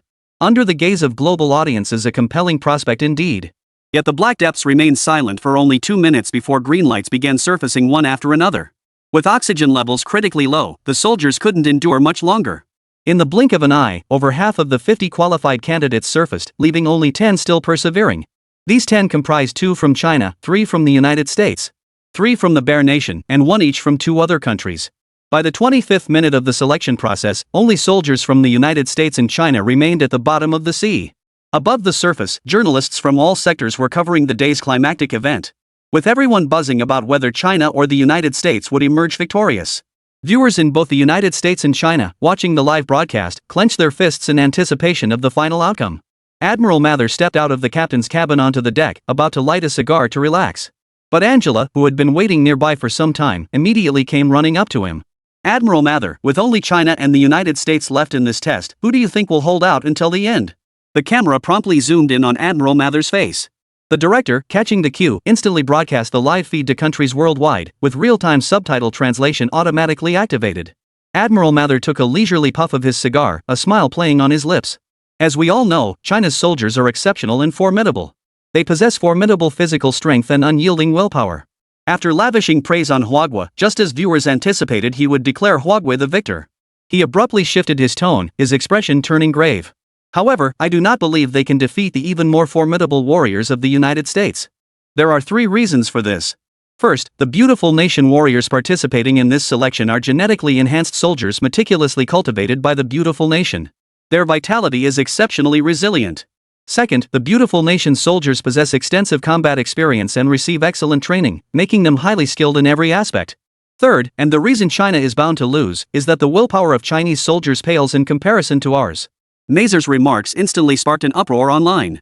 Foreign websites erupted in uproar, while China's domestic internet flooded with messages cursing Messer's family.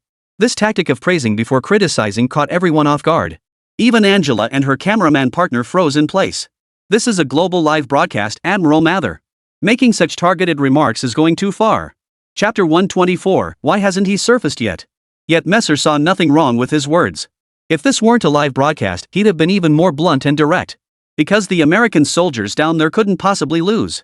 With the backup oxygen tanks he'd prepared for them, there was no way they could lose this contest. 30 minutes into the deep-sea pressure endurance selection. Even with his metabolism slowed to the absolute minimum, Qin Mu had already exhausted the oxygen in his tank. Yet surprisingly, the contest remained undecided. As the American gene warriors refused to concede defeat, Qin Mu frowned slightly. Were the genetic warriors from the United States really that abnormally resilient? Could they survive nearly 10 minutes in an oxygen-deprived environment? At that moment, Long Xiaowan beside him suddenly signaled to Qin Mu. Her oxygen had completely depleted, and she began surfacing. The moment Long Xiaowan surfaced, 2 green dots appeared nearby, darting toward the water's surface. 2 soldiers from the United States also withdrew. Through his earpiece, Qin Mu learned that only he and an American gene warrior named Jack remained at the bottom of the sea. While the captain of the gene warriors, William, had unexpectedly withdrawn from the contest early. Above the surface, spectators crowded against the railings, their voices rising in heated debate as excitement reached a fever pitch. Would the American gene warriors prove superior, or would the Chinese soldiers demonstrate greater strength? Everyone was waiting for the final outcome. Online, comments flooded the screen, with American netizens' remarks being the most active. I trust Admiral Mather's analysis. America will win. America is invincible. It's common knowledge that the beautiful country's genetic technology is the strongest in the world. Our enhanced soldiers will absolutely crush China's. China's soldiers shouldn't show off if they end up dragging corpses back, it'll be a laughingstock. Chinese viewers watching the livestream now felt their hearts clench in anxiety. Hoping their soldiers wouldn't fall short of the American performance, yet fearing the Chinese troops might recklessly risk injury in a fit of pride. Complex emotions intertwined, causing the live chat in China's streaming room to grow noticeably quieter. Qin Mu, now fired up by the competitive spirit, closed his eyes once more to conserve energy, adjusting his body to enter a deeper state of hibernation. Only this way could he endure the deep-sea environment for longer. Yet the hibernation didn't last long. A faint ripple in the water made Qin Mu's eyes snap open. The next instant, a colossal fist swung out from the pitch-black sea, its immense force churning the surrounding water into turbulent eddies. Qin Mu, who had been completely relaxed, instantly tensed his body. Though slow, the punch carried immense force. And its target was unmistakable: the breathing apparatus on Qin Mu's mouth. The intent was clear: to disrupt his breathing and deplete his remaining oxygen supply. The opponent charged fiercely and struck with brutal force. Qin Mu instantly pivoted his body, narrowly dodging the attack with a desperate leap. The spotlight illuminated the intruder, none other than the American soldier, that genetic warrior named Jack. Jack glared at Qin Mu with murderous intent, a mocking smirk curling his lips. Qin Mu quickly grasped the reason for the mockery: unlike his own depleted oxygen tank, the oxygen cylinder before him was still rapidly exchanging gas, exhaust continuously spewing from his respirator, clearly indicating he still had ample oxygen reserves. In this deep-sea environment, with the enemy well supplied and himself running dry, the disadvantage was glaringly obvious. But then, Soldier Jack made a throat-slitting gesture before lunging toward Qin Mu. Even with his formidable physique, Qin Mu couldn't sustain combat for long in this oxygen-deprived state. This fight wasn't worth continuing. With that thought, Qin Mu pressed the ascent button without hesitation. But Jack the soldier had no intention of letting Qin Mu off so easily. He lunged forward, snatching hold of Qin Mu's ankle. Qin Mu felt immense pressure on his ankle. Looking down, he saw that Jack had somehow produced a dagger in his hand, slashing toward Qin Mu's abdomen like a venomous snake. It was clearly a lethal strike. Looking for death. Rage surged through Qin Mu as he violently kicked out at the dagger. Though seawater slowed his movements, the immense force behind the kick remained explosive. To Private Jack's stunned gaze, the dagger was kicked back toward him with pinpoint accuracy. Simultaneously, the tether on his back tugged sharply, propelling Qin Mu rapidly toward the surface. The moment Qin Mu surfaced, the crowd erupted in thunderous cheers. The selection concluded, with Huagua finishing second to the United States. Spectators from the United States cheered and clapped enthusiastically, while representatives from other nations offered congratulations, their eyes occasionally flickering with a hint of envy. Admiral Mace wore a confident smile as he approached reporter Angela. And Angela promptly handed him the microphone and camera. I regret that Huagua lost this contest, but I urge Huagua's soldiers not to lose heart. You have proven yourselves formidable. You are merely mortal flesh, naturally unable to match the might of America's genetically enhanced warriors. That you held out this long has exceeded my expectations. When this string of remarks aired for Chinese viewers, it instantly ignited their fury. What a bull admiral. His tone clearly favors the pretty country. I'd love to give him a taste of his own medicine. That old bastard Messer is American through and through. Ha, so much for this so-called international organization. No big deal. As long as nothing went wrong, it's not an official operation.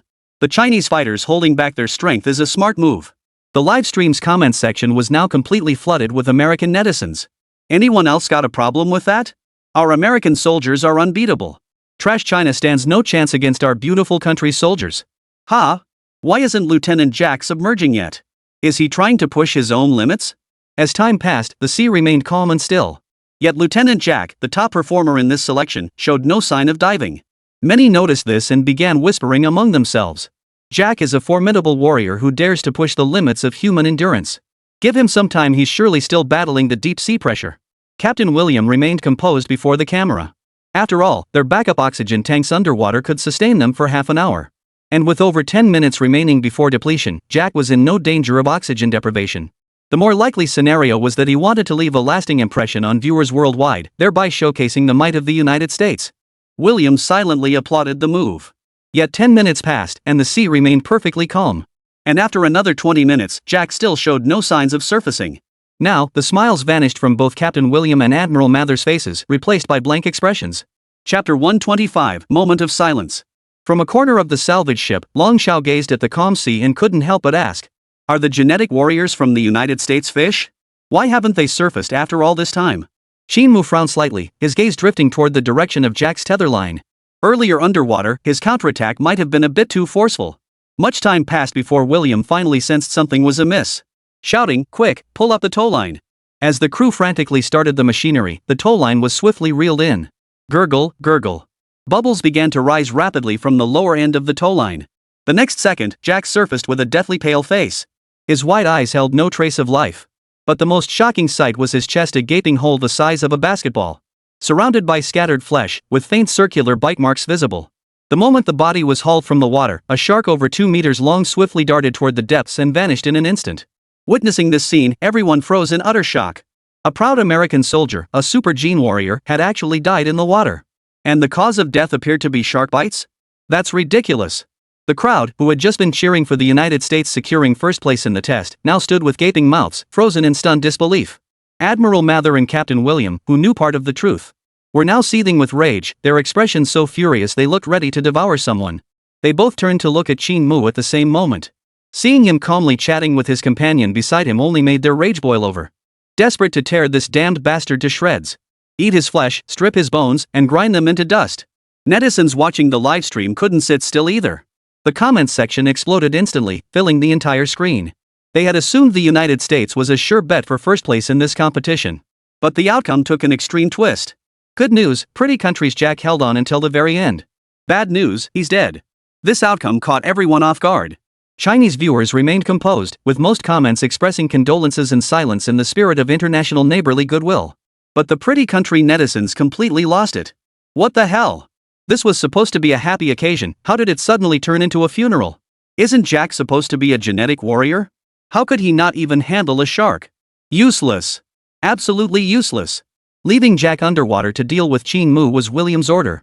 First, to avenge the arrow wound at the airport. Second, to weaken China's strength early on, preventing them from participating in subsequent missions.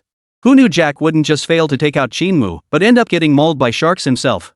But there aren't many sharks in the waters off Ushuaia, and Jack's physical strength should have been more than enough to handle them. The greater likelihood was that Jack had lost the ability to resist before the shark attacked, and was likely bleeding from his wounds, which attracted the sharks. And those wounds must have been inflicted by Qin Mu, meaning Qin Mu killed Jack. Realizing this, William immediately sprang to his feet and stormed before Qin Mu, shouting, "Damn it, speak up. What happened underwater? You killed Jack." The situation spiraled out of control as the camera cut to Qin Mu and William. Journalists from around the world were desperate to know what had transpired underwater, and what Sergeant Jack had endured in his final moments. Yet even under the glare of countless cameras and William's furious stare, Qin Mu remained composed. "I am deeply sorry for Jack's tragic death. He was one of the finest soldiers I've ever known. I am truly heartbroken. But I don't know what happened either. When I couldn't hold on any longer, I returned to the surface. I have no knowledge of what transpired underwater." Bull. Bull. William erupted in curses. How could this damn Chinese soldier not know what happened underwater? If Jack hadn't been trying to take him down, how could this have happened? This damn fool is definitely putting on an act, he's feigning ignorance. But even knowing Qin Mu was putting on a show, William couldn't call him out on it. He couldn't very well say Jack got into trouble because he went to assassinate this Chinese soldier, only to be killed in the attempt? That would be not only humiliating but could easily spark an international conflict. Rage and resentment boiled within him. William had never wanted to kill someone so badly. He wanted nothing more than to turn this Chinese man into a honeycomb with a machine gun. Enough. This tragedy was clearly an accident. No need to pursue it further. Admiral Mather declared abruptly, regaining his composure from his rage. This matter couldn't be investigated further, or his covert assistance to the United States would inevitably be exposed. After all, the spare oxygen tank had been lost at the bottom of the sea. If discovered, it would be an inexplicable and massive problem. Thus, he forcibly halted the confrontation. Yet, when his gaze fell upon Qin Mu, a flicker of murderous intent flickered in his eyes. Qin Mu accurately detected the hostility in Admiral Messer's eyes, yet he merely curved his lips into a faint smile. Well then, Admiral Messer, may I ask which nation you declare the winner of this competition? Admiral Messer, who had already begun walking away, abruptly halted in his tracks. His face darkening so intensely it seemed blood could drip from it. Rage surged like a volcano on the verge of eruption.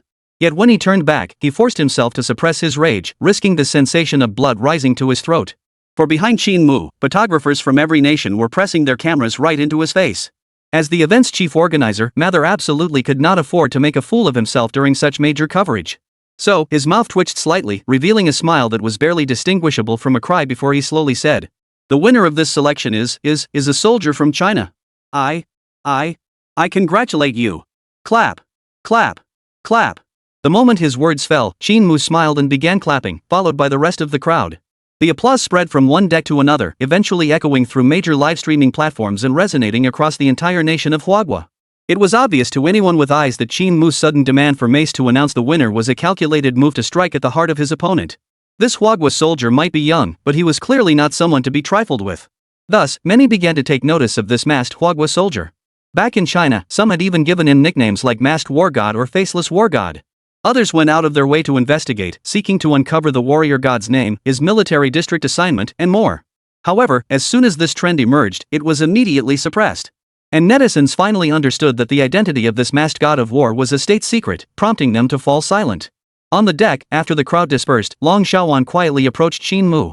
"That's not like you. Why did you suddenly get so tough? But what you did just now was pretty cool. I liked it." Chapter 126, Low Temperature Hypoxia Test. Qin Mu gave a wry smile and immediately recounted what had happened underwater. Upon hearing the underwater events, Long Xiaowan's gaze turned so icy it could kill. If Qin Mu hadn't grabbed her arm, she'd likely have stormed off to confront the American soldiers right then and there. "Sis Xiaowan, our mission is to retrieve the rare meteorite. At this point, there's no need to burn bridges." Held back by Qin Mu's words, Long Xiaowan could only furrow her brows, forcing down her rage. Thanks to this showdown, Qin Mu gained another boost to his influence, bringing his exchange points back up to 10,000. Undoubtedly, participating in international operations was currently the fastest way to gain influence. The incident where the American soldier drowned seemed serious, but under the suppression of the United States, the news quickly faded from public view. To compensate for the loss, another American gene warrior joined William's team. The next day, a new round of selection tests commenced. This round would select 20 elite soldiers from 50 international candidates to advance to the final assessment, dubbed the hypoxic cold chamber test. In the selection hall stood a massive cryogenic chamber equipped with human monitoring devices. All 50 elite soldiers would enter the chamber simultaneously, with the 20 who endured the longest in the cold, low-oxygen environment advancing. As the selection whistle sounded, the lightly clad group entered the cryogenic chamber together. All soldiers sat in 2 rows inside the chamber, some glancing around restlessly, others closing their eyes to conserve energy. Qin Mu and Long Xiaowan sat in a corner. Directly opposite them were the Kangaroo Nation Special Forces. Before the Australian Special Forces could settle in, 3 American soldiers appeared before them. Captain William in particular wore a stern expression, his gaze carrying a hint of menace. The Australian Special Forces' expression shifted slightly as they hurriedly shifted their seats to the side. Then William and the other 2 American soldiers took seats directly in front of Qin Mu and Long Xiaowan. Clearly, this William wasn't satisfied and wanted to compete again in the cryogenic chamber. The chamber door closed, and the temperature began to slowly drop. The selection process officially commenced. Outside the chamber, several large screens displayed live footage from within. Journalists and spectators from various nations now stared intently at the monitors, wondering which nation's soldiers would emerge victorious in this selection. Time ticked by 10 minutes, 20 minutes, half an hour passed in the blink of an eye. One by one, soldiers who could no longer endure the cold left the chamber. The number of soldiers dwindled sharply, rapidly decreasing from the original 50 to 25. Another half hour passed, and the chamber temperature dropped to -10 degrees Celsius. And another 5 soldiers withdrew one after another. The top 20 rankings were confirmed, with most soldiers choosing to withdraw immediately. This frigid, oxygen-deprived environment was truly no place for humans to endure. Most of the soldiers in the cold chamber soon departed, leaving only the representatives from Hua Nation and the United States still persevering. It was these 2 teams again, which didn't surprise the audience much, though they were eager to see which nation's team would endure until the very end. "China's losers, give up already. Keep pushing and you'll freeze your fingers off." The new recruit who had replaced Jack suddenly spoke up beside William. The cryogenic chamber lacked audio equipment, so there was no risk of their conversation being overheard outside. The soldier replacing Jack was named Jeff, a scar across his face giving him a fierce appearance. But Qin Mu and Long Xiaowan seemed oblivious to his words, still resting with their eyes closed, not uttering a single sound. This level of cold was nothing to them after receiving the Phoenix Serum. Jeff snorted coldly, his eyes darting around before turning to Captain William beside him.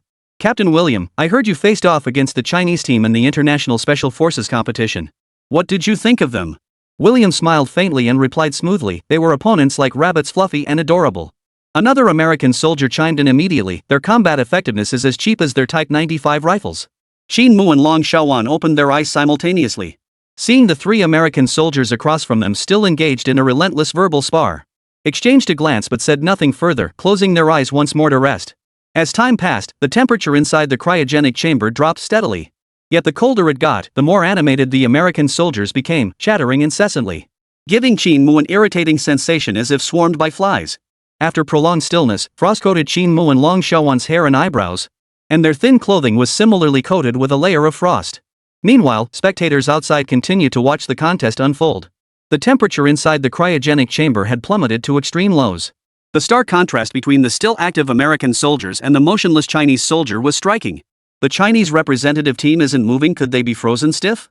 Should we go in to rescue them? What if someone gets frostbite? Are you stupid? As soldiers, they know their limits. If they can't hold on, they'll withdraw. Anyone who stubbornly refuses to quit is an absolute fool. Anyone placing bets? Let's wager on who wins. I'm putting $20 on the US, they're guaranteed to win. The murmurs grew louder, though everyone was still speculating about the outcome. Seeing the Chinese team covered in frost, most believed the Americans held a significant advantage. After all, the American soldiers were still chatting casually, while the Chinese team looked like they were about to collapse. The live stream on the external network continues, unfolding on the largest and most renowned international streaming platform, YouTube. A massive betting frenzy was underway, with cumulative wagers now exceeding tens of millions. As the showdown narrowed to representatives from China and the United States, the stakes reached their peak. More and more people were convinced the United States would win the match, so they gambled everything they had on the US victory. While China's supporters were pitifully few. Most bettors backing China were either ethnic Chinese or patriotic expatriates, placing bets on China's representative purely as a gesture of support. The payout odds rapidly ballooned to 116. Yet even then, countless netizens kept betting on the United States to win, as if the outcome were already sealed. Just looking at the Chinese team's appearance on screen, it was clear they couldn't hold out much longer. At the selection venue, Angela watched the Chinese team frozen solid on the screen, a look of concern crossing her face. After a moment's hesitation, she approached Admiral Messer, who was chatting and laughing with those around him nearby. Admiral, is there any point in continuing this contest? Perhaps we should call it off. Our goal is to reach the Antarctic ice sheet, and the Chinese representatives appear to have reached their limit. Admiral Messer rejected Angela's proposal to halt the selection almost without hesitation, replying with righteous indignation. I made it clear before the competition began, all participants are responsible for their own actions. Chapter 127, Off the Charts Caloric Value. No one, and I mean absolutely no one, is permitted to interfere with their contest, for they represent their respective nations. Seeming to sense Angela's discontent, Admiral Mather shifted his tone and continued. However, while we cannot intervene, we can employ other means to monitor their physical condition more clearly. We'll activate the thermal detectors in the cryogenic chamber and display the contestants' thermal readings on the main screen. Mather's words instantly drew the attention of many spectators, who immediately focused their gaze on the large screen. The next instant, a signal receiver in the cryogenic chamber flashed brightly, followed by a thermal imaging display composed of red, yellow, and blue hues appearing on the large screen. May stepped forward to the camera and began his presentation with great solemnity. As the name suggests, the heat detector measures the thermal emissions of objects. As you can see, these three figures in alternating red and yellow are the three genetic warriors from the United States. Their thermal values are 46, 39, and 42 respectively, indicating they are in excellent condition. The cryogenic environment poses no threat to their lives. As for the representatives from China, completely encased in frost, poof. Their thermal readings are 200? 200. Wardfa? What the hell? This thing must be broken. The usually composed May suddenly raised his voice, his face filled with shock. On the surveillance screen, the figures representing Qin Mu and Long Xiaowan radiated blinding red light, their heat values skyrocketing to the maximum reading of 200. Impossible. How could this be possible? The maximum thermal value a human can reach at normal temperatures shouldn't exceed 100. How did these two hit 200? Technician will stared in utter bewilderment, as if witnessing something utterly mind-boggling. The detector's heat readings weren't temperatures but a composite data point aggregating body heat from various locations. The higher the heat value, the more normal the host's body temperature and the stronger their physical functions. American genetic warriors couldn't even hit the 50 passing threshold in cold environments, yet these two Chinese soldiers were over 4 times that.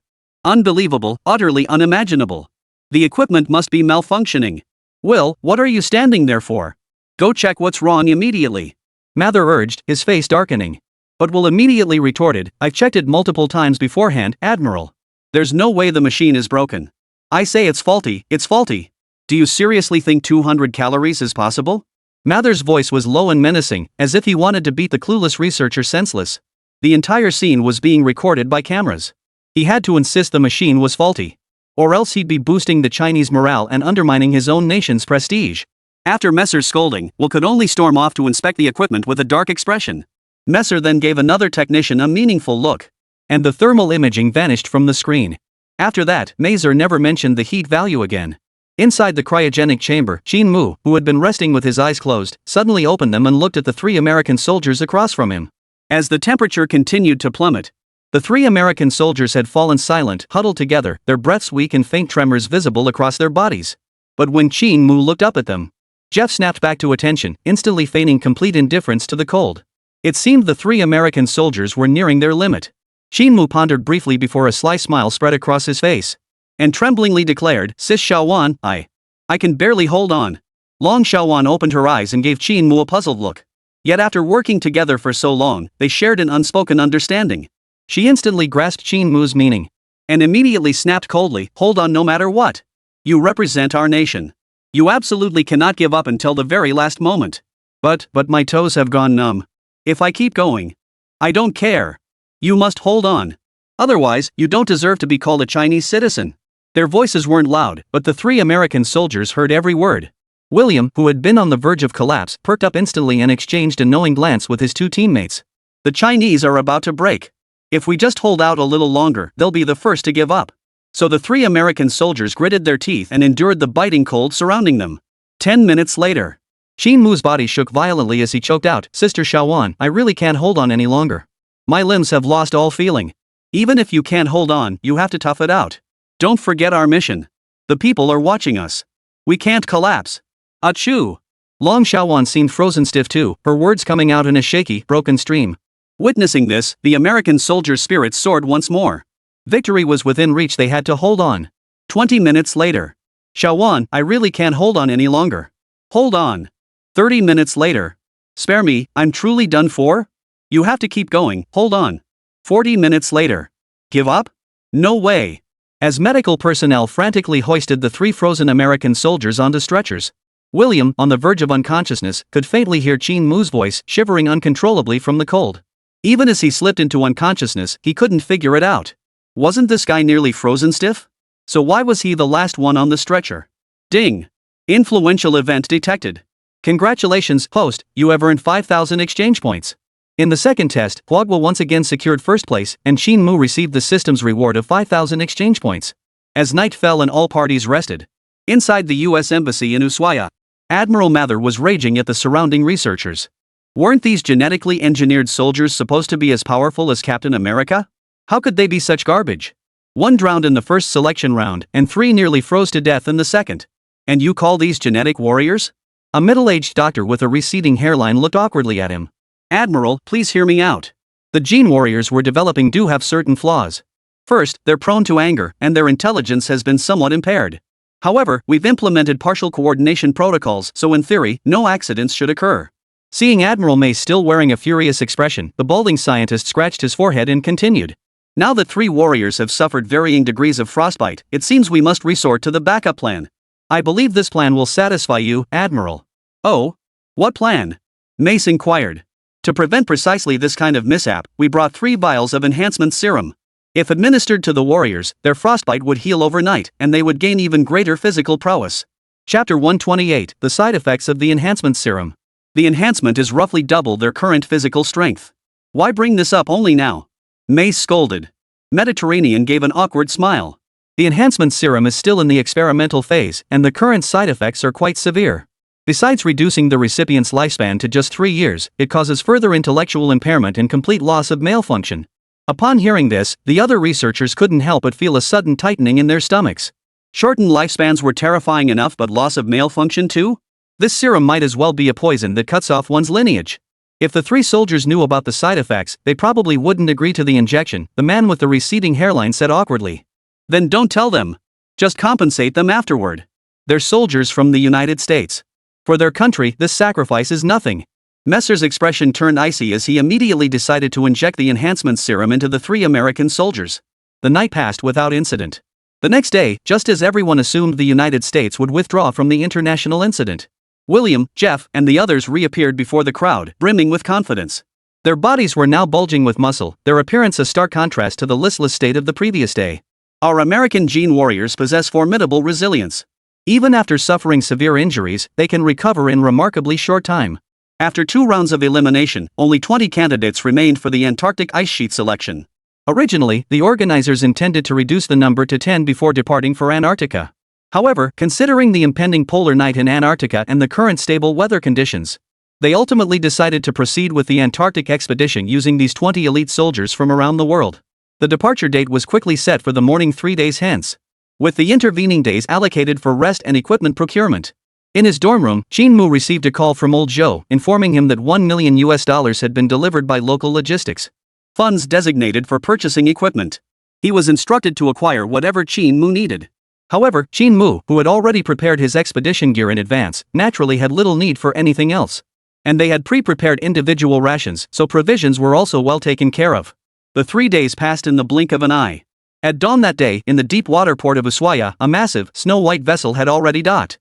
Soldiers from various nations, each carrying their own gear, began boarding the deck one after another, followed by journalists, sailors, and relevant researchers from various nations. Unlike the intense atmosphere during the qualifying rounds, the mood aboard the ship was noticeably subdued this time. Even the journalists, known for their passionate reporting, carried a hint of solemnity in their voices. The expedition was about to set sail for the Antarctic ice sheet. In that barren land known as the White Desert, any danger could arise. A single lapse in attention could cost one's life. Blizzards, snow blindness, unfathomable crevasses beneath the snow. Antarctica's deadly natural hazards were numerous and lethal, weighing heavily on everyone's minds. Hello, brothers from China. My name is Adolf. This is pure meat ham, a specialty from my hometown. Try some. A massive ham suddenly thrust in Qin Mu's face startled him, only to find a burly man clad in a bearskin cloak grinning at him. You are mighty and respected warriors. We will always be friends. Facing the warm hospitality of the Bear Nation warriors, Qin Mu smiled faintly and accepted their kindness. But he knew deep down that the respect he commanded came from the strength of his fists. A nation strong enough finds friends everywhere under heaven. But if it is weak, all it sees are villains. The straight line distance from the meteorite impact site to Ushuaia was not particularly great. And after 2 days and 1 night of sailing, the giant ship reached the Antarctic Bay area closest to the impact site. Qin Mu, bundled in a down jacket, stood on the deck. Before him lay a vast white continent, serene and sacred. A flicker of excitement flickered in Qin Mu's eyes as he gazed upon this land. Antarctica was a place he'd longed to visit since childhood, and it proved even more vast and boundless than he'd imagined. Qin Mu, turn around, I'll take your picture, Long Xiaowan said as she approached with a camera. Snapping the shutter the instant Qin Mu struck a pose. The pair then took numerous photos together. A handsome man and a beautiful woman, their relaxed expressions making them seem like tourists visiting Antarctica, adding a touch of liveliness to the otherwise subdued deck. Even Angela, who had come aboard the ship, couldn't resist joining in, begging for a few photos of herself too.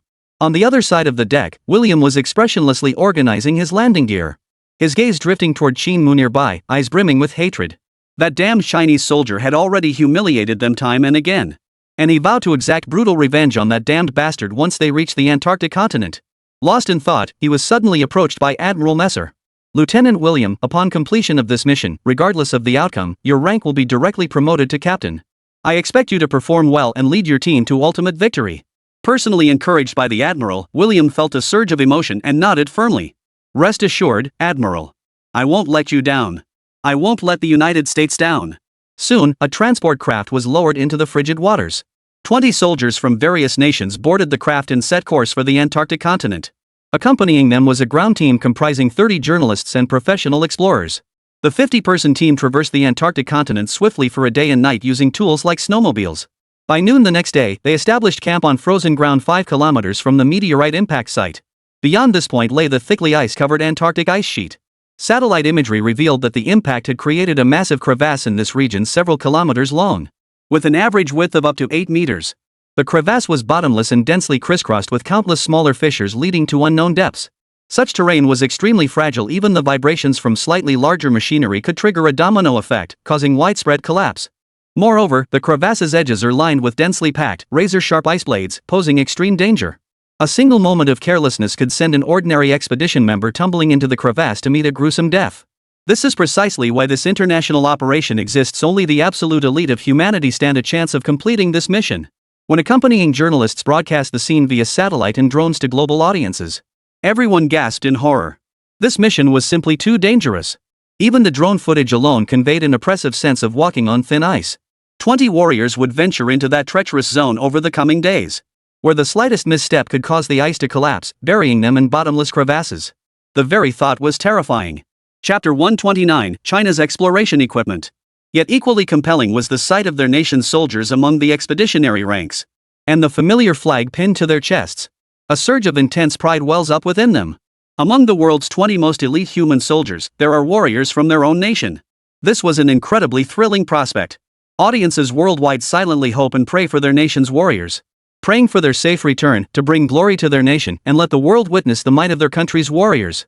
Back in China, coverage of Qin Mu and Long Shaowan was everywhere. From the national broadcaster down to independent media outlets, all are frantically covering the pair.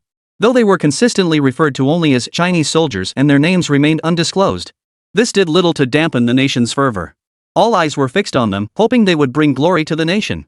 Selecting a day with ample sunlight, 20 elite soldiers set out for the ice cap fissure.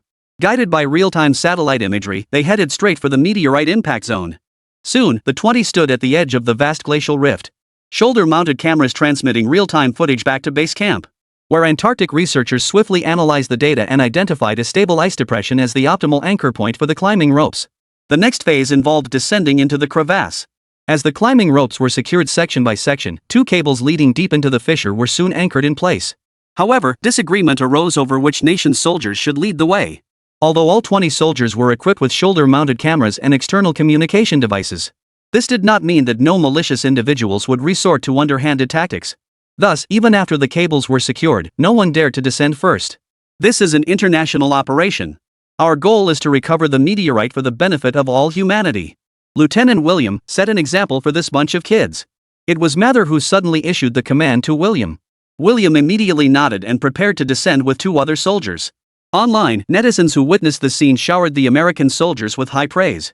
American netizens were the most vocal, praising their soldiers' bravery while simultaneously mocking soldiers from other nations as weaklings and cowards. U.S. news agency reports, Foreign Minister issues statement highly commending U.S. soldiers for setting an example of courage and fearlessness in international incidents. The president of the Japanese news agency commended the American soldiers for prioritizing the greater good and suggested Japanese students study their spirit. Various organizations and media outlets immediately began extolling the American soldiers, with sycophantic praise coming in all shapes and forms. Soldiers from other nations promptly received orders from their respective high command, urging them to grab the ropes and descend quickly. Falling too far behind would invite ridicule. Except for a few soldiers remaining on the ground, most began descending along the ropes. Yet the 2 soldiers from China remained standing in place, seemingly unmoved. This instantly provided fodder for netizens who'd long disliked China to craft their little essays. The US led the way down, but China's cowards dithered and dared not follow. What a disgrace. They looked so impressive during the selection tests, but this is what we get? Pathetic. Trash China. Chinese people should get the hell out of Antarctica. They're useless and just wasting everyone's time. There's a reason Chinese people are trash. Their genes are garbage. Unlike us, the noble race. The guy above is spot on. China's people are a subpar race with subpar genes. I think we should kick them out of, what's that? The rant abruptly ended, because the footage of the Chinese soldiers, captured by other troops, had changed. For the first time, Qin Mu and Long Shaowan removed their masks. The next second, both simultaneously activated the thermal reactors on their chests. Countless nanobots surged out from devices all over their bodies, rapidly covering their entire bodies. An incredibly sleek breathing mask formed over their faces, followed by crimson smart analysis goggles. Beep. Arctic Explorer suit activation successful. Connecting to thermal reactor. Thermal reactor connection successful. Ultrasonic sonar device activated successfully. Electromagnetic anti-slip boots activated. Vibrating ice picks activated. Amidst a series of electronic beeps ringing in their ears, the 2 individuals shed their heavy military coats, revealing sleek, tech-infused bodies. Unlike the bulky Sentinel armor, the Polar Explorer's suit lacked strategic offensive or defensive capabilities. but rather a portable protective suit engineered for exploration. When the audience watching the screen saw such exquisitely crafted exploration gear, they all instinctively gasped in awe. The suit's material was not metal but some unseen special alloy, appearing form-fitting yet lightweight. A circular protrusion at the center of the chest was rapidly spinning, seemingly some kind of power supply device. But before the audience could get a clear look, the hatch closed, obscuring the interior. The back likely housed an oxygen supply unit connected to a breathing mask via visible tubing. The goggles were full coverage, having flashed strings of data during the initial synthesis phase, likely some kind of smart protective eyewear. Most striking were the palms of the suit, a pair of jet black tech gloves, boasting a highly futuristic aesthetic. The fingertips were razor-sharp like claws, with faint arcs of electricity dancing at the fingertips. Even at first glance, they were clearly extraordinary.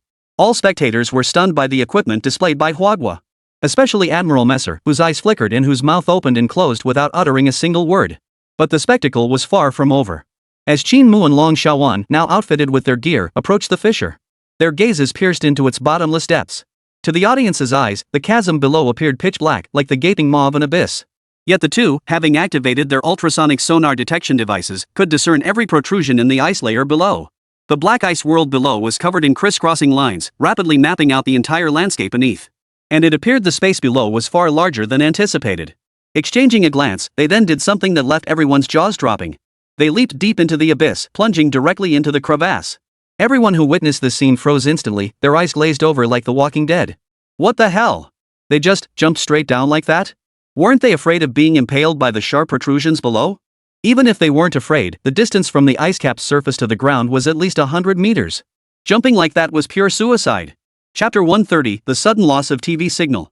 At that moment, every viewer glued to their television screens, as if they could press their eyes against the screen to see what happened next. The director had already switched the feed to the cameras mounted on the shoulders of the Chinese team members. Due to their weight, the two Chinese soldiers were descending vertically into the crevasse, one above the other. Through the shoulder camera of the warrior above, viewers could faintly make out the figure of the warrior below. Just as they thought the two soldiers would use sharp metal claws to grip the ice and slow their descent, what happened next shattered the viewers' expectations once more. Suddenly, a hatch opened at the bottom of the metal backpack strapped to the soldier's back. A faint blue glow illuminated the area. A faint propulsion flame rose from his back. Immediately, the soldier executed a mid-air flip, righting his body and drastically reducing his descent speed, coming to a halt just half a meter above the deep ice surface. The next second, the engines shut off. Both soldiers stood steadily on the ice, producing minimal sound or vibration. The entire sequence was breathtakingly impressive, like a stuntman performing an extraordinary feat. It was worth noting, however, that while the two soldiers relied on high-tech equipment for assistance, unlike the Sentinel armor, every movement they executed was achieved solely through their own physical prowess. In other words, these two Chinese soldiers possessed physical and mental fortitude that defied belief. This was simply beyond human capability. Two monsters. The Chinese team's series of maneuvers clearly captured the attention of every spectator. In stark contrast, the other teams remained frozen in place on the ice. Especially the United States, now utterly ignored the audience, had completely forgotten they existed. General Mather stared grimly at the live feed, his face twisted with envy so intense it seemed he could devour Qin Mu alive. He had entered this international operation brimming with confidence, certain he would showcase the United States might before a global audience. Yet time and again, he was humiliated as China stole the spotlight. This left Admiral Mather in an abysmal mood. His blood boiled with rage, wishing he could take the field himself. "William, why are you moving like a snail? The enemy has reached the lower ice layer, hurry up and catch up." Unable to vent his rage, he could only redirect it elsewhere. The urged American soldiers hastened their descent. And it was then that the benefits of their second-stage physical enhancement became apparent. They descended at an accelerated pace, quickly outstripping the climbing teams from other nations.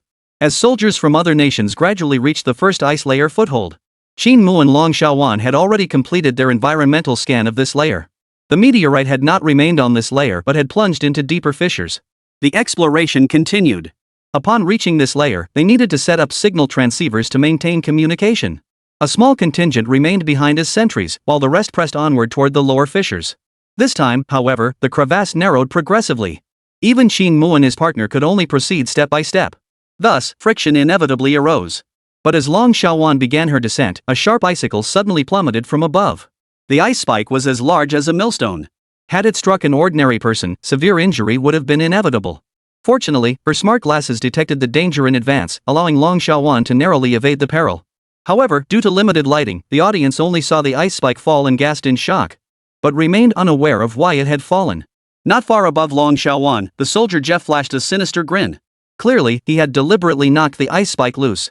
He believed his ambush was flawless and undetected. But he didn't know that anger was already rising on Qin Mu's face below. The smart protective goggles continuously gathered data from every part of the confined space using ultrasonic waves, and utilize intelligent computing to simulate scenarios, yielding spatial information more precise than night vision goggles. Qin Mu had clearly witnessed Jeff the soldier's action of touching the ice spike, clenching his fists instinctively as a cold glint flashed in his eyes. These guys kept provoking us over and over, like flies buzzing around, utterly disgusting. Don't they realize they're constantly testing the edge of their own destruction? Sister Xiaowan, I've discovered a branch fissure. There might be a shortcut to the meteorite impact site inside. I plan to go down and investigate. His voice wasn't loud, but everyone climbing the ice heard him clearly. Otter from Bear Country immediately interjected, "Brother from China, these ice fissures look unstable. You shouldn't stray from the main group. Safety first." Qin Mu shook his head, his gaze drifting toward 3 American soldiers nearby before continuing. "Though that fissure appears hazardous, I believe it's necessary to take the risk to secure the meteorite as quickly as possible. Besides, I'm confident I'll return alive after all, I'm the strongest soldier in China." The statement was somewhat exaggerated, but it was intentional on Qin Mu's part. Sure enough, upon hearing Qin Mu's words, Captain William's face immediately darkened with displeasure. Long Xiaowan looked pensive. After reminding Qin Mu to be careful, she remained silent. Qin Mu then swiftly darted into a side fissure in full view of everyone. The American soldiers, who had been climbing in 3 separate groups upper, middle, and lower, suddenly converged. Jeff flashed a sinister grin. "Captain, our chance has come. That Chinese kid broke ranks. We might find an opening to take him out." Captain William nodded slightly before activating his communicator to contact General Mather. "Go, William.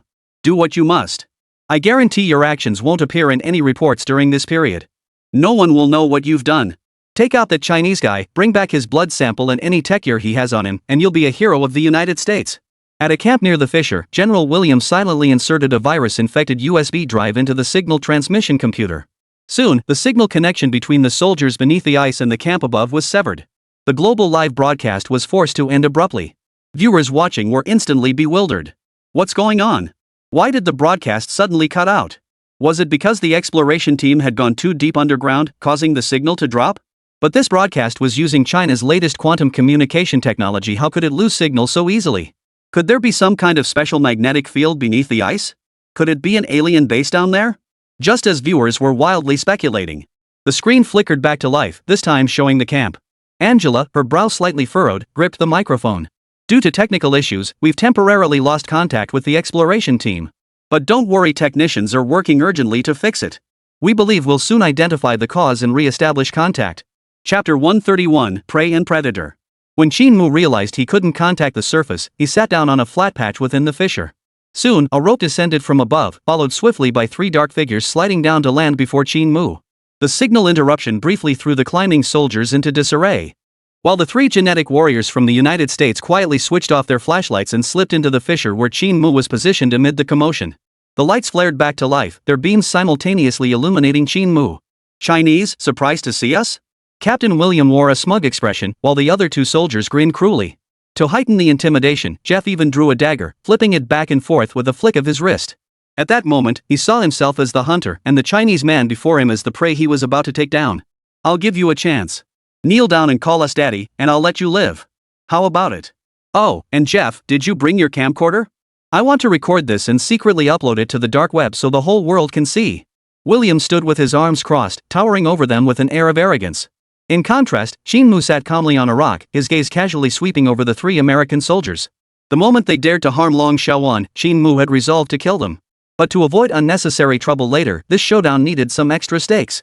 Silently, Qin Mu illuminated several flashlights and tossed them into various corners. Then removed the camera from his shoulder and plugged it into the ice nearby. "Useless Chinese trash. We've jammed all signals here, no one outside will ever know what happened. The virus used by Admiral Messer was crafted by the most skilled hackers in the United States. It would take months to crack." William and his 2 companions were certain this operation would remain utterly covert. Once Qin Mu was eliminated and the place blown to smithereens, Qin Mu's genetic samples and all his high-tech gear would become America's property. As for the meteorite deep within the ice, it wasn't going anywhere. They could always come back for it later. The plan was meticulously crafted, near flawless.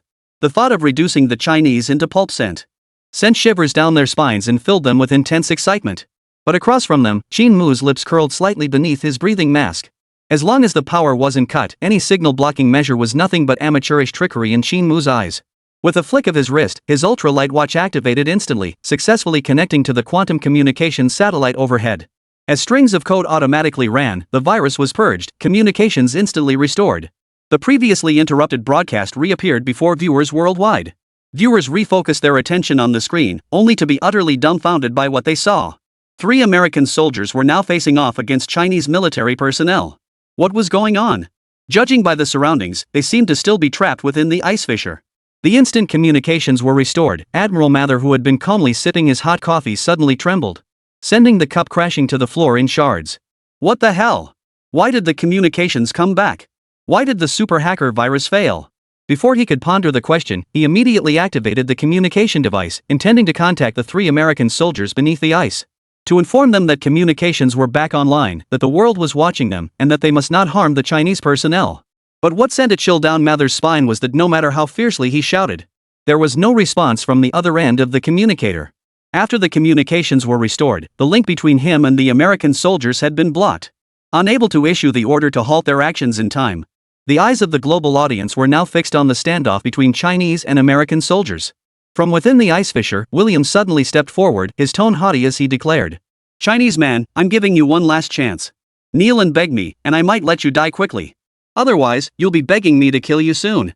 My teammate, Mrs. Jia, is nicknamed Scissorhands. No prisoner who falls into his hands ever leaves with all their body parts intact. I believe you'll soon experience the agony of being slowly dismembered."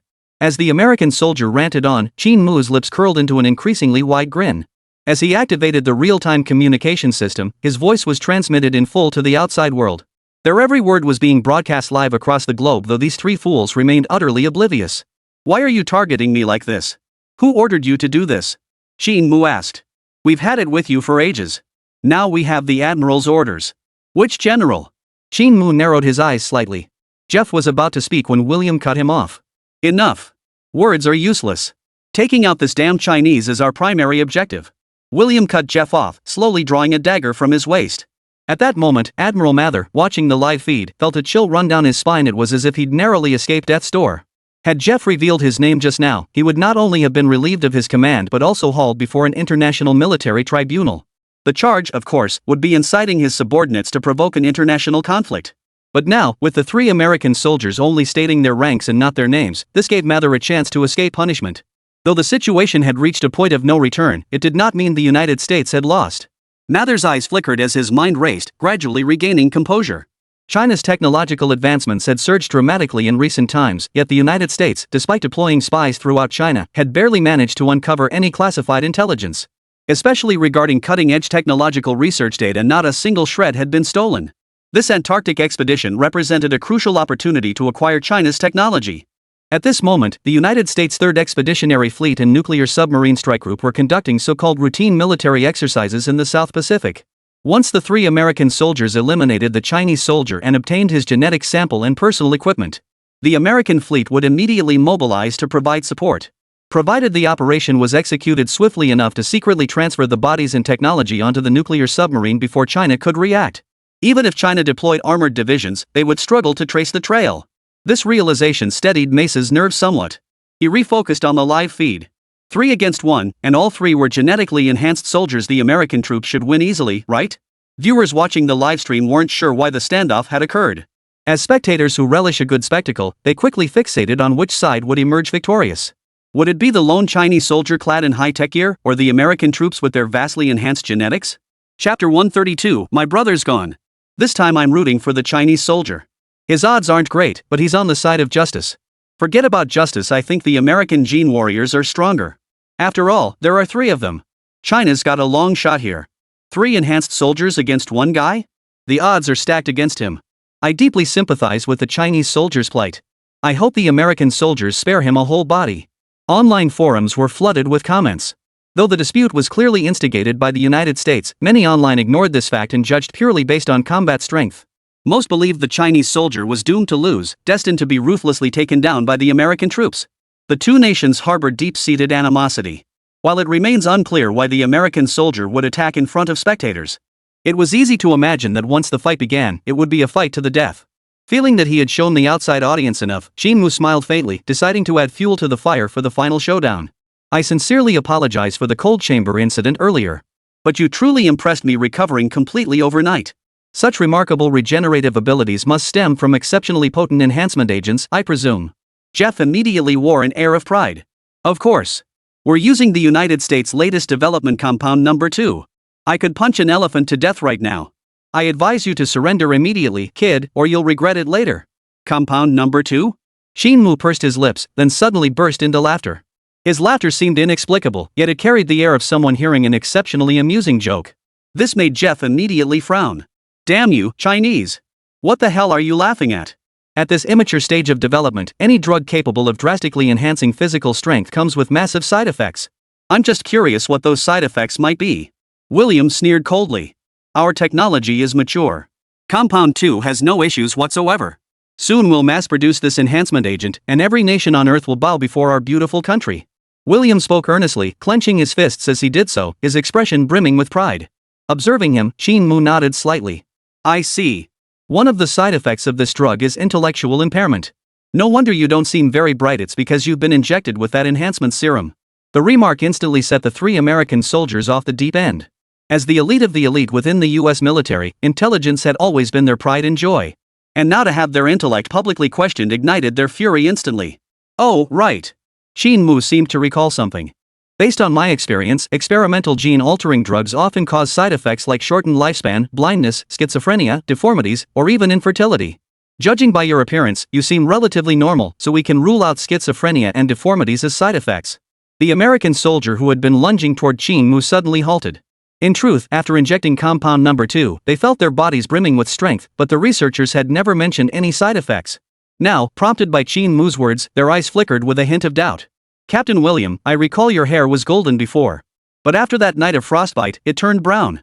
At these words, William's expression shifted slightly. He grabbed Jeff's head and pulled it close to his own. The light illuminated Jeff's scalp, and William clearly saw patches of gray at Jeff's roots. Jeff, look at my roots. They're completely white. William urged Jeff to examine closely. And the result matched William's description. His hairline was a patch of pure white, not a single strand of black hair remained. This meant that the reason their hair still looked similar to before was likely because their hair had been secretly dyed while they were unconscious. So that's it. Seems the US developed compound number 2 shortens the host's lifespan. Generally, the more gray hair, the greater the lifespan reduction. If all hair turns white. Qin Mu delivered his sarcastic remark, utterly unfazed by the American soldiers' murderous glare. They wanted to take Qin Mu's tissue samples back to the United States, but Qin Mu was equally eager to obtain their tissue samples for his own research. But just then, the quietest, least noticeable American soldier instinctively reached down toward his crotch. Frozen shock, then wore an utterly horrified expression. No, it's gone? What the hell? Where's my good buddy? Upon hearing this, William and Jeff immediately repeated the same action, their expressions turning utterly stunned. Damn it, it's gone. When did my good buddy disappear? Seeing the expressions on all 3 faces, it wasn't hard to guess what earth-shattering secret they'd uncovered. Qin Mu grimaced inwardly, silently sending them a cold comfort to console them. In the early stages of research, gene-enhancing serums often came with numerous side effects. These side effects required a large number of test subjects to trial them one by one until solutions were finally found. The Phoenix serum Qin Mu had injected, however, was a formula perfected through biological computer calculations, skipping the testing phase entirely. Not only did it lack side effects, but it also offered numerous benefits like extending lifespan and refining genetic chains. Thud. William knelt on the ground, looking utterly devastated. The loss of his little brother seemed to have dealt him a massive blow. Jeff and the other soldier beside him looked no better. Their bodies had grown stronger, but their lifespans had drastically shortened, and they had lost their male functions. What was the point of living like this? The scene unfolded before Qin Mu's eyes and before the camera's audience. Everyone was stunned, expecting a brutal combat showdown, only to see the American soldiers wilt first. Immediately, many netizens supporting them began cursing, especially those from the United States, who unleashed a torrent of insults upon the 3 men's ancestors. But just as the audience thought the confrontation had ended, William, kneeling on the ground in the frame, reached his hand toward his waist. The next second, a black pistol was drawn and aimed directly at Qin Mu. This time, William didn't utter a single word of nonsense. Instead, he immediately fired multiple shots in rapid succession toward Qin Mu's direction. Bang! Bang! Bang! Bang! Bang! This sudden turn of events sent shockwaves through the crowd. This expedition had strictly prohibited participants from carrying firearms. Where did this soldier from the United States get a pistol? Ha! I knew our American warriors weren't cowards, turns out they were playing hard to get. His gun's faster than 7 steps. The Chinese are dead meat now. Chapter 133, Counterattack. That's how it is on the battlefield, either you die or I live. Who cares if it's a sneak attack? Just take out the enemy. The once deflated American netizens erupted in cheers again, raising their beers to celebrate the US soldiers' successful ambush. In their view, if a 1v3 against Chinese soldiers had a 30% win rate, then the moment the American soldier drew his pistol, that odds plummeted to near zero. Wagway Run was absolutely doomed. After all, he wasn't wearing any steel armor, and bullets are deadly to flesh and blood. William also believed Qin Mu was as good as dead. Gazing at Qin Mu lying motionless on the ground not far away, William gently blew away the smoke from the muzzle, his eyes filled with contempt. Heh, that stupid Chinese bastard probably won't even understand how he died before he breathes his last. As for the missing body parts, I'll certainly get answers from that damned researcher. But before that, I'll make sure to take you out first. After all, your tissue samples and the high-tech gear on your body are crucial bargaining chips for our demands with the United States. With that, he strode toward Qin Mu. Jeff and the other American soldier beside him snapped to attention and quickened their pace to follow. The outcome of the battle now seemed clear. No ordinary mortal could survive such concentrated gunfire.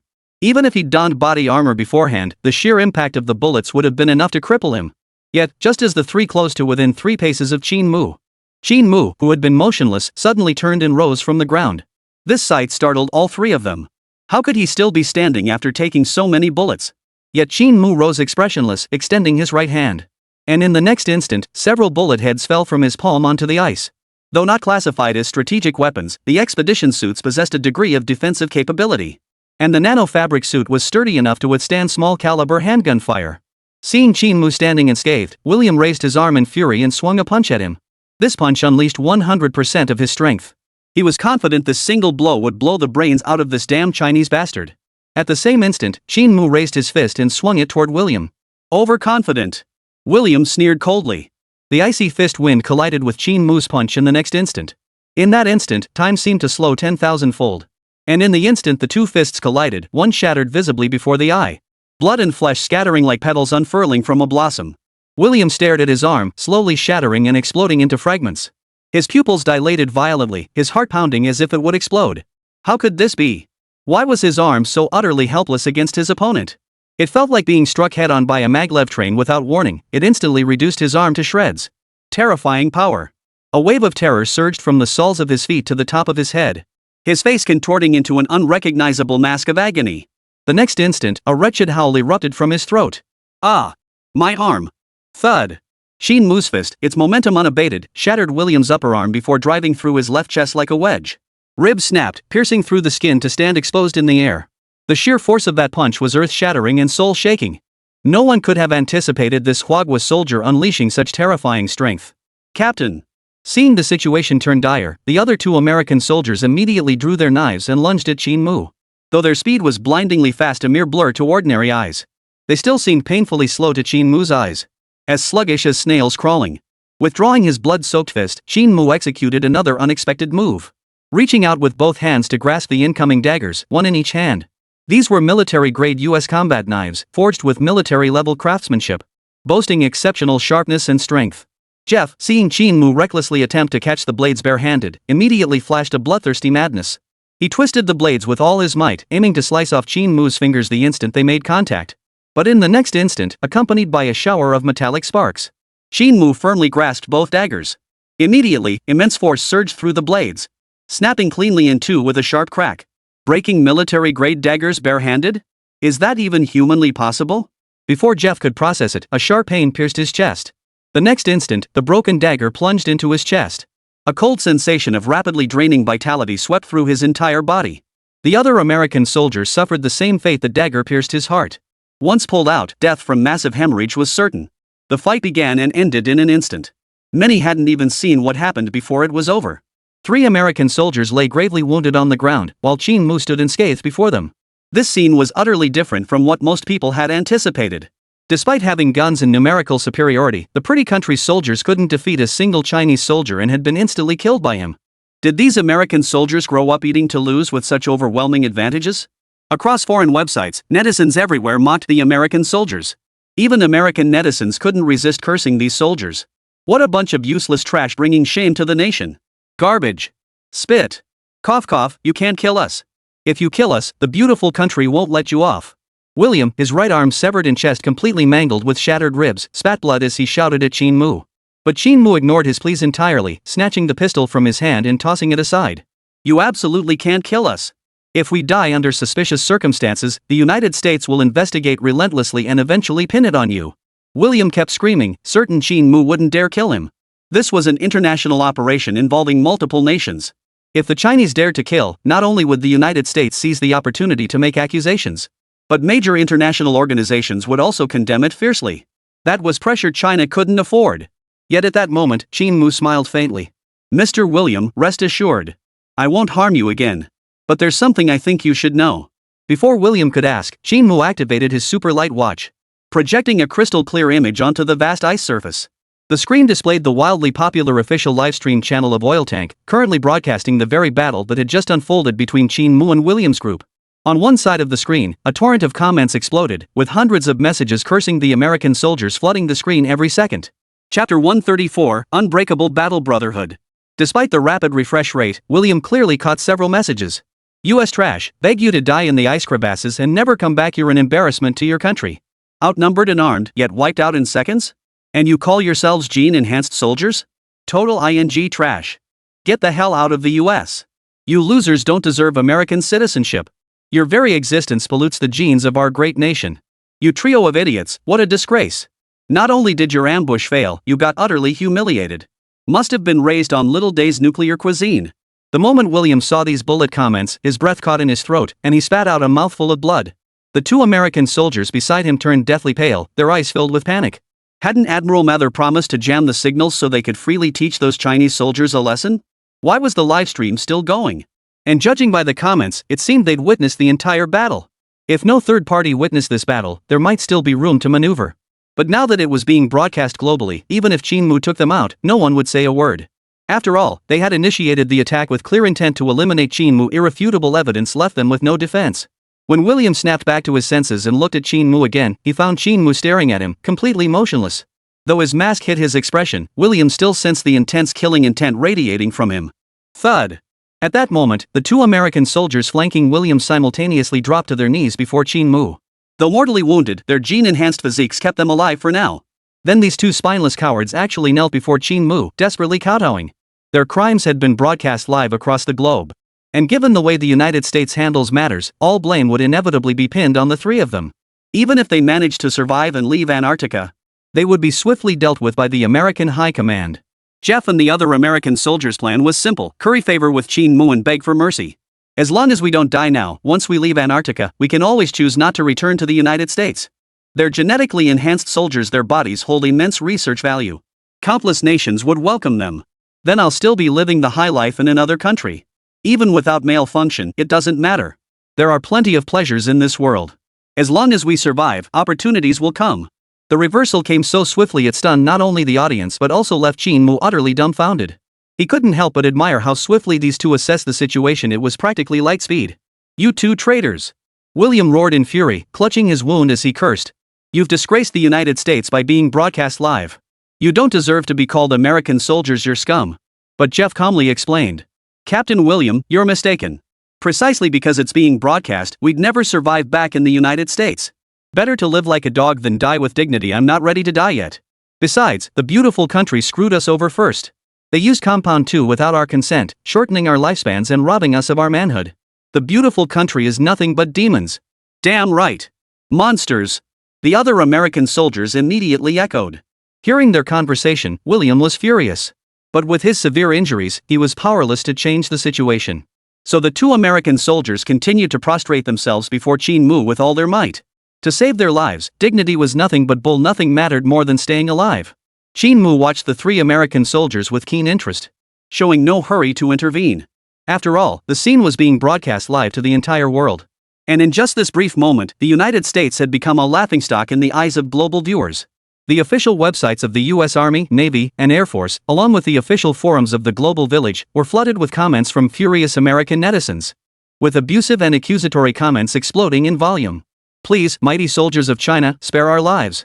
please, I don't want to die. At that moment, countless bullet comments also flooded the live stream chat within China's domestic internet. The US has oppressed us for so many years, show no mercy, wipe them out. No mercy. No mercy. Absolutely no mercy. They were all set to kill you anyway. Even if you wipe them out, no one will say a word. War God, don't show mercy. Or they'll treat you like a soft target. Feeling the time was right, Qin Mu suddenly sighed. And addressed the American soldiers, all right then. I'm not a bad person either. I'll give the three of you a chance. At these words, Jeff and the other soldiers' faces instantly lit up with wild joy. William, however, frowned deeply, his gaze fixed intently on Qin Mu. His gut told him this kid was up to no good. You want to defect from the United States? I'm sure patriotic Lieutenant William would stop you from doing such a thing. So in the end, only one of you two can leave here alive. At these words, Jeff and the other man, who had been bowing incessantly, froze mid-motion and abruptly stopped. Lieutenant William immediately recognized Qin Mu's attempt to sow discord and snapped. I would never raise a hand against a comrade in arms. Don't you know me at all? The atmosphere grew eerily tense. Jeff and his companion remained silent, yet their eyes involuntarily darted toward William with a strange glint, sending a chill down his spine. Enough! We are brothers, we either die together or live together. William snapped. I could never turn on you. Remember when we first met? You were green recruits, and I trained you into elite soldiers. On the battlefield, Stick took a bullet for me. I'll never forget that debt. Stick was the third American soldier's name. When William brought this up, Sticker, who had been expressionless, was instantly moved. His eyes flickered, the murderous intent vanishing swiftly, replaced by deep emotion. Captain William. I understand now. We are brothers in arms. Brothers cannot. Thud. Stick's words cut off abruptly. The very moment before, Lieutenant William had been calling him brother, the next, he had already pulled the dagger from Stick's chest. In an instant, blood gushed forth like a fountain, spilling in torrents from Stick's chest cavity. Stick's face contorted as he slowly collapsed into a pool of blood, his eyes wide with utter disbelief. Jeff, witnessing this, immediately lunged at Lieutenant William. Yet while two men attacking together might have stood a chance. But with only Jeff remaining, he was no match for William. William's fist slammed into Jeff's forehead. The immense force instantly bulged his eyeballs, and he was instantly killed. Chapter 135, The Deterrent Power of Huagua Soldiers. The violent motion tugged at William's wounds. Cold sweat drenched his forehead as he gasped for breath. The next instant, he collapsed to his knees before Qin Mu with a thud, his eyes now filled with a pleading he hadn't shown before. Brother, spare my life. I'll agree to any terms you demand. The man who had just moments ago spoken with such conviction had now betrayed his country in an instant. The international livestream audience erupted in shock. No one had anticipated this turn of events. Looks like patriotic education for soldiers in the beautiful country needs improvement. They defect this easily. This is even more sci-fi than American blockbusters. Can't believe it's real. American soldiers boast about their strength, yet this is all they've got? I'd say the Indian Army shows more patriotism than them.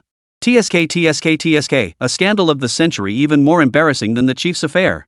The US military should downsize immediately. Otherwise, if they all defect one day, it'll be laughable. Netizens spared no sarcasm in their comments, leaving American netizens seething with rage. They could only vent their fury at their own government. Almost simultaneously, protests erupted across American states, accompanied by riots, looting, and arson, demanding a thorough investigation into the military and the swift removal of all rotten apples. Back to the ice fisher. Who sent you to kill me? Answer this question, and I'll let you go. Admiral Messer Wolf. William declared without hesitation. Everything was orchestrated by him. And during the deep-sea pressure test earlier, he ordered one of my team members to target you.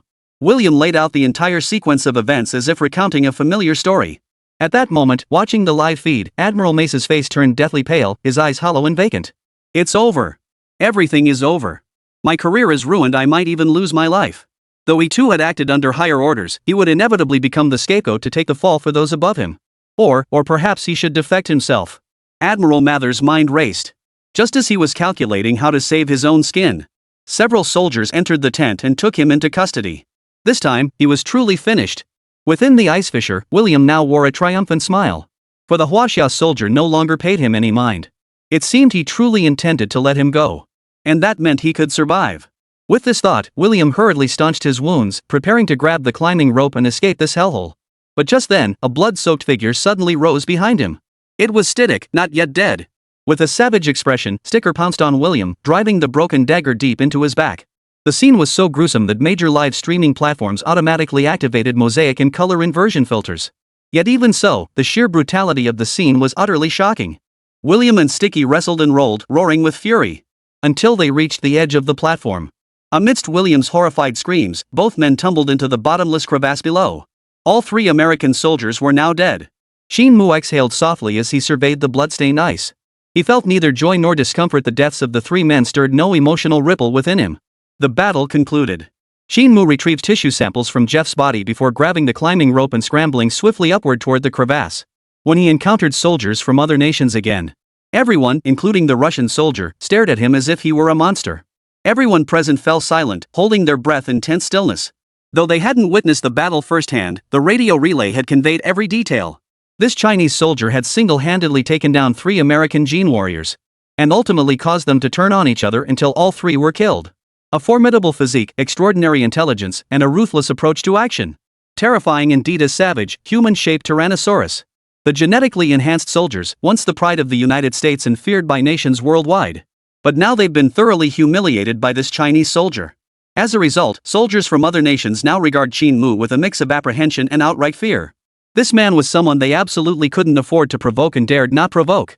Well done, Qin Mu. Long Xiaowan murmured softly in his ear, her eyes sparkling. She had watched the entire battle through her smart goggles. Qin Mu smiled faintly. What do you think, Instructor Long? Not bad for my first real combat, right? Long Xiaowan nodded firmly. Very good indeed. You're now a fully qualified soldier. Then all we need to do next is find that meteorite, and this mission will be successfully completed, Qin Mu said with a relaxed expression. Just moments ago, when the 3 American soldiers were completely taken out, he also received the system reward of 30,000 exchange points. Killing American soldiers during a global live broadcast had generated significant influence. He anticipated earning even more exchange points after securing the meteorite. With this thought, Qin Mu eagerly descended toward the ice below.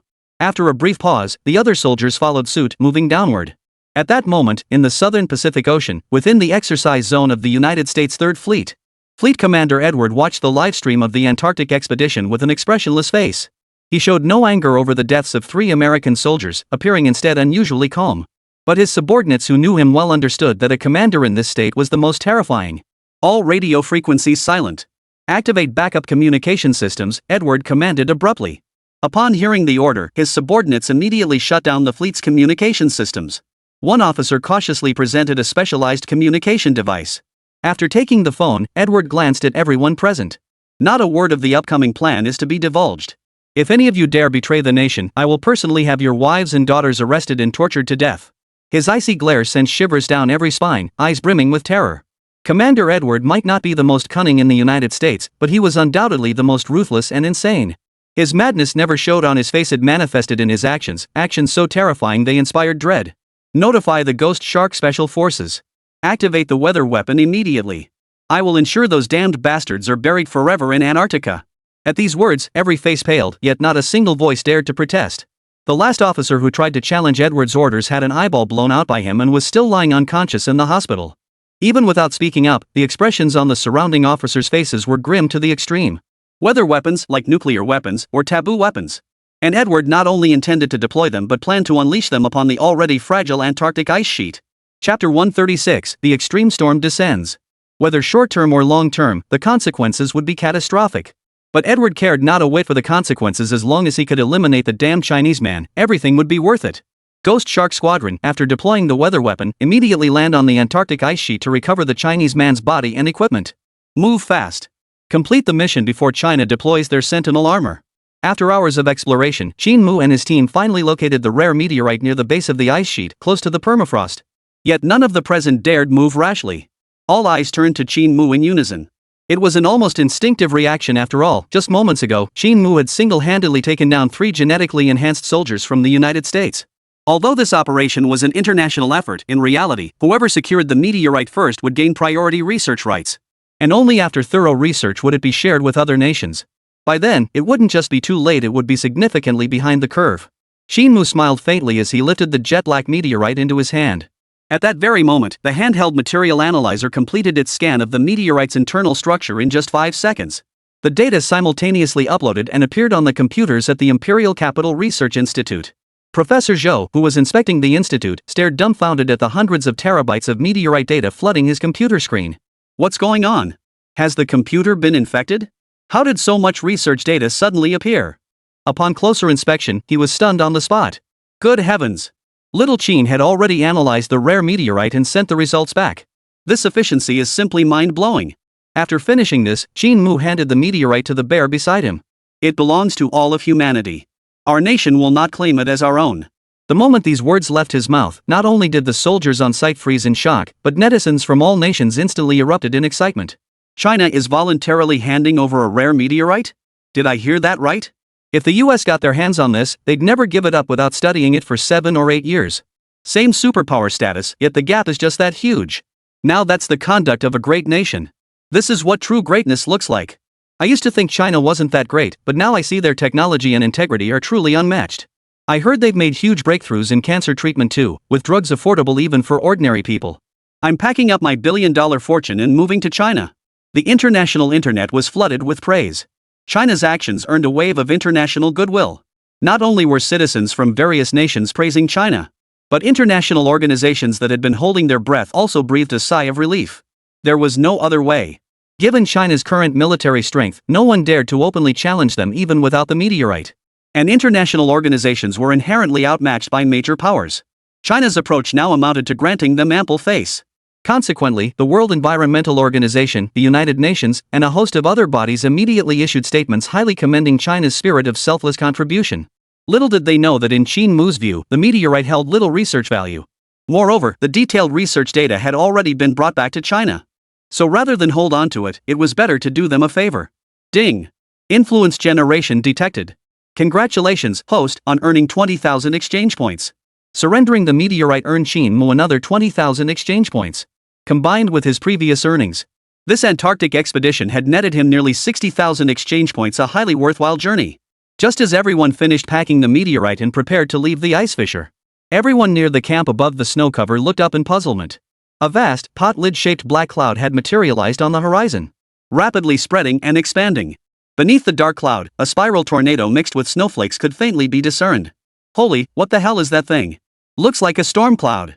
Damn it, I've never seen such a terrifying storm cloud. Hopefully it's not dangerous.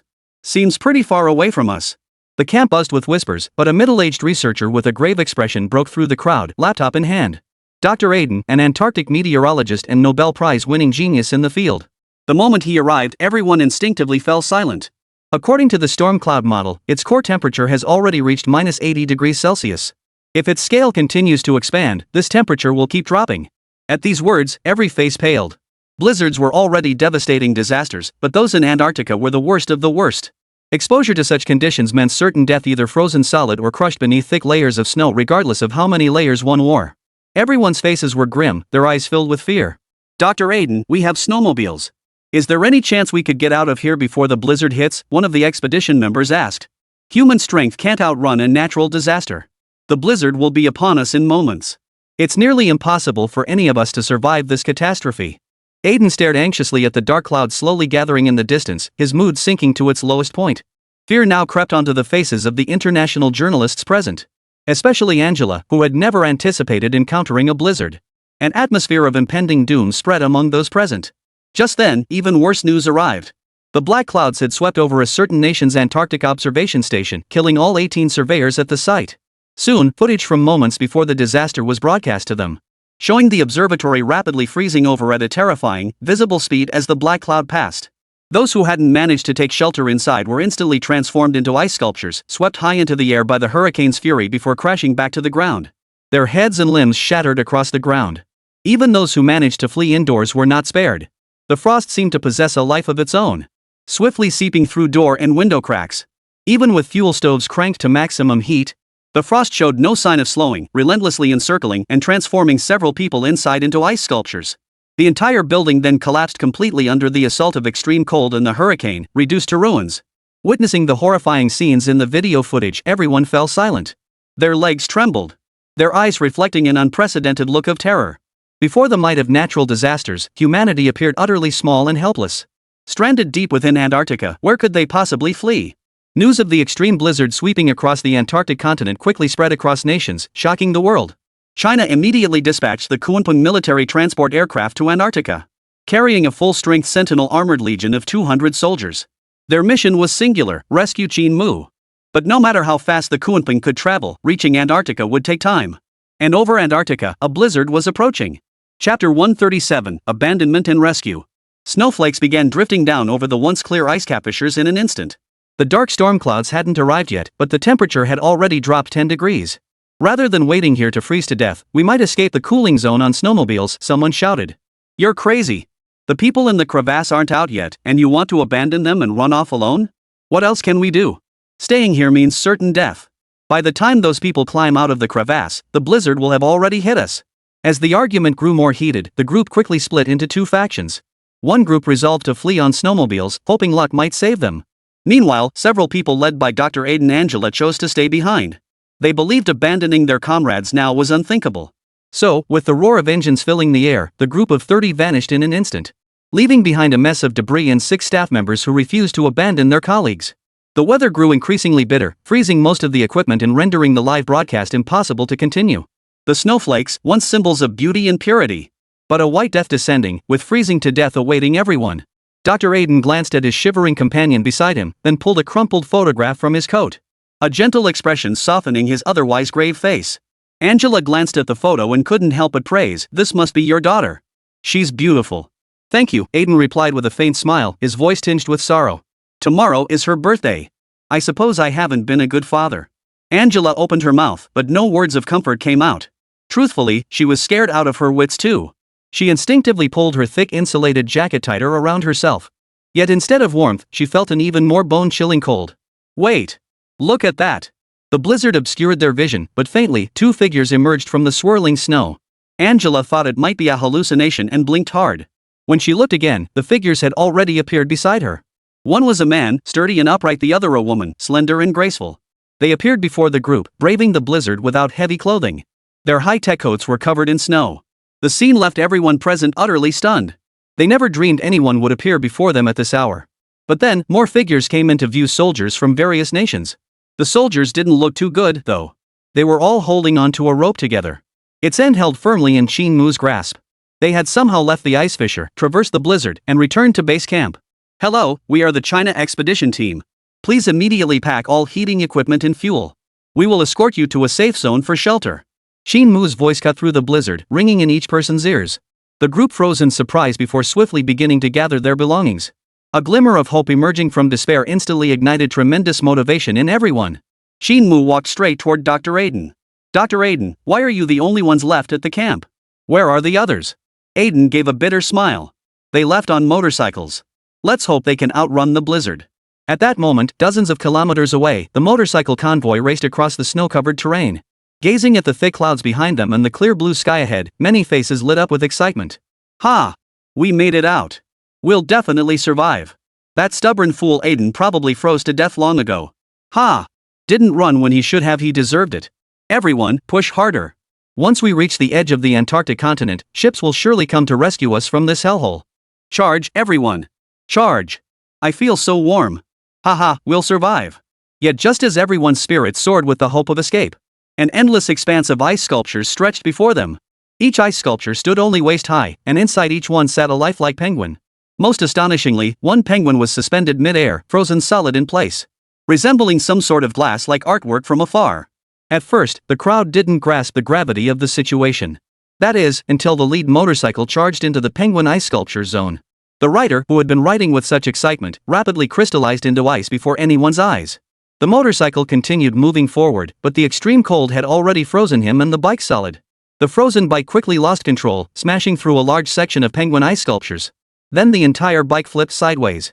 The rider, instantly frozen solid, shattered completely upon impact.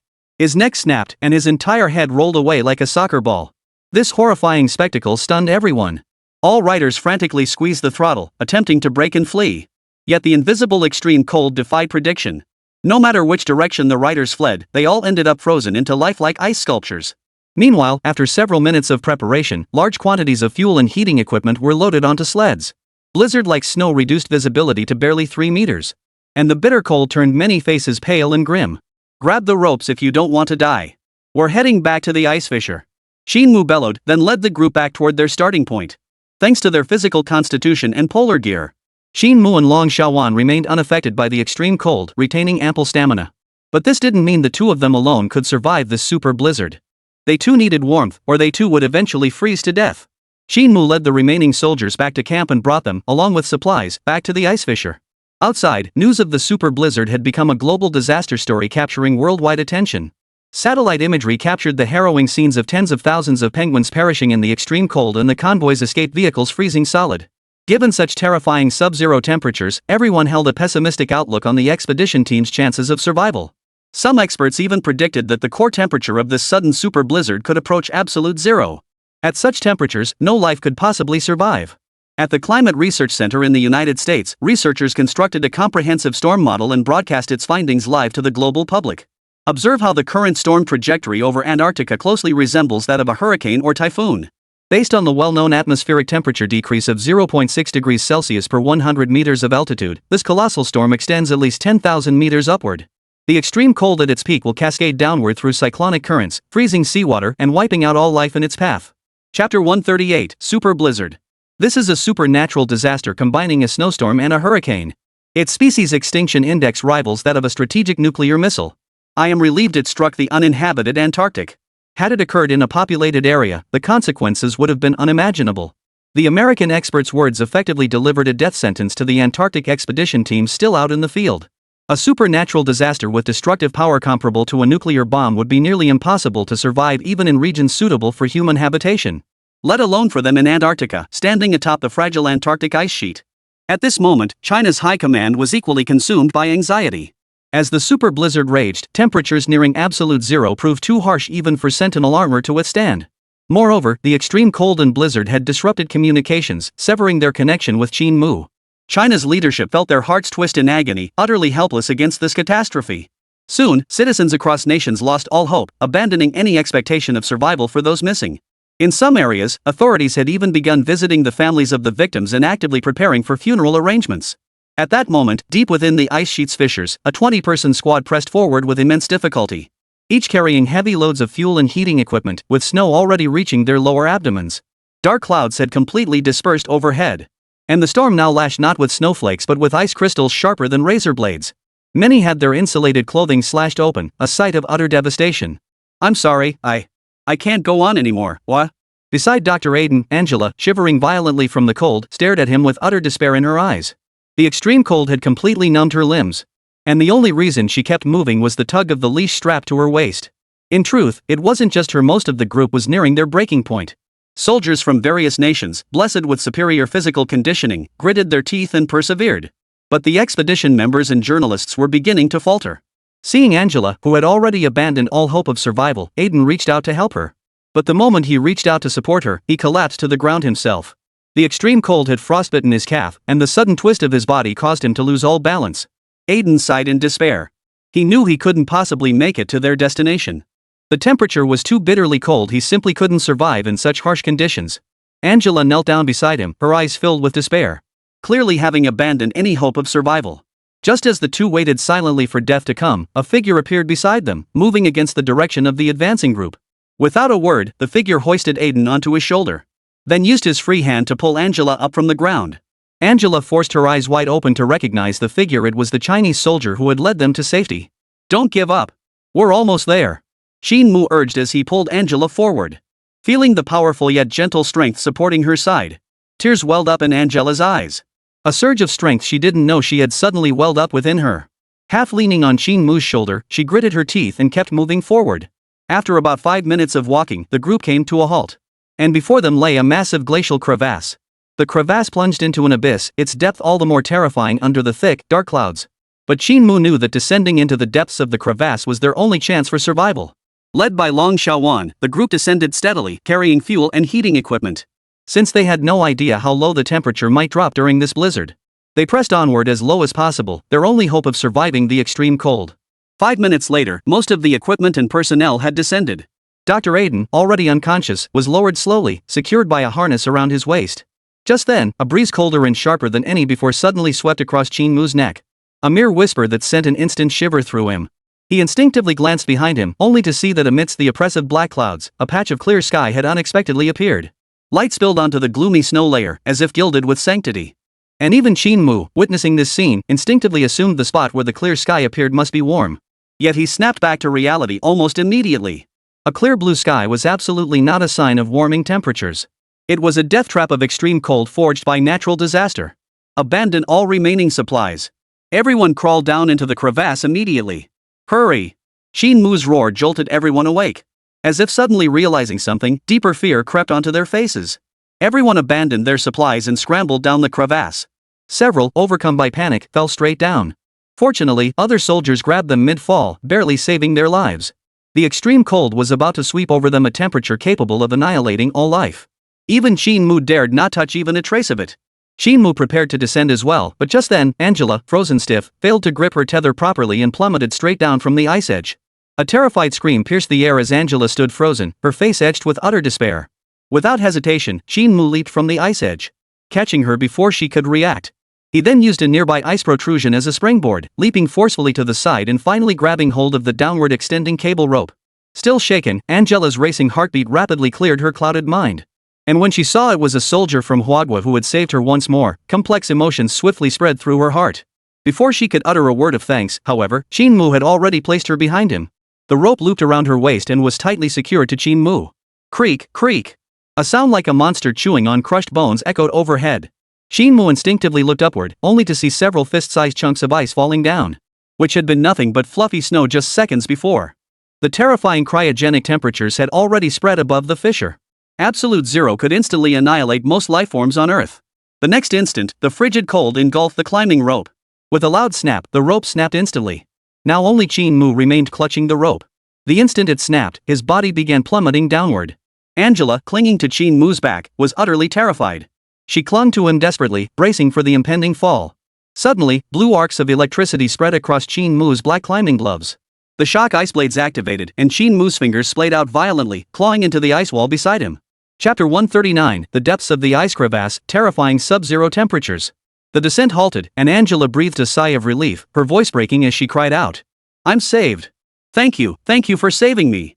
You're my hero. But Qin Mu offered no reply, instead moving downward with the swiftness of a monkey. The crisis was far from over. The extreme cold was spreading downward at an alarming speed. And this terrifying force, invisible to the naked eye, would alter the ice's structure from within. If his guess was correct, the surrounding cracked ice would soon collapse. Just as he thought this, a deafening roar like a grim reaper echoed from above once more. This time, Qin Mu didn't look up, for he knew the clattering sound came from ice blocks collapsing within the fissure. Ice blocks weighing 400 or 500 pounds, even up to a ton, plummeted from 100 meters above. Their destructive force was no less than that of a man-portable missile. He kept twisting and dodging between the ice layers, moving downward. Yet the ice blocks collided like dominoes, triggering ever larger collapses and cascades. At that moment, Angela instinctively glanced upward, only to be startled into momentary paralysis. In her field of vision, the sky seemed to collapse entirely as ice chunks of all sizes rapidly closed in on them. Angela tried to warn Qin Mu, but the moment she opened her mouth, countless ice crystals were sucked in, triggering a violent coughing fit. Finally, after enduring considerable torment, Qin Mu managed to squeeze into a smaller crack nearby, which led downward into the permafrost layer. There, solid rock provided protection against the widespread collapse of the ice. Reuniting with the others in the cave, everyone was shivering violently. Several had even fallen unconscious from the extreme cold. Qin Mu unstrapped Angela and set her aside, but he did not rest. They were not yet out of danger. They had to build a fire to warm themselves and resist the encroaching sub-zero temperatures. The flashlight's beam illuminated the pitch-black walls of the cavern. Anyone who can move, turn on your heaters and stack them together. Qin Mu shouted while moving supplies. At this critical juncture of life and death, no one dared delay. They immediately activated the heating devices, cranking them to maximum power. These heaters, similar to electric radiators, produce no harmful gases. The group retreated to the deepest part of the cave, then positioned the electric heaters in front of them. The temperature inside the cave rose rapidly. Even Qin Mu felt a flicker of comfort. But soon, his nerves were on edge again. For outside the cave, the eerie creak-creak sound, like that of a monster, echoed once more. Hearing this, everyone's hair stood on end, fear etched on their faces. Who would have thought the cryogenic cold could be so formidable?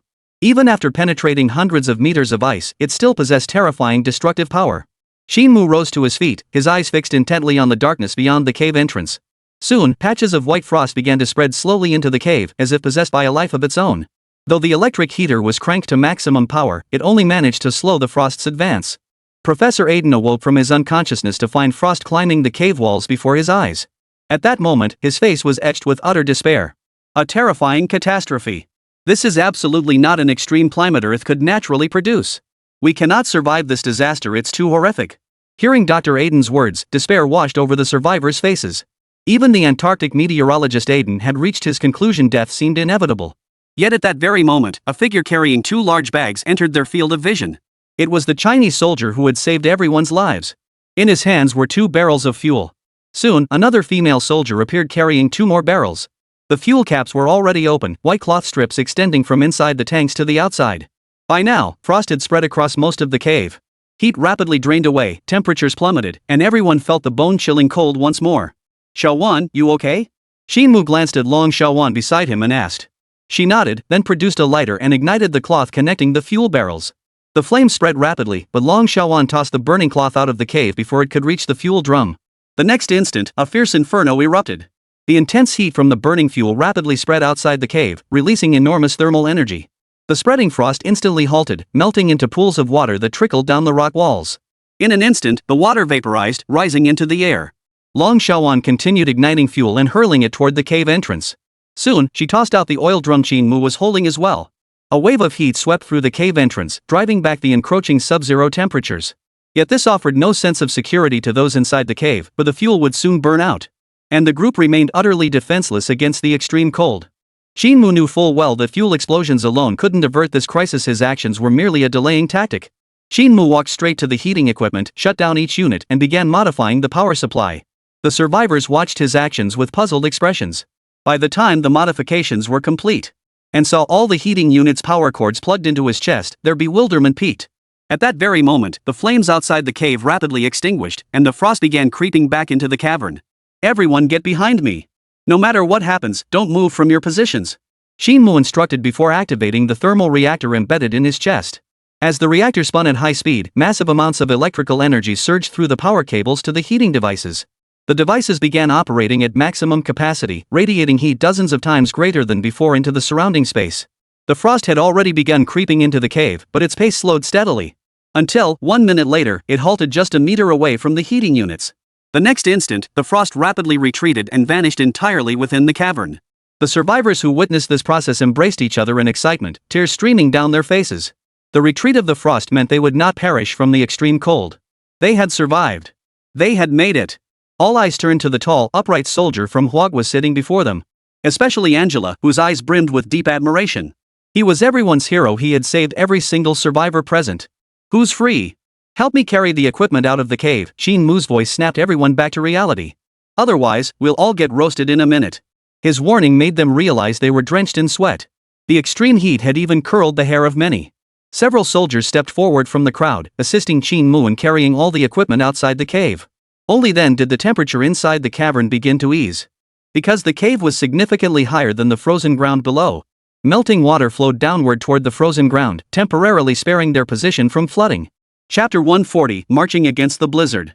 To keep the heating equipment running, Qin Mu simply detached the reactor from his chest and placed it with the other gear. When he returned to the cave, everyone's eyes brimmed with gratitude as they looked at him. But suddenly, a slender figure threw herself at him, tears streaming down her face. In the moment she embraced him, she even attempted to plant a kiss on his lips. Qin Mu awkwardly turned his head to avoid it, casually setting Angela aside before speaking with a stern expression. Everyone, conserve your strength and wait for rescue.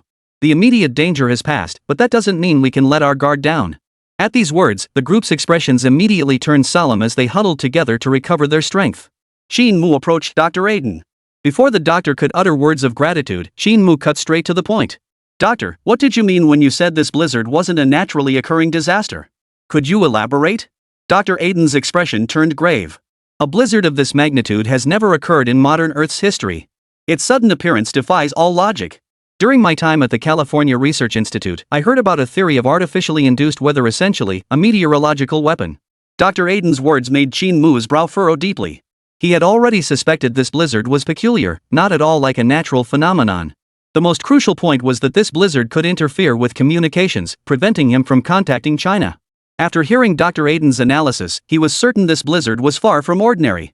If we make it out of this hellhole alive, I will uncover the truth behind this. Dr. Aiden's voice was icy. The destructive power of such a weather weapon rivaled that of a nuclear bomb. The individual or organization daring to unleash this was utterly insane. If he uncovered who was responsible, he would expose them to the entire world, compelling nations to unite in condemnation. For the time being, the group waited quietly for the blizzard to subside. During this period, Qin Mu repeatedly left the cave to survey the ice formations. Though the overloaded heater melted vast sections of ice into flowing water, the good news was that the cavern below offered immense space, allowing the meltwater to drain downward without causing flooding. The accompanying bad news, however, was the collapse of the ice ceiling above. The original cracks were now completely filled with ice fragments. And due to the extreme cold, these ice fragments had fused together into an even more solid ice structure, making future escape from this place likely extremely difficult.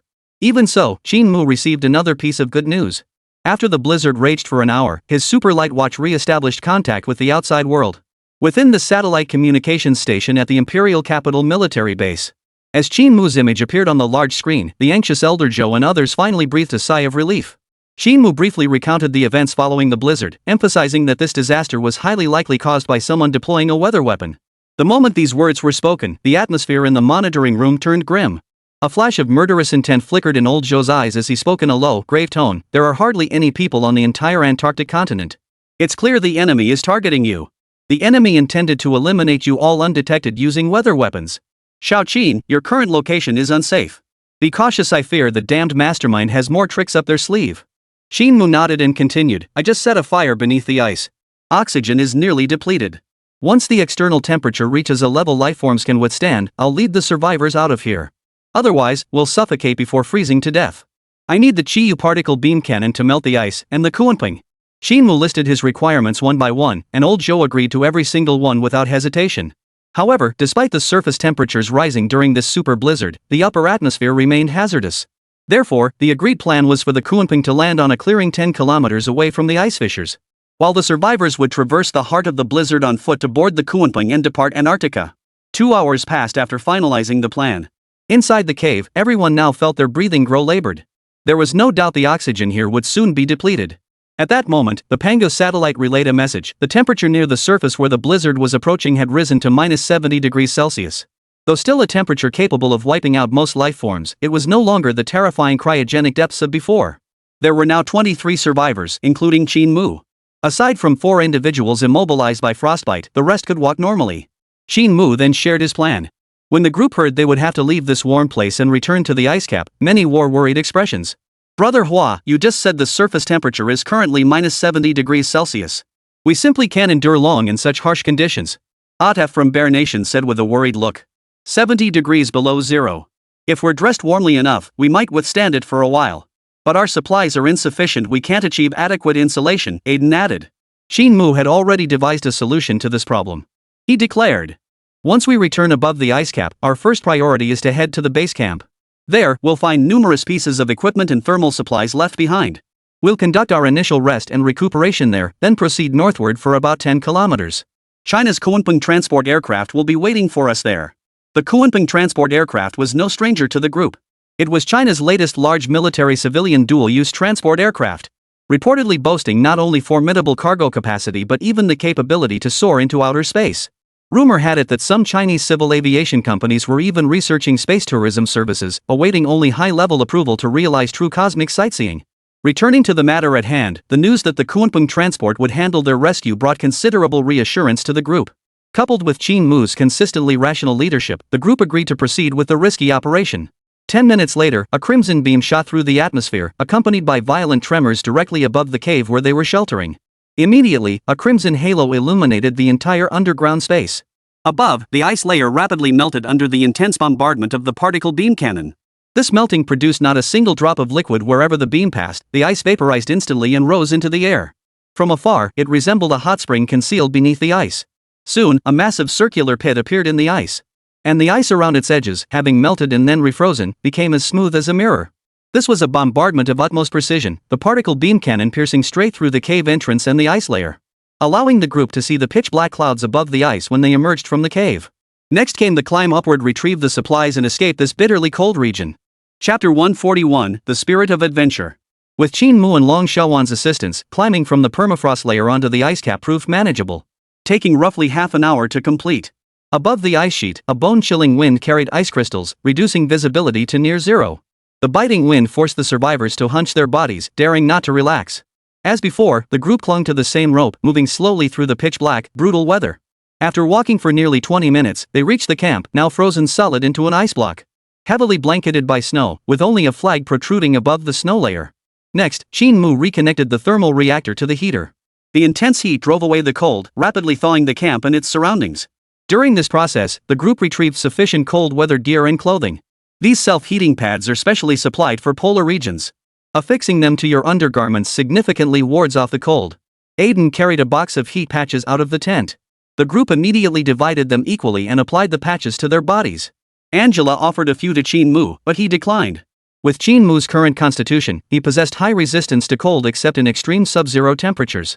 Moreover, his polar suit offered protection, which, though appearing thin, offered dozens of times the insulation of ordinary cold weather gear.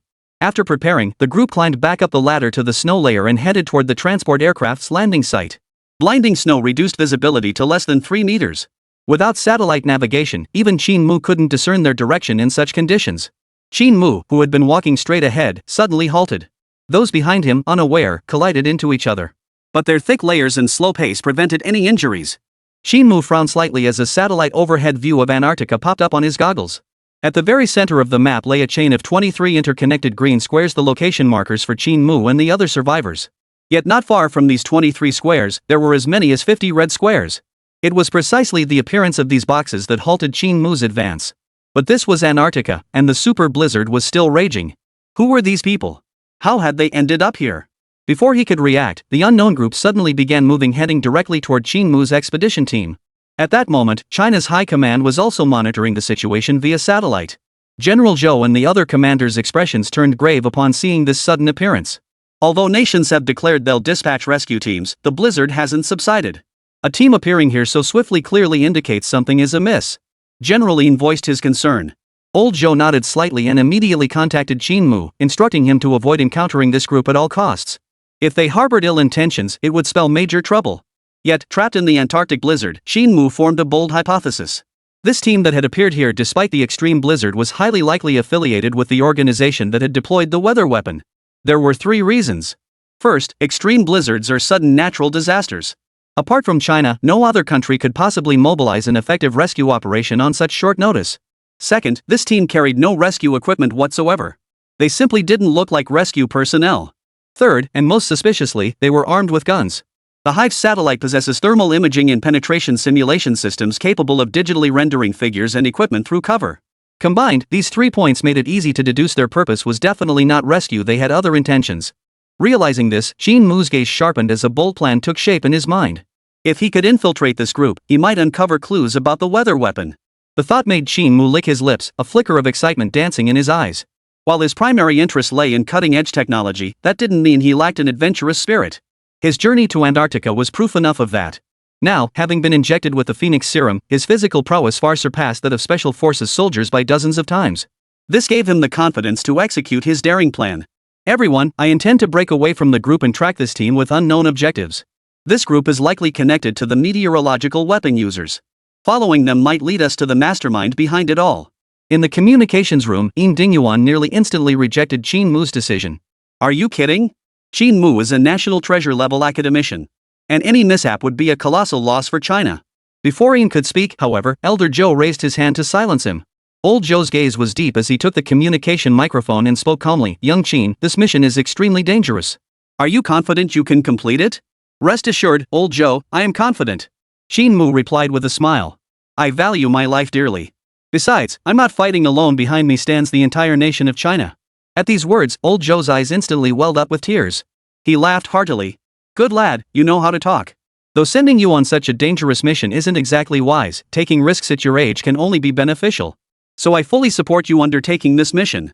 But let me make one thing clear, regardless of whether you accomplish the mission objectives, your personal safety must come first.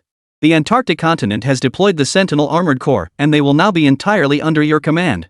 Qin Mu now held the rank of lieutenant colonel, fully qualified to lead a unit into combat. Hearing Zhou Lao's unwavering support, Qin Mu felt reassured. Rest assured, I guarantee I'll complete the mission and return safely. 2 kilometers away, across a stretch of White Gobi Desert, a team clad in heavy-duty cold-weather combat suits advanced in silent formation. Thermal armor, oxygen tanks, and filtration systems encased them like bomb disposal experts in protective gear. Leading the group was a fierce-looking man beneath his mask, blonde hair, blue eyes, and a scar across his left eye. Scarface, both the description and the codename of this Special Forces squad's leader. Amidst the crackling static of their silent headsets, Scarface's hoarse voice crackled. Our mission is to recover the bodies and weapons of the Chinese soldiers. Any survivors encountered, including Americans, are to be eliminated without exception. An excited voice immediately crackled back through the earpiece. Haven't killed anyone in ages. I can't wait. Chop the men into mincemeat. For the women, rape them first, then kill them. Ha. Mr. Butcher, snap out of it. In this freezing hellhole, everyone's frozen stiff. Where'd you expect to find survivors? Chapter 142, Enemies in the Blizzard. The soldier called Butcher showed no sign of frustration. I wouldn't mind corpses either. I've been lusting after that stunning beauty from the Huagua delegation for ages. I swear she's the most beautiful woman I've ever seen. Oh wait, now she's the most beautiful corpse. A true ice queen. The channel erupted with laughter and jeers. Everyone mocked the Butcher's twisted taste. Yet not a single voice called him perverted. Some even remarked he lacked creativity. Within the Ghost Shark Special Forces, perverts like the Butcher were countless. A covert special operations unit cultivated by the United States specifically for handling dirty work. And after killing so many, their minds had become rather twisted. Scarface didn't interrupt the chatter flooding the channel. Instead, he chimed in. I remember back in Ulahan, Butcher and Teddy hijacked a whole bus full of female students. Damn, that was something to envy. Just thinking about them pisses me off. I was gonna let them live, but they fought back so hard they even scratched up my favorite shirt. So I locked the doors and tossed a Molotov inside. I recorded it. Wanna see? The moment he said that, the channel erupted again with laughter and curses, accusing Butcher and Teddy of wasting resources. Hey boss, what nationality of women do you prefer? Once this job's done, we'll go have some fun. Teddy asked. Scarface flashed a sinister grin. The women from the East Asian region are the ones I can't get enough of. I once banged 10 of them in one night at Little Days. One of them was the receptionist's wife. That shorty didn't dare say a word, just kept sucking up to me, begging me to put in a good word for him with the boss. The channel erupted in raucous laughter, praising Scarface's prowess. Scarface sneered coldly, compared to the complete lack of resistance in Zairizi, I prefer their western neighbors. Conquering the women there gives me a real sense of accomplishment. The conversation continued, but the content grew increasingly unsavory. What they didn't know was that although the channel was their private radio frequency, their voices were being clearly overheard by a figure concealed in the snowstorm nearby. Qin Mu lay motionless in the snow. The nanomaterial of his Arctic suit made him indistinguishable to the naked eye. As he now gazed upon the approaching squad, his eyes held not a shred of pity, only murderous intent. For these scum who had committed countless atrocities, Qin Mu felt no qualms about reducing them to ashes. But first, he had to ensure Long Xiaowan and the survivors escape this place. Thus, Qin Mu concealed himself in the blizzard and silently trailed behind the Special Forces unit. Through their communications, he learned the unit's name, Ghost Shark Special Forces, an unrecorded underground special operations unit of the United States. So this super blizzard was the pretty country's doing. Qin Mu's gaze grew even colder. Those damned foreign devils resorting to any means to achieve their ends, even daring to deploy weather weapons. 10 minutes later, Qin Mu, estimating the survivors were nearing the rescue aircraft location, crawled out of the snow and crept silently toward the Ghost Shark Special Forces. The Ghost Shark unit was currently searching the camp ruins. Based on the traces left by the wreckage, they had easily deduced the presence of survivors. Those bastards are lucky as hell they haven't frozen to death in this bitter cold. The Butcher licked his lips, a hint of excitement flickering in his eyes. Boss, they can't have gone far. If we chase them down, we might still catch them hot. Butcher, you're so damn horny you've lost your mind. At this freezing cold, watch out or your thing'll turn into an ice pop. Ha! I've never seen blood spurting in this cold. Must be quite the sight, chuckled a Special Forces soldier nicknamed Ghoul. Soon, the squad regrouped. They would now track the survivors based on the faint traces they'd left behind. But during roll call, something went wrong. Only 49 out of the 50-man squad were present. One man was missing. What's going on? Where's Teddy? Scarface frowned, turning to Butcher. Butcher and Teddy were notorious perverts in the unit, inseparable as usual. Boss, don't worry. He's probably still collecting his spoils of war, ladies' underwear and such. The Butcher's remark sent the group into uproarious laughter. But Scarface, ever vigilant, sensed something was off. He barked two stern commands into his earpiece, but Teddy's voice didn't come through. Something felt off. Laughter died as Butcher sprinted toward the camp tents, searching frantically but finding no trace of Teddy. Teddy had vanished without a trace, leaving no sign behind. The atmosphere instantly turned eerie. The men exchanged nervous glances, instinctively unholstering their weapons to scan the surroundings. After a brief silence, Scarface retrieved his communication device and remotely activated the alarm on Teddy's communicator. A faint, intermittent beep-beep emanated from a patch of snow. When the group located the spot, they found Teddy lying motionless in the snow, his face deathly pale. 3 sharp claw marks gouged through the thick protective suit covering his chest, blood seeping from the wounds and now encrusted with frost. The sight of the claw marks made everyone involuntarily gasp. The cold-resistant suits they wore were not only insulated but also bulletproof, capable of withstanding not just ordinary bullets, but even C4 explosives. For such a powerful defense to be torn apart by claws, just how sharp must those claws have been? Looking at Teddy's lifeless body, it seemed he had been attacked by some kind of beast. But this was Antarctica, currently battered by a super blizzard. How could any beast possibly exist under such conditions? Moreover, among known polar creatures, even the strongest polar bear couldn't possibly tear through these cold weather suits. What the hell killed Teddy? Facing an unknown and dangerous creature, even this group of hardened Special Forces soldiers felt an inexplicable chill run down their spines, instinctively tightening their grip on their weapons. Just as panic began to set in, Scarface sneered coldly. Don't overthink it. This definitely wasn't some Antarctic yeti. Teddy was killed by humans and most likely Chinese soldiers participating in the Antarctic expedition. To tear through thermal gear with that kind of force, the animal would have to be enormous. But there are no footprints anywhere nearby. That means someone wiped the tracks clean. This can only be human work. Remember the Chinese soldier we were supposed to retrieve? His high-tech gear had claw-like attachments on his hands. I'm certain this was done by those damn Chinese. Chapter 143, Gunfire in the Blizzard. After Scarface's analysis, the skepticism in everyone's eyes dissipated almost entirely. The butcher slammed his fist hard onto the ground, his voice icy. Damn Chinese bastard. Dare to kill my good friend? If I catch you, I'll break every bone in your body and make you suffer. Hidden beneath a nearby snowdrift, Qin Mu's brow instantly furrowed. True to his reputation as a Special Forces captain, his reaction to unexpected events and on-the-spot analytical skills were formidable. Qin Mu had intended to feign being a polar snow monster to wear down their resolve. But Scarface's analysis had swiftly pinpointed Qin Mu as the mastermind behind the operation. These guys were extremely troublesome. He had to be even more cautious. A hint of gravity appeared in Qin Mu's eyes. Teddy's death didn't stir a shred of emotion in these cold-blooded men. And to leave no trace, they even burned the body and turned to ashes without hesitation. Soon, the 49 Special Forces soldiers set off again, this time with weapons in hand, clearly on guard. Qin Mu followed closely behind, using the blizzard as cover. He waited for a long time but found no opportunity to strike. These men were extremely vigilant, their gun barrels constantly sweeping the surroundings. Though a few stray bullets couldn't penetrate Qin Mu's polar expedition suit. However, if subjected to concentrated fire, penetration remains possible. The Phoenix serum Qin Mu had injected couldn't yet fortify the human body to the point of being impervious to blades or bullets. So the guns in these guys' hands still posed a significant threat to him. His mind raced, and soon, Qin Mu devised a brilliant solution. He scooped up a large chunk of snow from the ground, clutching it tightly in his hand. While controlling his gloves to release heat, he continuously pressed and molded the snow. Soon, a solid snowball emerged from his hands. The melted surface instantly froze upon contact with the air. Qin Mu examined the golf ball-sized snowball in his hand. Its frozen surface gave it remarkable hardness. After meticulously crafting 7 or 8 more identical snowballs, Qin Mu began his operation. The Ghost Shark Squadron pressed forward through the snow, having already detected footprints concealed beneath the thin layer of snow, and were now carefully following them. Suddenly, a snowball whizzed through the swirling blizzard. At first, they thought it was just a harmless snowball. Until it struck the butcher squarely in the head, sending him flying backward. Click!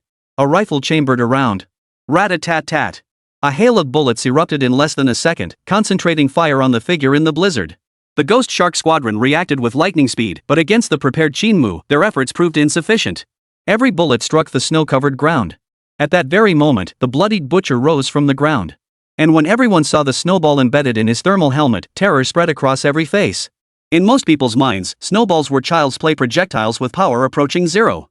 Yet now they witnessed a snowball of absurdly devastating force, one that nearly shattered the butcher's skull through his thermal helmet.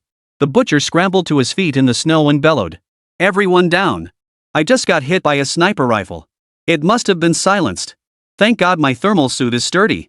The butcher looked relieved, unaware that the others were staring at him with strange expressions. Holy, a sniper rifle? What hit the butcher was clearly just an icy snowball. Damn it, how could this thing pack such a punch? But before the others could recover from the snowball attack, another snowball flew through the blizzard. With a sharp whistle, it struck the butcher squarely in the groin. Followed by a dull thud, a complete disaster. The butcher, who had been smugly convinced he could survive a sniper rifle, instantly turned ashen-faced. He hunched over, clutching his stomach with both hands, legs pressed tightly together, yet nothing could ease the excruciating pain radiating from below. It hurts. It hurts like hell. Who the s gonna rub it for me? It hurts like hell. But no one paid him any mind. Everyone else was staring warily into the pitch-black blizzard. Even among the battle-hardened veterans of the Ghost Shark Squadron, fear flickered in many eyes. Their spines went cold, their pupils dilating violently.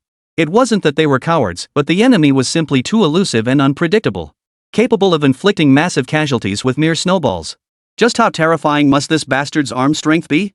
This reminded them of the combat footage they'd seen in the news between soldiers from China and the United States, where a Huagua soldier had inflicted severe injuries on 3 American Jin warriors in the blink of an eye, with such terrifying speed that even these special forces soldiers couldn't track it.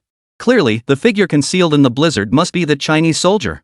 That ruthless Chinese soldier with terrifying combat prowess. In the silence, a third snowball shot out from the blizzard. Its frozen surface and immense kinetic energy delivered devastating blunt force trauma. With a thunderous crash, the creature codenamed Ghoul was hurled several meters away. Though not fatal, the impact left him seething with pain, as if struck by a heavy truck. Scarface, who had remained silent until now, suddenly shouted, "Enemy at 2 o'clock. Teams A and B flank left and right. Everyone else, suppress with fire." The moment the order was given, a dense hail of bullets slanted toward Qin Mu in the distance. Simultaneously, 2 10-man Ghost Shark squads swiftly closed in on Qin Mu from both flanks. Qin Mu dared not take any chances. Almost the instant Scarface gave the order, he began retreating rapidly toward the rear. Bullets whizzed past, several striking Qin Mu's back. Though the nanomaterial absorbed most of the impact, the stinging pain still seared his back. The nanotech armor of his Arctic suit offered limited defense. So Qin Mu chose to avoid the initial onslaught, fighting his way back. His retreat was so swift that both Ghost Shark squads ended up flanking into thin air. "Damn it, that bastard sure can run fast," one member cursed. "If I catch him, I swear I'll..." Bang! At that moment, a muffled gunshot echoed through the blizzard. The cursing soldier's voice cut off abruptly. His faceplate shattered completely, along with half his skull, spraying into countless crystalline droplets of blood. The scene instantly stunned the surrounding Ghost Shark special forces. For this time, it wasn't snowballs attacking them, it was bullets. Moreover, ordinary firearms could never easily penetrate the visor of a cold weather suit. The weapon capable of piercing the protective mask and shattering a comrade's skull could only be a heavy sniper rifle. Chapter 144, Qin Mu's Combat Training. Retreat! Fall back! We're getting out of here, the squad leader shouted. Damn those Chinese! How did he get a heavy sniper rifle? Blinding snow obscured their vision, and the sudden heavy sniper fire terrified the Ghost Shark squad members. They immediately retreated, heading toward their scar-faced captain. At that moment, Qin Mu was equally startled by the thunderous crack of the heavy sniper rifle. But through the blizzard, a massive, dark silhouette slowly approached him. When Qin Mu finally made out the figure clearly, he was stunned to see it was a crimson Sentinel armor. On its back rested a heavy sniper rifle nearly 2 meters long. And the shot that had just blown the enemy to bits had come from this very weapon. The survivor has been safely transported to the Kunpeng. I'm here to support you now, Long Xiaowan's cool voice echoed from within the armor. Just you? Where's everyone else? Qin Mu scratched his head. We don't need to deploy all the Sentinel armors for minor threats. Here, take this. With that, Long Xiaowan unstrapped the heavy sniper rifle from her back and tossed it toward Qin Mu. The heavy sniper rifle was nearly 2 meters long, a weapon that would require 3 or 4 ordinary soldiers to carry. Yet here it was, tossed casually to Qin Mu by Long Xiaowan. But Qin Mu was no ordinary man. He caught the heavy sniper rifle firmly in his hands. This is the Titan sniper rifle, the latest development from Old Song's lab. Forged from carbon-enhanced steel, it's specifically designed for Sentinel armor snipers. Estimated firepower is 50 to 100 times that of a Barrett. But it's still in the testing phase. The current ammunition isn't compatible, so it can't reach 50 times the power yet. Still, it's more than enough for these low-level enemies, Long Xiaowan explained concisely. Qin Mu weighed the jet-black heavy sniper rifle in his hands, puzzled. Why are you giving this to me? Shouldn't you be the one using it? I'm a pastry chef. You're more than capable of handling these minions on your own. Long Xiaowan snorted coldly. You love showing off, don't you? Playing the lone hero? Well, I'm granting your wish right now. The tone in Long Xiaowan's voice carried a hint of reproach toward Qin Mu. Qin Mu was no fool. He instantly grasped the reason. She must have been upset that he had just relayed old Zhou's order to Sister Xiaowan to escort the survivors. And then leaving her alone to deal with the Ghost Shark Special Forces had left her feeling resentful. Qin Mu immediately promised, Sis Xiaowan, don't worry. Next time something like this happens, I'll escort the survivors with you first before taking on the enemies alone. You little. Long Xiaowan's forehead creased with exasperation as she retaliated by flinging a large bag of magazines at Qin Mu's face, though it didn't hurt at all. Didn't you say you wanted to be a sniper? Now's your chance. Grab this rifle and all the magazines, take out every enemy. Mission accomplished. Qin Mu licked his lips, hoisted the heavy sniper rifle onto his shoulder, and charged after the Ghost Shark Squadron. Though designed for sentry armor warriors, the rifle posed little difficulty for Qin Mu given his current physical prowess. Above the sky, the Hive satellites continuously transmitted real-time location data of the Ghost Shark Squadron, processed through the smart protective goggles, allowing precise detection of any enemy within the blizzard. It was practically like having X-ray vision. At that moment, 300 meters away, the Ghost Shark Squadron's faces were all grim. Scarface, in particular, wore a face so dark it seemed ready to rain. Yet despite this, he still shouted to the others, "What's there to fear? That damn bastard is alone. We've got 50 men. He's armed with a heavy sniper rifle, so his movement must be slow. As long as we charge him the moment he fires." Scarface's words snapped the Ghost Shark members out of their lingering unease. The captain's right. He's alone, and we're 50 strong. There's no way he can take us all on. But the team members' words trailed off abruptly. A thunderous gunshot echoed through the blizzard once more, followed by Captain Scarface's piercing scream. "Ah! My leg! My leg!" The sight made every member gasp in horror. The captain lay sprawled in a pool of blood. His upper body intact, but his right leg was gone, entirely gone. Flesh and bone fragments were scattered across the ground. Yet in the frigid cold, it rapidly froze into crimson frost, creating an eerily beautiful sight. "Charge! Charge across! Kill the damned Chinese bastard!" Scar-Eye, overwhelmed by agony, could not maintain his composure. His constant roars seemed an attempt to drown out the excruciating agony radiating from his lower body. The others snapped to attention and charged toward the gunfire, though fear flickered in their eyes. The man who had crippled the scarred captain was brutally ruthless. He could have aimed for the head, yet deliberately shot him in the leg. There was no doubt about it, this enemy was torturing them. They'd never encountered an adversary like this before. And while taking pleasure in abusing enemies was one thing, the fact that there was only one of them daring to play such a game was another. Every man now understood, the enemy they faced was a madman, a complete and utter war maniac. He clearly intended to shatter their will through sheer brutality, driving them to mental collapse. Damn it, his tactics were working. The seeds of fear were now planted deep within the hearts of every member of the Ghost Shark Squadron. Meanwhile, on a nearby snow mound, Qin Mu lay prone as Long Xiaowan berated him. "I told you to aim for the head. If that didn't work, go for the chest. Why did you break his leg? You're using a sniper rifle. If it can't take him out with one shot, what kind of sniper rifle is that?" Qin Mu scratched his head awkwardly. "I forgot to adjust the zeroing. The bullet trajectory dipped a bit. I really didn't mean to break his leg." "No excuses." Long Xiaowan snapped, her face stern. "To become a competent sniper, you must master every detail to perfection. I admit you have some talent in research, but that doesn't mean you can easily become an excellent soldier. Got it, rookie?" Faced with Long Xiaowan's sudden sternness, Qin Mu grimaced, hoisted his sniper rifle, and prepared to run off. Long Xiaowan, clad in armor, was now patrolling a more distant position. This operation had become specialized combat training tailored for Qin Mu. She had come to realize that even the most meticulous protection for a scientific genius like Qin Mu would inevitably have blind spots. Better to train him into a combatant himself, at least capable of self-defense. So that even if unexpected situations arose, he could handle them with composure. Thus, the reason the Armored Corps wasn't deployed directly for this operation besides seeking evidence of the United States' release of weather weapons, but more crucially, to involve Qin Mu in real combat. Chapter 145, Cut Out for Military Service. The Ghost Shark Squadron charged forward in full force. When they spotted the faint silhouette of a sniper rifle-bearing figure through the snowstorm, they immediately opened concentrated fire without hesitation. Qin Mu was still retreating while scouting new sniper positions. Facing the enemy's sudden barrage, he quickly ducked and rolled to the side. Bullets swarmed past his back, embedding themselves in the snow behind him. The sense of stagnation made Qin Mu dare not let his guard down, his nerves stretched to the limit. His mind raced as he instantly formulated a battle plan. He couldn't let the Ghost Shark Squadron establish a crossfire network. Once they gained the advantage of overlapping fire, they would seal off all his escape routes. Shouldering his heavy sniper rifle, Qin Mu first sprinted backward over 10 meters. Some members of the Ghost Shark Squadron, noticing this, consciously halted their fire and advanced forward. But at that very moment, Qin Mu spun violently around. His body, propelled by momentum from the rapid dash, continued sliding backward as he pivoted. In mid-motion, he dropped into a kneeling position in the snow, steadying the heavy sniper rifle with both hands as the stock locked onto his shoulder. The beyond line of sight smart sniper scope automatically connected to satellites, fully marking all enemies within the crosshairs. Qin Mu focused his aim on the chest of the Ghost Shark Commando charging at the forefront. "Don't be afraid to die. Charge forward, you bastards. I'll be the first to taste the damn delicious flesh and blood of those Chinese bastards." The lead Ghost Shark soldier screamed as he sprinted forward, his eyes burning with fanatical fervor. At that instant, Qin Mu pulled the trigger with a sharp jerk.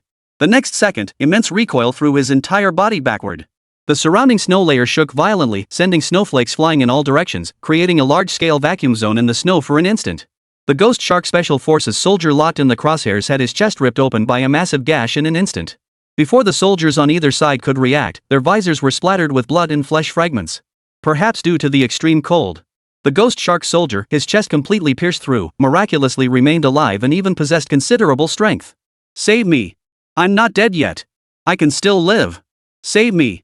The man who had been ranting just a second ago now wore terror etched across his face. He frantically reached out to grab his two comrades beside him, desperate for rescue. His death throes were so violent that the two Ghost Shark soldiers beside him were caught off guard and stumbled backward, crashing to the ground. Damn useless trash, let go of me!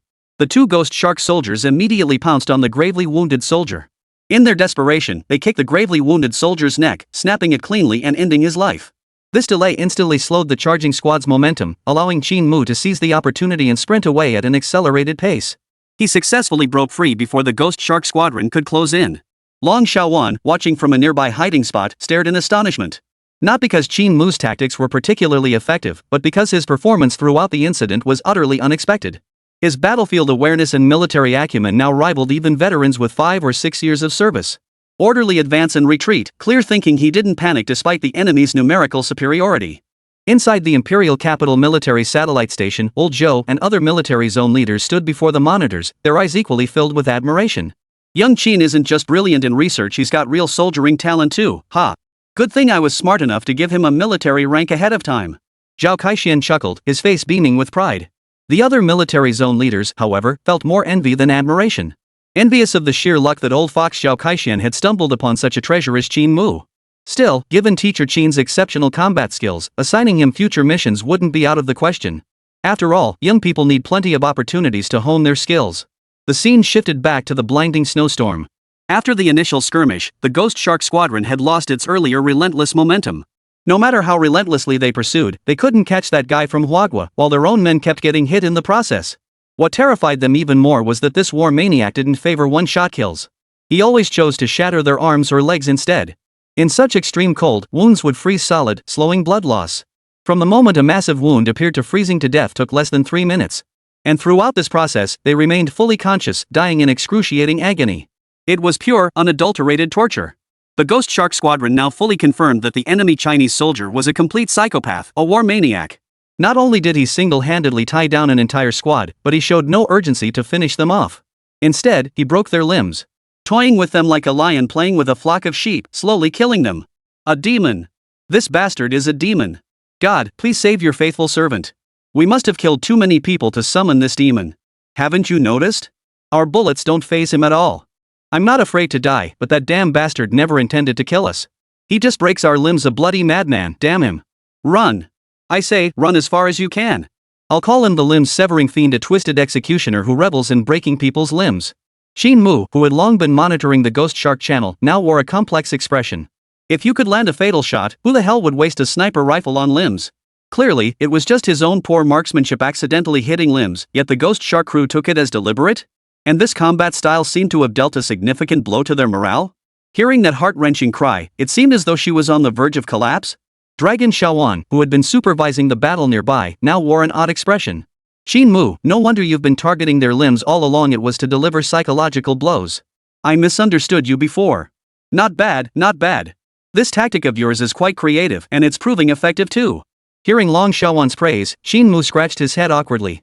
But to save face, he silently accepted the misunderstanding. To cover his lie, he aimed for the enemy's thigh this time and pulled the trigger with force. A dull thud echoed bang. The Ghost Shark soldier's thigh remained unscathed, but its skull was blown clean off. Qin Mu froze. Damn it, are you messing with me? After receiving basic treatment, Scar Eye barely clung to life, but severe blood loss left his entire body shaking violently. Notify headquarters, mission failed. Return to the outpost immediately and bring out the snowmobiles. We're getting out of here. Teams A and B, provide cross-cover. Once the snowmobiles are out, we'll return to pick up everyone and leave together. Chapter 146, Escape and Abandonment. Scarface knew full well there was no chance of defeating the Chinese soldier in this blizzard. This was no place to linger. They had to leave immediately, or they would be wiped out sooner or later. So he was hoisted onto someone's back and raced toward the makeshift outpost with 20 Ghost Shark Squadron soldiers, while the 16 members of Teams A and B remained behind. Hidden in the snow, they prepared to buy time for the captain and the others to return. Snowmobiles couldn't traverse the entire blizzard zone, but they were perfectly capable of evacuating them from Antarctica. Therefore, if they could hold out until the snowmobiles arrived to assist, they would have a chance of survival. Hang on, everyone. The captain will be here to support us soon. Team A's leader rallied the group while issuing tactical orders. 3 members each to the snowdrifts at 8 o'clock and 2 o'clock. Form crossfire cover. No one fires unless I give the order. If you want to live, stay prone in the snow. You know exactly what the limbless demon does. Yet Team AB's supposedly perfect concealment through their sniper scopes proved no better than being exposed. The Hive's satellite pinpointed every sniper's location with precision, projecting their coordinates onto the beyond line of sight scope's display. Qin Mu needed no effort to pinpoint their exact locations. In near future warfare, troop numbers no longer define a military's combat strength. Technology is the primary combat factor. Qin Mu found a nearby elevated slope, maintaining his crouching stance as he steadied the heavy sniper rifle with both hands. His entire body tensed as he channeled his strength into his arms. The next instant, a series of thuds echoed, bang, bang, bang, bang. A series of muffled explosions echoed as the Ghost Shark Special Forces soldiers, concealed in the snow and behind the slopes, were blown apart one after another. Though the slope had been reinforced by low-temperature condensation, it was ultimately composed of loose snow, offering little defense against the Titan sniper rifle's formidable penetrating power. Soon, cries of agony echoed across the area, and crimson pools of blood began appearing at intervals across the white snow. Teams A and B quickly realized that the damned Chinese soldier knew their positions. Their scalps prickled and their legs trembled uncontrollably. Unable to see the enemy's position while the enemy could pinpoint their hiding spots with precision, this battle was unwinnable. Driven by a mix of rage and fear, many Ghost Shark members rose from cover and charged toward the source of the gunfire. They charged forward, indiscriminately spraying bullets from their assault rifles. Yet even as stray bullets struck Qin Mu, they failed to inflict any damage. Qin Mu smoothly transitioned from his crouching firing position to prone. After slamming in a fresh magazine, Qin Mu unleashed another rapid burst of fire. By now, he had mastered the recoil of this heavy sniper rifle with great skill. Even firing continuously, his accuracy remained flawless. Soon, most of the charging Ghost Shark soldiers were cut down. Yet the bone-crushing force of the rounds failed to subdue them. The freezing temperatures kept the fallen soldiers conscious, their screams and moans creating an unprecedented sense of terror among the remaining troops. Those who survived the charge shivered violently, regaining their wits before stumbling back behind cover. Yet the gunfire persisted relentlessly, each shot claiming another Ghost Shark commando. Soldiers from Teams A and B dwindled rapidly to just 8 men, the rest all falling to Qin Mu's gunfire. The leader of Team A, responsible for commanding the operation, now wore terror etched across his face. Beside him lay the lifeless body of a comrade, half his skull gone. His hands trembled as he dialed Scarface's communication channel, shouting, "Captain, when are you coming to support us? That Chinese soldier is terrifying. Our squad has already lost over half its men." Scarface's reply crackled through the radio moments later, 3 minutes. Hold out just 3 more minutes. We'll be there on snowmobiles. Hope flickered anew in the desperate squad leader. Hanging out the calm, he rallied his remaining men to continue holding off Qin Mu's assault. 3 minutes passed in the blink of an eye. Only the squad leader remained, his left arm blown apart by a heavy sniper round just a minute prior. In his final moments, the squad leader switched the radio to the squadron channel. His voice raspy, he shouted, "Captain, when are you coming to support us? I can barely hold on. I don't want to die." But the only response he received was the roar of motorcycle engines and the deafening cheers of celebration. Finally away from that damn lunatic. Riding this bike feels amazing. Faster. Open up the throttle and get us out of here. That lunatic won't catch us. Once we're out of here, I'm gonna find 10 hot chicks to party with. Let's go. No matter how desperately the squad leader shouted, no one responded over the chaotic squad channel, not even Captain Scarface. This wasn't because they hadn't heard the squad leader's distress call, but because they never intended to return for him in the first place. Squad AB, tasked with delaying the Wagwa forces, was nothing more than cannon fodder. Realizing this, the squad leader's face twisted with bitter resentment. Feeling the bone-chilling cold in his left arm, he was utterly hopeless. But then, Qin Mu emerged through the blizzard and stood before him. And to the squad leader's stunned gaze, the man injected a vial of serum directly into the wound where his arm had been severed. The instant the syringe entered his skin, warmth flooded his body. His flesh, which had been steadily turning to ice, miraculously began to thaw. He opened his mouth to speak, but the next second, Qin Mu kicked him unconscious. Qin Mu hoisted him onto his back and activated the communicator. "We've secured the survivor. Eliminate the rest of the enemies." The moment the words fell, the hatch of the Kunping, hovering high above, opened. And the Sentry Armor Squad, which had been on standby for some time, instantly activated and raced toward the blizzard-stricken area below. Their crimson paint scheme remained largely unchanged, but each suit now bore a heavy sniper rifle strapped to its back. This was a combat-ready sniper sentry armor squad. Scarface and his crew were still celebrating their narrow escape, racing through the blizzard. As they rapidly distanced themselves from the storm's center, the sky no longer appeared as gloomy as before. Sitting on the snowmobile, Scarface stared at his empty right foot, a shadow flickering in his eyes. Damn those Chinese bastards. When I get back, I'll make them pay dearly. Captain, rest easy. Those brothers didn't die in vain. Hundreds of thousands of Chinese tourists visit the States every year. Killing a few of them won't make a dent. A few? That's not revenge. I'm taking a gun to Chinatown. Every yellow-skinned pig I see gets a hail of bullets. Count me in too. Damn it, I won't rest until I've killed hundreds of those Chinese bastards. Chapter 147, Restart Report, Prelude to Retaliation. As the remnants of Ghost Shark debated their retaliation, a deafening roar erupted from the sky above. Instinctively, all heads snapped upward. The next instant, 16 Sentinel armored soldiers streaked across the sky, each wielding a black heavy sniper rifle and trailing intense exhaust flames from their backs. The sonic boom from their supersonic travel even shattered the thick clouds. The moment the Ghost Shark Special Forces saw the Sentinel armor squad, terror flashed across their faces. They were no strangers to China's Sentinel armor. In fact, a lingering fear still haunted their hearts. This was a terrifying weapon of war capable of intimidating an entire aircraft carrier strike group. Its combat prowess far exceeded anything of this era. Quick! Contact headquarters. Report that China has deployed the Sentinel Armor Corps. Request reinforcements. Scarface barked the order. But the communications operator beside him gasped in terror, it's no use. Something's jamming the signal, we can't get anything through. Panic set in. The Ghost Shark Squadron members were utterly terrified. With no way to send a distress signal and sentinels armed with heavy sniper rifles overhead, it was clear they were being targeted for annihilation. The Ghost Shark soldiers could no longer suppress their terror, their eyes filled with panic. Especially as the rumbling roar behind them grew ever closer. My scalp instantly tingled, and cold sweat poured down my back. Everyone, don't panic. Squad C, flank left and cover the others, retreat. Scarface tried to pull the same trick again, leaving cannon fodder to buy time. But everyone was sharp as attack. With the example of teams A and B wiped out before them, no one was staying behind. Staying behind was sheer stupidity. Speed was everything now. Outrun your teammates and you might just survive. Team C made the first move. They feigned a sudden loss of control, slamming their motorcycle into a nearby vehicle. The next second, the latter's riders were thrown head over heels into the snow. Within seconds, similar accidents unfolded. The soldiers who fell cursed and even opened fire on their fleeing teammates. Seeing the chaos unfold, the Ghost Shark Special Forces had only one goal now, survival. If they couldn't survive, they'd take a few with them. If you show no mercy, don't blame me for being ruthless. High above, the armored squad slowed to a hover.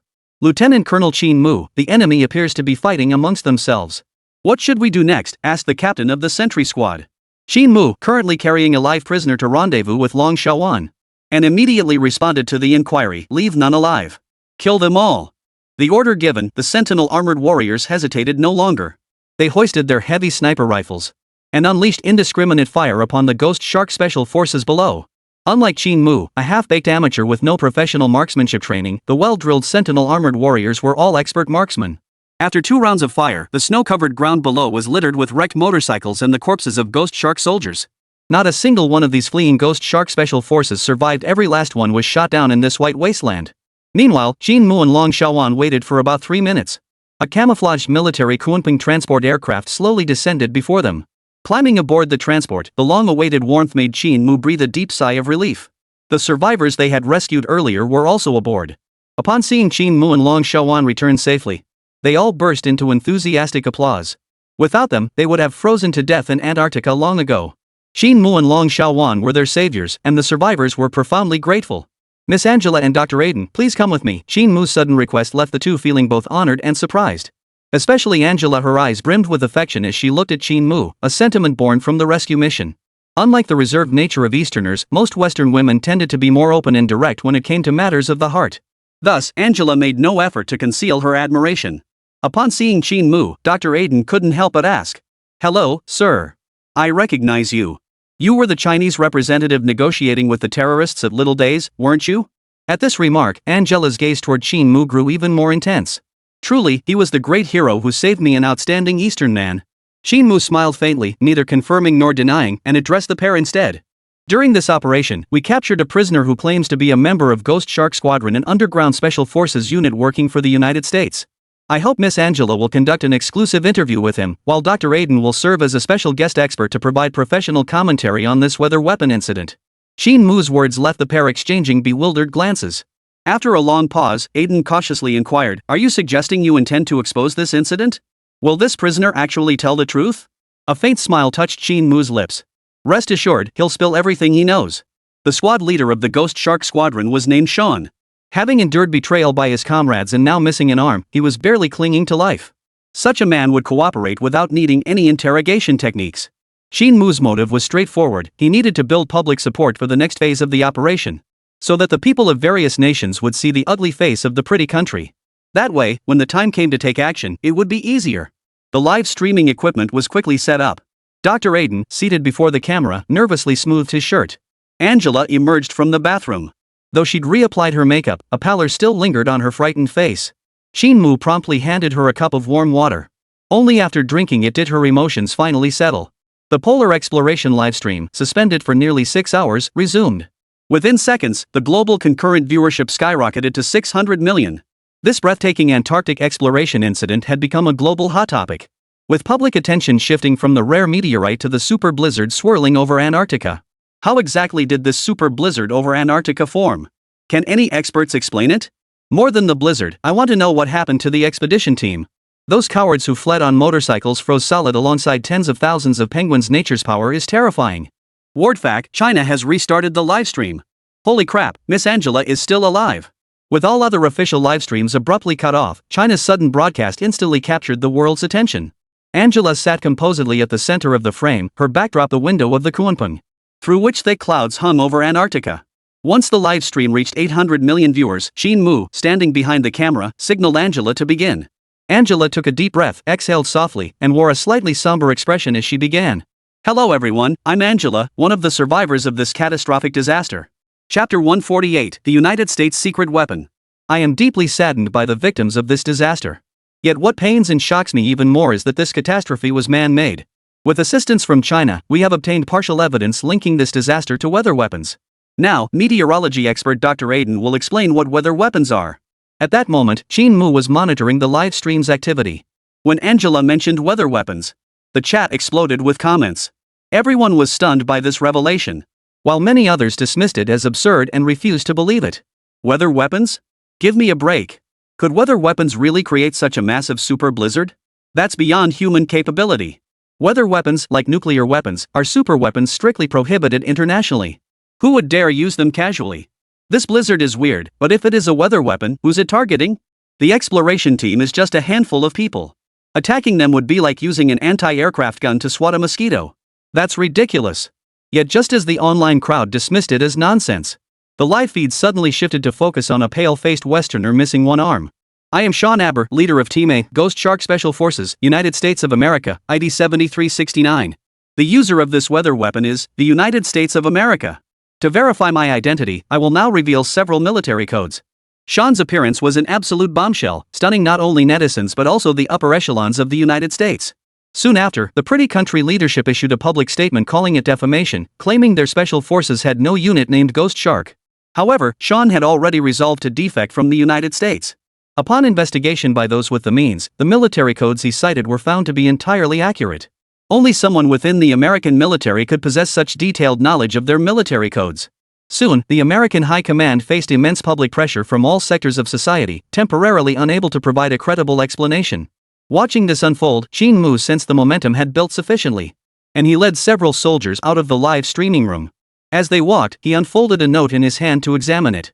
The note contained 3 sets of coordinate codes, the precise locations of meteorological weapons deployed by the United States in Antarctic waters.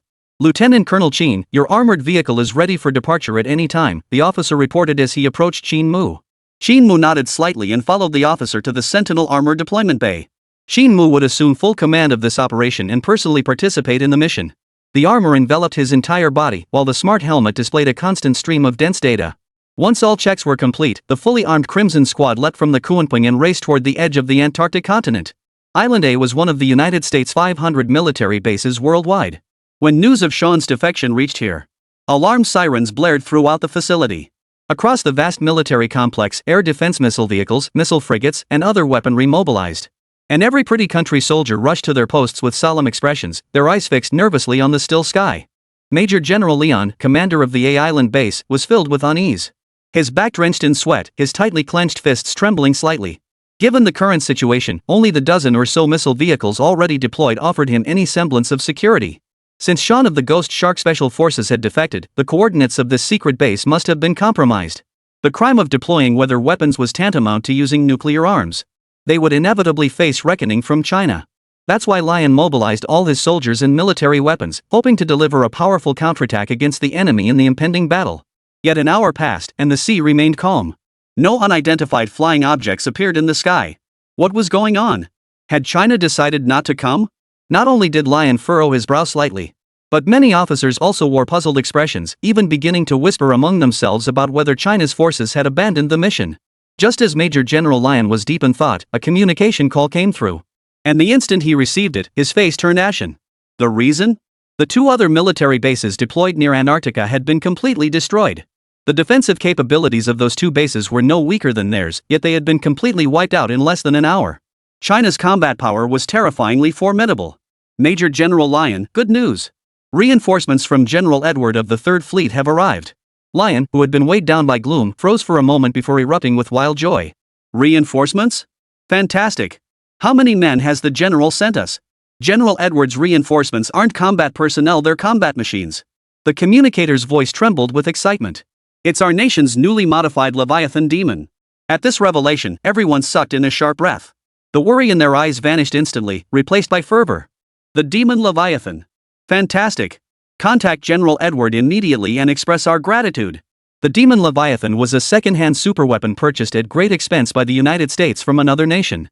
After thousands of weapons researchers worked day and night to study and reverse engineer it, the final unit was successfully modified at the cost of destroying 4 others. Its super long-range laser beam could obliterate the military facilities and defense systems of most nations today, making it virtually unmatched. Who would have thought General Edward would willingly send such a precious weapon here for combat use? At this thought, Leon, whose heart had been filled with trepidation, now yearned for the Chinese forces to appear in his sights immediately, so he could use the Leviathan to ruthlessly eliminate them all. As a large military hovercraft docked at the base's pier, a massive weapon painted in red, blue, and white slowly rolled into the compound. Gazing upon this colossal, demonic claw-like behemoth, the American soldiers all wore expressions of awe. Especially the massive beam cannon atop its head, its sheer intimidating presence was overwhelming. Just one glance was enough to inspire awe. Morale, previously low, surged instantly at the sight of the demonic Leviathan. Many began taunting the Chinese forces to come and die, while others secretly streamed live footage online, bragging about the United States' secret weapon, claiming that no matter how many Sentinel armored warriors arrived, they would all be shot down. 5 minutes later, accompanied by deafening roars, China's Sentinel armored squad came into view. The Crimson Squadron streaked through the sky in a triangular formation. Unlike most standard Crimson armored units, the lead Sentinel armor was slightly larger than the others and lacked the Titan sniper rifle. Chapter 149, Overcharge, Hyper Laser Beam. However, this did not mean its firepower was diminished. Qin Mu had upgraded its shoulder cannon modules. Mounted on the armor's back were 2 retractable, sensor-guided laser cannons. Each cannon measures over a meter in length and rises from the back to mount on the shoulders when activated. Each laser cannon possesses enough firepower to easily pierce the armor of heavy tanks. And they also feature multifunctional visual feedback capabilities. Simply put, they give the user 2 additional eyes capable of surveying the enemy situation in a full 360 degrees. However, equipment of this caliber demands an extremely high level of human brain reaction speed. Currently only Qin Mu and Long Xiaowan, who have been injected with the Phoenix Serum, can operate them. Ordinary soldiers, even if equipped with such beam shoulder cannons, cannot use them properly. Inside this reinforced Sentinel armor at this moment was Qin Mu, the commander of this battle. After eliminating 2 American bases, he now aimed to take down the final one. Soon, the military base launched its first wave of assault, dozens of homing missiles trailing long, fiery tails. While the Sentinel armor's defenses rendered the missile's destructive power insufficient to cause casualties, the impact would scrape off the freshly applied paint. So Qin Mu immediately ordered his squad to form 3-man teams and use their self-aiming shoulder cannons to destroy the missiles, while he alone raced straight toward the base below.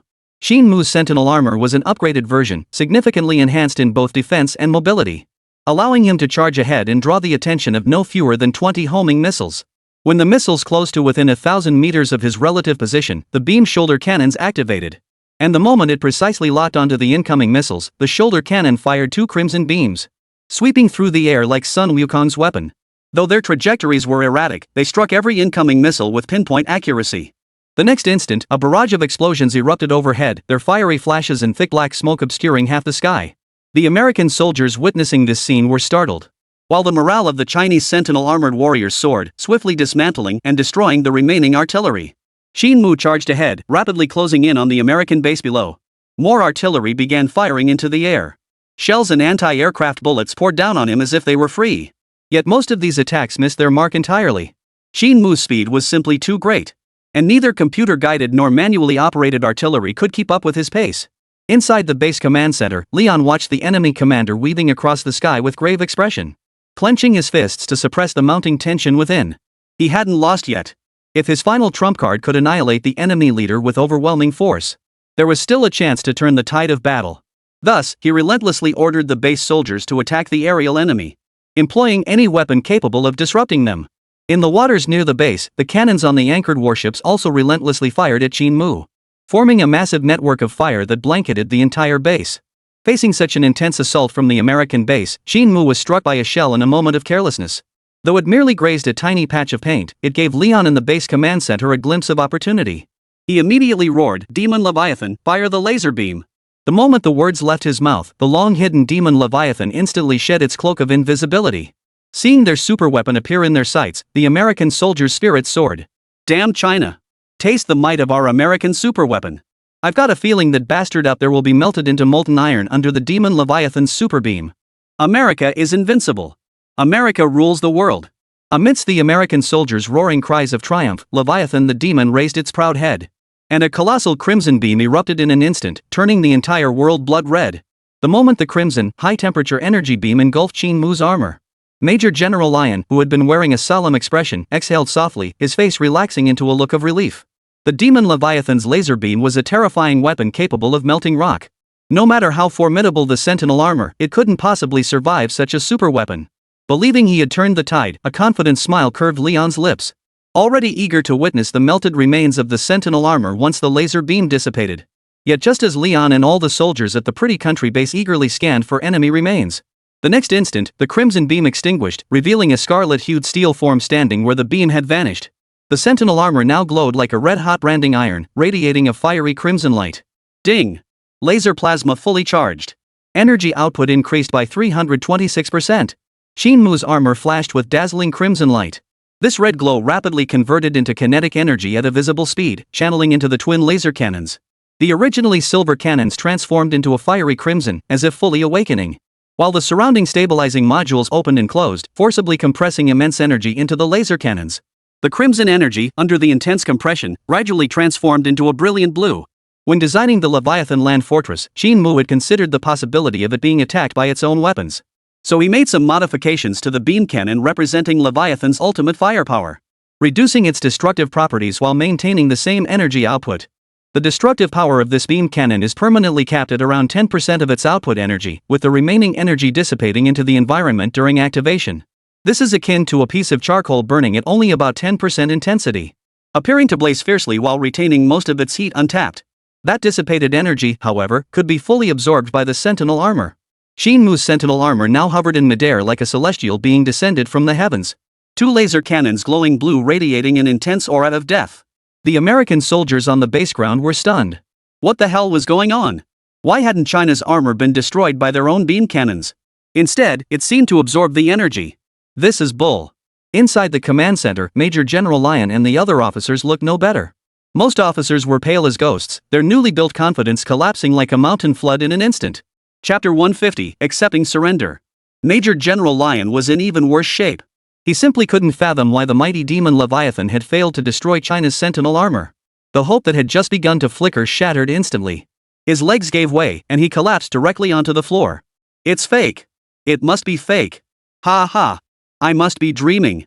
Major General Lion's eyes glazed over as he alternated between maniacal laughter and wild gesticulations.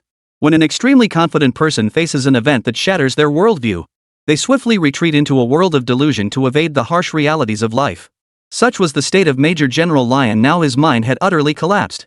Just then, the light outside the window grew increasingly blinding, as massive blue beams erupted from Qin Mu's shoulders. Two massive beams sliced through the sky above the U.S. naval base like surgical lasers on an operating table. one beam precisely targeting the command room where Lion and other high-ranking officers were gathered. In an instant, the command center was obliterated, leaving only a crimson-hued crater. The other beam struck the demonic Leviathan, obliterating it in an instant. Wherever the beams passed, the earth tore apart, buildings melted, and everything from armed helicopters to armored tanks exploded in an instant. Two colossal beams tore the U.S. naval base apart from one end to the other. Viewed from above, it resembled an inverted figure 8. As the beam cannons on Qin Mu's shoulders slowly extinguished, his crimson armor hovered majestically over the U.S. naval base like an emperor. Smaller than a single attack helicopter, yet instilling an overwhelming sense of impending doom upon the American soldiers below. At that very moment, the other Sentinel armors that had destroyed the tracking missiles swiftly assembled. Silently hovering behind Qin Mu, their Titan sniper rifles at the ready. This sight sent shivers down the spines of the soldiers below. Their pupils dilated wildly. Their hearts pounding so violently it felt as though they might shatter their ribs and pierce their chests. At that moment, a minor commander at the base's edge, overcome by tension, accidentally pressed the missile launch button. Yet before the missile ignited, the hovering Sentinel armors simultaneously raised their black sniper rifles. Their sights locked dead on the missile vehicle reading the launch protocol. No, damn it, stop. I didn't mean to. Damn it all. The lieutenant's voice cracked with near tears, but it was too late. Behind Qin Mu, the hovering sniper sentinels fired simultaneously. The large-caliber sniper bullets unleashed a devastating force that was almost blinding. A massive fireball erupted from the edge of the base. Under the concentrated fire of the Titan sniper rifles, the missile vehicle was blown to smithereens. Fire and explosions erupted as the vehicle's fragments scattered wildly. With that, the American soldiers below dared not resist in the slightest. Staring at the hovering super battle armor, which seemed like a god, their faces pale and eyes vacant. We are the Armored Corps of China, Crimson Squad. Lay down your weapons immediately. Cease this futile resistance. Qin Mu's stern voice echoed repeatedly throughout the entire base through the armor's loudspeaker system. So solemn and filled with overwhelming authority. With a clatter, the soldier at the front was the first to drop his weapon. And where there was one, there soon followed another. Quickly, more and more soldiers began discarding their weapons. They drew their pistols, unstrapped their grenade pouches, and carefully laid everything on the ground. Those operating missile vehicles and helicopters climbed out of their cockpits, raising their hands high, showing not a shred of resistance. Non-combatant technicians instinctively formed a line, emerging from the facility with heads bowed and faces etched with terror. Nearby destroyers lowered their gun barrels, their crews lying prone on the deck, abandoning all resistance. Within less than half an hour, the 16-member Sentinel armored squad had annihilated an entire U.S. naval base.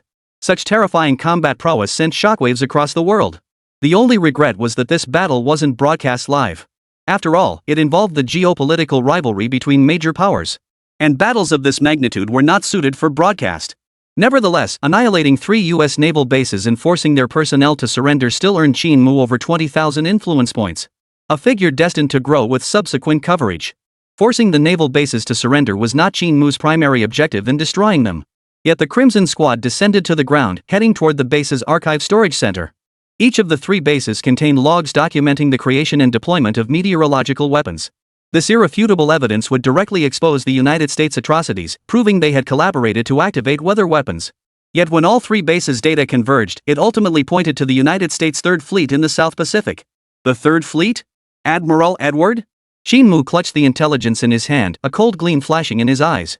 Since it was Admiral Edward who ordered the activation of the weather weapons, this instigator must face the punishment he deserves. Red Squad, stand by. Target, Third Fleet. Deploy. With Qin Mu's command, sonic booms echoed one after another. And all members of Crimson Squad launched into the sky, drawing white arcs before vanishing into the clouds. Meanwhile, aboard the Kunpeng high above, the live broadcast led by Angela continued. After over half an hour of narration by Angela and Dr. Aiden, they had recounted everything that had transpired in Antarctica. When Angela's voice dropped as she described the extreme sub-zero temperatures, every viewer couldn't help but gasp in horror. Frost spreading like it has a life of its own? Electric heaters couldn't stop its advance? That temperature must rival liquid nitrogen. Whoa, I've seen bloggers experiment with liquid nitrogen. That stuff is terrifying. Ultra-low temperatures are just too scary. So that Chinese guy really was impressive. He knew to lead everyone deeper into the crevasse, and crucially, they all survived in the end. To verify the accuracy of these claims, Angela invited other survivors to supplement the discussion. Most of these survivors were soldiers representing their nations. They wouldn't lie. They recounted the events in meticulous detail, describing how Qin Mu single-handedly turned the tide and saved everyone. But it was Otter from Bear Country who was the most emotional. Gesturing wildly as he declared, "That Chinese soldier was the most decisive man I've ever seen. Without him, none of us would have survived even if we'd reached the bottom of that fissure." In that situation, we were all dead weight. Yet despite that, he never abandoned us. I even saw him risk his life by jumping into the fissure to rescue Miss Angela. Chapter 151, Irrefutable Evidence. The Crimes of the Beautiful Country. He was practically Superman. I swear, once I get back to Russia, I'll tell every single one of my friends about this. Compared to the soldiers of China, the pretty country is nothing but a bunch of cowards. At Otef's unrestrained praise for Qin Mu and his contempt for the pretty country, netizens found it utterly jaw-dropping. After all, the Bear Nation is a nation of warriors. It's rare for them to lavish such praise on anyone. But just then, a new development occurred. As the global live streaming platform's official account suddenly activated a forced split-screen feature. The broadcast instantly divided into two windows. The left screen displayed Angela's livestream, while the right featured a middle-aged man in U.S. Navy uniform. And judging by his rank insignia, he was an admiral. Hello everyone, I am Edward Holmes, commander of the 3rd Fleet of the United States. I hereby file a defamation lawsuit against China. Holmes' expression was icy, his eyes revealing a venomous ferocity. Many viewers instinctively lowered their heads upon seeing him, unable to meet his gaze. Even Angela, who was always so composed, became flustered when the U.S. military suddenly connected with her. Everything Miss Angela has stated is utter nonsense.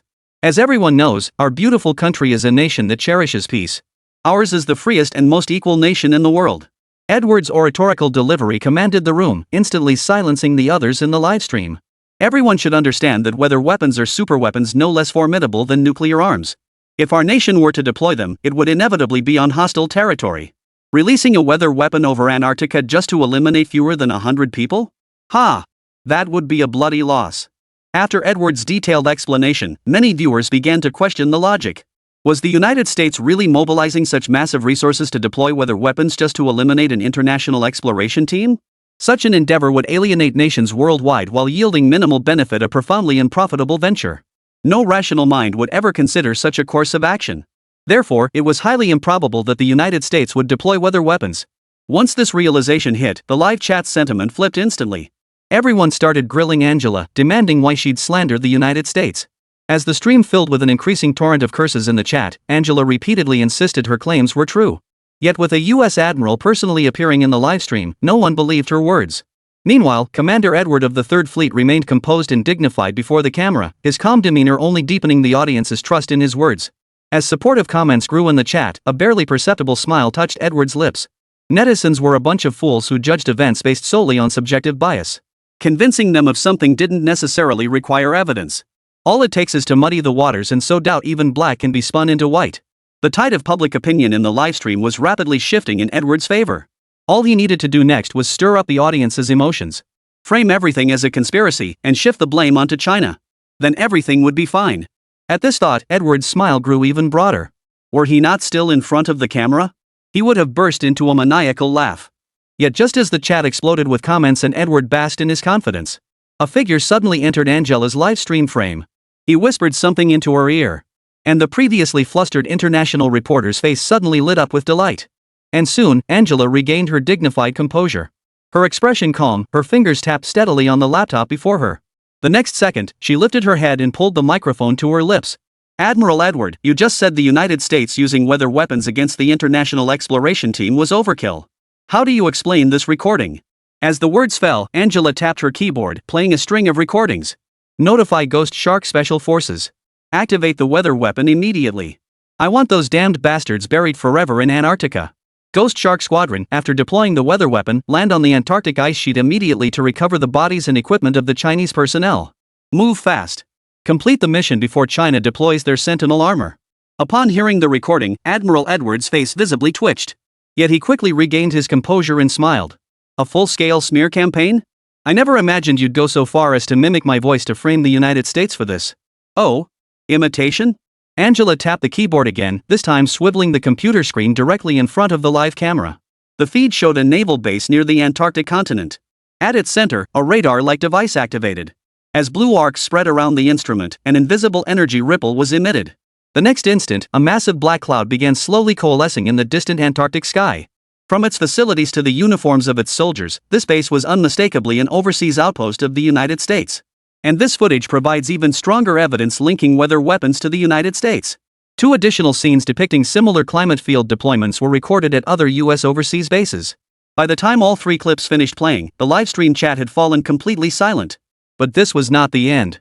Crimson Squad had uncovered extensive evidence from all three bases. And after compiling and organizing it, they had now handed all of it over to Angela. Angela then proceeded to present further incriminating evidence against the United States. This is the roster of Ghost Shark Special Forces personnel along with their operational directives. This is video footage of the United States conducting weather weapon experiments in the Antarctic interior 2 years ago. As each piece of evidence was displayed before the global audience, Admiral Edward, who had remained composed until then, his expression twisted, and he could no longer contain the shock etched across his face. The databases of the three bases were protected by the world's most advanced security measures. And even if every hacker on the planet joined forces, they couldn't possibly extract the data from within. How did China obtain this information? When did they acquire such terrifying data cracking capabilities? Faced with irrefutable proof, Edward could utter no rebuttal. His face drained of color, his entire body trembling. The next moment, his legs buckled, and he nearly collapsed to the ground. Fortunately, other officers rushed forward in time to prevent him from losing face during the global broadcast. Chapter 152, The Panicked Admiral of the Beautiful Country. Edward's humiliating state was witnessed by global netizens, and the livestream erupted once more with curses.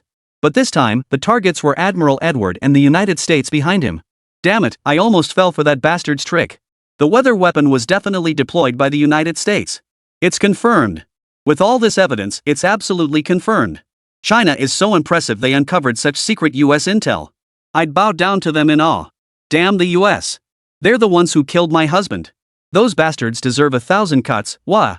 As the live stream's comments exploded, the fury of netizens surged to boiling point. Beyond using weather weapons to kill innocents, Edward's blatant attempts to deceive the global audience. These two crimes combined ignited the fury of netizens worldwide. In an instant, netizens from any region associated with the United States were bombarded with abuse from people around the world. They became pariahs, hunted down by all. Knowing they were in the wrong, netizens from the United States dared not engage in debates with people from other countries. Unable to quell their fury, they vented it once more upon the US government's top officials, flooding the official websites of the US Air Force, Army, and Navy with a deluge of abuse, calling the American military useless, accusing them of being insane. In the Pentagon's chief office, Chief Biding dialed Edward's number with a grim expression. The moment the call connected, a torrent of abuse poured forth. You moron! Why deploy weather weapons? How do we clean this up now? The entire internet is lambasting us. Protests erupt everywhere. Soon we'll face condemnation from nations worldwide. After exiting the live broadcast, Edward forced himself to remain calm. Chief, this incident won't significantly impact us. Public opinion flares up quickly and fades just as fast. As long as our hard power remains intact, no amount of condemnation will matter. Just then, Edward felt a soldier tug sharply at his sleeve. But he ignored it completely and continued. Rest assured, Chief. I guarantee this will blow over quickly. At worst, we'll just pay some compensation to the families of those idiots who died. Our nation's military might is formidable, we fear no rumors. The deployment of weather weapons serves as a deterrent to other nations. Possessing superweapons comparable to nuclear arms, smaller countries will inevitably fear us more and submit. The officer beside him tugged even harder, distorting the fabric of Edward's uniform, causing Edward to frown slightly as he paused his speech. He turned to face the officer interrupting him. I'm in the middle of a conversation with my superior. Can't this wait until I'm finished? But the officer's face was contorted with terror. He pointed shakily behind Edward and spoke slowly in an intensely complex tone. Admiral, we seem to be surrounded. Surrounded? Impossible. The Third Fleet is the largest in the world. Who could possibly surround us? Edward felt an overwhelming sense of absurdity. But the next moment, he realized that aside from himself facing away from the window, all the other officers were staring intently behind him. Most wore blank expressions, while a few eyes betrayed genuine terror. Edward instantly grasped the gravity of the situation. He whipped his head around to look out the window. And what he saw made his face turn pale in an instant. The communicator in his hand dropped to the floor. Outside the main command room window, crimson figures hovered in the air not far away, arranged in precise rows and columns, maintaining nearly identical distances between each other like some technological matrix. But this wasn't the most shocking sight. What truly stunned him was their sheer number. Stretching from left to right as far as the eye could see, and then descending from the sky all the way down to the sea surface everywhere was filled with the silhouettes of Sentinel armor. At this very moment, a spatial matrix formed by tens of thousands of armored units encircled the Third Fleet of the United States like a cage. They hadn't done anything out of the ordinary, merely hovering in place, yet every sailor aboard the Third Fleet felt an indescribable sense of oppression. They couldn't defeat even one such armored unit, let alone the over 10,000 Sentinel armors now swarming around the entire Third Fleet. Hello? Damn it, Edward, why aren't you answering? Hello? Hello? Beating's curses echoed through the communicator, but no matter how fiercely he railed, no reply came. Beads of cold sweat rolled down Edward's forehead as his heart pounded so hard it felt like it would burst through his skull. Gritting his teeth, he fought the urge to turn and flee. At that moment, Edward finally grasped the truth: the Antarctic storm incident had utterly ignited China's fury. And in retaliation, China had deployed not a Sentinel squad, but a 10,000-strong Sentinel armored legion. The Sentinel armored warriors encircling the Third Fleet could each effortlessly shred a destroyer to pieces. Such terrifying war machines, deployed on such a massive scale. The Third Fleet was utterly powerless to resist. They were now no different from birds trapped in a cage. At the command of the Chinese commander, crushing the Third Fleet of the beautiful country over and over again, dozens or even hundreds of times, would be utterly effortless. But the most crucial point was this: China's deployment of the Sentinel Armor Corps was entirely justified. This was not an unjust war. This was what terrified Edward most. For if it were merely a matter of pure military conquest, China would soon face global resistance.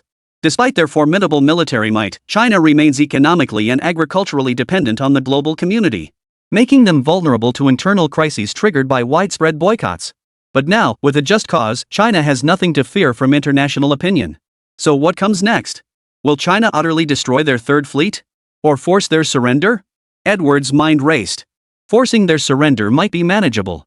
After all, China's Sentinel armor is so overwhelmingly superior that even surrendering wouldn't be shameful. But the real fear lay in the former scenario: China wiping out the Third Fleet without a word. That would be the most terrifying outcome. Just as Edward's mind wandered, his communicator suddenly rang. And he instinctively answered it.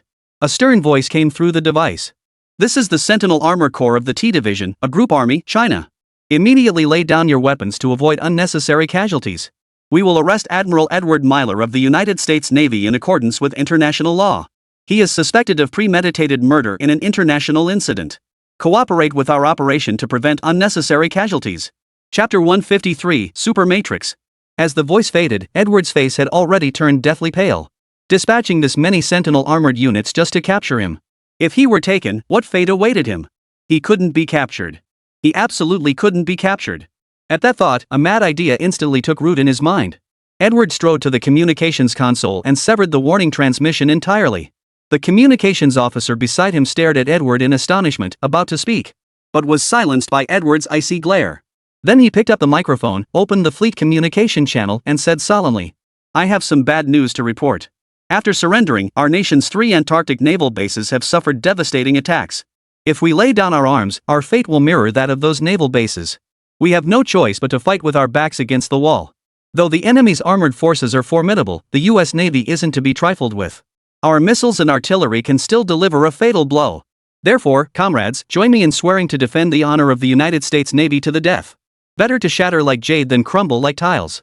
Edward's impassioned words ignited the fleet soldiers, filling them with fervor and a willingness to face death.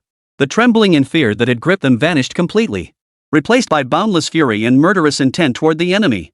Guns were swiveled into position, shells loaded, and every warship entered combat readiness, ready to unleash a barrage of fire upon the enemy at any moment. Our beautiful country is invincible. The United States will prevail. With General Edward leading us, we shall defeat the invading foe and uphold the glory of our beautiful country. Damn Chinese, come and die. Let me tear your bodies apart with cannon fire." Amidst the soldiers' shouts, the morale of the Third Fleet soared to unprecedented heights. War erupted in an instant. The Third Fleet's numerous cannons unleashed a furious barrage upon the armored legions in the sky almost simultaneously. The dense barrage of shells roared with terrifying force, as if tearing the sky itself apart. As the United States flagship fleet, the Third Fleet's firepower far surpassed most naval bases. Such a massive barrage could reduce not just warships but even aircraft carriers to scrap metal within minutes. Gazing at the furious fury roaring through the air, the fleet's officers and crew felt an unprecedented sense of security and confidence. They were certain this relentless barrage would deliver a fatal blow to the enemy. Their invincible fleet, maintained and trained at enormous annual expense, boasted the world's greatest combat prowess. They were no pushovers. Therefore, failure was impossible. Yet as the smoke from the barrage gradually dispersed, the scene before them plunged the naval officers and crew into collective silence. The cage hovering over the Third Fleet remained intact. The sentry armor remained unscathed. It hovered silently in its designated position, as if nothing had just happened. As if the barrage of fierce artillery fire had been nothing more than powerless black fireworks. This can't be. Why didn't the fire damage them? At this moment, the minds of the Third Fleet's naval personnel were filled with bewilderment. Firepower capable of destroying an aircraft carrier struck these armored warriors, yet they remained unscathed? No. To be precise, the shells hadn't even struck these armored warriors. Because as the shells flew toward them, the cannons on the armored soldiers' shoulders had precisely destroyed most of the incoming projectiles. Thus, when the smoke cleared, the armored soldiers' bodies remained dazzlingly bright, not a speck of black smoke staining them. Just as the naval forces marveled at the Sentinel armor's astonishing defensive capabilities. The Sentinel Armored Legion, which had stood immovable moments before, suddenly swirled upward as if responding to a unified command. Swarming like bees in the sky and forming a rotating ring-shaped matrix. At the very center of this formation hovered a particularly towering Sentinel armor. Its beam cannons on both shoulders were now activated. Behind it, a pair of massive crimson wings slowly unfolded. Beep. Beep. Energy focusing module beta activated. Wireless power system engaged. Collecting stray energy. As the system alert sounded, tens of thousands of Sentinel suits composing the matrix began channeling energy toward its core, which, amplified by the matrix, formed a supercharged magnetic field, functioning like a wireless charger to power the Sentinel armor at the matrix core. Qin Mu, encased within the core armor, felt his entire body tighten. It was as if he'd been plunged into a searing hot submarine volcanic vent, as pressure and heat relentlessly surged through his body. Under such electromagnetic radiation, an ordinary person would surely lose their life. But Qin Mu, having already injected the Phoenix Serum, his physical resilience had long surpassed human limits, allowing him to withstand the full burden of energy convergence. At that moment, every officer and crew member of the Third Fleet gazed upward at the colossal matrix in the sky. The violent fluctuations in the magnetic field had conjured a fiery, cloud-like phenomenon in the sky. As the matrix rotated, a fiery red halo formed into a magnificent shape resembling a rose. At that moment, every officer and crew member aboard the fleet was utterly captivated by this magnificent spectacle, yet it was accompanied by an endless sense of dread. The Sentinel armored legions of Huagua did not appear poised to attack the fleet directly, but rather seemed to be gathering an even more terrifying killing blow. The thought sent a chill down the spines of many soldiers, panic swiftly spreading through their hearts. Yet at this critical juncture when morale was plummeting, the commanders of each ship bravely stepped forward, roaring, "What is there to fear?"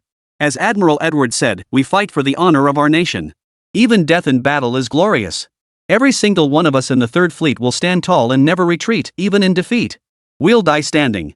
The words trailed off abruptly, as a panicked voice burst through the communications system from the flagship. "No, no.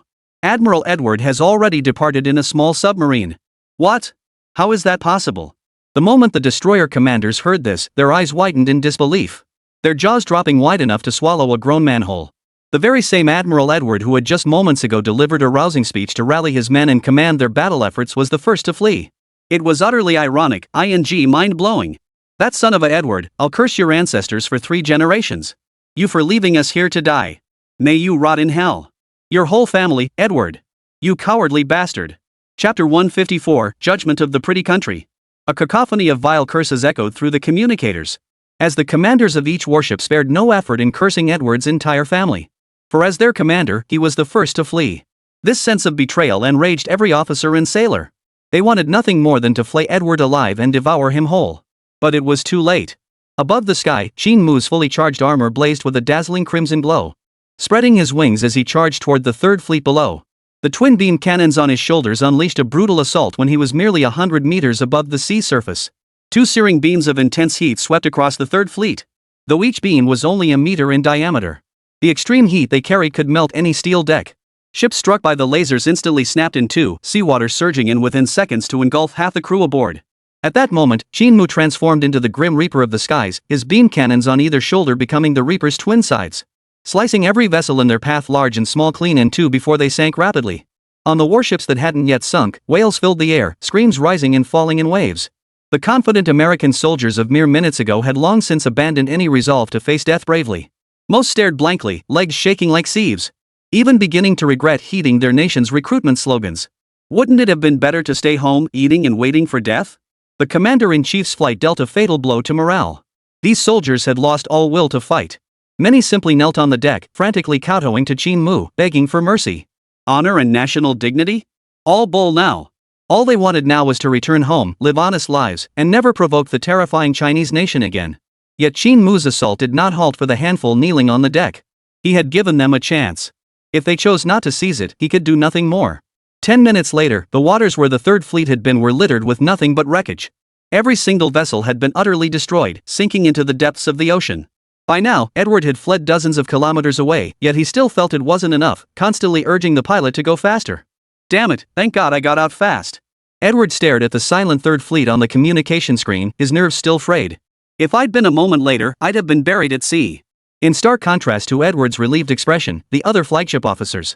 Their faces darkened to the extreme after witnessing the Third Fleet's complete annihilation.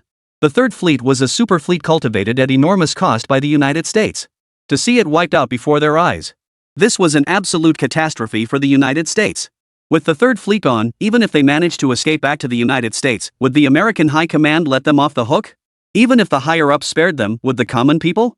At the thought of this, a complex expression flickered across the officers' faces, their hearts filled with unease. Edward naturally noticed their expressions and immediately snorted coldly with disdain. Drop your hypocritical facades. So what if we're deserters? We're senior officers far more valuable than cheap foot soldiers. Besides, as long as we're still alive, the pretty country will eventually allocate funds to rebuild the Third Fleet. When that happens, I'll still be the commander, and you'll still be high-ranking officers. Boom! A sudden, massive tremor interrupted Edward's speech. The next instant, all interior lighting within the submarine went dark. The crew had no time to comprehend what was happening.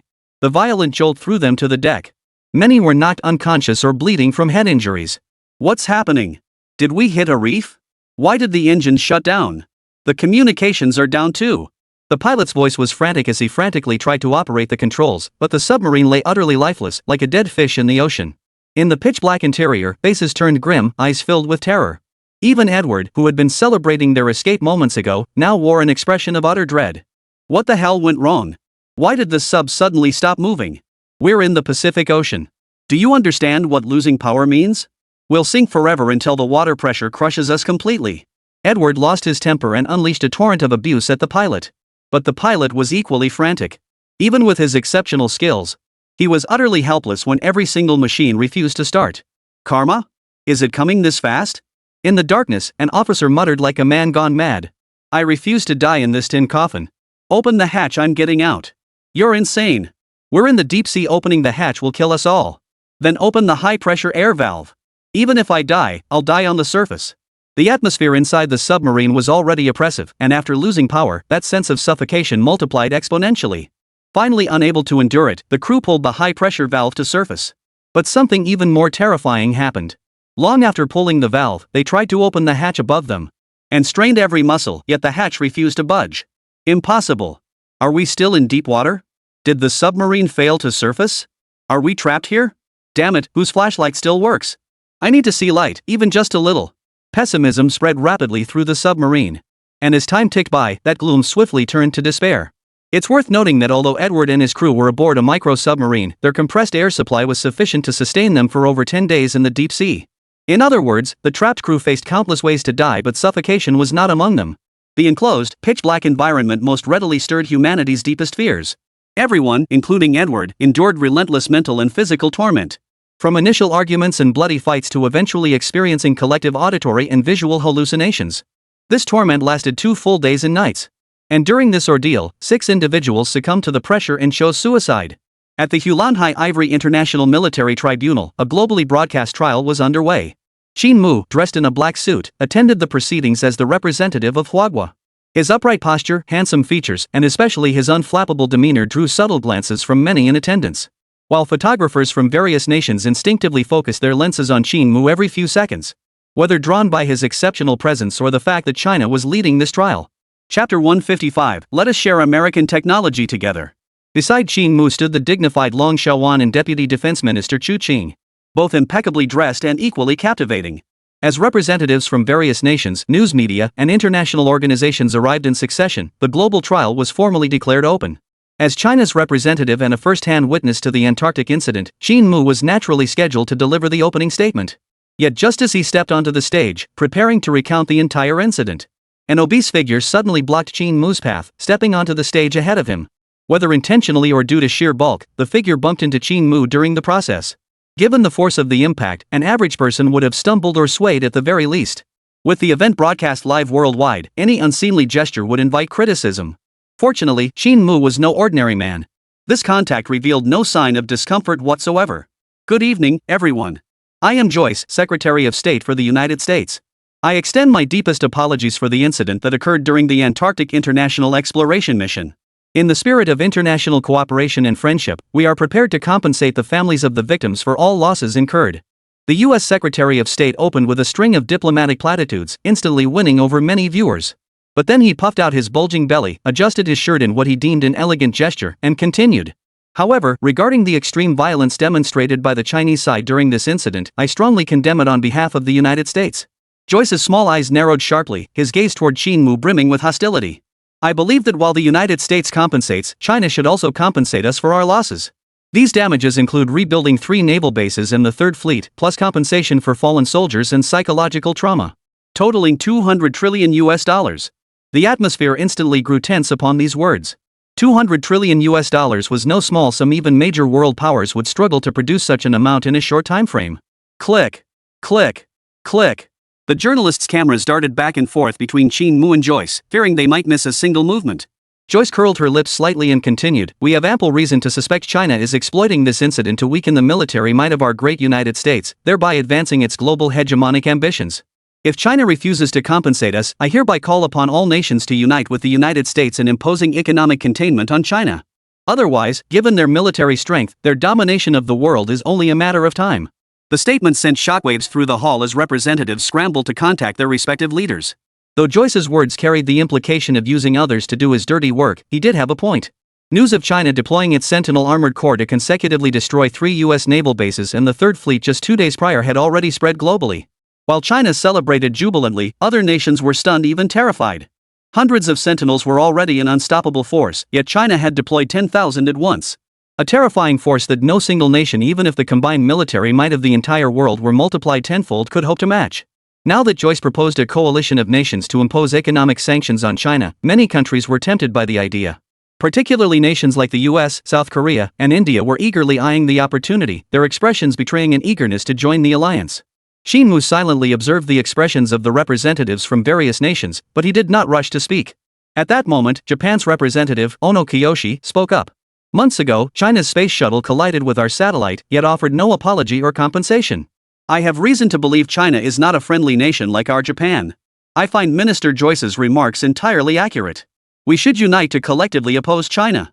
Of course, if China were willing to share its scientific advancements for the benefit of all humanity, then China could still be our friendly neighbor. India, South Korea, and other nations immediately nodded in agreement, clearly endorsing Japan's stance. Qin Mu's expression remained unchanged, but inside he was laughing coldly. Japan's advanced technology was world-renowned, yet their technological embargoes were equally stringent. They refused to share their own technology with others, yet demand China share its scientific advancements? What a bunch of hypocrites. But since they craved technology, he had prepared a gift for them. With that thought, Qin Mu suddenly burst into laughter. Science and technology should be shared to benefit all humanity. Therefore, I do indeed have a piece of high-tech I wish to share with you all. Consider it our nation's gift to Mother Earth. At these words, Ono immediately wore an expression of eager anticipation, like a lapdog, before his gaze turned stern. Then show it to us now. Qin Mu sneered inwardly, but reached into his pocket and tossed a handful of USB drives across the table like an elder handing out candy. Xiao Laozi and the others scrambled like eager grandchildren, reaching out to grab them. Those who caught them stuffed them gleefully into their pockets, while those who missed shot longing glances at Qin Mu. But when Little Wild Chicken eagerly plugged his USB drive into his laptop, the sheer volume of data froze him in place. Instinctively, he cried out, Weather weapons? These are files on weather weapons. At this, Joyce, who had been calmly sitting by the sidelines, suddenly paled. He shoved Xiao Jixiong aside, swiftly scanning the files on the laptop. When he looked up again, his expression had darkened to the point of being almost dripping with anger. You Chinese bastard! What do you think you're doing? Exposing our American weather weapon data. Do you have any idea how valuable this information is? Of course I know how valuable it is. That's precisely why I'm sharing it with all of humanity. Qin Mu chuckled, then turned serious. Rest assured, the weather weapon data I placed on the USB drive only pertains to precipitation, disaster modeling records, and similar data. These records will provide your nations with valuable disaster warning and prevention insights. As for any content related to converting this data into weapons of mass destruction, I've deleted every last bit of it. No one could have imagined the young Chinese representative pulling such a stunt, leaving countries like Little Days and others with grim expressions at a loss for words. Especially Joyce from the pretty country. If this weren't a live broadcast, he'd have cursed already. The beautiful country had poured immense effort into developing meteorological weapons, only to have China hand them over to other nations in the blink of an eye. It was like they were being humiliated, trampled underfoot, and treated like dirt. Amidst the stunned silence, the Saudi Arabian representative rose with evident emotion, bowing deeply to Qin Mu. We thank this representative of China for this gift. Saudi Arabia suffers from chronic drought and water scarcity, leading to food shortages. With this data, we can transform our situation. Chapter 156: Edward's Insanity. China is a truly friendly and mutually supportive nation. We shall be eternal friends. Beyond Saudi Arabia, nations like the Baron Atan also rose to express their gratitude. While weather weapons serve as lethal tools in military contexts, their application in civilian life can revitalize regions and improve harsh ecological environments. Watching numerous nations proactively express gratitude to China, Joyce's expression darkened further. Qin Mu's tactic of taking credit for someone else's work felt like a blatant provocation to him, a deliberate attempt to undermine his authority. Ladies and gentlemen, I'm sure you're all well aware of the power of weather weapons. Qin Mu spoke up proactively. The reason China's Sentinel armored corps destroyed 3 naval bases in succession was to prevent such dangerous weapons from being deployed anywhere on Earth. This superweapon, comparable to nuclear arms in destructive force yet extremely difficult to defend against, I doubt any of your nations possess countermeasures for it. The room fell silent at his words. Qin Mu was correct. If a super blizzard like the one in Antarctica struck inhabited land, the resulting carnage would be unimaginable. And the United States, which possesses this technology and has a penchant for building overseas military bases, poses no less of a threat to other nations than China does. Moreover, the United States' international reputation was far worse than China's. It was as if the United States held another trump card beyond nuclear weapons, a fact that inevitably instilled apprehension in other nations. Hearing Qin Mu direct his criticism at the United States, Joyce snorted coldly and quickly changed the subject. Then why did your China target our 3rd Fleet after destroying 3 naval bases? Our 3rd Fleet was conducting routine military exercises in the South Pacific when it suffered China's utterly unjustified and brutally savage attack. This cost our nation countless outstanding soldiers. Even our finest commander, Admiral Edward, and his direct subordinates were brutally murdered. Such heinous acts by China are utterly devoid of humanity. You are indiscriminate murderers who should face trial before the International Military Tribunal. At this moment, Ono Kiyotaka also grew agitated, pointing his finger at Qin Mu's nose as he demanded. Ha! Representative of China, you have no rebuttal now, do you? The evidence is irrefutable and overwhelming. Since everyone is present, I propose we conduct the trial immediately. Compared to our peaceful days with them, you Huagua people are truly brutal, unfriendly, rude, and barbaric. Other nations aligned with the United States now stepped forward, collectively condemning Qin Mu. They accused the nation behind him of being executioners, brutally murdering innocent 3rd Fleet soldiers. Yet Qin Mu, despite facing a barrage of accusations, remained utterly composed. He glanced at Joyce, who stood nearby with a smug look on her face, and a faint smile touched his lips. Who said Edward is dead? He's a crucial witness to the corruption. How could he possibly be dead? The moment Qin Mu's words fell, a deafening roar of engines erupted from beneath the dome of the hall. The next second, a massive shadow engulfed the glass dome. The shadow was immense, appearing without a sound. Many were caught off guard, scrambling backward in disarray.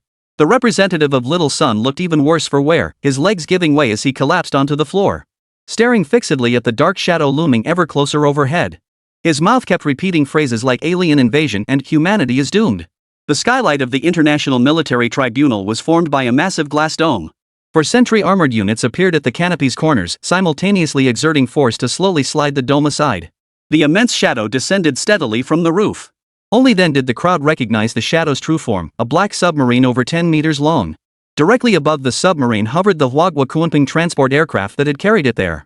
The submarine's descent caused the ground at the scene to tremble twice. The startled crowd turned pale. A few timid souls were trembling from head to toe. Is that a submarine from the United States? It even has the American flag on its tail. Someone quickly spotted the submarine's markings and instinctively looked toward Joyce from the United States. Joyce's expression was anything but pleasant at that moment. This submarine undoubtedly belonged to the 3rd Fleet, serving as an escape vessel for high-ranking commanders. Its appearance here made him sense something was terribly wrong. Qin Mu produced a laser cutter and, under the astonished gazes of the others, sliced open the submarine's hatch. Over 50 hours had passed since the submarine lost all power. The moment the hatch was severed, a piercing, shrieking roar erupted from within the hull. The sound was terrifying, like that of a wild beast, causing everyone to recoil in fear. Several disheveled figures, clad in filthy American military uniforms, crawled out through the hatch. Their eyes were bloodshot, their faces contorted in savage expressions, resembling savages. One of these savages bore a strikingly familiar face. It was none other than Commander Edward, the Supreme Commander of the U.S. 3rd Fleet. My God, how did Commander Edward become like this? Unbelievable. What did he go through? Has he been trapped in this submarine all these days? The others, coming to their senses, murmured in astonishment. Seeing the once handsome American commanders now barely recognizable as human, their emotions ran deep. But what was even more astonishing was what happened next. After Edward stepped out of the submarine, he suddenly dropped to his knees before Qin Mu with a thud. The other American officers followed suit, collapsing to their knees one after another. "I'm sorry, I was wrong. I am guilty, I deserve to die. I should never have unleashed the weather weapon against China. I shouldn't have abandoned the Third Fleet's soldiers just to save my own skin. The Third Fleet wouldn't have been annihilated if only I had surrendered. But I was afraid. I fled in terror. I am the one who killed everyone aboard the Third Fleet." By this point, Edward had completely broken down. Even Qin Mu didn't need to interrogate him, he confessed every detail of the entire incident. This included deploying the weather weapon against the Antarctic expedition team, dispatching the Ghost Shark to recover bodies, and abandoning the Third Fleet to flee. After Edward finished recounting everything, he buried his face in his hands and wept. He begged Qin Mu not to lock him back in the sunless depths of the submarine. Staying there for even a few hours, let alone days, would drive anyone mad. After hearing Edward's confession and remorse, the representatives from various nations fell into a prolonged silence. Meanwhile, journalists from various nations frantically snapped photos of Edward, broadcasting his words to audiences worldwide. The representatives from countries like Zairizi, who had just moments ago been criticizing China, now huddled together like frightened quails. Not a word was uttered. Chapter 157, The Moon Landing Project begins. The situation was now irreversible. Listening to Edward recount each atrocity with the familiarity of a family heirloom, Joyce, the Secretary of State of the United States, could no longer contain himself. He shouted angrily. "Useless fool! What are you saying? Do you realize you're disgracing the United States?"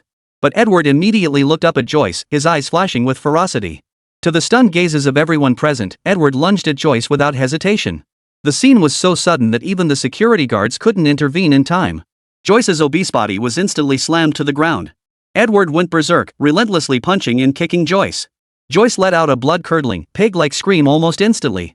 He curled up on the floor, clutching his head, too terrified to move. Edward continued the assault, screaming curses between blows. "You damn smart ass. All you know how to do is talk trash. You have no idea what I've been through. What gives you, you stupid pig, the right to lecture me?" Qin Mu stood nearby as Edward assaulted Joyce. Yet he showed no intention of intervening, merely watching this farce unfold with cold indifference. Ultimately, the truth came to light. The destruction of 3 U.S. naval bases and the annihilation of the Third Fleet were entirely the fault of the United States. The International Military Tribunal immediately brought Edward and his subordinates to trial. Given the heinous nature of their crimes, they were sentenced to execution by firing squad. The United States, too, was found guilty of complicity and shielding the perpetrators. Not only must it pay compensation to the families of the victims, but also commit substantial funds toward the restoration and reconstruction of the Antarctic ecosystem and its surrounding areas. The entire process was broadcast live to a global audience by media outlets worldwide. For a time, the United States was inundated with condemnation from netizens worldwide. Meanwhile, China's demonstration of great power responsibility throughout the incident earned unanimous praise from nations worldwide. Upon returning to China, Qin Mu received his commendations in the capital from Elder Zhou and others. Medals and trophies were heaped upon him as if they were worthless, filling his arms to the brim. His military rank was also elevated from lieutenant colonel to major. Though receiving decorations was an immense honor, Qin Mu hurried back to the Shanghai base immediately after the ceremony. He was about to begin developing his next product. Once unveiled, this product would wield unparalleled influence. Ding! This Antarctic expedition has earned a total of 130,000 exchange points. Would you like to exchange them for the planetary infrastructure set? Gazing at the super tech requiring a staggering 130,000 exchange points, Qin Mu selected yes without hesitation. In the next instant, a torrent of knowledge surged into Qin Mu's mind. Gravity generators, multifunctional mining robots, planetary environment modification systems. The so-called planetary infrastructure set contained a vast array of instruments and equipment essential for survival on extraterrestrial planets. After absorbing all the knowledge, Qin Mu set out to begin constructing the infrastructure set. As Qin Mu acquired more and more technological advancements, he clearly sensed that Earth's scarce resources could no longer support his creations. Venturing to new planets for resource gathering became his next strategic objective. However, modern technology had its limitations. It was unrealistic to expect to build a starship capable of interstellar travel overnight. Therefore, Qin Mu remained pragmatic.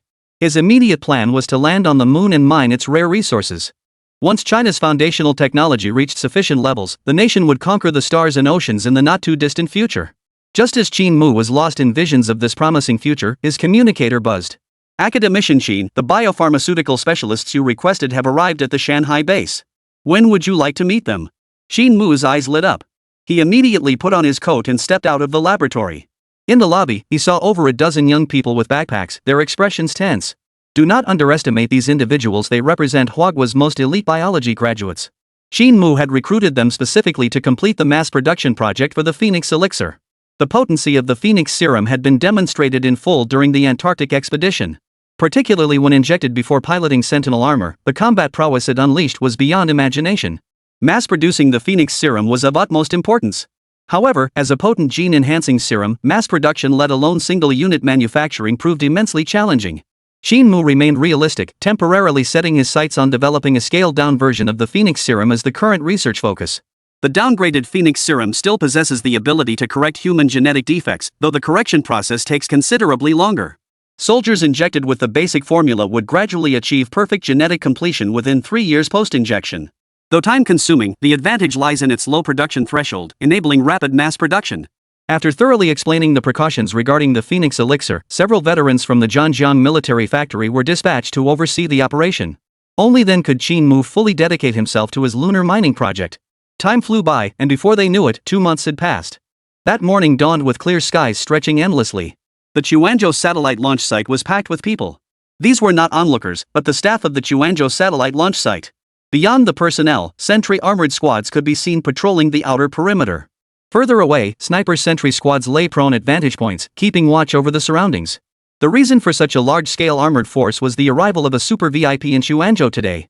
The VIP's purpose was to witness Qin Mu's latest high-tech development. The visiting delegation was substantial. Alongside familiar faces like Old Hu from the space agency and Old Zhou from the military region. At the very center of the group stood a quiet, elderly man with graying temples, exuding an imposing presence without needing to raise his voice. Dressed in the simplest, most unassuming attire, he commanded the most formidable presence in the room. Even General Zhou, the former commander-in-chief of the three armed forces, seemed to pale in comparison to his presence.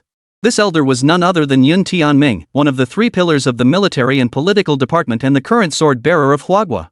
In his presence, military region commanders like Zhao Kaixian and Jiang Chenglong were mere juniors. They stood with their backs straight as arrows, eyes fixed forward, just as they had during their initial training in boot camp. Not a hint of slackness dared to show. The last time I saw young Qin was at the military parade. Unfortunately, my busy schedule has prevented me from connecting with him since. Old Zhou, why hasn't young Qin arrived yet? Old Yun's voice wasn't deep, but it sounded remarkably kind. Old Zhou gave a wry smile and explained, after all, it's high-tech equipment meant for spaceflight. A delay is understandable. But no sooner had Old Zhou finished speaking than the previously silent crowd erupted in gasps. Look up there, everyone. What is that? Whoa, it's huge. Good heavens. It looks like a rocket, but it's enormous. Look, there are 20 kunpengs flying on top of it. It must be the kunpengs that carried it here. Chapter 158, The Space Race. Amidst the rising chorus of gasps, the colossal object, jointly transported by 20 Kunpeng spacecraft, touched down on the vast grounds of the Quanzhou satellite launch base. It was a massive rocket, entirely snow-white. Unlike the slender, multi-stage rocket boosters of the past, this colossal rocket possessed an exceptionally thick waist and lacked a multi-stage propulsion design. The entire rocket's base housed only a single propulsion system. It was hard to imagine the immense energy required to propel such a colossal rocket into outer space. From the observation room, Old Yun gazed at the colossal rocket, a hint of anticipation flickering in his eyes. If such a colossus were launched into outer space, the shockwaves it would send across the world were beyond imagination. Beside him, Old Zhou's face was equally aglow with excitement. He couldn't help but exclaim, even now, it feels like a dream, but China has truly risen. I wish those Western-obsessed people who speak ill of our country could witness this thrilling moment. Dingyuan chuckled casually. My little girl mentioned wanting to come see it too, but she just started second-grade schoolwork comes first. Their words caused Old Yun to fall into deep thought. Regarding this imminent momentous occasion, perhaps we shouldn't keep it to ourselves. Sharing it with our nation and the world might be a wise choice. Old Yun's words sparked a flicker of excitement among the group. Xu Qing from the Ministry of National Defense immediately inquired, Old Yun, are you suggesting we should follow the young generation's lead and host a live stream? A faint smile touched the corners of Elder Yun's lips. Not only should we broadcast it to the world, but also to the young minds in elementary, middle, high schools, and universities. Now is precisely the time to cultivate national confidence. The moment these words were spoken, the entire venue erupted in excitement. The prospect of broadcasting the upcoming rocket moon landing live was undeniably thrilling. Xu Qing, tasked with this urgent mission, immediately pulled out his phone to contact domestic media outlets and the Ministry of Education. With 2 hours remaining before the giant rocket's launch, there was ample time. Accompanied by a directive issued directly from China's highest authorities, a nationwide announcement rapidly spread across the country. Major live streaming platforms and short video websites simultaneously received the directive, halting all domestic entertainment activities including celebrity gossip immediately. All domestic platforms would broadcast a unified live event in 2 hours. Live broadcast content, moon landing. Our country is landing on the moon again, can't wait. A nationwide broadcast? It can't be something simple like a lunar lander. Could it be a manned moon landing? Whoa, a manned moon landing? That would mean China becomes the second country to land humans on the moon. So excited. Better charge my phone now and wait for China's moon landing. Online buzz erupted as netizens flooded comment sections with anticipation for the broadcast. At the Ministry of Education, when the top leadership relayed the news, the entire ministry immediately sprang into action. From elementary schools in every region to universities nationwide, all classes were temporarily suspended to make way for this historic moon landing broadcast. Children are the flowers of the motherland and the future of the nation. Witnessing China's rise firsthand holds far greater educational value than textbook knowledge. Amidst the children's cheers, multimedia systems activated. The screen displayed footage from official reporters at the Guangzhou base. Meanwhile, across the ocean, a similar press conference was unfolding. Inside the Nice Space Center of the United States, Space Minister Davis stood proudly on a raised platform. Below him, journalists from various nations gathered. The constant click of cameras filled the air as everyone waited in silence for Davis's remarks. Davis tightened his tie, pulled the microphone closer, and declared with evident satisfaction. Today, our nation will officially launch the first phase of our planetary colonization program. I apologize for not sharing this good news sooner, but you are about to witness a historic moment for humanity. Planetary colonization aims to send humans in batches to different planets to settle, reproduce, and mine precious mineral resources. For the first step in extraterrestrial colonization, we will simultaneously launch 5 rockets to land on the moon and establish humanity's first lunar base in history. As the world's foremost technological power, our beautiful nation has both the responsibility and capability to lead humanity toward a brighter future. Davis's remarks sparked intense discussion among the journalists below. Colonizing other planets had always been a myth confined to science fiction films. Who would have thought it would become reality now? This was undoubtedly major news. Decades ago, the United States successfully landed on the moon, capturing the world's attention.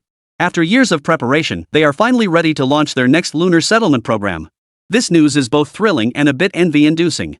The 5 rockets heading to the moon are 1.5 times larger than conventional rockets, truly colossal.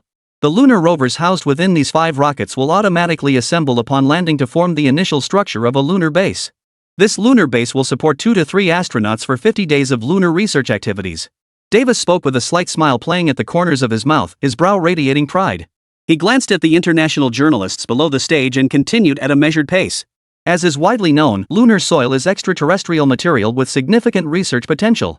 Once the lunar base is operational, we will conduct large-scale lunar soil collection. Should your nation require it, you may purchase it from our great nation. The Japanese reporter below immediately lit up with excitement. Minister Davis, hello. Our country currently requires lunar soil samples for research and hopes to collaborate with you. Our nation has always maintained friendly relations with yours. We hope you will sell us some samples for our research. Kangaroo country also needs to purchase some lunar soil samples. We are a friendly nation and hope you can offer us some preferential treatment. Hearing murmurs of envy and flattery from the audience, Davis offered a gentle smile. This lunar mission is fundamentally about advancing shared human progress. Our beautiful nation is an open and civilized country, eager to share technological achievements with other nations, unlike certain nations on the western shores of the Pacific, who only know how to turn technology into weapons of destruction. At these words, Little Day shot a look of undisguised disgust at the Chinese reporter. The attendees were all intelligent individuals, and they naturally understood who Davis was subtly targeting. All eyes turned to the Chinese reporter with a scrutinizing gaze, their expressions oddly unsettling. Facing Davis's blatant provocation, the Chinese reporter showed no sign of panic. For just 5 minutes earlier, he had received joyous news from his homeland. China was also launching its lunar mission today. Chapter 159, Hardcore Takeoff Stuns Chinese Netizens. However, since China had given only a last-minute notice, the news of the moon landing had only spread domestically. Currently, international attention was largely focused on the United States lunar mission, with little awareness of China's moon landing. Davis was thoroughly satisfied with the reactions of the international journalists below the stage. Although the Antarctic incident 2 months ago severely damaged the United States' global credibility, the United States remained the world's leading superpower. This lunar mission represents America's decisive counteroffensive 2 months later. It aims to surpass China in cutting-edge technology and refocus the world's attention on the United States. Meanwhile, foreign websites were abuzz with discussion. And American netizens long vilified as pariahs are now rallying with renewed fervor to cheer on their nation. See? Our nation's technology remains world-leading. Building a space base on the moon? Ha! That's incredible. This lunar base project will go down in human history. The moon will be the first extraterrestrial planet conquered by mankind. Where are the Chinese netizens' comments? Have they been silenced by our nation's achievements? Ha! Scared into silence. American netizens grew increasingly aggressive on foreign platforms, acting as if they were invincible.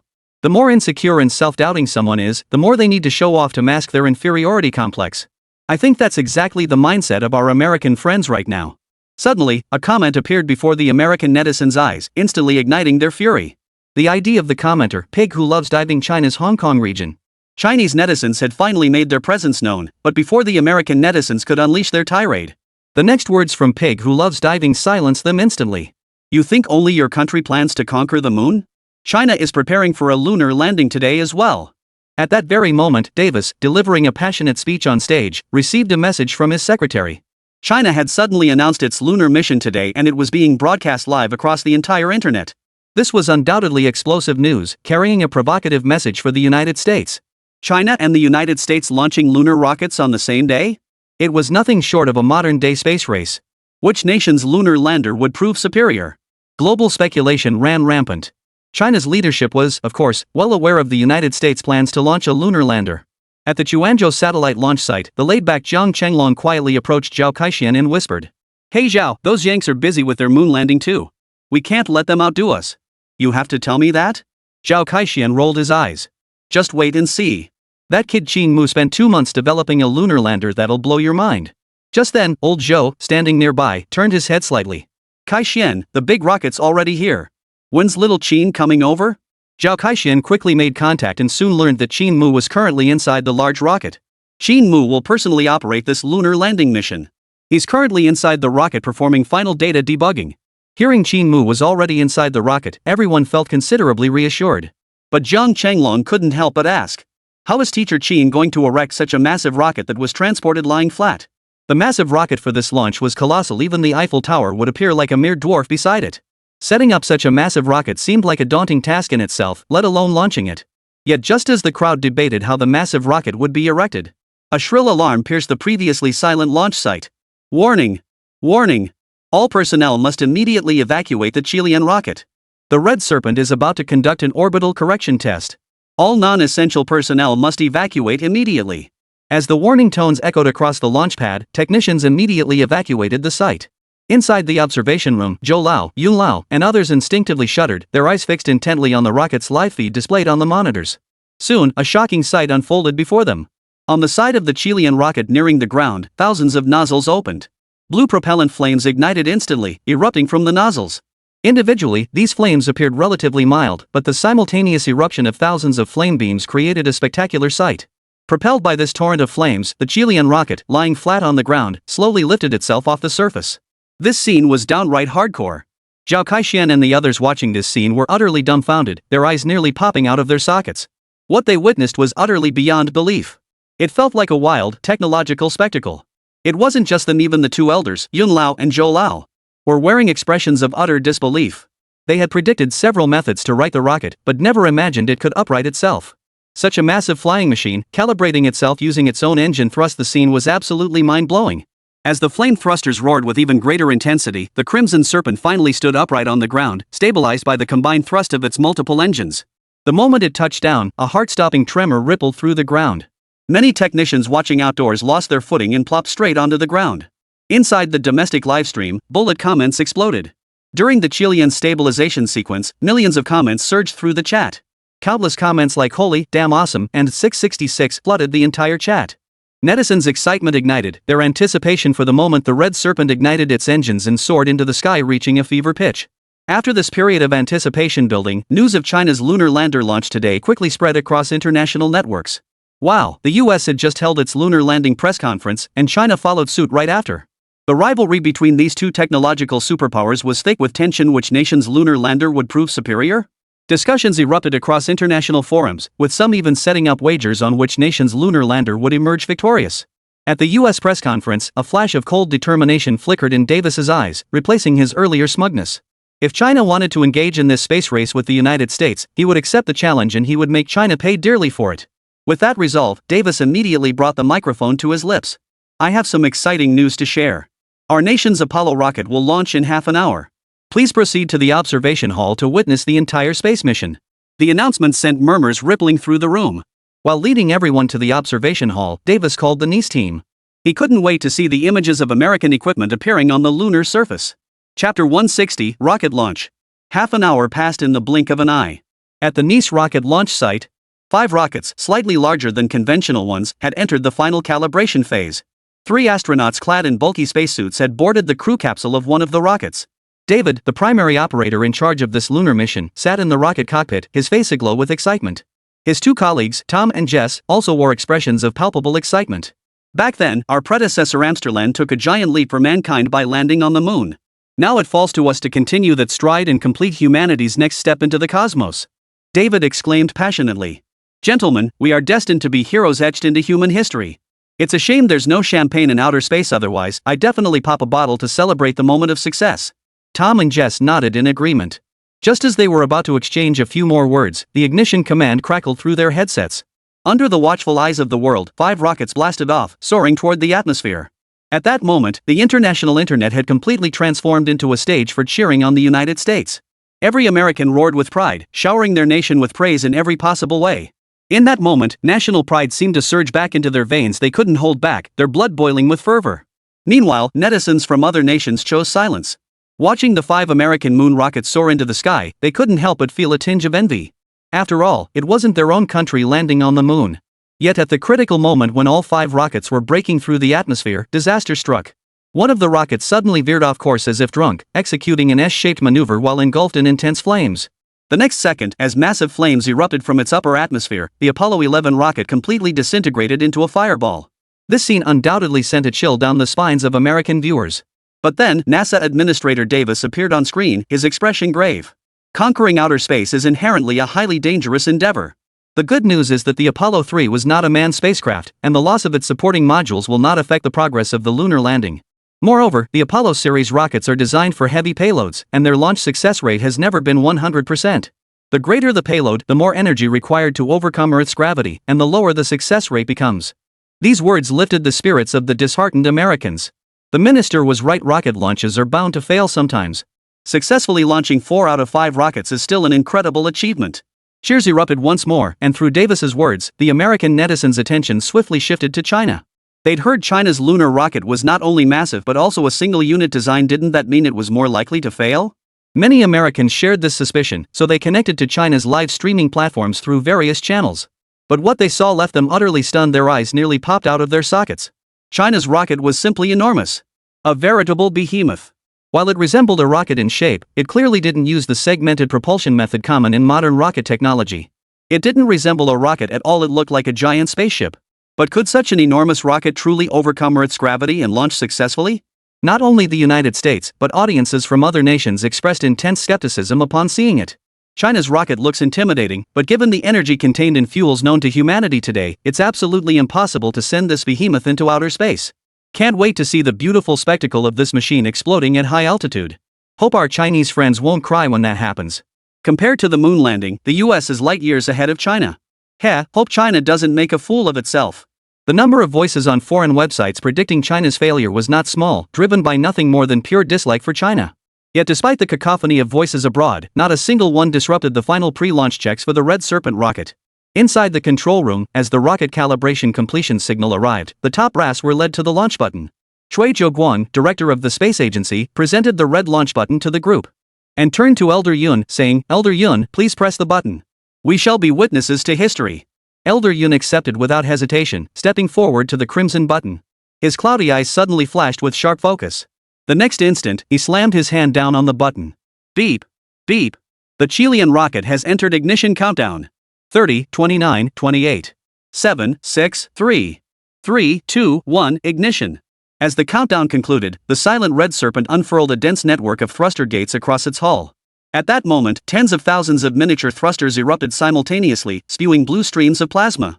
Everyone in the control room held their breath, not daring to make a sound as they watched the ignition process unfold. There was no doubt about it, they were incredibly tense. But just as tense as these national leaders were the citizens watching the live broadcast of the ignition. And the students across the nation from elementary schools to universities who had all skipped classes to watch the broadcast. The ignition of the red serpent, its massive form and the dense swirls of flames surrounding it, resembled a scene from a sci-fi blockbuster. Even the most mischievous students fell silent at the sight. It was simply too awe-inspiring, too thrilling. As tens of thousands of engines roared in unison, the red serpent, which had been standing upright on the ground, slowly ascended at a visible speed. Upon reaching 100 meters above the ground, it hovered there. It remained suspended for a full 10 minutes. What's going on? Why isn't China's rocket continuing to climb? Could it be running out of fuel?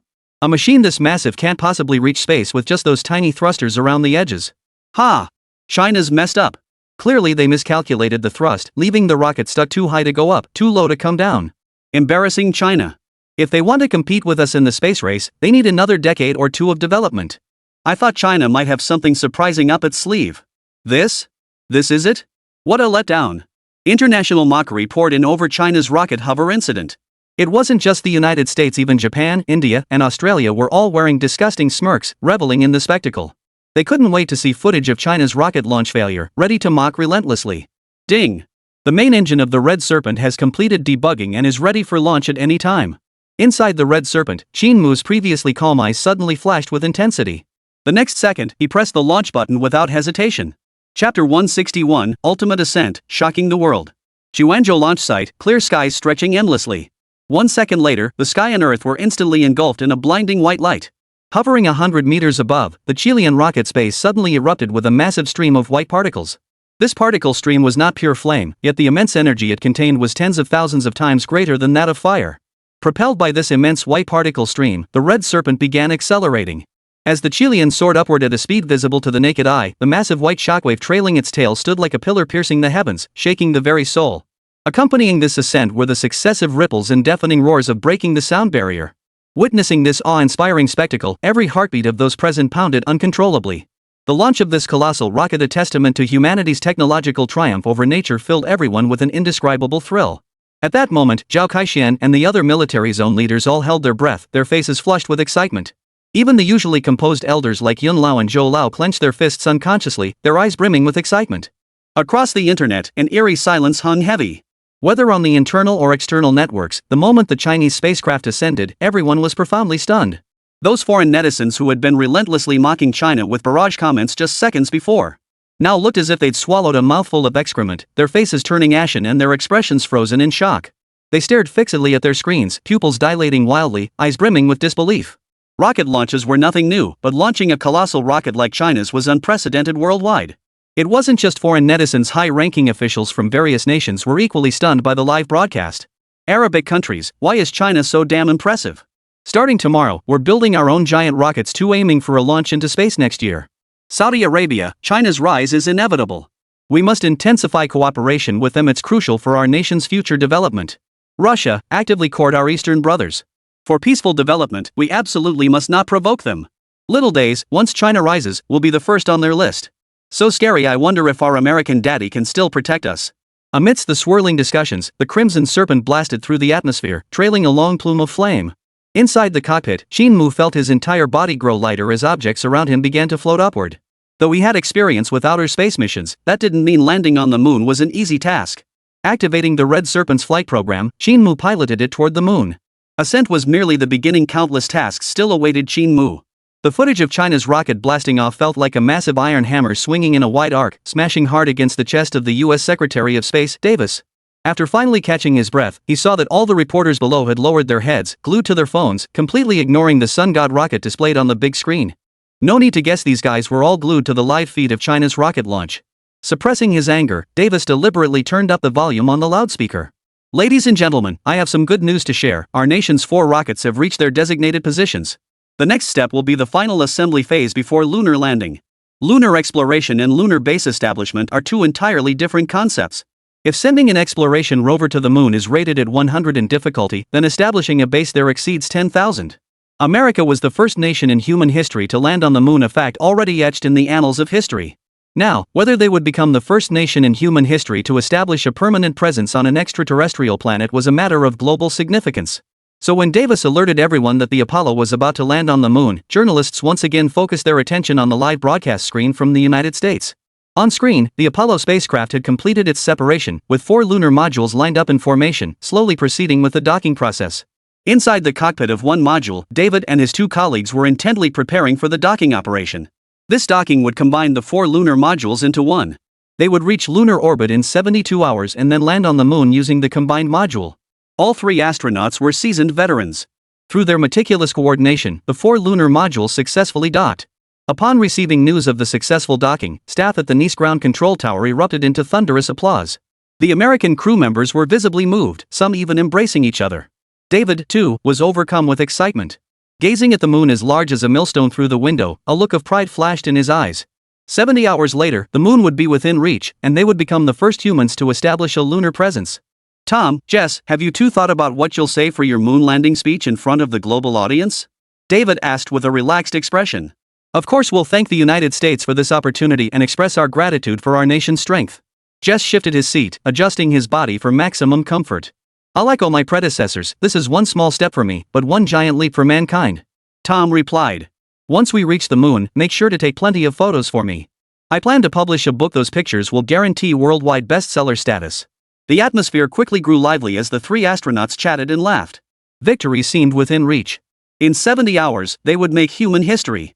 But then, a shrill alarm suddenly blared from the instruments. Warning! Warning! Unidentified object approaching at Mach 20, suspected meteorite. Evade immediately.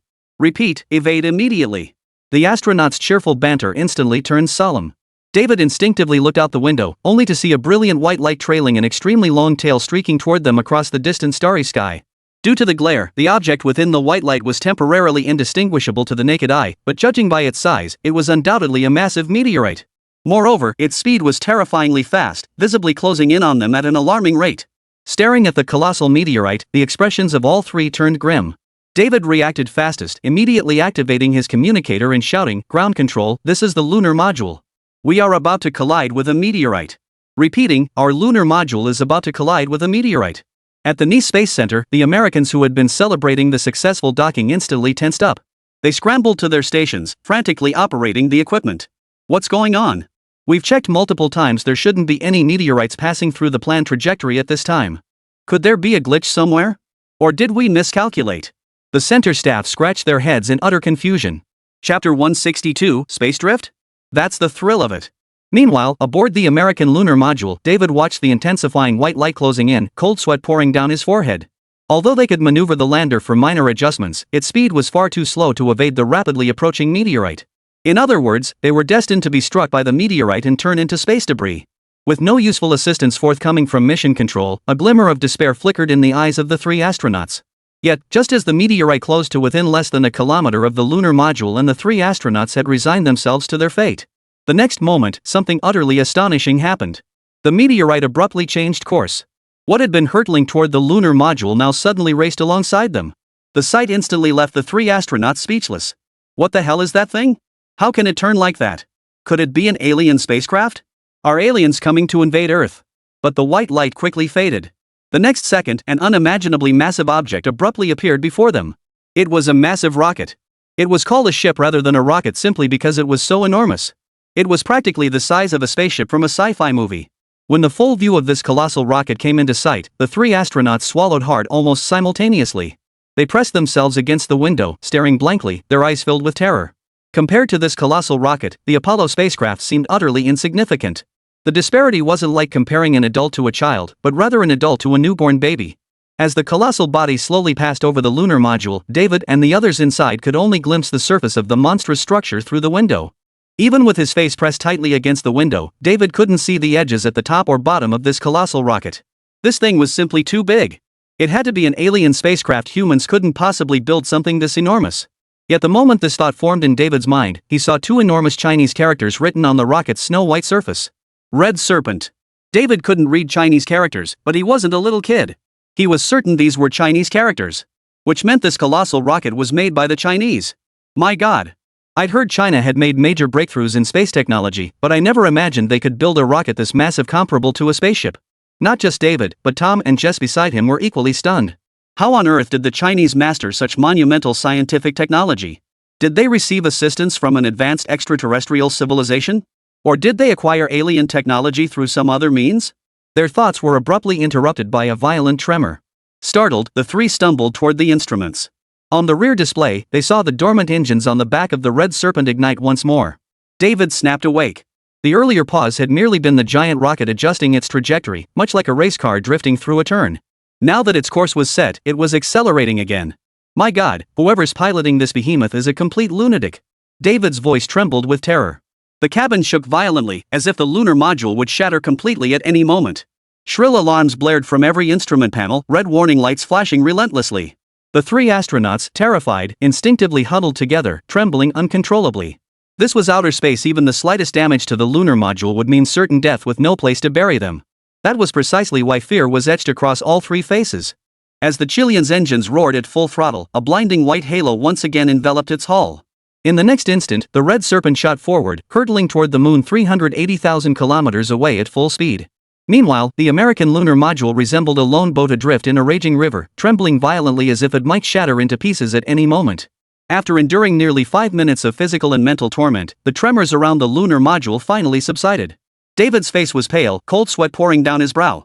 The experience felt like he'd just walked through the gates of hell and back. Damn near terrifying. Never again in my life. At the same moment, the ground satellite monitoring base back in the United States was equally silent. All the American personnel stared wide-eyed at the screens. They had all witnessed the Chilean performing a space tailspin and hurtling straight toward the moon. Compared to the Red Serpent, the American lunar lander looked like a child's toy, rudimentary and fragile. The United States boasts numerous scientists in the aerospace field, including many brilliant geniuses with exceptional intelligence. Several of them were even Nobel laureates. But when these geniuses saw China's spacecraft alongside their own nation's spacecraft in the same frame, the sense of defeat is immense, especially when the former vastly surpasses them in both scale and technological sophistication. Decades of accumulated pride were crushed into dust in an instant. The nation they had always looked down upon now possessed cutting-edge technology they could never hope to attain. Clunk! An elderly researcher's legs buckled, and he stumbled backward, collapsing into his chair as his eyes instantly lost focus. Not a single researcher approached to offer comfort, for their own hearts were equally filled with crushing defeat. Davis, holding the press conference, looked no better. His eyes rolled like dead fish, his face as grim as if he'd swallowed 80 kilograms of excrement. Not long ago, he had been enthusiastically showcasing the American lunar lander through the American satellite camera. But in the next instant, a massive spacecraft appeared in the frame. Before that colossal vessel, the American lunar module looked pitifully small, like an insignificant ant. This made the self-proclaimed mighty United States look like a laughingstock in that moment. Journalists from around the world were completely captivated by China's spacecraft. They buzzed with discussion, their focus entirely on China's vessel. At that very moment, Zhou Lao and others watching the launch at China's Guangzhou Launch Center suddenly received news. Countries including Russia and Saudi Arabia requested live broadcast access to witness this historic moment in human history together. China naturally agreed to such requests. Thus, across international networks, the live broadcast of China's spacecraft landing on the moon commenced in full force. Viewers who had been crowding the American live stream immediately switched over, flooding into China's broadcast. Although the pretty country's lunar lander was impressive, compared to China's massive rocket, it seemed like child's play. Naturally, netizens worldwide chose to watch China's broadcast without hesitation. Moreover, Manhwa had announced that construction of the lunar base would commence within the day. Chapter 163, A Gathering of Titans, Touring the Crimson Serpent. Keep in mind that the straight-line distance from Earth to the Moon is over 300,000 kilometers. Ordinary spacecraft would take at least 4 or 5 days to reach it.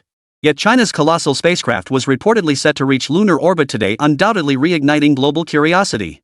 Inside the cockpit of the Crimson Serpent at this moment, Qin Mu nodded with satisfaction as he watched the steadily rising influence metrics on the system panel.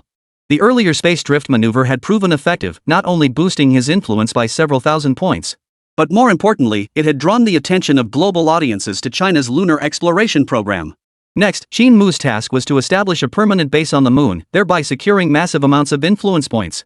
With this thought, Qin Mu slammed the accelerator pedal to the floor. The Crimson Serpent, already traveling at Mach 10, accelerated once more, visibly climbing to Mach 20, then even Mach 30. From afar, it resembled a milky white ribbon streaking across the night sky. The white glow stretched for thousands of kilometers, clearly visible to people across the night hemisphere. At first, they thought it was an exceptionally rare meteor. But upon seeing the live broadcast of China's moon landing on television, they belatedly realized the white ribbon in the sky was no meteor at all. It was a massive lunar spacecraft manufactured by China. In that moment, people across nations who witnessed the luminous ribbon in the night sky felt an unparalleled sense of awe toward China. What had once been humanity's fantasy of conquering the stars and oceans existed only in science fiction films. Now, as China's lunar spacecraft sailed into outer space, science fiction became reality. The shockwaves reverberating across the globe were immense. At that moment, Qin Mu remained unaware that beneath the night sky, humanity gazed upon him with awe. He only focused on accelerating, pushing the Crimson Serpent to reach the moon in the shortest possible time. Finally, 2 hours later, the moon was within reach. Gazing upon this vast, silvery white celestial body before him, even Qin Mu felt a surge of excitement. As the closest extraterrestrial body to Earth, the moon had long symbolized romance and mystery. And now, he was about to set foot on this world and plant humanity's first seed in its quest to conquer the vast cosmos. Qin Mu took several deep breaths to steady his nerves. Just as he activated the Chilean's body scan function, his communicator buzzed. After answering, he heard old Zhou's voice. "Young Qin, are you preparing to land on the moon now?" A hint of tension crept into old Zhou's tone. Clearly, this lunar base construction mission had the national heavyweight deeply invested. This national leader was visibly excited. "We'll land on the moon 30 minutes after the Crimson Serpent confirms all systems are operational." Qin Mu smiled faintly, then seemed to suddenly recall something. "Oh, Mr. Zhou, I recall you once mentioned that if given the chance, you'd like to visit the moon yourself." Old Zhou nodded, visibly touched. "Ah, yes. I just mentioned it offhand back then, huh? I'm too old to participate in such an exhilarating activity as a lunar landing." Though a smile graced his face, a hint of regret flickered in his eyes. "While physically going to the moon might be difficult, we could use holographic projection." Qin Mu's words caught old Zhou off guard for a moment before he exclaimed excitedly, "Holographic projection? Little Qin, what do you mean? I'm not quite following." It wasn't just old Zhou who was confused. The others around him exchanged bewildered glances. Qin Mu wasted no time and immediately contacted Long Xiaowan. "Sis Xiaowan, bring several sets of VR real-time communication equipment for old Zhou and the others. I think the upcoming landing scene will be incredibly breathtaking." At Qin Mu's request, Long Xiaowan brought several VR sets for Zhou Lao and the others. The devices were simple to use. Just put them on and secure the headset. Once everyone had donned the gear and activated the VR systems, the previously transparent helmets abruptly went dark. The next instant, a vast lunar landscape unfolded before their eyes. On the Crimson Serpent, as the VR systems activated, blue figures materialized behind Qin Mu. Qin Mu turned with a smile and greeted the group. "Hello, everyone. Welcome aboard the Crimson Serpent." The expressions of astonishment on the faces of Elder Yun, Elder Zhou, and the others who had materialized aboard the Crimson Serpent were palpable. What unfolded before them was nothing short of astonishing. One moment they had been seated in a conference room at the Chuanzhou base. The next moment, their eyes opened to find themselves in outer space. The elders like Yun Lao and Zhou Lao remained relatively composed, though their eyes betrayed their astonishment. But individuals like Zhao Kaixian and Zhang Changlong had their jaws drop to the floor the moment they realized what was happening. Even though they had mentally prepared themselves before arriving. The moment they actually found themselves aboard the Crimson Serpent, their hearts still raced uncontrollably. A tingling sensation shot from the soles of their feet to the tops of their heads. Was Qin Mu's VR equipment a bit too advanced? At that moment, everyone felt as though they were aboard a spacecraft in outer space. They weren't on Earth at all. Seeing the puzzled expressions on everyone's faces, Qin Mu smiled and explained. This real-time VR communication system was modified from Sentinel armor soldier training equipment. It can project a 99.99% accurate environmental feedback. Of course, this feedback is completely safe and poses no danger whatsoever. Zhao Kaixian and several other military zone leaders couldn't help but rise from their seats, looking around in all directions. Zhang Changlong even jumped up and down forcefully, the muscle feedback indistinguishable from reality. Holy moly! No wonder the Sentinel armor troops trained by the Jiangbei military region are so formidable. They're using this kind of equipment for training. Zhang Changlong muttered sourly under his breath, his gaze toward Zhao Kaixian brimming with envy. But soon, everyone's attention shifted elsewhere. For instance, the high-tech equipment visible everywhere. The interior of the Crimson Serpent radiated a futuristic tech aesthetic. Complex instruments, utterly incomprehensible to the untrained eye, flickered in an orderly fashion, emitting a kaleidoscope of colored halos. Surveying the array of advanced equipment, everyone's attention soon focused entirely on the control console where Qin Mu sat. Compared to the complex instruments surrounding it, Qin Mu's console appeared much simpler. A pristine white floating chair held his body, with spherical magnetic control levers hovering at his hands.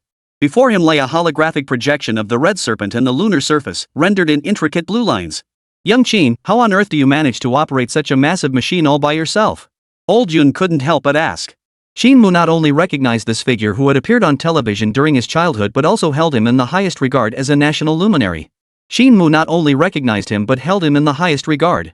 He immediately replied, most of this machine's operations are handled by artificial intelligence. I simply input my requirements and it executes them perfectly according to my intentions. Chapter 164, The Excited Elders. Artificial Intelligence. The crowd exchanged glances, their faces betraying a hint of astonishment. Who would have thought little Qin had even tinkered with artificial intelligence? What on earth was inside that kid's head to come up with such incredible technology? By the way, everyone, would you like to take a walk on the deck? I think it should be quite thrilling. At this suggestion, everyone paused in surprise. Leaving the sealed cabin to venture into outer space? That would indeed be incredibly thrilling for everyone. Zhao Kaixian immediately voiced his confusion, but aren't we just holographic projections right now? We rely on high-tech equipment to perceive the outside world. If we go into outer space, does the ship's deck also have holographic projection equipment?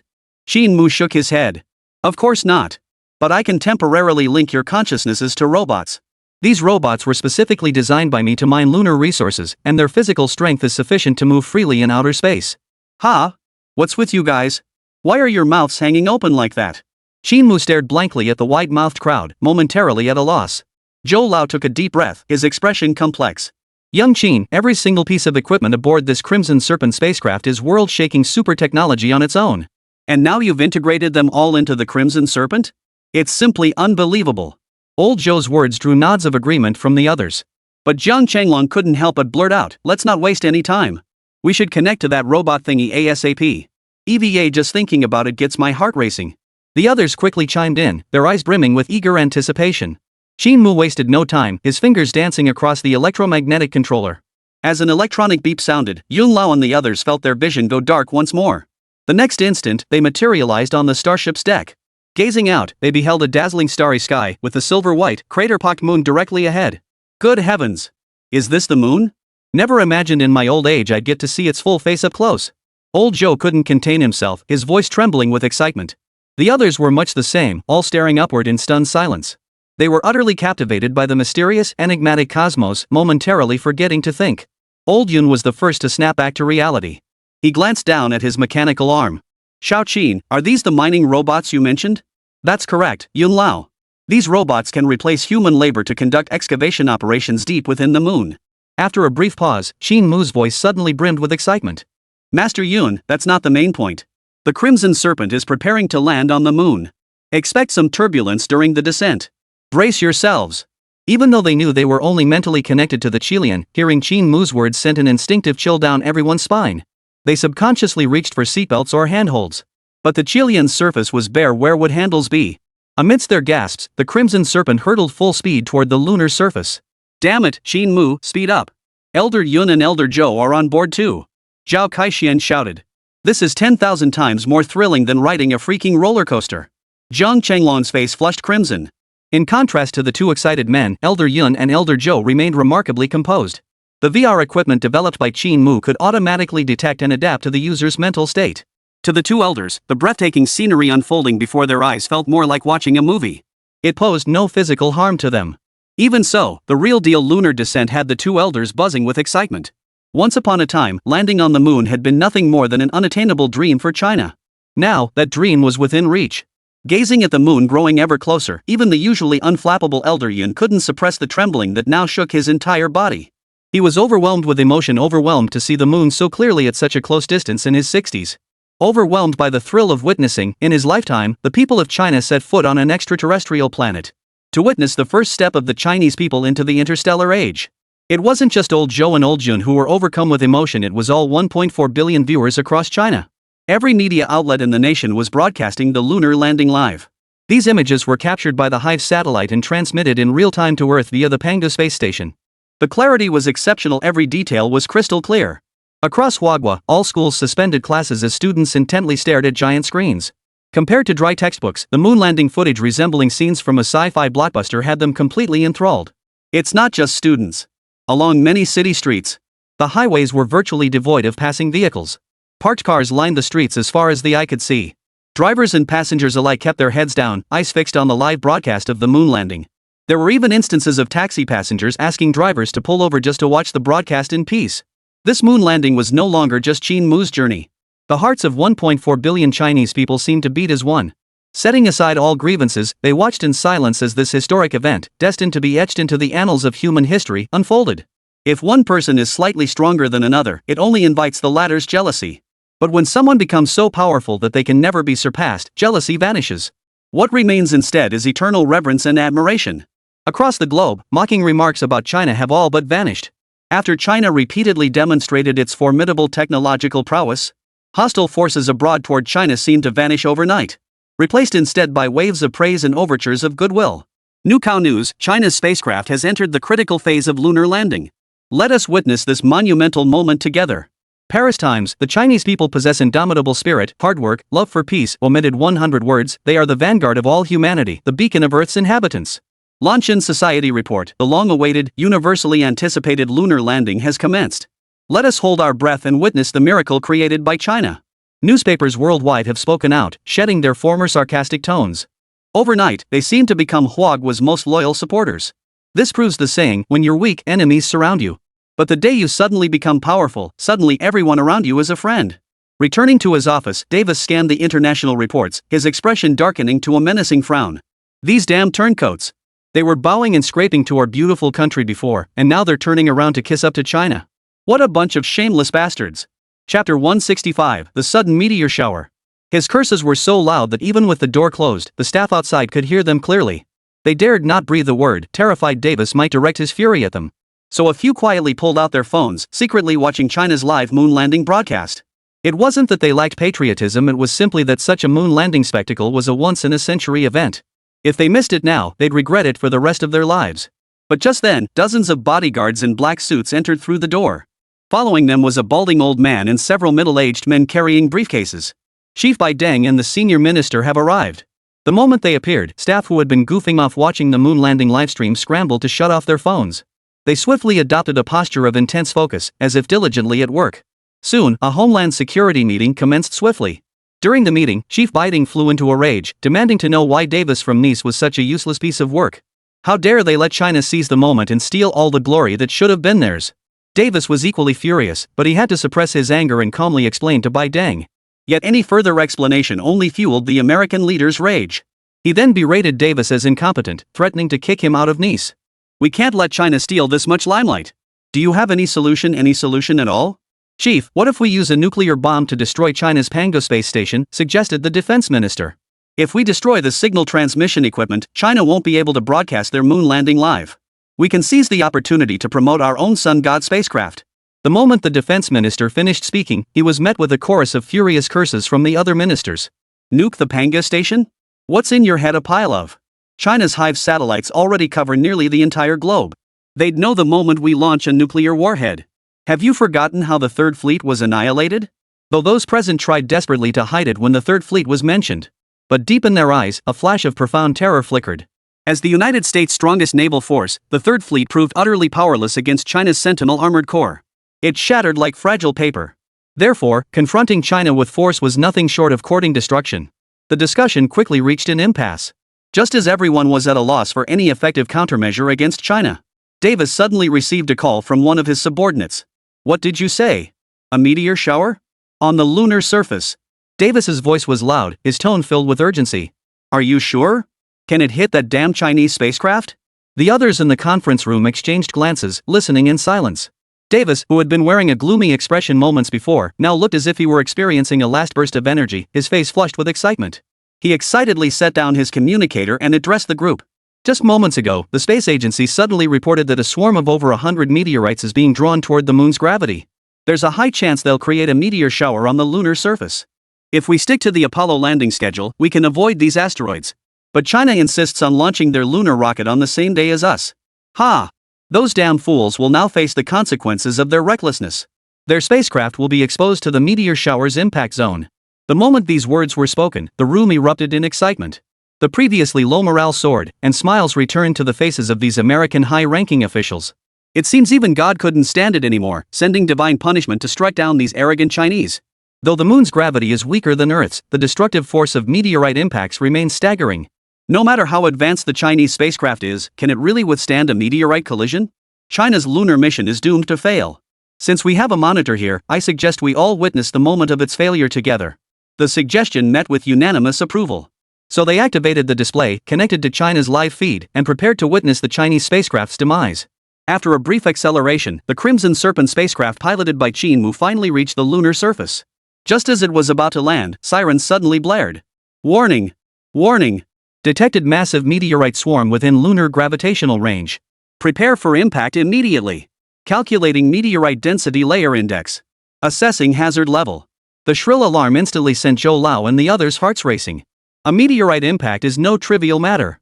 These drifting celestial bodies, drawn by planetary gravity, could unleash terrifying force upon impact. Though the Crimson Serpent was formidable, whether it could withstand a meteorite strike remained an unknown. Xiaoqin, maybe we should leave the lunar surface first and lie low. These meteorites are way too deadly. Yes, Xiaoqin. Quickly raise the ship and get us out of here. Any equipment damaged by a meteorite would be a huge loss. Let's get out of here, Qin Mu. This place isn't safe for long. Though they knew the Crimson Serpent was a high-tech spacecraft, they still felt it unwise to confront it head-on. Yet despite repeated pleas, the Red Serpent continued its slow descent toward the lunar surface. The Red Serpent is too massive to evade the meteor swarm by ascending.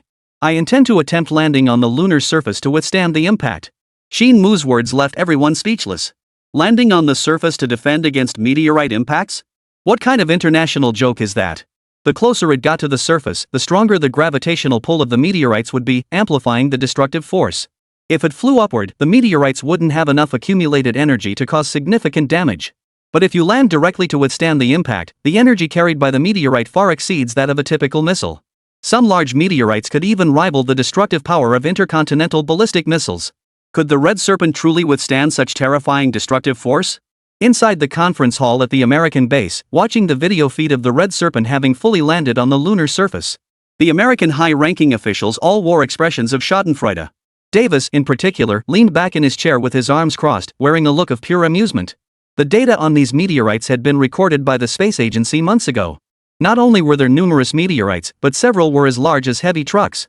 If China's spacecraft were unlucky enough to be struck by one of these giants, even if the lunar lander wasn't completely destroyed, it would suffer major damage. And any damage in the harsh environment of outer space would be fatal. Originally, given the Red Serpent's speed, accelerating into space might have allowed it to survive. But now it was stuck on the lunar surface. In Davis's eyes, this was an utterly foolish decision. I must admit China's aerospace technology is truly advanced. Unfortunately, their pilot is an idiot. Even if this Chinese lunar module is built like a tank, it can't possibly withstand a meteorite impact. Chapter 166, What Fear in the Face of Meteorite Impact? Not only Davis, but other high-ranking officials of the United States were equally certain that China's spacecraft would be utterly destroyed in this meteorite impact. Their eyes were glued to the screens, eagerly anticipating the spectacle to unfold. Soon, in the region where the moon met outer space, a dense swarm of black dots streaked toward the lunar surface at breakneck speed. Several meteors were exceptionally massive, resembling flying hills. The moon's lack of atmosphere meant the meteorite surfaces did not ignite. But this did nothing to lessen the audience's dread. If any of those mountain-sized meteors struck the Red Serpent, the chances of survival would be virtually zero. Chinese viewers watching this scene felt their hearts clench in unison. Some sensitive souls had already covered their eyes, unable to bear watching what was about to unfold. If the Red Serpent were destroyed by the meteorite impact, it would be an utterly heartbreaking tragedy. Inside the Nice conference room at that moment, Davis stared intently at the meteorite gradually descending toward the surface. Although the meteor shower was large in scale, given the moon's size, whether it would strike the Chinese lunar lander squarely still depended on a measure of luck. His hands clenched tightly together as he silently prayed, "God, please let it hit. Hit that damn Chinese lunar lander." His prayer seemed to work. As the meteor shower began to disperse, 5 meteors suddenly veered toward the Chinese lunar lander. What thrilled Davis was that one of them was none other than a fragment from that colossal meteorite. A colossal meteorite as big as a hill. Ha! China's lunar lander is finished. Davis couldn't help but shout as he stared at the meteorite closing in on the Chinese lunar lander on the monitor. 2 kilometers, 1 kilometer, 500 meters. The largest meteorite hurtled toward the Huagua lunar lander with the precision of a guided missile. The other high-ranking officials in the conference room shared Davis's unease, all suppressing their amusement as they stared intently at the impending meteorite impact. Their eyes brimmed with smug satisfaction. As if these meteorites were summoned by them. To crush China's technological spacecraft, to crush their confidence. In an instant, the meteorite was just 100 meters from the Crimson Serpent. Drawn by the moon's gravitational pull, the meteorite hurtled toward the ship with terrifying force. Davis was now tense, his fists clenched, every muscle taut. He waited for the moment the meteorite would destroy the Chinese lunar lander, ready to unleash the excitement he had been holding back. But in the next instant, a blue halo suddenly flashed around the Red Serpent. Then, like a magnetic storm coil, the red serpent erupted with blinding bolts of lightning in all directions. The lightning carried immense energy, striking the nearest meteorite in an instant. The next second, the meteorite exploded with a thunderous boom. Impossible! How could lightning form in a vacuum? Davis screamed as he leaped from his chair. He wasn't the only one overcome with shock. Even many scientists monitoring the lunar landing were stunned. Their eyes were filled with utter disbelief. The footage showed the red serpent destroying the meteorite in a manner that should have been impossible. The vast majority of space is a vacuum, incapable of generating lightning. Yet China's lunar lander was using lightning as a weapon on the lunar surface. This defied all common sense. Yet as more and more meteorites hurtled toward the red serpent, lightning repeatedly shattered them into fragments. It was then that sharp-eyed viewers noticed the peculiarity. The lightning wasn't generated in a vacuum. It was drawn from an imperceptibly thin tether. At the end of this tether lay a steel needle as thick as an arm. The instant the needle struck a meteorite, the immense energy of the lightning surged along the tether, striking the meteorite and causing its explosive fragmentation. While this method of demolition might seem crude, it proved to be the most cost-effective cleanup solution in the harsh environment of outer space. Unlike missiles, which are expendable and leave only debris after detonation. After the blast, the tether wire retracts the steel needle, preparing it for the next detonation. This design proves exceptionally advantageous in the resource-constrained environment of outer space. Inside the conference room, a knowledgeable researcher explained the detonation principle to the assembled ministers. The shock in their eyes was palpable. This relatively inexpensive technology for countering meteorite impacts is highly mature. It's clear China is seriously preparing to establish a base on the moon. So what? Even if lightning is powerful, can it really shatter that giant meteorite? Davis remarked with a hint of impatience. And just as he predicted, after the lightning shattered most of the meteorites heading toward the red serpent, the last and largest meteorite finally arrived belatedly. Its size rivaled a football field, making it an extremely rare occurrence in the history of human space observation. A collision with such a behemoth would obliterate not just a spacecraft, but even concrete reinforced nuclear shelters wouldn't withstand more than a few impacts. This final colossal meteorite would absolutely destroy the Chinese spacecraft. At this moment, Davis was filled with a strange confidence. His expression calm, he turned his gaze back to the live feed. Yet in the next instant, the composure vanished from Davis's face. First came shock, then it swiftly turned to utter stupor. This can't be real. It's an illusion, damn it, it has to be an illusion. Amid Davis's exclamation, the other high-ranking officials instinctively looked toward the live feed. Then, as if they'd instantly lost control of their facial expressions, their muscles twitched violently twice. On the live feed, the massive meteorite that had been the center of so much hope now glowed with a crimson halo. Of course, it wasn't that the meteorite contained anything extraordinary. The crimson glow was a reflection off the massive cannon barrel protruding from the midsection of the red serpent. Not an ordinary circular cannon, but a beam cannon resembling a trident. The moment Davis saw this beam cannon, his scalp prickled.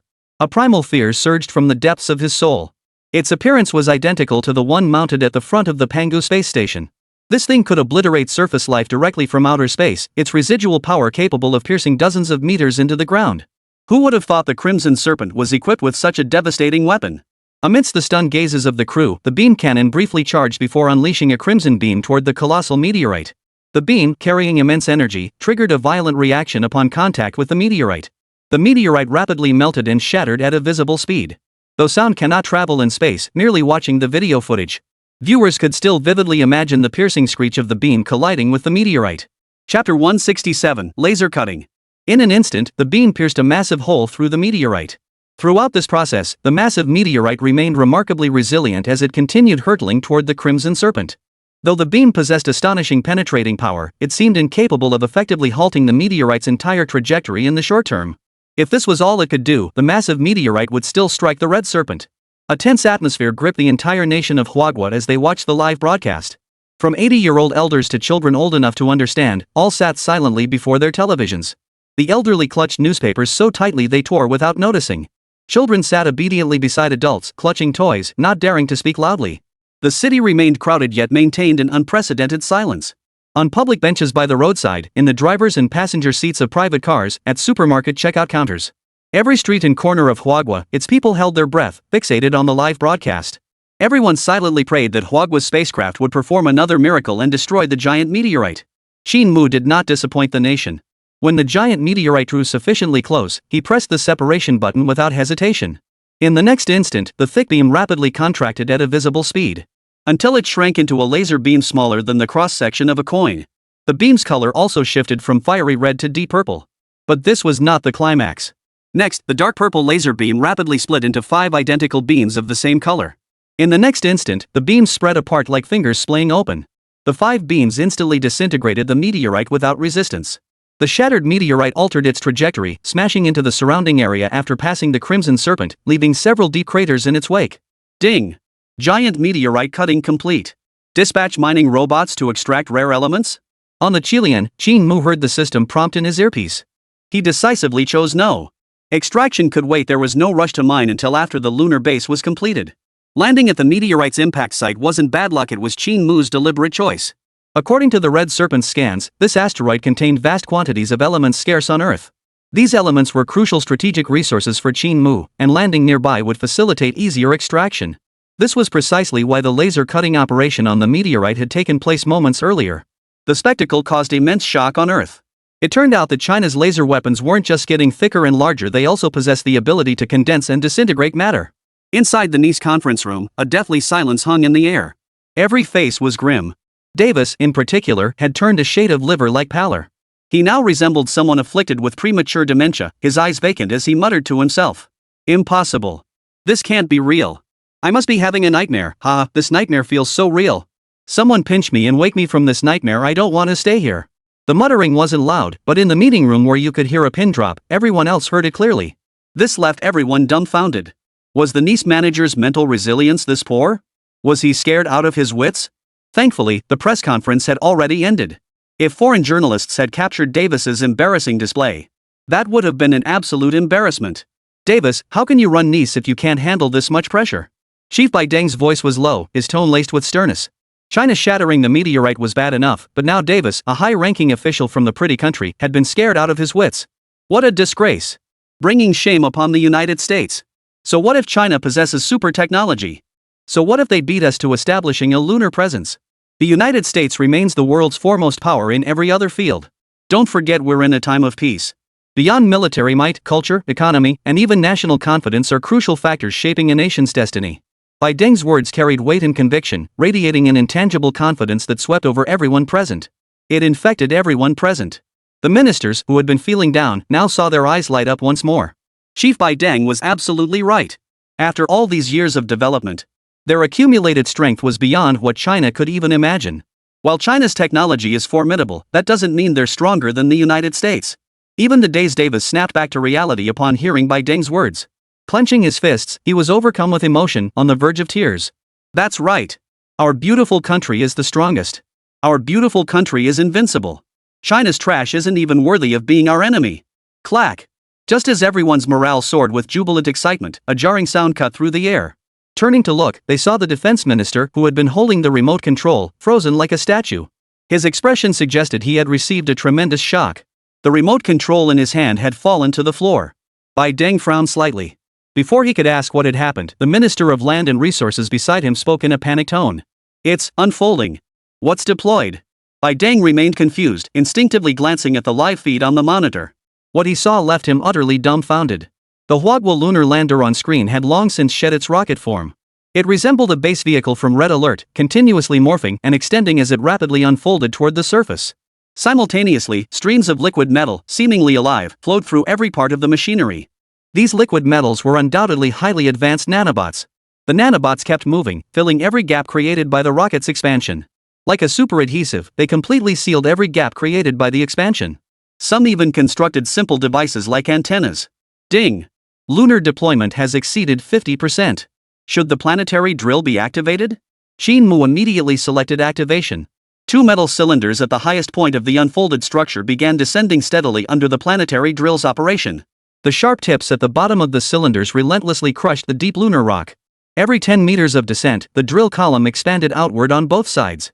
Driven by the planetary drill, the 2 metal cylinders anchored themselves into the lunar surface like expansion bolts driven into a wall. They anchored themselves firmly to the lunar surface. Beyond their primary function of downward exploration, they also served to anchor the entire lunar base. Soon, the lunar base expanded from the Red Serpent was fully laid out. Chapter 168, Bohai Bay Lunar Base completed. The entire base now bore no resemblance to its former rocket form. Its overall structure resembled a mycelium network. Facilities including spacecraft docking bays, crew quarters, research labs, and the central control room were all interconnected by a network of conduits. Beyond these habitable modules, the exterior housed various high-tech devices for extraterrestrial exploration. The former cockpit of the Crimson Serpent had now become the very heart of the lunar base. Qin Mu sat in his chair, watching the gradually completed lunar base outside the window, a sense of accomplishment welling up within him. Ding! Lunar base construction complete. Please name it. Name it? Qin Mu pondered briefly before smiling. Let's call it the Bohai Bay base. Ding! Name bound. Bohai Bay lunar base officially completed. When the lunar base was completed and named Bohai Bay, the entire nation erupted in celebration. Success! China has become the first nation to establish a base on the moon. Woohoo, this is so exciting! Bohai Bay base, what a great name. I'm witnessing history, I'm witnessing history. China has finally risen. The entire nation was in a state of jubilation. Every Huagua citizen who witnessed the moon base's completion was moved to tears, overcome with emotion. At this very moment, Huagua truly proved its greatness to the world and to its own people. A tremendous sense of national pride and confidence filled the hearts of every Huagua citizen. In an instant, a tremendous national cohesion erupted across the entire country. People everywhere rejoiced, spreading the news with excitement, as if celebrating a grand festival. Those who had always looked down on Huagua from the bottom of their hearts, who had obtained green cards and emigrated overseas long ago, now they were kicking themselves. If only they'd known China was this formidable, they wouldn't have rushed to emigrate. They say the air is sweeter abroad, but now it seems China holds greater prospects for development. However, leaving China was easy, but returning would be extremely difficult. After all, in China, the people despise traitors most of all. In stark contrast to China's domestic scene of peace and prosperity stood the United States. Inside the Nice conference room at that moment, a deathly silence hung heavy. Not only was the conference room silent, but even outside the conference room, on the main streets, and even in the countryside estates, not a single trace of a smile could be seen on the faces of the pretty country people. They felt like crying. After all, not long ago, their nation's navy had just provoked Huagua. The thought of potential retaliation from China was terrifying. Chief Biding, who had earlier been rallying morale with his strategic composure, now looked utterly defeated. His hands trembled slightly, his eyes rolled back. To hide his disgraceful state, he could only huddle his hands tightly against his chest. But this only made him resemble a terrified chick. Clawed hands clutched tightly, not uttering a sound. Davis, meanwhile, looked like he'd swallowed 20 kilograms of excrement, breathing heavily. His entire face was contorted beyond recognition. The faint roar of engines still echoed in his mind, clearly a hallucination born of terror. The other ministers weren't faring much better. All heads were bowed, not a word spoken, each afraid that opening their mouths would produce a tremor laced with terror. The top brass of the United States hadn't quite reached the point of ting their pants yet, but they were getting close. Gazing at the Bohai Bay base, now fully deployed and anchored to the lunar surface, Old Jun and Old Zhou felt a sharp ache in their chests. It felt as though their boiling blood threatened to burst their very bodies. In that moment, they felt as though they had been transported back to their early days in the company, when they first laid eyes on the new tanks of Huagua. That mix of nervousness and pride was a feeling they hadn't experienced in many years. Now, as they witnessed the Bohai Bay base being constructed on the moon through their VR equipment, tears welled up in their cloudy eyes. They had waited far too long to witness China's rise to greatness. They had devoted nearly their entire lives to this cause. And now, as humanity's first structure appeared on the lunar surface, and that facility was built by the Chinese people, that sense of pride surged from their hearts like a flood. Old Zhou, I recall you still have that bottle of rare Maotai, right? How about we have a couple of cups tonight? Old Jin murmured, his tone light and casual. Old Zhou silently wiped away tears. Heh, sounds good. Tonight, we drink till we drop. Though they reached the lunar surface through consciousness-linked robots, the hyper-realistic VR sensory equipment still allowed everyone to feel the moon's gravity and even walk on its surface. So Zhao Kaixian and the others got completely carried away. Using the robots' bodies, they bounded and leaped across the lunar surface. One moment they were chasing each other, the next they'd crouch down to examine lunar rocks. It wasn't that these military commanders were neglecting their duties, it was simply their first time experiencing the sensation of standing on the moon. It was simply too exhilarating. They couldn't contain themselves. Old Zhao, look at me, I can jump 8 meters high. Running on the moon feels incredible, it's like flying. The rocks here look just like Earth's. I'd love to take a few back as souvenirs. Qin Mu couldn't help but laugh and cry at the same time, watching the robot bouncing around outside the window. But play is play, and work is work. He reached for the microphone to contact Zhao Kaixian and the others. General Zhao, stop messing around, it's time to get to work. Work? What work? Hearing Qin Mu tell them to get to work, the group showed no sign of displeasure. Instead, they perked up with renewed enthusiasm. They immediately stopped what they were doing and turned to look at him. Remember that giant meteorite I cut earlier? These meteorites contain a mineral element extremely rare on Earth. Help me extract some. The collection vehicles are in the warehouse to your left. When Zhao Kaixian and the others opened the storage warehouse for the mining vehicles, their eyes widened in shock. Not for any other reason, but because the so-called mining vehicle looked ridiculously huge. It was twice the size of Earth's heavy-duty transport vehicles, and its entire body was encased in thick steel armor, exuding a sense of security. Not only that, but this collector vehicle utilized interactive track-driven propulsion, no tires, just tank-like tracks. The most eye-catching feature was the rear compartment. Mounted on the rear compartment were several massive mechanical arms. At the tips of these arms are pile drivers, cutting blades, and other specialized equipment. Clearly, this collector isn't just for transport, it can mine too. There's no time to waste, everyone, let's get moving, Qin Mu's urgent voice rang out. This snapped the stunned group back to reality. Rough work like mining couldn't be entrusted to elders Yun and Zhou. Thus, Zhao Kaixian and several other military district commanders boarded the mining vehicle. Chapter 169, The Successor, Prelude to Recognition. Brother Qin Mu, how does one operate this behemoth? After all these years driving tanks, I never imagined I'd get to sit in something even more imposing than a tank. Zhang Chenglong was itching to try, clearly eager to pilot the mining vehicle. But Qin Mu gave a wry smile. This vehicle is driverless. It doesn't require an operator. Driverless? Zhang Chenglong froze, then exclaimed in astonishment. But this is the moon, Teacher Qin. Aren't you worried this thing might crash into a crater on its own? Actually, this rover's empty load maneuverability far surpasses that of a veteran driver with over 10 years of experience. And that driving experience includes operating tanks and aircraft. Zhang Chenglong's expression froze instantly. He stood rooted to the spot, utterly motionless.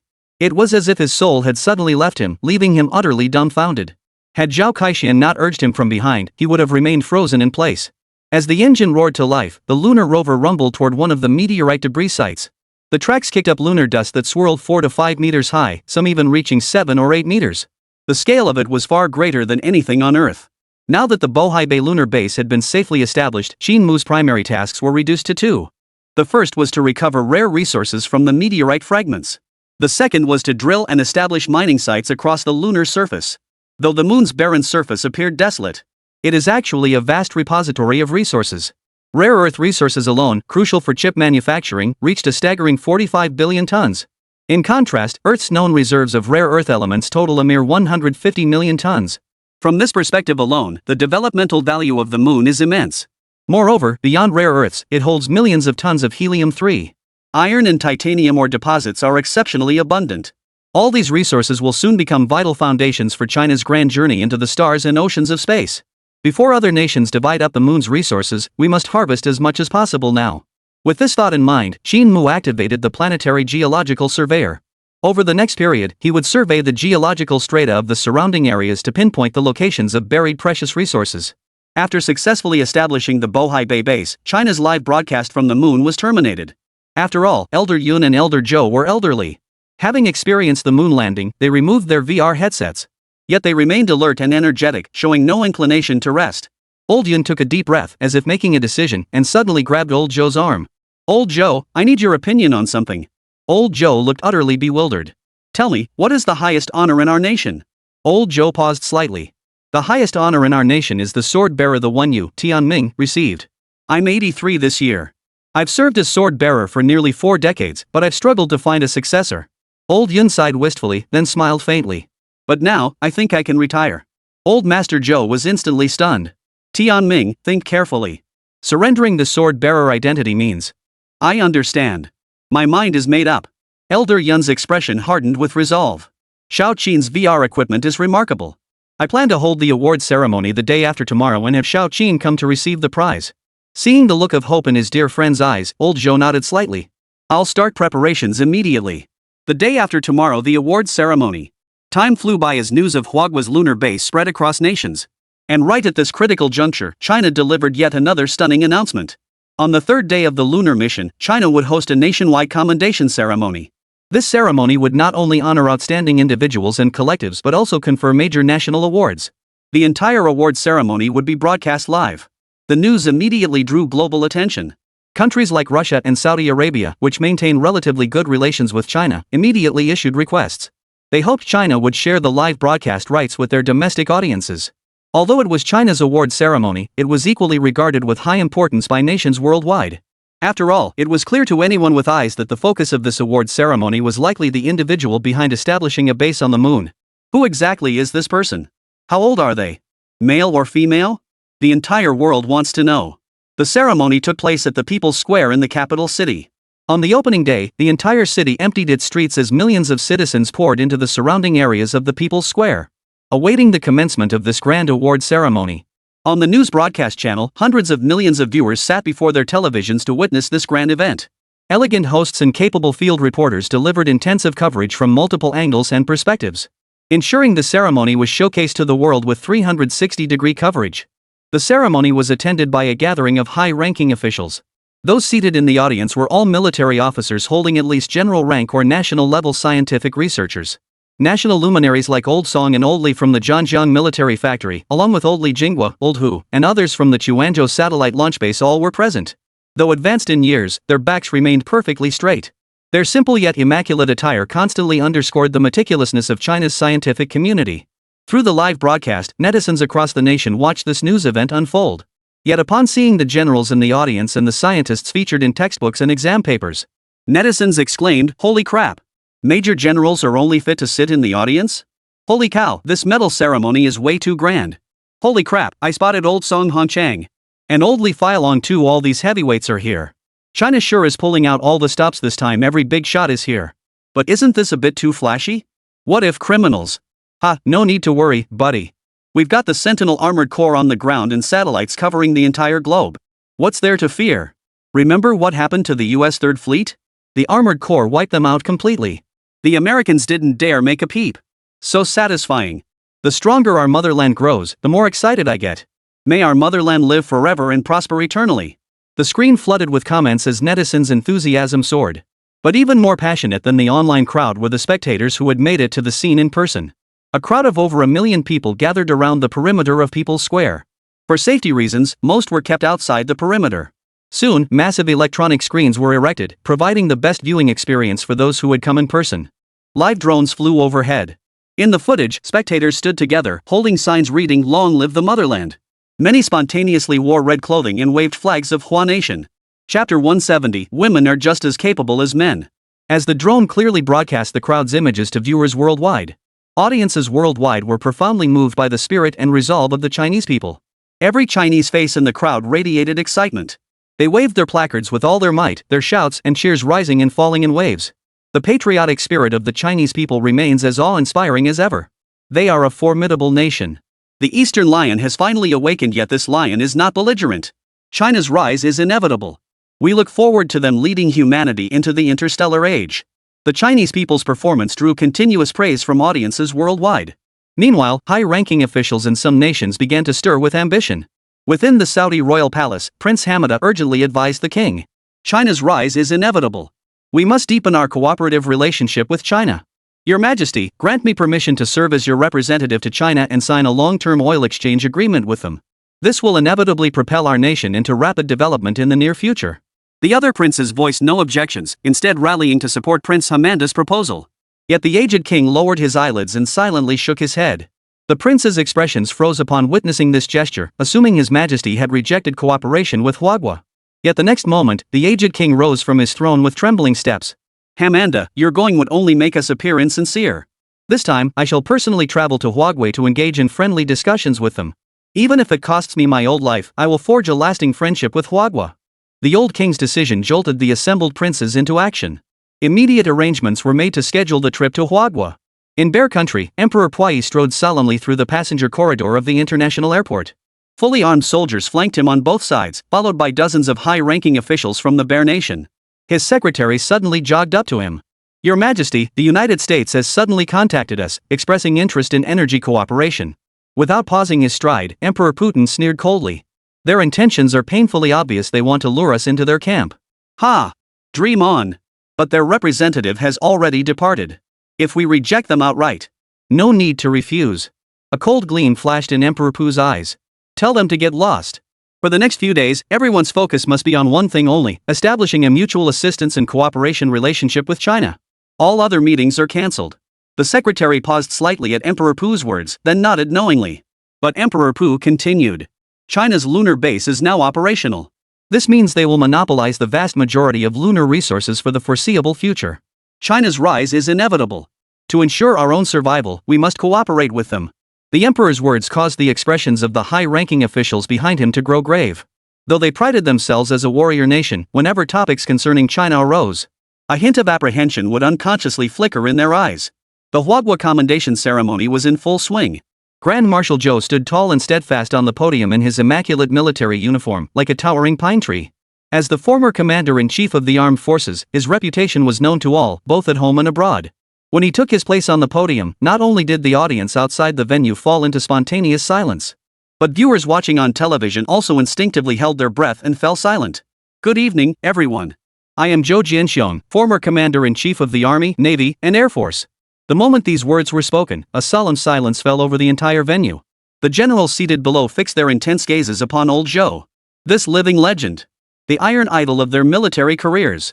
This commendation ceremony also serves as an awards ceremony to honor outstanding individuals and collectives who have made exceptional contributions to Huagua over the past year. Following a brief opening address, the ceremony formally commenced the award presentation segment. As successive sonic booms reverberated overhead, the audience instinctively looked up.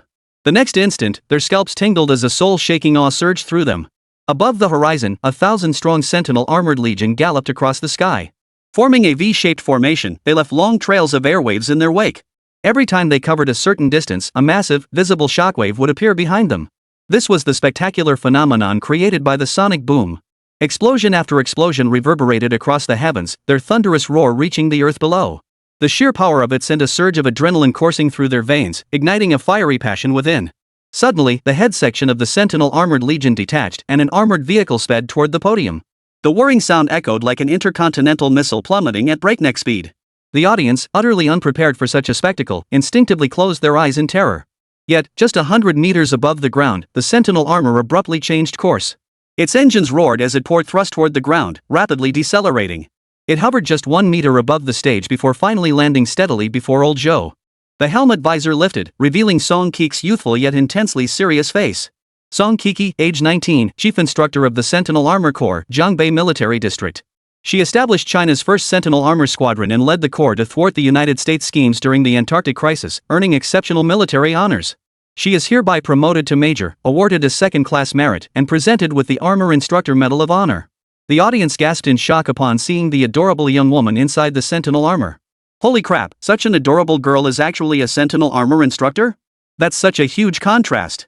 The thing is, she's only 19 years old. A 19-year-old major? That's insane. She must be the youngest major in Hua Nation. A 19-year-old major? She could reach general rank before 25. Wow, what a bright future. After the medal ceremony, Song Keke immediately fired up her engines and soared into the sky, vanishing from sight. Next to take the stage was Long Xiaowan, dressed in Special Forces uniform.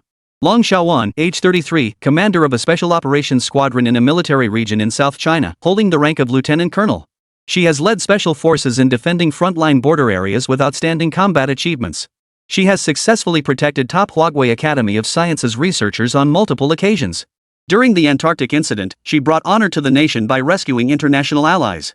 She is hereby promoted to the rank of colonel, awarded a second-class merit, and presented with the National Guardian Medal and the Loyalty Medal. Loud applause erupted from the audience below the stage. After the two women finished presenting the awards, they proceeded to honor the older generation. Elder Song and Elder Li were awarded the National Research Medal and Technology Medal for developing mass production technology for carbon-based superconductor materials. Elder Hu and Elder Li Jinghua from the Chuanzhou base were also honored for their contributions to satellite and aerospace technology. Chapter 171, The Advancing Bear Chief. The awards ceremony was more than halfway through. Most of the academicians who had crossed paths with Qin Mu had received their awards. Yet they showed little excitement. Instead, they returned to their seats, quietly awaiting the final award presentation. Compared to the final recipient, their own awards were mere trifles. These old men weren't particularly eager for the awards themselves. They had come this time solely to witness the final honoree of the ceremony. That young genius scientist who single-handedly propelled China's technological explosion. At this moment, the people of China and indeed the entire world watched the medal ceremony with heightened anticipation. China's lunar exploration program had yet to disclose any information about its researchers or the crew members heading to the moon. This was the main event of the ceremony. Who exactly developed the Crimson Serpent rocket and piloted it to accomplish the lunar mission? Is it a man or a woman? How old are they this year? All of this remains unknown. This uncertainty fueled the audience's intense curiosity. Yet, at this moment of intense global attention, the ceremony seemed to stall, halting without further progress. On the stage, old Zhou frowned slightly and whispered to the backstage crew. What's going on? Haven't they contacted Xiao Qin yet? The staff member behind the scenes was sweating with anxiety. We sent a message to the Bohai Bay base over an hour ago, but there's still no response from Academician Qin. Could something have happened to Academician Qin? Old Zhou frowned imperceptibly, then immediately contacted Long Xiaowan. Long Xiaowan possessed the super light watch personally developed by Qin Mu, enabling more convenient communication with him. Receiving the order, Long Xiaowan immediately dialed Qin Mu's communicator. Before she could speak, however, the deafening static from the other end nearly split her eardrums. Sis Xiaowan, I've discovered a super rare earth deposit 500 meters below the Bohai Bay base. Haha, our country struck gold. Long Xiaowan, who had been slightly annoyed moments before, froze in surprise. Rare earth deposits? How much? Currently, we've identified 5 million tons within the explored area, but I'm certain the reserves deeper down will be even greater. I was actually planning to drill a mine shaft on the lunar surface, but who knew there was one right beneath the Bohai Bay base? I've been mining here for hours, it's incredible. Bringing this rare earth back to Earth will be worth a fortune. The discovery of super rare earth deposits on the moon was undoubtedly excellent news. But Long Xiaowan quickly snapped out of her excitement over the good news. She gave a playful scold, stop mining for now. Didn't I tell you there's a commendation ceremony today? Hurry up, put on your VR gear, and come back to receive your award. Qin Mu, who had been mining, paused slightly before slapping his forehead. I was so focused on mining I completely forgot about that. And I'm still deep beneath the lunar crust, I don't have my VR gear with me. Glancing at the awkwardly silent award stage, Long Xiaowan had an idea and immediately said, it's too late to go get it now. Just turn on the camera in the mine and accept the award remotely. The next second, Qin Mu's figure appeared on the award stage's screen. He wore a nanotech spacesuit, with a mining vehicle docked beside him, its massive drill head gleaming. Behind him lay a layer of rock shimmering with an otherworldly glow. When the domestic and international experts saw the rock formation behind Qin Mu, their eyes widened to their limits. On-site figures like Old Song and Old Li literally leapt to their feet with a start. Their eyes were filled with utter astonishment. Could this be super rare earth? Good heavens, it really is super rare earth. This cavern is as big as a football field, and super rare earth is everywhere. The reserves are staggering. Though rare earth ore and super rare earth ore yield similar refined products, the former holds significantly less value than the latter. Roughly speaking, it's like comparing an 80% pure gold ingot to a lump of gold ore. The same volume, yet the value is worlds apart. Watching the footage of the massive super rare earth deposits behind Qin Mu, domestic experts were overcome with excitement. Foreign experts, however, felt their scalps tingle, their faces etched with envy. At that moment, at Saudi Arabia's international airport, the Saudi king slowly made his way toward the boarding gate, leaning on a golden cane. Suddenly, the lunar mining footage was released. The vast reserves of super rare earth resources unfolded before the elderly king's eyes. The elderly monarch, who had been maintaining his royal composure, instantly straightened his back. He discarded his cane, tossing it carelessly into a nearby flower bed. He then sprinted toward the presidential aircraft with all his might. The other attendants were utterly dumbfounded by this spectacle. How did the old king suddenly become a sprinting champion? What are you all standing around for? Hurry! Depart for Huagua! The old king's stern command echoed. Super rare earth elements, those are super rare earth elements. We must acquire them from China at any cost. Buy as much as you can, trade oil fields if you have to. Meanwhile, Emperor Putin, already buckled into his seat aboard the presidential jet, witnessed footage of Huagua mining the super rare earth. A flicker of excitement crossed his eyes, and he immediately ordered the flight halted. His secretary assumed the emperor had changed his mind about visiting China. But the next second, Emperor Pu declared, passenger planes are too slow. Contact the Air Force immediately. I'm flying there in a supersonic fighter jet. The secretary was stunned into silence for a long moment. Are you kidding me? The emperor wants to fly a fighter jet just to get to China sooner. If word got out, it would be utterly shocking. By the time she regained her senses, Emperor Putin had already rushed to the nearest airbase. He'd fly the fighter jet from Moscow to Vladivostok, then take a commercial flight from there to China. This would indeed save a significant amount of time. Meanwhile, Chief Biding in the United States, upon seeing the super rare earth elements displayed in the live broadcast footage, the flames of jealousy in his eyes seemed ready to burn through the entire Octagon building. Damn China! These super rare earths should have belonged to our beautiful country. Super rare earths are the core materials for the electronics industry. Whoever controls the rare earth mines will dominate the chip sector. Damn it, who's going to hurry up that damn Helios spacecraft? Why haven't they reached the moon yet? The news that China was harvesting super rare earths sent shockwaves through the global community. Yet Qin Mu, the instigator of it all, remained completely unaware.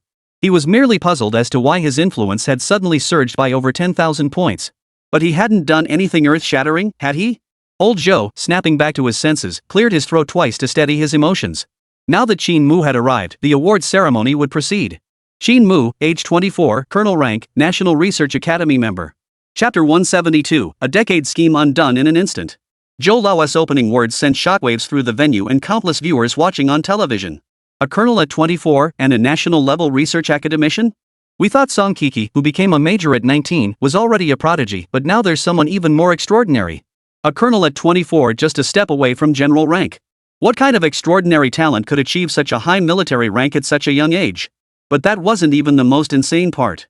The most insane part is that this person is also a national-level research academician. The title of academician isn't something just anyone can attain. Most researchers dedicate their entire lives to it, from their youth until their hair turns gray. Achieving the title of municipal or provincial-level scientific talent is already considered exceptional. Those who attain the title of national-level academician are as rare as a phoenix feather or a Qilin horn. Nationwide, only about 100 people hold this title. And this Qin Mu at just 24 years old, a national-level research academician. This is simply unimaginable. A chorus of gasps rippled through the audience. It wasn't that they doubted the ceremony's legitimacy. It was simply that the awardee was so young it felt like a dream.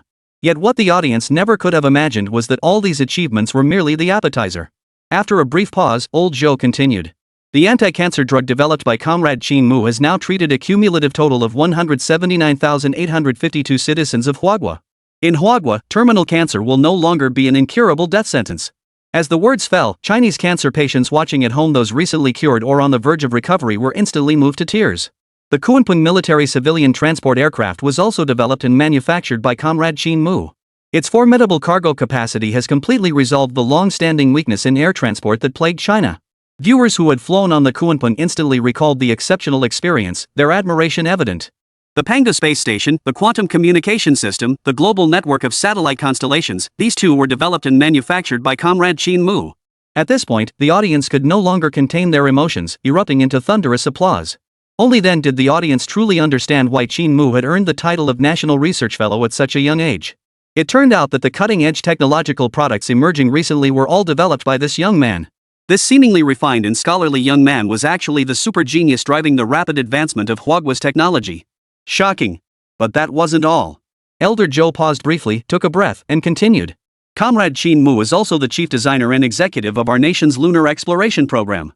The Bohai Bay lunar base, constructed entirely under his leadership, will shoulder the monumental mission of guiding humanity on its journey into interstellar space. The moment his words fell, cheers erupted like a tidal wave, echoing across the heavens. If the awe inspired by the earlier technological products had been somewhat abstract, then the live televised lunar settlement project was a tangible shock to the very core of everyone's being. And now, the Huagua government had finally unveiled this secret. The man who built the Crimson Serpent rocket and piloted it to construct the lunar base. His name is Qin Mu. A young super genius. At that moment, not only the audience on site, but even the Chinese people watching on television couldn't help but cheer with excitement. At last, they saw the chief engineer behind the lunar settlement program. He was a hero of China. Meanwhile, across the ocean in the United States, the United States high-ranking officials also saw Qin Mu's face. I never expected it to be him. The foreign minister's expression turned grim, his gaze so icy it seemed capable of killing Qin Mu from across the room. Now that Qin Mu's face had been exposed, everyone instantly recognized his identity. The Chinese representative during the Little Days terrorist attack and the Chinese Special Forces soldier involved in the Antarctic incident. Both involved this Chinese man named Qin Mu. Had they known he was this formidable, they should have captured him at any cost and brought him back to the United States during the Antarctic incident. Minister of Security, immediately activate all our intelligence operatives and agents within China. Chief Bai Deng's gaze grew intense. After lying dormant for so long, it was time for them to move. The security department director's expression sharpened as he immediately retrieved a controller and installed it in front of the display screens before everyone. The screen lit up, revealing an electronic map of China. The map was densely covered with numerous small green dots. These dots were most concentrated in major cities like the imperial capital and the magic capital. Look, everyone. These green dots represent the informants our security department has cultivated throughout China over the years. They've remained dormant, waiting for the perfect moment to deliver a fatal blow to China. The security department director explained with great enthusiasm. There's no need to worry about their loyalty. Each has a micro-signal bomb implanted directly over their heart. The green lights indicate they're still active. Eliminating them is simple, just input their code into this controller in my hand. When the green light turns red, it means the micro-bomb has detonated. Bai Deng nodded in satisfaction at the security minister's explanation. After over a decade of cultivation, these spies had infiltrated every sector of Huagua. Once activated, they would undoubtedly deal a devastating blow to China. This was also one of the United States' crucial trump cards against China. Find out the identity of this Qin Mu. Bring him back to the United States at any cost. If it proves impossible, eliminate him. If there are any leads on his relatives or friends, even mere acquaintances or those who've exchanged just a few words, assign agents to track them. When necessary, they will become crucial trump cards for threatening that Huagua individual. Yes, Chief. I'll arrange it immediately. The security minister licked his lips, a look of anticipation flashing across his face. He had long wanted to deploy these spies embedded in China, but had never found the opportunity until now. Now, he would relish manipulating this band of loyal operatives. Let them wreak havoc across China's territory to their heart's content. Ha! Look, why did that green dot turn red? Just then, a voice interrupted the security minister's thoughts. He instinctively turned his head, and the instant his gaze fell upon Huagua's digital map, a wave of terror instantly shot from the soles of his feet straight to the top of his head. The once densely packed green dots on the electronic map of China were now turning red in large swaths at a visible speed. The scene resembled a plague spreading, with the majority of green dots turning red within mere seconds. Each green dot turning red signified the death of an intelligence operative embedded within Huagua. This can't be. How is this possible? Could China have intercepted our satellite communications? But that's impossible too. Chapter 173, Both Honor and Responsibility. We use Starlink satellites, not China's Hive satellites. This can't be happening. Impossible. The security minister now seemed to have lost his mind, repeating words like impossible over and over. During this process, every green dot on China's map turned red. Spies cultivated over decades had been wiped out in mere moments. This utterly shattered the security minister's worldview. His eyes were hollow as he repeatedly pounded his temples with clenched fists, trying to calm himself. The others showed no intention of intervening. Especially Bai Deng, the look he shot at the security minister was utterly venomous. Had over a decade of planning been utterly destroyed?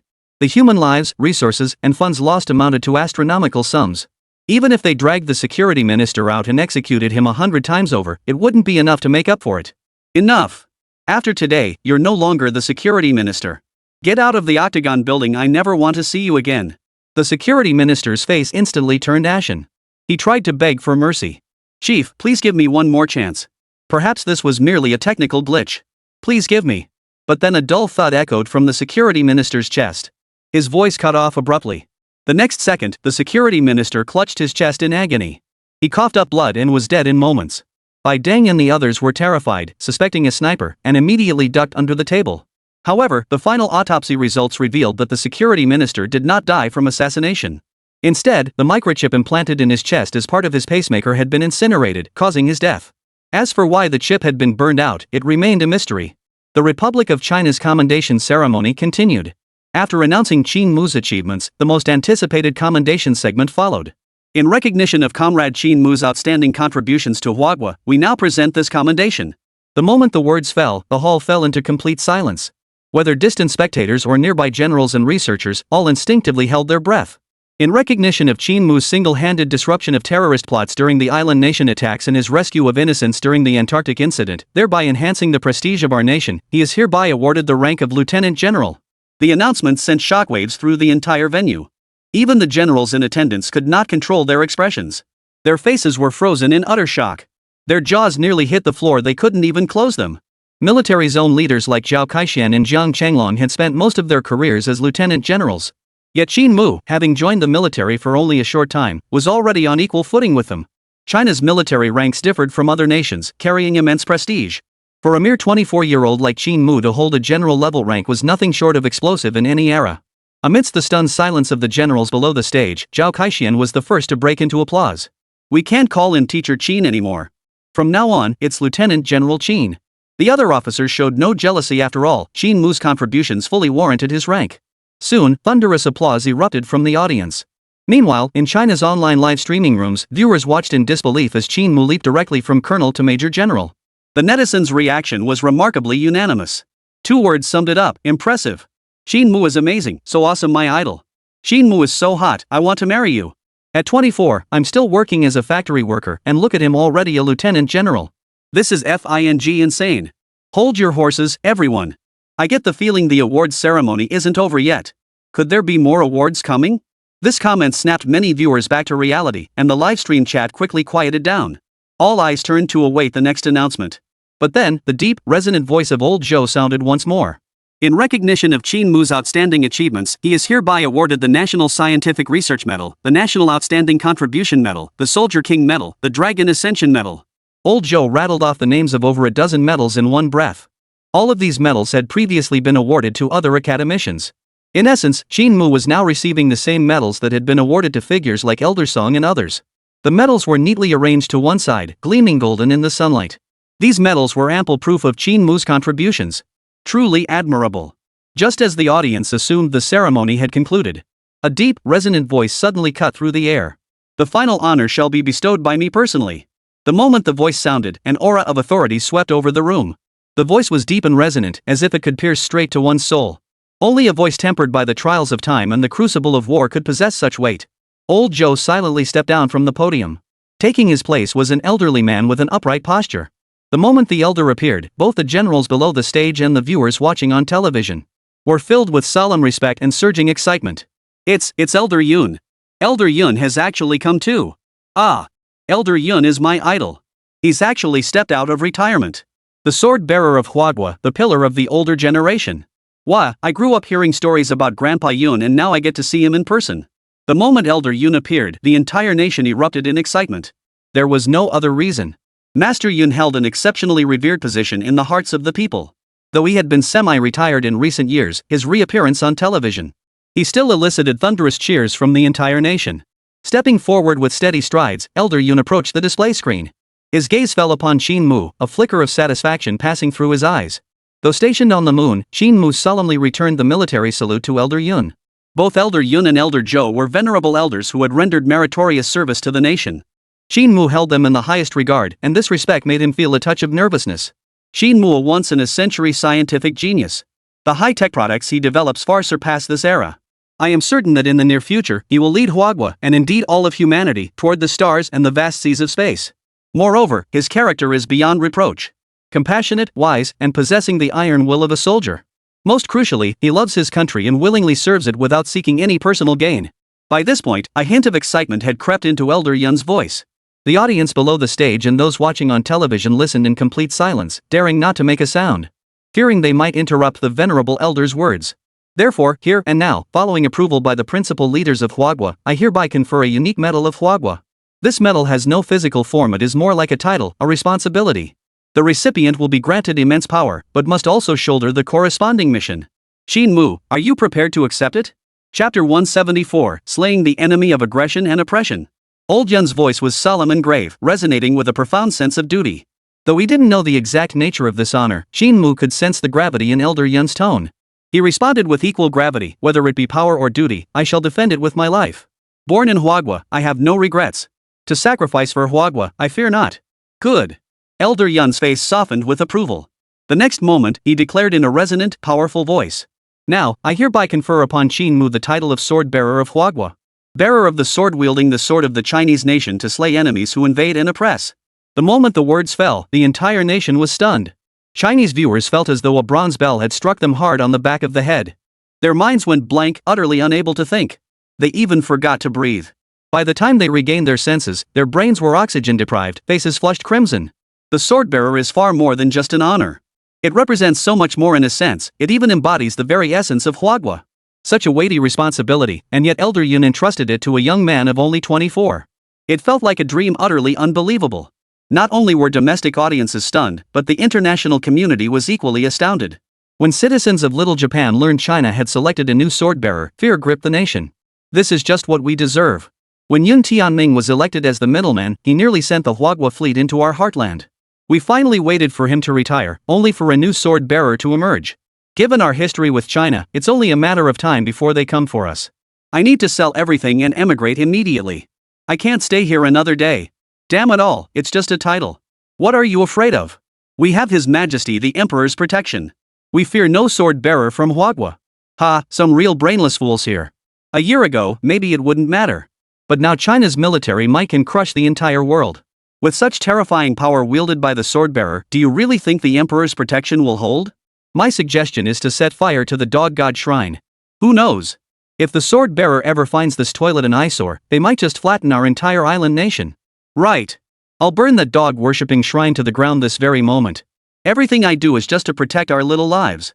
Not only was the entire nation in panic over their little lives, the United States was no exception. Inside the octagon, upon learning that China was appointing its next sword-bearer, Bai Deng's expression darkened considerably. The sword-bearer wielded immense power in China, like a long sword. Wherever its blade pointed, it would engage enemies in bloody combat to the bitter end. Moreover, if Qin Mu truly became China's sword-bearer, the United States would never dare to covet China again. For such an act would inevitably provoke China's relentless cost no matter what retaliation.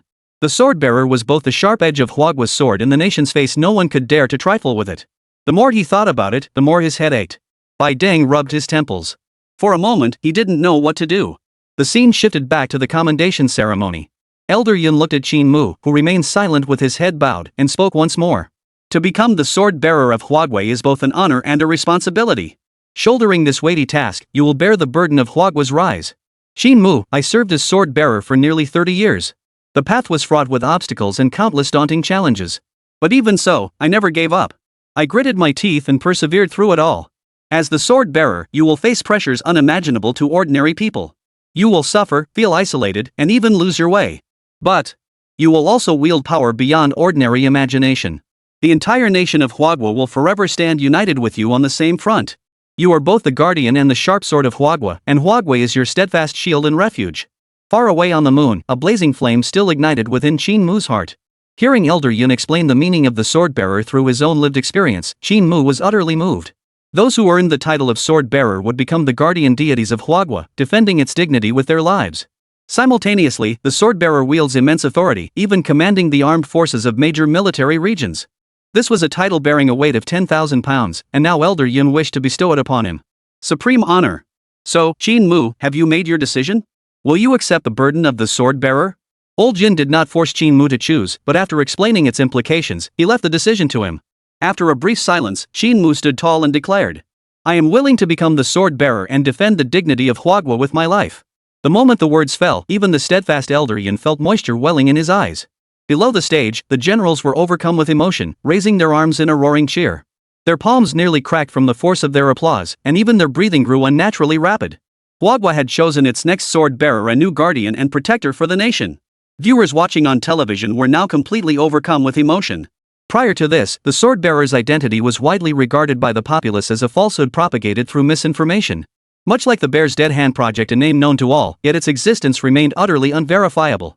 But now, as Elder Yun personally confirmed the sword-bearer's existence before the entire nation, an indescribable sense of pride welled up within them. The emergence of a new sword-bearer in Huagua signaled the nation's entry into a brand new era. This moment would be forever etched into the annals of Huagua's history. Chinese viewers were now utterly fired up. In contrast, foreign audiences were gripped by dread. The lion of Huagua had not only awakened and risen from the earth, but also bared its sharp claws and fangs. This moment etched itself deeply into the hearts of foreign spectators. It made one thing crystal clear: the China of today, the Chinese people of today, are not to be trifled with. Across the ocean, within the octagonal building of the United States, Bai Deng slumped lifelessly in his chair, every fiber of his being drained of strength. His face was as grim as if his own father had died. As for the other high-ranking officials, they were equally pale, looking like corpses about to be shoved into an incinerator. The silence thickened the air with a heavy, oppressive weight. It felt as though they weren't American officials, but mourners paying their respects. The subject of their condolences, of course, was the entire United States. Chief, it's bad news. Our octagon building is surrounded by protesters. Bad news came one after another, and Bai Deng stiffly lifted his head. The protesters are calling us top officials of the United States useless fools. They demand we all step down today, or else they'll storm the octagon building and take matters into their own hands. Bai Deng snapped back to his senses and roared in fury. Where are the troops? Where is Faber? Hurry and protect us. Damn ignorant masses. If they dare lay a finger on the octagon building, they won't know how to spell death. Chapter 175. No one knows China better than me. The secretary pulled a long face. The military and Fobril also think our leaders are useless. They've decided not to protect us. Especially the army. They're throwing a party right now, saying they'll surrender immediately if China ever attacks. Whoever wants to be a soldier for the pretty country can go ahead. They don't want to serve another day. The secretary's words left Bai Deng's face blotchy with anger. Dealing with China's affairs was already bad enough, but now they'd started fighting amongst themselves. What a trashy country. Their citizens are so utterly worthless. Bai Deng gritted his teeth in fury, wishing he could just launch a nuclear bomb and wipe out every last one of these disobedient fools. Just then, the conference room door burst open with brute force. Bai Deng, thinking it was the public storming in, quickly put on a smile and prepared to greet them. But when he recognized the visitor, his expression darkened instantly. I told you, no one understands the people better than me, and no one understands China better than me. Chief Bai Deng, it seems your leadership team is about to collapse. The man who entered was potbellied, with a buzz cut and yellow hair, a confident smile playing at the corners of his mouth. Tap, how did you get in here? Where are the guards at the door? Bai Deng glared at Tap with pure hostility. Didn't you notice? Just moments ago, my approval ratings completely surpassed yours. You're down to 1%, while I'm at 60%. At this point, Tep smugly lifted his chin. Chief Bai Deng, it's time for you to hit the hay. While other nations didn't react as dramatically as the United States over the swordbearer incident, they too experienced significant upheaval and even panic. In little days, according to statistics from relevant departments, within the month following China's confirmation of its new swordbearer, the number of Little Day citizens emigrating to other countries surged compared to previous years. It surged by 730%, and this figure continued to climb rapidly in the following period. The wealthy in Japan are scrambling to find ways to emigrate to other countries. Clearly, they feared retribution from China. But that's all water under the bridge now. At the awards ceremony, thunderous applause continued to fill the air. Elderson, elderly, and others now had tears streaming down their faces. Overcome with emotion, they rose from their seats. They poured every ounce of strength into their applause for China's new swordbearer. This honor held extraordinary significance, marking the conclusion of China's old era and the dawn of a new chapter. Several elders familiar with Qin Mu gazed kindly at him through the camera lens. 1,000 words filled their hearts, yet choked in their throats, unable to be voiced. They were overjoyed for Qin Mu, and for the future of Huagua. The Sentinel Armored Corps, the Kunping military civilian transport aircraft, the Panga space station, and now the Bohai Bay lunar base. Empowered by these super technologies, China now stood fearless against any nation in the world. The mining of lunar rare earths meant China now controlled the lifeline of its national software technology development. To advance their own technological capabilities, nations must now partner with China. Those nations opposing or even hostile toward Huagua will inevitably fall behind others as time passes. Ultimately, they will become vassals. Realizing this, leaders across nations are rushing to court China, even at the cost of severing ties with the United States. Establishing friendly relations with China guarantees their future prosperity through reliance on its power. As for the United States? What is it, really? Compared to China, it isn't even worthy of tying its shoes, nothing but a clown. Thus, on the very day Qin Mu assumed the role of swordbearer, countless nations rescinded their friendly agreements with the United States, instead turning their eager attention toward China and showering it with praise. Some nations, aware of their own weakness, even dispatched their leaders personally to China for friendly meetings.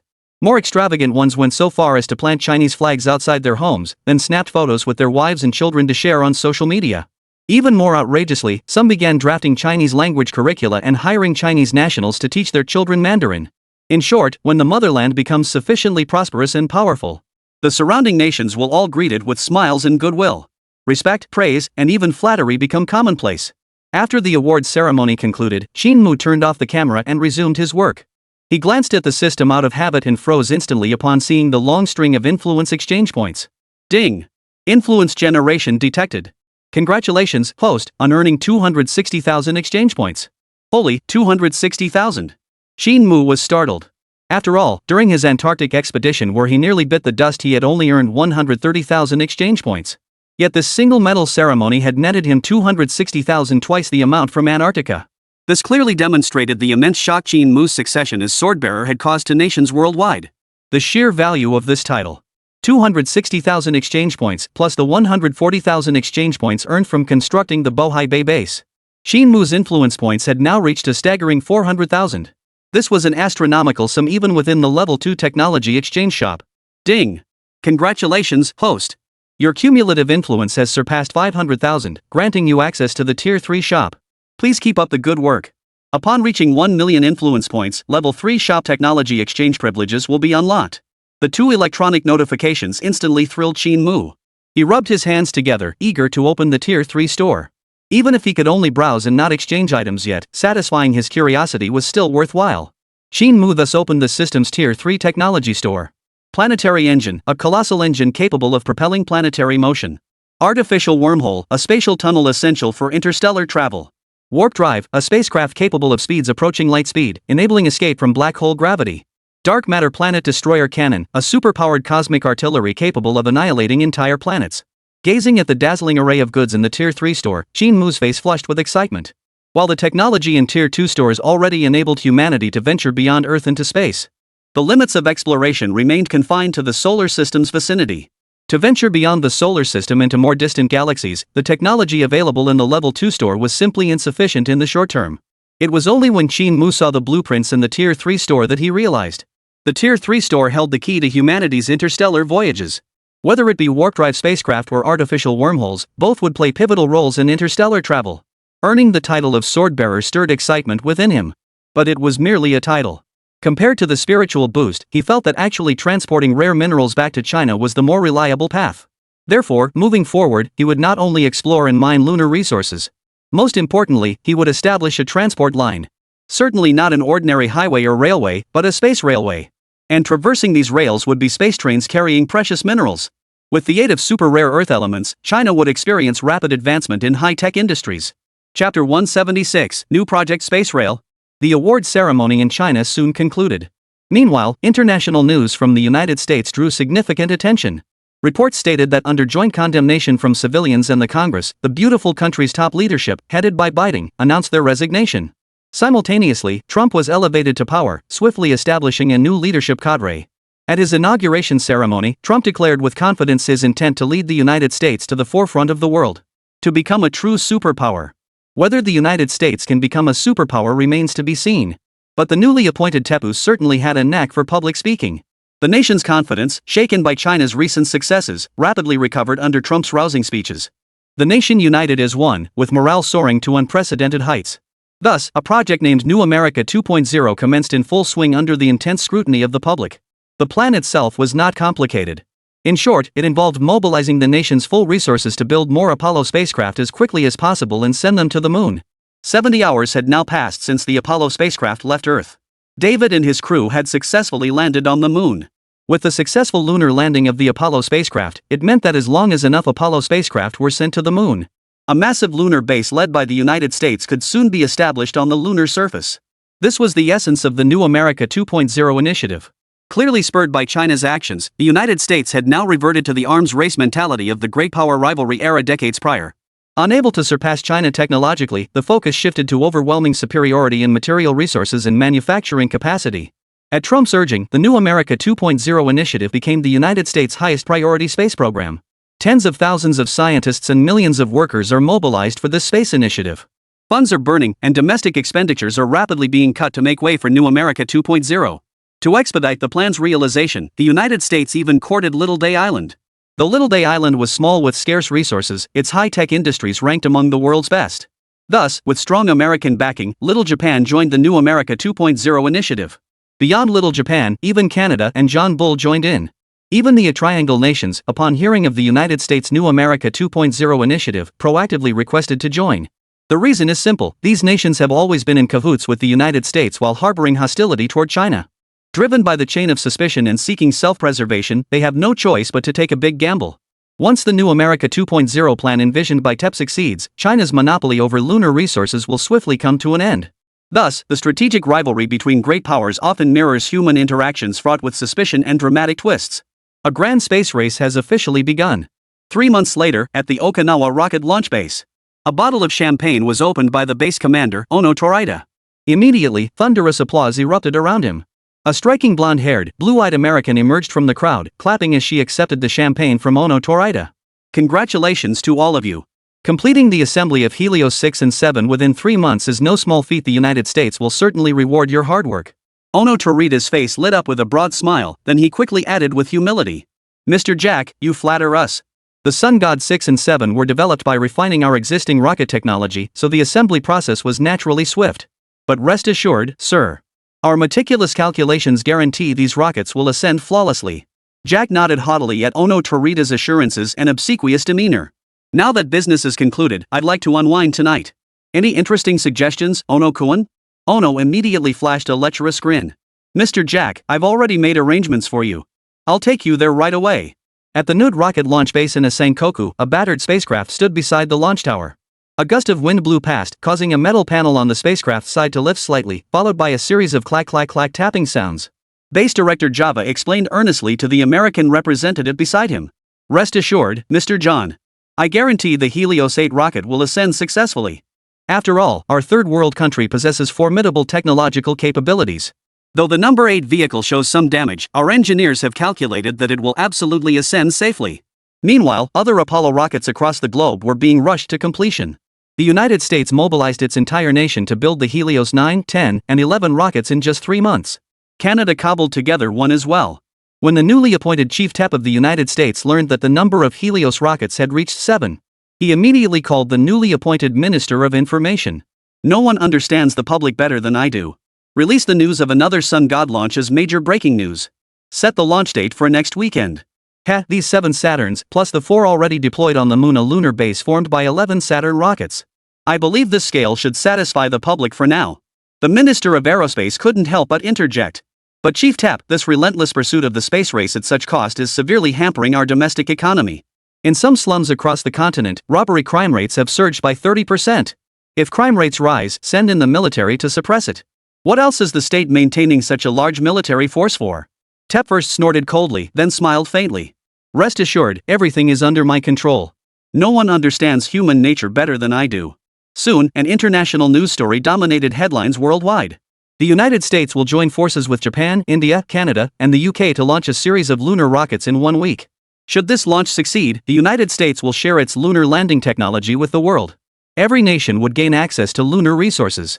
The announcement instantly sparked heated discussions.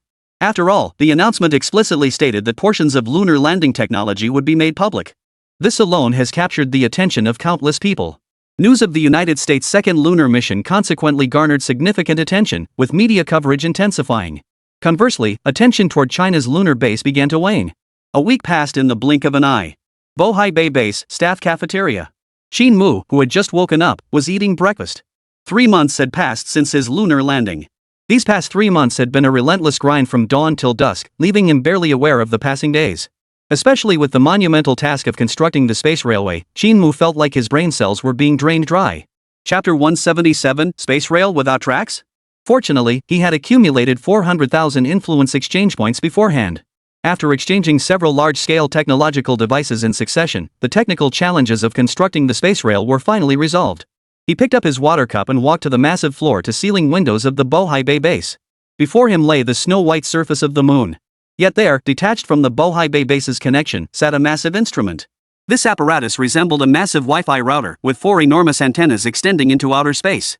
Hundreds of maintenance robots were gathered around the perimeter of the device. These robots were methodically performing the final maintenance tasks on the entire apparatus. The Bohai Bay base was designed from the outset with self-sufficiency in mind. Therefore, it contained multiple production chains and supporting facilities. Recycled meteorites and rare earth materials collected underground served directly as production resources for the Bohai Bay base, offering great convenience. Beep. Space rail track maintenance complete. Proceed with first transit? The system prompt sounded through his headset. But Qin Mu didn't rush to activate the space rail. Instead, he stood quietly by the window, admiring the breathtaking cosmic scenery. 2 hours later, a snow-white silhouette appeared above the base. The Bohai Bay base's first visitors had arrived.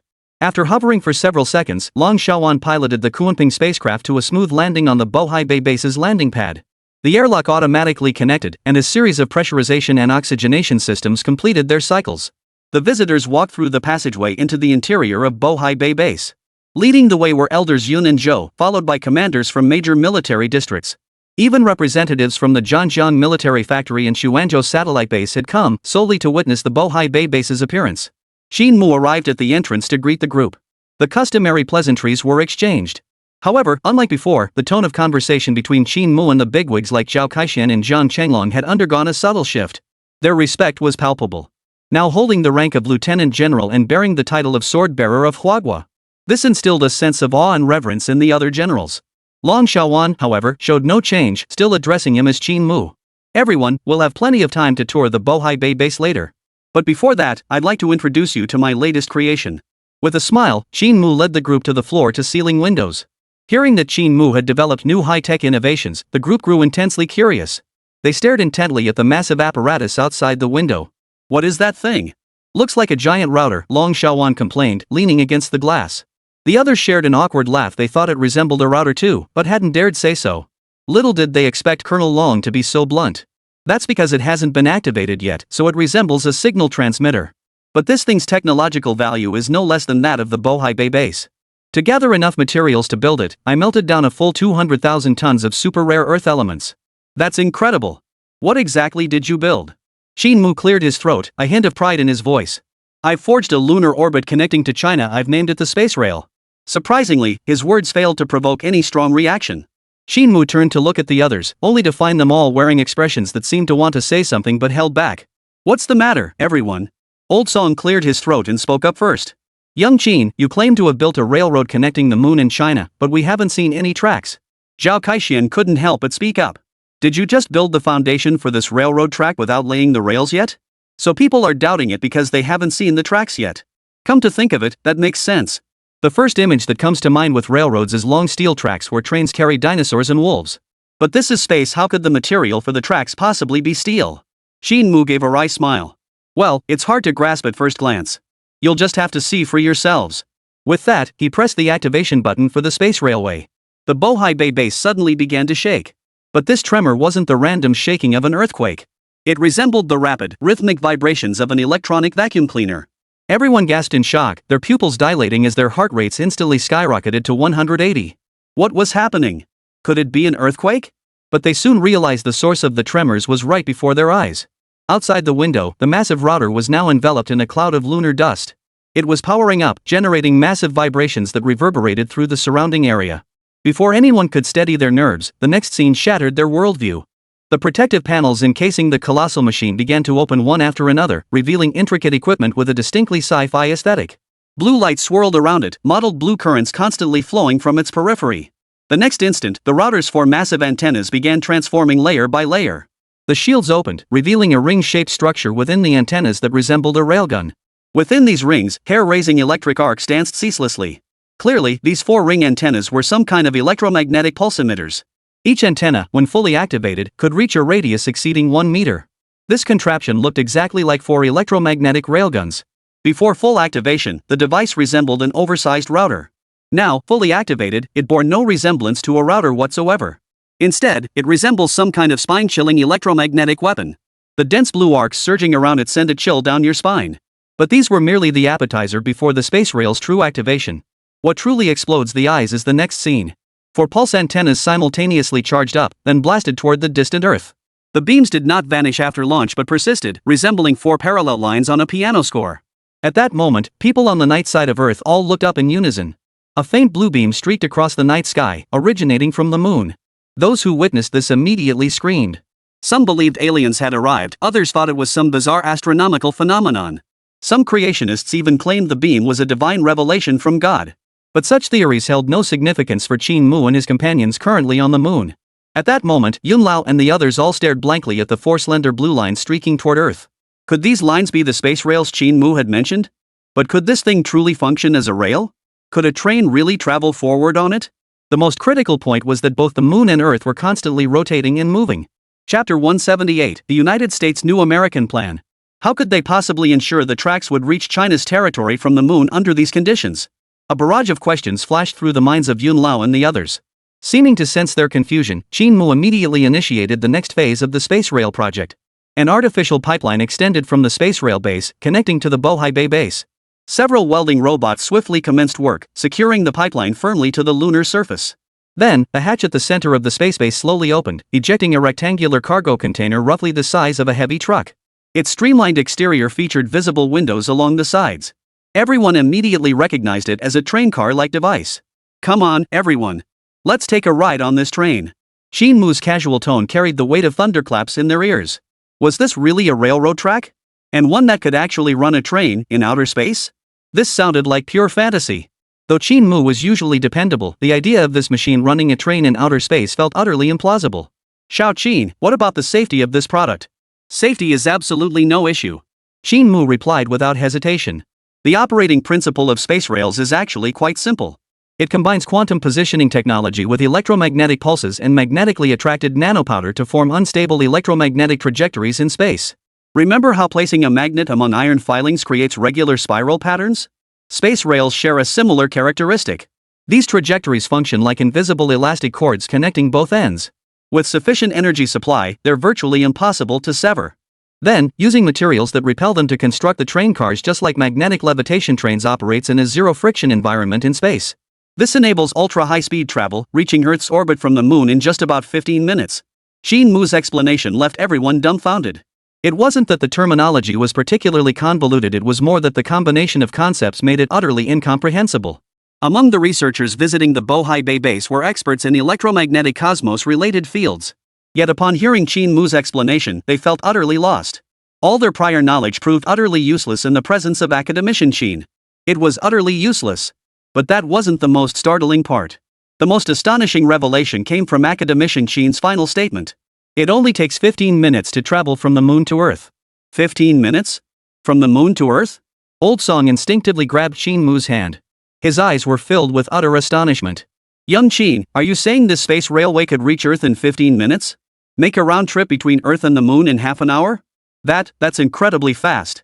Even the Kunping spacecraft takes 3 to 4 hours to reach the moon while ensuring safety. It wasn't that the Kunping was slow. The main issue is the vast distance between Earth and the moon, over 300,000 kilometers. Earth's diameter is only about 80,000 kilometers. That's nearly 4 times the distance. If this space railway could transport large quantities of rare minerals to Earth in just 15 minutes, then its construction would be of immense significance.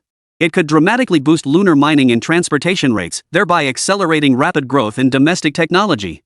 At this thought, the elders couldn't contain their excitement, their blood began to boil. There's no time to waste. Everyone, follow me. Qin Mu wasted no time, immediately summoning the group to the train cabin. However, since the space rail had just been completed and its primary purpose was mineral transport, before entering the train cabin, everyone had to don the necessary protective suits. These suits could completely neutralize the physical harm caused by the train's high-speed movement.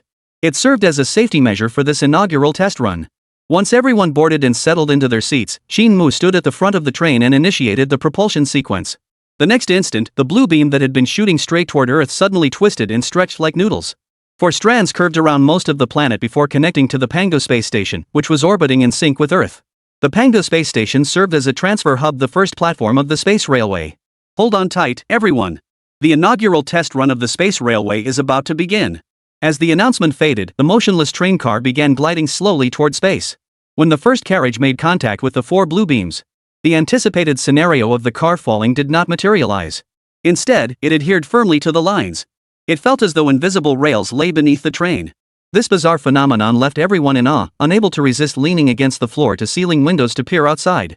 Meanwhile, hundreds of kilometers away from the Bohai Bay base, in a certain basin, the new America 1.0 lunar base of the United States stood here. David, clad in a bulky spacesuit, trudged wearily across the lunar surface. He had just finished today's maintenance and inspection of the base's peripheral facilities.